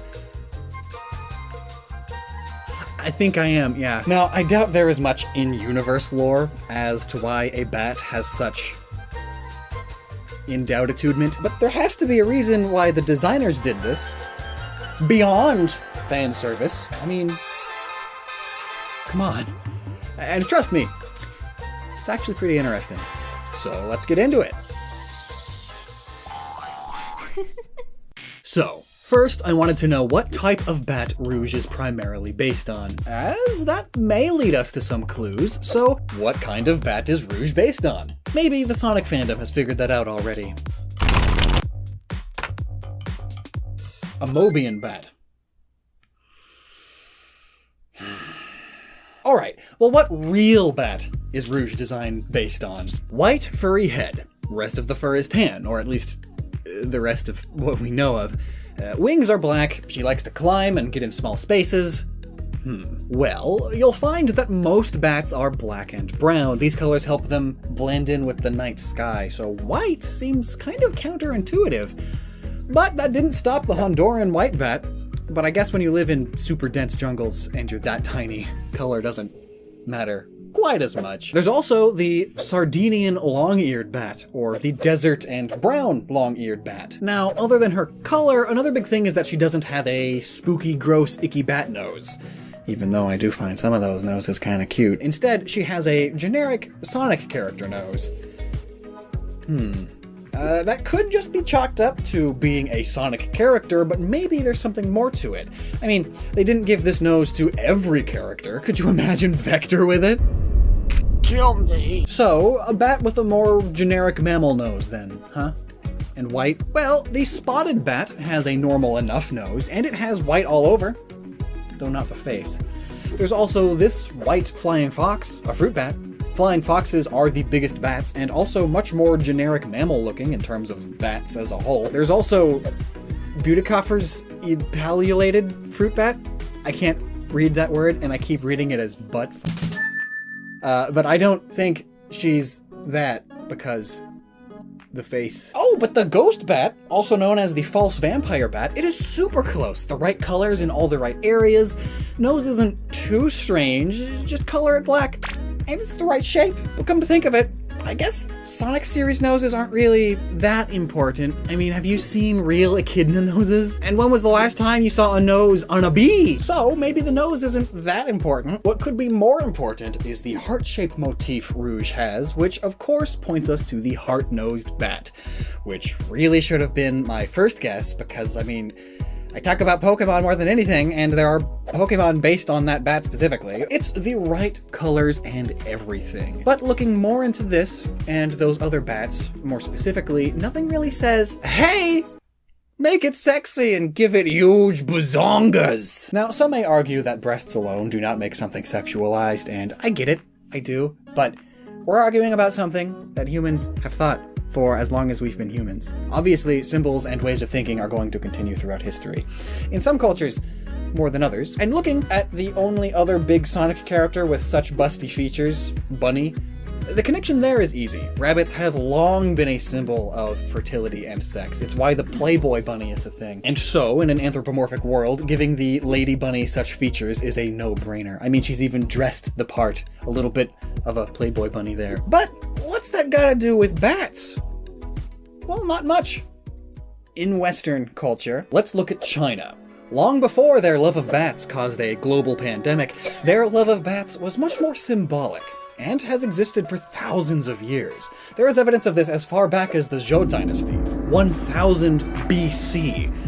But it could have started even earlier than that. The it, in this case, being the concept of Wufu, or the 5 blessings of life. These 5 blessings being health, wealth, long life, love of virtue, and peaceful death. In many illustrations and decorative pottery, you'll find bats being used as symbols for these. This likely being because Fu also means bat. 5 blessings, 5 bats. And the first one being a symbol of wealth, well, that already fits Rouge the Bat pretty well, being a thief always chasing after riches. But there is more to it than that. Bats are a big part of China, all of Asia really, and so are used in more symbolism than merely this, though it's related. On top of all this, China saw bats as a symbol of fertility, just as humans, since forever, have seen exaggerated female proportions as traits of extra fertility. But the catch here is that bats are not quite the same kind of fertility. Rather, fruits, mainly peaches as well as flowers, were symbols of fertility as well. More specifically, feminine fertility, the feminine powers, the female principle, and the female reproductive parts. Whereas bats are the male equivalent. I mean, have you seen bat junk? It's very apparent and just out there. Just, ooh, flying parts. But also, it's because bats are commonly associated with fruits and flowers. Painting a bat on a fruit or a flower is in itself symbolic of sex and female fertility as a whole, though a bat by itself is male fertility and the male principle. Sometimes these 5 bats from Wufu would be stylized in a way that also makes a flower at the same time. After all, you can't really have fertility without both parts.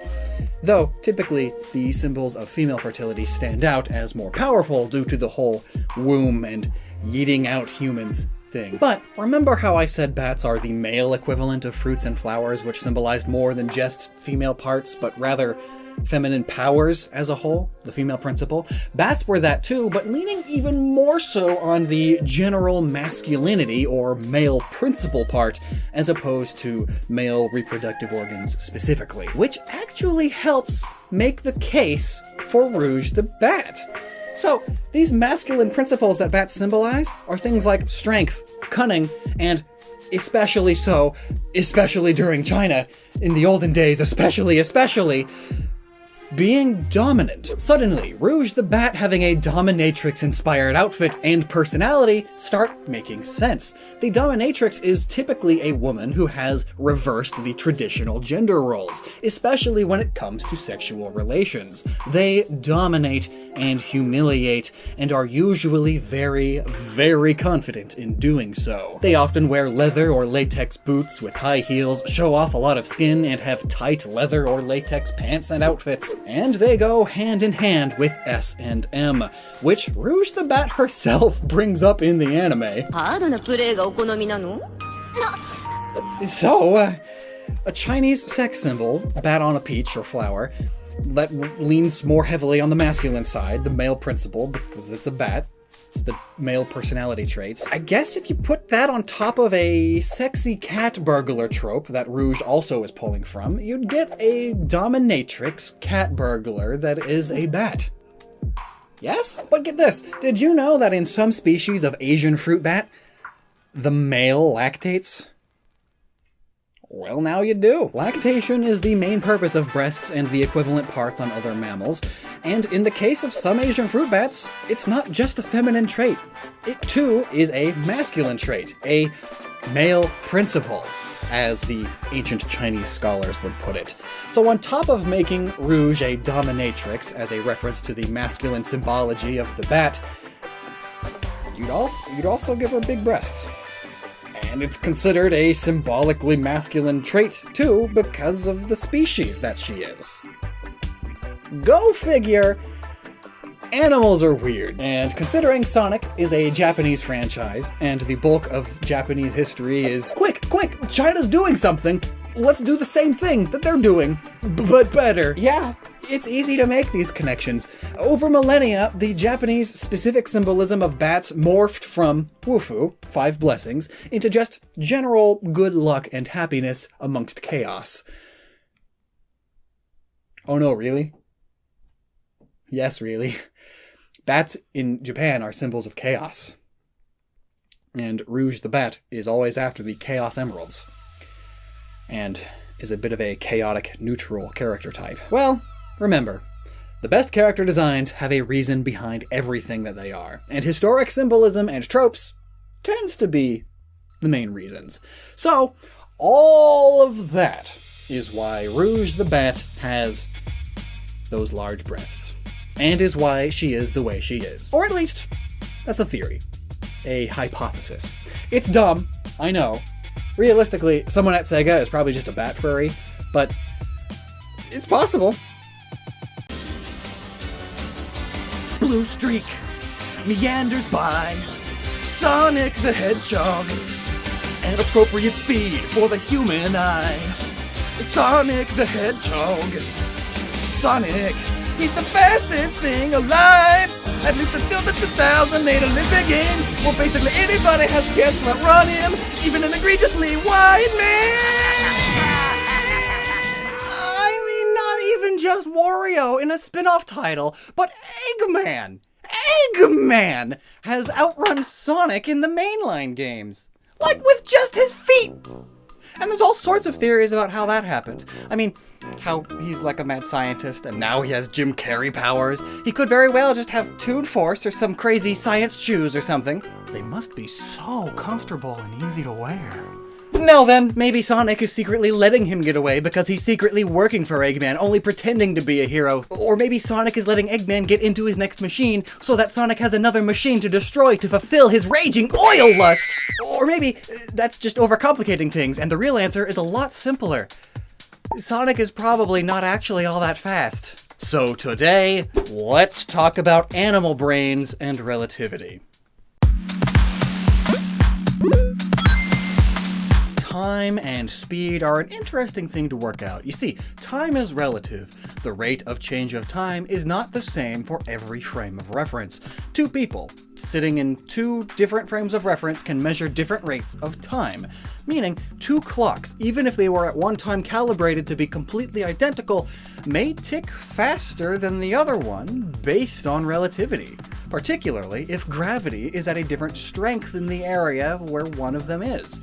If you've ever seen the movie Interstellar, it's all about that, but taken to the extreme, obviously. But for our purposes here today, we know that time is a variable in the speed equation. Speed equals distance divided by time. So, if speed is based on something relative, then speed itself may also be relative. Right? Kinda, but yes, that's what I'm getting at. Sonic isn't fast, rather, he perceives the world as slow.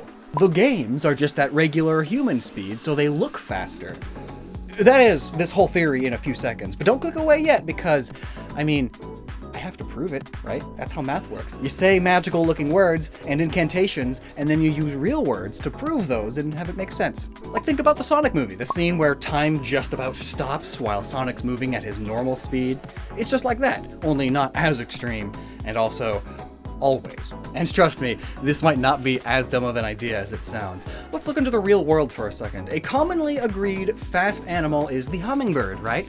If you disagree, you're wrong. These little guys are zippy! I mean, their hearts beat at speeds of 1,260 beats per minute! The average human, for reference, is between 60 and 100. I mean, right now, I'm at 102. I'm hyped up on caffeine as always, and I just ran up and down the stairs because I forgot this before I came down to record.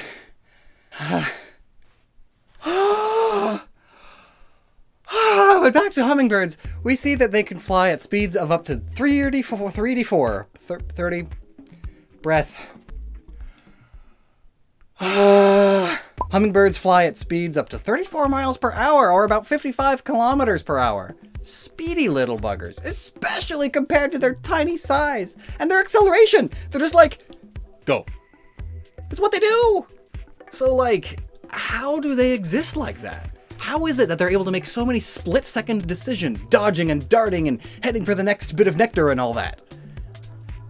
Well, clearly it takes a lot of brain speed to be able to beat your wings 70 times per minute. I mean, that's more than once a second. And it takes more brain power to actually react to all of the stimuli you're getting from all of your senses all at the same time. And the same goes for flies. How are flies so easily able to dodge swats and smacks from, well, pretty much everything, except fly swatters? It must be the name. It has to be the name. It's kind of like the blade of Demon Bane. It's all in the name. The flies just let the swatter hit them because it's called a fly swatter. Anyway, all of these animals actually perceive time slower than us humans. Much like color, humans tend to think everything runs by their own way of thinking. And by there, I mean mine too. I am, in fact, a human. But the world doesn't actually work like that. The quick example here is we humans can see, what, like 10 million different colors broken down into 3 categories because we have 3 different color receptors in our eyes. The mantis shrimp has 12 different color receptors in their eyes. They see significantly more colors than we do. We can't even comprehend more colors. So it's a bit like that color example, but with time. I hope that clears some things up. Imagine the famous bullet time scene from The Matrix, and remember how cool it was? As Neo dodged the bullets as they slowly passed him. It was before it became a boring trope, so it was neat. But that's what small and fast animals experience every single moment of every single day. I mean, you may think, oh, my poor mouse, my poor pet mouse. He has a life expectancy of 2 short years. That's so short. But like, if a day is longer to them, how much longer to them is a year before they die? I have made a grave mistake. Now everyone knows how disorganized and disheveled the studio really is. In 2013, a research paper published in the journal Animal Behavior found that their perception of time is essentially dependent on the metabolic rate. Smaller-bodied animals, like the fly or hummingbird, perceive more information in 1 unit of time, while larger-bodied animals with slower metabolisms, like humans and elephants, experience actions much more slowly. In fact, even between humans, time can be perceived faster or slower. Take a high-level athlete. They are able to perceive where a fast ball is going or where it is currently, and all that activity that they're doing gets your heart rate up, and having more muscle mass means your metabolism is faster. There is a direct connection to that. So, we've come full circle, right back to fast metabolism equals slower perceived time. Age also seems to affect time perception, partially explaining why children experience time much slower than adults. But that's also more of a memory retention thing. There's a lot of interconnecting pieces here. But of course, non-relatively, time is passing at the same speed for everyone, because we say so. It is a made-up unit. Most units are made up. I mean, a second has been defined as exactly 9,192,631,770 times the period of the radiation corresponding to the transition between the 2 hyperfine levels of the ground state of the cesium-133 atom. And that is actually because we made up the unit first by dividing the solar day into 1/86,400ths. And then later we were like, oh, we should probably have some actual thing to reference that on because the solar day might change. So we found something really specific, and then boom! That's how we defined a second now. Yeah, that's how we define a second now. And all of this time mumbo-jumbo being different for everyone still works, even if we ignore Einstein's relativity theory. So why is it then that smaller animals can see and move faster? Well, evolution and brain power. You see, small animals need to be able to evade deadly attacks. But all that information is worthless without the processor to handle it.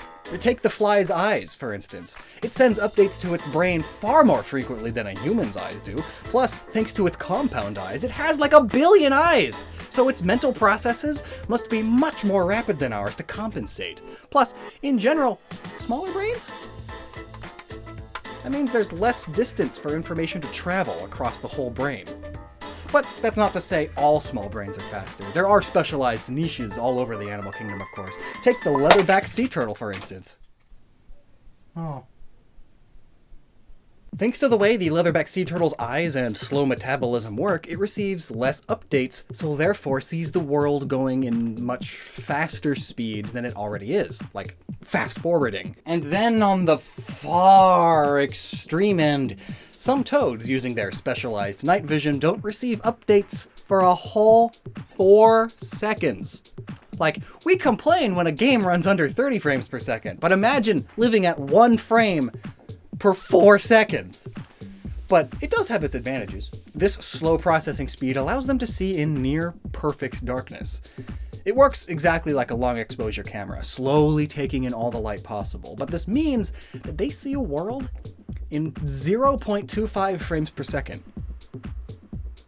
No wonder there's no Toad Sonic character. We can measure perceived time using a critical flicker fusion frequency, or a CFFF. They measure it by flashing a light slowly at first, and then faster and faster, until it no longer is seen as individual flashes, and instead is just a solid light.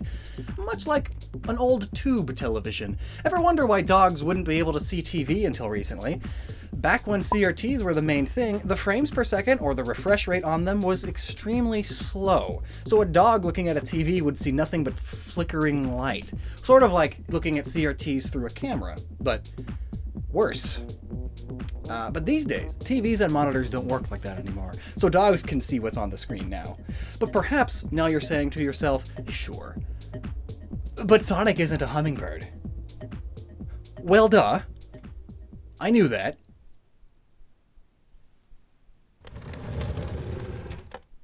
Sonic's a rat, I mean a hedgehog. And contrary to what you might have heard, hedgehogs are not actually rodents. They are in fact Aranacemorpha, which are more closely related to shrews, which have some of the fastest metabolisms ever. Look into it, it's crazy. But being a small-bodied, high-metabolism organism would mean that hedgehogs perceive time slower than humans, so the world looks slow to him, giving him the ability to react to stimuli before it can affect him. In his eyes, he is normal, and the world is slow. So simply multiply that effect, because it's a cartoony video game, and bam! So why does Sonic look so fast to us? Well, duh.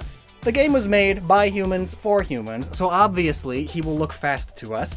I just explained that. From our slow standpoint, the game seems fast. But if we were all anime hedgehogs too, I bet this game would just look like flashing white light on a screen. Or it'd just be like another walking sim game. And this idea would explain how Eggman gets away on foot, or even how that dang echidna is able to almost keep pace with him.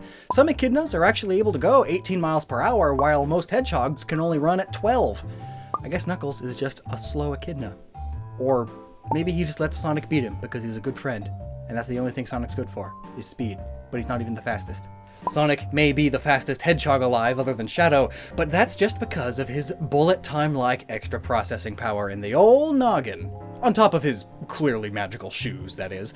I mean, obviously, those shoes are playing some kind of role. No other animal in the world wears shoes besides humans, wearing them like this. And I'm not counting horses, because in reality, we put the shoes on them. Shoes allow the wearer to run across uneven, rough, and dangerous terrain with relative ease.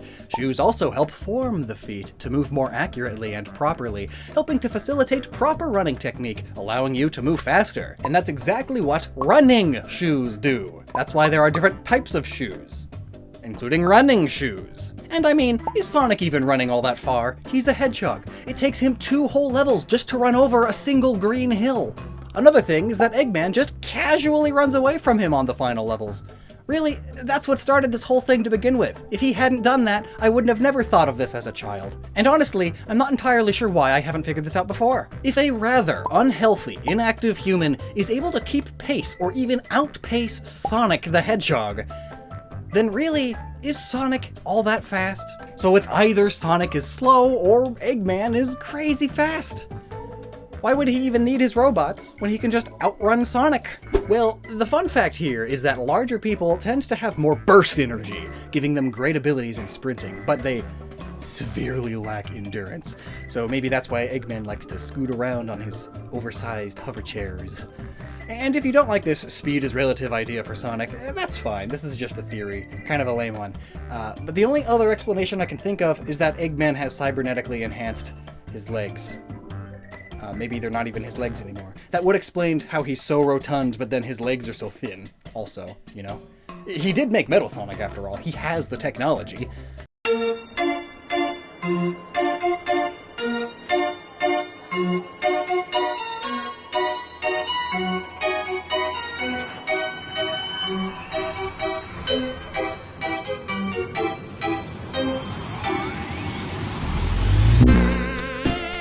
So, the original Sonic trilogy and Knuckles is hailed by many as the perfect 2D platforming trilogy. Better than classic Mario in every way. Classic Sonic is the pinnacle of gaming! And then, Sonic had a rough transition to 3D. Hello? YouTube, what's this? Another play button. Yeah, you're officially a gaming YouTuber. You finally said the words. Oh. Took you long enough. What, like 6 years? 700 videos? Almost. All you have to do is mention the rough transition to 3D Sega's Sonic the Hedgehog franchise had, and then you get the seal of YouTube Gamer. It's not that hard. Everybody's done it. Well, I feel like I might have said those words before. Well, if you did, then this joke is ruined. Yeah, it is. Sonic games are bad? Oh my god! Well, no. Some are just very flawed. Many are just misunderstood. But the majority of them are really good. Except that one. And that one. And,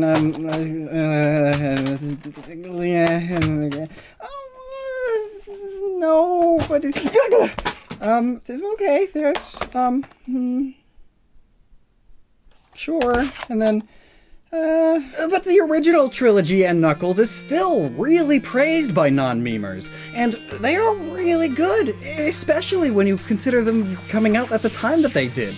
But I mean, perfect? Are you crazy? Well, what it got right, it got really right. And as the games went on, they got better and better, perfecting the formula. So by the time we got to Sonic 3 and Knuckles, it was beautiful. The games are often a textbook example of how to make 2D platformers awesome. It followed all of the rules, which includes the best rules for any video game to follow. Teach through experience and visual aid, not through tutorials and explaining things outright. In other words, rather than you starting the game and Amachow pops in and says, "Oh, hey Sonic, if you move the stick right, you can move to the right!" And when you reach your first obstacle, Amachow comes out again and says, "Whoa, Sonic, mother watch out, it's a thing! Better press the A button to jump over it!" No, instead you would pick up the controller and figure it all out for yourself with the brain you have because you were born before the smartphone era. And I mean, just about everything about these games are pretty straightforward. You get to the end of the level and your jump is also your attack. That's it. When you come across your first loop, you don't see Chow popping in telling you that you can run around it. No, you're already running so fast that by the time you realize you're going through a loop, you're already halfway through it. So there you go. You just taught yourself that Sonic can run through loops. The same applies to him running on water, among other things. The first few times you come across a new obstacle or enemy, it's in a relatively safer place, meaning you have time to see and learn what it does, rather than Amachow popping in and explaining everything to you. It's beautiful. More games need to do this. It's perfect. But like I said, this Sonic trilogy and Knuckles isn't perfect. But then again, no games were perfect until the second Katamari came out, and no game has been perfect since. Besides God Hand and Okami and Dark Souls 3 and Doom Eternal and Katana Zero and Nier Tomato and Sonic 3 and Knuckles would for sure be on this list for me too, if not for but one single flaw involving this barrel. A flaw I'm sure many have experience with. And the remake of Zone of the Enders 2 and Explorers of Sky. And being a Pokemon YouTuber, you'd think I'd have more than one Pokemon game in this list, but No. So let's finally get into it. When playing through this game, by this point, you've gotten the basic controls down. Maybe even some of the more advanced stuff, like pressing the jump button while you're already in the air, while you have a shield to do some special double jump. You know, advanced stuff. Wave dashing has nothing on this. And maybe you were like me and you thought Knuckles was way cooler because he could fly and climb walls and was a girl. Yeah, that's right. As a kid, I thought Knuckles was a girl, and apparently so does Scott the Woz. It's guarded by one Knuckles the Echidna, a red thing. I thought he was a girl as a kid. That's stupid. So now I don't have to feel so bad. So maybe you were like me and beat the game as Knuckles first before even touching Sonic because he was new and different and interesting. Get this blue sinner out of here. And the thing is, when playing as Knuckles, this barrel, as in this specific one, isn't an obstacle. Knuckles runs along a completely different path. So by this point, I had the controls basically mastered. I beat the game after all. And now it was time to beat it as Sonic. And then this barrel. What is it? Why is it? What even is it? What is so hard about it? Why is this barrel the bane of my existence? And the bane of many other kids who grew up with Sonic's banes of existence. I am not alone. But why? So here's what happens. Act 1 starts, and you are greeted very quickly by one of these barrels. It spins, slows you down, and bounces you if you land on it. At this point of playing, you see all this, and you log it into your memory. Barrel makes you spin. Spin makes you stop. Barrel also bounces. Later on, you're jumping across barrels and learn that landing on them after a jump makes them go down further, and you can even launch yourself with them by jumping off at the right time. So now log that into your memory. Then, while in the middle of running fast, you get locked into this room with a barrel on the floor. Naturally, you figure, oh, I guess I had better launch myself up high to continue with this level. So you start jumping up and down, launching yourself higher and higher, and this is hard enough already because you need to time your jumps so that you don't land back on the barrel as it's coming back up. Otherwise, you will stop all of its momentum, and you will have to start it up again. And what makes this even harder is Tails! Tails likes to follow you. Tails has weight, because he's a fat lard, and Tails always lags behind you a bit. So you could perfectly time your jump and landing, only to have Tails screw it all up. And after finally reaching the top, you find out, oh, that's a ceiling. I would know. I'm an expert of ceilings. I see them all the time. I even got a badge. And that's a nice ceiling.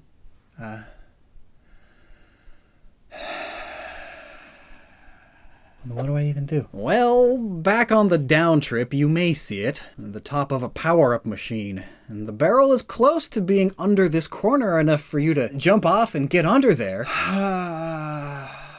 You just have to get the barrel low enough by perfectly timing the jumps of both you and Tails for long enough to get the barrel down there. Oh, and you better hope that while spinning on the barrel, you happen to be on the right side of it. Because if you're on the left, or even the center, you won't be close enough to that opening to make it in time. As a kid, I tried this for hours and hours, losing all of my lives and continues on running out of time, multiple times. Because, I have nothing better to do. I'm a kid with dial-up. So as a 6-year-old kid, I, like many others, never beat the Sonic run of this game. All because of this! Rather, I just replayed and beat the Knuckles run again and again and again, as well as all of the zones prior to Carnival Zone as Sonic. Eventually I picked the game up again around age 16 for a nostalgic playthrough, and this time I did somehow manage to use this jumping method to get out and finally beat the rest of the Sonic run. I cheesed it. But it wasn't until just a few years ago, age 21 or so, oh, that was half a decade ago, that I learned the truth about the barrel. The way you are supposed to get past this part. Let me show you. It's pretty, intense.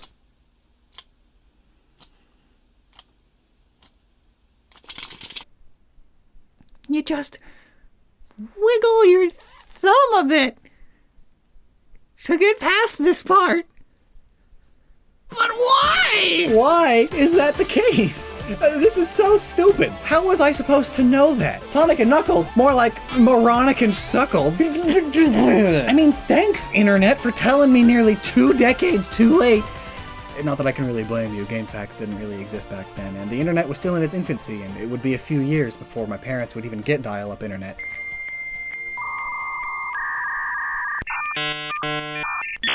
But seriously, up and down? Where else does this game use that? You press down to duck and then charge up spin dashes, and you press up to look up. Otherwise, these do nothing except to control this barrel, apparently. Is that why the barrel was one of the first things you come across in this zone? So you can mess around with it and figure out that you can press up and down on it? Like, if that's the case, then that's nice. Nice of them to think about that and put it there. But here's the problem. Sonic is about going fast and reacting to things quickly. Everything else Sonic interacts with in the game is simple. Balloons make you bounce. Bubbles let you breathe underwater. Swings let you swing. Simple. The times this game does slow you down for more precise platforming, it's still obvious what you're supposed to do and where to go. Whenever these barrels were placed earlier in the level though, there was never a need to figure that out. The game gave you every incentive to just jump on and jump off of them to continue the level. You assume that the spinny, bouncy barrel just makes you spin and you can bounce off of it. Nothing more.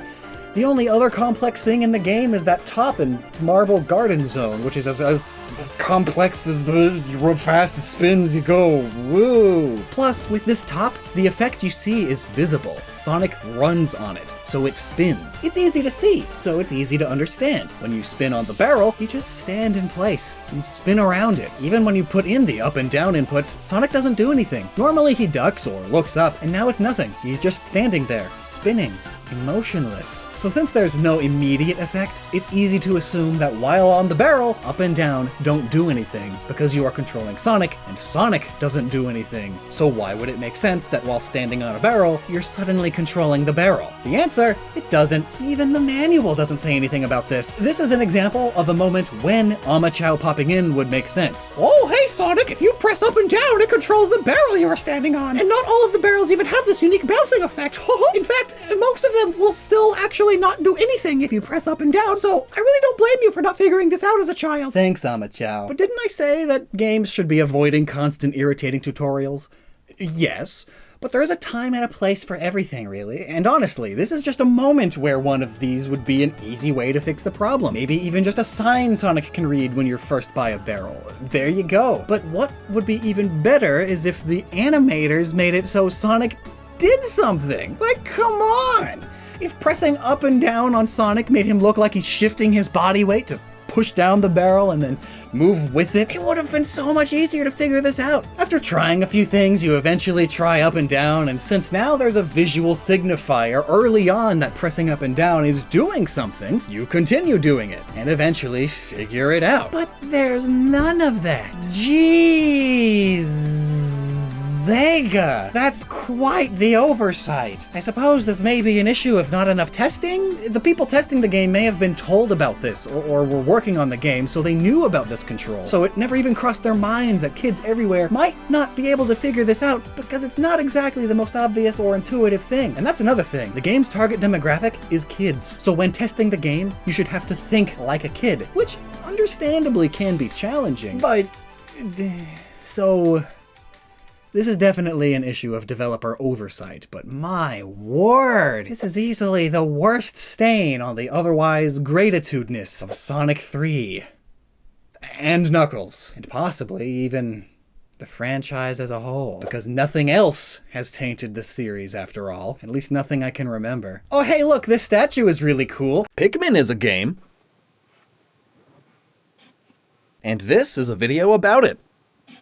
Normally we talk about Pokemon, but like, if you remove the vowels, you can't even tell the difference between Pikmin and Pokemon. And from what I hear, Pikmin is a pretty good game series. Pikmin, Pikmin, Pikmin, Pikmin, Pikmin, Pikmin, Pikmin, Pikmin, Pikmin, Pikmin, Pikmin, Pikmin. I get it, you know, Pikmin, Pokemon, just a couple vowels off. Yeah, it's pretty close. Pikmin 3 Deluxe is here, and being a game with a load of cute little characters, I thought, hey, we should do that thing where I explained them, and here we are. I suppose that makes this every Pikmin explained.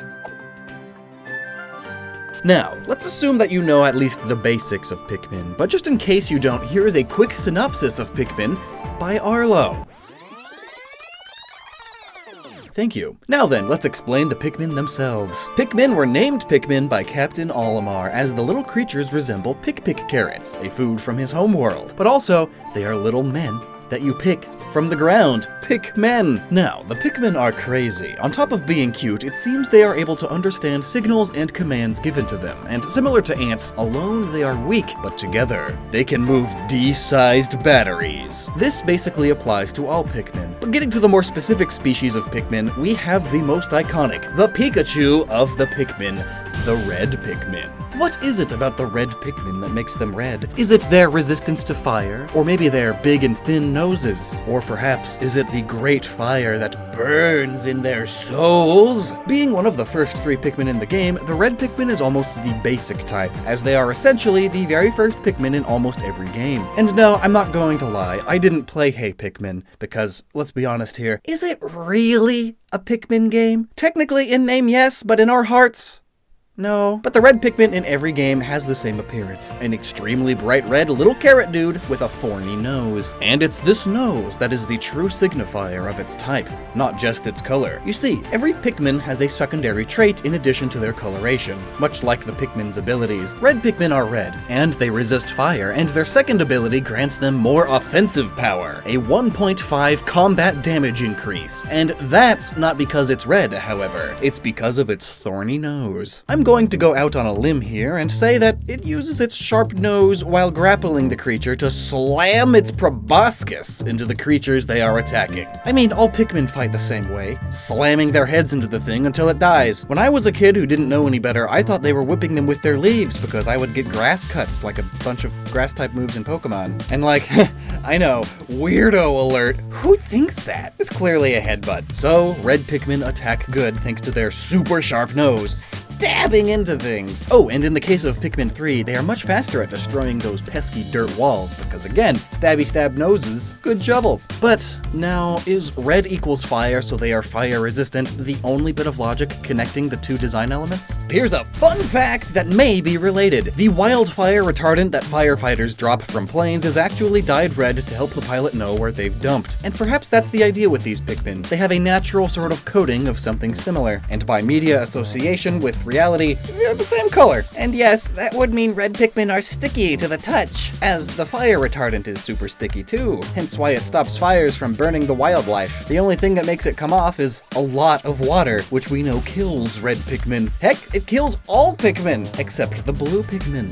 who we're going to talk about next. But first, let's talk about why Pikmin die in water. There are many reasons they might die, but the most obvious one is that they drown. It's totally possible to drown any plant, and especially a plant that has what seems to be lungs. I mean, they heave and ho-hum and make sound with their tiny faces, so Pikmin are a much more evolved species than just a plant. So maybe they don't have lungs exactly, but they do need whatever the poisonous gas Olimar can't have to live themselves. It's oxygen. And another real big problem with small creatures like Pikmin is their weakness to water's mighty tension. You see, when you're a normal human-sized creature, water is like a weak baby. But when you're the size of a dime or smaller, things get hard. Water molecules like to stick together, and you need to break that bond to get past the surface. You know that penny experiment you probably did in school? That's surface tension. Instead of the water flowing off of the penny, it pools and makes a bubble. Small creatures have a hard time getting out or getting unstuck from water because of this. It's almost like a sticky goo to them, similar to honey for us. But blue Pikmin, with their tiny little mouths, ho-ho!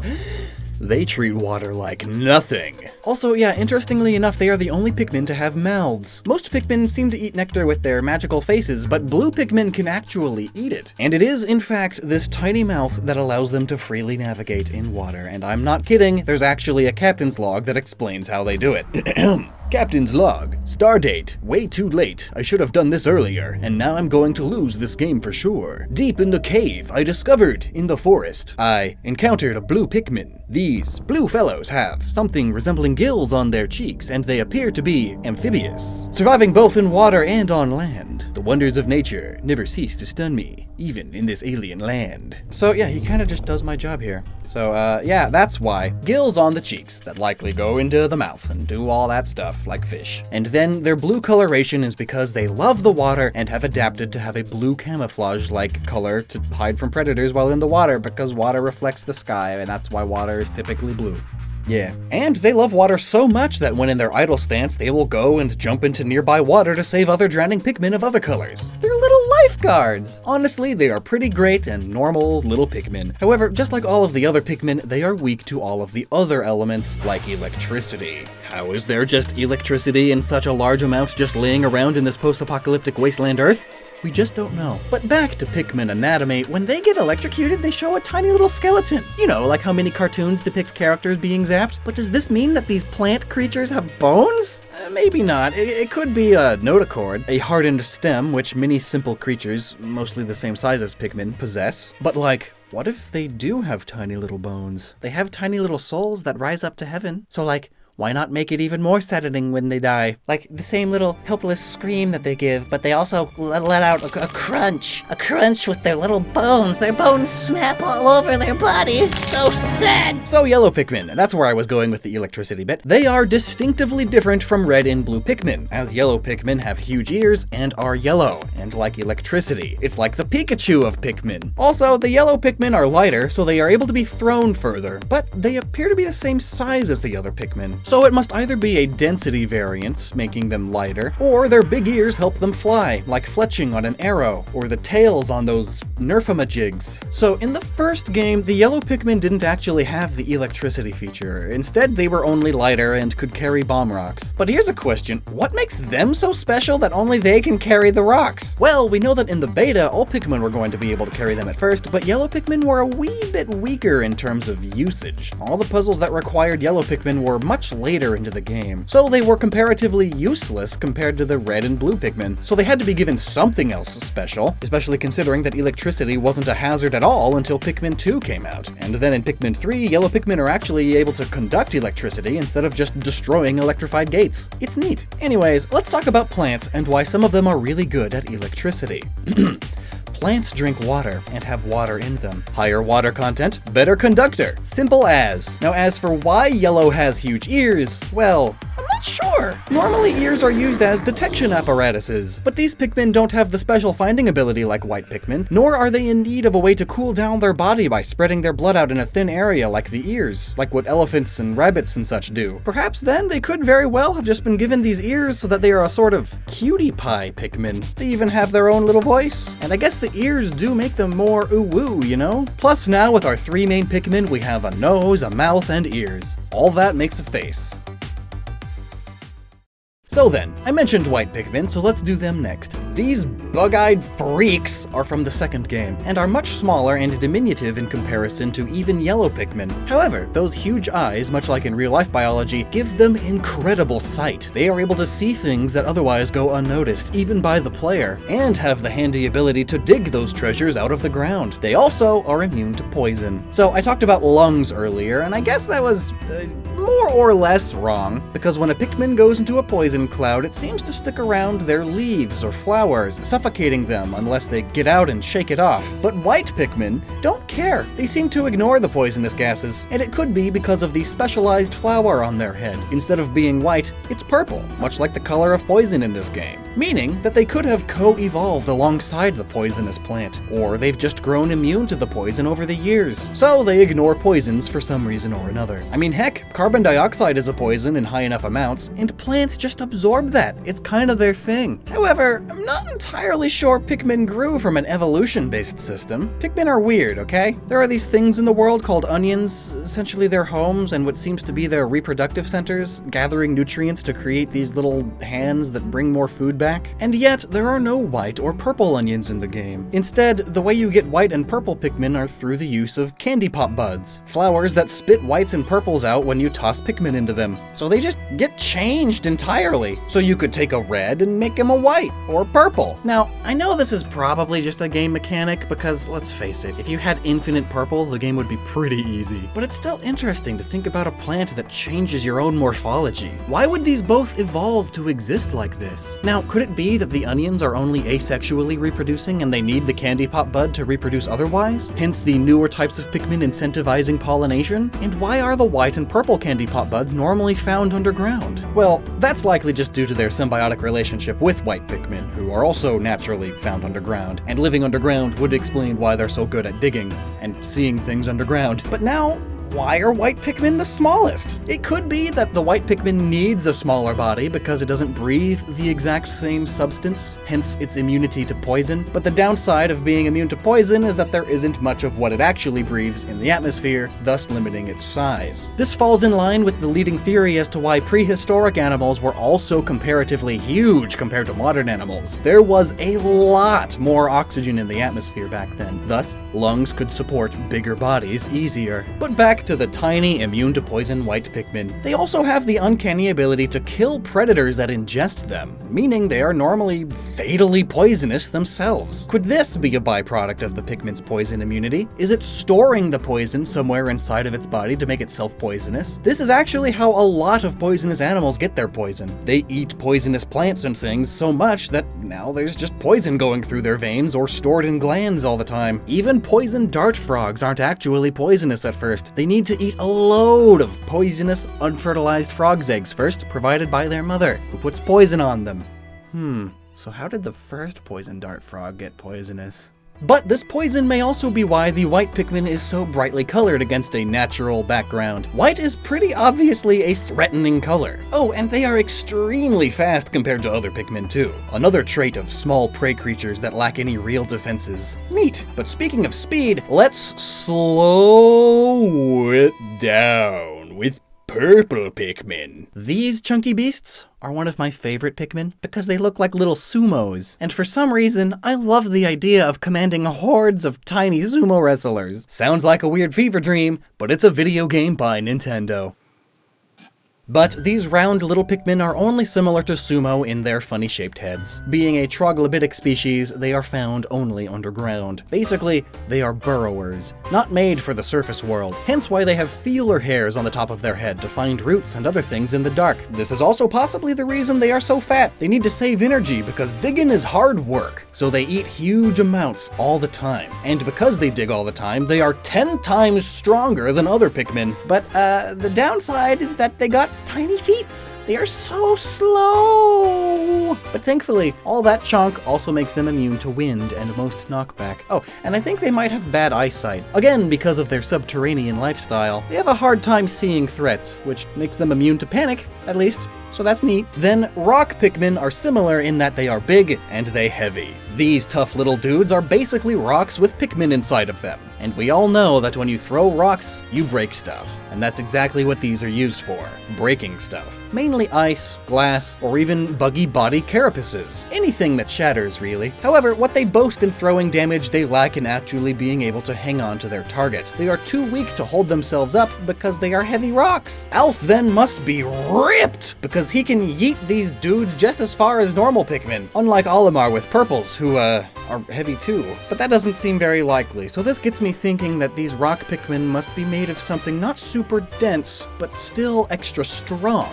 That way, they wouldn't be too heavy, but they would still be able to shatter crystal-like stuff. Oh, and did I mention that they are immune to being crushed? Thank the Lord these guys exist. No more will bad guys just sort of step and ruin my zero death run. So considering all these properties, I'm thinking they gotta be made of some sort of carbon, like graphite. Extremely strong, shiny, looks like a rock Pikmin, but it's light enough to be a normal Pikmin weight. Yeah, it's probably something like that. How they adapted into this form, however, is currently unknown. Maybe Pikmin 4 will explain. Pikmin, Pikmin, Pikmin! Pikmin, Pikmin, Pikmin!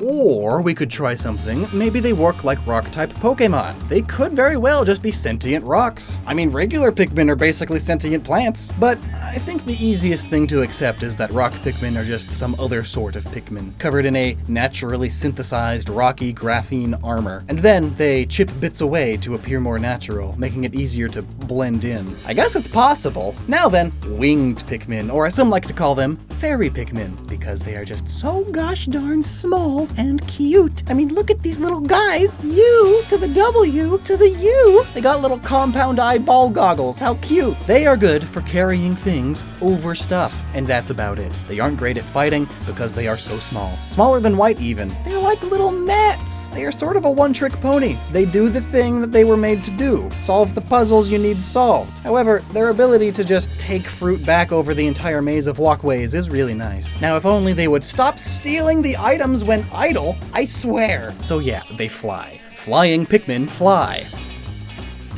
It's kind of a simple Pikmin. Oh, They resist stuff on the ground because they just fly over it. Hard to be hurt by ground things when you aren't on the ground, you know? Now, there are a few other Pikmin that I'll just mention here, but won't really get into because they aren't actually Pikmin, like Shroomin and Bulbmin, or the 14 different color onions we see at the ending of Pikmin 1 as Olimar takes off, or the bad end where we see this weird thing happen with Olimar and an onion. Shroomin are just normal Pikmin being mind-controlled by the spores of a mushroom enemy in Pikmin 1, and Bulbmin are gross creations that will never see the light of day, mainly because you can't take them outside of the caves. Maybe they would die, or maybe they just don't like sun. Either way, Pikmin are weird, right?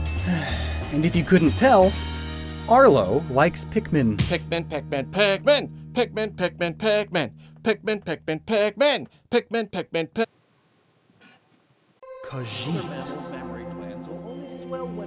Argonians. Realistically, they should be flatter than a cutting board. Zora. Really just involve lumps of fat stored here. Are there even breasts I won't touch? Oh, that came out wrong. I missed. In this video, we're covering the same topic as all of these videos, but looking at the Vipers from the XCOM series. XCOM Chimera Squad recently came out and got my XCOM juices flowing again. I love it. And just a heads up, big XCOM fans already likely know the answer to this, as it was brought up in XCOM 2. So I guess this video isn't really needed for you, but rather it's for the people who are just wondering why the snakes have these. And with that being said, since the dawn of civilization, we humans have been applying human characteristics on animals, or I guess more often the other way around. But still, there are many levels of anthro characters, from it's just a talking animal, all the way to basically it's a human with cat ears. And it is this middle gray zone where things start to get weird, though, especially in less cartoony media. Giving human hands and legs to animals is nothing new, and sometimes, to make things a bit clearer, human traits of sexual dimorphism will also be applied to animals, especially on the women and the hypermasculine. Sometimes all it is a certain torso shape, like with Sally Acorn here, and other times it's just full-on human-like breasts, like with, well, a lot of them. Jinx, there's an example. Rouge the Bat.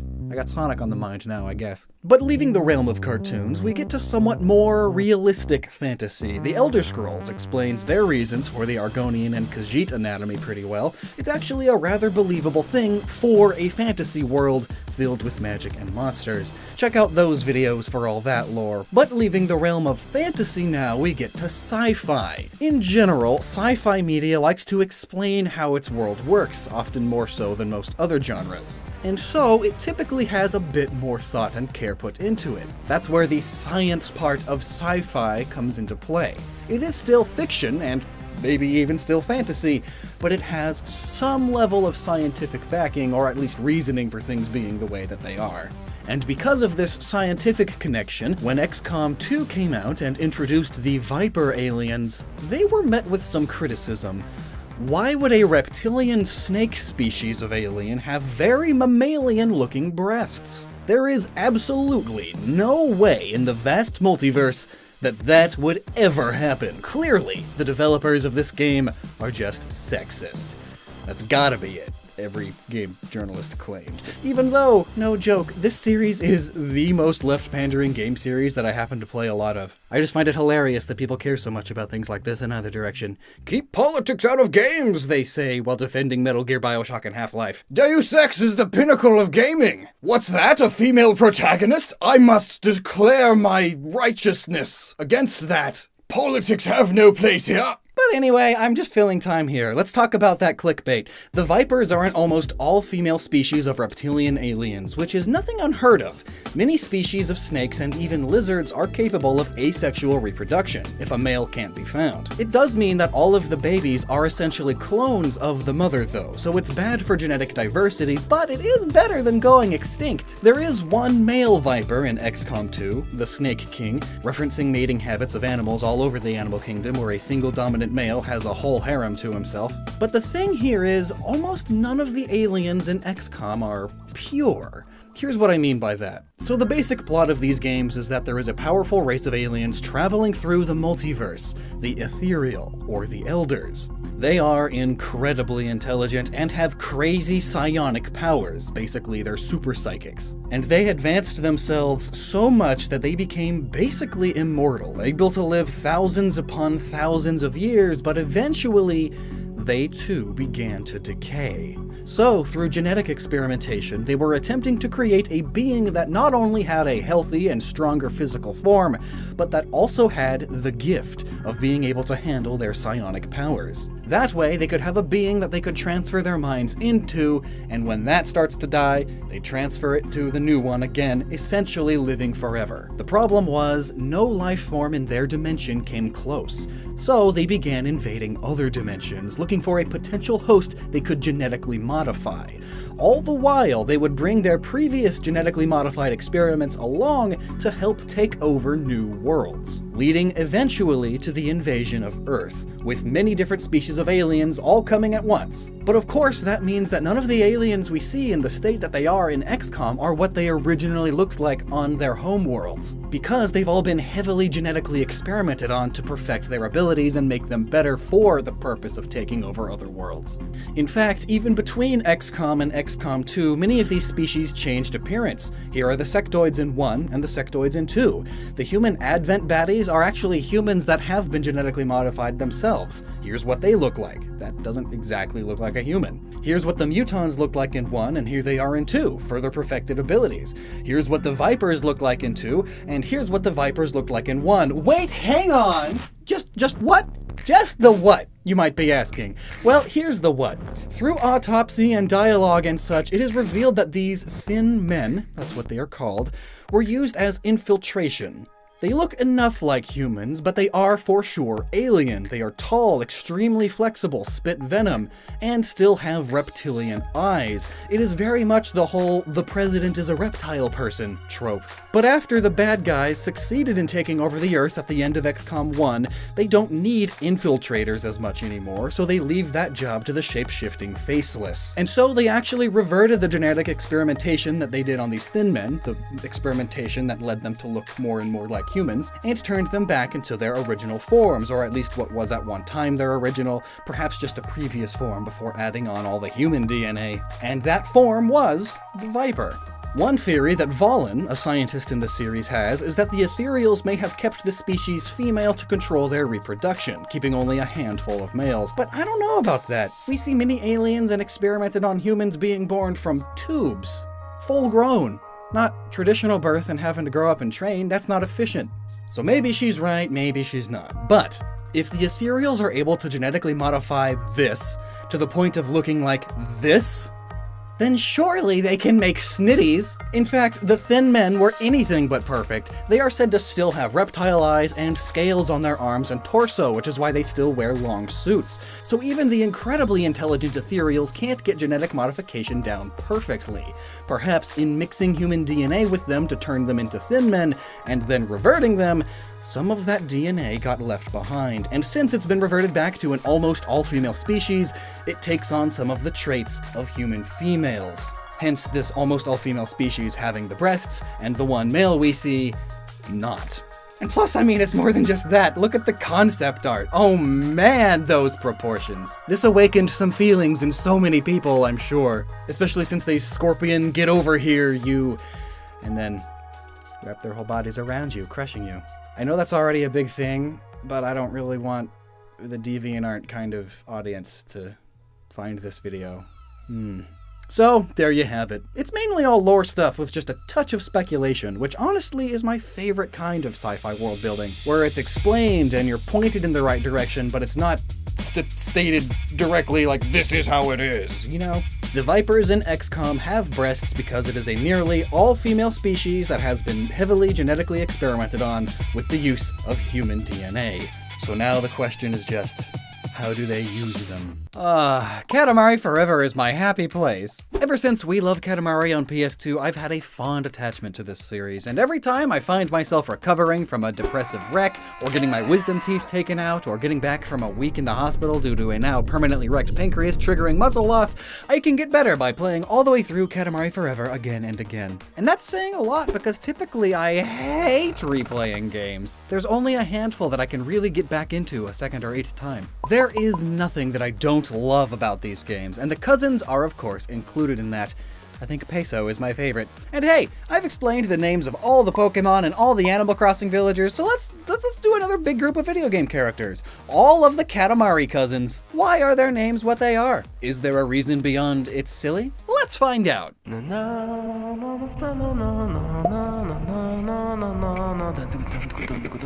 the original Katamari Damacy, we meet the Prince, the main protagonist, named the Prince because he is a prince. His parents are the Queen and King Cosmos, named that because he is the King of the Cosmos. So that's easy stuff. Throughout the game, you meet many more of his family members, cousins of various shapes and sizes, like Peso, with his more spherical raindrop-shaped head. So, I knew that peso is a currency used in Mexico, but it turns out it's actually used all over America due to its connection with Spain. The peso was originally a Spanish currency, which is also why it's used in the Philippines. Hey, look at this map. America, Spain, and the Philippines, of all things. A Spanish peso was originally just a silver coin, a piece of 8, and that silver color may be why peso is named peso. Fumin has a U-shaped skull and her brain is split in half. How disturbing. She can use it as a magnet though, so that's cool. Fumin is described as having a sexy personality, though also not very smart. And according to Keita Takahashi, the creator of Katamari, she's named after Fumi Hosokawa, a Japanese model who goes by her nickname, Fumin. And while still kinda weird, at least she's not named this because her head looks like a Fu Manchu. Fujio is easy, I mean look at him. His head's shape and color match Mount Fuji, the most famous volcano in Japan. And also, in a lot of the games you find him at the top of Mount Fuji, or just amongst mountains. Kuro is a big fan of Japanese superheroes. In Katamari, it's Jumbo Man, a reference to Ultraman and other such shows. He's also a little edgelord, making his name fitting, as it means black in Japanese. Marcy is all about fashion and is very temperamental. She can never choose what color to wear, so she wears all of them.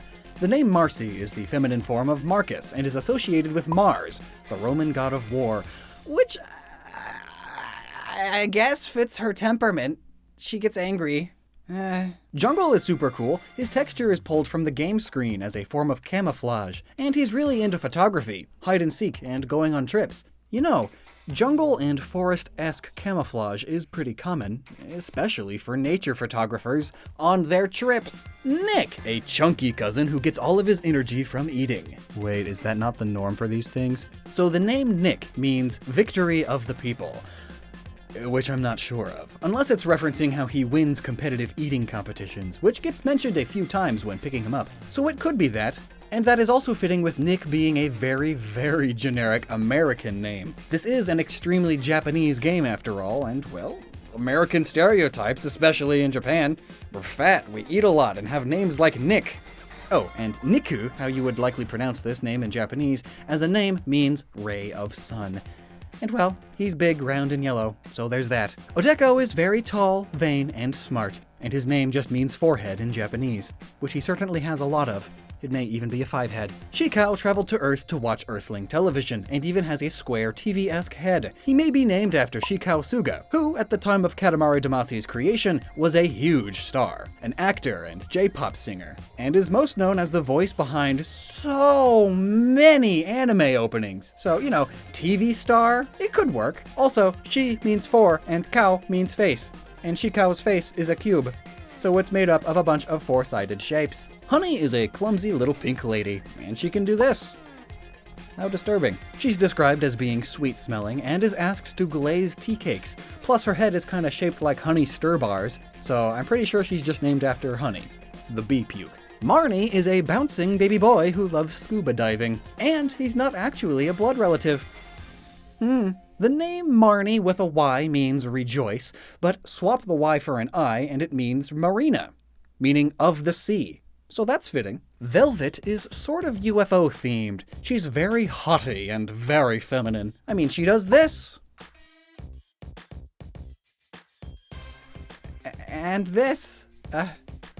How disturbing. Velvet is a very fancy fabric, and most commonly red or purple. It's very associated with royalty, just like the color purple too, due to reasons that I explain in this Assassin's Creed video, but all of this is fitting of her personality, being very haughty. Nickel is a robot, and nickel is a type of metal, one that gets used in robots and computers, I might add. Ace is a vain, competitive jock, and an ace is someone really good at their thing, most commonly a sport. It's perfect. Opio is injured and bandaged up all the time.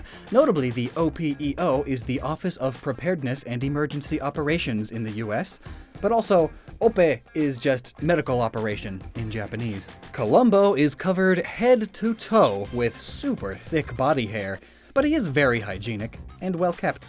His girlfriend wears a wig out of it. How disturbing. The name Columbo and Columbus are Italian and mean dove. Notably, Italians are stereotypically extremely hairy. Just body hair everywhere. And Columbo here loves animals. More than half of the time you find him riding on one. He even embeds himself into the back of an elephant.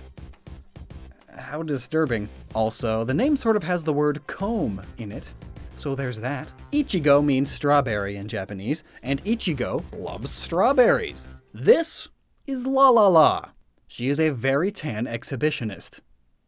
Yes, a nudist, which makes her being chased by these Boy Scouts kind of disturbing. The name is easy though, it's based on the saying, ooh la la, when you see someone sexy. Havana is a very, very wide dude. He's self-conscious about how wide his head is, but the name. A Havana is a Cuban cigar, which are known for their size, and also is the name of the capital of Cuba, Cuba being an extremely wide country. Johnson is described as a weird, oblong thing, and as something pointy, something bossy.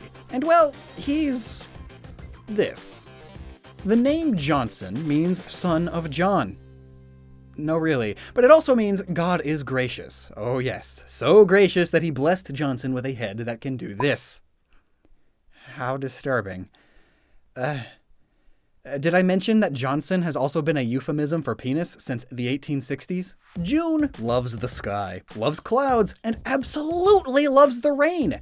Not coincidentally, June is the rainiest month in Japan. Today I learned. Miso! Does she function like the Kool-Aid Man? How does having a brain made of open liquid work? Does she get dumber as it spills? Does refilling it solve the problems? How disturbing. Well, she's a bowl of miso soup, so the name is easy. Dip lives for attention, which is why he's so sparkly and flashy. His biggest pleasure is going clubbing, which may relate to the name. Dip is slang for one night standing, which is associated with both clubbing and attention seekers. But also, calling someone a dip is an insult to their intelligence, usually because they are wrong a lot of the time, and they tend to be loud about it. Baka aho dipu. And those were all of the cousins in the first game. In the second game, We Love Katamari, we are introduced to a number of second cousins. And here they are. Beyond is described as banana-shaped, and that's one word for it. He's a vegetarian too, and he wouldn't let me not tell you that. Perhaps Beyond feels superior due to the stereotypical vegan attitude. I am wise beyond others. Or maybe it's a reference to space, as he's shaped like a crescent moon.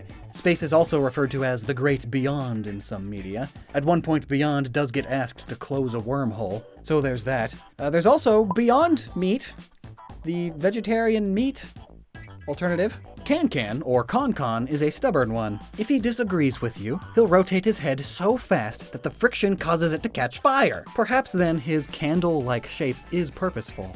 So, a Can-Can is a dance involving lots of high kicks. It's very physically demanding.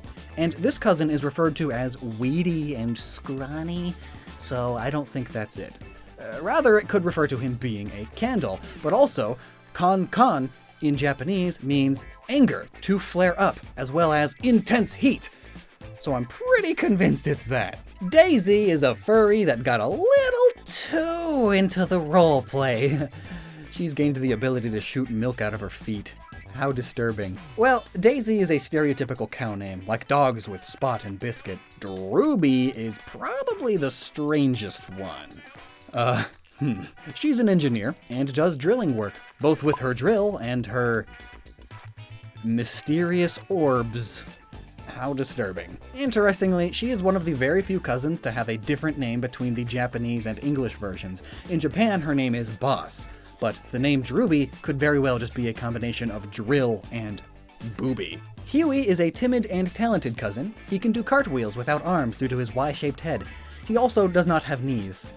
That is canon. He has lacked knees since birth. He loves kids and is super cheery. His face lights up when you compliment him. This fits his name, as the name Huey means bright in mind and spirit, or good-souled. Kinoko is a mushroom. She doesn't move much because when she does, she kicks up a lot of dust, and people don't like that. Though maybe her not moving is why she's covered in dust.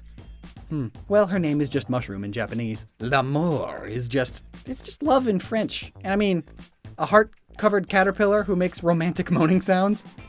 Yeah. Lucha is a little luchador. Macho is a very manly little man, a muscular macho man. That's what macho means. Miki, as a Japanese name, means beautiful chronicle. A chronicle is described as a factual written account of important or historical events in the order of their occurrence, or to record in a factual and detailed way. And Miki is all about being in the top 3 of anything. And so she always has to keep a detailed record of who's the best at different things, a ranked chronicle, you could say. Though that also relates to another meaning of the name Miki, which is beautiful and noble, or another, beautiful hope. All work pretty well though, but there's also beautiful tree. Japanese is such an interesting language, right? Natsuo is shaped like a peanut and loves to go swimming, which perfectly makes the name a pun. Natsuo is Japanese for summer life, which involves a lot of swimming. Swap a letter, and now it's Natsuo. Because nut! Odeon is jittery and unpredictable.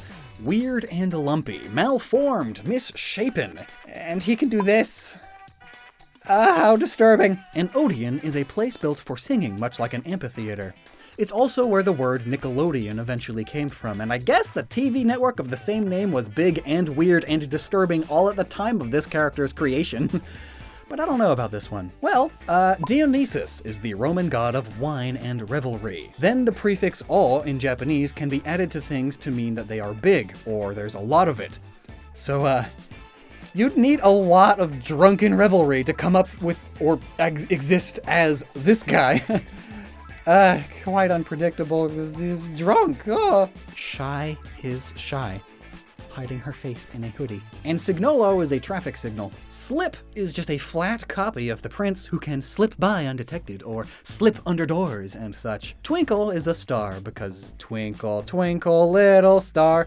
Here's his family, they are weird. So good to end on a bunch of easy ones. So next game, me and my Katamari added more cousins, called rookies this time around for some reason.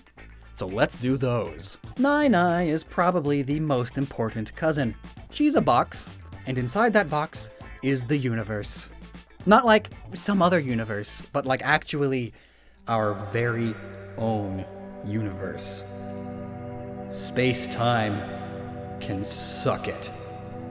It's that one episode of Futurama where they put the universe in a box, but a cousin. And also, so she's the colors of the Bandai Namco logo, the company behind Katamari, and her name, Nai Bandai Namco. Huh? She contains the entire universe? Like Bandai Namco and all their franchises? Could be that. Maybe it's just baby talk for good night. Night-night. Nai. Because the universe is the night sky, you know? Mu shares his name with the Lost Continent, and he's totally covered in black besides these 4 white dots. He's shy and bad at making friends, but he always keeps his promises. In Japanese, Mu means nothing, as in it means nothing. The word nothing, not, zilch, nada. And thus, these dots may resemble silence, not saying anything, ... Mu, M-U, is also the first 2 letters of mute. Norn is an odd one. He is sensitive to the cold because he is always cold himself, but he likes goldfish. Well, the name Norn is Scandinavian. and it is pretty cold up there. And as a name, it means fate. Interestingly enough, goldfish are pretty similar to koi, and in Chinese mythology, koi are often symbols of destiny. So fate. But they didn't want Norn to be too cool and have koi, so they just gave him kind of a lame thing in comparison. He's a goldfish. Paola is a 3-year-old girl who looks like a pink flower. The name Paola has a few different meanings, from humble to small and beautiful, all fitting enough. So, Pockle is interesting. He looks nothing like the other cousins, right? And that's because he isn't. He is a prince from a unspecified magical country, but he made so many friends among the cousins that he forgot to go home. And now here he is. The name could come from the Japanese onomatopoeic phrase pokin pokin, which happens to be where the popular snack Pocky got its name from. It's the sound made when a biscuit or cookie snaps. Pockle, then, being a sort of generic magical elf thing, makes it akin to other such magical elves like, say, the Keebler elves, or Snap, Crackle, and Pop, all fitting of the onomatopoeia. Kenta is the prince, but a centaur. As a name, Kenta is Japanese and means big, thick, healthy, and strong. All wonderful traits for a horse. Also, centaur, kentar, kenta, yeah. Hans has a bowl of rice for a head. Hans, as a name, is Scandinavian mainly, and it means God is gracious, or a gift from God. Okay. But if you remove the S, Han is a name in Japanese, which means sail or companion. It could also be short for Hanshu, meaning feudal lord, as rice was the foundation of Japanese society for centuries during its feudal age. Oh, and also Gohan is rice in Japanese, so there you go. And Ban, or Bon, is a donut. He loves sweets, and he's proud of his spinning levitation moves. Bon in Japanese means to the full amount, or very much, entirely. Oh god, is it because he's tire-shaped entirely? No, it can't be that. No. But it's also an onomatopoeia. It's the sound of gunfire. Oh, like how in cartoons a character will get shot and then they have a hole in them that just leaks water? Maybe him liking sweets is a reference to bonbons. Oh well. Next game, Beautiful Katamari added a few half-cousins. Let's go over them. The princess. Take a guess. Well, it's also mentioned that her real name is Zara, which is Russian for princess. Kyun is a model. As a mimetic word, in Japanese, it's used to describe one's heart compressing, as in when one falls in love or sees something extremely cute. Also, her description mentions she aspires to become a top model, and in Japanese, Q is used for ranking systems, such as what belt you have in martial arts or what place you came in the shogi competition. Ryu is straight up a ninja. Maybe a reference to Ryu Hayabusa of Ninja Gaiden? Or maybe it's just an incredibly common name for ninjas and other martial artists like Ryu and Ryu and Ryu. Is this just all because Ryu means dragon in Japanese? And also Ryu refers to a school of thought or a means of self-discipline. The thing you do to train to become a master martial artist or a master ninja is Ryu. So they're named Ryu. Harvest is a tomboy with a head shaped like an apple. Do you know how to get apples from the trees to the market? You harvest them. Kunihiro is a country boy who loves going on rides and doesn't wear a shirt. Aren't all of these things synonymous? Well, his name means is country, is wide, or tolerant of large amounts of land, which works with his description as a country guy, I suppose. Mag has a head that's an LCD screen that shows Pac-Man things happening. The name Mag means pearl, and you do find her out in the middle of the ocean, so maybe that. But in tech, an MAG is a managed access gateway, which is like a login screen. It's definitely not that. Is it because she's magnetic? Magnets ruin LCD screens, right? Perhaps. Maybe if we break the name down. Ma in Japanese is space, or empty, or pause, the space between edges, perhaps like the space between pixels on an LCD screen, or pause because you can pause games. And then gu can mean tool, ingredient, or armor, or perhaps it's go, meaning midnight, time, after. Could the whole name mean paused time because Pac-Man is an old game? It is a classic. It is locked in its old time because every time it tries to go 3D or have a TV show or something, people hate it, and they just go back to classic Pac-Man again because it is perfect? Maybe. Pooh is an all-green, not a baby, with a leaf instead of an antenna. She's often mistaken for a baby. As a name, Pooh is Chinese and refers to long pond grass, like cattail grass. Pu also means something stinky, possibly reflecting her babiness, and showing the belly button with a rounder lower body. It's all baby traits. Notably, the king calls her Pooh de Loo, like Pooh the Loo.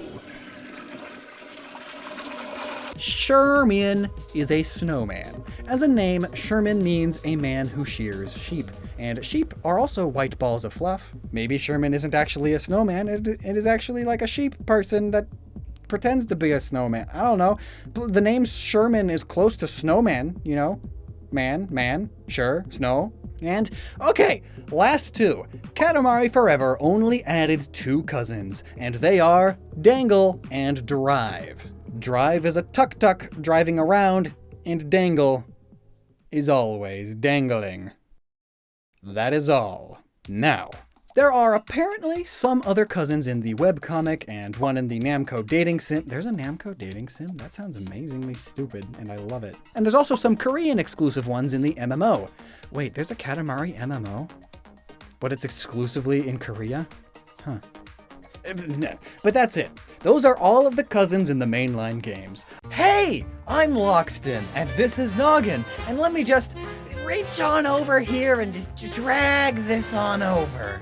Yeah, there we go. We're doing a top 10 video today, if you couldn't tell. Uninteresting, but boy is it easy to write, and do people watch them for a reason. So here are my thoughts on, what is the most generic thing we can do?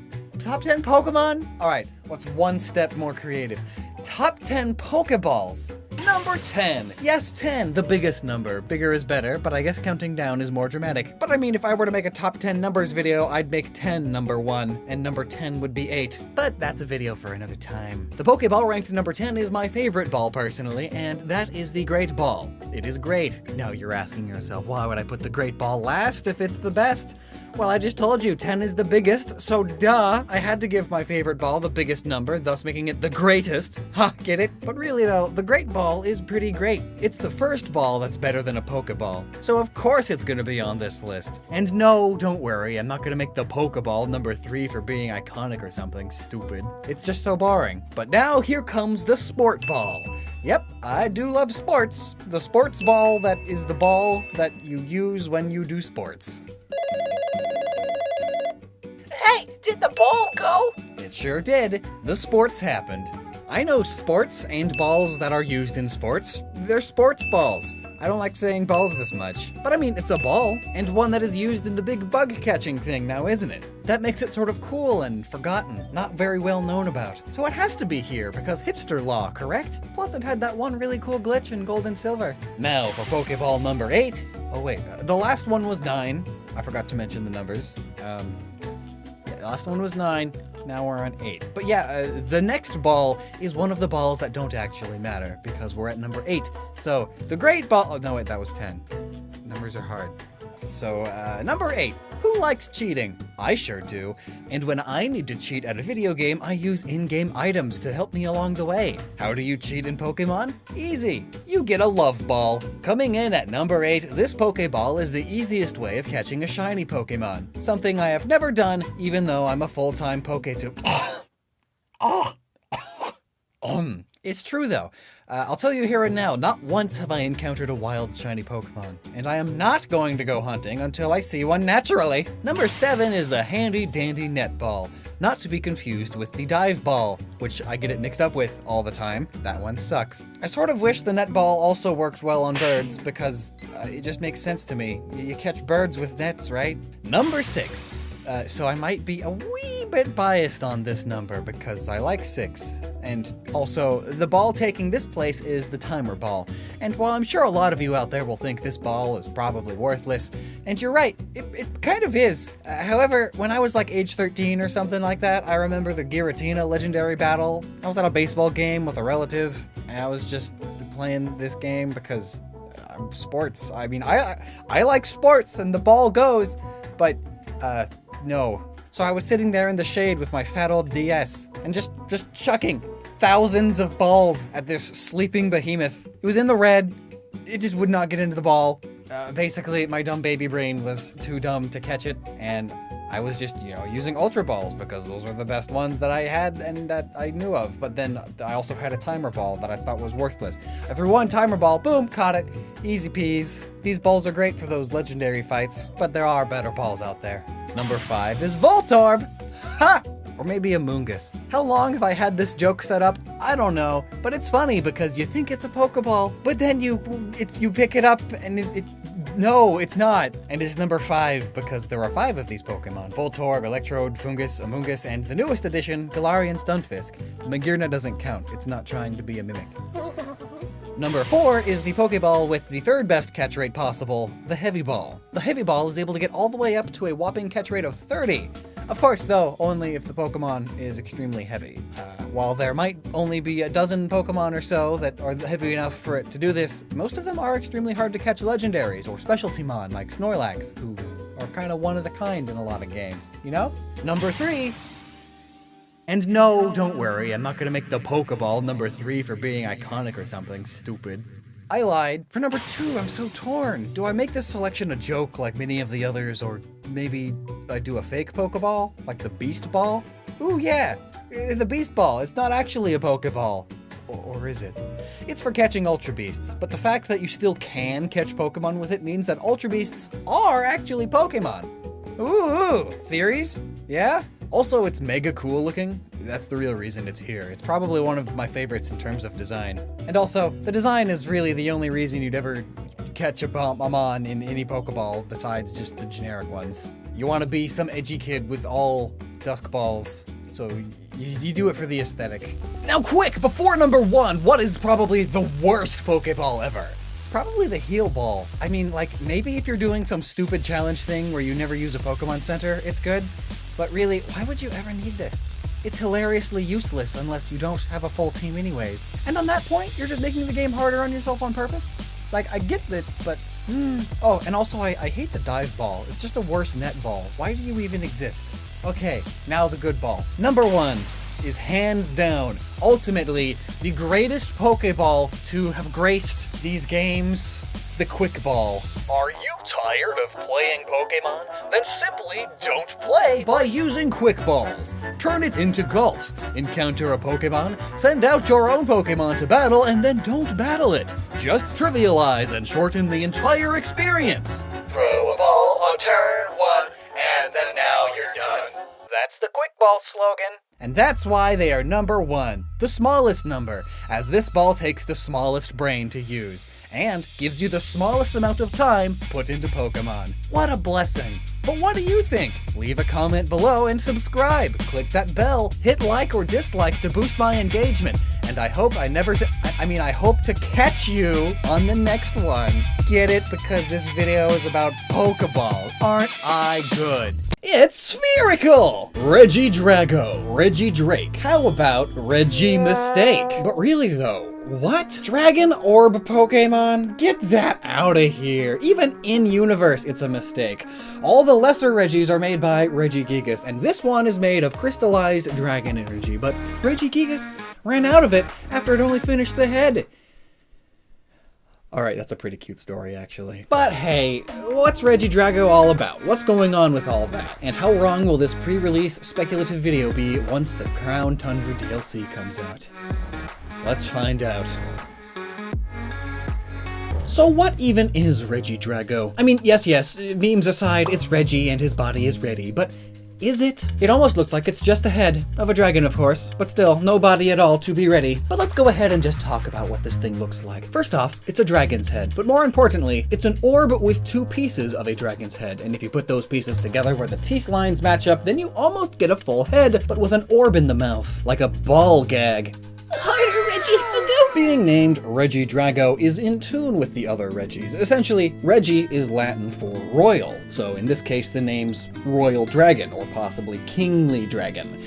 And again, it has an age motif, like the other Regis. Stone Age, Ice Age, Iron Age, and now we have the Age of Electricity and the Dark Ages. Really, the Dark Age is just another normally negative term used to describe the Middle Ages. It was the period of time between the fall of the Roman Empire and the beginning of the Italian Renaissance, the Age of Discovery and all that. The term Dark Ages was coined by an Italian scholar named Francesco Petrarch, who lived from 1304 to 1374. He used this label to describe what he perceived as a lack of quality in the Latin literature of his day. Others came along and expanded this designation to include not only literature, but also just culture in general. It was a very dark time. The term thus evolved as a designation for the supposed lack of culture and lack of advancement. There was no enlightenment happening, thus it was a dark age. Europe during this medieval period, yeah, if you look at the history and everything, it's pretty dark.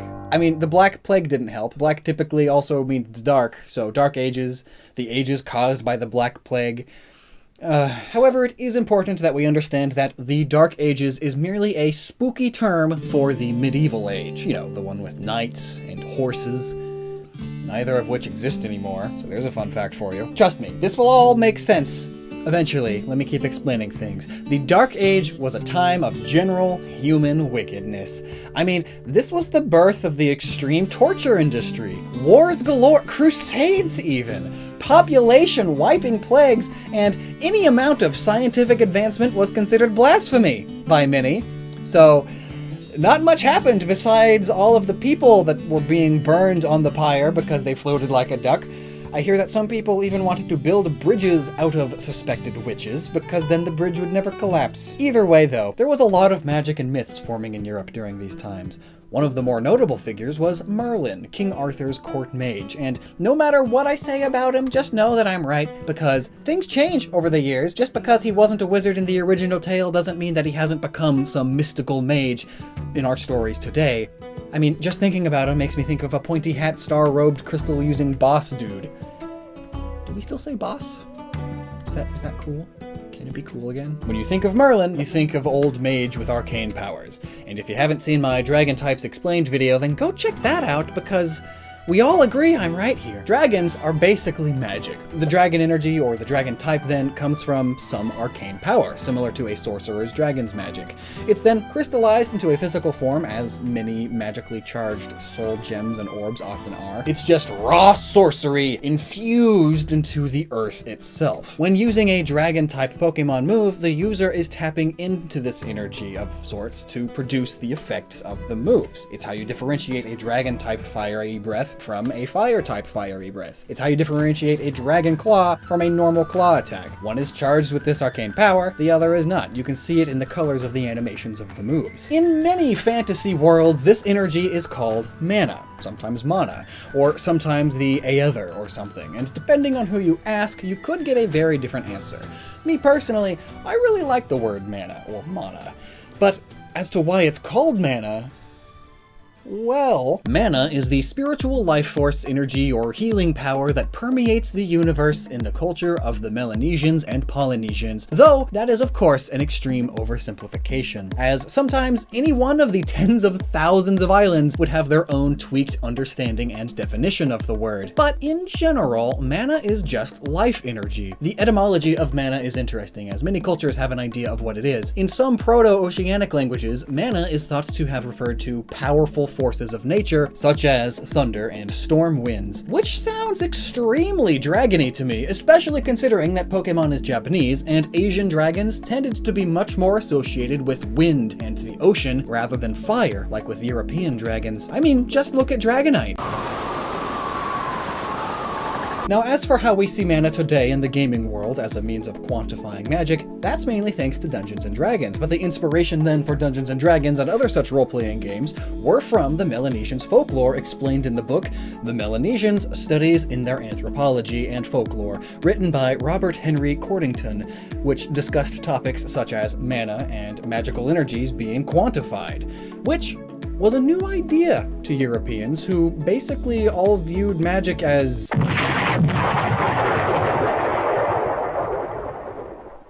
It's magic. But this new quantifiable magic idea was later popularized by Larry Niven in his short story Not Long Before the End. And of course, by this point, there was electricity, a means of doing seemingly magical things with energy. So, quantifying magic was a really popular idea. It's also similar to how we view ki and chakras and other sorts of metaphysical powers and energies. They are all different forms of magic to us these days.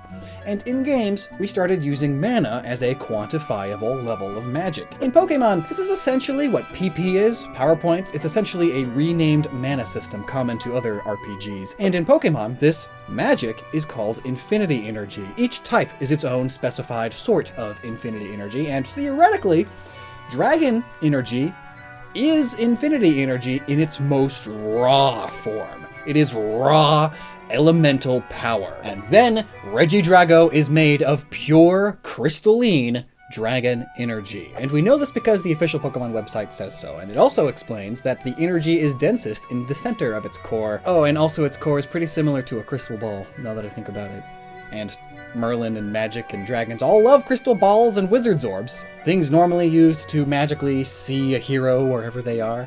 And they've also been known to be used as the catalyst in magic and spells. But again, back to Regidrago, folklore tells us that the legendary Pokemon Regigigas tried to create a Pokemon from crystallized dragon energy, but ran out of crystals and was only able to complete the head. People of old feared that if Regidrago were to be completed, it would merely rain destruction on their land, so they sealed it away within a temple. This actually really helps our Dark Ages idea. People were legitimately terrified of magic, mainly because of the church and all, but in the Pokemon world, they have much more of a right to fear magic, especially before they had Pokeballs. Fun fact reminder, before they were called Pokemon in the Pokemon universe, they were known as magical creatures. And dragon moves were especially devastating, again, because of twisters. And I mean, like, Draco Meteor. Yeah, it just summons meteors. That's really bad for all the small villages. So if I caught wind that there was a being being built made of pure dragon energy, I'd for sure want to seal that away. Don't want to wake up one morning to your house and farm missing all around you. Now, Regigigas made all these Regigolems, but he didn't have enough dragon energy to finish this one.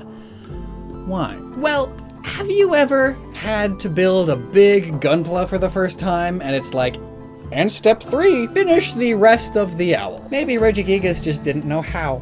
Or, let's be real for a second, it's probably really hard to crystallize dragon energy. I mean, the others, he's got rocks laying around, there's metals all throughout the ground, ice, it's easy enough too. But crystallizing anything is hard enough as it is, but now try crystallizing a magical part of the fabric of the universe. Yeah, I'm surprised Regigigas even got the head done.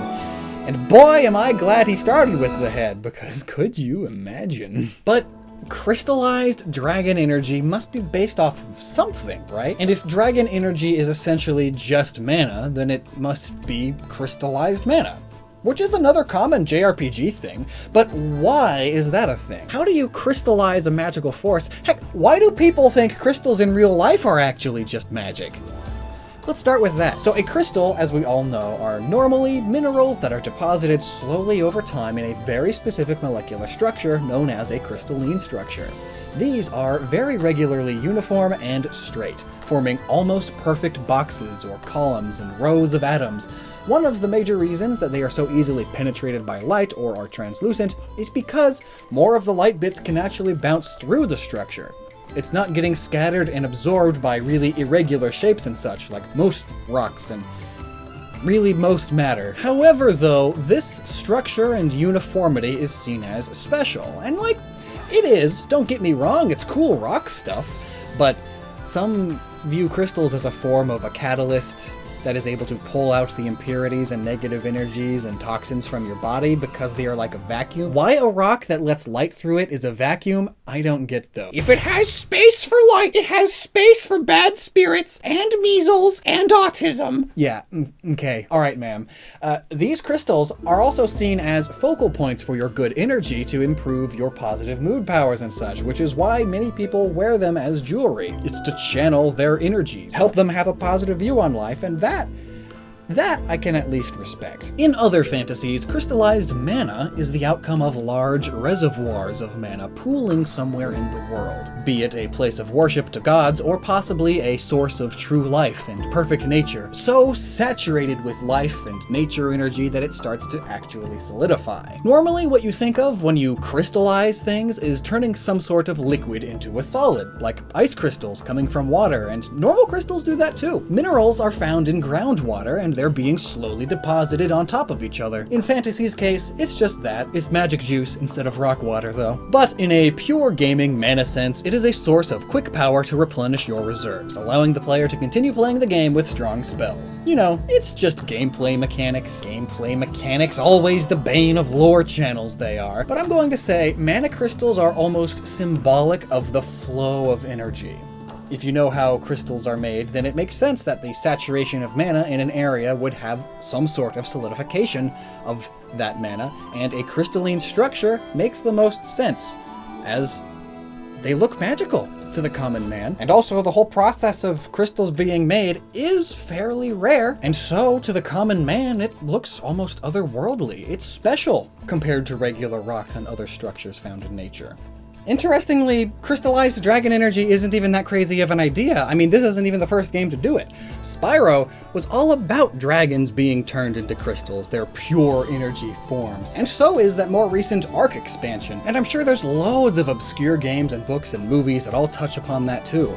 All because crystallized dragon energy isn't that crazy of an idea. Dragons are often viewed as the raw essence of the powers that are arcane. Dragons are literally beings of magic.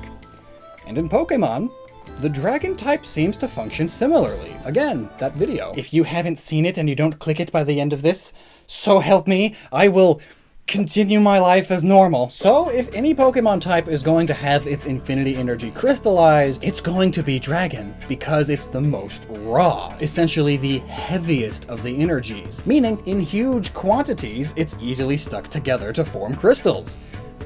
At least a lot easier than the other types. And then Regigigas took the crystals to form this creature. But beyond being complicated, why give up? Well, it could be that Regigigas didn't necessarily give up, rather it just ran out of crystals to use. By the time Regigigas found more, it was too late, and Regidrago woke up. But why did Regigigas start? Is it just as a means of symbolizing the age of dragons, the Middle Ages, the Dark Ages? Perhaps, but that and the age of electricity aren't exactly close enough to each other to justify them sharing the same ruins. And also, the other Regis are all super ancient human time periods, you know? Why the huge gap? Those are probably questions that will be answered in the Crown Tundra DLC or the anime. But here is a theory that I think holds some pretty interesting ground. So, there's already been a theory for a while that the original dragon was originally in Galar, or at least the twin princes were descended from it, similar to how the British Empire eventually led to the United States. It's basically America's dad. So, perhaps after the original dragon left Galar, or after it split, it left behind a bunch of crystallized dragon energy in whatever sort of energy explosion the splitting caused, like splitting a magical atom. This, of course, led to Reshiram, Zekrom, and Kyurem. And maybe to restore order, Regigigas tried making the original dragon again, putting all of these shards of crystallized dragon energy from the original dragon back together. But because most of the energy went into making the Tau Trio, there was simply nowhere near enough crystallized dragon energy to complete a dragon. And so, Regigigas was stuck making just the head. And now, there's just a dragon golem. Here you go, says Regigigas, and the people were scared of it. So they locked it away. Maybe. It's a theory, at least. It'd be some super cool world building if it were true lore. But considering it's super cool, and references other regions and other legendaries, and fits right into the world they're building super nicely, it's probably not correct at all. I would honestly be surprised if any of that gets referenced, but who knows? maybe what Game Freak came up with is even more interesting. I mean, that idea that I just explained doesn't really explain Regilectricity, or whatever its name is, so maybe there's something even cooler going on. Oh, or maybe it's just there because electricity is plasma, and the original dragon breathed plasma, which fire and electricity both are, hence Zekrom on Reshiram. So it's like the physical and the non-physical parts of the leftover original dragon scraps were made into these two Regis. Perhaps. Dreadnought! This Pokemon rocks! Have I used that joke before? No matter. Dreadnought is a fascinating Pokemon, and has quite a few bits of stuff behind it. You might think, oh, it's just an alligator snapping turtle with the broken can that opens for a head. And, I mean, that's a part of it, but if you really want to see how deep it can be, then come along. Let's dive right in. Now, I know I've used that joke before, but there's no such thing as originality anymore. Not even among our own videos. No. Done. It's done. We're done. It's bad. It's bad. Let's pack it up. I've said every joke possible already. So, we're done. Alright. I have decided it's fine to reuse jokes, because ultimately, why the shell not? We're not some totalitarian regime where I can't reuse jokes or anything. Anyway, Dreadnought. First things first, what's with its typing?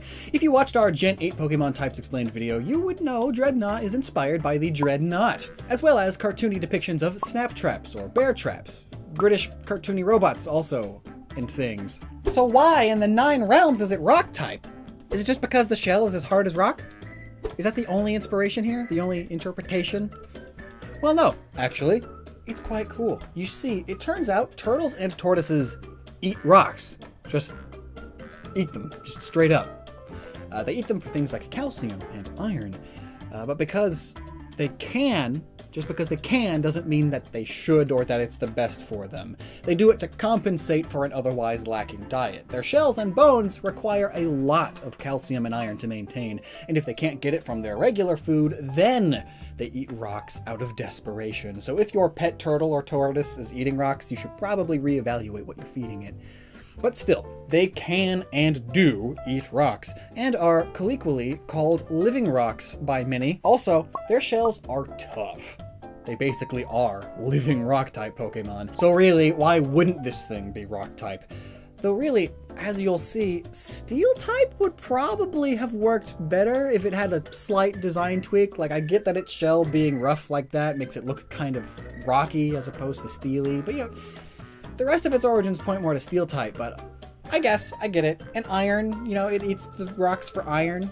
Iron has to do with the rest of its origins also, as you'll see, and so iron is kind of a rocky metal. But whatever. One big thing of note is that Dreadnought more so resembles a tortoise than a turtle. You can tell by its shell and feet. You see, one of the biggest differences between a tortoise and a turtle is that one can swim and one cannot. So you see, that tortoise is dead now because they thought it was a turtle. Or, you know, it would be dead if they didn't save it post-recording. Allegedly. But here, look. You can tell by the shells. A turtle shell is sleeker, while a tortoise is more dome-shaped, and often more spiky and bumpy as well. Though there are some turtles with spiky shells, but it's mostly a tortoise trait. And also, usually turtles have wider, more webbed feet, if not just straight up flippers, and tortoises have more elephant-like feet. They are more cylindrical. So Dreadnought, while a mix of both, I suppose, is primarily a tortoise. So what does a land-based animal have to do with boats? Well, it's actually some pretty neat history. For a long time, as in most of human history, refrigeration wasn't a thing. So, salt was extremely important because it could preserve meats. It was one of the only ways to preserve food over long voyages. So important, in fact, that several wars were fought over salt mines, and merchants became rich from trading the stuff. During this time, we still used wooden boats to travel and trade and even hunt whales. And while you were out on these boats, all you had to eat was meat that was heavily salted. And it would be next to impossible to eat just that in one big sitting because the stuff was like eating leather. Basically, you only had salt-flavored jerky and this other stuff called hardtack, which was a cracker made from flour and water. And sometimes salt if you were lucky. And it's also super dry and gross. And now you may ask, Lockstin, you sexy devil, what does that have to do with tortoises and boats? Well, once upon a time, Western Europe, which includes Britain because every Gen 8 Pokemon is British, was all about expeditions, exploration, and exploitation. For a very long time, their sailors suffered through so many problems from scurvy to starvation, because all they had to eat was a hardtack and leathery salted jerky, and it was bad and not healthy and gross. But in the 16th century, these explorers discovered the Galapagos Islands. And you see, it was an island that answered their prayers because food literally walks up to you out of curiosity. And it's too slow to get away. For the next 3 centuries, Galapagos tortoises were the perfect solutions to their food problems. These sailors would be on long expeditions and would need food to eat, so they would make stops whenever possible. Heading west to get to the east because the world is round? The Galapagos are like the last big islands you have before crossing the world's biggest ocean. And when going the other way, you just crossed a massive ocean! Your poor stockpiles! Thank God for these islands. Tortoise stew. And also, yes, even Charles Darwin himself partook in this tortoise meat. Sailors would walk up to these tortoises on these islands and just start rolling them. Here's a tortoise, just gonna roll it onto the ship. It fit a few tons of these tortoises on board. And unlike other animals like chickens, pigs, and cows, they didn't need to eat all the time. So they didn't really need to be taken care of. These tortoises can go a year without eating or drinking even. And so they just roll them onto the boat and then just sit there. They'd wait to be eaten. They were so scared from the rocking of the boat that they'd stay inside of their shells. And just to top it all off, apparently, they were incredibly delicious. Some accounts state that this tortoise meat was the most delectable meat they had ever had. Not sure if that's because they actually were that delicious or because these sailors just spent months eating nothing but crackers and jerky. But either way, tortoises, Galapagos giant tortoises, were suddenly a huge part of sailor culture. Also, fun fact, sailors were known for eating dodos for food, because these dodos were just so stupid and easy to catch, but the problem was they tasted awful. They absolutely hated the dodo meat. It was a thing of desperation that they ate these dodos. But then they found out if you cook dodo meat in Galapagos tortoise fat, muy bueno. These tortoises were literally saviors of these sailors. And also the reason the dodos went extinct. Yeah, you can thank the tortoise for that. It has nothing to do with the people. It's the tortoise's fault. But now you know why in the classic bit of literature Moby Dick at one point they stop at an island just to pick up tortoises. It was to eat them. And it had become a huge tradition by that point. So yes, tortoises have ties to boats. And there's more, but before we dig into that, let's talk about our other main inspiration, the one that comes from the animal kingdom. Out of all of the turtles and tortoises that are real, the alligator snapping turtle is by far the closest one to Dreadnought. I mean, look at it. It is quite clearly a big chunk of inspiration, and we know this for a couple of reasons. Dreadnought has the signature spikes of the alligator snapping turtle for one, but it is also known as the bite Pokemon, and also has its signature move, which involves latching onto the target and never letting go. Which just happens to be what the powerful jaws of the alligator snapping turtle do as well. They grab onto their prey and do not let go until the prey dies, often due to drowning, or just having a giant gaping wound in the mouth of a turtle that slowly bleeds them to death. And its snapping turtle inspiration also explains its bear trap inspiration. Maybe you've seen the videos of people catching snapping turtles. You may have noticed that they tend to dredge them up from deep in the mud, and that's because that's how these turtles hunt. They bury themselves entirely in mud except for their jaws, and then they move their tongues around, acting kind of like a worm, and then when they feel something nibble on its tongue, snap! It's dead. Or dying. Basically, they hunt like how a bear trap is used to catch people. Oh yeah, fun fact, bear traps were made to catch people, but the British-Canadian inventor was named Conibear. Thus it became known as the Conibear trap, soon shortened to bear trap. But anyway, you lay a bear trap down and you cover it in stuff like leaves and dirt so that it's not super obviously a trap. Just like how that turtle buries itself in the mud and has its stuff buried. It's not obviously a trap. It looks like a thing and then you... It works the same way. That's why Dreadnought has the really stupidly shaped head. There's a reason behind it. It's not just because it's dumb. Now let's check out its G-Max form. It's weird. Its nose grows and becomes a figurehead, those pole things at the fronts of old boats. So if it's based on a wooden boat like that, should it not have a sail? Instead of armor covering up where the sail would go? Well, well, well, my dear viewer, this actually makes perfect sense and is pretty neat.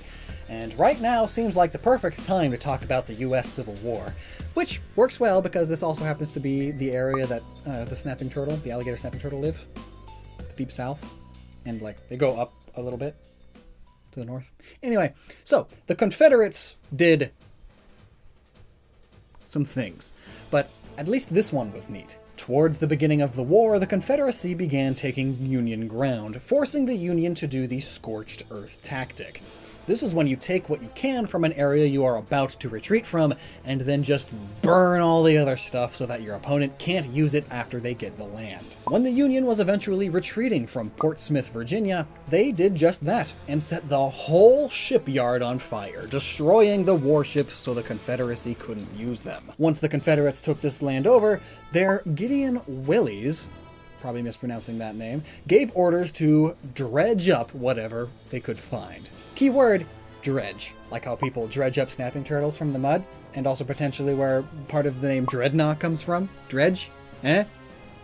Maybe. But the idea was that it was easier to repair a broken and burned ship than it is to make one from scratch. You know? One of the few things they managed to salvage was a complete wood bottom of a big boat. And when they saw this, got an idea. Their general commissioned a huge iron shell that could cover the top of that wooden boat, leaving no part of that boat exposed from above the water. Essentially, they just made a water-based tank. Oh, what's that? Naval warfare is evolving? Congratulations! Your boring soft wooden boat evolved into an ironclad! Now look at Dreadnought. If it was to swim in the water, it would appear like an ironclad ship. Just a heavily armored top sticking out above the water. During its initial battles, this ship was near indestructible until the Union eventually made their own ironclads. Cause I mean, think about it. What are you gonna do against that? Shoot it with a bullet? It's bulletproof. Hit it with a cannon? It's cannonball proof. What are you gonna do? When you had an ironclad versus a traditional wooden ship, what? The ironclad didn't even need to waste its ammo or gunpowder. It would just ram into the other ships until they sank. And looky, it is a common trope in kaiju movies to have a swimming gigantic beast ram into the military ship, sinking it.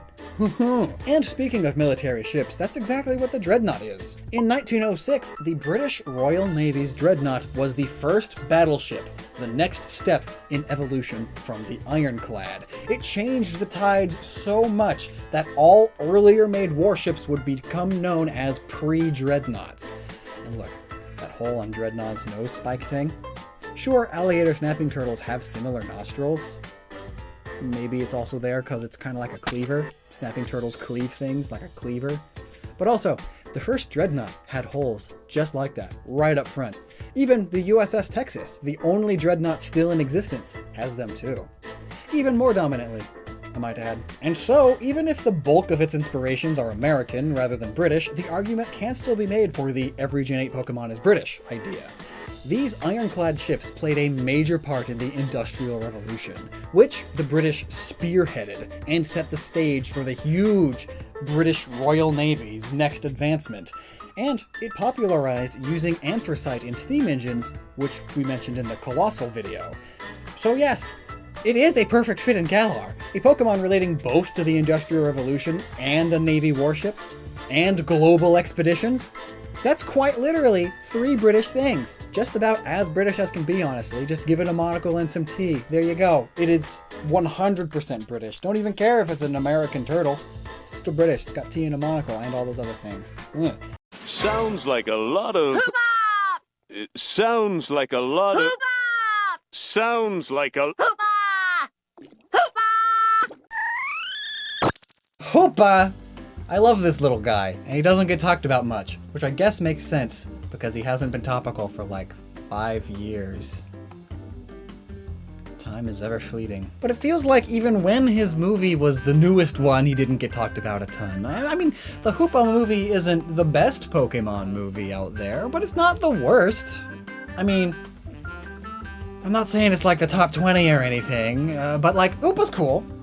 You can pull gods out of other dimensions, just casually, and people don't seem to understand just how crazy that is. Like, yeah, oh no, it's a big bad Pokemon, but then he's like just able to make an army of big bad Pokemon. That's nuts!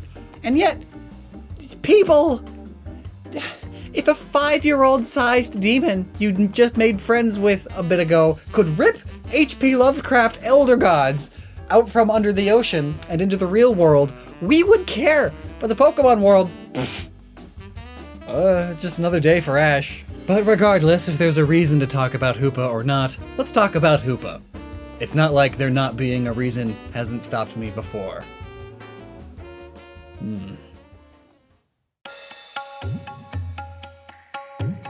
So first, we must look at the obvious part of its design. It has the demon traits, and it's said by the community to be a genie. But the community also seems to think that the 3 Kami Pokemon are genies. So can they really be trusted? But yes, Hoopa is a genie, or a djinn. And before things get confusing, let's clear that up right now. Genie is simply the anglicized word for djinn, and putting the D in front of it makes it the Romanized spelling. So they are all referring to the same thing, they're just written out and read differently. Now then, I know a guy who lived in Dubai, and he knows a lot more about these spirits than I. So say hello to Kaihatsu. Hey there, I'm Kaihatsu, and like Lockstin said, United Arab Emirates born and raised. I like talking about culture and games over on my YouTube channel and analyzing and explaining said cultural stuff. So let's have a look at what a djinn is. Now, the history of the djinn is a fascinating one. First of all, their name comes from jan, the original meaning being to hide or to conceal. Some words that are related to it are majnun, meaning possessed or crazy, and jannah, meaning garden or paradise or heaven. Jinn are old mythological beings from the pre-Islamic Middle East. They come from a different dimension or plane of existence and pop into ours every now and then to do things like pranks, cause havoc, steal, or whatever they feel like really. Essentially the same as most fae creatures in ancient Europe. They're simply normal beings from their world, but when they come into ours they have extreme supernatural powers, but they aren't immortal. And at the time they were worshipped and sometimes even feared. In early Persia, they were separated into 2 categories: paris, which are winged, beautiful spirits, and divs, beings that are much like ogres or other beasties of that kind. But then Islam spread throughout the Middle East, and just like with Christianity and Europe, as Lockstin talked about in the Hatterene and Grimm style videos, Islam took some folklore spirits and deities from the pagan cultures before it and incorporated them into Islam, turning them into demons or angels. But mostly demons.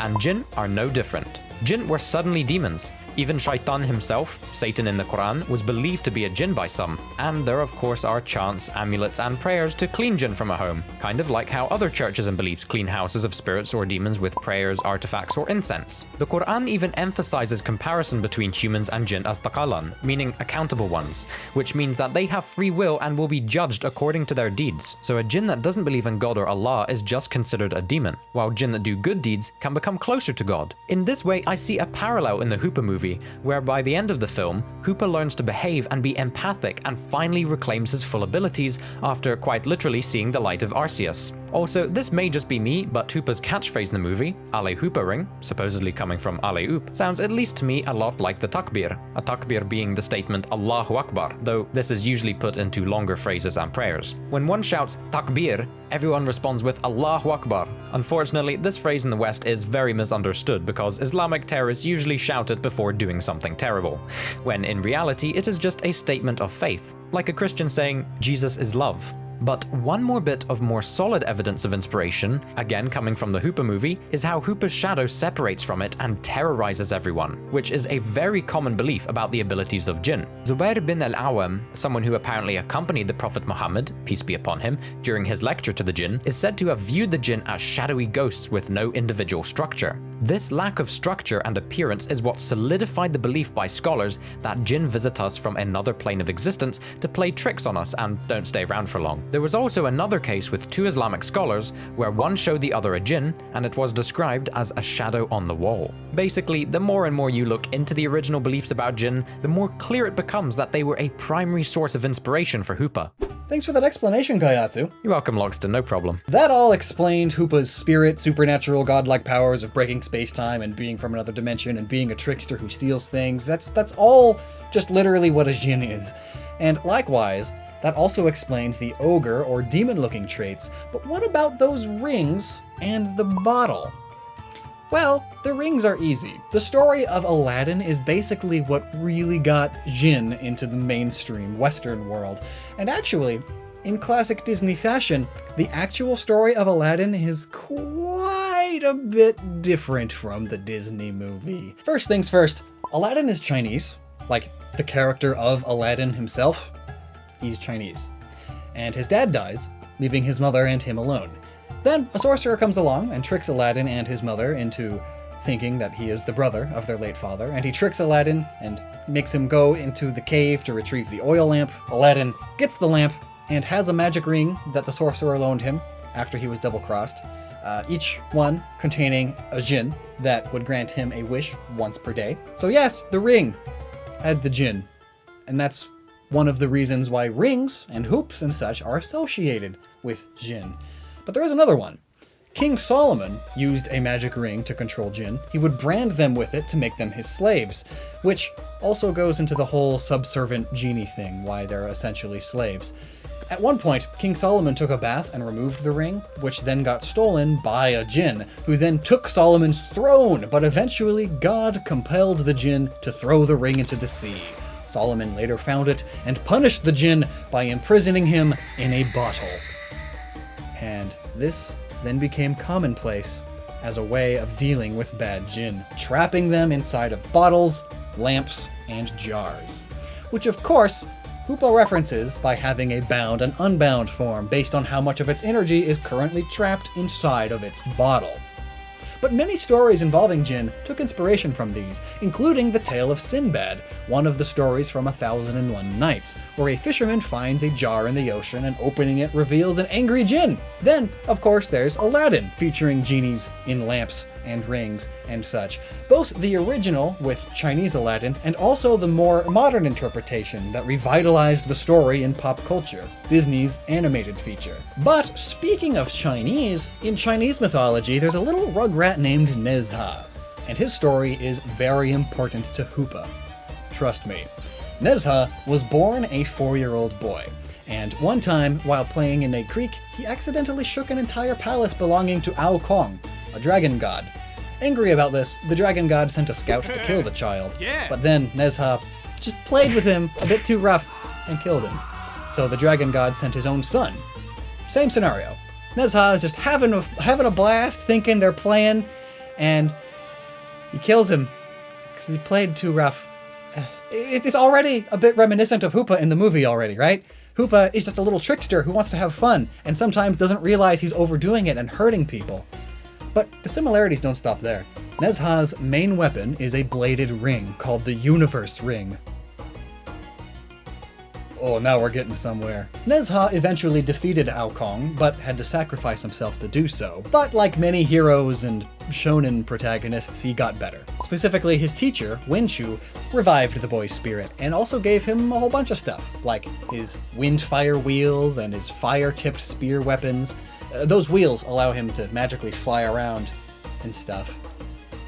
And some of that other and stuff is that, like many Chinese mythological figures, he could transform a lot. And Nezha's main form had him transformed into a gigantic demon with 6 arms. And his hoop weapon.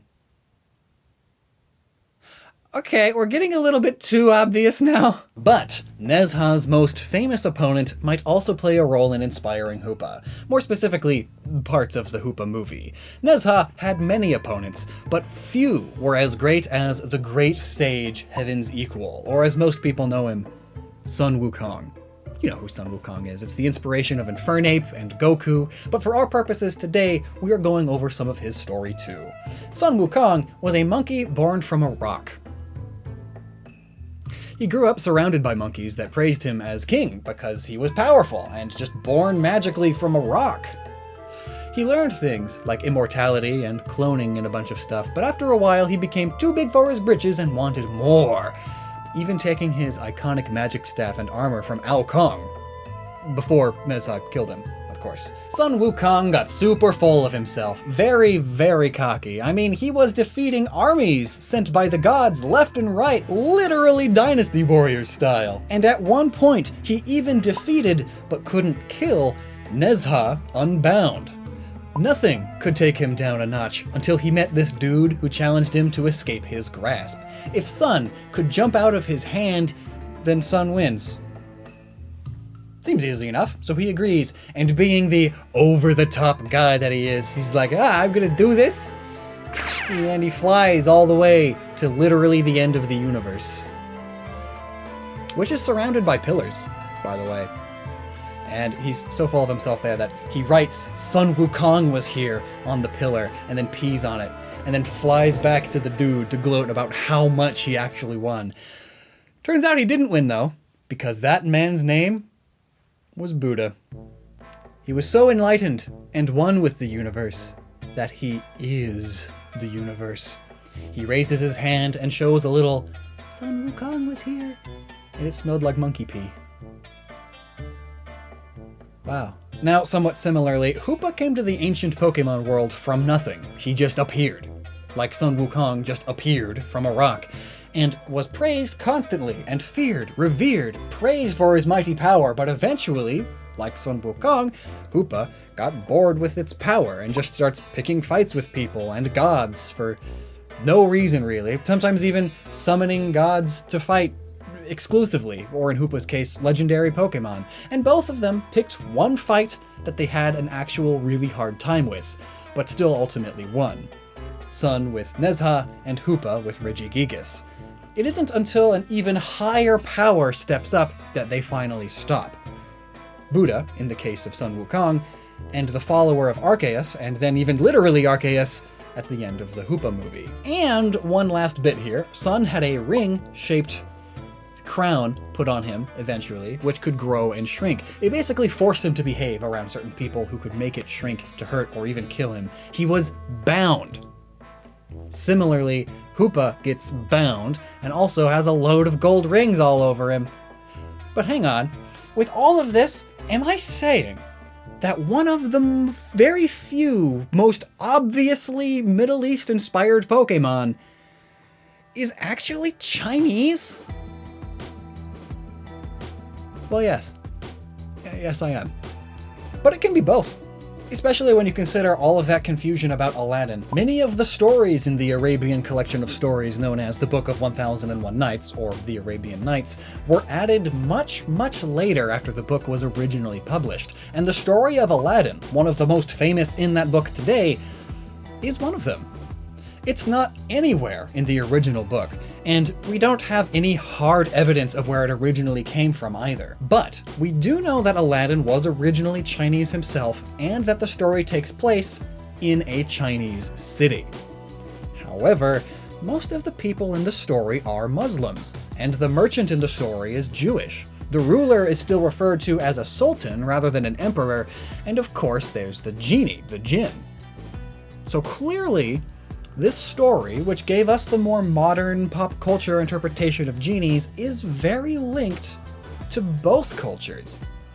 And that's likely due to the Silk Road, a trade route that was massively important to the Bronze Age world. It directly connected China with the Middle East, and on top of trading goods, there was also, of course, the trading of traditions, culture, and stories. The modern theory of where Aladdin came from is just that.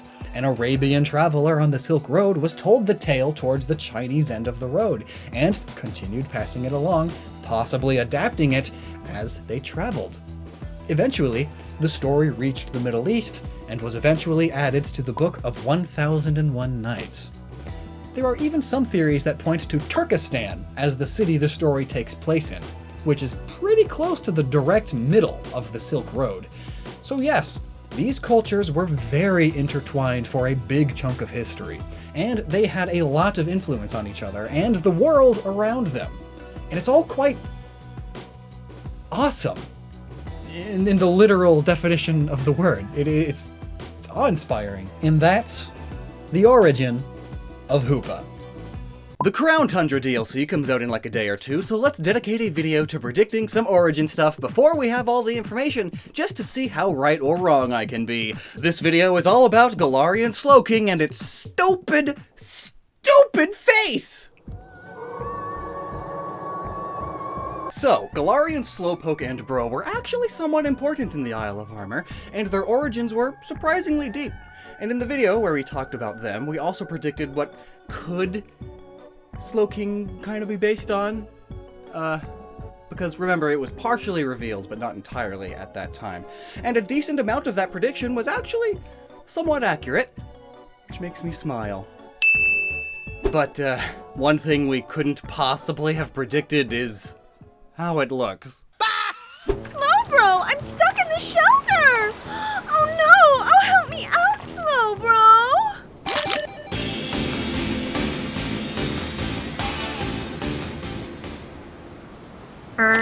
Well, this is it.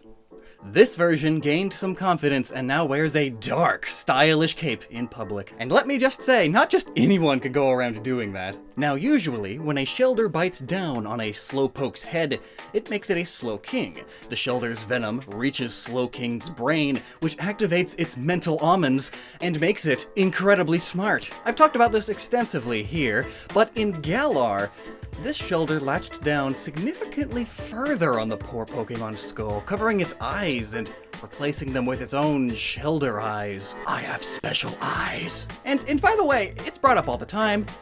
How is this a Shelder? Well, the short answer is it's not. It's a Pokemon that wound up being cut from the game before release. It was named Tarbon in the beta code, named after a turban, or more specifically the turban snail, but ultimately it didn't make the cut. So for the Slows, they settled with calling it a Shelder. Which led us to this beautiful scene. Slowpoke. Oh, Slowpoke is beginning to evolve!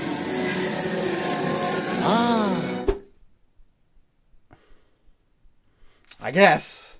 Its horns also leak this green goop that I'm assuming is poison, or a sort of mix of spices and poison. As a refresher, the reason Shelder don't bite down onto Slowpoke tails in the Galar region is because Slowpokes here have a unique diet of spicy plants, which makes their tails spicy, thus undesirable to the Shelder. But in the case of Slowking, it's mentioned on the official Pokemon website that a Shelder bite set off a reaction between the chemicals secreted by Galarian Slowpoke's brain and the spices inside its body, causing Slowpoke to gain the poison type as it evolved into Galarian Slowking. The Shelder's intelligence also skyrocketed, giving the Shelder psychic powers that put other psychic-type Pokemon to shame.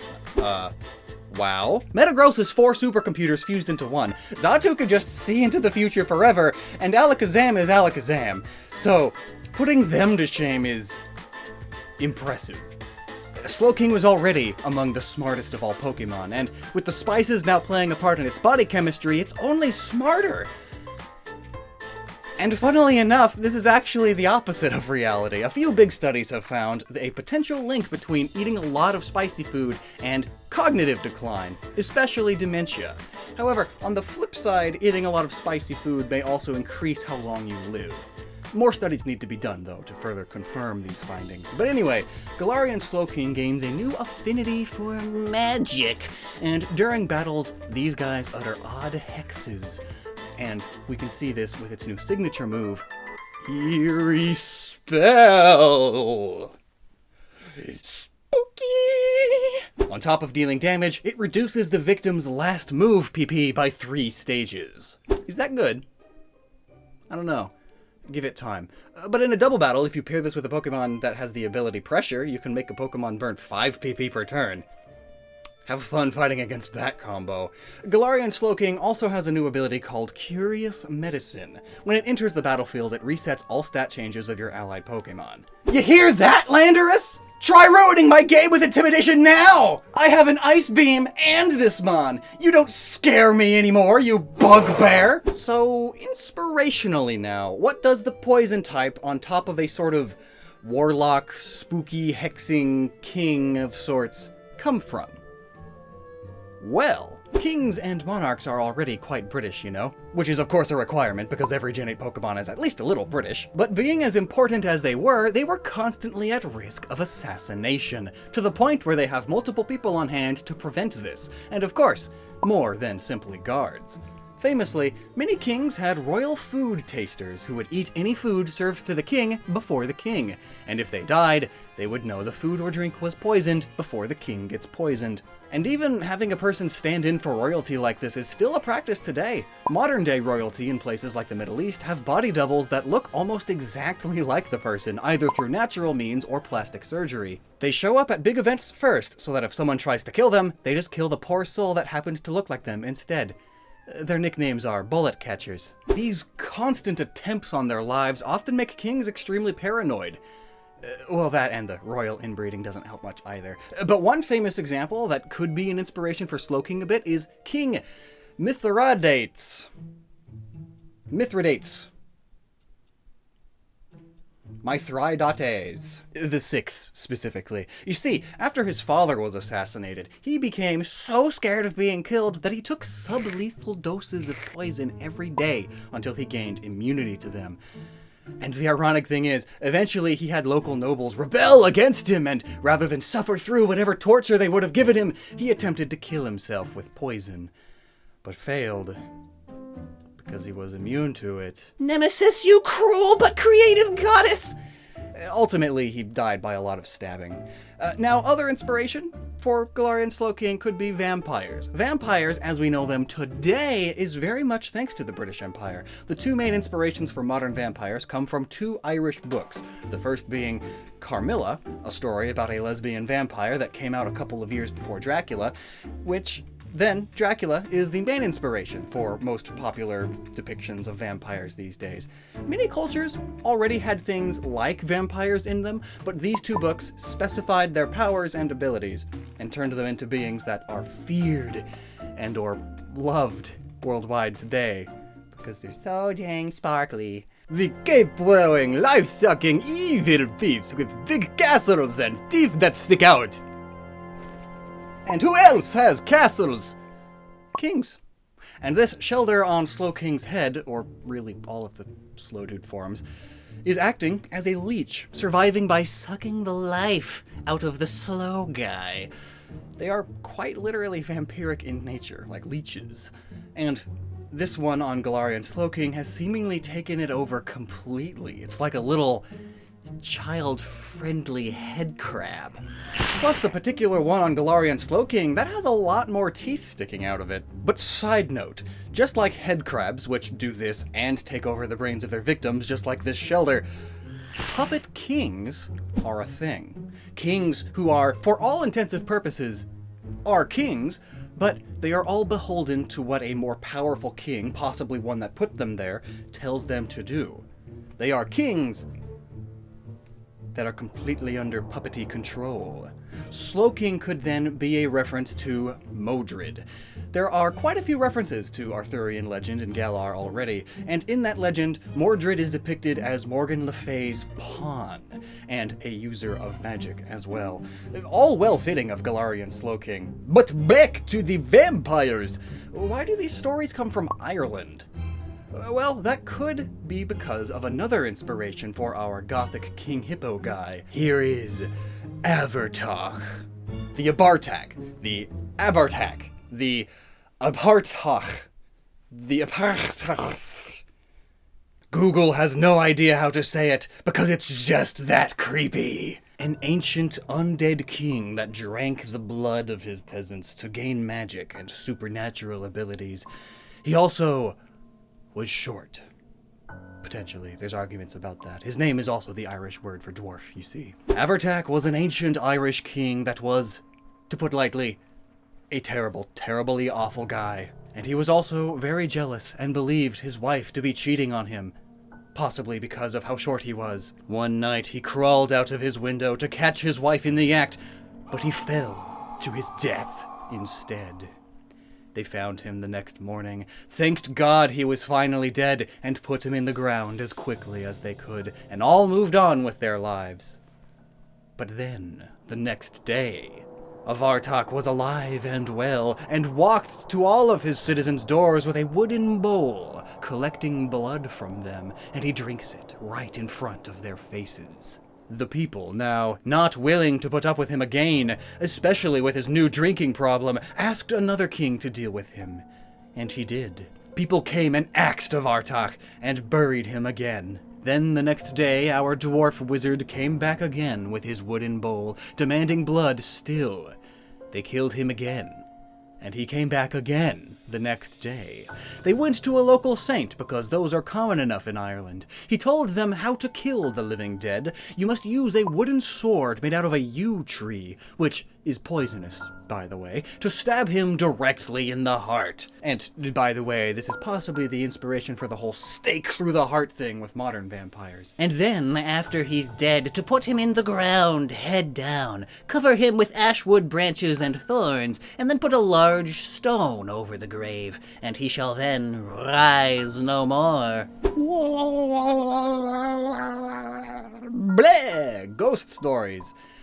But legend has it, this place that he was buried is real, and it's right here. It's this. And to this day, locals are rumored to have bad experiences involving this place. Supposedly, people have tried to cut this tree down. It grew from the thorns that they scattered about the grave. But they tried cutting it down with a brand new chainsaw. And not too deep into the tree, the chainsaw broke and slapped the operator's hand, spilling blood all over the stone, and the stone absorbed it. Spooky!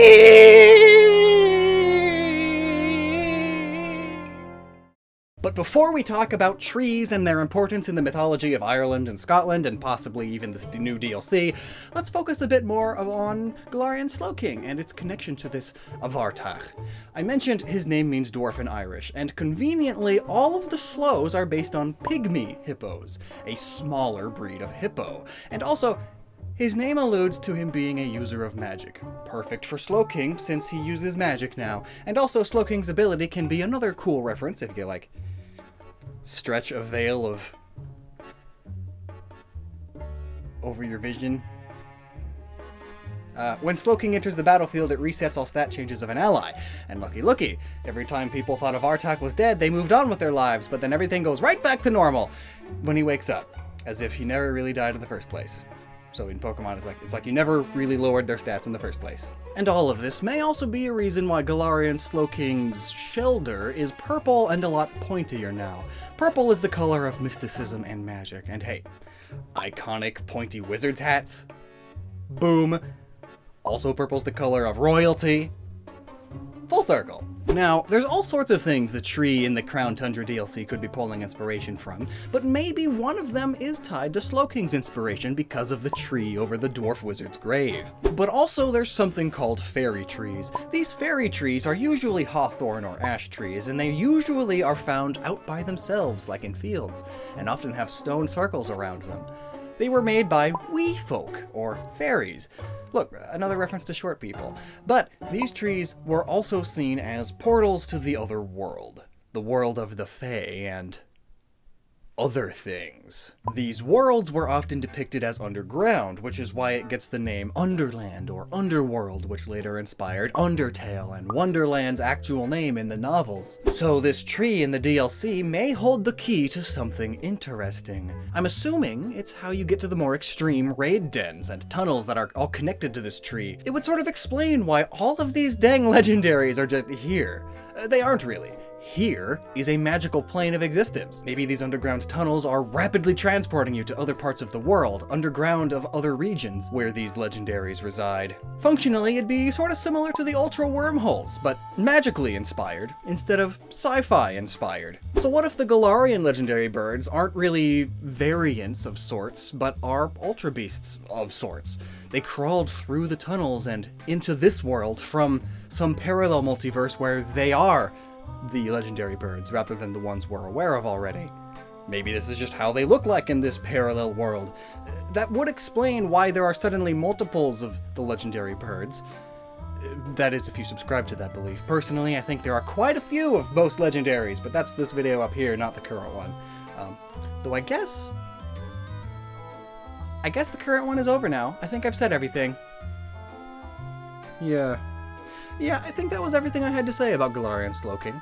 Don't you just love that weird cat, fox, dog, rabbit thing? I mean, what even is Eevee? And how did it come to be what it is? I mean, it was the first Pokemon to have varying evolutions and evolve into multiple types at that. And even today, it still holds the champion title of the most possible evolutions. And to clarify, that is, evolving into interesting and actually different Pokemon. Vivillion's and Alchemy's differences don't count. And while I was going to do my own convoluted Eevee thing to kick off Eevee Month, which is a whole month of videos dedicated to Eevee that I'm now officially announcing on the channel and was planned for 2 months ago, but then a pandemic happened. Health always gets in the way of my plans. Anyway, a Dr. Lava approached me with a freshly translated article from 2018, Japan, wondering if I'd like to make a video on it, and I said yes. That's right, Lockstin, and y'all can check out the full translation on my website. There's a link in the description.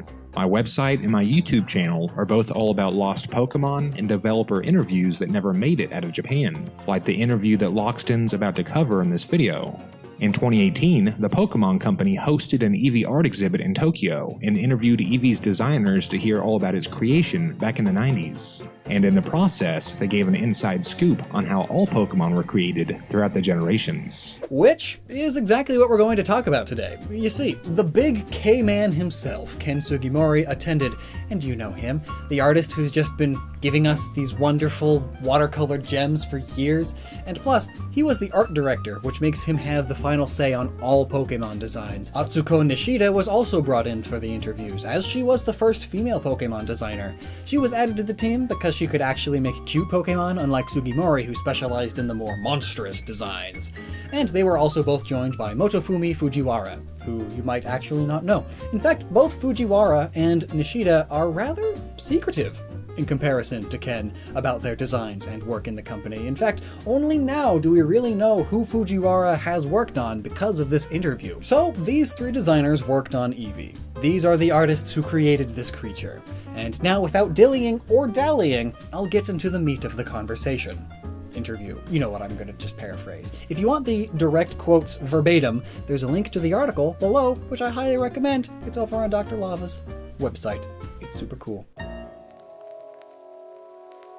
So you ever wonder why Eevee exists, other than the extreme marketability in a game about creatures that evolve into other creatures? There actually is an interesting reason behind its existence. It's not just a designer's imagination at work here. Eevee was a specific request Mr. Satoshi Tajiri, the franchise creator, the big head honcho, made. He asked for a Pokemon to evolve into multiple types. And now I just want to go out and say, whoa, do you understand how cool that is?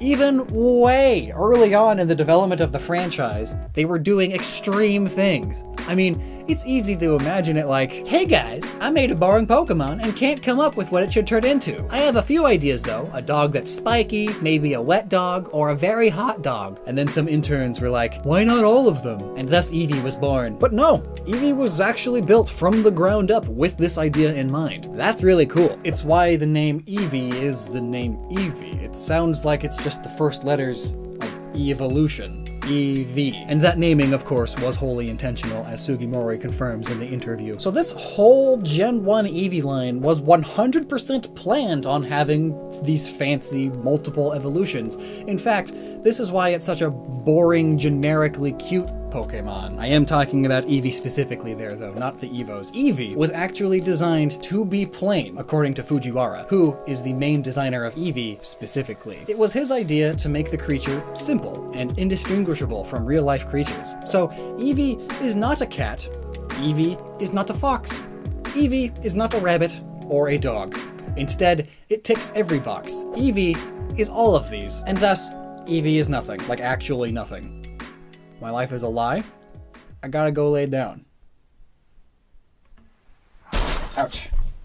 Oh wait, I gotta finish the video first. Who knows what other life-changing information we might find here. Eevee was created in a way to specifically be something that people already have in their memories, if that makes sense. It's a weird way of saying that it's familiar. Let's put it like this. The idea behind Eevee's design is that it is a creature you think you've seen before. Like, perhaps you have a vague recollection of stumbling across such a creature while out camping, or at your grandparents' place by the wilderness. The idea was to make as many kids say, I saw one of those one time out in the countryside. Even though, of course, they didn't, because Eevee is not real. Basically, by making it as generic mammal as it is, it looks familiar, like it just works. And that any kid who happens to see a cat, dog, coyote, rabbit, fox, wolf in the distance would remember such an event upon seeing Eevee for the first time. Mr. Fujiwara wanted something with 4 legs and a fluffy appearance, and well, he made that for sure. Just look at the original sprite. It's half fluff, half cute. Also, as a side note,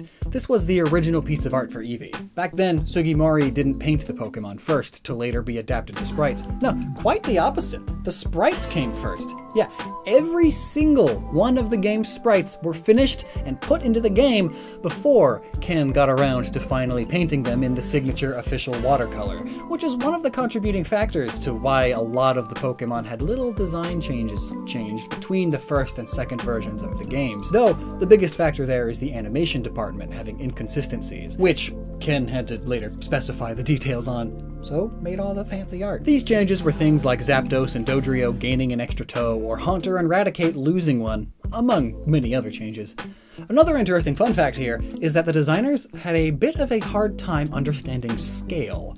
Fujiwara was asked if his original idea was to have Eevee be a small creature that then turns into many large animals, some almost a meter, and in response, Sugimori stated that they were still just learning how to design Pokemon. It wasn't until they saw the creatures in the anime next to humans that they realized a meter is actually pretty big. But yes, this means they created Pokemon without even thinking about their height, really. At least not, proportionally to people and the rest of the Pokemon. So, while the Pokedex has official heights in it, those weren't created until later. Though, I have always wondered how Pokemon are measured. Is it head to tail? Tips of the ears to the floor? What about when measuring snakes and fish?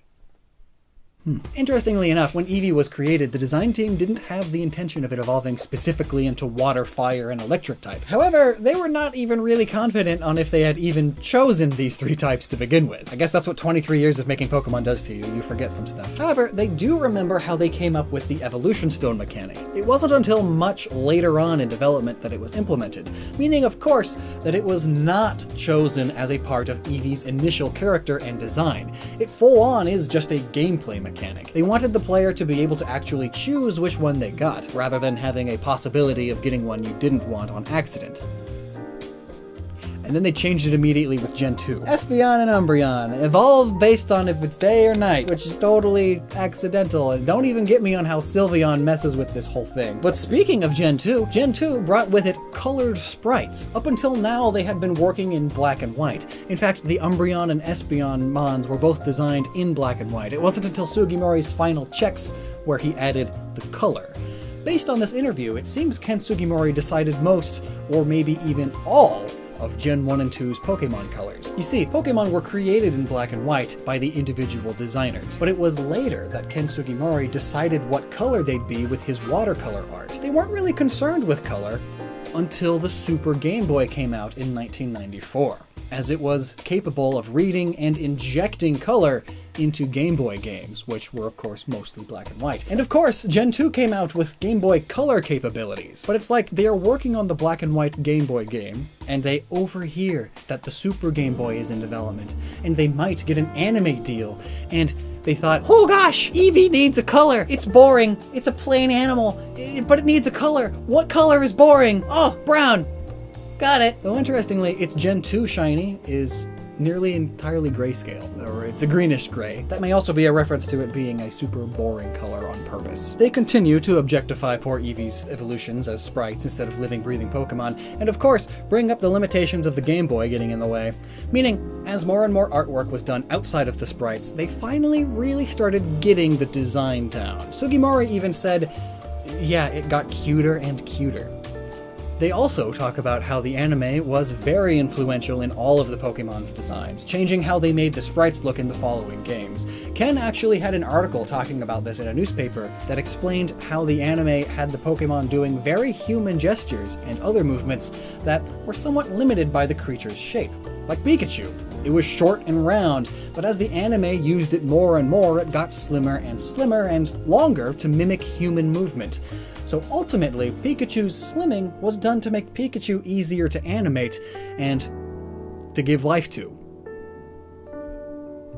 Now you know. The change done to Haunter, going from 4 to 3 fingers, is also a part of that. It's to save on animation costs. The anime, like it or not, is very important to Pokemon. I mean, it does make a lot of money. Think of the merchandising. Please buy my merch, noggin.net. But back to Pokemon design. Nowadays, with 3D being the art style of the games, Sugimori and his team of designers actually draw the Pokemon first, then send it to the 3D modeling team. Also, in Gen 3, they actually went back and redid all of the official references and illustrations of Pokemon so that they would have a more consistent style, and so that the anime creators could have a better understanding of how they looked and how they moved. And by the time X and Y rolled around, the mainline games were now in full 3D, so they had to really start making more detailed reference sheets for everyone involved, as now they had to make the rest of the owl. If you understand that reference. Nowadays, Pokemon has a whole sheet of poses and references to how certain things interact with the Pokemon, but back in the 90s, there were only really 3 things. The front sprite, the back sprite, and Ken's watercolor image. And this is what led to many of the changes today. Let's look at Charmander, the example that Dr. Lava makes in his article. Have you ever noticed that it has a little spike on the back of its neck? Well, you do now. However, over the years it was forgotten because it was pretty easy to miss, even in the 90s. Nidorina had an extra spike at first, but then later, both just vanished. But speaking of modern times, Sylveon is the newest Eevee as of now, and they talked about it a bit, as well as the other newer Eevees. And I really want to drive this point home so much. These games are products of their time. I think designer Nishida said it perfectly, and I quote, "Of course, each Pokemon is influenced by the region and configuration of the game they're created for, but as far as innovation, I'd say Sylveon. We really wanted to emphasize its fairy theme." Essentially, she's talking about how every game has weird Pokemon that really don't fit the whole picture, but they do fit with the region specifically, or the new game mechanic, or something like that. And Eevee is the poster child of special stuff. I mean, it's got stone evolution, day and night friendship evolution, happiness, which is raised by cleaning and petting it, moist leafy rocks, cold rocks in specific locations. It's all to show off new aspects of the region or game. However, there's one thing that Game Freak really likes to stick with to a point, and it's their lore building. Thankfully, the interviewer asked them how they come up with some of the Dex entries and how they tie into the designs, and well, they essentially say that they really didn't think of Dex entries until everything else was figured out about it, basically until it was done. They just wanted cute animals and then figured out a way to explain them after the fact. In fact, a lot of the times, the designers themselves don't get to come up with the Dex entries at all. They leave that to the writers and the lore expert. Now there's a dream job. Interestingly enough, Pokemon nowadays actually has a team specifically for each part of developing both Pokemon and the world they inhabit. Sure, a designer could say, well, these ribbons on Sylveon are important, and then the writers will just take that into consideration. It may be mentioned in the Dex, otherwise you'd best hope the anime decides to make its episode about the ribbon thing. Overall, the designs are so intentionally joined together. They all have that Eevee feel, even though they were primarily created by 2 very different designers. Sugimori himself stated that Fujiwara, who created most of them, tends to be best at creating very simple and nice designs, whereas Nishida creates flashy and elegant designs. And she's the one that designed Vaporeon. And you can definitely see that Vaporeon is the flashiest and definitely the most elegant of the group. But as a whole, they still all merge so well with Eevee's plain and simple features. Some other interesting points that you need to know if you're an Eevee fan is that the interviewer asked about Eevee's future. Any other Eevee evolutions? With Sugimori responding, "You want to see a bug type or something?" And then everybody laughed. That's how they feel about your Eevee requests and your Eevee fan art. They laugh. Really though, I'm over here like, yes, I'm sure everybody would like that, but I guess that's true. Eevee is dead.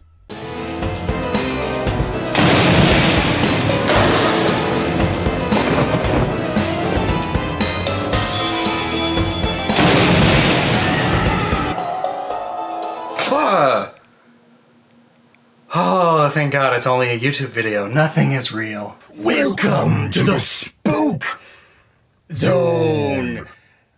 It's just my normal room. But look, I'm dressed up, kinda, and I feel really naked. All right. Let's just talk about the Pokemon. Pumpkaboo! It's hecka cute! I actually really like it. It's ghost grass type, and clearly it is a jack-o'-lantern with a fuzzy head of hair in the shape of a bat on top. And when it evolves... Oh. Well, let's cover them anyway. It's actually super interesting, trust me. Well, Pumpkaboo is sort of a embodiment of Halloween in the West. What with the bats and carved gourds and... did you know that before we used pumpkins, we used radishes? Yeah, in fact, the name Jack-o'-lantern comes from an Irish folktale about a man named Stingy Jack, which started the whole tradition, and it's pretty interesting. Once upon a time, Stingy Jack invited the devil to have a drink with him at a pub. Just a regular, casual thing to do for an Irishman, right? And being as stingy as he was, he didn't want to pay for his drink, so he convinced the devil to morph into a coin that Jack could then use to buy their drinks. But Jack, being as stingy as he was, didn't actually want to pay for the drinks at all, so he put that coin that was actually the devil, just Satan as a coin, into his pocket and left the pub. Later, he put the coin next to a silver cross, and being so close to this silver cross, the devil was unable to use his powers to transform into his normal form. But eventually, Jack and the devil came to a deal. Jack would free the devil under the condition that the devil would not claim his soul. Eventually, forever later, Jack died as mortals tend to do. God up in heaven would not allow such an unsavory figure into his realm, however, so Stingy Jack got sent to hell. But now, in hell, well, the devil made a deal with him and kept to his word, and thus, like God, did not claim his soul. So what's a wandering soul to do? Well, the devil gave Jack a piece of burning coal to light his way, which he then put into a carved-out turnip and sent him off to wander. His spirit would then come to be known as Jack of the Lantern. The end. The legend got popular, the name got shortened to Jack-o'-lantern, and people started to make their own versions of these scary-faced turnips to keep Jack and other wandering spirits away. And eventually, immigrants brought the tradition to America, where there were lots and lots of pumpkins, and thus the modern-day Jack-o'-lantern was born. And along with other spooky things like bats, skeletons, and monsters, and mummies, and vampires, and it all became an integral part of Halloween. Bats are an important thing to mention here, because again, Pumpkaboo, the bat shape and all. Wait a second. The cute appearance, the bat, the pumpkin, this very plush toy, the merchandising by Gen 6. I see what's going on here. Game Freak just designed Pumpkaboo to sell Halloween merch, didn't they? Ah, those ingenious bat sturds. Well, it worked. Plus, I mean, Pumpkaboo is super cute, but like, it's just a plant. What does it even do? And like, what part of them is the Pokemon? It's not as straightforward as you would think. According to the Pokedex, it is said to carry wandering spirits to the place where they belong so they can move on. And the pumpkin body is inhabited by a spirit trapped in this world. As the sun sets, it becomes restless and active. And spirits that wander this world are placed into Pumpkaboo's body. They're then moved on to the afterlife. And you know what all that says to me? It tells me that the Pokemon in this case is more so the gourd than it is the spirit. If the ghosts inside its body are becoming trapped there and then pass on to the afterlife, it's not the same spirit in there the whole time then, is it? Oh, and I also like how it mentions spirits that are wandering spirits, because the wandering jack of the lantern and all that. It's good stuff. But yeah, Pumpkaboo is just a sentient pumpkin with weird bat-shaped hair. And then it traps spirits to gain spirit abilities, ghost moves and such, ghost typing. It's sort of a symbiotic relationship, like us with our billions of gut microbes. They give us the powers of digestion. And here, the spirits give Pumpkaboo the powers of a signature move called Trick or Treat. Oh gosh, as if they could be any more on the nose with this. Oh, guess what? They do get more on the nose with it. The move's name in Japanese is just Halloween. Like what? Why isn't Delibird's signature move called Christmas then, huh? No, I'm sorry. Happy Holidays. Where's the Happy Holidays move? Well, here's the description. The Pumpkaboo, or Gourgeist, takes the target trick-or-treating and adds ghost type to the target's type. Well, what it shows is it releasing a load of the spirits it has trapped inside of it, and then they go and integrate themselves with the other Pokemon. Sort of like soft possession, like no mind control, but they are ghost type now because of all of the ghosts in them. That's how it works. Now let's talk about Gourgeist a bit, as it brings a few more interesting little tidbits to the origin table, like why is a pumpkin suddenly dark brown? Well, it could be because for a long while the tradition was not only carving your pumpkin, but painting them too, often black, white, or purple. And when shiny, its hair is purple, so that's neat. But while we're talking about the hair, what's with the hair? Well, here's a pretty cool possibility. I'm inclined to believe it's partially inspired by Yurei, a Japanese ghost, a wandering spirit, often with long, tendril-like hair and thin, grabby arms. Just combine those two elements and boom, Gourgeist's hair. Yurei are created when someone dies suddenly or unknowingly, or they have such a powerful desire for revenge, love, sorrow, or jealousy that their spirit can't move on to the afterlife. So instead, they wander until they can be laid to rest. Exactly as Pumpkaboo and Gourgeist do for the wandering spirits they trap. And interestingly, the Yurei is one of the only creatures in Japanese mythology to have a preferred haunting time. Most yokai, obake, and other preternatural creatures in Japanese folklore can strike at any time, whereas Yurei tends to like the time between 2 and 2:30 a.m.-ish, which supposedly is when the spirit world and the world of the living are at their most intertwined. Interestingly, this falls right in line with the idea of the Witch's Hour, which I talk about in much more detail in this video up here, as it's also referenced in Pokemon X and Y. It's basically the same idea, but replace Eastern Yurei with Western witches and fey creatures and all.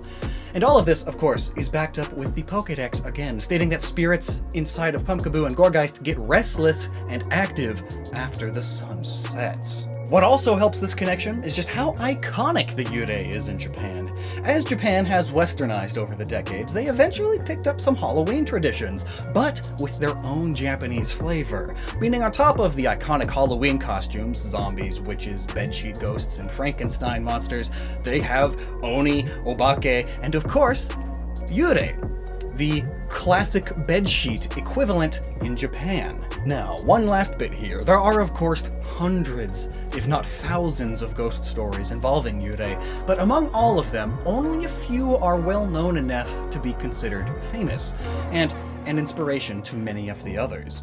And one of these tales is that of Yotsuya Kaiden, a tale of betrayal, murder, and ghostly revenge. So well known, it's been adapted for film over 30 times and countless stage plays. It's as famous to the Japanese as Frankenstein and Dracula are to many Westerners. And after trying to write a cohesive summary of it for hours, I gave up. It's pretty complicated, a bit needlessly, admittedly. So as basically as I can, there's murder, conspiracy to murder more, conspired rape, there's more murder, there's a poisoned facial cream that disfigures the face of an almost raped lady whose father was recently murdered, which causes her cheating Ronin of a husband to finally leave her for her prostitute sister. She gets hysterical and charges with a sword but accidentally slices her own throat. Her dying breath is a curse, which of course means she comes back as a Yurei to haunt them all. Specifically, a Yurei that can take the form of a paper lantern. Then, due to her haunting, lots of more messed up murder and messed up stuff continues to happen, lots of dishonorable shame and lots of descending into madness. Spooky, scary ghost stuff. That's about as simply as I can put it. So her name is Oiwa, and she's sort of the poster child of Japanese ghost stories.